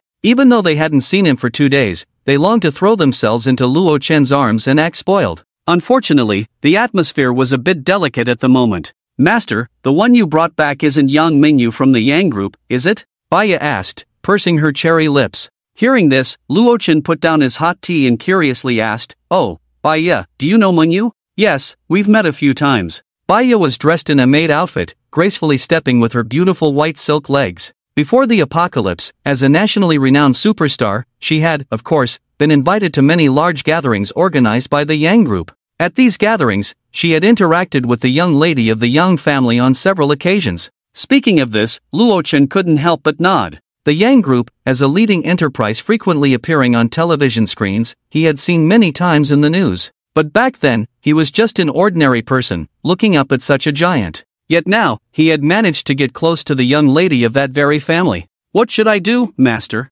Bai Ye said with a hint of worry on her face. Ever since Yang Mingyu was carried into the room and took off her cold-resistant clothing to shower, she had remained in the other room without coming out. "Let her be for a while," Luo Chen said, sipping his hot tea. At this moment, the campus beauty, Yang, was probably feeling heartbroken, and her emotions were quite unstable. It was better not to disturb her.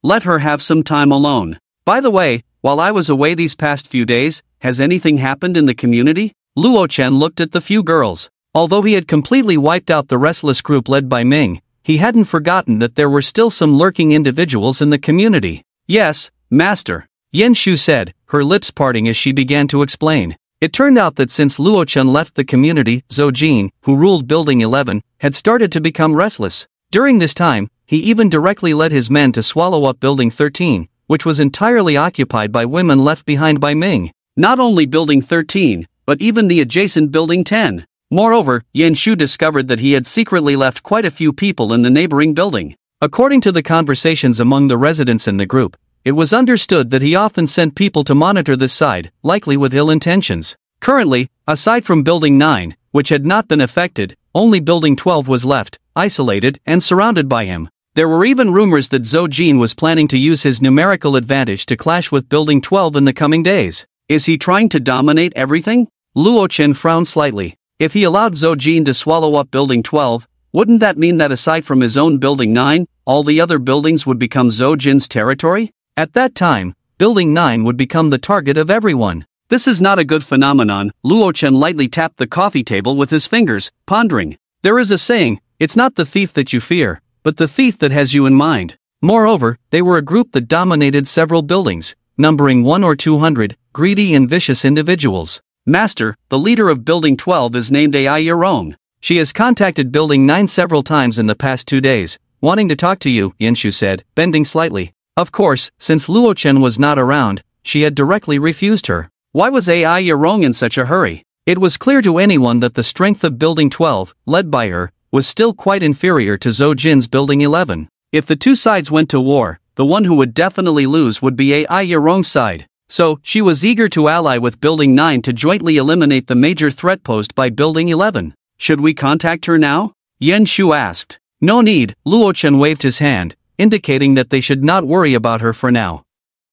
Compared to the scheming and petty squabbles within the community, he had something much more important to discuss with the girls. "You all must be very curious about what I did when I went out this time," Luo Chen said, putting down his teacup with a smile. In response, the girls exchanged glances, and a hint of resentment flashed in their beautiful eyes. What else could he be doing? He must have been spending time with a stunningly beautiful campus belle at university, and the two of them were likely sweet-talking each other, enjoying their days on campus together. "Ahem, let me build up the suspense," Luo Chen teased. "What? Master, is that true? Oh my! When he informed the girls that he had discovered a doomsday shelter worth $30 billion during this outing, Yen Shu and Baya couldn't help but cover their cherry lips in shock. Even Baya, the national goddess, was taken aback. That was $30 billion, more than all her assets combined. That's right, the ownership of this shelter basically belongs to the beautiful Yang, who has been hiding indoors all this time, Luo Chen shrugged. Upon hearing this explanation, the girls suddenly understood. Indeed, only a colossal entity like the Yang Group could afford to invest such a fortune in building a luxurious doomsday shelter. This time I came back mainly to let you know that once I figure out the situation at the shelter and can successfully get in, I'll come back to bring everyone over. We're getting ready to move, Luo Chen said with a gentle smile. Move? The girls' pretty faces lit up with surprise. So, does that mean they would be moving from their neighborhood to a luxurious shelter? Moreover, Luo Chen had just mentioned that the shelter not only had an ecological park and farmland but also plenty of large sports facilities, like a swimming pool, basketball court, golf course, and entertainment game rooms. With such spacious surroundings, the girls would have more room to move around, and in their leisure time, they could play golf, swim in the pool, or even plant vegetables and flowers in the farmland together. What a heavenly enjoyment! Master, where is this shelter located? Baya asked, wrapping her arms around his neck and pressing her softness against him, giggling. It's a bit far from the neighborhood, just over 10 kilometers away at Yunding Manor, Luo Chen replied with a slight smile. But I'm not sure what the situation is like over there. If something unexpected happens and we can't enter the shelter right away, I might have to find a temporary place to stay nearby. He crossed his legs, deep in thought. One couldn't be too optimistic. All possible contingencies had to be considered, such as the shelter lacking power and the doors not opening, or it being occupied by someone else beforehand. Yunding Manor? Li Ro and the others exchanged glances, their eyes filled with astonishment. That was a famous luxury villa area. Each villa there was worth at least several hundred million. Unlike the other girls' surprise, Baya wore a look of shock, as if she had heard something unbelievable. What's wrong, Baya? Luo Chen asked curiously. Hearing this, the other girls turned their attention to her. Actually, I used to live in Yunding Manor. Baya blinked her beautiful eyes. Upon hearing this, the girls were all astonished. Wow, Baya, you really are a little rich lady. That makes sense. I was wondering how, as a national goddess, you couldn't even afford a villa. And Yu Yen nodded in realization. She had previously been puzzled about why Baya, with such high worth, lived in the same neighborhood as them. Actually, Yunding Manor is where I usually live. This house was just something I bought on a whim to hide from my agent, Baya said shyly. But after saying that, she noticed the other girls looking at her with envy. Well, they had spent quite a bit of their savings just to pay the down payment on a few million for their house. In the end, she casually bought it just for fun. Truly, people can be infuriating. Damn capitalists. And Yu Yen gritted her teeth, her dragon-like claws instantly grabbing onto the other's towering figure. Little rich lady, accept my punishment. Caught off guard by the sudden attack, Baya immediately begged for mercy, her slime forced to change shapes continuously. Woo-woo, and sister, spare me. Her delicate body went soft, her beautiful legs wrapped in white silk losing all strength. She quickly said, I still have a few villas, how about I just give them all to you? The girls couldn't help but chuckle. Of course, they were just joking with Baya. In this apocalypse, what use is a villa? After some playful scuffling, the girls finally quieted down. That's settled then. Luo Chen smirked. Since Baya had a house over there, the temporary accommodation issue was resolved. If anything unexpected happened at the shelter, he could first go to Baya's villa to rest. Baya's villa was at No. 120 Yunding Manor. Meanwhile, Yang Mengyu's luxurious shelter was located at No. 233 Yunding Manor. Of course, this didn't mean that Yunding Manor had over 200 villas. Despite the large number on the shelter, its location was quite forward and situated in the most prime area of the manor. Baya, I'm requisitioning your villa. After some thought, Luo Chen said, but it's not the right time to set off yet. We should at least wait until Young the school beauty calms down. Moreover, he needed to rest at home for a bit. After all, he had been out for 2 days, eating only pre-packaged meals and snacks, and he hadn't tasted Li Ro's cooking in ages. He was almost losing his appetite. He had to enjoy a good meal and treat himself. Butler, plan the 2 best routes to Yunding Manor, Luo Chen said casually. This is the advantage of having offline maps cached in advance. With the butler's powerful computing ability, the best route from the community to Yunding Manor and a backup route quickly appeared on the large screen. Of course, it was minus 67 degrees outside, so it was more reliable to draw the routes on a paper map. Although he had electronic devices specifically designed to resist the cold in his space, he was too lazy to take them out. Yan Shu used a pen to draw on the paper map marking the 2 routes planned by the butler in different colors. After hesitating for a moment, she put down the pen and asked expectantly, "Master, should I go along this time?" As Luo Chen's top bodyguard, Yan Shu was eager to showcase her skills and protect Luo Chen's safety in the face of danger. Instead of just being there at night, using her well-trained body to meet his needs. Although she enjoyed warming the bed and found some joy in it. No need, just bringing Yang the school beauty is enough. Luo Chen smiled lightly. This operation was mainly for reconnaissance, so there was no need to bring too many people. Having Yang Mingyu there to help open the shelter's door would suffice. Hearing this, a hint of disappointment flashed in Yan Shu's beautiful eyes. Time passed. Soon, the sky darkened, and evening arrived. "Dinner's ready." Li Ro untied her apron and said with a smile. Since this was Luo Chen's first meal back home after 2 days, she prepared a lavish feast that could rival a banquet costing tens of thousands at a grand restaurant. The aroma wafted through the air. Baya and the others couldn't wait to wash their hands and sat down at the table. "Master, isn't Miss Yang coming to eat?" Li Ro scanned the room with her beautiful eyes, pursing her cherry lips. The dinner was quite sumptuous.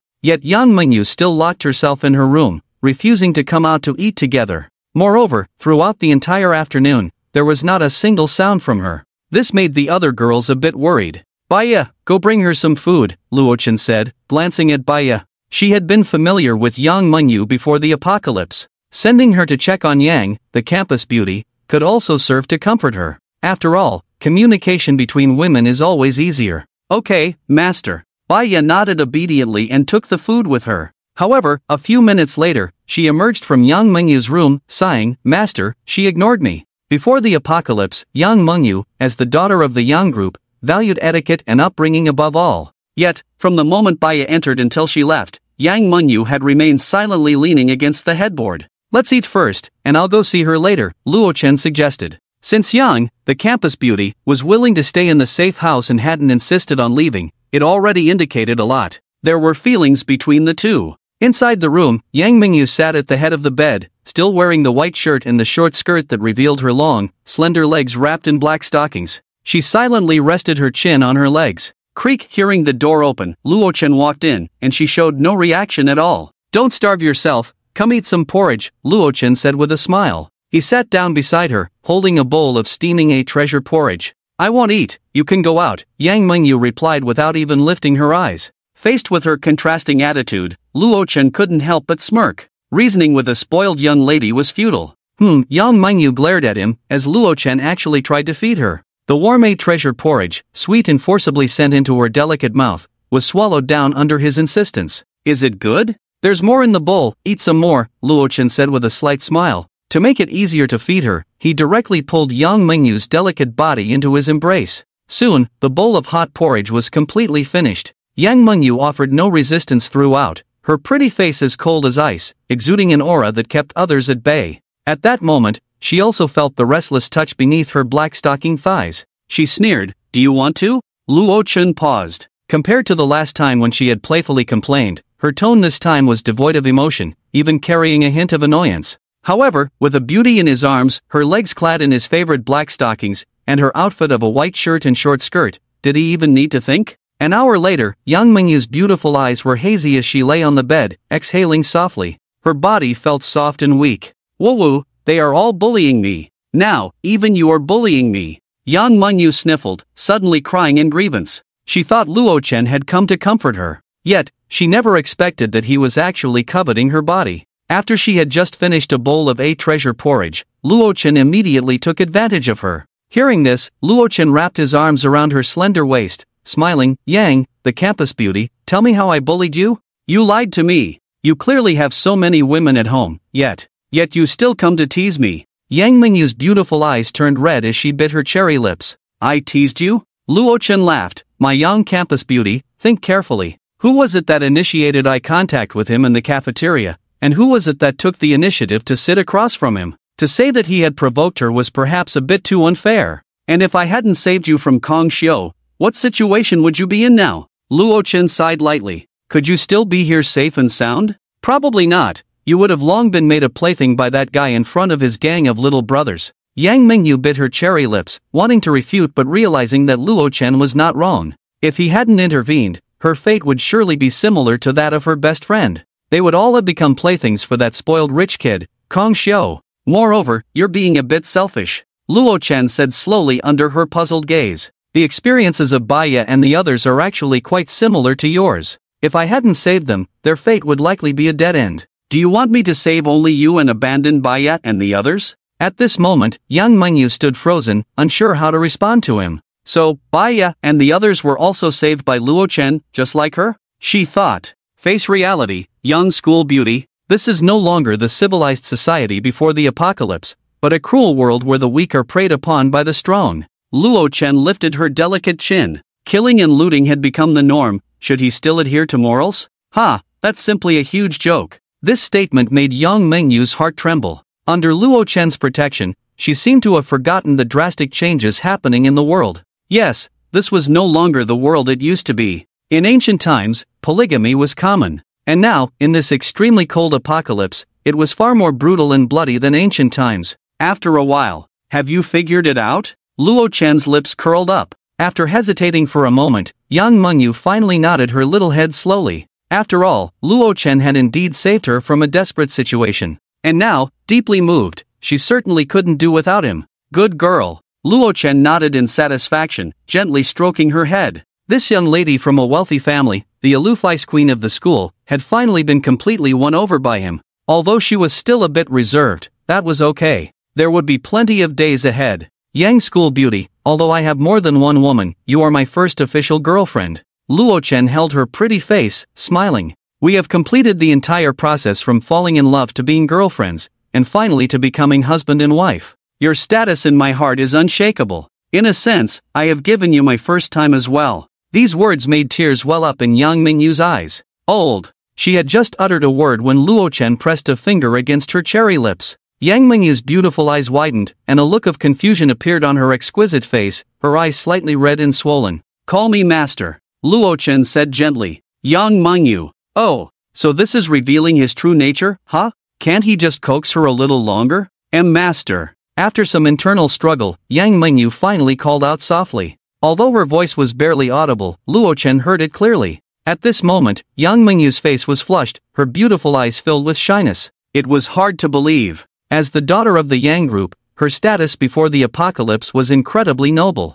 Even some high-ranking officials would treat her kindly. But now, she had called out a title she had never even thought of in her life. Very good, Luo Chen said with satisfaction. There was still half of the space's hand ring left unused. How could the harem just ignite? As night approached, of course, Luo Chen directly rested with the school beauty Yang. That night, young Mengyu seemed to have opened the door to a new world. Not only did she learn a lot of new knowledge, but she also uttered many words that made her blush. The next day, Master, the leader Iarong from Building 12 has contacted you in the group. Yen Shu handed over her phone. Taking the phone, Luo Chen couldn't help but chuckle. The other party is so anxious. Could it be that they're being pressured by that Zhou Jin? His return message to the community couldn't be hidden from the residents. The leader of Building 12, after waiting for him to rest for a night, finally couldn't hold back. At Mr. Luo, hello, I am Iarong, the head of Building 12. I have an urgent matter I would like to discuss with you in person, and I hope you can grace us with your presence.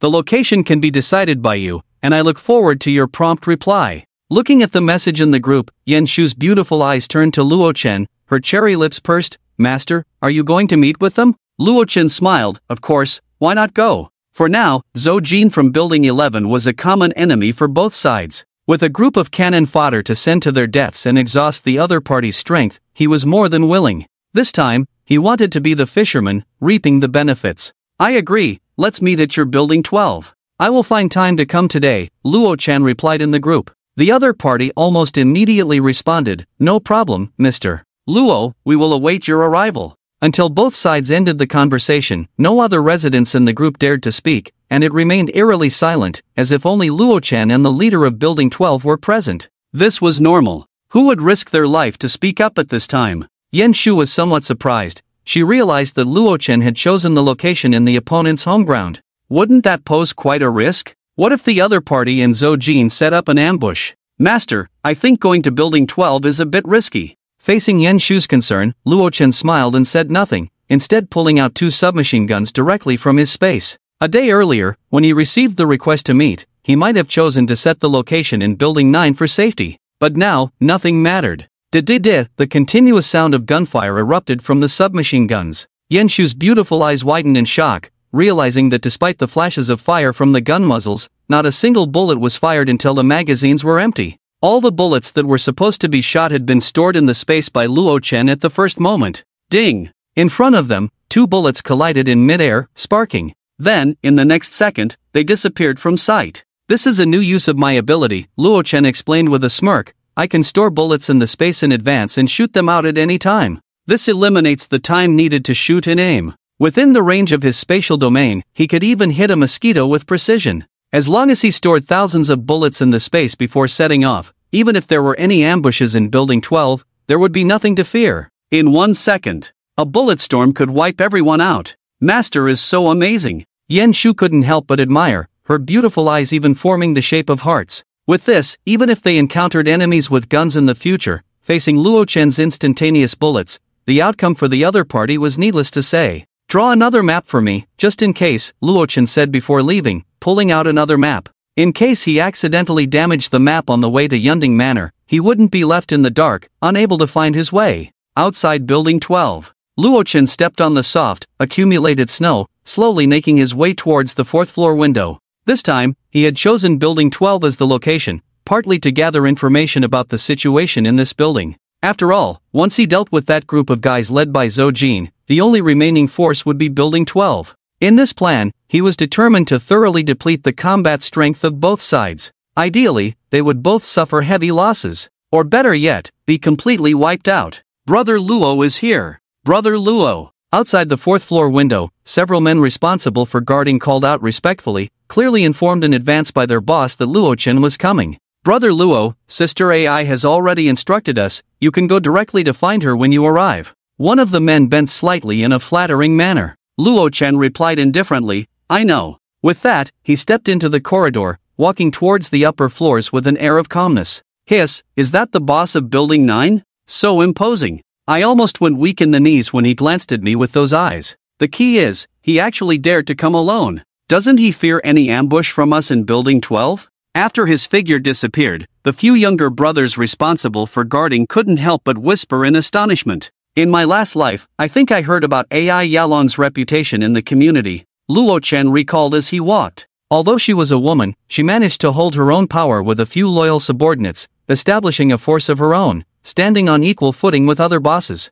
The key was that before the apocalypse, she seemed to be just a secretary to a state-owned enterprise's president. At the very least, in the art of seducing men, she was several levels above that green tea girl, Su Ling. Oh dear, Mr. Luo, why didn't you notify me of your arrival? Doesn't that mean we've neglected you? AI Yalong, dressed in a thick coat, stood at the top of the stairs, smiling sweetly. Behind her were 7 or 8 loyal subordinates. As soon as she heard from the younger brothers that Luo Chen had arrived, she immediately brought her subordinates down to welcome him. It's nothing, Luo Chen said lightly. His gaze lingered on the leader of Building 12 for a moment. She had smooth, long black hair that looked as if it had just been washed. Her delicate face was lightly made up, and her alluring eyes revealed a hint of seduction. The wide, thick coat concealed her figure completely, yet it still made one curious about what kind of body lay beneath it. Seductive, Luo Chen instantly assessed in his mind. Although her looks were far from those of Yin Shu and the others, scoring at most an 80 out of 100, the seductive charm she exuded was the most enticing he had ever seen in a woman. He even felt an impulse to pin her down and listen to her voice. No wonder she could climb to the position of a secretary to a state-owned enterprise president. Let's not stand here, it's cold in the corridor. Please follow me upstairs, AI Yalong said with a smile, quickly walking over and affectionately pulling him up the stairs. A fragrant breeze wafted around his nose. Damn it! No, Yalong belongs to me. Watching the two's intimate backs, Chi Guowei and Chang Yingwei couldn't help but clench their fists, their faces turning ashen. They hadn't expected that while they fought tooth and nail for the beauty's favor, almost willing to give their hearts to each other, AI Yalong would only ever offer compliments and never engage in any intimate contact with them, not even allowing them to touch her hand. Yet, the more they couldn't have her, the more they felt like cats scratching at their hearts, working even harder to execute AI Yalong's orders. Fearing that someone might get a head start and win her affection, and then take the beauty home. But now, as Luo Chen has just arrived, AI Yalong is already acting so intimately with him.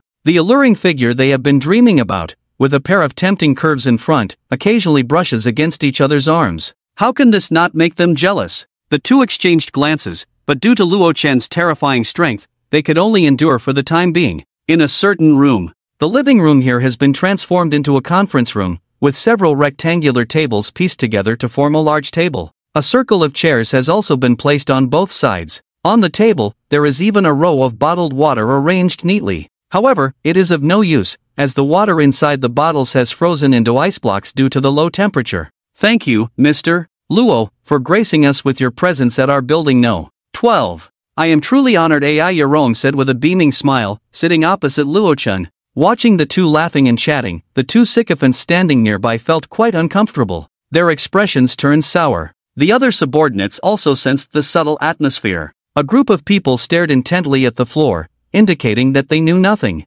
Ha! Luo Chen glanced at the two behind Ai Yerong, Shi Guowei and Cheng Yingwei, whose faces were not looking good, and couldn't help but reveal a hint of sarcasm. Ai Yerong, in front of her two infatuated confidants, deliberately acted so warmly towards him, undoubtedly putting on a show for them.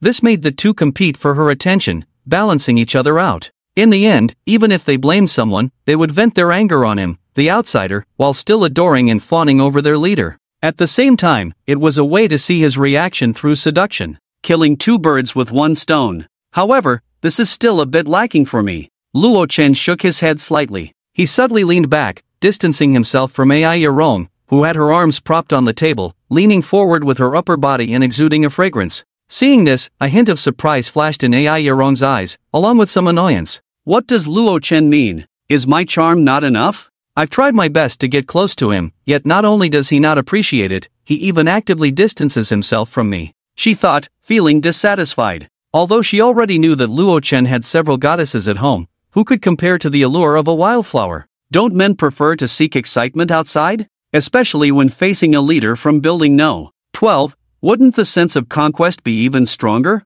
Miss Ai, let's get down to business. Luo Chen said, arms crossed, with an indifferent expression. When it came to serious matters, Ai Yerong also straightened her expression, pursing her lips as she slowly said, Alright, Mr. Luo. I believe you are aware of what Zhou Jin from building No. 11 has been up to lately. Luo Chen raised an eyebrow but remained silent. Compared to the stability of buildings No. 9 and 12, building No. 11, led by Zhou Jin, indeed resembled a ticking time bomb, always looking to stir up trouble. The key was that Luo Chen did not want the other side to swallow Ai Yerong's faction as well. If that happened, the other side's strength would be completely bolstered. Ai Yerong sighed lightly and said, to be honest, Zhou Jin has been causing trouble frequently these days, and I am somewhat exhausted from dealing with it, mentally drained.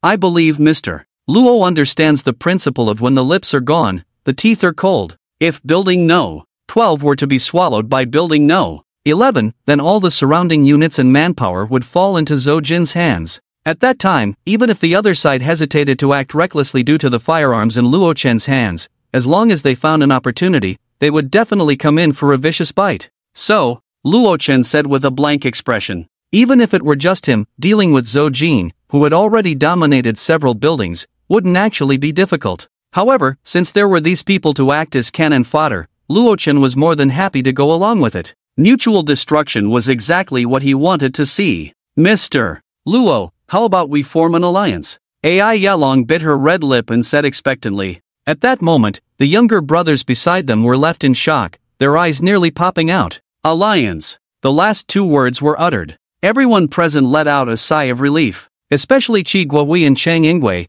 their moods instantly shifted from hell to heaven. Ai Jia, don't speak like you're out of breath. You scared us. We thought you were going to marry Luo Chen. A group of younger brothers wiped their foreheads, unable to help but think to themselves. So terrifying. Form an alliance? Luo Chen raised an eyebrow and asked, You mean you want to join forces with me against Zhou Jin? But you all know the strength I'd shown before. He could single-handedly take down Building 13. So this time, he could easily eliminate Zhou Jin and several of their buildings. After all, under the suppression of modern firepower, a sea of people tactic was just a joke. That's right. Luo Chen was starting to set conditions. There was no reason to form an alliance without some benefits. I wonder what Mr. Luo's conditions are? Our supplies are quite limited, and I hope you can show some kindness and help this little lady. Any request you have, please feel free to mention it. This little lady will do her best to satisfy. AI Yalong bit her red lip and grabbed his hand, looking pitifully at him. Feeling the softness of her jade-like hand, Luo Chen couldn't help but have a strange expression, thinking to himself, this woman's motives aren't pure. Any request is almost implying I should think in that direction. Interesting. First, she appealed to reason and emotions. Now she was using beauty as a tactic? Luo Chen, don't think you can do whatever you want with AI yet just because you have a gun. Yeah, let go of the boss's hand. While he was pondering, Shi Guohui and Chang Yingwei, two big men, couldn't hold back anymore. Their goddess's jade hand was being held by another man. What? Luo Chen's brow twitched, feeling utterly confused. Ha ha, don't pretend. Chang Yingwei, the fitness coach, sneered, although you look calm and collected, we all know you're actually more anxious than we are. Shi Guohui, who had always been at odds with him, also nodded at this moment, standing in the same trench as his rival. Sitting across from them, AI Yalong also pursed her lips and remained silent. Clearly, they all thought the same way. Luo Chen looked at everyone's reactions, his face filled with confusion. What do you mean by that? He asked curiously. I'm anxious? What the hell? Ha, Luo Chen. You did take down Boss Ming last time, and we all acknowledge that. But after that, your ammunition is probably running low, right? Shi Guohui said with a beaming smile, confidently. Under everyone's gaze, he continued. And the 2 days you went out afterward were just to urgently look for bullets, right? You thought you were being discreet, but the residents in the community all know about it. It had to be like that. Otherwise, why would Luo Chen rush out the day after he returned from scavenging supplies and fought with Boss Ming? The answer was simple, he was out of bullets. Just based on this, you can confirm? Luo Chen opened his mouth wide. If he didn't know he had gone out to scavenge supplies to upgrade his spatial abilities, he might have almost believed it. Well, not exactly. Shi Guohui smiled mysteriously, enjoying the attention of everyone on him. What you truly exposed was your eagerness to come to the appointment. He confidently said, it's precisely because you didn't find the bullets on this trip that you rushed over as soon as you saw Sister AI's invitation. Right now, you probably can't face Zhou Jin's strength alone and can only choose to cooperate with us. I wasn't wrong in my analysis, was I, Luo Chen? At this moment, not only Shi Guohui and Chang Yingwei, but even the little brothers beside them wore mocking smiles. This answer was something they had just discussed and were very sure of. Otherwise, with Luo Chen's personality, why would he take the initiative to come see them? Luo Chen couldn't help but look strange. Ah, right.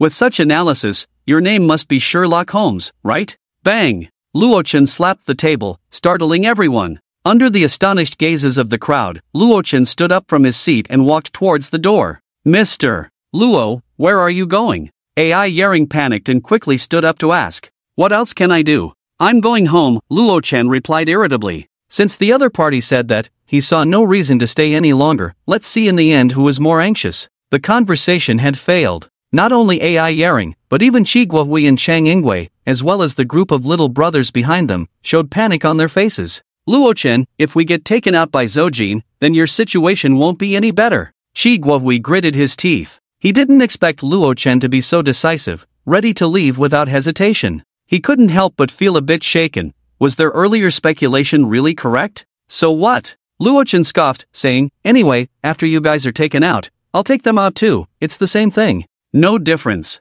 The final winner would only be him. Upon hearing this, everyone's expressions changed immediately. Because Luo Chen's tone was too confident, showing no signs of panic at all. Could it be that they had bet wrong? AI Yering's pretty face darkened, and her seductive eyes shot a glare at Shi Guohui. You idiot, even if you're going to lay it all out, do it a bit softer. Now that you've angered Luo Chen, what will we do if he just walks away? Wait to die? Luo Chen, let me tell you another piece of news. Shi Guohui's face turned red as he said, that guy Zhou Jin seems to have explosives in his hands. Hearing this news, Luo Chen paused in his steps. You better not be lying to me, he said coldly. In fact, whether it was Zhou Jin or AI Yering's side, Luo Chen had never taken them seriously. But if the other party had explosives, then the threat level was different. It had risen from 0 to 1. If a building were to be blown up, it could collapse. How could I dare to lie to you? Shi Guohui gritted his teeth. This news was something they had only learned yesterday. They had intended to use it as a trump card in this negotiation.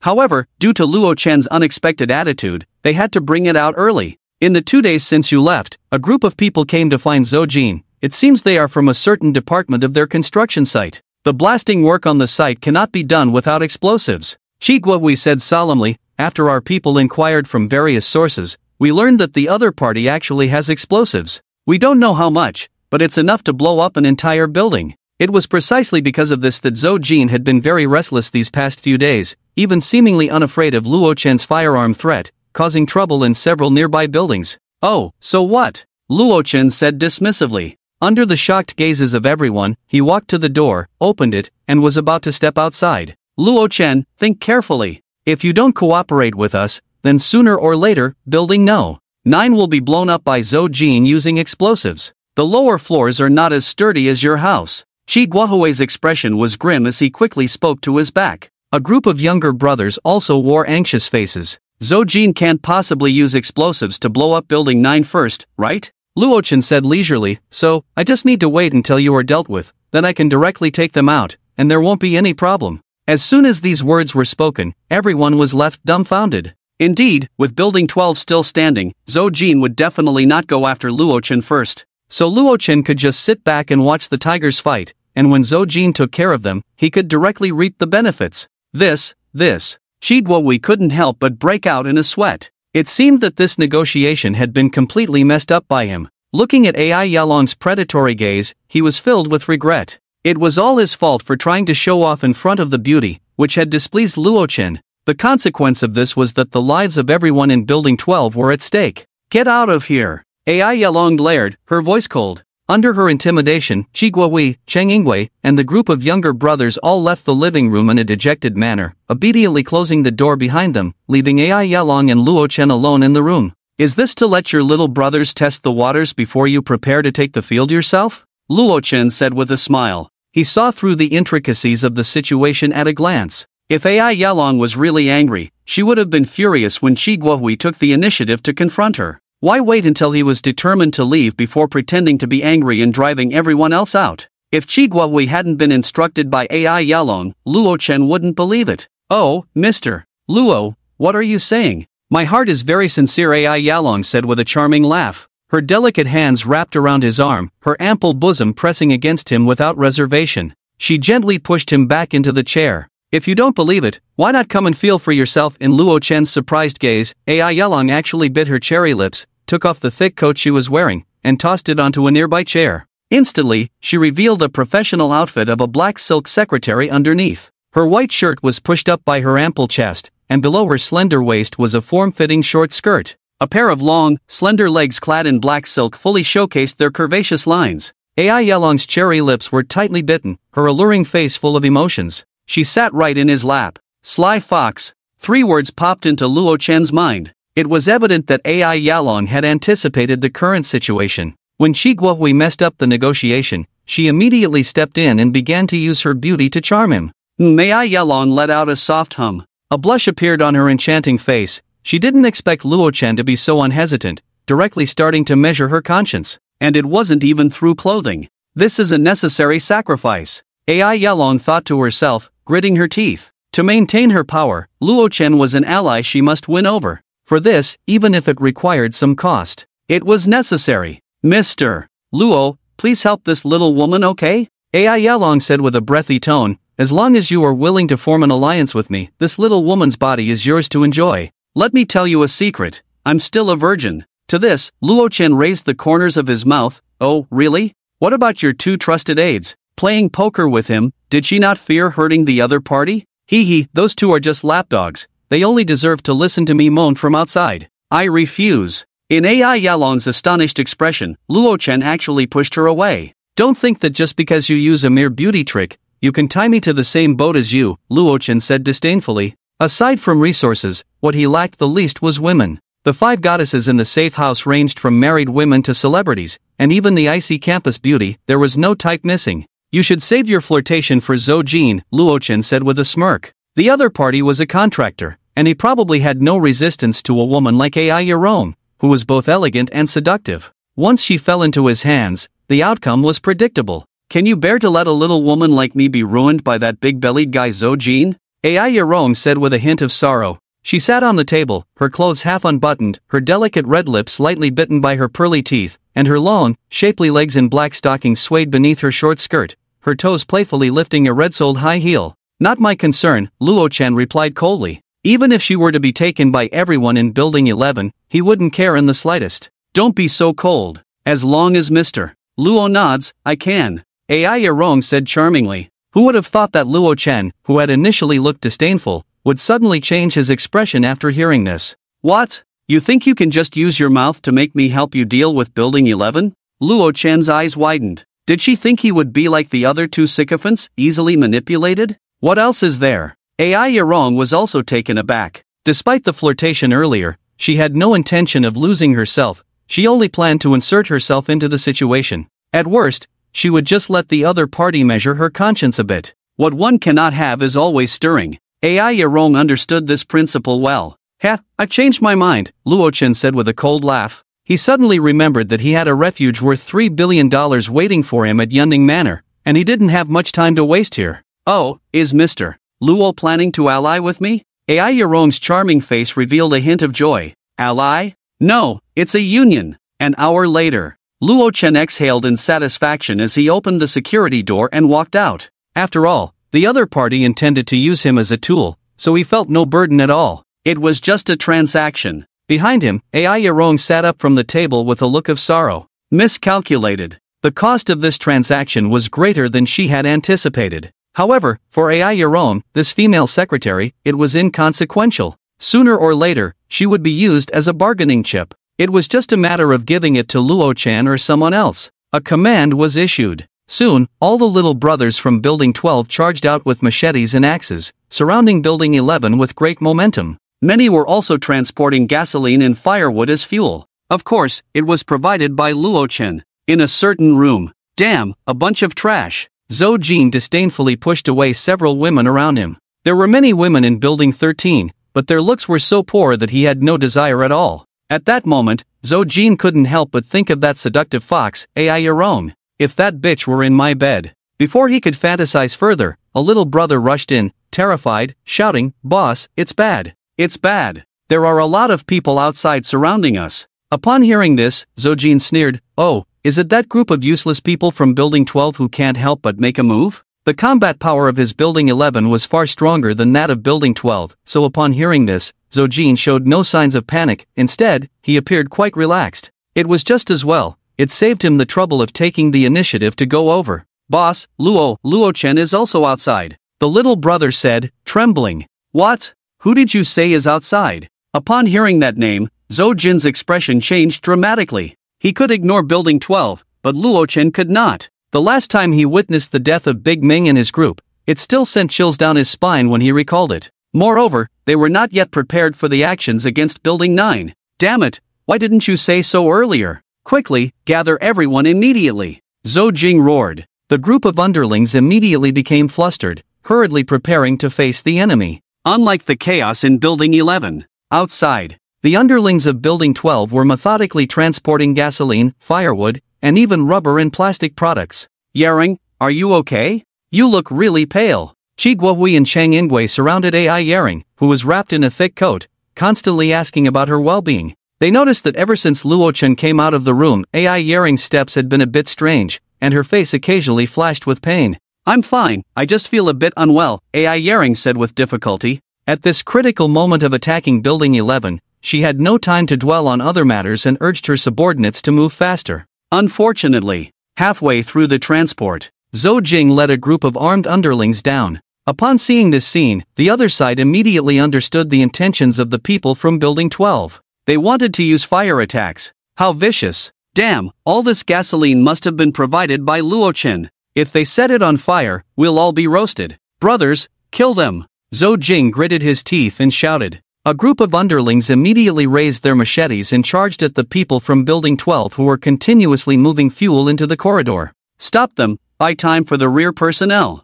Ai Yering shouted. At this moment of life and death, a group of combatants from Building 12 also gritted their teeth and roared as they rushed into the corridor, colliding with the opposing forces. As long as they waited for the fuel to be in place, the other side would be like fish in a barrel. Instantly, a fierce gunfight erupted between the two sides. This was an extremely brutal war, with people dying every moment. One underling had just slashed his opponent's neck with a machete, and before he could feel happy, he was struck on the back of the head with an iron rod and fell to the side. Then he was hacked to death by others. However, since most of Zhou Jing's underlings were strong and burly men, the casualties on both sides quickly widened. For every one person that died on the opposing side, at least two would die on this side. The underlings of Building 12 were being beaten back, and it looked like they were about to collapse. Luo Chen, what are you waiting for? If this goes on, my people will all be dead. Ai Yering gritted her teeth and shouted. The total number of people in Building 12 was less than 90, and over 40 had already died, while Luo Chen had shown no intention of intervening from beginning to end.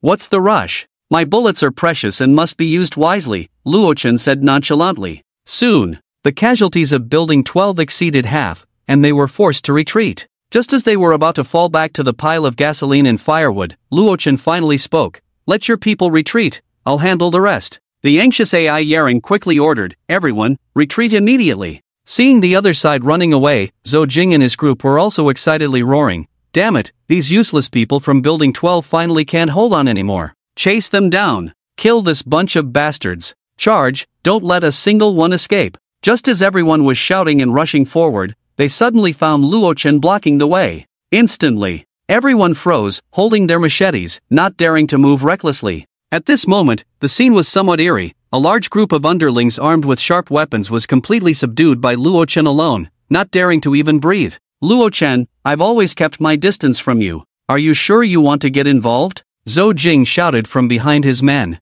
What if I do get involved? Luo Chen crossed his arms and said with a cold smile, his tone showing no regard for the group at all. Zhou Jing's face trembled with anger. Don't think you're impressive just because you have a gun. Let me tell you, I have explosives in my hands right now. Wise up and get lost. Otherwise, I'll have someone blow up Building 9 and bury you alive. He sneered, tearing off the facade. Hearing this, the group of underlings felt emboldened, even straightening their backs. They looked at Luo Chen with a hint of disdain. So what if he had a gun? Angering Brother Zhou could lead to their safe house being blown up. Could he bear the consequences of opposing us for a bunch of unrelated people? The underlings seemed convinced that Luo Chen wouldn't dare to act. After all, the safe house was their foundation. Ha, let's give it a try, Luo Chen said with a cold laugh. With a wave of his hand, he pulled back the thick coat he wore over his extreme cold weather gear, revealing a dark, cold submachine gun. In the terrified expressions of Zhou Jing and his group, the gun fired. In an instant, more than 20 people were shot to pieces, falling one after another.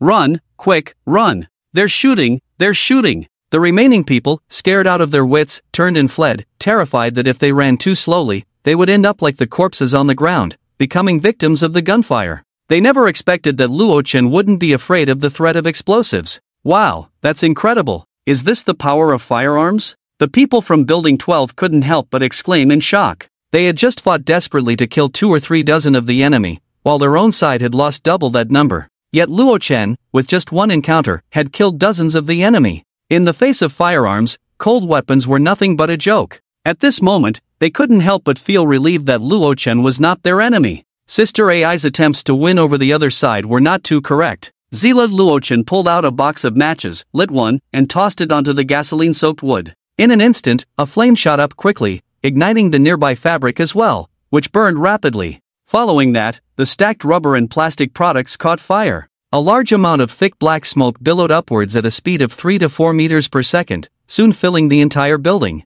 Cough cough, damn, this smoke is so thick. I can't even open my eyes from the smoke. Quick, wet a cloth with water to cover your nose. Where's the water? It's all frozen into ice blocks. Cough cough, this smoke is toxic. Pee on it. Use urine to wet the cloth to filter the smoke. Who can even pee that much? The apartment building was in chaos. The underlings dropped their machetes, their eyes stinging from the smoke, stumbling around the corridor like headless flies. After all, during a fire, 80% of people die from smoke inhalation. Because the smoke released during the fire contains toxic substances. Inhaling it can lead to poisoning, shock, and a series of severe reactions. Not to mention the thick black smoke released by the burning rubber and plastic. The chemicals produced are even more deadly. The fire gradually spread upward, and black toxic smoke surged in through the cracks of the door. With every window in the apartment building tightly shut, the entire structure became an airtight container. Bang! Ah! Many people could not bear it and jumped down from high above.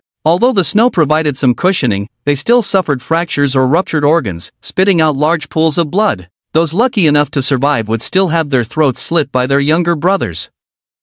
Boom! A loud explosion occurred on the 20th floor, and a large number of glass shards fell like sharp knives from the sky. Among them were many heavy concrete blocks. My God, it exploded. Run! So many glass shards, it's like shrapnel from a grenade. Staying here is a dead end. The younger brothers from Building 12 shouted in panic. Right next to them was the entrance to the underground parking lot, and everyone rushed in, terrified of being crushed by falling debris. Hey, why hasn't Luo-chan run yet? He's still standing there, doesn't he care about his life? The younger brothers exclaimed in shock. At that moment, Ai Yalong also looked on in astonishment, realizing that Luo-chan was completely unconcerned about the large shards of glass and concrete blocks falling from above. He remained calmly standing in place, even smiling slightly as he looked up at the explosion in the high-rise. This scene left Ai Yalong with her mouth agape. Was he not afraid of death? Boom! Crack! A large number of glass shards fell like rain, piercing into the snow. If someone were hit, they would instantly become a bloody mess, their body riddled with wounds.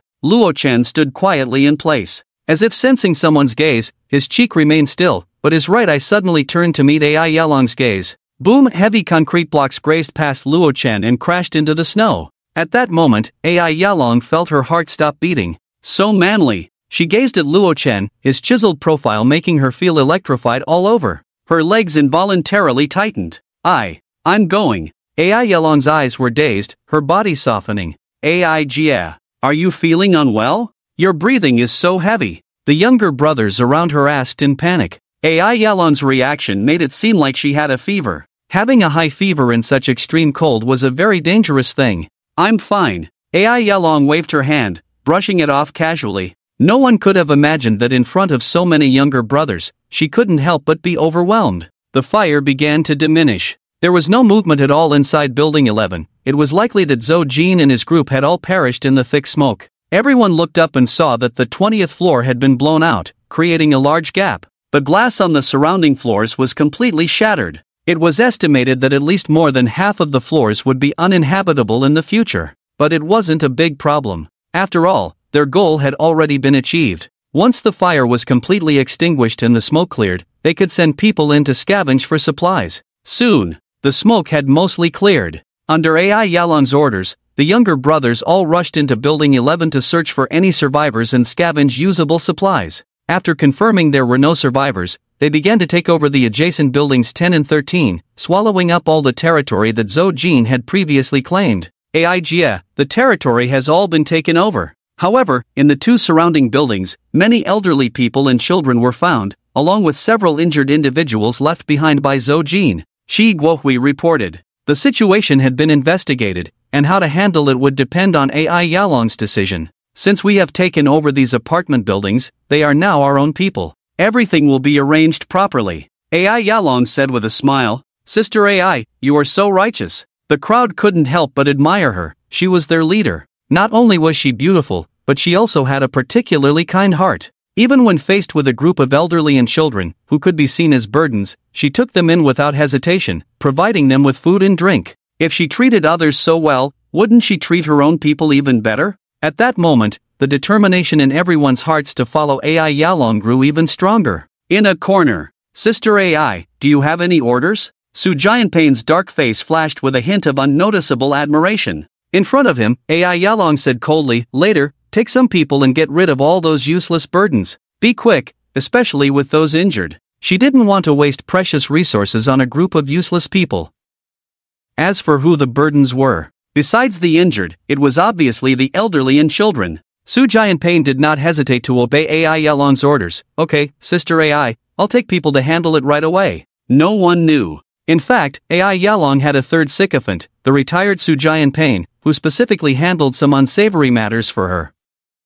Having been a secretary beside the big leaders for a long time, Ai Yalong had long seen the dirt and darkness of this world, so she had mastered the art of maintaining a facade while operating behind the scenes. Mr. Luo, thank you for your assistance. Ai Yalong approached with an uncomfortable gait. Although Building 11 had been uprooted and she no longer had to worry about being attacked, she couldn't afford to neglect the great contributor to this incident. Hearing this, Luo-chan paused, turned, and stared at her, saying, Zhou Jin is dead, so you will be the sole authority in the community from now on. I don't care how you stir things up, but don't set your sights on Building 9. In response to this warning, Ai Yalong laughed lightly. I assure you, I will definitely not set my sights on Building 9. She glanced around, seeing that her subordinates were not paying attention, and leaned in closer, whispering, "After all, those people are all yours now, so you don't have to worry about me turning against you." Her warm breath brushed against Luo Chen's ear. He said nothing. As if he hadn't heard her words, he turned and walked toward Building 9. Such sly words were only to be taken lightly, they couldn't be taken seriously. 9 out of 10 statements were likely false. What a heartless man. Ai Yelong sighed as she watched his back. Recalling the earlier scene, she couldn't help but feel an uncontrollable sensation rising in her heart. "I seem to have a bit of master, welcome back." Baya greeted with a bright smile and a bow. Luo Chen nodded, taking off his cold-resistant suit, which she immediately took and hung on the rack. She fulfilled her duties as a maid perfectly. "Master, we heard a loud explosion at home just now. Was there something going on?" Yen Shu asked, pursing her cherry lips. For some reason, she felt that it didn't seem like an ordinary explosion. Those guys in Building 11 somehow got their hands on some explosives. But it's fine now, they blew themselves up. Luo Chen explained with a smile. "Explosives?" Yen Shu couldn't help but breathe a sigh of relief, saying, "It's good that the master discovered it early, otherwise, if they had deployed explosives on the lower floors and detonated them, we would be in danger." The solidity of the safe house was well understood by the women. However, the load-bearing walls of the apartment building couldn't withstand explosives. "Don't worry, in a few days we will be moving," Luo Chen said while sitting on the sofa. By then, whether this apartment building was blown up or not, it would have nothing to do with them. After all, that luxurious shelter was not afraid of the threat of explosives.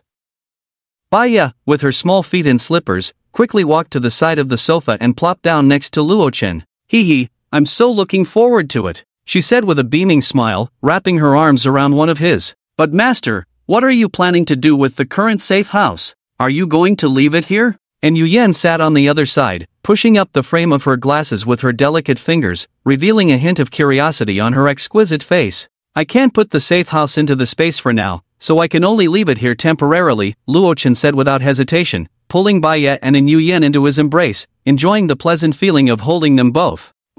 I feel a bit reluctant," Baya said, obediently leaning against his chest with a soft sigh. This safe house held all their memories. Every corner was filled with countless recollections, making it a warm home for them. "Let's rest tonight and set off for Yunding Manor tomorrow," Luo Chen thought to himself. The matter of Building 11 took up the entire morning. By noon, "Master, can you help me cook later? I'm a bit too busy to handle it alone," Li Ro said shyly in a low voice. She was still dressed in her office attire, her tall and curvy figure accentuated by a pair of voluptuous legs. Her little head was lowered, almost buried in her ample bosom. Too busy? That didn't seem right. How could she have been so adept at cooking before? She even got annoyed and pushed Baya, who was being a hindrance, out of the kitchen. "Sure," Luo Chen said, pinching her cheek. Although he was puzzled, since she was his woman, he had to fulfill this small request of hers. Moreover, he hadn't spent much time with Li Ro, this voluptuous wife, lately. He felt he had neglected her a bit. With so many women, it's easy to not balance things out. Luo Chen couldn't help but sigh inwardly. It seemed he needed to pay more attention in the future. It would be best to rotate daily, one person per day, to evenly distribute the workload. By the weekend, there would be plenty of options. In the kitchen, as soon as Luo Chen walked in, he found Li Ro with her little head down, seriously preparing the ingredients on the cutting board. A strand of hair fell down, covering half of her fair and delicate face. This is... Luo Chen's gaze shifted, and he was suddenly surprised to find that she had changed her outfit. At that moment, Li Ro was actually wearing a fruit-shaped apron. Under her jade-like shoulders, the apron was pushed up by her chest, creating an extremely exaggerated curve. Her back revealed a large expanse of fair skin, and the voluptuous legs below her slender waist showcased an incredibly alluring silhouette. Besides that, she was completely bare underneath. Li Ro pretended not to know, acting as if she was fully focused on handling the ingredients, not shying away from the fact that her figure was in full view. "Master, you're here?" It wasn't until Luo Chen approached that Li Ro feigned surprise. "I really like today's outfit," Luo Chen said, wrapping his arms around her slender waist and speaking near her delicate earlobe. "I'm glad you like it, master. I was worried you might complain that dressing like this would affect my cooking efficiency," Li Ro said with a joyful expression. "It doesn't affect it at all." Luo Chen curled the corner of his mouth and said, "But before cooking, there's one more thing that needs to be done." At once, Li Ro understood, her pretty face turning crimson. She had been looking forward to this for a long time. Today's lunch was much later than usual. It's time to eat. Although Li Ro had changed back into her outfit, the few girls sitting in the chairs still looked at her with mischievous smiles. Instantly, this married woman blushed deeply, pouting, why are you all looking at me while eating? Hee, Rojia, do you still need to eat? Didn't the master feed you enough just now? Baya propped her chin on her hands, grinning. Although Li Ro hadn't made much noise in the kitchen earlier, the soft sounds were still heard by the girls in the living room. How could they not know what had happened? Eat, Lo Chen said irritably, tapping her head with his chopsticks. Baya immediately let out a soft cry of pain, quickly lowering her head, not daring to tease Li Ro anymore. Because tomorrow, Lo Chen would be leaving with the school beauty Yang to the Yunding Manor to investigate news about the shelter. Therefore, today's meal was very lavish, featuring many top-quality ingredients. Coupled with Li Ro's culinary skills, it was a feast for the senses. The girls were enjoying their meal immensely, completely unaware that beneath the dining table, a pair of legs wrapped in black silk had quietly rested on Lo Chen's leg, and were even inching upward. Hiss! Lo Chen gasped. He couldn't help but look up, only to see the girls' expressions unchanged, completely unaware of whose long legs were causing trouble. Ah! And Yu Yen shivered, unable to help but exclaim, Sisterin, are you okay? Baya looked at her curiously, noticing that Yu Yen had her head lowered, her delicate face blushing as if it would bleed. I'm fine, don't mind me, and Yu Yen bit her lip. Oh, so it's this little girl. Lo Chen chuckled at her shy demeanor. It seemed he had neglected quite a few people lately, they were all unable to hold back. Fortunately, today was the last afternoon and the last night together. He had to spread the love evenly. Everyone needed to be taken care of. In the living room, a palace drama was playing on the big screen, which Lo Chen couldn't make sense of anyway. Crunch, crunch, and Yu Yen lazily leaned against the sofa, her fair fingers pinching potato chips from the bag, her beautiful eyes unblinkingly sending them to her mouth. Beneath her hot pants, a pair of snowy long legs intertwined.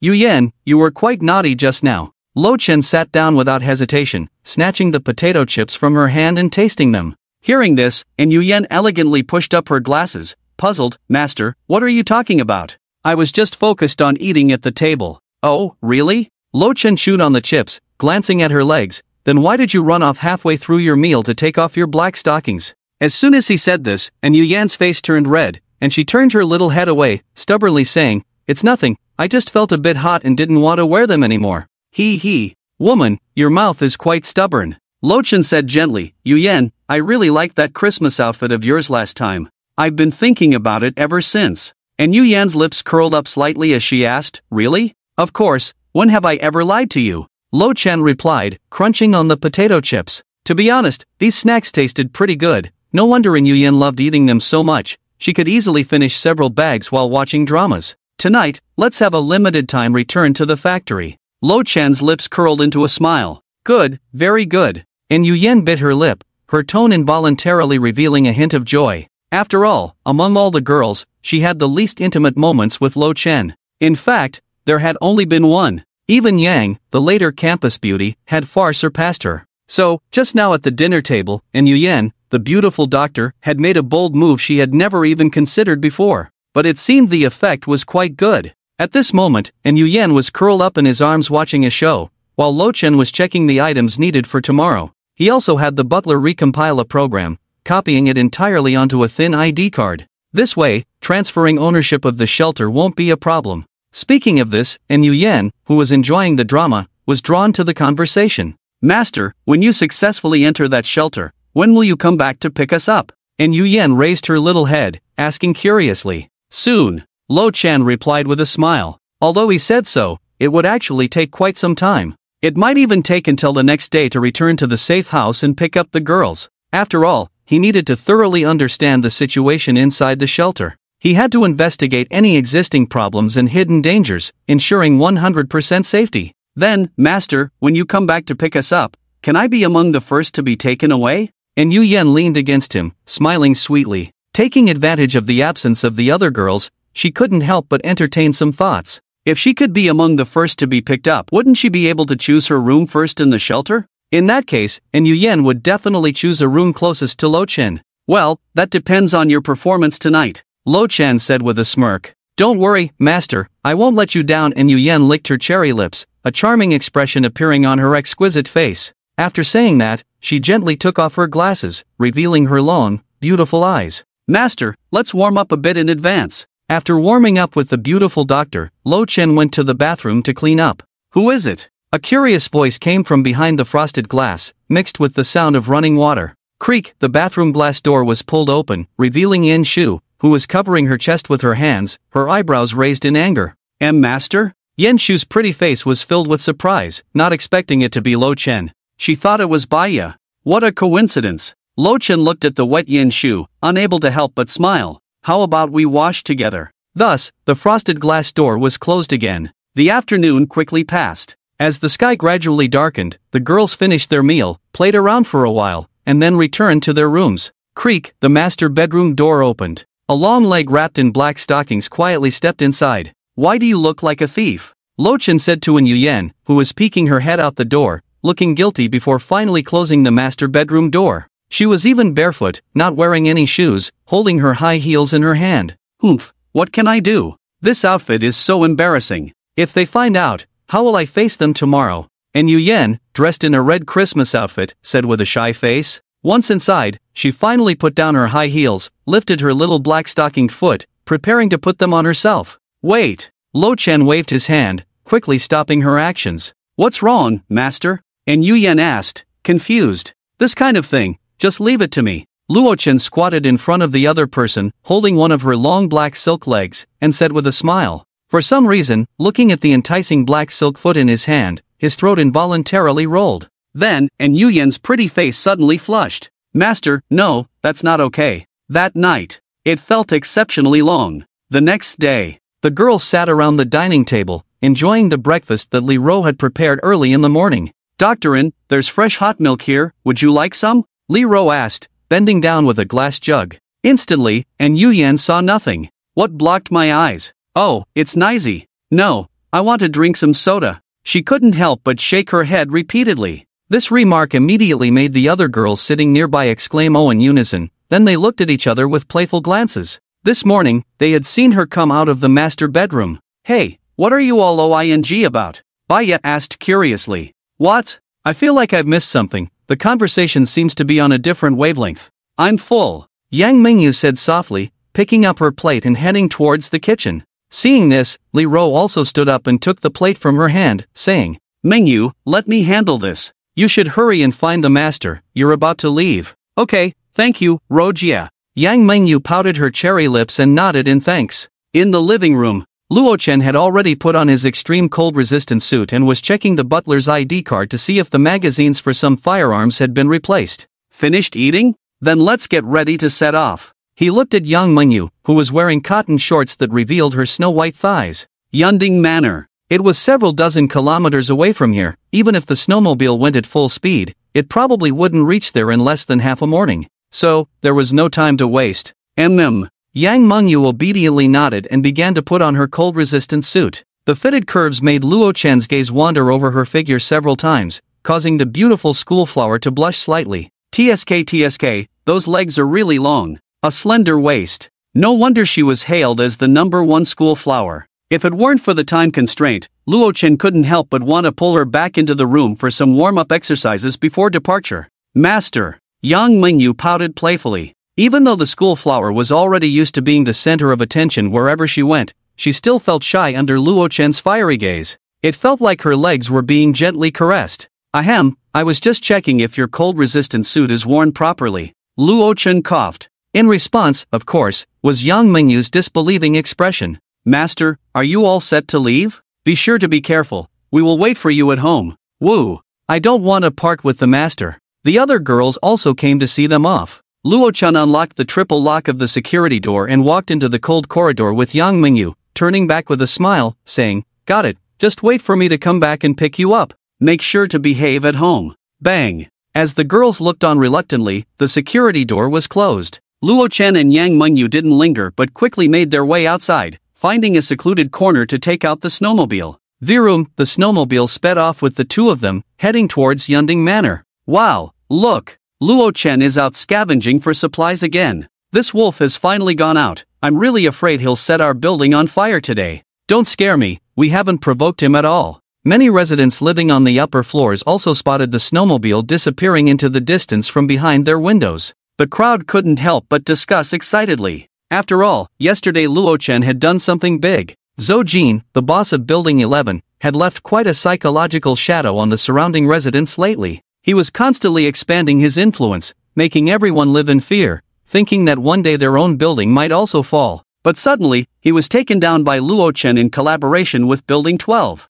Fire attack. Not a single person from that entire building survived. This made the residents of other units feel even more awe towards Luo Chen. Sister AI, Luo Chen has gone out again, a female confidant exclaimed, surprised as she leaned against the window. Behind her, AI Yarong, dressed in a thick coat, sat on the sofa staring blankly at her phone screen, which displayed a friend request interface. Who, Luo Chen? AI Yarong asked, a bit slow to catch on. Yes, Sister AI. The female subordinate said enviously, Luo Chen is so free, this thick snow doesn't affect him at all, he can even take a woman out with him. AI Yarong quickly walked to the window, silently watching the snowmobile's retreating figure. Sister AI, are you okay? For some reason, the female subordinate suddenly felt that her boss seemed a bit unhappy.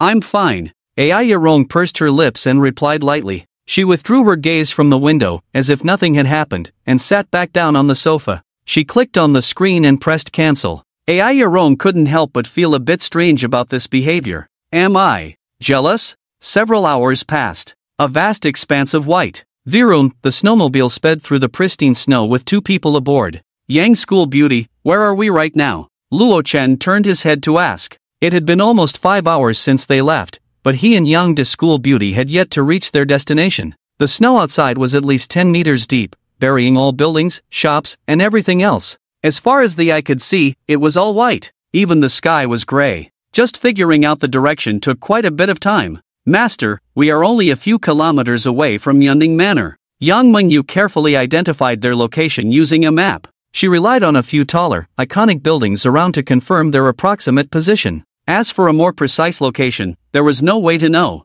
After all, there was no map software available. Didn't I say you could call me husband in private? Luo Chen asked with a smile. Although he had mentioned it to Yang Mengyu before, for some reason, even when they were out alone, she still sweetly called him master. It's the same, Yang Mengyu said, her pretty face flushed. She couldn't exactly say that when she called him master, it gave her an indescribable feeling of being conquered. This made her, a young lady from a wealthy family, feel a bit unable to stop. Virun, the snowmobile maintained its speed. An hour later, after a long journey, the two finally arrived at the entrance of Yunding Manor. Is that it up ahead? Luo Chen chuckled lightly. Looking out, the overall terrain of Yunding Manor resembled rolling hills, with the villas scattered like chess pieces, making one feel as if they were in a grand landscape painting. This kind of terrain has its advantages. That is to say, it can somewhat reduce the risk of being flooded by heavy rain and backflow. Moreover, due to the open and flat terrain here, the surrounding winds often sweep across this land,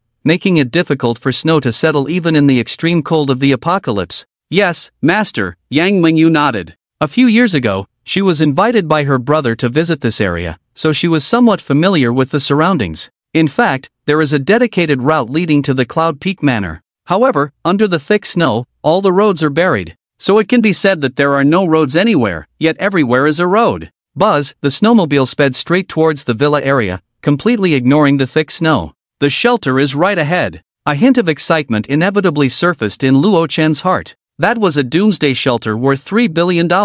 Its sturdiness and luxurious comfort were incomparable to his own several hundred square meter safe house in the community. It could easily accommodate dozens of people. The key was that the method to open the shelter was also very simple, almost effortless. All he had to do was drop Yang, the campus beauty, at the door, and the shelter's entrance would easily open. Manor 130, 125, 120. Wait, the snowmobile suddenly braked. Isn't no 120 of Cloud Peak Manor by his home? Luo Chen exclaimed in surprise. Looking at the 3-story luxurious villa in front of him, he couldn't help but marvel. It truly was the most expensive villa area in Qingshui City. This big villa looked impressive. Since the snow was only a few meters deep, most of the villa's area was exposed. Master, should we go in and take a look? Yang Mengyu asked with a smile, wrapping her arms around his waist. This was the home of the national goddess Baya. How many men's dreams? Moreover, before they set off, Baya had informed Luo Chen of the password to her home's code lock and the security questions she had set up. As long as he wanted, he could open the door and enter right now. Forget it, getting to the shelter is more important. Luo Chen shook his head. Although he was quite curious to see his little maid's home, there were more important matters to attend to. Once he had control of that shelter, it wouldn't be too late to sit in later. Hey, suddenly, a middle-aged man with a big belly ran out from a villa ahead. He stood in place and shouted loudly. However, Luo Chen merely glanced at him and was not inclined to respond. Just as he was about to start the snowmobile, the man directly blocked his way. Get out of the way, Luo Chen said coldly. He had no interest in engaging with this guy who had suddenly appeared, regardless of his intentions. Please wait, I have something to ask, the middle-aged man said with a fawning smile. May I ask if you are officials or personnel sent from above to investigate the situation at Cloud Peak Manor? He asked with a grin, a glimmer of expectation in his eyes. Upon hearing this, Luo Chen impatiently replied, no, I advise you not to harbor any unrealistic fantasies. Not an official? Upon hearing this, Jin Song's smile suddenly froze on his face. What followed was a surge of anger in his heart. Damn it, do you know who I am? You dare to act so arrogantly without being an official? Do you want to make it in Qingshui City? Jin Song cursed angrily. I thought someone from above finally came to save us, but it turns out to be some nobody who popped up out of nowhere. He looked Luo Chen up and down, noticing the polar anti-cold suit he was wearing. It didn't seem to be from any big brand. Although it looked quite exquisite, he had never seen it before, probably made by some small workshop. This made Jin Song feel even more confident. He cursed without any restraint. But what he didn't know was that this set would at least start at 6 figures. Oh, who are you? Luo Chen sneered. If it weren't for the school beauty Yang behind the snowmobile, he would have been unable to resist crushing that ugly face beneath the treads. This was the wealthy district. To avoid attracting any unwanted attention, he first observed the surroundings and didn't act rashly. I am Jin Song, the most outstanding entrepreneur in Qingshui City, Jin Song said with an arrogant expression. Clearly, he had a high level of confidence in his identity. Before the apocalypse, even some high-ranking officials in Qingshui City treated him with courtesy. He was the god of wealth for many. For a nobody who appeared out of nowhere, Jin Song had no respect or politeness. His status was enough to look down on most people. After all, people of his standing showed a very different face in front of the cameras. Never heard of you, Luo Chen said indifferently. Seeing the astonished look on the other's face, he coldly continued, listen well, I don't care who you think you are, I have only one request. That is to fuck off. At this, Jin Song's face turned red, and the veins on his forehead bulged with anger. A well-known figure like him was actually scolded head-on by an unknown junior. If the owners of the nearby villas saw this, wouldn't he be laughed at for life? 1 million. Jin Song raised a finger, speaking haughtily. In the expressions of the two as if they were looking at a fool, he said in a condescending tone, young man, you should be grateful that I am a very magnanimous person. I will give you 1 million. The condition is that you slap yourself 10 times, just to apologize to me. Oh, and also let me have this snowmobile. 1 million. That could probably buy 10 snowmobiles, you would be making a huge profit. He looked self-assured. Truly asking for death, Luo Chen sighed lightly. Upon entering the Yunding Manor, he hadn't wanted to stir up trouble. But for some unknown reason, perhaps due to being isolated for too long, this big entrepreneur's confidence had swollen too much, and he couldn't help but want to take a bite out of something round. Dear, who are they? Just as Luo Chen reached into his pocket to do something, a woman wrapped in a down jacket suddenly ran out from the villa where Jin Song was. They are not official people. They probably got a snowmobile from somewhere and are here to steal from our villa area, Jin Song said disdainfully. In response, the woman's attitude instantly became proud. At this point, he suddenly seemed to remember something and looked up at the nearby villa. Damn, I almost forgot this is the home of the big star Baya. Alright, I know what you want to do. You must want to take advantage of the blizzard to break in and molest the national goddess Baya. Jin Song's eyes twirled, and a cunning smile appeared on his face, as if he had figured out Luo Chen's intentions. He. If you agree to my terms, I will tell you a secret about the big star Baya. How about it? Upon hearing this, Luo Chen paused, raising an eyebrow. A secret about Baya? Seeing that he was interested, Jin Song proudly said, actually, I have a very good relationship with Baya privately. We've had deep exchanges several times. If you want to taste the flavor of a big star. Bang! With the silencer in place, the gunshot didn't make much noise. Jin Song's expression froze there. A blood hole appeared on his forehead. He slowly fell into the snow. Ah! The woman beside him couldn't help but show a face of terror. She never expected that someone would dare to kill here. Moreover, the victim was a well-known public figure from Qingshui City. The woman opened her mouth to scream, but unfortunately, she was immediately silenced by a bullet from Luo Chen. She fell to the ground without a sound. Damn it, where did this idiot come from? Luo-chan spat. When he first had a deep conversation with Baiya, she was still a virgin. Who do you think you are, daring to fantasize about my little maid? I hope nothing unexpected happens. Luo-chan sighed lightly. He looked up and scanned the surroundings, only to see a shadow behind the glass of a distant villa suddenly disappear. Just now, he had hesitated to act due to certain gazes, fearing unnecessary attention. But he really couldn't hold back any longer. Idiots deserve to die. Master, let's keep going. Yang Mingyu glanced over with her little head, not looking at the two bodies lying in the snow. The gun had been fired. Although the sound was suppressed, staying in place was not a wise move. After all, Jin Song's loud voice just now had probably carried quite far. Let's go, Luo-chan said. He didn't want to attract too much attention. Instead, he aimed to quietly enter the shelter. The snowmobile continued to speed along, and under Yang Mingyu's guidance, the two soon arrived near their destination. Yunding Manor No. 233. Luo-chan murmured as he looked up. Standing before him was an astonishing modern-style villa. Unlike other villas with monotonous styles, it resembled a superb artwork meticulously designed by a world-class designer. Its exterior walls were made of mysterious gray and black gold materials. Even without most sunlight, it still faintly exuded a metallic texture. From a distance, it gave a sense of solid reassurance. Coupled with its unique shape, it resembled a doomsday fortress. No wonder it was the most expensive shelter. The two stood still for a moment. Master, don't just stand here, let's open the door and go in. Yang Mingyu said with her hands behind her back, her pretty face beaming with a smile. If it were someone else, they would probably treat this doomsday shelter like a treasure to be hidden. But for the beautiful Yang, Luo-chan's status in her heart was far higher than that of this shelter. Well, then you open the door. Luo-chan nodded gently, and together with her, they arrived at the villa's entrance. Just then, Yang Mingyu seemed to see something. Her smiling expression suddenly froze,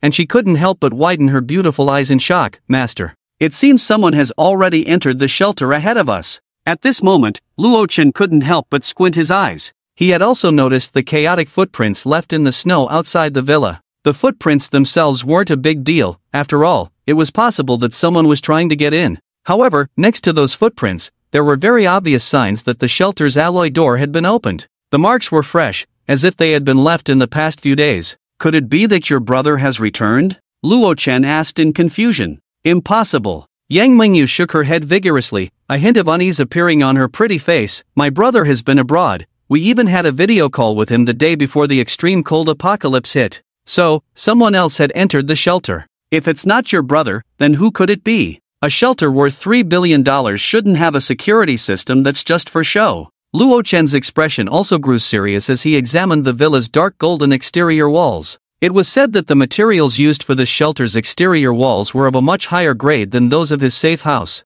Don't even mention explosives. Even if a missile were to come, it would be useless. And the door of the shelter is even more outrageous. That heavy alloy door, over a meter thick, could withstand C4 without breaking a sweat. Even a nuclear explosion wouldn't be able to do anything to it. In this situation, having someone force it open from the outside is simply a pipe dream. So, it must be someone familiar, Luo-chan said in a deep voice. This news was not good for him, because Yang Mingyu had previously mentioned that this shelter had several security levels. When the shelter was just completed, her brother set the security level very low. As long as one had whitelist access and the iris password, they could enter freely. At that time, Yang Ming had not only granted access to Yang Mingyu but had also added a few of his friends to the whitelist and recorded their irises.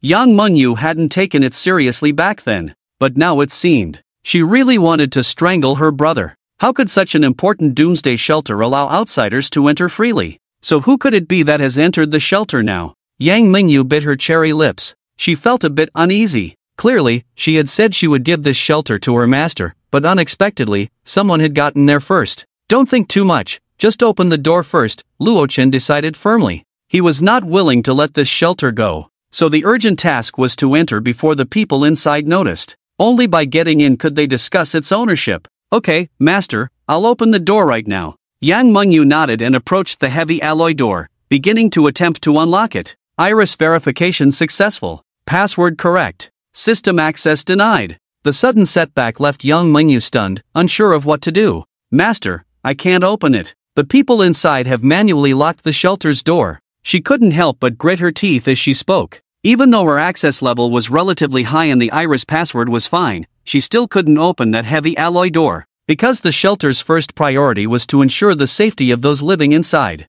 If outsiders wanted to enter, they first needed the consent of the people inside. Is there no other way to get in? Luo Chen asked calmly, not losing his composure. No, Yang Mengyu said dejectedly, her beautiful eyes turning a bit red. She felt so useless. The only wealth she could leave for Luo Chen had now been snatched away by others. The mechanisms inside the door were like the steel bolt behind Luo Chen's safe house, serving as insurance. It had to be opened from the inside. Don't blame yourself, this isn't your fault, Luo Chen said, wrapping his arms around her and gently stroking Yang Mengyu's head. At that moment, a surprised male voice suddenly came through the speaker. Mengyu? No way, it really is you, Mengyu. I thought I was seeing things. A hint of surprise flashed in Yang Mengyu's beautiful eyes. This voice sounded somewhat familiar, as if she had heard it somewhere before. Don't you remember who I am? Oh right, you can only hear my voice and can't see my face. The male voice said self-deprecatingly. Who are you? Yang Mengyu asked coldly, holding onto Luo Chen's arm.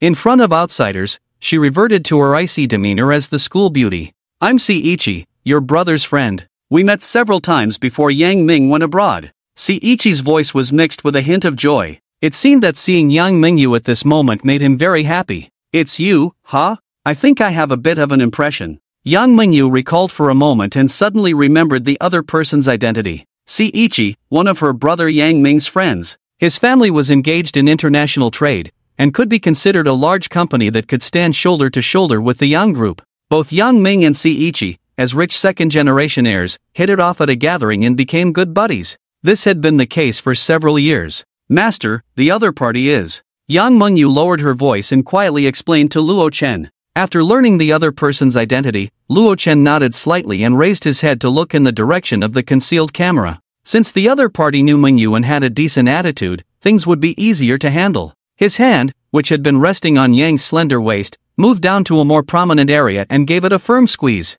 Yang Mengyu's pretty face flushed slightly, and she instantly understood Luo Chen's meaning. Seiichi, we have come a long way to reach my brother's shelter. But you locked the door inside, and I can't open it. So could you please open the door? She said, her cherry lips slightly parted. After all, this shelter was actually built by Yang Ming. Although Seiichi was a good friend of Yang Ming, he was at best an outsider and had no connection to this shelter. However, because the security level of this shelter was excessively high, no one could forcibly open it from the outside. Thus, the initiative had fallen into the other party's hands. I miscalculated, I didn't expect the shelter could be accessed by others in advance, Luo Chen sighed inwardly. If he had known, he would have occupied the shelter first before dealing with the hidden dangers brought by Zhou Jin in the community. Unfortunately, there were no red or blue pills to choose from. If Seiichi refused to open the door, Luo Chen really had no good way to handle it. After all, although he was a space-type ability user, he couldn't teleport at the moment. He couldn't just whoosh and move in instantly. In front of this solid doomsday shelter, all firepower became a joke. Mengyu, I like you. Can you be my girlfriend? Seiichi suddenly said excitedly. He actually confessed on the spot. In response, not only Luo Chen but even Yang, the school beauty herself, was stunned. Seiichi, do you know what you're saying? You're my brother's friend, how can you have such thoughts about me? Yang Mengyu said coldly. A layer of frost seemed to cover her exquisite and beautiful face, and there was not a trace of emotion in her tone. Besides her, Luo Chen was still there. Yang Mengyu didn't want the other party to misunderstand anything. I know this, Seiichi said passionately, not giving up due to Yang's cold attitude. He took a moment to gather his thoughts and continued, but there's no way around it. A few years ago, at that gathering, I was captivated the moment I laid eyes on you. I still remember you were wearing a white backless dress, looking like a noble ice beauty. I still remember it vividly. Seiichi slowly revealed the secret in his heart. At that time, he had only attended a boring socialite gathering to appease his father, but he didn't expect to see a stunning beauty who took his breath away. Moreover, she was actually his good buddy Yang Ming's younger sister. Before Yang, the school beauty, could speak, he immediately added, Mengyu, if you agree to be my girlfriend, I'll open the door right away. Yang Mengyu's pretty face was cold as she said, impossible. After rejecting him on the spot, she turned to leave, her attitude very decisive. Wait, don't go. I'll open the door, I'll open it right now, okay? Seiichi panicked immediately. He hurriedly shouted, fearing that Yang, the school beauty, would disregard him and leave directly. No way, this guy agreed to open the door so readily. Is Yang's charm really that great? Luo Chen thought in surprise. Indeed, whether a hero or a coward, everyone struggles at the beauty's gate. In front of him, Yang Mengyu smiled and winked at him, then turned around with a cold expression and said, "Alright, you can open the door now." "Okay." Seiichi gritted his teeth and said, "But I have a condition, you must tie up the person next to you, otherwise I won't open the door." Yang Mengyu was unable to make a decision, so she glanced over her shoulder, looking questioningly at Luo Chen. When she saw Luo Chen gently nodding at her, the school beauty Yang finally agreed to the other party's proposal. Then, under Seiichi's watch, Yang Mengyu used the sturdy rope thrown in from the window to tightly bind Luo Chen's hands. This rope was specifically designed for tying people up, and with the special binding method, it was impossible to untie it by oneself. Luo Chen cooperated throughout. After all, in his eyes, this layer of restraint was as good as nothing. Don't forget, he had thousands of bullets stored in his space. With just a thought, the bullets could shoot out and explode any target within the spatial domain, including the ropes on his hands. "Is it okay now?" Yang Mengyu turned around and said coldly. Inside the shelter, Seiichi stood in the spacious living room, watching the images on the giant screen with great excitement. Incredible! In this extremely cold apocalypse, outside the blizzard blocked the roads. But Yang Ming's sister, Yang Mengyu, actually took the initiative to come to him. Nothing could make him happier than this. Although there's a third wheel, it doesn't matter. At worst, I'll sneak in tonight and deal with that guy. Seiichi thought viciously. After all, the other party's hands were tied, so they couldn't exert any combat power. At that time, he could just take a knife and with one fierce slash, send the other down to meet the king of hell. Resources were so scarce now. Seiichi was unwilling to share supplies and food with others. "Seiichi, you scumbag! Is it not enough to have me? You have to bring another woman in. The canned food in the kitchen isn't enough for so many people to squander," a relatively pretty woman said angrily. Wang Tongtong was the other party's girlfriend, but she didn't expect that Seiichi would openly bring another woman in front of her, completely disregarding her feelings. "Shut up, what do you know?" Seiichi scolded angrily. "Do you know who she is? The second highest authority in this shelter. Without her, we can't even enter the lower levels of the shelter. We won't get a single can of the tens of thousands of cans and compressed food in the warehouse." He furiously berated his girlfriend. Did he really think he was in love with her? Nonsense. Seiichi was after Yang Lingyu's body and the authority in her hands. This apocalypse shelter was solid and intelligent. However, the downside was that it was too intelligent. As a result, everything inside had to rely on authority to speak. Just having a whitelist to enter wasn't enough. They didn't have the authority to access the lower levels. They couldn't open most of the room doors, and the vast number of cans and compressed food stored in the underground warehouse were out of reach. Moreover, they couldn't even enter the room storing the generator and fuel. Once the current shelter's backup energy was exhausted, the entire power system would collapse. Cold. Food scarcity. These were the two problems they had to face. "Do you know, Tongtong, we've only utilized 5% of the shelter's functions. The remaining 95% relies on Yang Mengyu to unlock." Seiichi sighed. Not to mention going underground. Even the rooms on the second and third floors, he and Wang Tongtong couldn't open. Every day, they could only sleep on the sofa in the living room. "I'm sorry, dear, I misunderstood you," Wang Tongtong said, feeling ashamed. "It's okay. Once Yang Mengyu and that troublesome guy come in, we'll find a way to trick her into giving us her access." A cold glint flashed in Seiichi's eyes. Once he had the same access as Yang Mengyu, everything would be under his control. But before that, I can experience the taste of having a little sister. After all, that girl Yang Mengyu has an exceptional face and figure. A lewd smile appeared on Seiichi's face. It must be very enjoyable. The heavy door of the shelter opened. Luo Chen and Yang Mengyu exchanged a glance and nodded before walking in together. As long as I can get in, that's enough, Luo Chen thought to himself. As long as he could enter, nothing else mattered. As for Seiichi inside, whatever his intentions were, it didn't concern him. Not obedient? A bullet would ensure the other party behaved. The two entered the steel corridor. This passage was made of silver-gray alloy. The ceiling and surroundings had bright concealed light strips, emitting a soft glow that illuminated the entire space. It had a very futuristic and technological feel. I can't help but think of a zombie movie from decades ago, Luo Chen thought with a smile. However, he didn't have to worry about the other party activating the deadly lasers in the corridor because Yang Mengyu had quietly mentioned that the other party had no access. Seiichi was essentially a visitor in the shelter. The vast majority of functions were unavailable to him. He probably has his eyes on my access within the shelter, Seiichi didn't expect that the clever young Mengyu had already guessed his intentions. At that moment, he still stood confidently in the living room, waiting for the two to arrive. This design is quite good. There's a buffer distance before entering the shelter. There are probably machines in the corridor checking if I'm carrying any dangerous items, Luo-chan thought as he walked with his hands bound. But for him, this was no issue. After all, a bunch of his weapons and firearms were stored in his space. No matter how the machines scanned, they wouldn't find anything. The two safely passed through the 10-meter-long corridor. A door, no less sturdy than the alloy steel door outside, slowly opened. Suddenly, everything became clear. Wow, what a spacious living room! No wonder this shelter is worth $3 billion.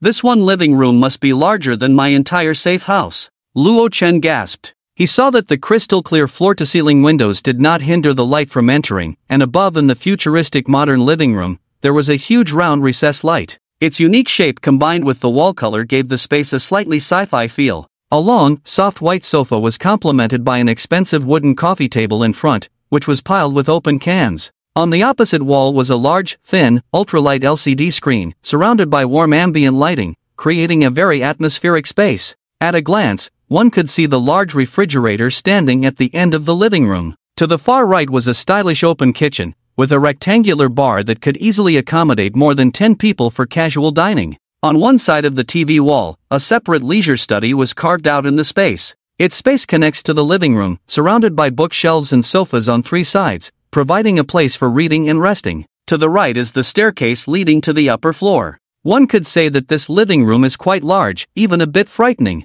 It has all the functions for entertainment, relaxation, and even dining. Luo-chan also discovered a soft large bed and a bedside table against the wall. Wow! Can you sleep in this living room? Mengyu, long time no see. Seiichi's eyes lit up when he saw young Mengyu. The cold beauty from years ago has now become even more beautiful and alluring. He welcomed her enthusiastically, opening his arms for a hug. Please have some self-respect, Yang Mengyu said coldly, leaning against Luo-chan. Her tone showed clear disdain for the other party's offensive behavior. Right from the start, he wanted to take advantage of her. Haha, sorry, I was the one who overstepped. By the way, you haven't introduced me to the person beside you, have you? Seiichi's movements froze, then he awkwardly smiled. His gaze shifted to Luo-chan. When he saw that Yang Mengyu didn't mind at all, wrapping her delicate hand around the other person's arm and pressing her chest against him, he immediately lost his composure. A hint of jealousy and murderous intent surfaced in Seiichi's eyes. After all, in his view, Luo-chan was already a dead man.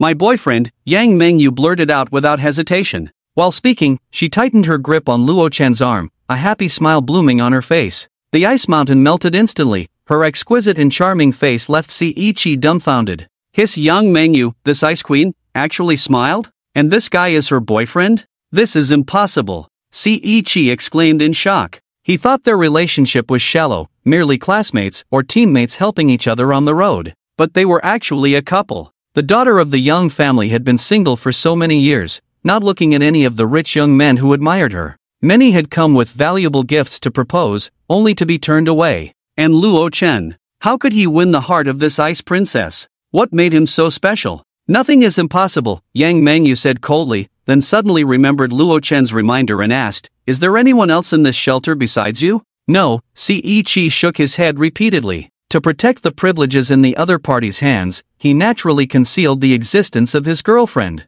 At this moment, Seiichi was thinking of an excuse to get Luo-chan out of the way. As long as he could go to the control center with Yang Mengyu and obtain the privileges, wouldn't he be free to do as he pleased? Yang school beauty, open your hands, Luo-chan suddenly spoke. Yang Mengyu, upon hearing his words, didn't ask why but immediately complied, opening her delicate hands with palms facing up. In the air, a dark handgun abruptly fell into her hands. Put your hands on your head and squat in the corner, Yang Mengyu said coldly. At such a close distance, there was no need to aim the gun. Just pulling the trigger would instantly turn the other party into a corpse. If worse came to worst, she could just empty the magazine. Where did this gun come from? You can't do this, Seiichi exclaimed in terror, raising his hands high, his face pale with fear. He almost wet his pants. How could this handgun appear out of nowhere? It was as if it had fallen from another dimension, completely shattering his worldview. As a rich second generation who had been to shooting ranges, Seiichi could tell from the crisp sound of the gun being loaded that this was likely a real gun.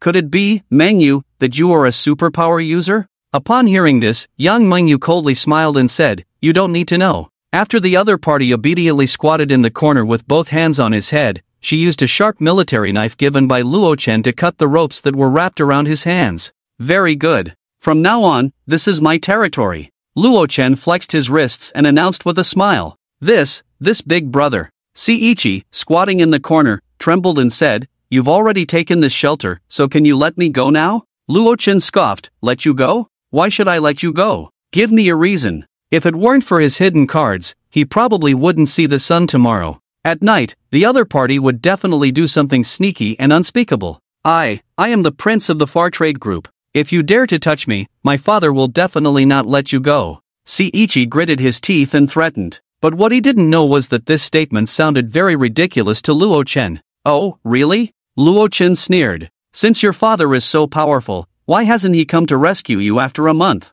Perhaps he can't even protect himself. Maybe he went down before you did." "No, impossible. You're talking nonsense." Seiichi's face turned red, but he didn't know how to refute. Because during this month of extreme cold and blizzards, he had been trying to contact his father, but without a doubt, he had failed. There was no news from the family at all. Any last words? If not, you can hit the road. Luo Chen took the gun from Yang Mingyu's hand and slowly checked the magazine. Unbeknownst to him, this action was seen by the other party, as if it were the death knell. You selfish little man. How could Mengyu possibly like you? There are tens of thousands of cans stored in the warehouse below. We could eat for decades. Why won't you let me go? Seiichi cursed angrily. It was as if Luo Chen were a cruel executioner. "I just won't let you go. What can you do about it?" Luo Chen sneered. At this moment, Seiichi's face was pale, as if he were a corpse. He regretted deeply why he had let them in. If he hadn't let them in, the cans in the kitchen would have been enough for him to eat for a while. But now, the situation had turned upside down. Just yesterday, he had finally managed to get in, and before he could even settle in, this most expensive and luxurious shelter had suddenly changed hands. The huge disparity made Seiichi's eyes turn red. ****. Bang, the gun was pressed against his chin and fired suddenly. The bullet shot straight up, piercing through his skull and turning his brain matter into mush. Seiichi trembled all over and then fell silent. Yang Mengyu turned her head away, unable to bear to watch the scene. After dealing with the other party, Luo Chen directly stored the body in his space, planning to find an opportunity, like when he returned to the community to pick up the girls, to dispose of the body on the way. Leaving it in the living room would surely stain the floor with blood. "Master, now we can go to the underground control center. I'll give you the access," Yang Mengyu suggested. "No rush." Luo Chen gently shook his head. In the face of her puzzled gaze, he held the gun and said, "We can't trust this guy's words. Let's check the room first to avoid any accomplices he might have. Access could be obtained at any time. However, the more critical the moment, the more cautious one had to be. No mistakes could be made." "Okay, master." Yang Mengyu nodded, indicating she had no objections. Thus, the two of them checked the open study and kitchen in the living room and found no abnormalities. He began to walk towards the second floor. Without permission, he couldn't go down to the lower levels. So even if the other party had companions, they could only hide in the corridors of the second or third floor.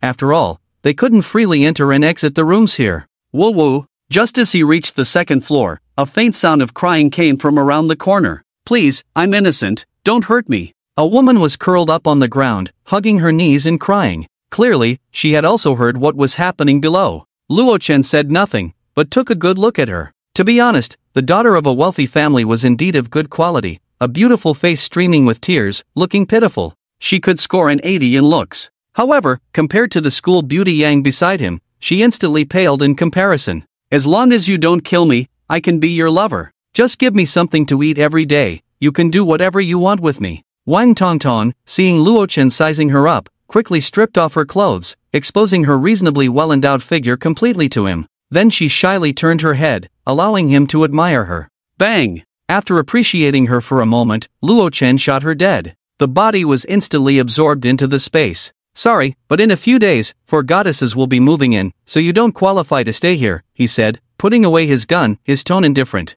She might be innocent, but Luo Chen wouldn't choose to let her go. What if she escaped and then turned around to leak the information about the shelter? Wouldn't that bring him some unknown risks? He checked the third-floor corridor again. After confirming there was no one else, Luo Chen finally felt relieved. Now, this luxurious doomsday shelter truly belonged to him. Next, he just needed to insert the butler's ID card into the shelter's central system. Let the butler replace the original central system. Before going downstairs, the school beauty Yang thoughtfully introduced the situation on the third floor to Luo Chen. Master, this shelter has a total of 3 floors. The area we are in is the resting area. The third floor is the resting area, with at least a dozen spacious and comfortable rooms. The second floor is the entertainment area, which not only has a gym, bathhouse, and game room, but also some themed rooms, like hanging baskets from the ceiling and soft water beds. Everything one could wish for. Master, let's not stay here any longer, Yang Mengyu said shyly. A blush appeared on her exquisite face, because this room not only had some dazzling props but also a large wardrobe filled with countless black fishnet stockings and cosplay outfits.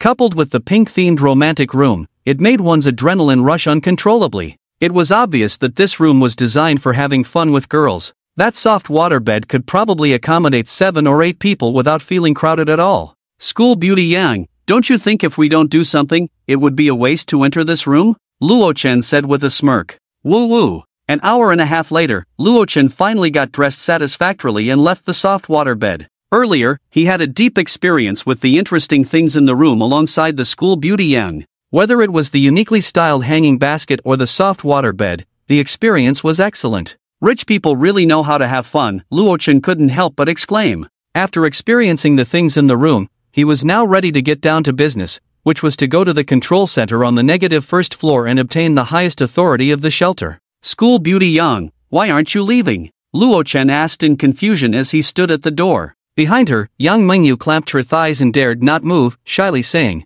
I need some toilet paper. After everything was taken care of, the two made their way down to the living room. These guys have eaten quite a lot of canned food, Luo Chen sighed as he looked at the empty cans on the coffee table. He then collected them all into his space, planning to find an opportunity to throw them away when they left. After tidying up, the living room finally looked clean. Yang school beauty, why is there such a large round light on the ceiling of the living room? Luo Chen looked up, his tone filled with curiosity. Such a big light. Isn't it a waste of electricity? Master, actually this light uses the latest technology and consumes very little energy. It only needs 1 kilowatt of electricity for an entire night. Yang Mengyu explained with a smile, then revealed its main purpose. Moreover, its real function is to simulate scenes. Yang Mengyu pursed her cherry lips and activated its simulation feature with voice control. Suddenly, the round light embedded in the ceiling underwent a tremendous transformation. The light vanished, replaced by a blue sky with many clouds floating in it. Around the bottom, there were even small grasses swaying in the wind. The sounds of birds and the wind were all present. Luo Chen even felt a gentle breeze brushing past his ear. Wow, this is so high-tech? He was astonished. This really took the simulation of nature to the extreme. If he didn't know there was a round light above, he would have thought the ceiling was a blue sky with white clouds, and they were beneath a green field. In reality, the ceiling was the second floor of the villa. Isn't it amazing, master? There's even more impressive stuff. Yang Mengyu giggled. When she first came to the shelter, she was also shocked by its various functions. It was like a concentration of many of humanity's top technologies. At the end of the living room, next to the large refrigerator, young school beauty reached out and pulled open an invisible door. The two walked inside. Wow, there's still such a hidden place here? Luo Chen exclaimed in astonishment. Who would have thought that inside the villa there was such a hidden paradise? It was a vast expanse of green land, including farmland, meadows, and a sea of flowers, along with a classical pavilion for resting. In addition, there was even a small lake. No wonder this shelter is worth $3 billion, it's simply a paradise. With fertile land and water sources, we could grow vegetables and fruits and be self-sufficient. Luo Chen's eyes widened. He was deeply impressed by the hidden paradise inside. Looking at everything here, including the lush green grass and flowers, he couldn't help but feel very satisfied. Once he brought the other girls over, they could probably come here in their spare time to plant flowers and tend to the fields. It would be a taste of pastoral life. In the extreme cold apocalypse, this was a life even gods would find hard to attain. Arriving at the lake, the water was of high quality and crystal clear. This water has been here for a long time, right? Won't it smell? Luo Chen squatted down, examining the water's surface. No, master. The lower levels of the shelter are located dozens of meters underground, and there is actually a large underground river even deeper down, which connects to this lake, Yang Mengyu explained with a smile, tucking a strand of hair behind her ear. Coupled with the shelter's water circulation system, this was a flowing water source. Not bad, Maybe we can even raise some fish here in the future, Luo-chan said with a smirk. The two arrived at the basement level. They could take the elevator or walk down the stairs, but they needed to pass through a steel alloy door that required permission to open. With Yang School Beauty around, they naturally had no obstacles. Master, the first basement has two areas, one is the warehouse, and the other is the control center, Yang Mingyu introduced thoughtfully. Unlike above, the style of the underground shelter was filled with a strong sense of futuristic technology. Even the corridor where the two were currently located was a seamless silver-white passage. The doors to the rooms were perfectly fitted, exuding a high-tech vibe. Master, this is the control center. After verification, Yang Mingyu successfully opened the door to the control center. With a click, what came into view was an exaggeratedly spacious cyberpunk space. There were countless screens here, with pink, green, and warm yellow glows filling the entire area. The ceiling was made of transparent hard glass, and on the other side was a dark cyan cyberworld. A cluster of futuristic buildings stood tall, making one feel as if they had traveled hundreds of years into the future. Of course, Luo-chan knew that this was definitely simulated technology. The stunning scene was all virtual. Perhaps the entire ceiling was a huge ultra-clear screen. In the central position, there was an operation area. Numerous switches and unknown buttons were distributed across the console. The words on it seemed to indicate that everything from the warehouse to energy, even the living area rooms, could be controlled.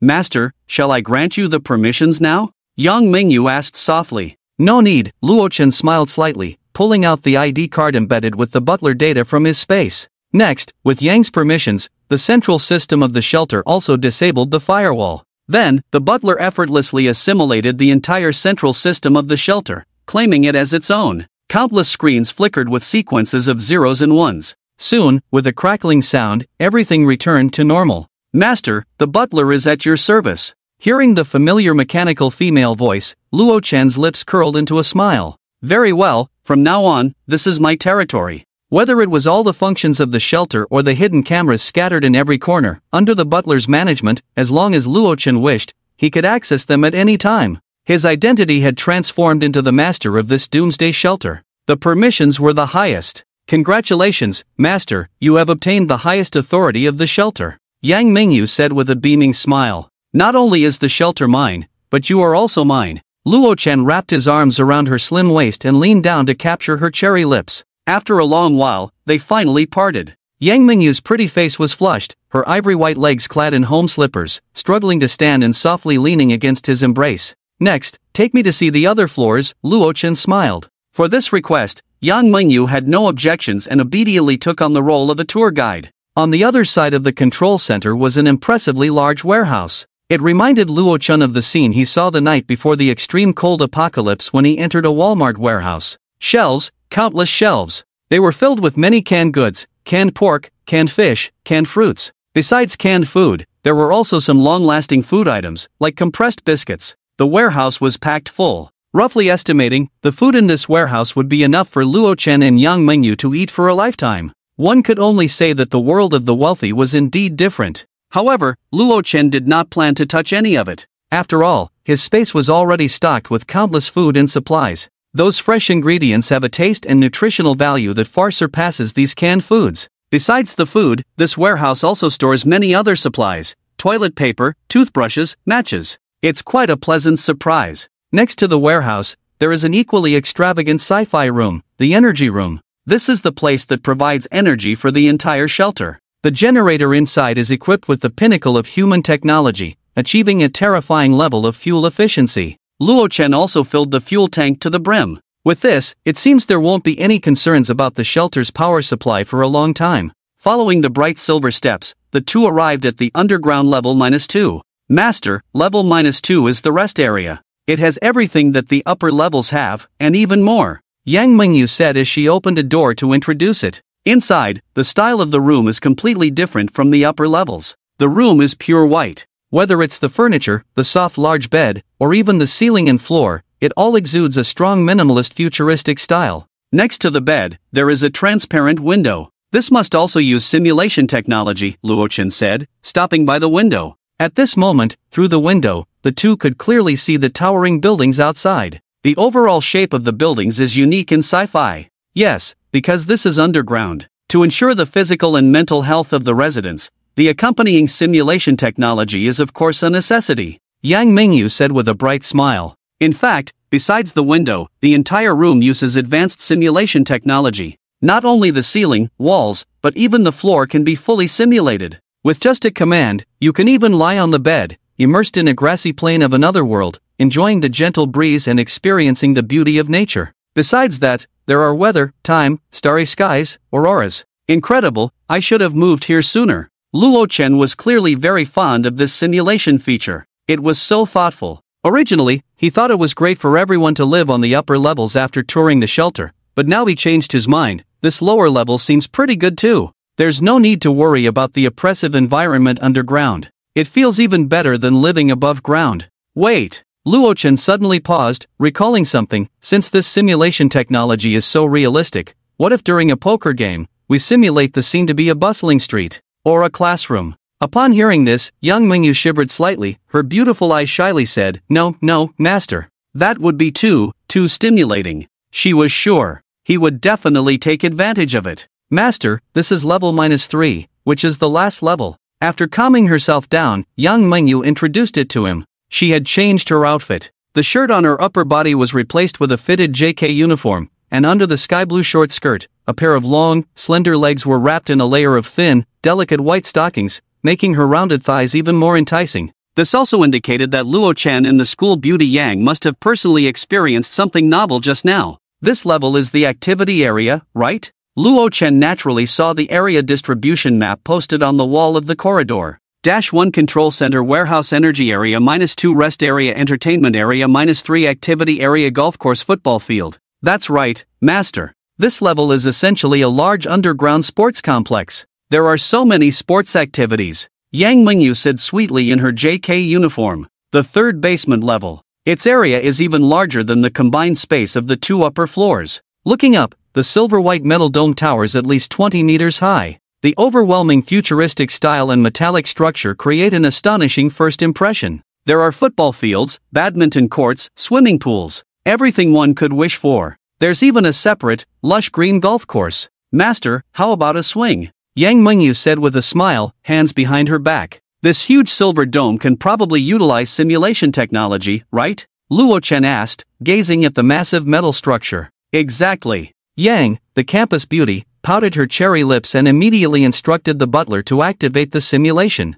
Before long, the enormous silver sky above began to dissolve like nanoscale scales, revealing an incredibly vast blue sky. The surrounding walls vanished as well. Beneath their feet, the delicate grass felt like a green velvet carpet. Towering trees swayed gently in the breeze. Wow, the technology in this shelter is beyond my expectations, Luo Chen gasped. It was one thing for the rooms on the second basement level to have panoramic simulations, but he never imagined that the entire sports dome on the third basement level could also be simulated. If that's the case, how immense must the power requirements be? I thought the gasoline stored in the space was sufficient, but now it seems a bit lacking, Luo Chen sighed. So, technology had already reached this level 10 years ago? No wonder this shelter is worth $3 billion.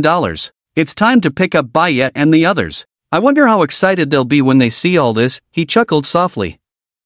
Coming up from the third basement level, the two chose a room each on the third floor. There were plenty of rooms here, and the furniture inside was all from expensive brands. It was very comfortable to live in. Luo Chen chose room 1, while Yang Mingyu unhesitatingly picked room 2 right next to his. Master, are you going to pick up the other sisters? Yang Mingyu said cheerfully. There are benefits to arriving early. The rooms are so close to Luo Chen. The other girls would probably be envious. Yeah, it's time to go get them. It's just past noon, I should be back before dark. Luo Chen glanced at the clock screen on the wall. Then, I'll just stay here and wait for you, Master, Yang Mingyu said with a bright smile. Luo Chen was going back to pick up the girls, so she didn't need to follow him. She just had to stay in the shelter. After all, the journey wasn't short, and having one more person would slow things down. Master, there are visitors at the door. As soon as Luo Chen entered the living room, the butler issued a prompt. Visitors? Hearing this, Luo Chen couldn't help but look puzzled.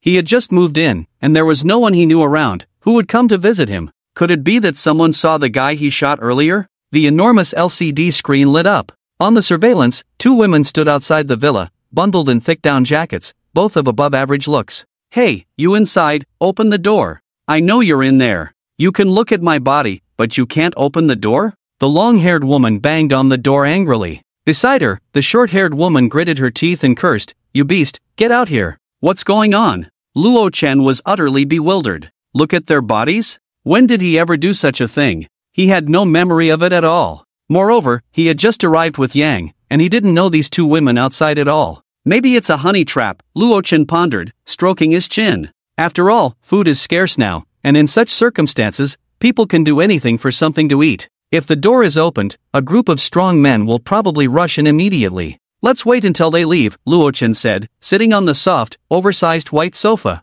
He decided to ignore the two outside. It wouldn't hurt to wait a moment to pick up the girls from the community. The concealment of the shelter is the most important thing. Although he could solve it with violence, it didn't seem necessary. Once they realize no one is opening the door, they will likely be unable to withstand the cold and leave. However, Luo Chen's thoughts were not wrong, but he underestimated the determination of the two women. "Oh, you won't open the door, huh? Then don't blame me for being ruthless. I'm going to post those pictures you took in the villa group so that everyone else knows," the long-haired woman said with a cold smile. Then, standing at the villa's door, she directly pulled out her phone from her pocket. In the living room, Luo Chen's expression suddenly turned cold. They don't seem to be lying. If that's the case, it must be that guy with the surname C who did it. At that moment, he suddenly remembered. Before he and the school beauty Yang moved in, there were still two people who entered the shelter even earlier than them. Perhaps the other party really did something and made some promises to this woman. Could it be that they were talking about internal photos?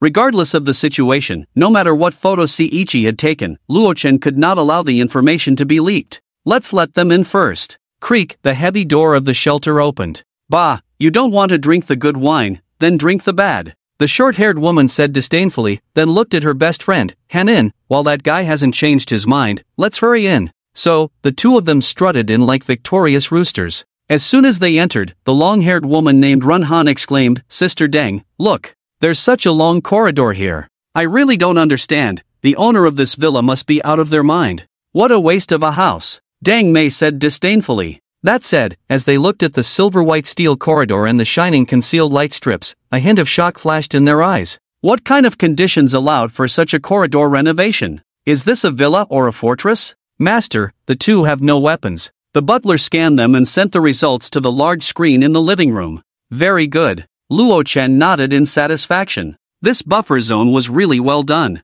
And just as he had guessed, the steel corridor was equipped with scanning machines. All outsiders would undergo a full-body check. Wow, this decoration is too luxurious. As soon as they entered, the two women screamed. The living room was decorated so advanced, with various layouts that were both fashionable and sci-fi. Their several 100 million villas looked like slums compared to this. Moreover, not only was the main door and corridor made of steel, but even the interior was so warm. It was simply like a shelter. The renovation costs must add up to at least several billion, right? Now, can you tell me what exactly happened? Luo Chen stood up from the sofa, raising an eyebrow at the two. At that moment, seeing Luo Chen, Ran Han-in and Deng Mei couldn't help but brighten their eyes, exclaiming, "Wow, he's a handsome guy, especially Ran Han-in." She excitedly said, "I didn't expect the person I was video chatting with to be such a handsome guy. It seems like I'm not losing out." "Han-in, your attitude changed way too fast," Deng Mei said speechlessly. "Before we came, you were still saying the other party was a little dog. Honestly, if it really came down to it, you wouldn't feel a thing. What's wrong with a skinny guy? He's so handsome," Manhwa said shyly. "Even if I can only be a real man for 5 seconds, I accept it. After all, besides that, there are other ways to satisfy me." Hiss, what is this all about? Forget the casual chat. Why are we even talking about skinny guys? And 5 seconds of being a real man? This is clearly an Armstrong-style Armstrong cannon. Luo Chen said with a dark face, "Ladies, there seems to be a misunderstanding between us." Just as he was about to explain, Run Hanhua leaned in with a charming smile and said, "Handsome, I really misunderstood you. I didn't expect you to be not only so rich but also so handsome. Although the time is a bit short, I don't mind." At that moment, Deng Mei couldn't hold back any longer and gritted her teeth, saying, "I can do it too. As long as you give me something to eat, I'll cooperate in any position." The noise from downstairs inevitably disturbed the campus beauty, Yang. "Master, what are you doing?" Yang Mengyu said jealously. "Didn't you say you were going to pick up Bayet and the others? Who are these people?" Luo Chen rubbed his forehead and replied, "If you ask me, who should I ask?" Luo Chen felt wronged. He clearly hadn't done anything, yet a beautiful woman was chasing him, saying he had seen her body. If he had really seen it, that would be one thing, but the key point is that he hadn't. Fortunately, this is a post-apocalyptic world. If it were in the past, he probably wouldn't be able to explain even with 10 mouths. Really, master? Yang Mingyu's beautiful eyes widened. However, since Luochen said it wasn't true, she definitely believed him. After all, Luochen had no reason to lie to them about such things. Handsome, I didn't expect you to be so playful. Ran Hanhua looked at Yang Mingyu coming down from upstairs, and her momentum weakened a bit. Yang, the campus beauty, was just too stunning. Her looks and figure made Ren, a well-known actress, feel a twinge of inferiority. I told you, it's not what you think, Luochen said, looking speechless. He then explained the whole situation amidst the disbelieving gazes of the two. However, to extract information from them, Luochen also concealed some details. Handsome, you can't back out. I have screenshots of this. Ran Hanhua gritted her teeth and pulled out her phone. She opened the album. One of the pictures showed a man's upper body. Luochen looked exasperated. My body is completely different from his, okay? Saying that, he lifted his shirt, revealing his chiseled 8-pack abs, showcasing his perfect contours. Wow, such a perfect body. Slurp, the two women immediately stared, their mouths watering. Master, what are you doing? This move made Yang, the campus beauty, anxious. She quickly jogged over and pulled down Luochen's shirt. She was jealous. How could her master's body be shown to two unknown women? However, this action made the two women realize something. The Luochen in front of them was indeed not the man they were looking for. His physique was too perfect, completely different from that skinny guy. Actually, here's how it is. Ran Hanhua sighed. She explained how she was an actress and how she got in touch with Seiichi, then used a bunch of videos of Kanmi she had filmed as proof,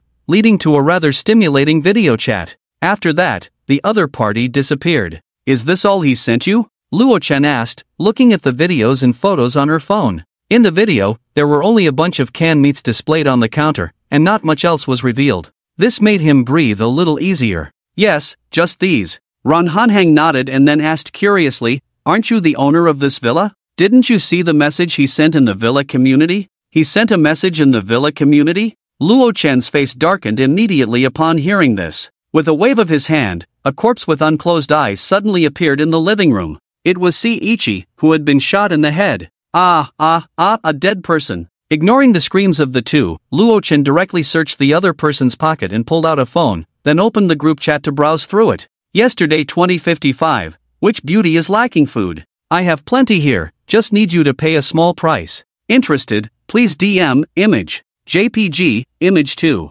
JPG, address, Villa No. 233, damn, is this guy out of his mind? Luochen couldn't help but curse. So you really think you can just expose supplies because the shelter has high security, huh? Well, now it's good. The person is gone, but the risks caused by leaking food will have to be borne by him. Although the cans in the pictures aren't many, there are still about 40 or 50. You have to know that all the owners of Yunding Manor are in this villa community. With Seiichi's exposure, isn't he directly putting the shelter in front of everyone? It would be hard not to be noticed. If some people set their sights on it, who knows what kind of trouble it could bring. I really shouldn't have killed him so easily, Luochen sighed. But thinking positively, at least this guy didn't expose the core secrets of the shelter. What was exposed was just some food. Otherwise, anyone who saw it would probably go crazy. Butler, do you have a way to delete these messages? Luochen asked. Later, after a series of operations by the butler, those messages in the villa community disappeared without a trace.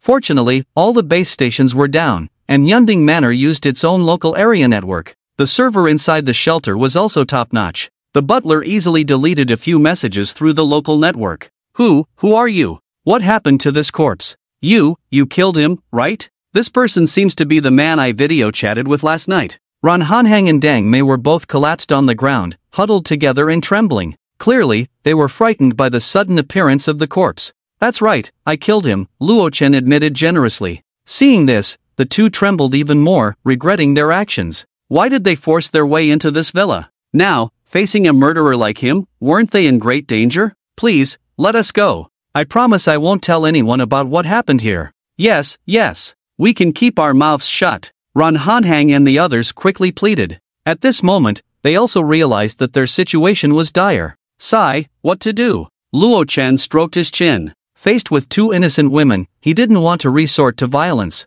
After all, he was a kind person. But if he let them go, wouldn't it bring even greater trouble? After all, Run Hanhang and Dang Mei had already seen the internal situation of the shelter with their own eyes. If that leaked out, it would be a big problem. This handsome guy, I don't think you are the murderer who killed this guy, because I feel that you are a kind person, right? Ren Hanhang said with tears in her eyes. So please let us go. If something happens to us, your conscience will definitely never be at peace for the rest of your life. Exactly. If you lay a hand on us, we will haunt you as ghosts. Dang Mei quickly agreed. Upon hearing this, Luo Chen couldn't help but smile. Since you both say so, fine. I won't kill you. Hearing this, Run Hanhang and Dang Mei's faces revealed a hint of excitement. However, only one of you can leave alive. Luo Chen slapped a handgun onto the coffee table, smiling as he said, "Choose. Butler, start the timer." Luo Chen didn't look at the pale faces of the two but ordered the butler. Immediately, a huge screen began a countdown from 30 seconds. When the time runs out and you haven't made a choice, then I'll have to help you out. Luo Chen's tone was cold, devoid of any warmth. This statement successfully shattered the glimmer of hope in Ren Hanhang and Dang Mei's hearts, a strong sense of life and death crisis enveloping them. 21-20-19. Gulp. Ren Hanhang finally couldn't hold back. She snatched the handgun in front of her and trembled as she aimed it at her best friend. Dang Mei's face changed in fear. "Hanhang, don't be impulsive. We're best friends, how can you do this? If you kill me, you'll live in guilt for the rest of your life." Dang Mei trembled all over, her pupils losing focus. Who wouldn't be afraid when a gun was pointed at them? So what? Run Hanhang gritted her teeth and said, "I just want to live. It was you who urged me to come to this villa. Otherwise, I would never have encountered such a thing." Sisters turning against each other. Watching this dramatic scene unfold, Luo Chen couldn't help but chuckle. Just a moment ago, this girl was standing on a moral high ground criticizing him, and now she was raising a gun against her best friend so quickly. Indeed, human nature is a complex thing. Wait, now that the gun is in my hands, why should I listen to you? A hint of confusion flashed in Ren Hanhan's eyes. Then, she reacted, ecstatic. Looking at the gun now aimed at herself by Ren Hanhang, Luo Chen couldn't help but smile playfully. "Are you sure you want to do this?" "Ha ha ha, of course, I have the gun," Ren Hanhang said proudly. This was the first time she had seen such a foolish person, who had so carelessly handed over such an important weapon to her. Now their positions had reversed, she would never listen to the other. "You kneel down. Deng Jia, go find some rope to tie him up. This sturdy villa and all those canned meats will be ours." Ha ha ha ha. Run Hanhang held the handgun, her face filled with ecstasy. She really didn't expect such a huge gain from this trip, it was like a windfall. She had to thank Luo Chen for so trustingly handing over such an important weapon. This guy is so handsome, with such a great body, it would be a pity to kill him. Why not keep him as our? Ha! Stop right there, if you move again, I'll shoot. Run Hanhang snapped back to reality from her fantasies, realizing that Luo Chen not only wasn't afraid but was also walking towards her. She scolded, her finger on the trigger. "Then go ahead and shoot," Luo Chen said nonchalantly. Seeing that the other party still wouldn't listen and continued to approach, Run Hanhang couldn't help but take 2 steps back, gritting her teeth. "Fine, you're forcing me." After saying that, she showed a hint of determination on her face and pulled the trigger. Bang, the gun fired, and the bullet shot out. A wave of ecstasy appeared on both their faces. In their eyes, at such a close distance, being shot in a vital spot meant Luo Chen was almost certainly dead. However, the next moment, both were shot. How is this possible? Where's the bullet? Run Hanhang exclaimed in horror. Where did the bullet go? Why did it disappear into thin air? The bullet aimed at Luo Chen had evaporated. Luo Chen sighed lightly and said, "Do you think I look like an idiot? Give you the gun, and then let you counter-kill? How is that possible?" Bang bang, Run Hanhang didn't listen, but gritted her teeth and continued to pull the trigger. But the result was despairing, until the magazine was empty, making a click-click sound of the firing pin. Luo Chen was still standing there, arms crossed, looking at her with a mocking expression. "This one, consider it a gift from me," Luo Chen said softly. He walked over, gently took the trembling handgun from Ren Hanhan's hands, then leisurely loaded a bullet into it before handing it back to her. Looking at the gun in her hands, this time, Ren Hanhan's face turned pale, and she acted decisively. Bang Dang Mei was killed by her best friend in sheer terror. "I've done as you said, can you not kill me?" Run Hanhang forced a smile, her face devoid of color. She was terrified. How could anyone swallow bullets in this world? It was simply monstrous. "You can go, I'm a person of my word," Luo Chen said with a smile. Hearing this, Run Hanhang was so excited she almost cried. hurriedly placing the empty handgun on the coffee table and running towards the alloy door. "Thank you. I promise I won't tell anyone." Click. It wasn't until she reached the steel corridor and heard the alloy door to the living room close that Ren Hanhang revealed a smile of someone who had survived a disaster. Fortunately, he abides by. Bang! A bullet suddenly drilled into the back of her head, exploding her brain. "I didn't lay a hand on you. This is the bullet you shot at me. Strictly speaking, you killed yourself," Luo Chen said playfully as he walked into the silver steel corridor. Let her go? How could that be? She had already infringed upon his absolute interests. The secret of this shelter must never be revealed. Otherwise, it would surely bring great trouble. After all, in his previous life, Luo Chen had learned a profound lesson from that green tea girl, Su Ling. Being merciful to others is cruelty to oneself. This was a world of extreme cold and despair. Kindness. What a load of nonsense. As someone who had died once and had experienced being dismembered by neighbors in his last life, how could he possibly repeat the same mistake?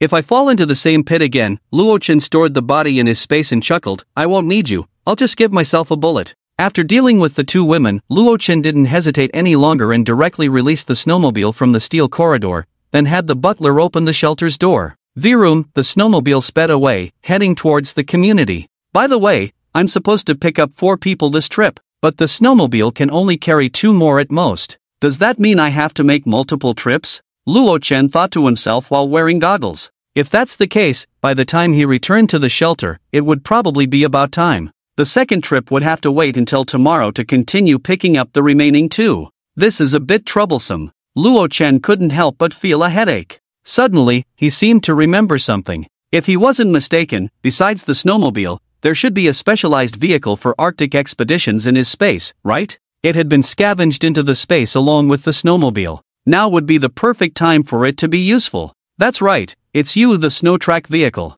Luo Chen's eyes lit up, and he immediately braked to a stop. With a thought, a cool-looking snow track vehicle appeared before him. Its appearance was similar to a car, but its tires were tracks that could travel through the snow. With this, 1 trip will be enough. Luo Chen stored the snowmobile in the space, then opened the car door and sat inside. Vroom! The snow track vehicle's engine roared, and as soon as he pressed the accelerator, it sped out. Although it was not as agile as the snowmobile, it excelled in power, and the interior was not only spacious but also had a heating system. Luo Chen didn't even need to wear goggles, greatly enhancing his comfort. In the vast expanse of white snow, a snow track vehicle was racing forward, even drifting at an intersection. This scene left a survivor in a nearby high-rise, who happened to be looking down, in shock. "Oh my god, with so much snow outside, how can that vehicle even drive? Damn, it can even catch shrimp." A few hours later, Luo Chen was driving the snow track vehicle back to the community. This time, it took much less time than the snowmobile, because he didn't have to worry about the biting cold.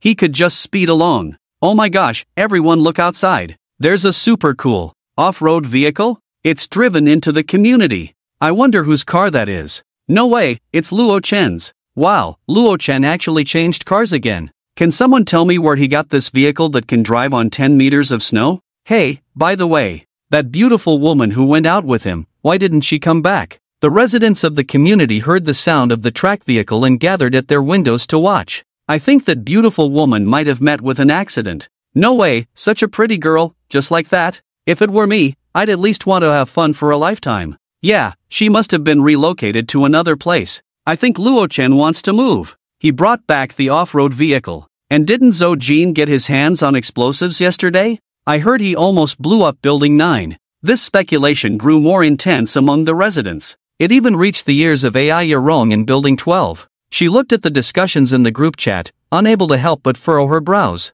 Ai Yarong stood up and went to the window, her gaze fixed on the snow track vehicle quietly parked under Building 9. However, Luo Chen was completely unaware of all this. As the security door opened, the women inside greeted him with surprise. "Welcome home, master. I have good news, we can move." Luo Chen closed the door and said with a smile. This statement immediately brightened the eyes of the women, as Luo Chen had previously introduced them to the luxurious details of that shelter. The safe house was indeed nice, but it had one drawback: it was not very spacious. Every day, the women either worked out in the gym or sat together on the sofa watching movies, feeling like caged canaries.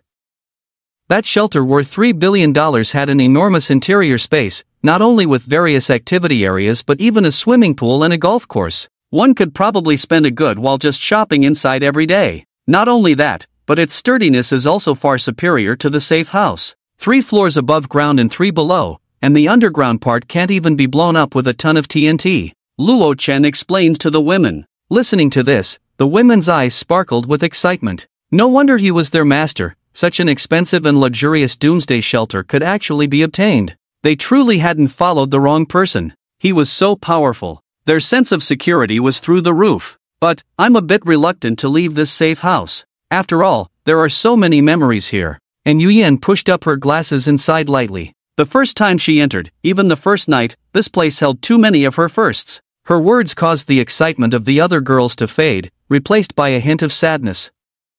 Yes, no matter how you looked at it, this was their first home. So, while there's still time, let's take a good look around, Luo Chen said with a smile. After all, most of the girls probably wouldn't have the chance to come back after moving out. So, while packing, they should take a few more glances at the safe house. As he spoke, his gaze unconsciously turned to Yen Shu. At first, Yen Shu was just as excited as the other girls, and they had been enthusiastically discussing life at the new shelter. But just now, when she picked up her phone to take a look, her whole demeanor suddenly became a bit downcast. It was unclear what news she had seen. Butler, are you going to leave with us? Luo Chen looked at the screen and asked. However, he quickly realized that the butler's original form had been copied, and was currently existing within the central system of the shelter. Master, I will stay here to look after the house. The butler's mechanical voice sounded. It also understood that its other version was in the shelter, serving the master as well. In that case, there was no need for it to leave here. Thank you for your hard work, Luo Chen nodded gently.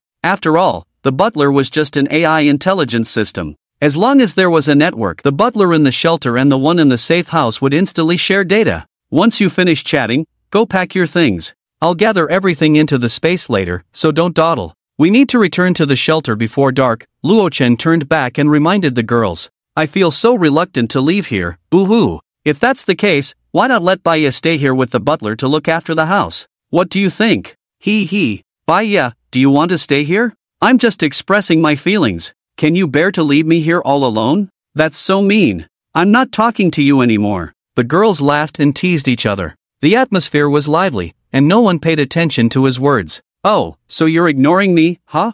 Luo Chen said speechlessly. He then shook his head slightly and walked towards the master bedroom. The spatial ability is really convenient for moving, Luo Chen smiled. In the master bedroom, everything was already cleared out. All kinds of furniture, clothes, and items had been collected into his personal space with just a thought. Efficiency at its max. Creak, Yen Shu pushed open the door, her pretty face showing a hint of hesitation as she walked in. Master. She bit her cherry lips and spoke. What's wrong, Officer Yen? You seem hesitant. That's not like you, Luo Chen asked with a smile, not surprised by her coming to find him. It's about CC and her aunt. I'm worried that if we move out, they won't have enough food to last long here. Yen Shu crossed her long, slender legs and intertwined her fair fingers. Just now, perhaps the residents of the community had been discussing too fervently. The news of Luo Chen moving had swept through the entire community like a gale, and almost all the owners knew about it. Some were happy, while others were worried. And Cici's aunt, Yi Mangrong, was among the very worried ones. After all, if Luo Chen left, they would lose their protection. So, in her anxiety, she couldn't help but contact Yen Shu through WeChat. As the intermediary, Yen Shu found herself in a difficult position. On one side was her master, and on the other were her 2 relatives. Luo Chen remained silent, quietly standing by the window, gazing out at the snowy ground. Yen Shu stood anxiously in place. About this matter, Officer Yen, I want to ask you a question first. Luo Chen turned his head and asked, are they your relatives? Yen Shu's beautiful eyes widened. Of course, they are. No, they are not. Luo Chen dismissed her answer, his tone cold. They are just your relatives. That girl is named Cici, right? Is she your biological sister? Yen Shu's cherry lips parted slightly, suddenly at a loss for words. Of course, Cici was not her biological sister. She was just a child from a relative's family. Isn't that enough? It's very simple. Luo Chen slowly walked over, pinching her delicate chin, staring into Yen Shu's beautiful eyes. You protected them for a long time before and even provided them with food for several months.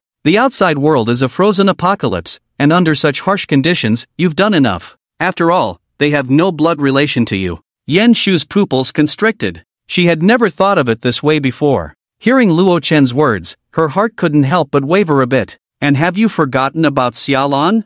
Luo Chen said softly. Xiaolan's child was her own, right? But to this day, no one knows who. Even without mentioning Xiaolan, among the residents in the community, how many families have suffered tragedies just for a bite to eat? There have even been several cases of killing relatives for meat. In Yenshu's confused gaze, Luochen said softly, "You need to carefully examine the relationship between you, understand?" "Good, sure." After saying that, Luochan released her delicate chin and walked out the door. Yenshu stood there in a daze, her pretty face unable to help but flush red. What did the master call me? Sure? Yenshu's beautiful eyes became hazy. It was as if a current surged through her limbs. The master called me sure for the first time. What should I do? I like it. Yenshu covered her pretty face, blushing furiously, her fair neck tinged with a hint of red. Wait, a thought suddenly crossed her mind. Right, the relationship between me and the master is not something they can compare to. After all, they are just a relatively familiar relative to me.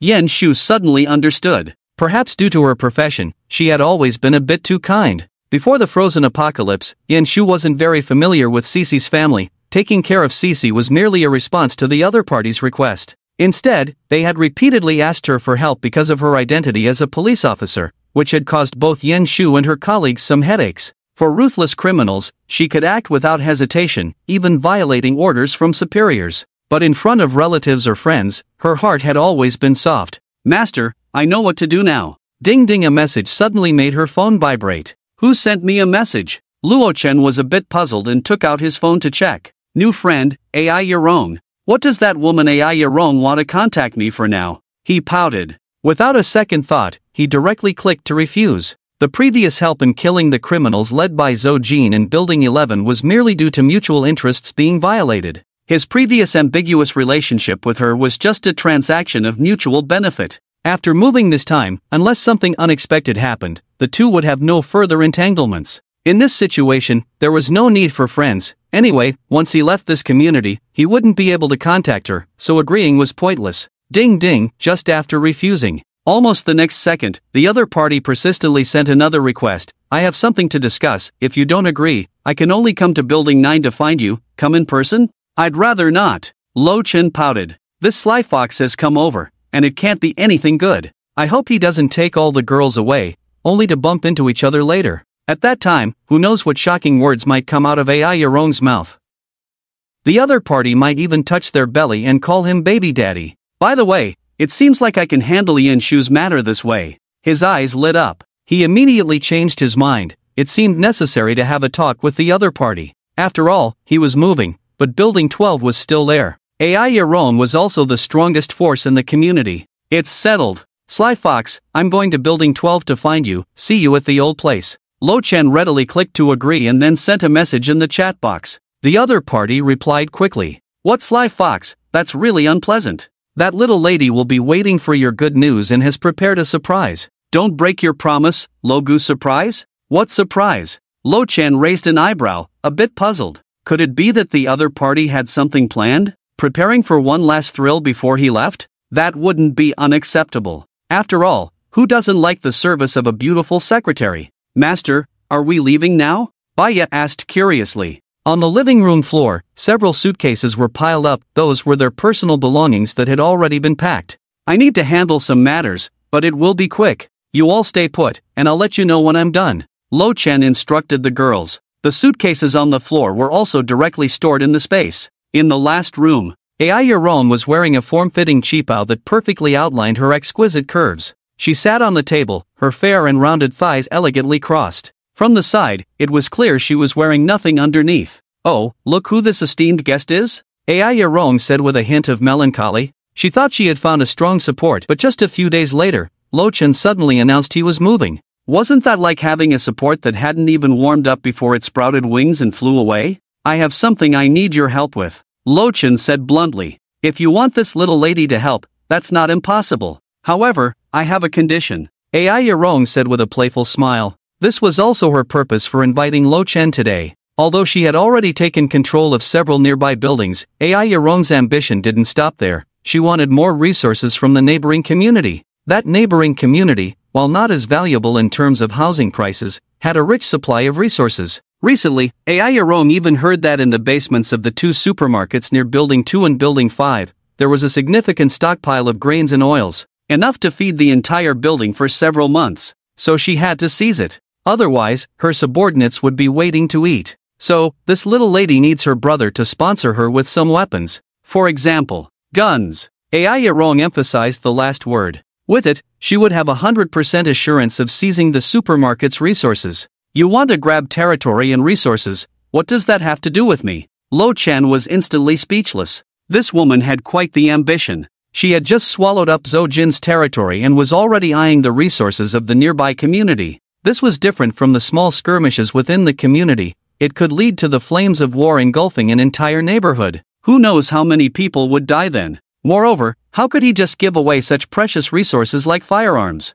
If you want guns, you'll have to offer something of sufficient value in return, Lo Chen said. You two can come in. Ai Yaro seemed to know he would say that and clapped her hands. As Luo Chen looked on in confusion, the door opened. Hello, brother Luo. Luo Gu, two beautiful girls, dressed lightly and with shy expressions, entered. This is Xiao Guai, who used to live in Building 9. Brother Luo must have seen her around, right? Ai Yaro said, wrapping her arms around a youthful-looking girl with a delicate face, her red lips slightly curled. Luo Chen remained silent. He had indeed seen this girl before. He had forgotten which floor she lived on, but she had just started her freshman year this year. The white silk short skirt she was wearing only heightened the desire to push her down. And the second one, you could say she's an acquaintance of yours. Ai Yaro smiled. She reached out to the other girl's ample chest and pinched it, saying, Nana, come say hello. Hello, brother Luo, I'm Yunana, Yunana said, her face flushed. A pair of fair thighs peeked out from beneath her very short wraparound skirt. Aren't you? Luo Chen said with a strange expression. Yunana wasn't Wang Fu's wife, she was Wang Dama's daughter-in-law, right? How did she suddenly come from Building 9 to Ai Yaru's place? Surprised? They all came here to seek refuge with me. If you're willing, it wouldn't be impossible to include me in the deal too, Ai Yaro said with a playful smile. These two were her bargaining chips. Both girls were not unattractive, scoring at least a 70 or 80 overall. The key was that they had previously lived in Building 9 and were acquaintances of Luo Chen. The experiences they brought would surely be completely different, right? If you want to use them to trade with me, I'm afraid I have to say sorry. Luo Chen sighed lightly. He had no shortage of resources. Secondly, he had no shortage of women. Trying to use these two to exchange for firearms in this space was a bit far-fetched. To be honest, Luo Chen had no interest in them at all. Are you really that heartless? After all, I can be considered your woman, Ai Yaro said with a look of grievance. She jumped off the table and leaned close to his ear, whispering sweetly,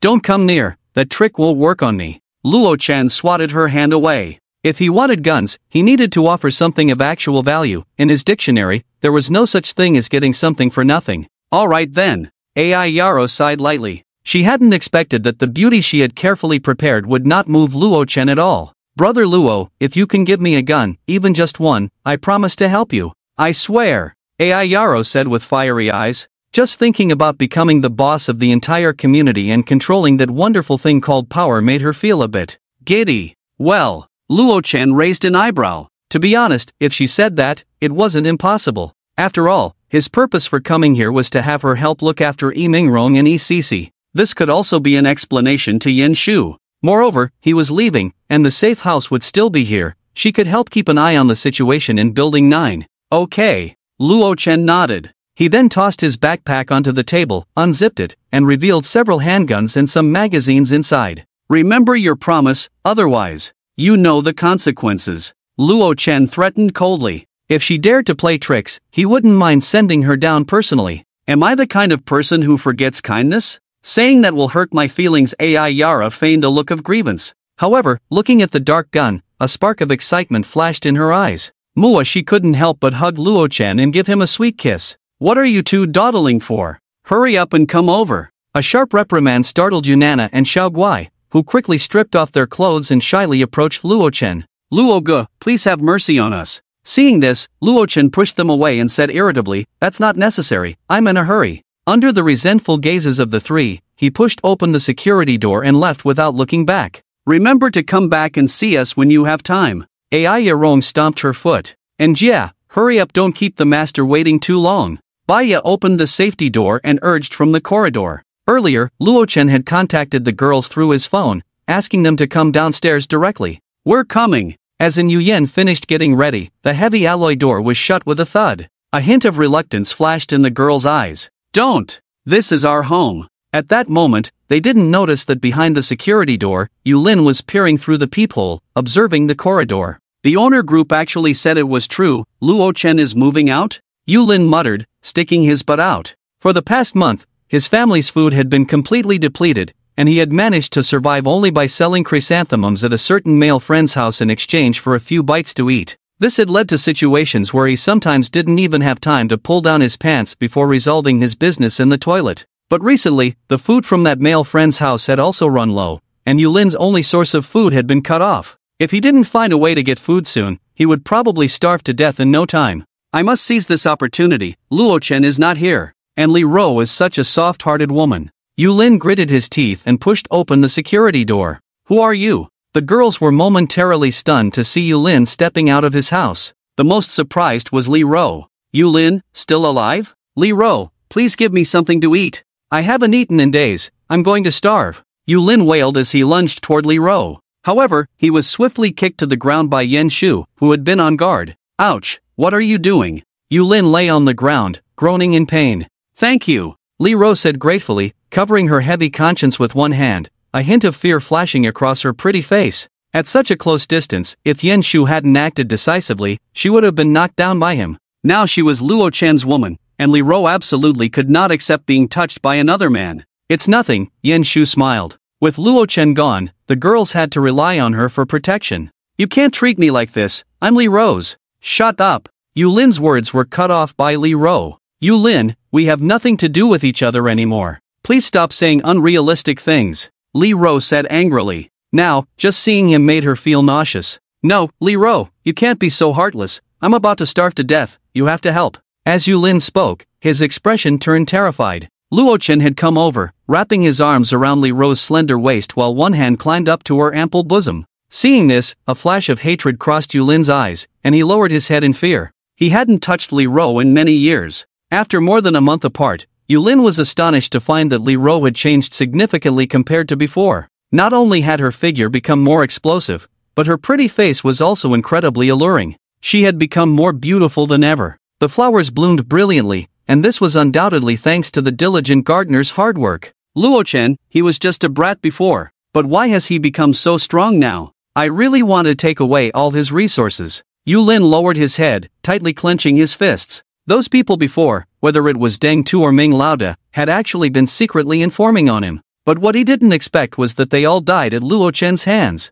"Master, you came at the right time. Just now," Baiya said happily. After hearing her explanation, Luo Chen smirked and looked at Li Ro in his arms. "Now, you have nothing to do with him, right?" Upon hearing this, Li Ro immediately nodded. "Yes, master, I promise I have no connection with him." "Very good," Luo Chen said with satisfaction. "In that case, kill him." After saying that, a handgun was placed in Li Ro's hand. "Master, this." Li Ro felt the cold gun in her hand, her beautiful eyes filled with panic. As a virtuous wife, how could she do something like killing? It would be more acceptable for her to kill a chicken, duck, or fish in the kitchen. "Why aren't you making a move? Are you reluctant?" Luo Chen leaned close to her fair earlobe, squinting his eyes. "No, master, Li Ro hurriedly explained. "Then kill him. Otherwise, you will stay here with him," Luo Chen said coldly. Since the other party had already become his woman, everything from the past must be severed. He didn't want a woman with a kind and indecisive character. This is the apocalypse. Li Ro's delicate body trembled. I don't want to stay here, I want to leave with master." Yulin, who was sitting on the ground, was almost scared to death. He quickly pleaded with the gun-wielding Li Ro. Don't kill me, I beg you. I don't want to die." If he had known this, he would never have come out. Bang, the gun still went off. In the corridor, everyone had reached the 5th floor. After the earlier incident, Li Ro's legs were still a bit weak, and she could only lean on Yen Shu for support. "Master, don't we need to leave in batches?" And Yu Yan asked curiously. After all, it seemed that the snowmobile couldn't fit so many people at once. Could it be that Luo Chen was going to bring out a few more, one for himself and another for Yen Shu to drive? "No need. Just go down, and you'll know later." Luo Chen smirked, keeping them in suspense. Although it wasted a bit of time, when everyone walked outside, the snow-tracked vehicle was still parked there in good condition. No one dared to steal it. This was quite normal. Although the high-rise residents looked enviously at the tracked vehicle in the snow, They didn't dare to joke with their own lives. Who would dare to have thoughts about Luo Chen's vehicle? Wow, this vehicle is so impressive. So big, so satisfying. The women exclaimed with delight. Sitting in this must be much more comfortable than a snowmobile. After all, the interior was a closed space, making it very warm along the way, without worrying about being blown by the cold wind. Compared to the happiness of the other women, and Yu Yen had a face full of resentment. "Master, you promised to send me in the first batch?" she said angrily. "The last time the black silk Christmas set was returned, right? If it went on like this, with everyone around, it would be much harder for her to get the room closest to Luo Chen later. You are indeed in the first batch, I just don't have any salt," Luo Chen said with a smile. "Master, you're so annoying," and Yu Yen pouted. One delicate hand reached to pinch the soft flesh at his waist, and Luo Chen naturally cooperated by shouting in pain a few times. "What the hell, is this for real? Luo Chen's house actually has so many beauties? Isn't that too happy? Can your body handle it? Adding the previous one, that's 5. If I could have just one of them, my life would be complete." The residents of the upper floors, who were secretly peeking down, exclaimed in shock. They realized that Luo Chen was really moving away. Moreover, didn't he have too many women? The key was that their quality was so high, each one could rival a big star. This was too enviable. "Master, why aren't we leaving?" Yan Shu, sitting in the passenger seat, asked in confusion. The girls in the back seat, Baya and others, also looked over with curiosity. Shouldn't Luo Chen start the car and leave immediately? After all, the journey to the shelter wasn't short. "Now, you can contact your 2 relatives. The boss of Building 12 promised to help take care of them after we leave," Luo Chen said, looking at Yan Shu in the passenger seat. Upon hearing this, Yan Shu's beautiful eyes widened. "Master, did you go out just to help me with this?" "Yes." Luo Chen nodded gently, smiling. "Hurry and contact them. So many residents are watching. It's also a good opportunity to have a witness." For the sake of her face, it wouldn't be a problem for Ai Yarong to clear out a room for the 2 of them in Building 12. Being closer would make it easier to take care of them. Yan Shu's pretty face was filled with gratitude. She knew that the journey to the shelter would take quite a bit of time, so she didn't say much more and took out her phone to start contacting them. Before long, Yi Meng Rong and ECC came out. In just half a month, their faces had become quite haggard, and they had lost quite a bit of weight. Compared to Yan Shu, who was sitting in the passenger seat, they were worlds apart. At that moment, someone from Building 12 also came down. Vroom, Luo Chen didn't linger. Pressing the accelerator, the snow-tracked vehicle sped away. Watching the figure disappear into the distance, both Yi Meng Rong and the others standing still, as well as the residents on the upper floors, wore expressions full of envy. Luo Ge just left like that. A young girl named Xiao Guai looked out the window with reluctance. "What a pity, if Luo Ge had taken us, we could have left together now," Yu Na said, her tone filled with regret. At this moment, Ai Yarong stood nearby, playing with a dark handgun in her hand. Hearing their words, a playful smile crept onto her lips. "You two, stop dreaming. Even if he wanted you now, you wouldn't have the chance to leave together." After all, her first time had been taken by him, and she was still here, wasn't she? However, Ai Yarong herself was very enamored with power. If she willingly became his woman, she would probably lose her current status. This was something she found hard to accept. Is that so? Yu Na and the others couldn't help but show a hint of disbelief in their eyes. "I gave my body. That means I'm his woman. With so many resources, it must be very easy for Luo Chen to support the 2 of us, right?" Seeing their disbelief, Ai Yarong didn't mind. "Don't be discouraged. Maybe one day he'll want to come back and take a look. When that time comes, you 2 should seize the opportunity and work hard to make him want you." She smiled, painting a bright picture. After hearing this, Yu Na and Xiao Guai became excited. "Ai Jia, we will do our best." Below Building 9, Yi Meng Rong watched the snow-tracked vehicle disappear into the distance. Her hands clenched tightly, her eyes filled with desire and unwillingness. Why was it that he only took Yan Shu away? She wanted to leave with Luo Chen too. Wasn't it just about the body? She had some looks too. As long as Luo Chen wanted, she wouldn't mind at all. This kind of daily worry and fear, living in hunger and cold, is really enough. Yi Meng Rong couldn't help but grit her teeth. Glancing at Cece beside her, she sighed helplessly. "Cece, you shouldn't have stood here with me just now. Luo Chen is in the car. You could have just opened the door and jumped into the driver's seat. Maybe he would have taken us with him." Hearing this, Cece's eyes widened, hesitating, but everyone says that Brother Luo's heart is very hard. It seemed that the tactic of seeking sympathy might not work. "Sigh, what can I say?" Yi Meng Rong shook her head. Actually, that wasn't what she meant. Inside the car, the girls were very excited, showing great enthusiasm for their first outing. Wow, this is my first time going out since the extreme cold apocalypse began. The outside is so beautiful, Baya said, her beautiful eyes sparkling. This was, after all, fulfilling her long-held wish to go out. Outside, the ground was covered in white snow. Many buildings were almost completely buried under the snow, and from inside the car, it looked as if the ground had been raised by 10 meters. I suddenly remembered a novel from the island country called Snow Country, and Yuyan pushed up her glasses, her beautiful eyes smiling. Although the book didn't describe an apocalypse, just from the title, it was incredibly fitting. In this world, apart from the vast expanse of white snow, it seemed there was nothing else to see. Isn't this just Snow Country? Wow, Yuyan, you've read so many books. I've heard of that novel too. It's a pity my schedule has always been so full that I haven't had time to read. I only flip through it when I have some free time. You guys are so lucky to have time to read. I'm different. I work overtime at the company until late at night. The few girls in the back row began chatting excitedly, their conversation shifting from the snow outside to a certain novel.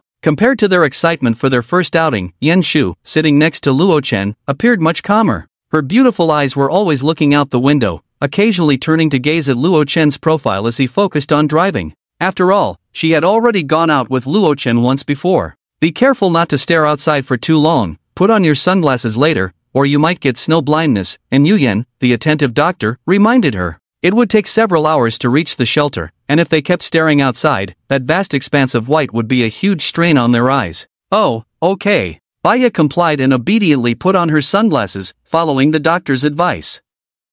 She understood this principle. A few hours later, the snow-tracked vehicle had traveled quite a distance, at least over 10 kilometers. According to Luo Chen's estimation, they were less than 2 kilometers from Yunding Manor. Hey, have you noticed? It seems like the wind is picking up outside? Baya took off her sunglasses and asked curiously. In her view, the white snow outside was gradually being whipped into waves by the wind, swirling in the air, and it was getting stronger and stronger. It is, how strange, and Yuyan said, wrinkling her little nose. Out of nowhere, why would the wind suddenly pick up? This reminded her of the blizzard she had personally experienced in Building 10. Whoosh, the wind suddenly intensified. The snowflakes in the air were almost swept up in a frenzy in a very short time. We might be encountering a snowstorm, Luo Chen said, raising his eyebrows. At this moment, through the windshield, visibility ahead was almost non-existent. The snow-tracked vehicle was instantly engulfed by the raging wind and snow, and the visibility around them had dropped to just 1 or 2 meters.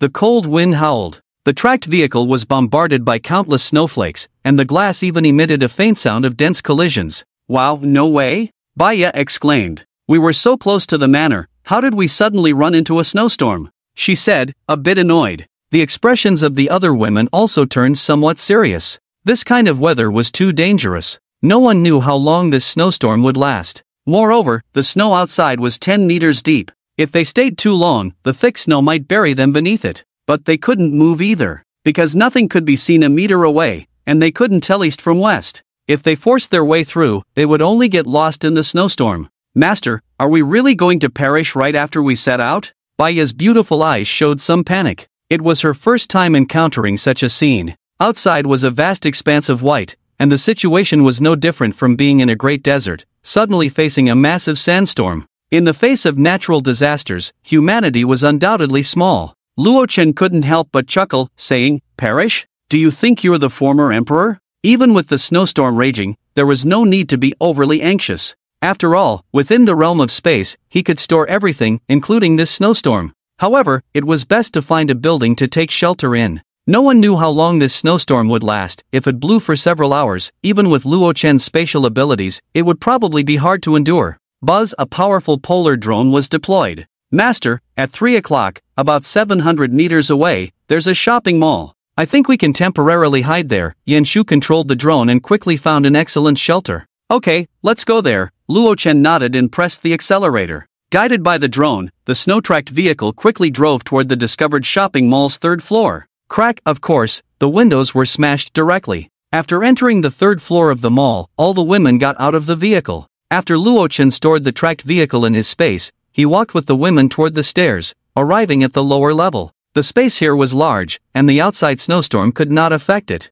We're saved. Baya relaxed and let out a long breath. Thank goodness the master is here. The spatial ability is amazing. She affectionately wrapped her arms around Luo Chen's and pressed her face against him. But, have you all noticed that this mall is not small, yet there's nothing inside? How strange. Li Ro's beautiful eyes were filled with suspicion. Her words left the other women puzzled. Right, the shelves were completely empty. Could it be that other survivors had cleared it out? Cough, no need to guess, it was me. Luo Chen coughed twice. In fact, when he returned from the Cloud Peak Manor to the community, he had discovered this nearby mall. Following the principle of not wasting, he had casually emptied the mall. Unfortunately, the range of the spatial domain had not increased.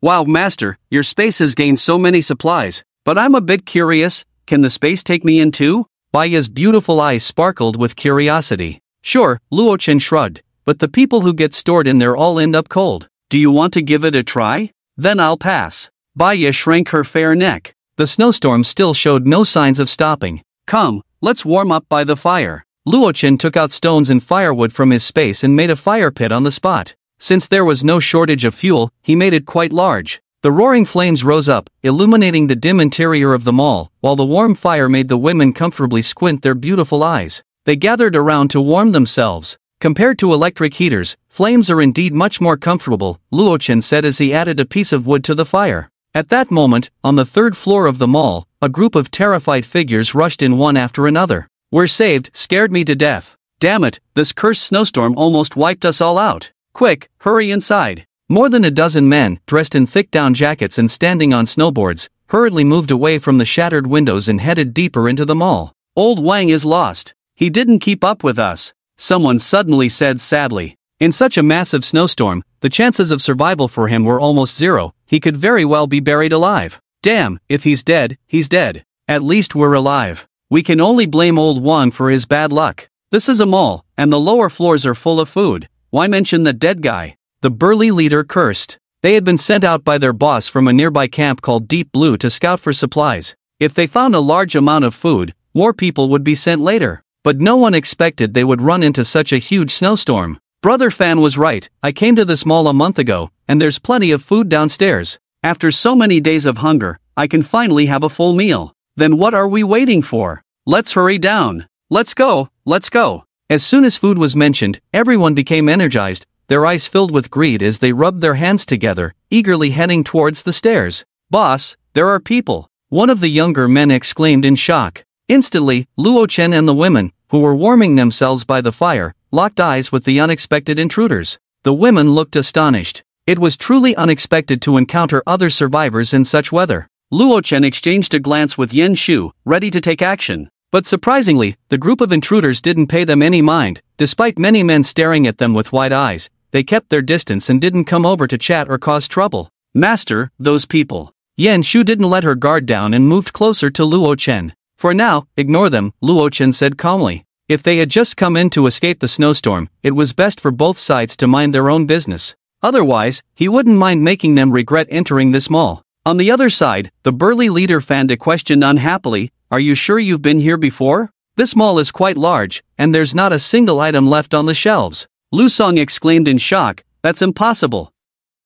This is just too strange. A month ago, the mall was still full of stocked shelves. Even if someone had come in during that time, it couldn't have been cleaned out so thoroughly, right? Keep in mind, outside the temperature was below -60 or 70 degrees Celsius, and the snow was 10 meters deep. Yet currently, there wasn't even a single bag of cookies left on the shelves. Brother Fan, do you think those people over there took everything? One of the younger men leaned in, glancing subtly towards Luo Chen's direction. Since entering, his attention had been on those beautiful women. Shut the hell up. Fan cursed, can't you see the footprints on the ground? It's obvious they just came in not long ago. If the supplies in the mall were taken by them, I'd go naked into the snowstorm. With that, the other men nodded in agreement. Yeah, it was clearly impossible. Wait a minute, I'll have Xiao Wu and the others check the basement level. That's the snack and supplies area. There should be quite a few things there, Fanda said in a deep voice. Soon, the teammates who went down to check the situation returned, their faces looking grim. Fangu, it's not good. The first floor and the basement have been completely cleared out, there's nothing left. Upon hearing this, everyone's faces turned as ugly as if they had eaten something foul. Damn it, this cursed mall is unbelievable. There's nothing at all, where are the supplies? Can someone tell me where all the supplies went? Fanda couldn't help but curse. Without supplies, how would they report back? They had taken a portion of the camp's limited snowboards on this trip. Moreover, they had lost a teammate, which was quite a significant loss. Returning empty-handed would definitely earn them a scolding from the boss. The others also looked deflated. Fangu, what should we do? The snowstorm outside is so severe, it's uncertain if we can return tonight. Xiaowu, when you went down, did you see any signs of other people? Fan De asked in a lowered voice. At the same time, he glanced towards Luo Chen and his group, subtly signaling them. No, Fangu. We checked every corner when we went down. There wasn't even a single bag of snacks. The young man nicknamed Xiaowu replied in a low voice. Fan De's heart sank. Since we didn't get any food, we might as well bring back a few beautiful women. That wouldn't be returning empty-handed. A cold smile appeared on his face. Fangu, what do you mean? The others couldn't help but show expressions of anticipation. Look, that group of stunning beauties over there, everyone sees them, right? This must be heaven's compensation for us not getting any supplies. Fan De sneered. There was only one man on the other side, and he wasn't holding any weapons. Moreover, he had 4 delicate, curvaceous beauties by his side. If they did nothing, wouldn't that be a wasted trip? They had done this kind of thing many times before. He. Awesome, I've been itching for this. Fangu really understands the brothers. It's my favorite part again. The group exchanged lewd glances, sharing knowing smiles. Fanda led the others over confidently and plopped down beside the fire, smiling. Beauties, we're quite cold too, why don't we all warm up together? As they approached, and Yuyan, Baya, and Li Ro quickly stood up and retreated behind Luo Chen and Yen Shu. Don't be so cold, we genuinely want to get to know you beautiful ladies. The group didn't mind the other party's attitude and continued to joke around. One of the younger brothers even looked at Li Ro's chest. Beauty, you must be at least an E-cup, right? Can I touch? Just to see if it's the real deal? When they realized there were no other people in the mall, their greed and certain thoughts could no longer be contained. After all, they had the numbers now. Whatever they did, they wouldn't have to bear the consequences. Beauty, your legs are so long. Mind if I try the feel? One of the younger brothers set his sights on Yen Shu, leering as he reached out to touch her. Bang, Yen Shu wasn't going to let him off easy. Her long leg, accompanied by a whooshing sound, kicked heavily into his chest, sending the offending younger brother flying back. He crashed into the wall, spitting blood. The group was stunned for a moment, then erupted in fury. You bastard, how dare you resist? Brothers, get your weapons out. Under Fanda's lead, the group quickly pulled out machetes and iron rods from behind, grinning as they surrounded her. In their eyes, these beautiful women were already in their grasp. Who wouldn't take action when faced with such a beautiful opportunity? Ignoring them and leaving directly? That's something only a fool would do. Bang! The leader, Vander, suddenly fell straight down, his robust body collapsing. A clear blood hole was visible on his forehead. What happened? Where did the bullet come from? A sniper, it must be a sniper. Quick, take cover. Everyone panicked, quickly searching for shelter and swiftly throwing themselves down beside the shelves. Truly asking for death, Luo Chen sneered. How dare they tease his woman in front of him? Did they think he didn't exist? Bullets poured out from the space. Thud thud, in the blink of an eye, Vander and his group became cold corpses. Facing the bullet storm, they were living targets, utterly defenseless. Luo Chen didn't take this little episode to heart. He regarded these people as ordinary survivors who had coincidentally encountered him while searching for supplies. An hour later, the snowstorm outside finally stopped. Buzz, the snow-tracked vehicle roared to life, speeding towards the nearby Cloudtop Manor. Almost at the very moment everyone was leaving, a man in snow-covered ski gear emerged from a nearby building, cursing, "Damn it, in the face of a snowstorm, those idiots actually left me behind to escape on their own. When I get back to the camp, I must tell the boss." As he spoke, he saw the departing snow-tracked vehicle and exclaimed in shock, "What the hell is that vehicle? How can it drive on snow?" Moreover, it looked like it had just come from a mall. Vander and the others must have already gone into the mall. What are they doing? Why not grab such a good vehicle? The man continued to curse. Then, he glided into the mall on his skis, determined to confront those guys. Wang Zhuang passed through a broken window, following the snow traces on the ground down to the second floor. The light was dim, making it hard to see clearly. "Brother Vander, is that you?" He vaguely saw a pile of people sprawled on the floor ahead. Judging by the nearby skis, they must be the companions who had gotten separated earlier. Seeing that the others did not respond, Wang Zhuang complained as he walked over. "Seriously, we walked quite a distance, but it's not even night yet, why are you all sleeping?" Although the second floor of the mall was covered in snow, it was still quite cold. If they were to sleep, they should at least find a better place, perhaps go down 2 more floors to rest in the basement. As Wang Zhuan got closer, his soul nearly flew away. He couldn't help but scream, his face turning pale instantly. What he saw on the ground was that Vander and his group were not sleeping at all, they were already dead. The place was littered with corpses. The heads of the people had been shot into a honeycomb pattern, their faces smashed to pieces, exposing their white skulls and bloody flesh. In the low temperature, they had frozen into ice clumps. What happened? Everyone is dead? Wang Zhuan collapsed to the ground, unable to recover for a long time. So many people, clearly armed with handguns, how could they all be killed? Based on the bullet holes, could it be that they encountered a professional army? Right, that vehicle I saw earlier. It must have been those people in that vehicle who did this.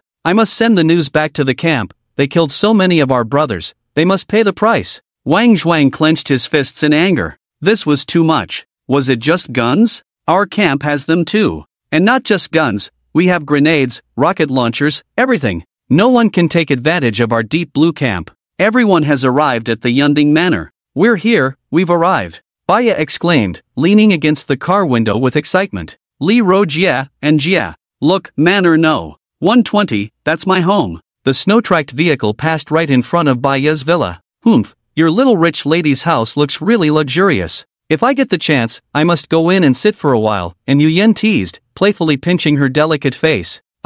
Any time is fine, Baya mumbled. However, it was already evening, and the sky had darkened. To avoid any mishaps, it was better for everyone to head inside the shelter quickly. After all, nights in the apocalypse are very dangerous. Creak, the heavy alloy door slowly opened. Luo Chen drove the snow-tracked vehicle through the gate and directly into the silvery steel corridor. As the ground sank, everyone arrived at the basement level. Alright, let's get out, Luo Chen said, turning his head. He parked the snow-tracked vehicle in one of the warehouses on the basement level. There were many warehouses here, each capable of storing different supplies. The one closest to the entrance was directly used as a parking garage. Wow, so beautiful. As soon as the women got out of the car, they were stunned by the silver corridor. The entire corridor, shimmering with a soft white light, looked incredibly sci-fi. It had a strong sense of futuristic technology. Welcome, everyone. Yang Mengyu smiled as she walked over. With the butler's reminder, she had learned about Luo Chen and the women's arrival.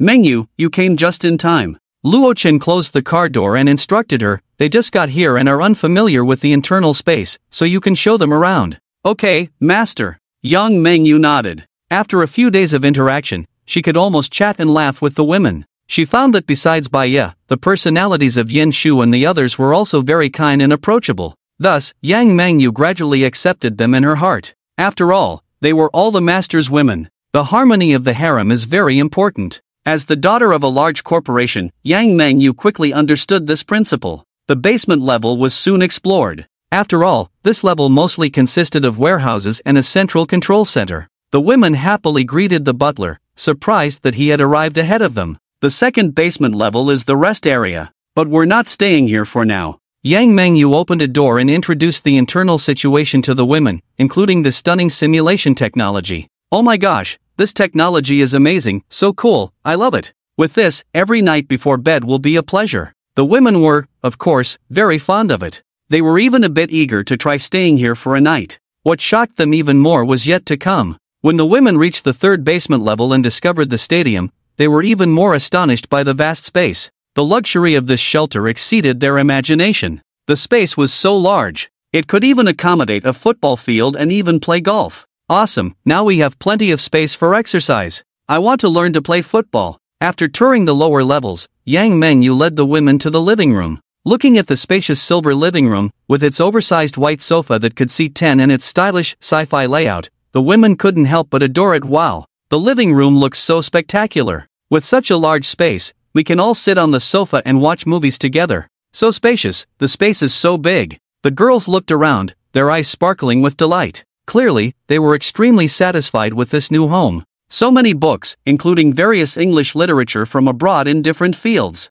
And Yu Yen walked over to the nearby book cafe. Eagerly, she took some books off the shelf and began flipping through them. With so many books, it seemed she would have enough to read for a long, long time. Li Ro entered the open kitchen. Her delicate hands gently caressed the silver-white countertop and the island, clearly enamored with it. Now, she could prepare meals without any hindrance. Such a long bar could easily accommodate all of them for dining. The comfort level had increased several notches. The second floor is the entertainment area, Yang Mengyu said, leading the curious girls as they toured various rooms. Karaoke rooms, game rooms, fitness rooms. Wow, what's this room for? Why is the color scheme so pink? And there's a waterbed. Baya pushed open a room and curiously examined it. This is the pleasure room, as for what it's for, Yang Mengyu said, then fell silent. The girls exchanged glances, their faces turning red from the sight of the pink room. At that moment, they all shyly averted their eyes, not wanting to look at the scene inside. However, they all knew that in the future, they would definitely experience it. Next to the pleasure room was, of course, the bath. Looking at the oversized silver-white decor and the irregularly shaped round bath that occupied half the room, the girls couldn't help but widen their beautiful eyes. Is this really a bath and not a swimming pool? They questioned. Moreover, beside the steaming bath, there were several soft white beds. After washing up, they could rest right away. It seems like washing once might waste a lot of water, Li Rose said softly. Her frugal nature couldn't help but take precedence at that moment. Compared to pure enjoyment, she was more concerned about resource issues. After all, before the apocalypse, wasting money was the worst that could happen. But now, water resources were a matter of life and death. Upon hearing this, the other girls also suppressed their impulses. They needed to save resources for their host. Such a large pool could allow all of them to bathe for 3 days in the bathroom. Actually, everyone can rest assured. Below the shelter, there exists a huge underground river. It is said to be a tributary of a very large freshwater lake in the country, Yang Mengyu explained with a smile, noticing the girls' concerns. The issue of water resources had been considered long before the shelter was built. Really? In that case, I won't be polite anymore. Baya's eyes lit up. Under her lead, the other girls were also tempted and began to take off their clothes. Soon, the room was filled with springtime beauty. A dazzling display of enticing figures, both plump and slender. At that moment, beside the bath, it felt like a paradise on earth. If someone were to see this scene, they might just shoot blood 3 meters high and leave this life without regrets. Splash! The girls jumped into the water, exclaiming about the comfortable temperature. Li Rou, has your size increased quite a bit? The host must love it, hee hee, let me experience the host's joy too. Ah, Baya, are you trying to get us killed? Officer Yen, I didn't realize your size is almost the same as Rose. Don't look. Don't touch either. An hour later, the girls emerged from the oversized bath, looking refreshed, now dressed in light pajamas. Their fair, rounded legs stepped playfully into home slippers, so dazzlingly white. Upon reaching the 3rd floor, the girls were filled with anticipation. It was time to choose their living quarters. Without a doubt, they all wanted to choose the house closest to Luochen. Luochen was number 1. And number 2 had already been claimed by Yang Mengyu on a first-come, first-served basis. My lucky number has always been 3, so this room belongs to me, Baya said, hands on her hips. However, this statement was quickly rebutted. No way, I'm a doctor. If the owner needs anything, I can rush over immediately, so it's most suitable for me to live here. And Yuyin pushed up her glasses on her nose. I think personal safety is the most important. What if there's an intruder at night? As the bodyguard, I must live near the owner. Yen Shu also rarely argued. An intruder? Who could possibly invade the steel fortress? The other girls looked at her in disbelief. Come on, Officer Yen, at least come up with a more reasonable excuse. Fortunately, I don't have to argue. Yang Mingyu crossed her arms, a slight smile on her lips. Arriving early definitely had its advantages. After a round of verbal sparring, no one managed to convince anyone else. In the end, they decided to use a fair game of rock paper scissors to determine the room assignments. Room 3 went to An Yuyen, Room 4 to Yen Shu, Room 5 to Baya, and the farthest was Li Rou. This basically reflected the order in which the girls entered the safe house, but it was now reversed. Humph, very fair, and Yuyen nodded in satisfaction. I refuse, I refuse. Baya tossed her silky golden hair, angrily shouting. She was usually very good at rock paper scissors, but for some reason, her luck was a bit off tonight. Alright, stop arguing. Aren't you all hungry? It's time to eat, let's hurry downstairs, Li Rou gently advised. As the dedicated cook, she was quite sensitive to meal times. After all, not only was dinner important, but they had all just snacked at noon, and now their stomachs were already growling. Arriving at the open kitchen on the first floor, Li Rou also began to try out the new kitchenware. Such a large space allowed others to help prepare the ingredients as well. I'll help wash the vegetables. Me too, count me in. For the first meal at the shelter, everyone eagerly came to help. Nice view, I like it. Luochen stood behind them, admiring their figures. This sleepwear was really nice. It was well prepared by himself. The hem was quite short, exposing pairs of beautiful white legs to the air, and just looking at them was a feast for the eyes. Moreover, the fabric was soft and, most importantly, fitted. The exquisite curves of the girls' bodies were displayed to perfection. Along with that, there was a subtle allure that made one feel a bit restless. Smoked salmon, beef tartare, swordfish seafood pasta, and a mixed seafood soup. Soon, dish after dish was served on the kitchen's Long Island counter. Since it was the first meal at the shelter, Leroy prepared a very high-end spread. Each dish might not have a large portion, but the appearance and presentation were top-notch. The ingredients used were also some expensive delicacies. For example, one dish with cheese used Italian Parmigiano Reggiano, known as the King of Cheeses, which had an 800-year history. A small piece was worth 30,000 renminbi. Don't just stand there, eat, Luo Chen called from the main seat.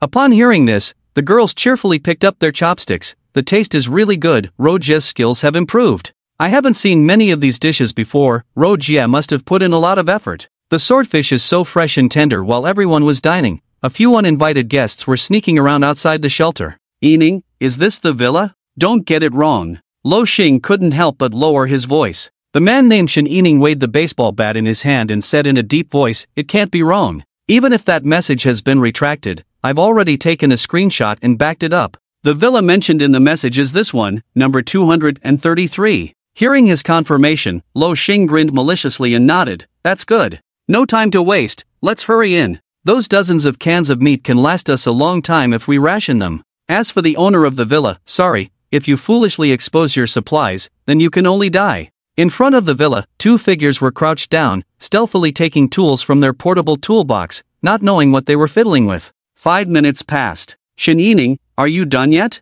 My legs are frozen numb, and it's taking forever to open this damn lock. You still have the nerve to brag about being the lock king? Lo Xing shivered and stomped his feet impatiently. What the hell are you rushing me for? Shen Yining snapped back. The door lock of this villa is too intricate, completely different from other villas. Even if I had professional lockpicking tools, I can't do anything about it right now, not to mention picking the lock. He hadn't even figured out the structure. It was as if the keyhole was just for show. If you can't handle the keyhole, then just crack the code lock. The temperature is dropping lower and lower at night. It might fall below minus 70 degrees Celsius soon, and I don't want to freeze into a popsicle. Lo Xing leaned in, offering suggestions. In reality, the two of them were not the villa's owners but personal bodyguards for a wealthy individual, responsible for the client's daily travel safety and various other tasks. The wealthy people living here had high net worths. Therefore, Shen Yining and Lo Xing's ranks in the security company were among the elite, and even with high-end locks like those on villas, they could usually pry them open with professional tools.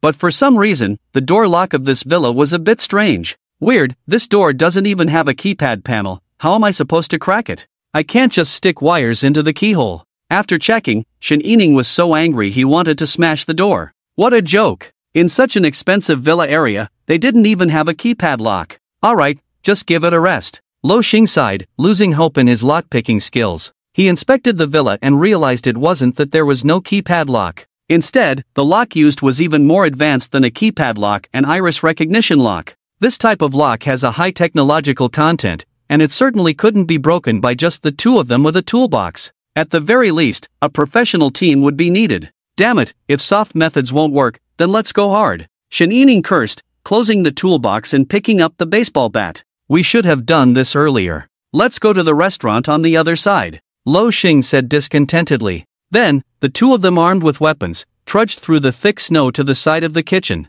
Through the glass, they could clearly see the dimly lit space inside. The owner is probably already asleep. Let's be quick, smash it open, grab the cans, and get out. Shen Yining weighed the baseball bat in his hand. What are we afraid of? Lo Xing said nonchalantly. If the owner dared to come down, they could deal with it directly. That way, they could scour the entire villa for supplies. After all, they were professional bodyguards. Could those weak-bodied rich people fight them?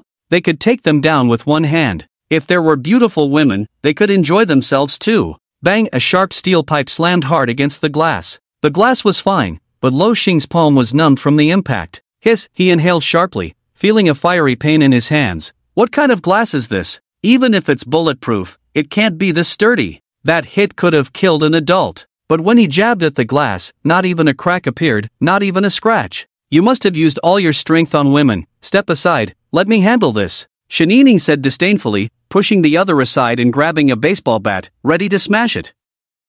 Bang! Bang! Bang! Shen Yining smashed for a long time, using all his strength, but that damned glass remained completely unyielding. Damn it, is this villa where the president lives, with glass this tough? Beside him, Luo Xing, recovering his strength, also stubbornly picked up a steel pipe and started smashing. Unfortunately, after a long time of smashing, the two still ended in failure. The glass didn't even have a scratch, and their hands were almost useless. They couldn't know that the new type of special glass in front of them had 3 layers, each with a terrifying thickness. Not even a cannonball could break through. By now, the sky had completely darkened, and the temperature had dropped to -70°C. Even wearing thick down jackets, they couldn't help but shiver, their bodies icy to the bone. Sniff, the two sniffed, both looking quite miserable. Damn, this cursed glass. Let's retreat, if we stay any longer, achoo. I'm going to freeze to death. Shen Yining's face turned pale, and he couldn't help but sneeze. Luo Xing beside him nodded vigorously, losing all desire to force their way in.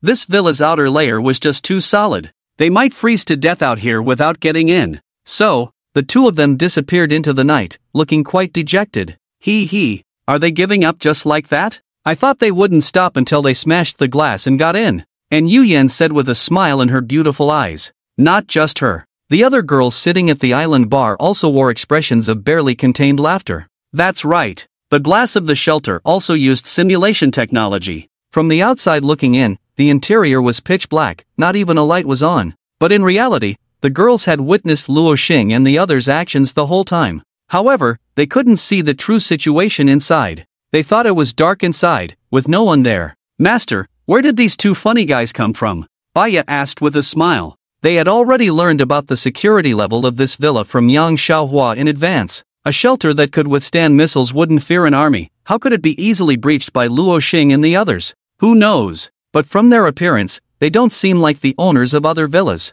Luo Chen took a sip of mixed soup and said lightly, those two. From a series of actions and behaviors, they seemed somewhat professional. Could they be bodyguards sent by some rich people to rob supplies? After all, during college, there were professionals protecting that Kong Shao. This is a wealthy area, it makes no sense not to have bodyguards around. No need to worry about them. Let them mess around, they won't get in even after 100 years. Yang Mengyu elegantly wiped her mouth with a tissue and smiled. After the meal, the girls comfortably sat together on the oversized white sofa in the living room. They also turned on the enormous screen that occupied 2/3 of the wall. The picture quality was exquisite, as if they were there in person. Master, aren't you coming to watch TV with us? Baya asked expectantly. No, you all watch, I'm going to take a bath. Luo Chen waved his hand. After a day of running around, moving and encountering a snowstorm, he felt a bit tired. Maybe he should take a bath and then rest early. A bath? As soon as Luo Chen mentioned going to the bathhouse,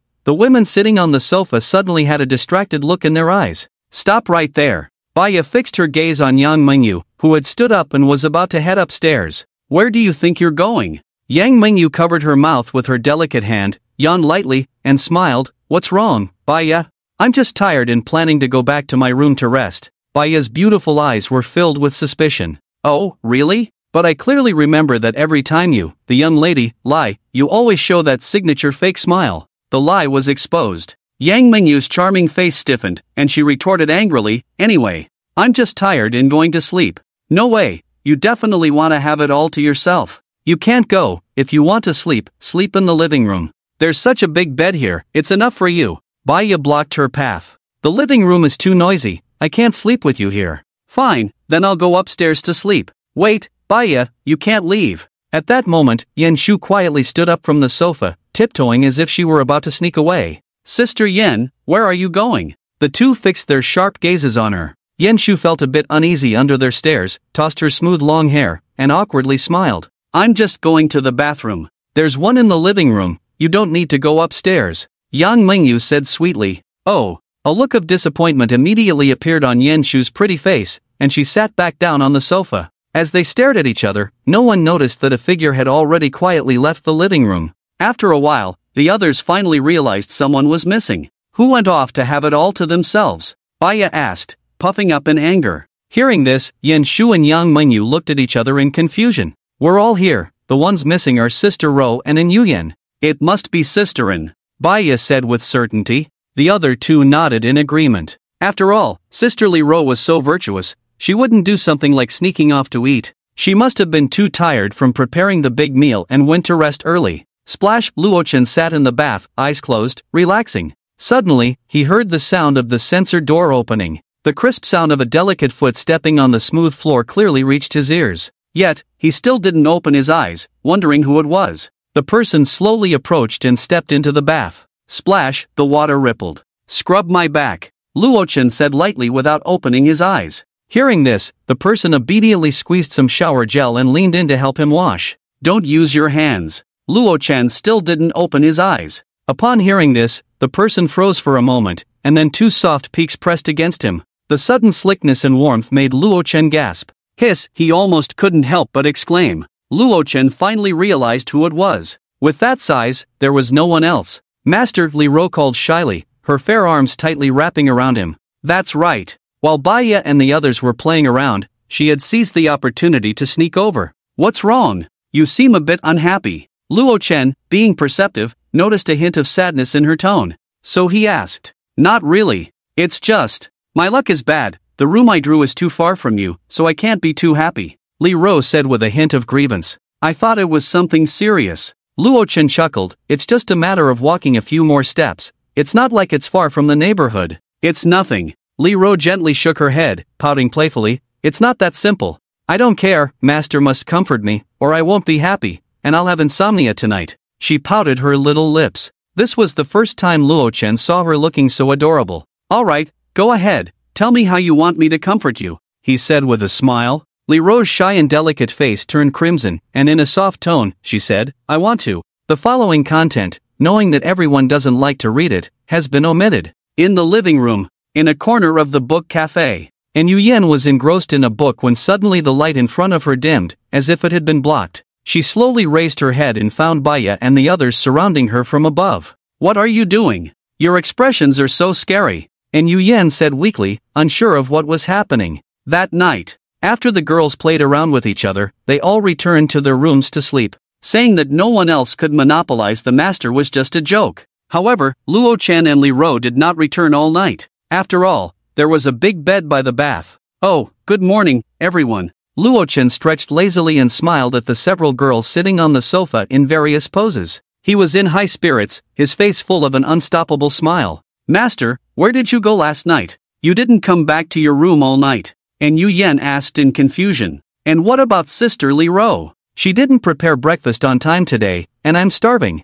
Baya said weakly, hugging his soft pillow. "In that case, why don't you all just make a meal yourselves?" Luochen said, arms crossed, speechless. These guys. It seemed they were truly spoiled by Li Ro. Now, he was too lazy to go to the kitchen to cook. "We cook?" The girls looked surprised, exchanging glances. Especially Baya, who widened her beautiful eyes and said weakly, "Master, I'm a big star. How can a star cook? I can't even tell the spices apart." "Cooking? No way. I usually just order takeout." And Yu Yen adjusted her glasses calmly. "Master, let me prepare breakfast for everyone." Yang Mengyu raised her small fist, full of fighting spirit. "I disagree," Baya said with a look of fear. "Master, you can't let her cook. Last time Mengyu cooked, the kitchen exploded. That time, she was so scared she thought there was a terrorist attack. All the bodyguards of the Yang family rushed over, only to find that it was their young lady who had blown up the kitchen while cooking."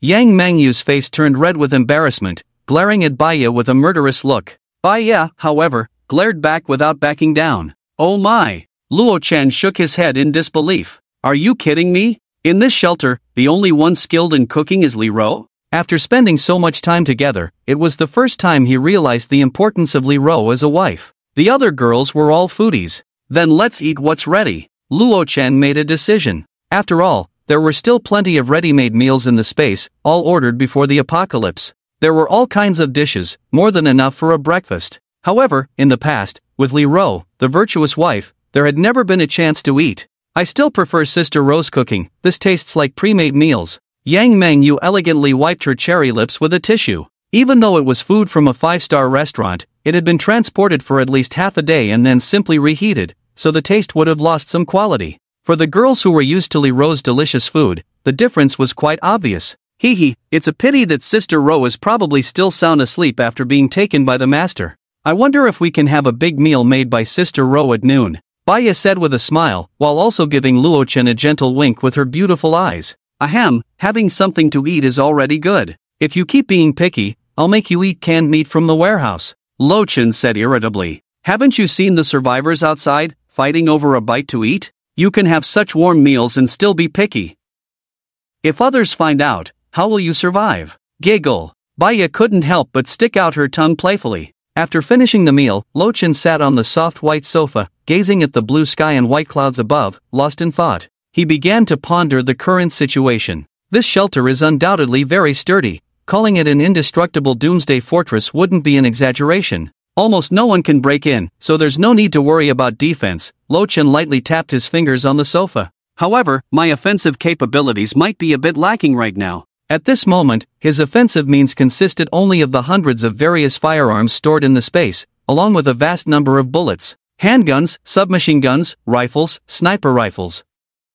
In the community, these guns could solve 99% of the problems. But now, it seems a bit inadequate compared to the configuration of this shelter. It seems it's time to get some large-scale destructive weapons. Luo Chen squinted his eyes, his mind racing. The area of effect weaponry was a shortcoming. He had to find a way to improve it. Although the shelter was very safe now, he understood the principle of being prepared for a rainy day. At the very least, he should arrange for some fragmentation grenades and rocket launchers, right? Compared to such area of effect weapons, bullets were lacking in both power and deterrence. And who wouldn't want more firepower? I remember that there's a paramilitary police detachment stationed nearby. In this situation, the police must have moved out of their base. Maybe I can pick up some leftovers. Luo Chen recalled in his mind, his eyes lighting up. Compared to the police station, the firepower of the paramilitary police detachment was much stronger. Although it couldn't compare to the military, it had many pieces of equipment that police stations didn't have. Grenades and rocket launchers were just the beginning. There were even mortars and armored vehicles. If I can completely scavenge the equipment from the paramilitary police detachment and store it in my space, my strength will definitely rise to another level, Luo Chen thought to himself. After all, when he saved the school beauty Yang and her friend in college, the guy he killed, Kong Xiao, had said that his father held a high position in the official shelter. This indicated that certain large forces did exist. It was just that he hadn't encountered them yet. I don't want to wait until I truly face an insurmountable problem to regret not preparing in advance. So, I must pay a visit to the paramilitary police's base. Luo Chen firmly thought in his heart. The previous time in the community was the same. If he hadn't gone to scavenge the police station's armory in advance, would he have been able to calmly pull out a submachine gun and take out Diao Ming and his 100 subordinates when he returned to the community? This all demonstrated the importance of strength. Steward, help me search the offline map. Luo Chen summoned the steward. After the search, he confirmed that the closest official organization was indeed the paramilitary police detachment. Although there were special police and military bases in Qingshui City, they were too far away. Is it less than 5 kilometers? That's really not far, Luo Chen said, surveying the large screen. This distance was even closer than the journey from Yending Manor to the community. If he moved quickly, he could make a round trip in less than a day. Master, are you preparing to go out again? Baya walked over, curiously looking at the offline map of the paramilitary police detachment displayed on the super-large screen. This shelter's sturdiness is beyond imagination. Almost no one can break in, so... Master, you don't need to worry so much about safety. Yang Mingyu pursed her cherry lips and said. In her view, the ground level of the shelter had 3 floors, which could withstand even missiles. The underground level was even more terrifying. Even if a nuclear bomb exploded above, the buildings deeply buried underground could completely resist the power of a nuclear explosion. Therefore, everyone could live here for a lifetime without worry. I know, Luo Chen said softly. He then scanned the faces of the women, smiling as he said, but I have to have the strength to protect you all. Avoiding danger is not my style. Don't forget, this is the extreme cold apocalypse. Anything unexpected could happen. Wow, no wonder you're the master. You think of everything. It really gives a sense of security. Baya said with sparkling eyes, sweetly wrapping her arms around his. Her long, golden hair was tied up in a high ponytail, revealing her delicate and charming face, radiating the refreshing aura of a beautiful girl. Hey, Baya, why are you snuggling up to the master again? Yang Mengyu said irritably. Among the women, Baya was the most clingy. At this moment, she was not to be outdone and wrapped her other arm around Luo Chen. What's wrong with that? Baya said unhappily, I'm the master's exclusive maid, isn't it normal to be close to the master? In fact, warming the bed for the master every day is what a maid should do. But, you wish, Yang Mingyu said, her pretty face unable to help but flush. Could it be that before she arrived, the maid's benefits were this good? Even she, a young lady from a wealthy family, couldn't help but feel tempted. Yan, you all are so lively this early in the morning, Li Ro said, stretching lazily, her pretty face full of confusion. She had slept soundly and even missed breakfast time. However, today was the latest she had ever gotten up. Sister Li Ro, your outfit. So sexy, Baya said, her eyes widening. At that moment, Li Ro was wearing a light-colored nightgown, with one of the shoulder straps slipping down, revealing a glimpse of her ample curves.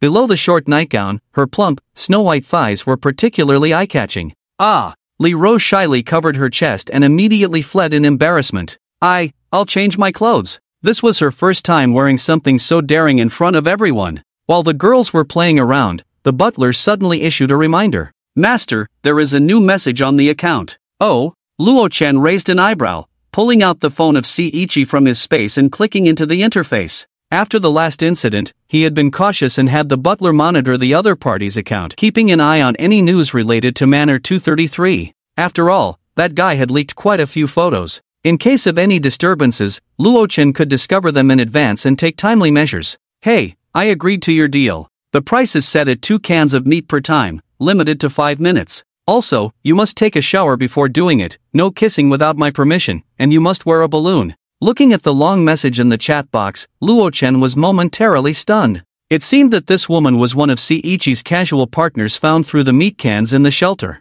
However, the price was outrageous. According to the current market price, just a bag of instant noodles or bread could get you a game of poker with other women. 1 can of meat could last several nights at home. Yet here, it was only 5 minutes. Wait, Chen Xin? That name sounds familiar. I remember she seems to be a well-known actress in the country, right? Luo Chen glanced at the other party's note, suddenly surprised. No wonder her tone was so arrogant. From the messages sent by the other party, Luo Chen even had the illusion that it was not Chen Shiner who was seeking something from him, but rather he was the one receiving charity from her. He had always been too lazy to deal with such self-important people. However, since this matter concerned the shelter, and from the historical records above, there was a 10-minute call record between the two, he couldn't be sure how much internal information the other party had learned, so he still had to extract some information. If necessary, he could even deal with the other party directly. Luo Chen pondered for a moment and asked, "What did we talk about during the last call?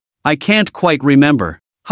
Young master, can you please show some restraint? We agreed to trade, so please don't waste all the canned goods on those other women. I'm a top-tier star, no other woman can compare. Chen Shiner accused him in an unpleasant tone. A long stream of self-centered messages came pouring in. At this moment, Luo Chen concluded from her words that aside from the canned goods, she didn't know much else about the shelter. Too expensive. Is your golden can encrusted with diamonds? I don't have that many canned goods, he replied without hesitation, and even shot back at her harshly. He never showed mercy to those who disrupted the market. So what if she was a big star? There was still a super top-tier star in his shelter. Compared to her arrogant attitude, Baya was much more obedient. Seeing the reply, Chen Shiner was instantly furious. Oh, so before you were like a starving ghost, eagerly craving my body, and now you've turned around and forgotten all about it? Now you even think the price is too high? See Dasha, don't you know what's good for you? I made a huge decision to agree to trade with you.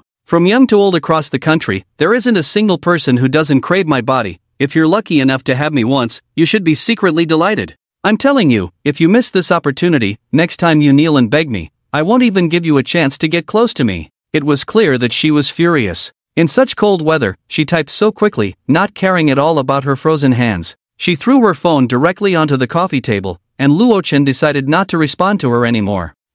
It's that stinky woman Chen Shiner, master, don't pay attention to her. Baya glanced at the chat box and said unhappily, "What? Are you familiar with her?" Luo Chen asked. Baya and the other party were both big stars and had even appeared together on entertainment shows, so it was normal for them to know each other. Not really familiar, but Chen Shiner is a very bad person. She has secretly hired a lot of water army to spread a lot of unfounded negative news about others. From Baya's words, Luo Chen learned about another side of the entertainment industry. It turned out that Chen Shiner was previously just a second-tier star, but somehow, she suddenly got a very powerful benefactor who used capital to elevate her to a first-tier star status. Unfortunately, she had always been overshadowed by Baya, which made her jealous, and she tried to sabotage her at every turn. Hiring water armies to spread rumors was a common occurrence in a certain villa. Damn it, that bastard Seiichi, why has his attitude changed so much all of a sudden? Chen Shiner, wearing a mink coat, gritted her teeth as she looked at her iPhone 50 Pro Max. If it weren't for her benefactor promising to send someone from the official shelter to pick her up, she wouldn't have directly rejected Seiichi's trade last time. But who knew that later her benefactor lost contact and couldn't be reached? With food running low at home, Chen Shiner was forced to continue selling her looks. After all, her reputation was still very valuable. Her figure is quite explosive, you know, there are pictures to prove it. Are you sure you can resist? Chen Xaner thought long and hard, and finally gritted her teeth to send one of her more private photos. There was no other choice. At that moment, she was running low on food, and if she didn't get a refill, she would really have to go hungry. She was a famous female star, how could she allow herself to starve because of a lack of food? Therefore, sometimes making sacrifices was necessary. Beep beep, the phone rang twice, and then a photo popped up in the chat box. The other party was shirtless, with a shy expression, gently covering their chest with both hands, revealing a large expanse of dazzling white skin. No kidding. As a top-tier star, Chen Xaner, although pushed to fame, still had some assets. Don't look! Baya exclaimed, hugging her phone protectively, her face full of jealousy as she said, Master, this guy has had surgery all over, there's nothing worth seeing. If you want to see, then look at Baya's. I'm all natural. Her delicate face flushed a shade of red, and she shyly lowered her head, her long, fair legs gently tracing circles on the floor. Luo Chen's expression was strange. Baya had said that. It seemed she really hated that Chen Xiner. After a long time, Chen Xiner's expression shifted from smug to increasingly irritated, and finally, she paced back and forth in the room with an anxious look. I've shown you the photo, you better give me an answer right now. Unfortunately, no matter what she said, Luo Chen did not reply to her messages again. In the end, Chen Xiner finally understood that the other party really did not intend to trade with her. Bastard, no one can take advantage of me. Seiichi, since you are so heartless, then don't blame me. Chen Xiner held her phone, a ruthless look creeping onto her face. Soon, Luo Chen put Chen Xiner's matter out of his mind and began planning a route to the armed police station with the butler.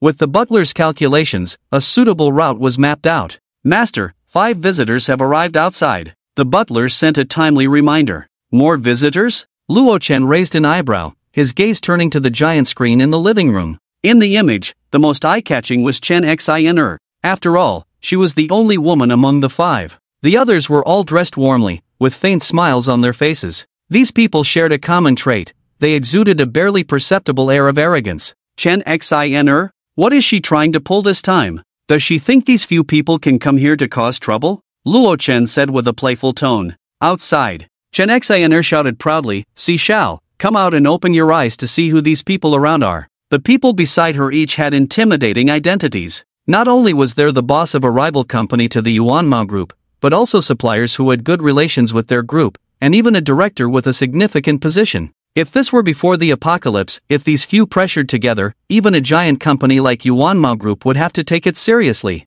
Luo Chen suddenly realized, oh, so it's a case of failed negotiations leading to anger. Chen Xiner brought these people to leverage their status to force Seiichi to obediently contribute the canned goods in his possession for the sake of her family group. To be honest, if this tactic were used on Seiichi, it might actually have some effect. But unfortunately, the other party had already been dealt with by him, and their plans were of no use against him. This is quite different from the situation in the community. Luo Chen couldn't help but laugh. In the community, the residents would unhesitatingly use violence to threaten him for the food he hoarded. But this group in the villa area chose to use their identity and status to pressure him. However, at this moment, he couldn't help but feel a bit puzzled. Did this group of wealthy individuals really have no idea about their current situation? Did they still hold on to the fantasy that this blizzard would eventually pass? After all, many ordinary people had already recognized the harsh reality of the apocalypse they were in. However, after a moment of thought, Luo Chen seemed to understand a bit.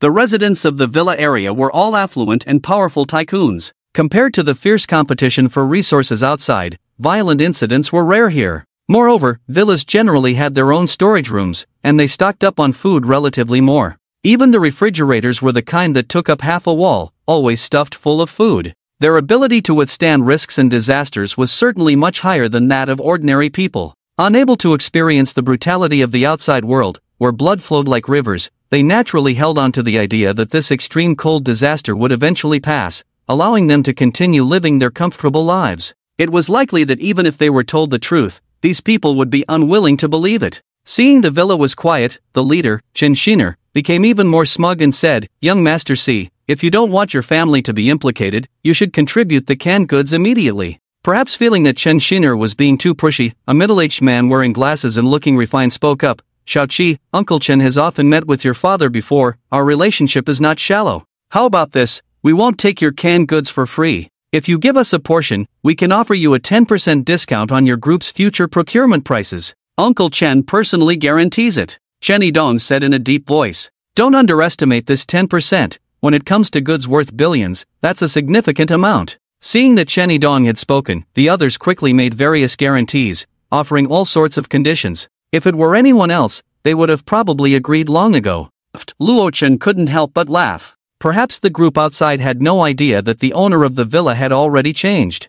Ichi was long gone. However, despite the sweet words from those outside, they were merely empty promises. And now, in the apocalypse, it didn't matter how much of a discount they offered. Even if they gave away billions for free, what difference would it make? He still ignored their thoughts, letting them shout outside. The temperature outside had dropped to minus 60 or 70 degrees Celsius, while the living room he was in was a comfortable 20 degrees. Let's see who can't hold out first. Old Chen, what's going on? This young brat is really patient. His previous behavior is completely different. My mouth is almost dry from talking. One man licked his dry lips impatiently. If he didn't know the quality of the villa's security door, he might have wanted to smash it. Let's go back. The other party is determined to ignore us. Even if we stay here, it would probably be a waste of effort. Chen Yidong waved his hand. Then he turned around and left without any hesitation. Then let's head back too, it's too cold out here. After a while, my legs are numb from the cold. Exactly, my old bones can't take it anymore.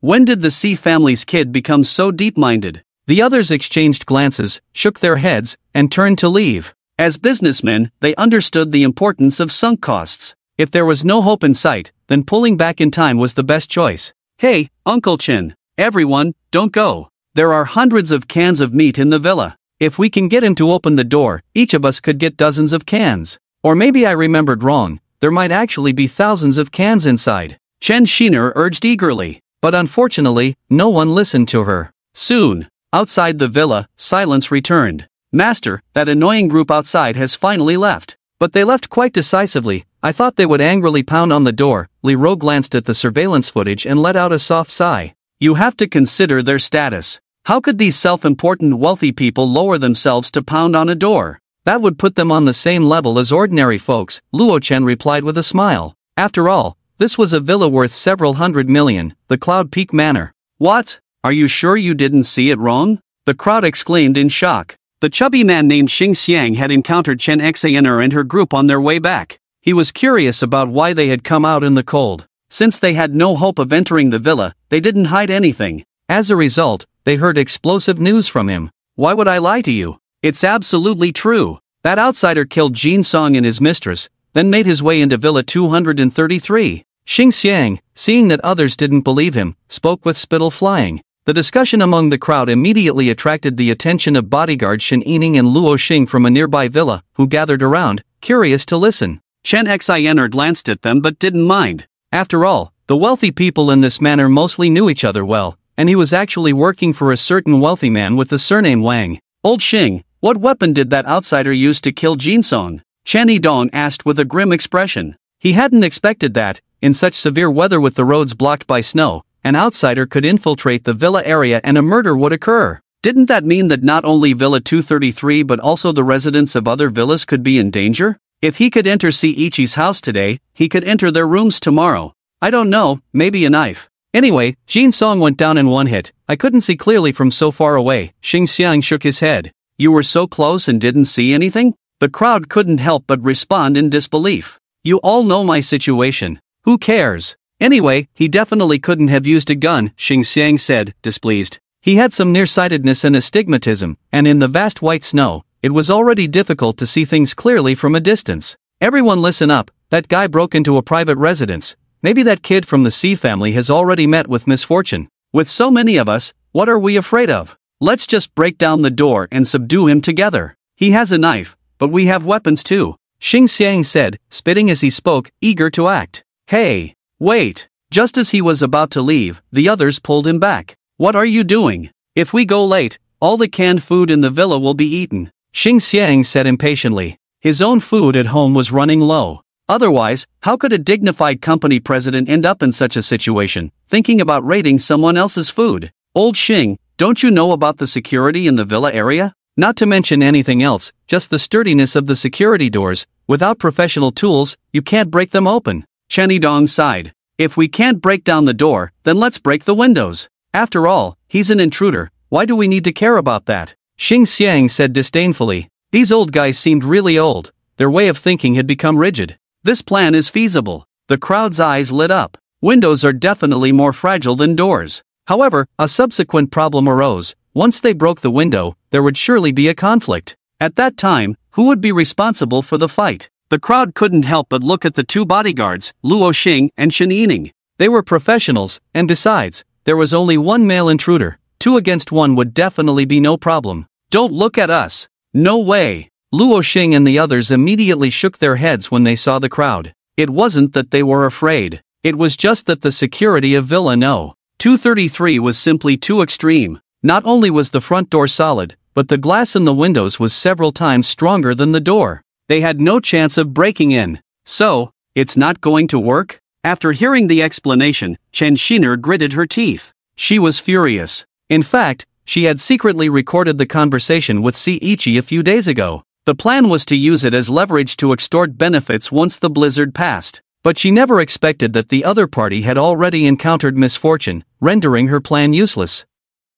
She couldn't help but harbor resentment towards Luo Chen. After all, he was the young master of the Yuanmao group. Yes, so I advise you to give up early. The villa's security, both the door and the glass, is beyond your imagination, Luo Xing shrugged, looking quite indifferent. They had suffered losses before and didn't want to be humiliated again. At that moment, the crowd felt quite deflated. Clearly, there were many canned goods inside the villa, and they had a numerical advantage, yet they were still blocked outside by the door. It was maddening. Wait a minute, old Xing. According to what you said, the other party is an outsider. With this heavy snow, how did they even get here? Someone noticed something was off and asked in confusion. It should be known that the area around Yunding Manor was a well-greened suburban area, several kilometers away from the city center. Just the short distance they had walked earlier had nearly exhausted all their energy. If the distance were any farther, they might freeze to death in the snow due to the combined drop in stamina and body temperature. Oh, I almost forgot. Old Xing excitedly slapped his forehead. They must have come by car. Under the skeptical gazes of the crowd, Xing Xiang quickly explained, I'm not talking about an ordinary car, but one of those snowmobiles that can drive on snow. Although his eyesight wasn't great, he could easily recognize the distinctive shape of a snowmobile and its ability to traverse thick snow without a second thought. Everyone present had a high social status. Of course, they had traveled abroad, especially to cold countries like Iceland or Russia. Snowmobiles were not unfamiliar to them. Some had even experienced riding one. In the current extreme cold and blizzard conditions, the significance of having a snowmobile needed no further explanation. Hiss, where did that guy get such a good thing? If we had a snowmobile, wouldn't we be able to leave here and go to the official shelter? The crowd gasped in shock. Damn, I didn't expect the guy inside the villa to have a snowmobile. We have to find a way to get our hands on it. Shen Yining and Luo Xing exchanged glances, a hint of greed appearing on their faces. Now the question is, with the villa's security being so strong and the other party having a large supply of canned food,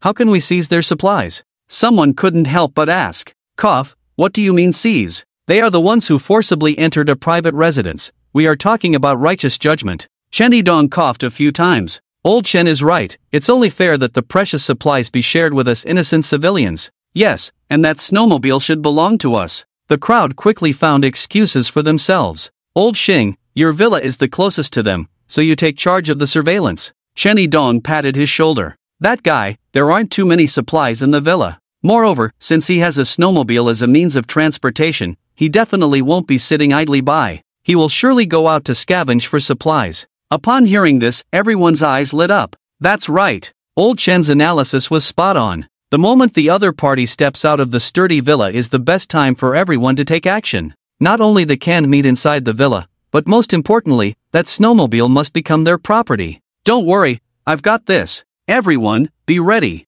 As soon as the other party shows any sign of going out, I'll notify you immediately with my phone. Xing Xiang pounded his chest. It's hard to imagine. In the past, when others entrusted him with tasks, Xing Xiang would always find slick excuses to avoid them, but now he agreed without hesitation, even showing more urgency than the others. One can only say that this indeed concerns his interests. After discussing for a while, everyone could no longer endure the extreme cold outside and each returned home to avoid the chill. If they stayed any longer, they might end up with a few ice pops in the snow. In the living room, Luo Chen was unaware that he had already been targeted. Even if he knew, he probably wouldn't care. At this moment, he was looking at the 2 routes planned by the butler on the giant screen, nodding in satisfaction. Master, let me help you draw the route, Baya said with a bright smile. She thoughtfully took out 2 differently colored pens, took the paper map from Luo Chen's hands, and carefully moved the butler's planned route onto it. It was the maid's duty to serve the master. Thank you for your hard work,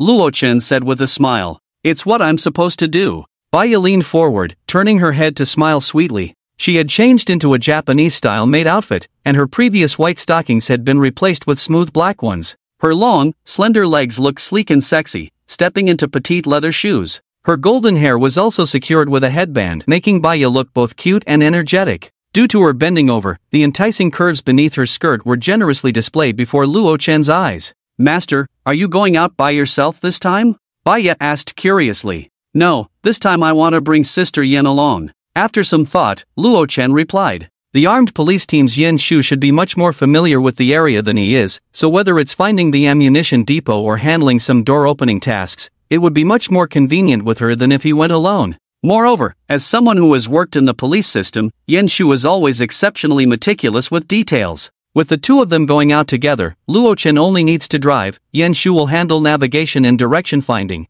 which saves him a lot of trouble and is very reassuring. Master, I'll go call Sister Yen, she might be in the gym right now. Baya eagerly ran upstairs. At this moment, Li Ro, wrapped in a white apron, gently called out, Master, I've made a new dessert. Would you like to have a taste? With such an invitation from a beautiful woman, Luo Chen certainly wouldn't refuse and promptly went to the kitchen with her. Little panda ice cream, this shape took a lot of effort to create. Li Ro brought over a plate of ice cream. Just from the appearance, it was indeed very exquisite, and the color combination was also very thoughtful, making it quite appetizing just to look at. So the dessert you made refers to ice cream, Luo Chen said with a laugh. He thought it would be something like cake, but unexpectedly it was ice cream. In the extreme cold of -60 or 70 degrees Celsius, the only ones likely to have the thought of eating this would probably be them. Ah! Li Ro exclaimed suddenly, realizing that Luo Chen was about to go out. I'm sorry, Master, I forgot you were going out. You shouldn't eat this. It's quite cold outside.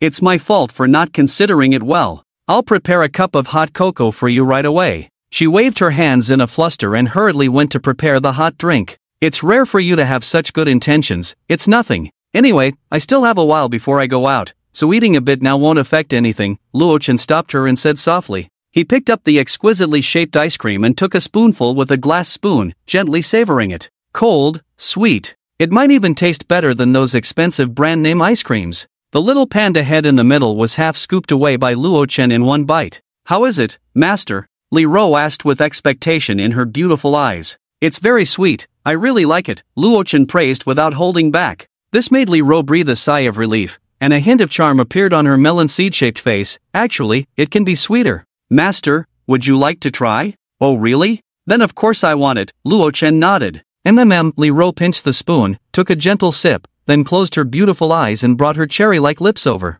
Luo Chen did not refuse. To be honest, the dessert he tasted this time was indeed sweeter than the previous one, and he expressed that he liked it very much, even taking a long time to finish it. Li Ro was very satisfied. In every sense of the word. Master, I'm here. Yen Shu came down wearing sports underwear, her abdominal muscles and waistline perfectly visible, and beneath her hot pants were long, elastic, fair legs. Having just finished exercising, sweat was still dripping from her oval face. Sister Li Ro, did you also exercise? Why are you sweating so much? Yen Shu asked curiously. Then she noticed a smear of cream at the corner of Luo Chen's mouth and, without thinking much, reached out her delicate finger to gently scrape it off and put it in her mouth. So sweet, Yen Shu squinted her beautiful eyes. It seemed Master had just been tasting the new snacks made by Sister Li Ro. No! This is too embarrassing. Li Ro, the married woman, couldn't help but feel shy, even covering her flushed face with her hand.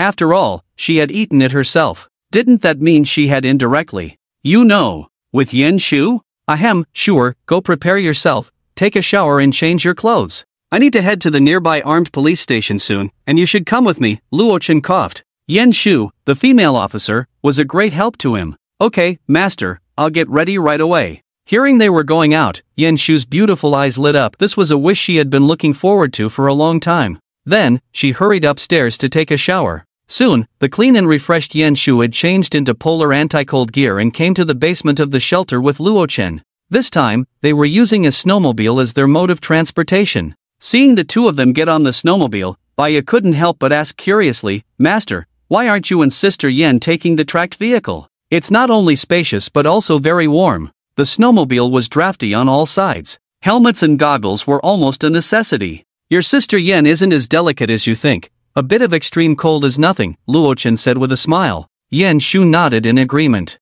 Wow, what do you mean? Baya exclaimed, stomping her black-stocking long legs on the silver-white floor. Master, even though I'm a star, I don't have the kind of issues you mentioned. I can ride a snowmobile too. Saying this, she wanted to change her clothes. Ahem, Baya, stop messing around, just stay at home and wait for us to come back, Luo Chen coughed. Seeing this, Baya obediently stood in place and smiled. Got it, Master. I was just joking, I'll be good and listen. Master, be careful. Safe travels. Yang Mingyu and the other girls stood by, their pretty faces beaming as they waved goodbye. Luo Chen nodded to the girls, then rode the lift down to the steel corridor on the first floor. When the heavy alloy door of the shelter opened, he sped out on the snowmobile. Buzzing, as soon as he stepped outside, the frigid air hit him. The roar of the snowmobile's engine immediately startled the people in the surrounding villas. Especially Xing Xiang, who had been sitting by the window, wrapped in a blanket, his attention fixed on the shelter. Hiss, a snowmobile. Xing Xiang's eyes widened as he shouted.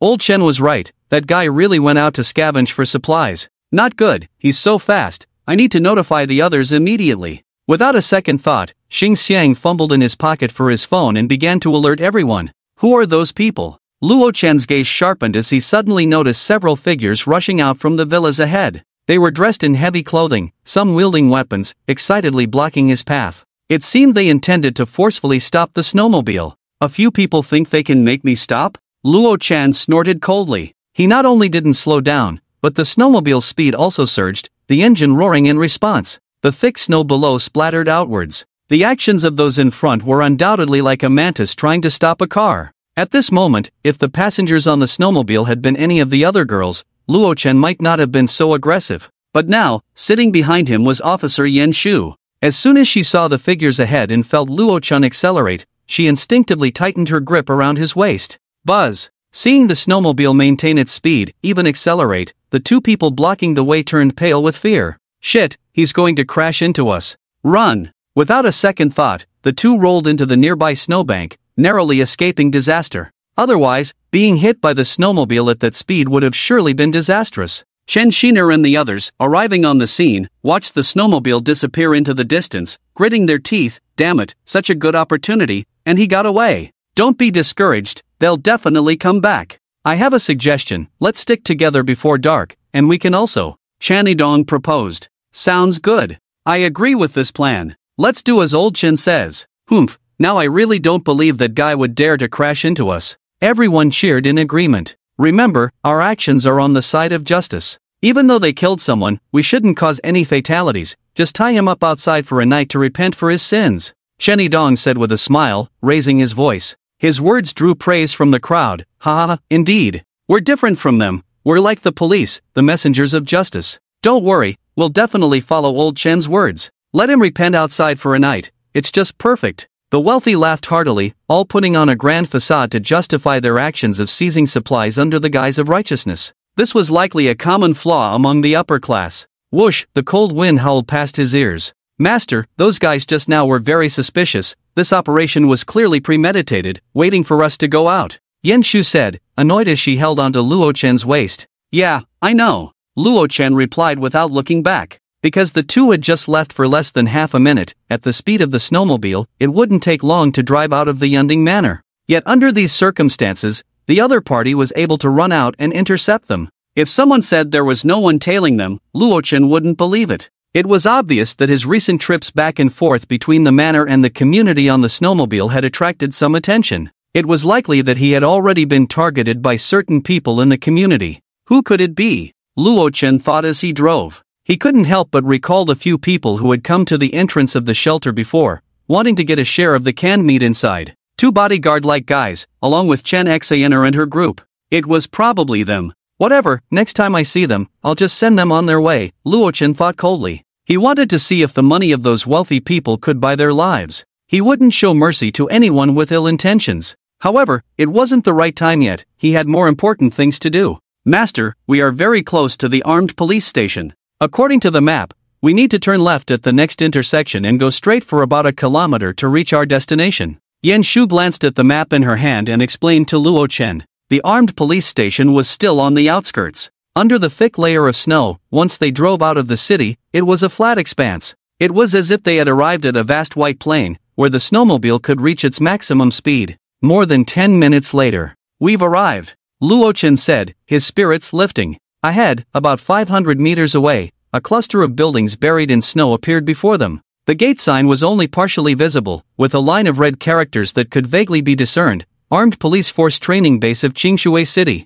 At this moment, about 1,000 meters away from the armed police station, a sniper rifle was aimed at the speeding snowmobile. The sniper, dressed in snow camouflage, seemed to have blended into the white snow beneath him. He gently pressed the intercom on his chest and succinctly said, B1 calling Azuro, B1 calling Azuro. The target has appeared, repeat, the target has appeared. Over. Azuro received, Azuro received. B2 report the situation. Immediately, another calm voice came through the intercom. B2 has spotted the target, B2 has spotted the target. Report complete, over. Hidden a kilometer away from the sniper codenamed B1 was another sniper. The two snipers formed a 90-degree angle. They were positioned at a high point, firmly covering the road leading to the armed police station from both the left and right, keeping everything in sight. Through the intercom responses, it could be confirmed that there were other companions lying in ambush here. However, Luochen, who was driving the snowmobile, was unaware of these circumstances. The armed police station, we've finally arrived.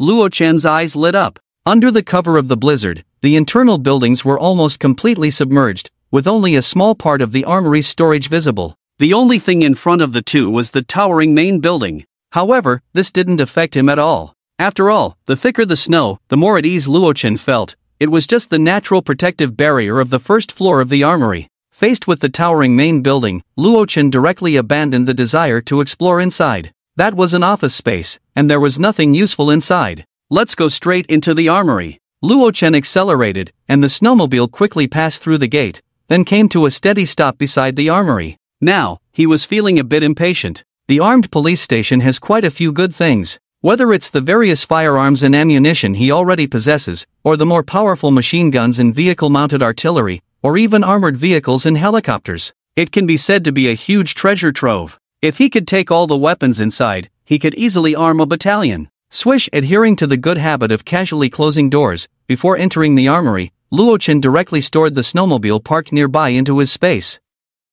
After all, the snowmobile was parked in a rather tricky spot. Although there was a tall main building nearby, it was blocked by the armory, so even if someone was upstairs, they couldn't see what was happening here, and behind it was just a vast expanse of white snow. He could use his spatial abilities with peace of mind. Master, let's sure lead the way for you. I'm a bit more familiar with places like this. Yan Shu volunteered to be the guide. Luochen did not refuse and followed behind her tall figure into the interior of the armory. However, what the two did not know was that the supernatural phenomenon of the snowmobile disappearing out of thin air left a sniper lurking a kilometer away dumbfounded. Oh my god, am I seeing things? The sniper, shocked, pressed the intercom and said, Azuro, Azuro, respond if you hear me. I just saw something unbelievable. B1, Azuro received. The main door of the armory was made of thick, sturdy metal, tall and wide, adorned with the armed police emblem, giving it a solemn and austere appearance. Inside the door was equipped with an extremely advanced biological and fingerprint recognition system.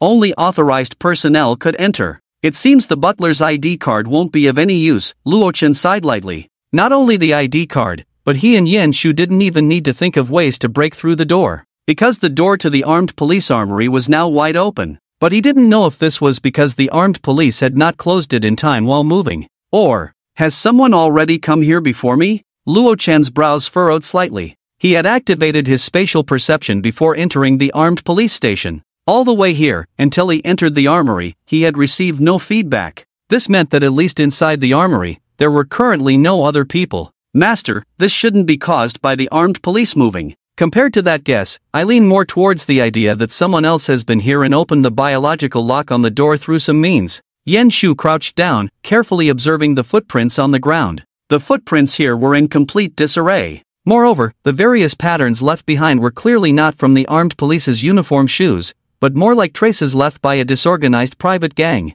After a simple deduction, she estimated that the intruders had at least left more than 3 days ago. Let's go in and take a look, Luo Chen said coldly. Although he had not anticipated this sudden turn of events, now that he was here, he still needed to search the place. The snow outside was so thick. Even if someone had gotten there first, transporting all the numerous firearms and ammunition away would be a very difficult problem. Luo Chen did not think there were other spatial ability users like himself. What came into view was a dimly lit hall devoid of power, quiet and still. Military maps and solemn murals for decoration hung on the surrounding walls. Aside from that, there was a neatly arranged rack of firearms. However, at this moment, Luo Chen and Yan Shu couldn't help but furrow their brows slightly, because the two of them discovered that the weapons and ammunition inside the armory had already been thoroughly scavenged. The racks on the walls were completely empty. Damn it! Luo Chen couldn't help but curse. In this extreme cold apocalypse, with temperatures plummeting to -60 or 70 degrees Celsius,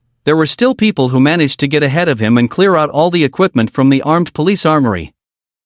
How the hell did they transport it away? Master, the armory usually has more than just the equipment displayed on the walls. There are also separate storage rooms. Inside, there are not only stored firearms but also tons of ammunition. Yan Shu quickly explained. Well, let's go. Let's check the storage room. Hopefully, there's still some stock left there. Luo Chen said calmly. There was no need to get angry. Even if this place was emptied, he could always move to another location. It was just a matter of a slightly longer journey. After a thorough search, the two found that not only the display racks in the armory but even the weapons and ammunition in the separate storage rooms had been cleared out in advance. Relying on his spatial perception, Luo Chen fortunately discovered the only remaining individual combat rocket launcher that had not been taken away. Master, this place has really been emptied, Yan Shu said, her beautiful eyes filled with unwillingness. One fist was tightly clenched, and in anger, she slammed it against the nearby wall, producing a dull thud. Alright, the city of Qingshui is so big, if the armed police's equipment is gone, then it's gone.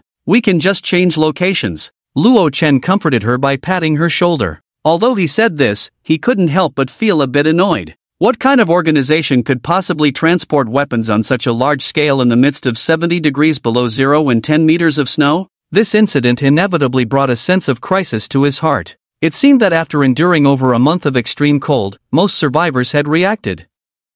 The official institutions were undoubtedly a mere shell of their former selves. Now, to live comfortably, one needed strength and resources. Both were indispensable. Perhaps, besides the official shelters in Qingshui City, there were many other forces that had spontaneously united and were also starting to scavenge for resources and weapons like themselves. Sure, let's go back to the shelter, Luo Chen said, releasing his hand from her shoulder. Master, are we really just going back like this? Other forces are already purposefully scavenging for resources and weapons. I think we can't waste any time, Yan Shu said firmly with her beautiful eyes. Whatever Luo Chen could think of, she had certainly thought of as well. Compared to directly returning to the shelter, Yan Shu preferred to head straight to the more distant locations of the special police and military to clear out their armories. Don't rush, the armed police station is less than a few hours' journey from the shelter. Let's go back to prepare and have the butler plan the best route before we set off. Luo Chen gently shook his head. Currently, the two had not planned a route to other stations in advance. Although they could reach it using a paper map, it would undoubtedly take more time. As the saying goes, one should not fight an unprepared battle. Haste makes waste. Let's prepare at the shelter before we set off, Luo Chen said decisively. Going to the other two stations was not something that could be done in just one morning. It was possible that by the time they set off in the morning and reached their destination, it would already be close to evening. A day was simply not enough for a round trip. They would have to spend the night outside. In this case, preparations needed to be even more thorough. Oh, okay, master. Yan Shu nodded obediently. She had just been a bit anxious. She would definitely obediently follow all of Luo Chen's orders. After all, She was his personal bodyguard. The two returned the same way and soon walked out. Looking at the vast expanse of white snow ahead, Yan Shu's brows suddenly furrowed slightly. She then scanned the area and her gaze fell on the snow about 10 meters away. Master, something seems off here. She couldn't help but frown. In the snow ahead, compared to when they had come, there had already been a slight change. If one didn't look closely, it would be impossible to notice. For Yan Shu, as a police officer, her observational skills were her proudest talent. It's a trap. Luo Chen's expression also turned cold. In fact, before Yan Shu had even spoken, his spatial perception had already scanned the situation and provided him with timely feedback. In the snow ahead, a small team armed with live ammunition was currently hiding. They were dressed in snow camouflage, with snow covering them, making it nearly impossible to spot them with the naked eye in the pristine white snow. "Come out, you hiding fools," Luo Chen said coldly, crossing his arms. His sharp gaze swept over, precisely locking eyes with one of the ambushers. This action successfully made the other party realize that they had truly exposed their position. "Take aim." A soldier quickly stood up from the snow and signaled to his comrades around him. Then, soldiers hidden several meters away also quickly stood up, raising their weapons and firmly aiming at Luo Chen and Yan Shu. 12 of them. Luo Chen glanced over, his expression unfazed. There were 12 soldiers in snow camouflage surrounding them. However, he had no idea if there were other comrades in the main building nearby. After all, the range of his spatial perception was limited. "Don't move, raise your hands. Repeat, raise your hands," the squad leader shouted. The face hidden under the combat helmet was not visible, but the voice that came from the thick helmet sounded even deeper and hoarser. "Ha!" In the face of the threat, Luo Chen let out a disdainful cold laugh. Raise his hands? In this situation, if it were any other survivor, they would have probably been scared out of their wits. But he was a man with spatial abilities. How could he be threatened by a group of mere armed soldiers? "What organization are you from? What is your scale? And where is your base located?" Luo Chen asked coldly. Although this group was dressed in military snow camouflage, he couldn't be 100% sure of their identity. After all, in this environment, everything could be taken. Before killing them, Luo Chen needed to gather more information. After all, the supplies in the armory behind him were probably taken away by these people. "Shut up! You have no right to ask questions," the squad leader shouted angrily. He was somewhat shocked. The other party was clearly being aimed at by dozens of rifles yet remained so calm and even dared to ask them questions. Did this guy have some hidden card? They had surrounded other survivors before, but those people would be so scared they couldn't even stand up when they saw the soldiers. Luo Chen's provocative behavior immediately angered the surrounding soldiers. They tightened their grips on their guns, and some even wanted to rush in and subdue him on the spot. But they were stopped by the squad leader. After all, they had come to the armed police station to recover equipment from the armory. However, it was strange that the equipment had already been cleared out before the soldiers arrived. At this moment, the biggest suspects were Luo Chen and Yan Shu. The standoff continued. "Answer me, who are you?" the squad leader shouted. The soldiers formed a circle, completely surrounding Luo Chen and Yan Shu, their cold gun muzzles never leaving the two for a moment. Some soldiers didn't even change their stances. This outstanding combat quality only made Luo Chen more certain of his suspicions. "Before you ask, you should tell me your identities," Luo Chen said calmly. "Could it be that you are from the official shelter in Qingshui City?" he suddenly questioned, shifting his tone. The soldiers remained silent. The faces hidden beneath their combat helmets were still inscrutable. "I warn you one last time, raise your hands, or I will shoot." The squad leader lost his patience. "Very well. Then I'll take you out and leave one person to ask questions," Luo Chen sneered. Upon hearing this, Yan Shu immediately drew her pistol from its holster in tacit agreement. "The opponent has a gun, open fire. Aim for non-vital areas." At the squad leader's furious command, the surrounding soldiers unhesitatingly pulled the triggers. Rat-a-tat-tat, a series of bullets whistled towards the two. However, in just 0.1 seconds, the bullets vanished before the soldiers' eyes. It was as if no one had fired a shot. The scene fell into a moment of silence, and without a doubt, the expressions beneath the soldiers' helmets were filled with shock. What's going on? The bullets really disappeared? B1 was right. This guy really has some incomprehensible ability, the soldiers said in disbelief. It was too outrageous. The earlier scene had shattered their worldview, even surpassing the realm of science. You have superpowers? Those bullets, including the snowmobiles, should all have been absorbed into some invisible space by you, right? The squad leader said in a deep voice. After all, they were not ordinary civilians. Their perspectives and experiences were not something the average person could compare to. so they quickly regained their composure. Hearing this, Luo Chen narrowed his eyes and frowned. How do you know about the snowmobiles? Clearly, there had been no one around when he absorbed them into his space. Could it be that there's a sniper nearby? He suddenly realized, a shock coursing through him. Could these guys be from the official shelter? If that were the case, it would be perfectly normal for a sniper to be lying in ambush nearby. I was too careless. Luo Chen felt a sinking sensation in his heart. The fact that he used spatial abilities had likely been seen by the sniper. If this news were to be relayed back, the consequences would be unimaginable. By then, the officials would probably send an endless stream of troops to find a way to capture him and conduct human dissection experiments. Whoosh, whoosh, whoosh, ding, ding, a storm of bullets poured out. But to Luo Chen's surprise, the gear these guys wore had remarkably high bulletproof performance. Areas like the helmets and chest were simply impenetrable. They even produced a crisp sound of bullets ricocheting. Continue firing, the squad leader roared. Faced with someone who possessed supernatural abilities, even they did not dare to be careless. Following his command, the soldiers opened fire again, but this time they held nothing back, quickly emptying their magazines. What shocked them was that the bullets still vanished without a trace, like pebbles sinking into a lake, causing not even a ripple. Damn! Could it be that the opponent's ability is infinitely usable? Is this it? Your gear is indeed highly bulletproof, but don't think that I can't do anything about you, Luo Chen sneered. In the next moment, the spatial ability was activated once again. However, this time what was fired was not an ordinary bullet, but a 7.62mm round shot from a high-precision sniper rifle. Compared to rifle bullets, its power was significantly greater. Moreover, the spatial domain had another characteristic. Luo Chen could manipulate the bullets at will, allowing them to strike precisely at the same point, achieving the effect of breaking through a surface with a point. Puchi, ah! The effect of this move was remarkable. In the blink of an eye, the soldiers were pierced through by the bullets, including the squad leader, as 11 of them collapsed helplessly to the side. Their chests were stained bright red with blood. Almost in an instant, the scalding blood began to freeze. Only one soldier remained on the scene. Before dying, the squad leader trembled as he pressed the intercom button. Shoot! After he uttered those two words, his head tilted, and he fell silent. Meanwhile, Yan Shu couldn't help but feel a chill in her heart, sensing a shadow of death looming over her. Master, be careful! She threw herself onto Luo Chen, pushing him down into the snow.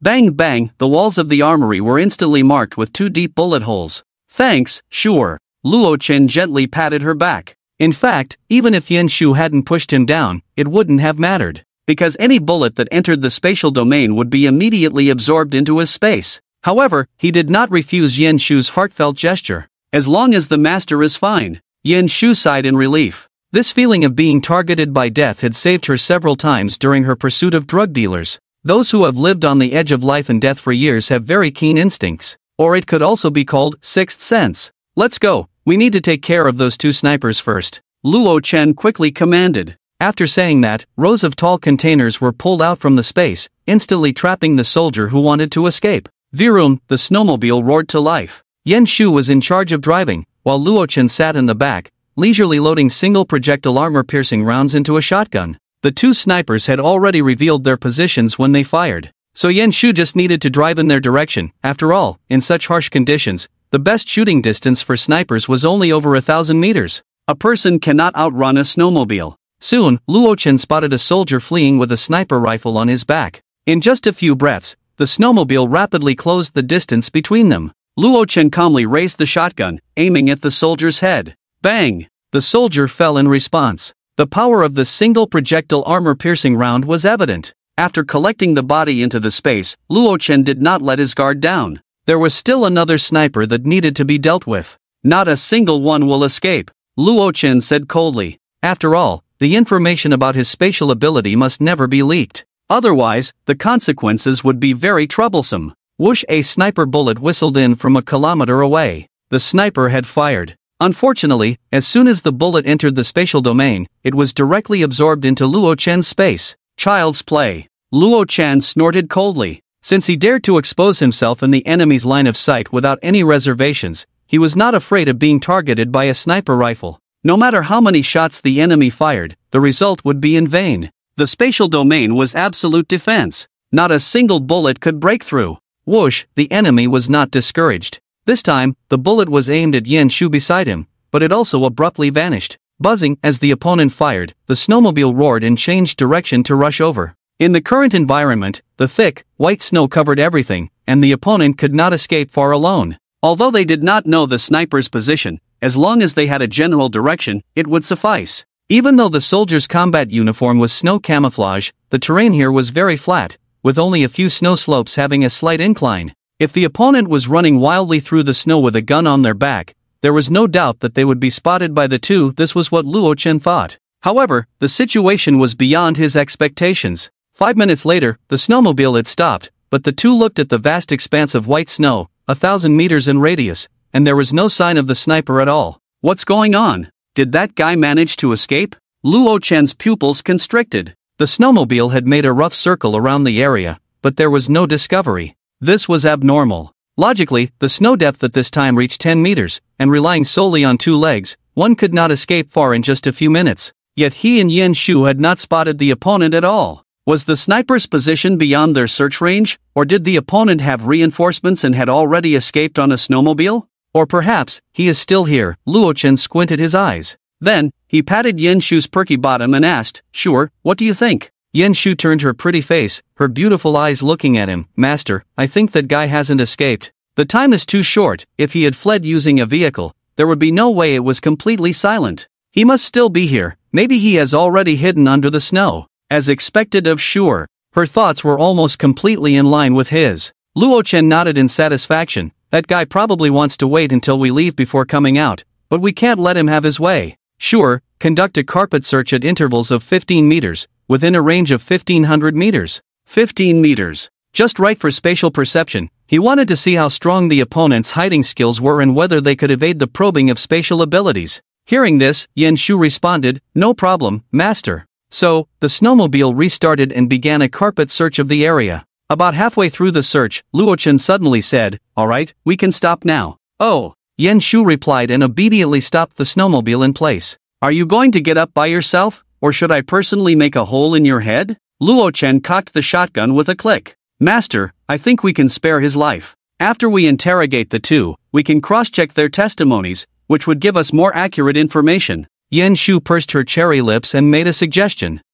Let's go with what you said." After pondering for a moment, Luo Chen immediately adopted her suggestion. Bang! The armor-piercing round grazed the sniper's head and drilled into the snow. It was only 0.1 millimeter away from his head. "What kind of monster are you?" The sniper crawled out of the snow in shock, now certain that he had truly been exposed. Damn! Long before the two arrived, he had disguised himself, burying himself in the thick layer of snow. Not to mention human eyes, even an eagle soaring from above would not have spotted him. There was a 100% chance of not being discovered. But, within less than 10 minutes of their search, his position was revealed. Damn, this guy probably has more than one ability. Maybe he even has X-ray vision. The sniper felt a chill in his heart. Luo Chen was unaware of the opponent's thoughts. He looked coldly at the other party and said in a chilling voice, "My patience is limited, so I hope you will cooperate and answer my questions. Where are you from? Are you affiliated with the official shelter in Qingshui City?" In response to the questioning, the sniper dressed in snow camouflage sneered, "Ha ha ha,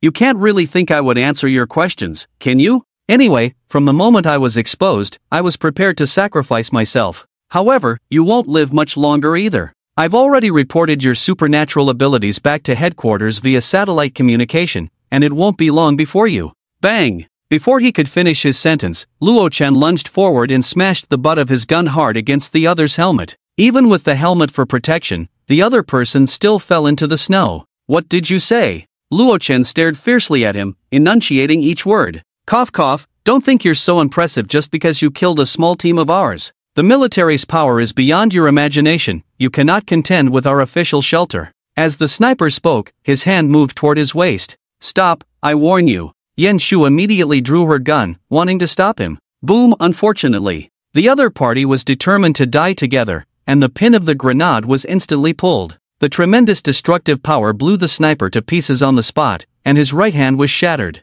A large number of shrapnel shot out in all directions, embedding deeply into the snow. Whoosh! In the blink of an eye, the shockwave from the explosion and the grenade fragments were all absorbed into the space. "Sure, check his equipment to see if there's a satellite communication device," Luo Chen said coldly. A life was lost, but the truth of what the other party said still needed to be verified. However, since they admitted to coming from the official shelter, it could not be ignored. If it were true, then he might face an unprecedented crisis. His spatial abilities would definitely attract the attention of the authorities. After a while, Yanshu decisively said, "Master, his equipment does not have a satellite phone." I can conclude that he was lying. Very good, I understand. Luo Chen nodded. The stone that had been hanging in his heart finally eased a little. After all, not exposing his spatial abilities was more important than anything else. I didn't expect there would be people from the official shelter lying in ambush here, Luo Chen said solemnly. The key was that he and Yen Shu had not noticed anything unusual when they entered.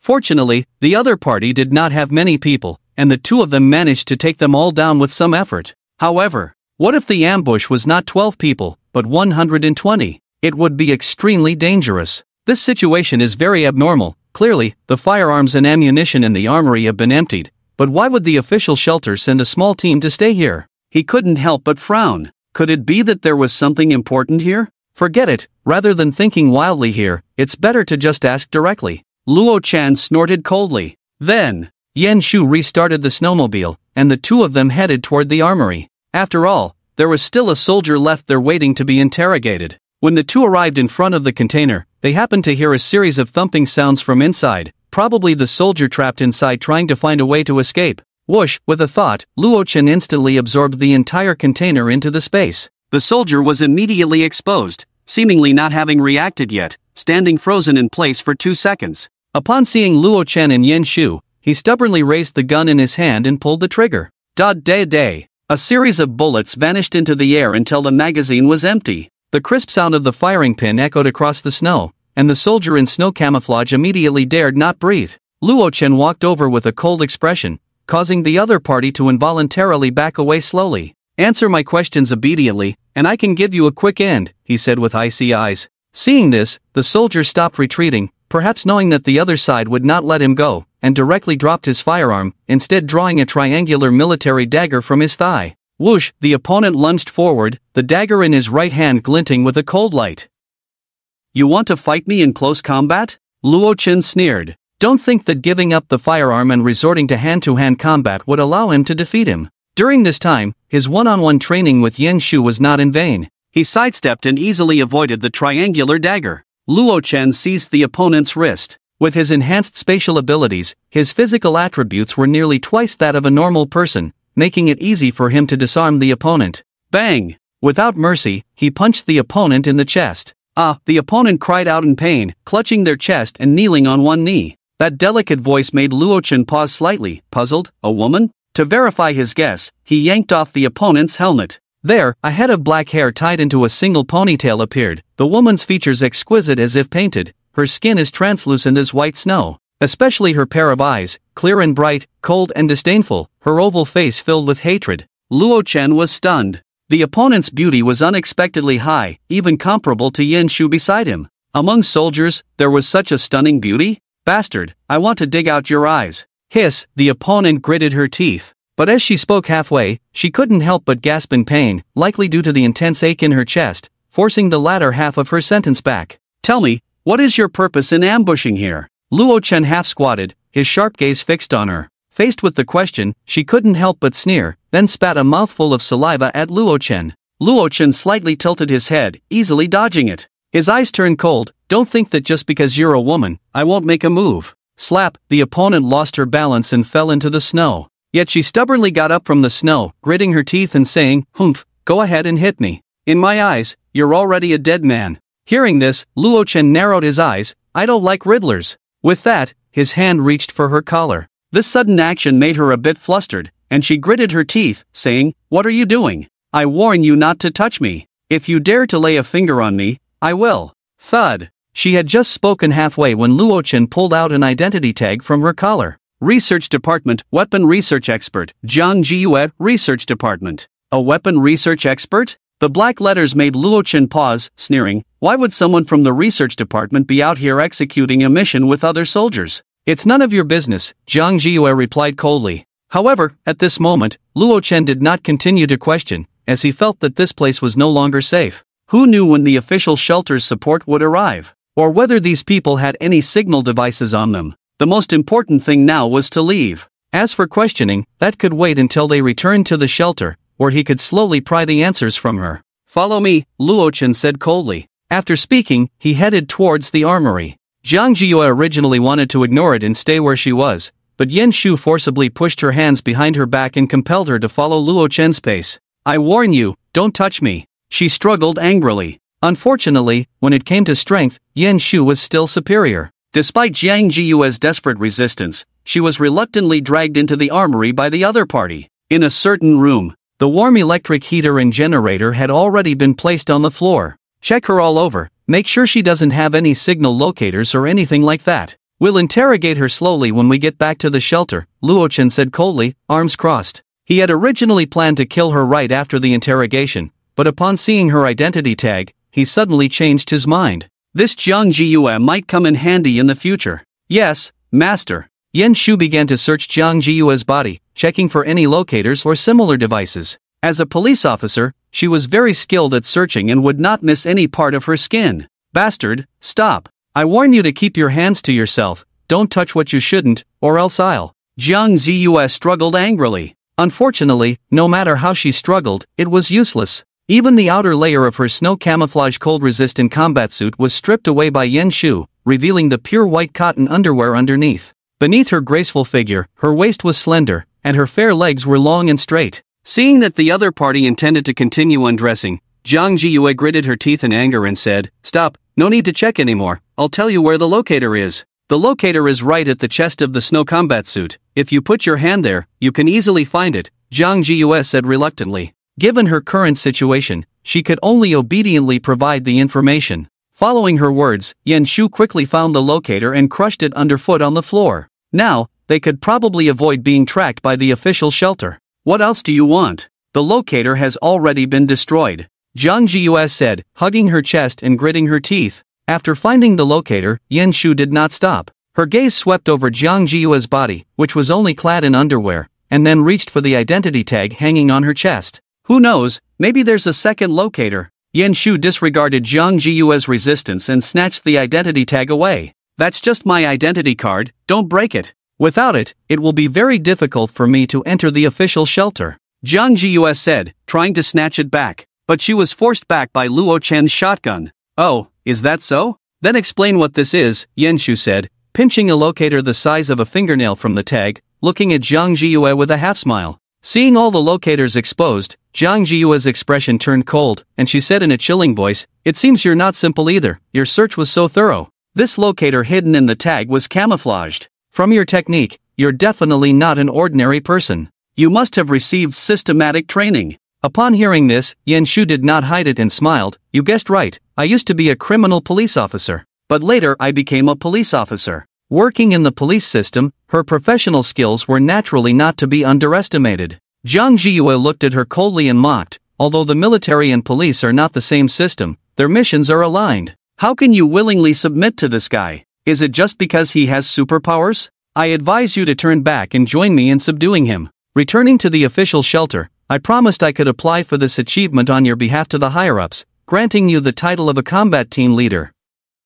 At that time, you will receive privileges unimaginable to ordinary people. After a pause, Jiang Jiyue continued to tempt. There, with the identity of a team leader, you could even enjoy some of the prestigious treatments from before the apocalypse. No thanks, I appreciate your suggestion, Yen Shu replied with a slight smile. She rejected it quite decisively. Hadn't she already experienced a life beyond what ordinary people could imagine? The days spent living in the Yunding Manor, not just for her but for the other sisters as well, would absolutely drive ordinary people crazy if they knew. The supplies stored in Luo Chen's space were beyond anyone's imagination. Not only Jiang Jiyue, but even the high-ranking officials would spare no effort to send people to seize the resources in his space if they found out. Moreover, the capabilities of the official shelter, no matter how great, were still limited. After all, they were just a force within Qingshui City. Even with the official title, how much reserve could they possibly have? If she went there, not to mention anything else, her freedom would likely be severely restricted.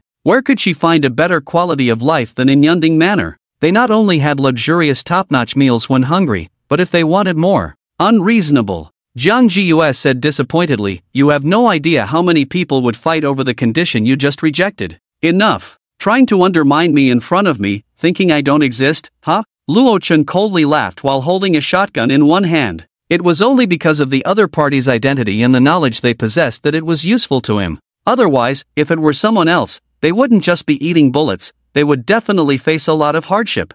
Oof. Zhang Jius snorted coldly, giving up on the idea of continuing to undermine him. She covered the large area of fair skin exposed on her chest and said irritably, "Officer, with your looks, you'll definitely be forced to do that kind of thing by this guy in the future." See? His gaze hasn't left my body for a moment, he might already be thinking. Yan Shu interrupted her, "We've already done it." This statement immediately left Zhang Jius stunned, her face flushed, unable to say a word. How infuriating. This female officer was truly impervious to reason. Are we done chatting? If we're done, put on this outfit. Luo Chen pulled out a set of polar anti-cold clothing from his space and tossed it into her hands. Although the locator had been removed, who knew if this official snow camouflage combat suit had any other safety measures inside? If there was a third locator or signal device, that would be disastrous. Moreover, wearing this on the road would attract too much attention, he had to make her change clothes. Humph. Zhang Jius snorted coldly. She opened her mouth but still said nothing, obediently putting on the polar anti-cold suit.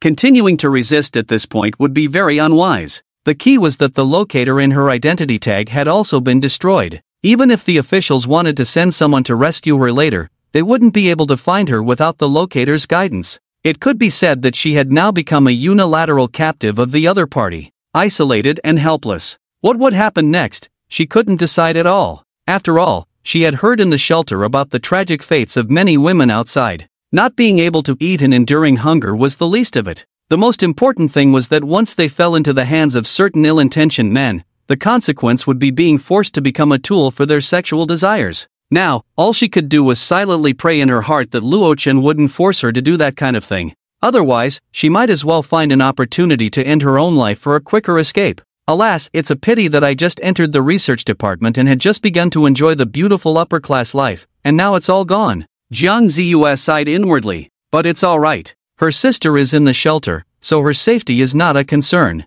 Given the importance of the other party, which is no less than her own, the authorities will surely protect her well. Sister, you must live well in my place. In Zhang Jiyu's thoughts, the three of them had already come from the armed police's armory to the snowy ground above. Without saying a word, Luo Chen took out a snowmobile from his space and wedged it between Yan Shu and himself. Damn it, how could he treat me like this? Zhang Ziyu's pretty face flushed red, cursing inwardly. This position was too ambiguous, her whole body was forced against Luo Chen's embrace, her slender waist being held tightly. This mission is really terrible. For over 20 years, Zhang Jiyue had never had any intimate contact with the opposite sex. Yet now, she was being treated this way. You guys are strange. Clearly, you have such a convenient superpower to store supplies at will, yet you only stole firearms and ammunition, leaving the vehicles behind.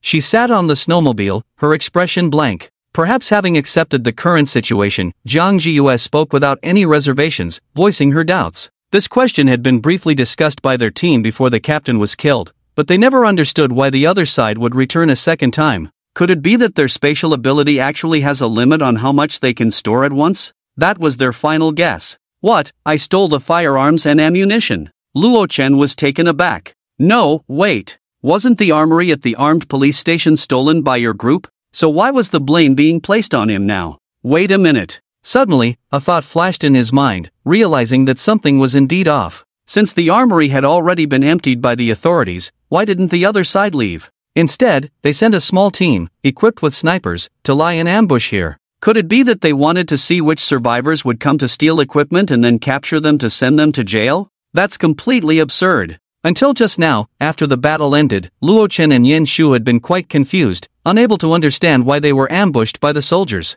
But if Zhang Jiyue's words were to be taken into account, then all their questions seemed to make sense. Before the authorities sent people here, the armory at the armed police station had already been emptied. Luo Chen and Yan Shu exchanged glances, a glimmer of understanding flashing in their eyes. No wonder. There were soldiers stationed here, they must be quite angry, wanting to see who dared to come here to steal equipment. They intended to wait for the rabbit to come, but instead, he and Yan Shu bore the blame. It seems that besides the official shelter, there are indeed other forces at play. Luo Chen narrowed his eyes. He had thought about this guess many times before, but after the recent battle with the soldiers, he was now completely certain. It seemed that the situation in Qingshui City was not as calm as it appeared on the surface. What do you mean by that? You did it, so just admit it, Jiang Jiu said disdainfully. In her view, the armory at the armed police station had been moved by this guy using his spatial ability, but now, he was still putting on an act in front of her. Sure, go to the vehicle storage. Luo Chen ignored her and spoke solemnly to Yen Shu. Yes, master. Yen Shu nodded and drove the snowmobile to the vehicle storage nearby. Her address for Luo Chen naturally shocked Jiang Jiu. She looked astonished, even her mouth slightly agape. This was too extravagant, calling him master. It can't be that in the future she will also be forced to call the other party master. How humiliating. Arriving next to the vehicle storage, Luo Chen and Yen Shu also discovered a snow cave tunnel leading downwards. It seems that it was dug by the soldiers. In the spacious warehouse, a row of imposing infantry fighting vehicles and armored vehicles were neatly parked, their tops equipped with rapid-fire machine guns and even vehicle-mounted artillery. In another area, several of the most advanced aerial vehicles of the armed police were parked. G20. The number of these land and air vehicles was not many, and the total did not exceed 10. Perhaps they had already undergone a round of transfer, or they had been taken away by the armed police. However, these remaining ones were more than enough for Luo Chen. What a pleasant surprise! His eyes lit up as he hurried over, gently stroking the cold armor of the armored vehicle. This was a good piece of equipment. Although it also had tracks, its heavy weight prevented it from moving in the snow. However, the machine guns and vehicle-mounted artillery on top provided ample firepower. When engaging the enemy, they could simply be taken out and used as artillery on the spot. But unfortunately, there are currently no ammunition available. Luo Chen shook his head regretfully. Wait, could it be that the stolen equipment from the armory was not taken by you? Jiang Ziyu frowned slightly. She noticed that Luo Chen's expression did not seem to be feigned.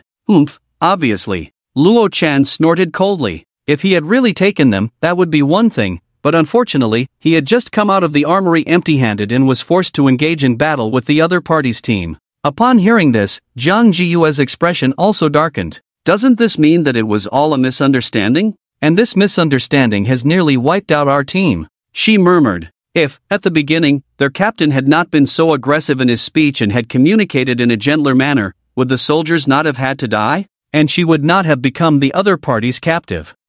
So you know this is a misunderstanding? Luo Chen sneered. Looking at the other party's ugly expression, he disdainfully said, could it be that the military's attitude has always been this arrogant? When on a mission, just kill anyone who comes into sight? Hearing this, Jiang Jiyue couldn't help but turn her head away without retorting. Sure, can you operate these vehicles? Like this G20? Luo Chen asked curiously. Master, I can take a look at the manual for these armored vehicles, and I might be able to operate them simply. But as for the helicopter, I've really never had any contact with it. Yen Shu shook her head. These specialized pieces of equipment could only be operated by professional soldiers in the army. Although she had worked in the criminal police team, she had never dealt with these vehicles. At most, she had tried flying a civilian helicopter. But the difference between civilian and military is significant, despite just one word. Luo Chen's gaze turned to Jiang Jiyue beside him. Speaking of professionals, wasn't she just that? Don't look at me, I'm just a researcher, I can't fly a helicopter. Moreover, in the extreme cold of over -70°C, not to mention taking off, some of its internal precision parts are probably frozen and damaged. Jiang Ziyue shook her head repeatedly. This was also why the soldiers did not take the aerial transport route when coming to the armed police station to recover the equipment from the armory. Because the helicopters simply couldn't take off. Even if some heating equipment could assist in taking off, the helicopter's electronic control system would probably not withstand it, and the rotor blades would easily frost over, making flying extremely difficult. In this situation, the snowmobiles have instead become the best means of transportation. Is that so? That's a bit of a pity, Luo Chen sighed lightly. It seems that his idea of using a helicopter as a mode of transport has been completely dashed. But that's normal. Unlike armored vehicles, which are durable, many parts of a helicopter are quite delicate. In the current extreme cold, they are indeed very prone to damage. Moreover, the difficulty of taking off is no small matter. Then we'll take them anyway. If it doesn't work, we'll just leave them in the warehouse on the lower level as exhibition pieces, Luo Chen said with a slight smile. With a thought, the row of armored vehicles and helicopters parked in front of him all vanished without a trace, not a single one left behind, as they were all absorbed into his space. Watching this scene, despite having anticipated it, Jiang Jiyue couldn't help but open her mouth wide in shock. She was greatly astonished by Luo Chen's ability to make things disappear into thin air. These were several armored vehicles and helicopters. Their weight could even reach over 10 tons, 20 tons. Yet in the blink of an eye, they were all packed into an invisible space, or rather, a dimension. This ability is just too outrageous. Why you? How did you get this superpower? Could it be a space storage ring, or are you a mutant? Jiang Jiyue stammered as she asked. At the same time, a glimmer of research curiosity flashed in her eyes. As a researcher, exploring the unknown is part of her professional nature. Before the apocalypse, if she could research this to even a superficial level, she would probably become the next Nobel Prize winner. This is definitely a discovery that could go down in history. And let's not forget the current state of humanity, in a world of extreme cold and scarce resources. If the military could master this ability, the difficulty of going out to gather supplies would surely be greatly reduced. The extreme cold and snow accumulation have created significant obstacles for transporting supplies. Do you want to know? Luo Chen said with a smile. The information provided by the other party had allowed him to find this batch of vehicles in the vehicle storage, so his mood was slightly better. At least this trip wasn't in vain. Well, can you tell me? Anyway, I can't do anything right now, so I pose no threat to you. Just consider it satisfying my curiosity. Jiang Jiyue said, her eyes full of anticipation. Come here, Luo Chen beckoned her with his hand. Jiang Jiyue, filled with excitement, leaned in with her fair earlobe, and then heard him lower his voice. Actually, I'm a traveler from the M78 Nebula. Yan Shu beside them couldn't hold back and covered her mouth, laughing. She had received professional training and would generally never laugh out loud unless she simply couldn't help it. You're messing with me, Jiang Jiyue said angrily. When she was in the research department, everyone there was practically wooden-headed, staring blankly at data every day. No one had ever teased her like this. Messing with you? Doesn't Miss Jiang know that when asking others questions, one should first provide some useful information? Luo Chen straightened up and said calmly, want to get something for nothing from him? Dream on. Then forget it, I don't care. Jiang Jiyue turned her head away, her expression cooling down. Sure, is there nothing else we've missed here? If not, let's prepare to head back as soon as possible. Luo Chen ignored her and asked Yan Shu beside him. Master, we can head back now. I've looked everywhere, and there's nothing else of value. Yan Shu nodded affirmatively after circling the vehicle storage. Alright, let's go, Luo Chen said. Little did she know, a glimmer of brilliance flashed in Jiang Jiyue's eyes as she clutched her chest and gasped, my chest hurts so much, you were too rough just now, I need to rest for a bit. Seeing this, Luo Chen crossed his arms and said, Miss Jiang, all you need to do is sit obediently on the snowmobile, I don't need you to walk. That won't do either. A girl's body is quite delicate. Who told you to be so heavy-handed? If I don't rest for a while, I won't even be able to move from the pain. Jiang Jiyue's expression didn't seem feigned. In reality, she was indeed in a bit of pain. I'll ask you one more time, are you leaving or not? I'm not leaving, I really can't. Well then, it seems I can only help you with a massage, it will greatly help relieve the pain in your chest. Luo Chen said with a cold smile, then slowly walked towards her. Are you serious? Stop, I'll go, is that okay? In the end, Jiang Jiyue had no choice but to be forced to return to the snow-covered ground with the two of them. Sure, hurry up. The military support is likely already on the way, let's take the second backup route planned by the butler for the return trip, and give up on the first one. Luo Chen instructed Yan Shu, who was in charge of driving. At this moment, the benefits of having a backup route became apparent. It was different from the first route, being far from the buildings and quite remote, thus minimizing the chances of being discovered. At this time, Jiang Jiyue, caught in the middle, couldn't help but show a hint of reluctance on her face. Not only had her locator hidden in her identity badge been discovered by that female officer, but this delaying tactic had also been easily seen through by Luo Chen, meaning her escape options had been exhausted. If I'm taken away, I might really not be able to return to the official shelter. Jiang Jiyue bit her lip, deep in thought. This outcome was something she could not accept from the bottom of her heart. It was one thing for herself, but the key was her troublesome younger sister. Not to mention, just the luxurious life she had enjoyed during this time at the official shelter made her reluctant to leave. If she followed them, even though Luo Chen had spatial abilities, wouldn't she be reduced to eating cold, hard snacks every meal? The official place still had a power system, providing warm meals every day. If she was lucky, she might even get to eat green vegetables like cabbage, radishes, and potatoes. Although the portions were small, just a little bit was enough to bring happiness. After all, in such extreme cold, almost all crops had frozen to death, and vegetables and fruits were more precious than meat. If I tell you the information you want to know, like our mission this time and some news about the official shelter, will you let me go? Zhang Jiyue made up her mind and gritted her teeth. No. Luo Qin chuckled. Although that group of soldiers was dead, they knew he had spatial abilities. Just this point alone meant he would never let Zhang Jiyue leave. Moreover, her identity was also quite useful to him. A researcher, especially one who specialized in military weaponry, was a highly valuable asset. In the official organization, such talents were likely very rare. Most importantly, Zhang Jiyue was also a stunningly beautiful woman. It wasn't easy to gather all these conditions. This is forced imprisonment, unlawfully restricting someone's personal freedom.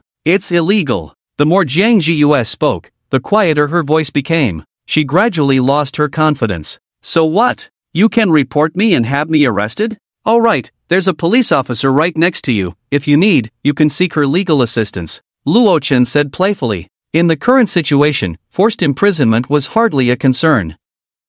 After all, murder and robbery had become commonplace. He didn't believe she didn't understand this. You! Zhang Jiyue exclaimed in frustration, unsure of what to say next. She couldn't escape, nor could she fight back. All she could do was obediently let the other party manipulate her. Don't drag this out, let's set off now, Luo Chen said. Yes, master, Yan Shu nodded. She glanced down at the map, confirmed the route was correct, and then started the snowmobile. Virum, the engine of the snowmobile roared, charging forward like a wild horse. 2 hours later, the speed of the snowmobile gradually slowed down. At this point, they were surrounded by a desolate snowfield. Master, we've traveled a considerable distance, our current situation is quite safe, Yan Shu reported to Luo Chen. After a while, they would enter the range of Yunding Manor. Thanks to the full power of the snowmobile, this return trip saved quite a bit of time compared to their departure. At this moment, Zhang Jiyue looked very dejected, as if the light had faded from her eyes.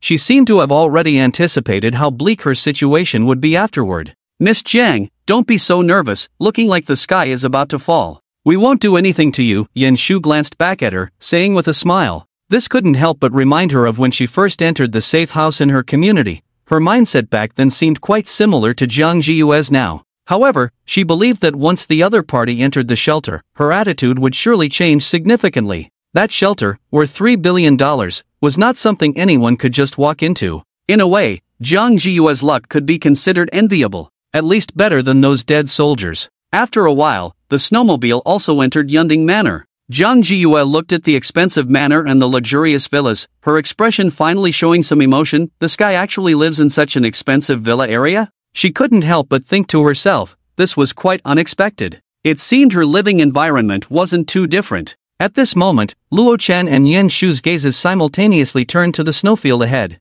Perhaps it was because they had just passed the ambush by the soldiers, but Yan Shu felt something was off about that patch of snow. Stop! Luo Chen suddenly said coldly. Yan Shu quickly pressed the brake, and the snowmobile slid a meter or two before coming to a steady stop in the snow. What a clumsy trap, he couldn't help but sigh. These wealthy individuals had tied a thick hemp rope across the road ahead and buried it under the snow. To hide the existence of the rope, they had even made a large area of snow look chaotic, all to prevent the rope from being exposed. The last time I was stopped by a rope was during the last incident. But what I didn't expect was to be ambushed with the same trick on the way back to the manor. Luo Chen shook his head. What a pity. In the face of spatial perception, all traps were as good as non-existent. Well, we meticulously designed this trap, and you spotted it at a glance. But it doesn't matter, you can't escape anyway, Heejin sneered as he approached, holding a golf club. Behind him were 4 or 5 others. Luo Chen casually glanced and instantly recognized them. Some of them were the same guys who had come to the shelter with Chen Xin'er last time.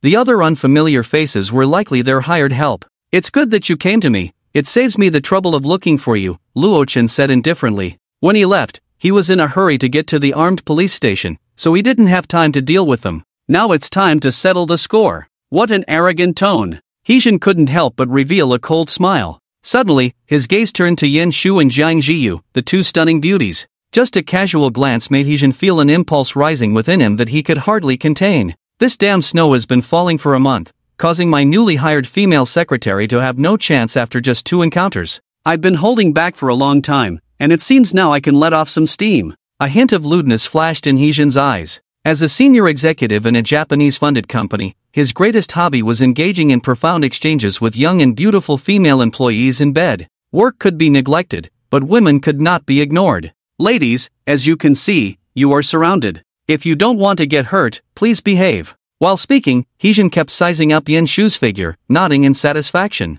A beauty in this pose was simply leagues ahead of his little secretary. Master, may I take action? Yen Shu furrowed her brows, pursing her cherry lips as she asked. Go ahead. Luo Chen replied coldly, leave none alive, deal with them all. They needed to see some real consequences. These guys in the villa area probably thought they were soft persimmons, that anyone could come and squeeze them whenever they wanted. Oh, beautiful lady, do you want to make a move? Don't say I didn't warn you, I'm a Taekwondo black. Bang! Before Heejin could finish his sentence, he was kicked away by Yen Shu. His temple instantly caved in, and even his eyeballs burst from the pressure. He died on the spot. Old he damn it, this little lady can fight. Let's all go together. The remaining few showed anger on their faces. They didn't realize Heejin was already dead, they thought he had just been lucky to lose. In a 5-on-1 situation, no one would think they could lose. Bang! Bang! Bang! However, Yen Shu had no intention of engaging in hand-to-hand combat. Instead, she drew the pistol from her thigh holster and fired precise shots at the group.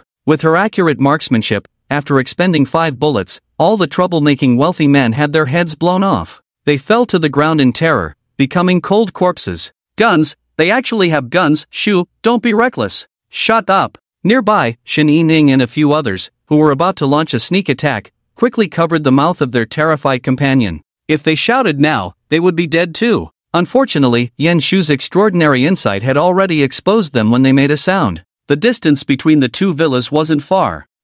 Since there are ambushers, let's deal with them all, she said coldly. Watching Yen Shu, who was holding a gun and rushing towards them, the few of them were instantly scared out of their wits. The opponent had a gun, even if they had 9 lives, it wouldn't be enough. Shen Yining, forget about them, run. Luo Xing said, his face changing drastically. Although the two of them were professional bodyguards, they couldn't defeat firearms with cold weapons. The key was that now the cash was just worthless paper. It wasn't worth sacrificing themselves to protect their employer. No, you can't leave. I spent hundreds of thousands hiring you, you must block her for me. The wealthy employer, whose mouth Shen Yining was covering, was now trembling in fear, seemingly lacking even the courage to escape, treating the situation as a lifeline. Compared to the strong bodyguards, their chances of survival were simply too low. Damn it, you two hurry up. Aren't you professional bodyguards? Can't you disarm someone empty-handed? Our lives are precious, your worthless bodyguard lives are meant to be sacrificed.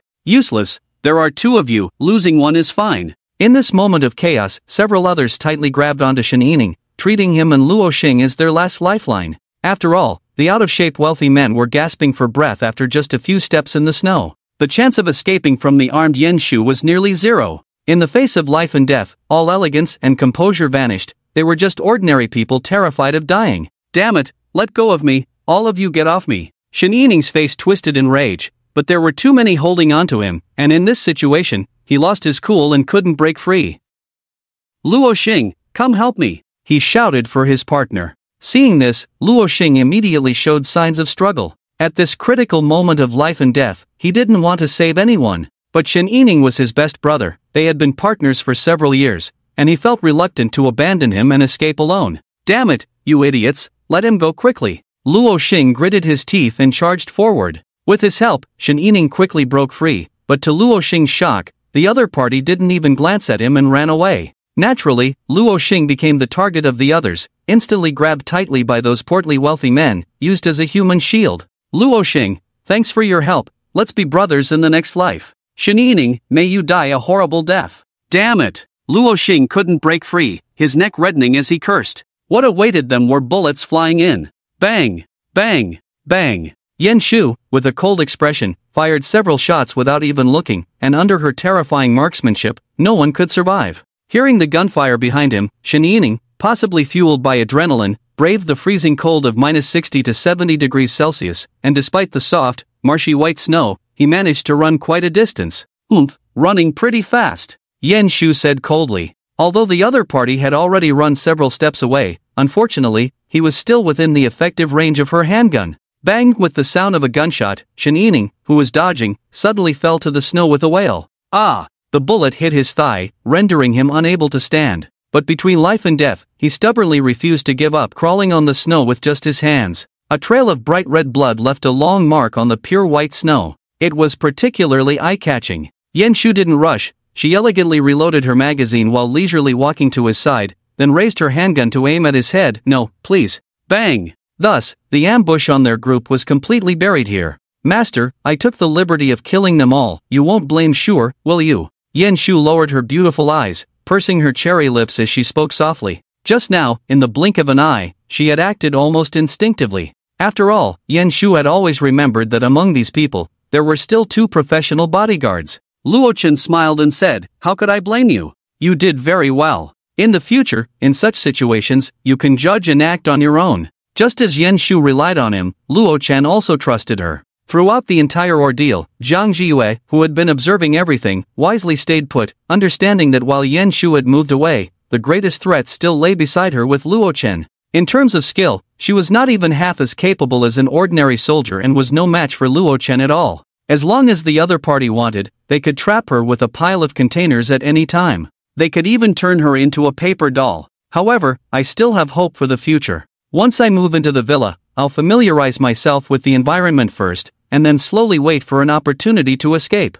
Zhang Jiyue remained silent, but her mind was racing. The official shelter. All the supplies were relatively abundant, that was her ideal place to settle down, and she would not willingly stay here. Before arriving at the shelter, Zhang Jiyue looked up at the villa, which was made of a peculiar metal and had a slight sheen, and couldn't help but furrow her brows. This villa seems a bit extraordinary. When she saw the heavy alloy door open, revealing a long silver metal corridor behind it, she was even more shocked. This is not just a simple villa, it has definitely undergone professional level modifications. Just that more than 1 meter thick alloy door probably exceeds the standards of an ordinary shelter. Even the official shelter's main door probably isn't as impressive. Zhang Jiyue thought in astonishment. As soon as she stepped into the silver corridor, she began to scrutinize her surroundings, seemingly trying to determine what kind of alloy material this corridor was made of. "Have you seen enough? If you have, come over and put this on." Luo Chen pulled out a wristband from his space and said with a smile. "Indeed." Allowing this stunningly beautiful researcher, with a score of over 90 in looks and an equally graceful figure, to enter the shelter was undoubtedly a profitable deal. Although she seemed reluctant, it didn't matter, every woman who entered the shelter would eventually change her initial thoughts. Zhang Jiyue took it, puzzled. "A metal wristband. What is the purpose of this strange-looking thing you gave me? This seems to be made of a new type of memory alloy, and from the craftsmanship, its structure is not simple, it might even have a built-in microchip." Just after a glance, Zhang Jiyue's beautiful eyes widened in surprise. "Are you trying to use it to monitor me?" She clenched her fists. This wristband had a very high technological content, it definitely had some unknown functions. Wearing this thing would undoubtedly increase the difficulty of her future escape plans. "Oh, not bad, you really deserve the title of expert in the military." Luo Chen lightly clapped and smiled. After locking eyes with him for a moment, under the pressure from Luo Chen, Zhang Jiyue reluctantly compromised. There was no choice. When under someone else's roof, one could only bow their head. Buzz, at that moment, the ground in the steel corridor suddenly sank down. Basement level 1. As soon as she arrived, Zhang Jiyue couldn't help but widen her beautiful eyes in shock. "What is this place? This is not a villa, it looks completely like an underground shelter." Before them appeared a vast silver space. In the silver steel corridor, there were many spacious warehouses on both sides. Some had their doors wide open, while others were tightly sealed. After coming down from the lift platform, the nearest warehouse was directly used by Luo Chen as a garage. Every time he went out, he would organize his equipment here. Zila, the wristband trembled slightly. Zhang Jiyue felt a small electric current from it, causing her wrist to twitch. As a military research personnel, she immediately reacted. "There's electricity? This couldn't be called a wristband. It probably needed 2 more words in front of it. Who on earth is this guy? He not only possesses spatial superpowers, but he even has such a luxurious alloy shelter. He has even considered the loyalty issues of the internal staff." Zhang Jiyue's beautiful eyes couldn't help but reveal a hint of shock. Looking at the silver-white space in front of her, located on the underground first basement level, and at Luo Chen, who stood before her with a smile at the corner of his mouth, she couldn't help but feel a shiver run down her spine. Luo Chen's figure seemed to transform into a massive shadow that enveloped her, as if everything was under his control. At that moment, the remnants of Zhang Jiyue's luck and her thoughts of wanting to escape seemed to vanish completely. With the dual security of the alloy door and the wristband, who could escape unnoticed? Not even a mosquito would be able to come and go freely. Why does he have such thorough preparations? Could it be that he had foreseen the outbreak of this natural disaster and had already begun preparing before the apocalypse? The more Jiang Jiyue thought, the more shocked she became. Or rather, Luo Chen's abilities were not just one. If he claimed he could foresee the future now, Jiang Jiyue would probably believe him without hesitation. Because compared to Luo Chen, the official shelters had made almost no preparations. They were completely passively enduring this extreme cold disaster. "Master, you're back!" Baya exclaimed with delight. Beside her were Li Ro and several other girls, all of whom gathered around with happy expressions. Since the temperature inside the shelter was comfortable, the girls were all dressed in thin pajamas and nightgowns. Under their graceful body curves, their slender waists could be grasped with a single hand. Those long, snow-white legs, playfully clad in home slippers, were charming and cute, creating a dazzling scene. "Master, welcome home." X5 the girls chimed sweetly. Looking at so many stunning goddesses, Jiang Jiyue, who usually had confidence in her looks, couldn't help but feel a blow to her self-esteem. None of them were beneath her in appearance. Some even had figures that could rival top international supermodels. You. Jiang Jiyue was too shocked to speak. "No need for you," Luo Chen said with slight disdain. "I estimate you haven't bathed in a while. There are baths on the second basement level. Don't worry about anything else, just go clean yourself up first." After saying that, Luo Chen walked towards the stairs leading to the second basement level with Yan Shu, who was waiting obediently by his side. "Master actually brought back another sister this time," Baya said in surprise. "Master's taste has always been so high. Just looking at this new sister's face, I know she must have many admirers." And Yuyan pushed up her glasses and smiled. "Yuyan, to be honest, are you secretly praising your own beauty?" Li Ro said with a gentle smile. As Jiang Jiyue felt a bit at a loss, Baya, her personal maid, dutifully approached her, elegantly pinching her skirt and smiling. "This new sister, please follow Baya. I will take you to the bath on the second basement level." "Thank you," Jiang Jiyue said a bit awkwardly. At that moment, she had no other choice. After all, she had just arrived at such a strange shelter, and she was unfamiliar with everything, so she could only obediently listen to the other party. Moreover, being able to take a bath was quite wonderful. The conditions here are so good. It can't be that you can bathe every day with unlimited hot water. After all, at the official place, wanting to take a bath is an extremely luxurious thing. Jiang Jiyue thought to herself as she followed Baya. But this shelter belonged to Luo Chen, so she couldn't use common sense to guess. She couldn't help but feel shaken. "This is the bathhouse, with both shared and private rooms available. Please feel free to choose as you like. As for your change of clothes, I will prepare them for you right away," Baya said with a slight smile on her delicate face. After explaining everything, she flicked her smooth golden ponytail and skipped cheerfully up to the upper level. If I'm not mistaken, she seems to be the national goddess Baya from before the apocalypse. A goddess of her caliber, working as a maid in a shelter.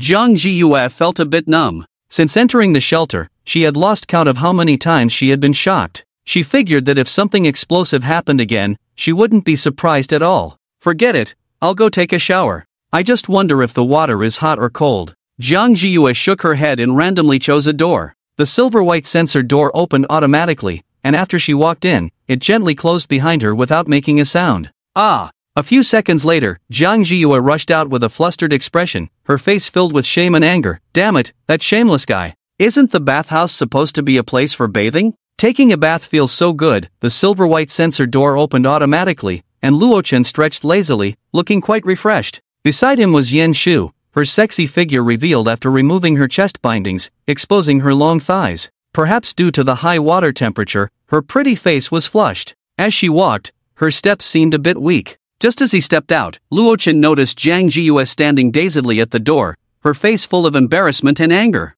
"Miss Jiang, I didn't expect you to have a hobby of peeping at others while they bathe. Luckily, the person you saw was me. You can take advantage of this next time and let me see you," he joked with a smirk. Earlier, in the enormous bath, surrounded by swirling steam, Luo Chen was engaged in underwater 1v1 combat training with Yan Shu, but unexpectedly, they were caught in the act.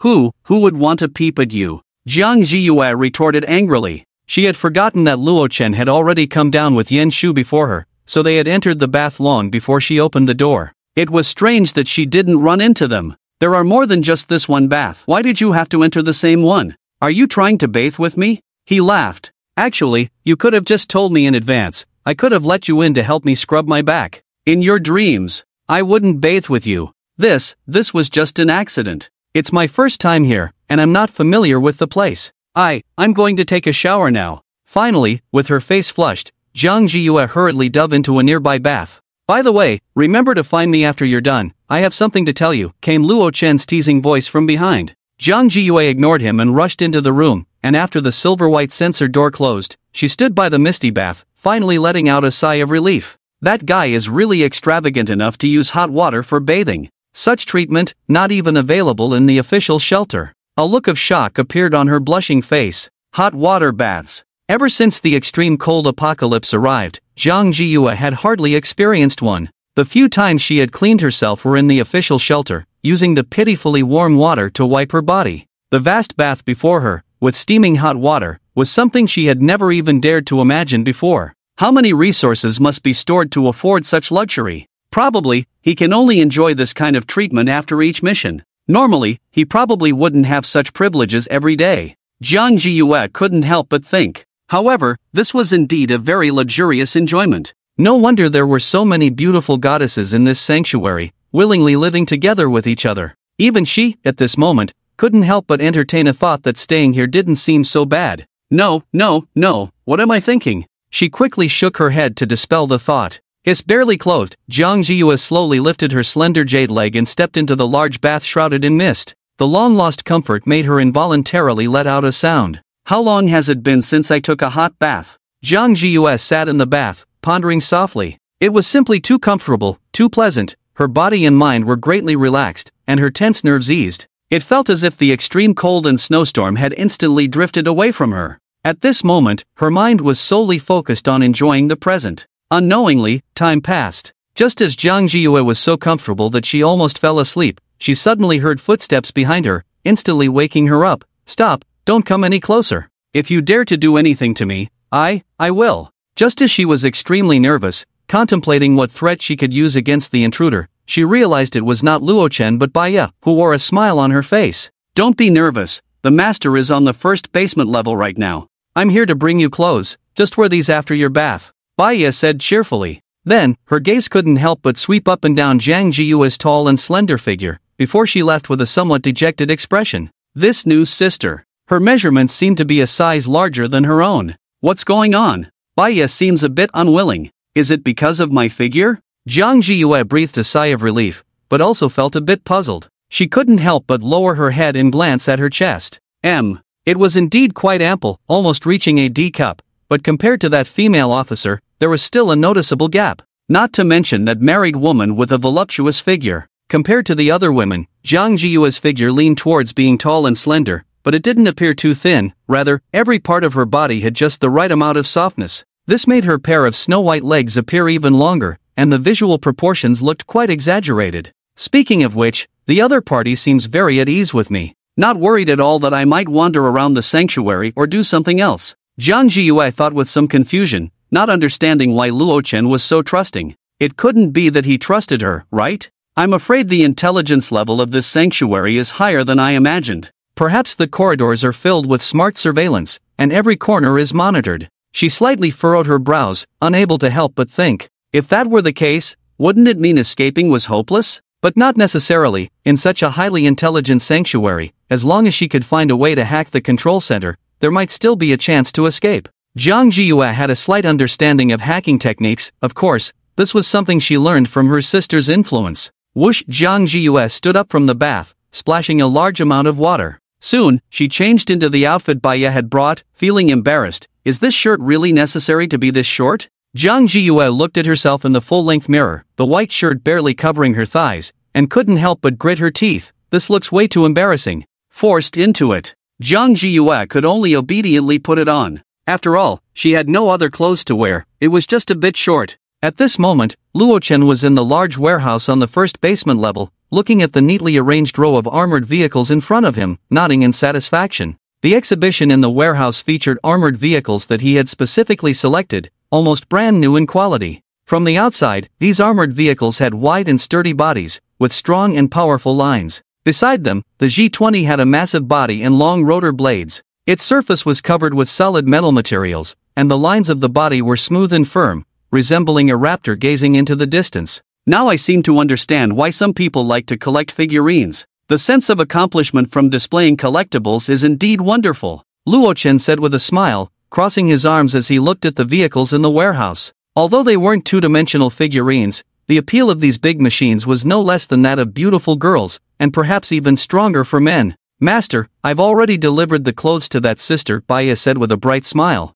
She bounced over lightly, affectionately wrapping her arms around the other person, her face full of sweet smiles. Instantly, Luochen felt the warmth on both sides of his arm. "Well done, Baya," Luochen gently patted her head. She squinted her eyes in enjoyment, like a little kitten. "Master, I see that sister doesn't have a room yet. Should we arrange one for her now?" Luochen smiled and said, "No need to arrange a room for her yet, because her situation is a bit special." After explaining a bit, the girls finally understood. It turned out that Jiang Jiyue was from the official shelter, and her main job was as a military research expert at the official research institute. She wasn't brought back voluntarily. There were probably still some thoughts lingering. "That's about the situation. Jiang Jiyue will probably need some time to adapt in our shelter," Luochen said, stroking the cold body of the armored vehicle.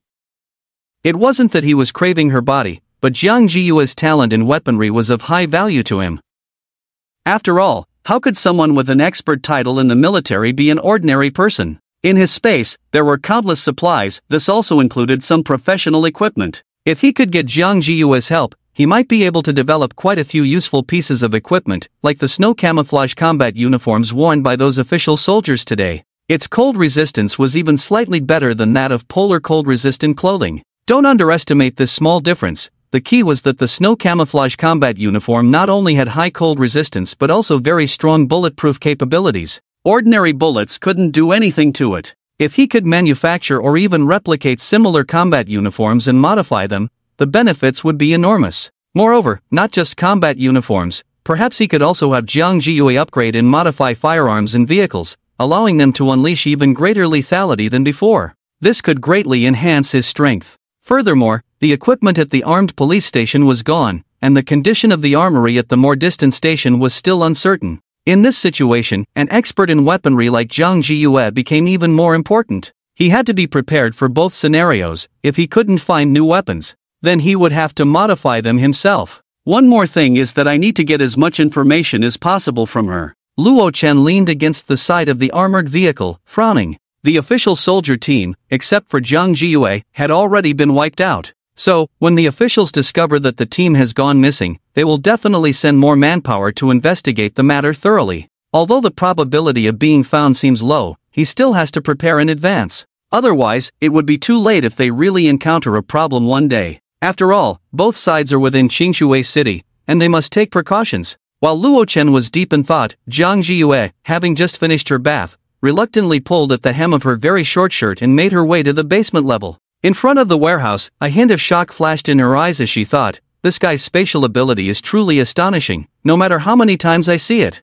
Several tons of armored vehicles and helicopters. Logically speaking, in the extreme cold outside and the 10-meter deep snow, it would be nearly impossible to transport them over long distances. These war machines from before the apocalypse were no different from a pile of scrap metal. But under Luochen's spatial ability, they were moved around as if they were mere toys. "Miss Jiang, since you've entered the shelter, let me tell you some rules you need to follow," Luochen said, looking at her. "Rules?" Jiang Jiyue asked curiously. "Are the rules I need to follow the same as everyone else's?" In response to this question, Luochen did not answer immediately but chuckled softly. "Well, that depends on your personal choice. Because your situation is special, I've prepared two options for you." Under Jiang Jiyue's curious gaze, Luochen extended a finger and slowly said, "The first option is to unconditionally obey all my orders. The benefit is that you won't have to worry about supplies anymore. The second option is to stay as a visitor. During this time, I will only provide you with the most basic food necessary for survival.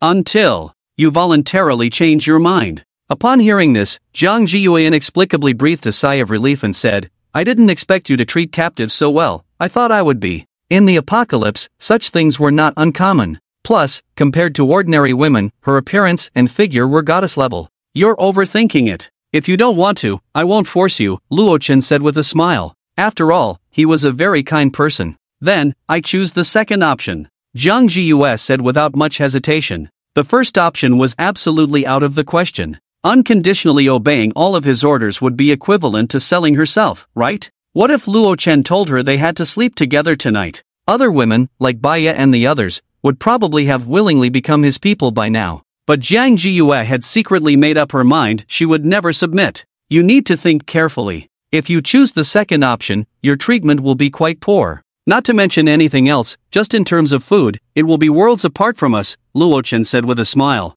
Zhang Jiyue smiled back and said, "Thank you for your concern, but I've already made my decision. It's just that the food is a bit worse, right? That's nothing. Anyway, no matter how good your food is, it probably can't be much better than the official shelter. It's probably just some instant food. As long as I have something to eat, I won't starve," she thought to herself. "However, I have one more condition," Luo Chen said. In response to her puzzled gaze, he slowly continued, "You need to know that I never keep idle people. So, if you want me to provide food, you will have to pay a price." Upon hearing this, a hint of vigilance appeared in Zhang Jiyue's beautiful eyes, and she instinctively hugged her chest. Luo Chen ignored her actions and said calmly, "You need to tell me about the official shelter. The more detailed, the better." Zhang Jiyue's vigilance faded slightly, but she still shook her head and said, "Sorry, no matter what, I won't tell you this information." Upon hearing this, Luo Chen's expression immediately turned cold. "Miss Zhang, there's something I hope you can understand first. I may have said that I wouldn't act against you if you were unwilling, but don't forget I am the one who sets the rules. If I want to, I can take action against you right now." Looking at Luo Chen's cold face, Zhang Jiyue couldn't help but catch her breath, realizing he was indeed not joking. His personality was far from the kindness he had shown. "It's not that I don't want to say, it's that I really have my reasons." Zhang Jiyue gritted her teeth. In the end, she decided to reveal a bit of information to Luo Chen. "Actually, I have a younger sister in the official shelter, and her status is no less than mine. Although I have left, she can still live without worries thanks to her identity, enjoying the material support provided by the officials. But if one day the officials find out that I leaked information, then, not only would her fate be at stake, but her sister would also be punished. At that time, their identities in the eyes of the officials would fall to a level lower than that of ordinary civilians. The military's methods towards traitors, especially informants, have always been brutal. By then, having lost personal safety, the two of them, as beautiful as flowers, would likely be. So, I'm sorry, for the sake of my sister. I absolutely won't reveal any information, even if you do anything to me." Zhang Jiyue clenched her fists tightly, but her gaze remained resolute. She was even prepared to make sacrifices. "Humph." Luo Chen snorted coldly and turned to leave. "Your sister's life or death has nothing to do with me. However, since this is your choice, your basic food support will be cancelled from now on. There's a trash can on the first floor of the living room. If you don't want to starve, you might want to dig through it a bit more." "Dig through the trash can?" Zhang Jiyue's beautiful eyes widened, and her breath stopped. "Are you kidding me?" For someone who graduated from the highest military academy in the beautiful country, holding dual degrees, and who usually prides herself on being an elite goddess of the upper class, enjoying a bourgeois lifestyle, this was absolutely something she could not accept. Zhang Jiyue looked at Luo Chen, who had his hands in his pockets, walking upstairs without looking back. His actions were decisive and straightforward, leaving no room for further conversation. "Wait." Zhang Jiyue gritted her teeth. In order to avoid falling from her upper-class life to relying solely on scavenging for food, she decided to offer some information in exchange. "I can't disclose information about the official shelter, but..." She took a deep breath. "I see that your goal with that female officer is probably to find weapons at the armed police station, right? If I'm not mistaken, besides the armed police station, you might also go to other locations. If you don't want to fall into the trap set by the officials, it's best to give up this idea. Because it seems that the equipment in other places has already been cleared out." Luo Chen paused his steps and slowly turned around. "Are you saying that the unidentified force that emptied the armed police station also cleared out the equipment in other places ahead of time, and that the officials have set up ambushes in those locations?" In response to this question, Zhang Jiyue gently shook her head. "I'm just a researcher, I usually don't deal with these matters. This outing was just an accident. The information I mentioned was also something I heard the team leader reveal on the way. After all, whether it was the same group of forces, the officials were also uncertain. The truth of this information still needed to be verified. After all, the one who leaked the information was just a team leader. If that's the case, then Qingshui City is indeed in complete chaos right now," Luo Chen said with a cold laugh. It was likely that the forces lurking around weren't just the authorities, but also that mysterious organization that moved the armed police base. Beyond that, in the unseen dark corners, perhaps cockroaches had already gathered. The snow outside is so thick that relying solely on manpower is simply impossible to transport such heavy equipment. And the temperature is -60 or 70 degrees Celsius. So, how did those guys manage to move the supplies? Luo Chen's gaze was icy. Zhang Jiyue sighed softly and said, "Actually, we've discussed this issue for a long time.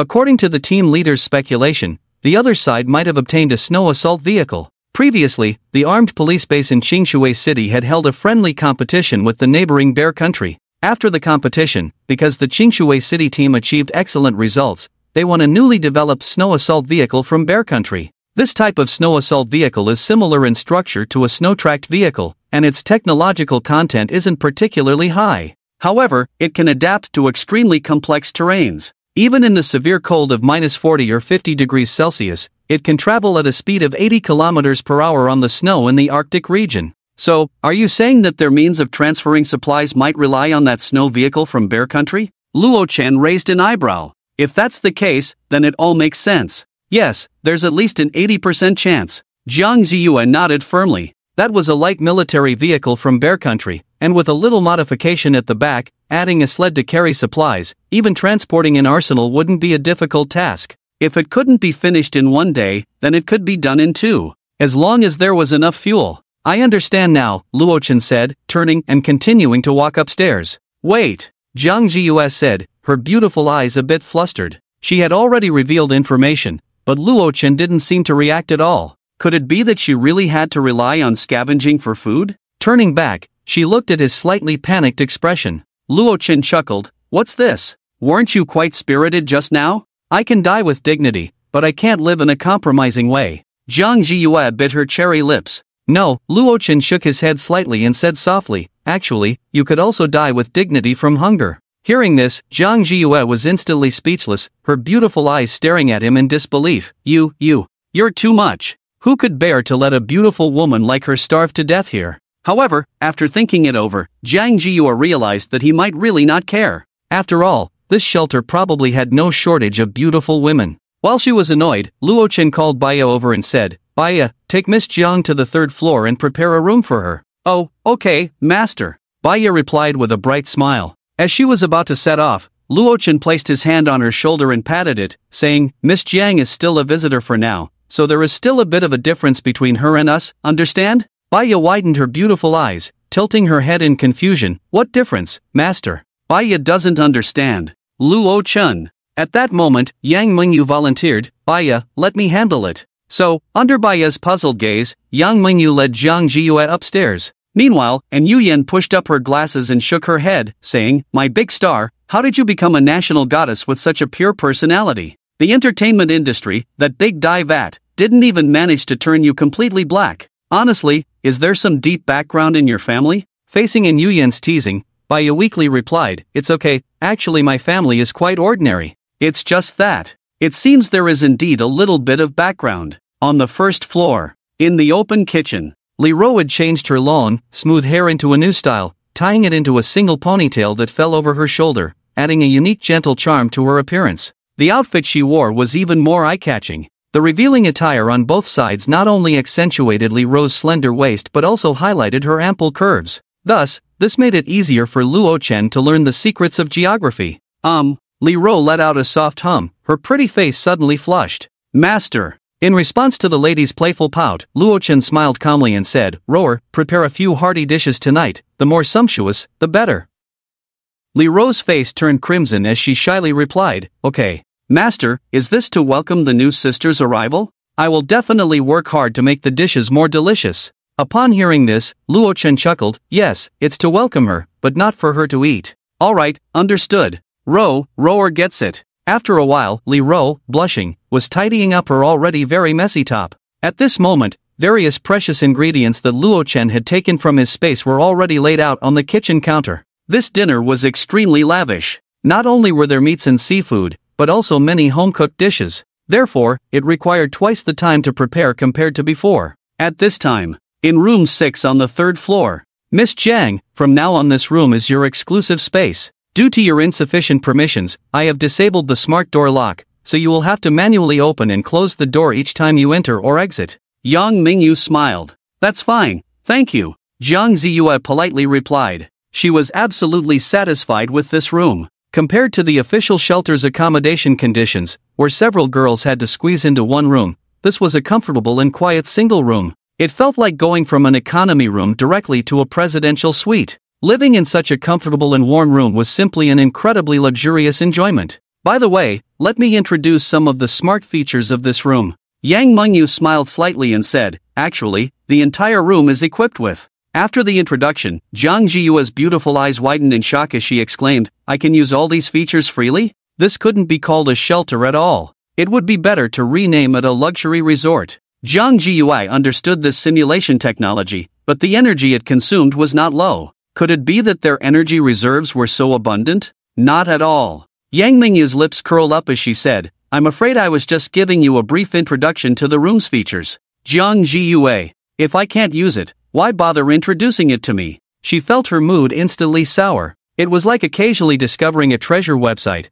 and just when you were excited to open it, it said you couldn't play without VIP access. The joy of moving into a new room instantly turned bland. Next, Yang Mengyu took her to other areas, such as the karaoke room, game room, sauna room. The numerous and rich features left Zhang Jiyue dazzled, utterly shocked. The facilities were just too perfect. But unfortunately, she couldn't use any of them. You must be doing this on purpose. On Zhang Jiyue's delicate oval face, a hint of annoyance appeared. He. Guess what? Yang Mengyu chuckled, covering her lips. Alright, we've pretty much finished the tour of the shelter. Sisterly Rose dinner should be almost ready, so let's hurry down. Yang Mengyu took the lead, striding down with her long, fair legs. After all, the task that Luo Chen had assigned to her had been successfully completed. Damn it! Don't think I don't know, you all want to use these sweet nothings to corrupt my soul. Zhang Jiyue gritted her teeth. Gurgle. Just as she finished speaking, her stomach betrayed her with a loud growl. I'm a bit hungry, so I guess I'll go down and take a look too, Zhang Jiyue said, her face slightly flushed. After all, it was the other party who had invited her down for a meal, and she had previously paid a price to exchange some information for food. This wasn't charity. After coming to this realization, Zhang Jiyue patted her face and lifted her leg to head downstairs. As soon as she reached the second floor, her delicate nose caught a rich aroma of meat, mixed with the fragrance of top-notch spices. Wow, it smells so good. Zhang Jiyue couldn't help but exclaim. Then, she followed the stairs down to the living room and arrived at the open kitchen. When her gaze fell upon the lavish spread laid out on the extra-long island, her beautiful eyes widened in surprise. Wow, Zhang Jiyue exclaimed, I can't be seeing this wrong. These dishes are really what you all usually get to eat?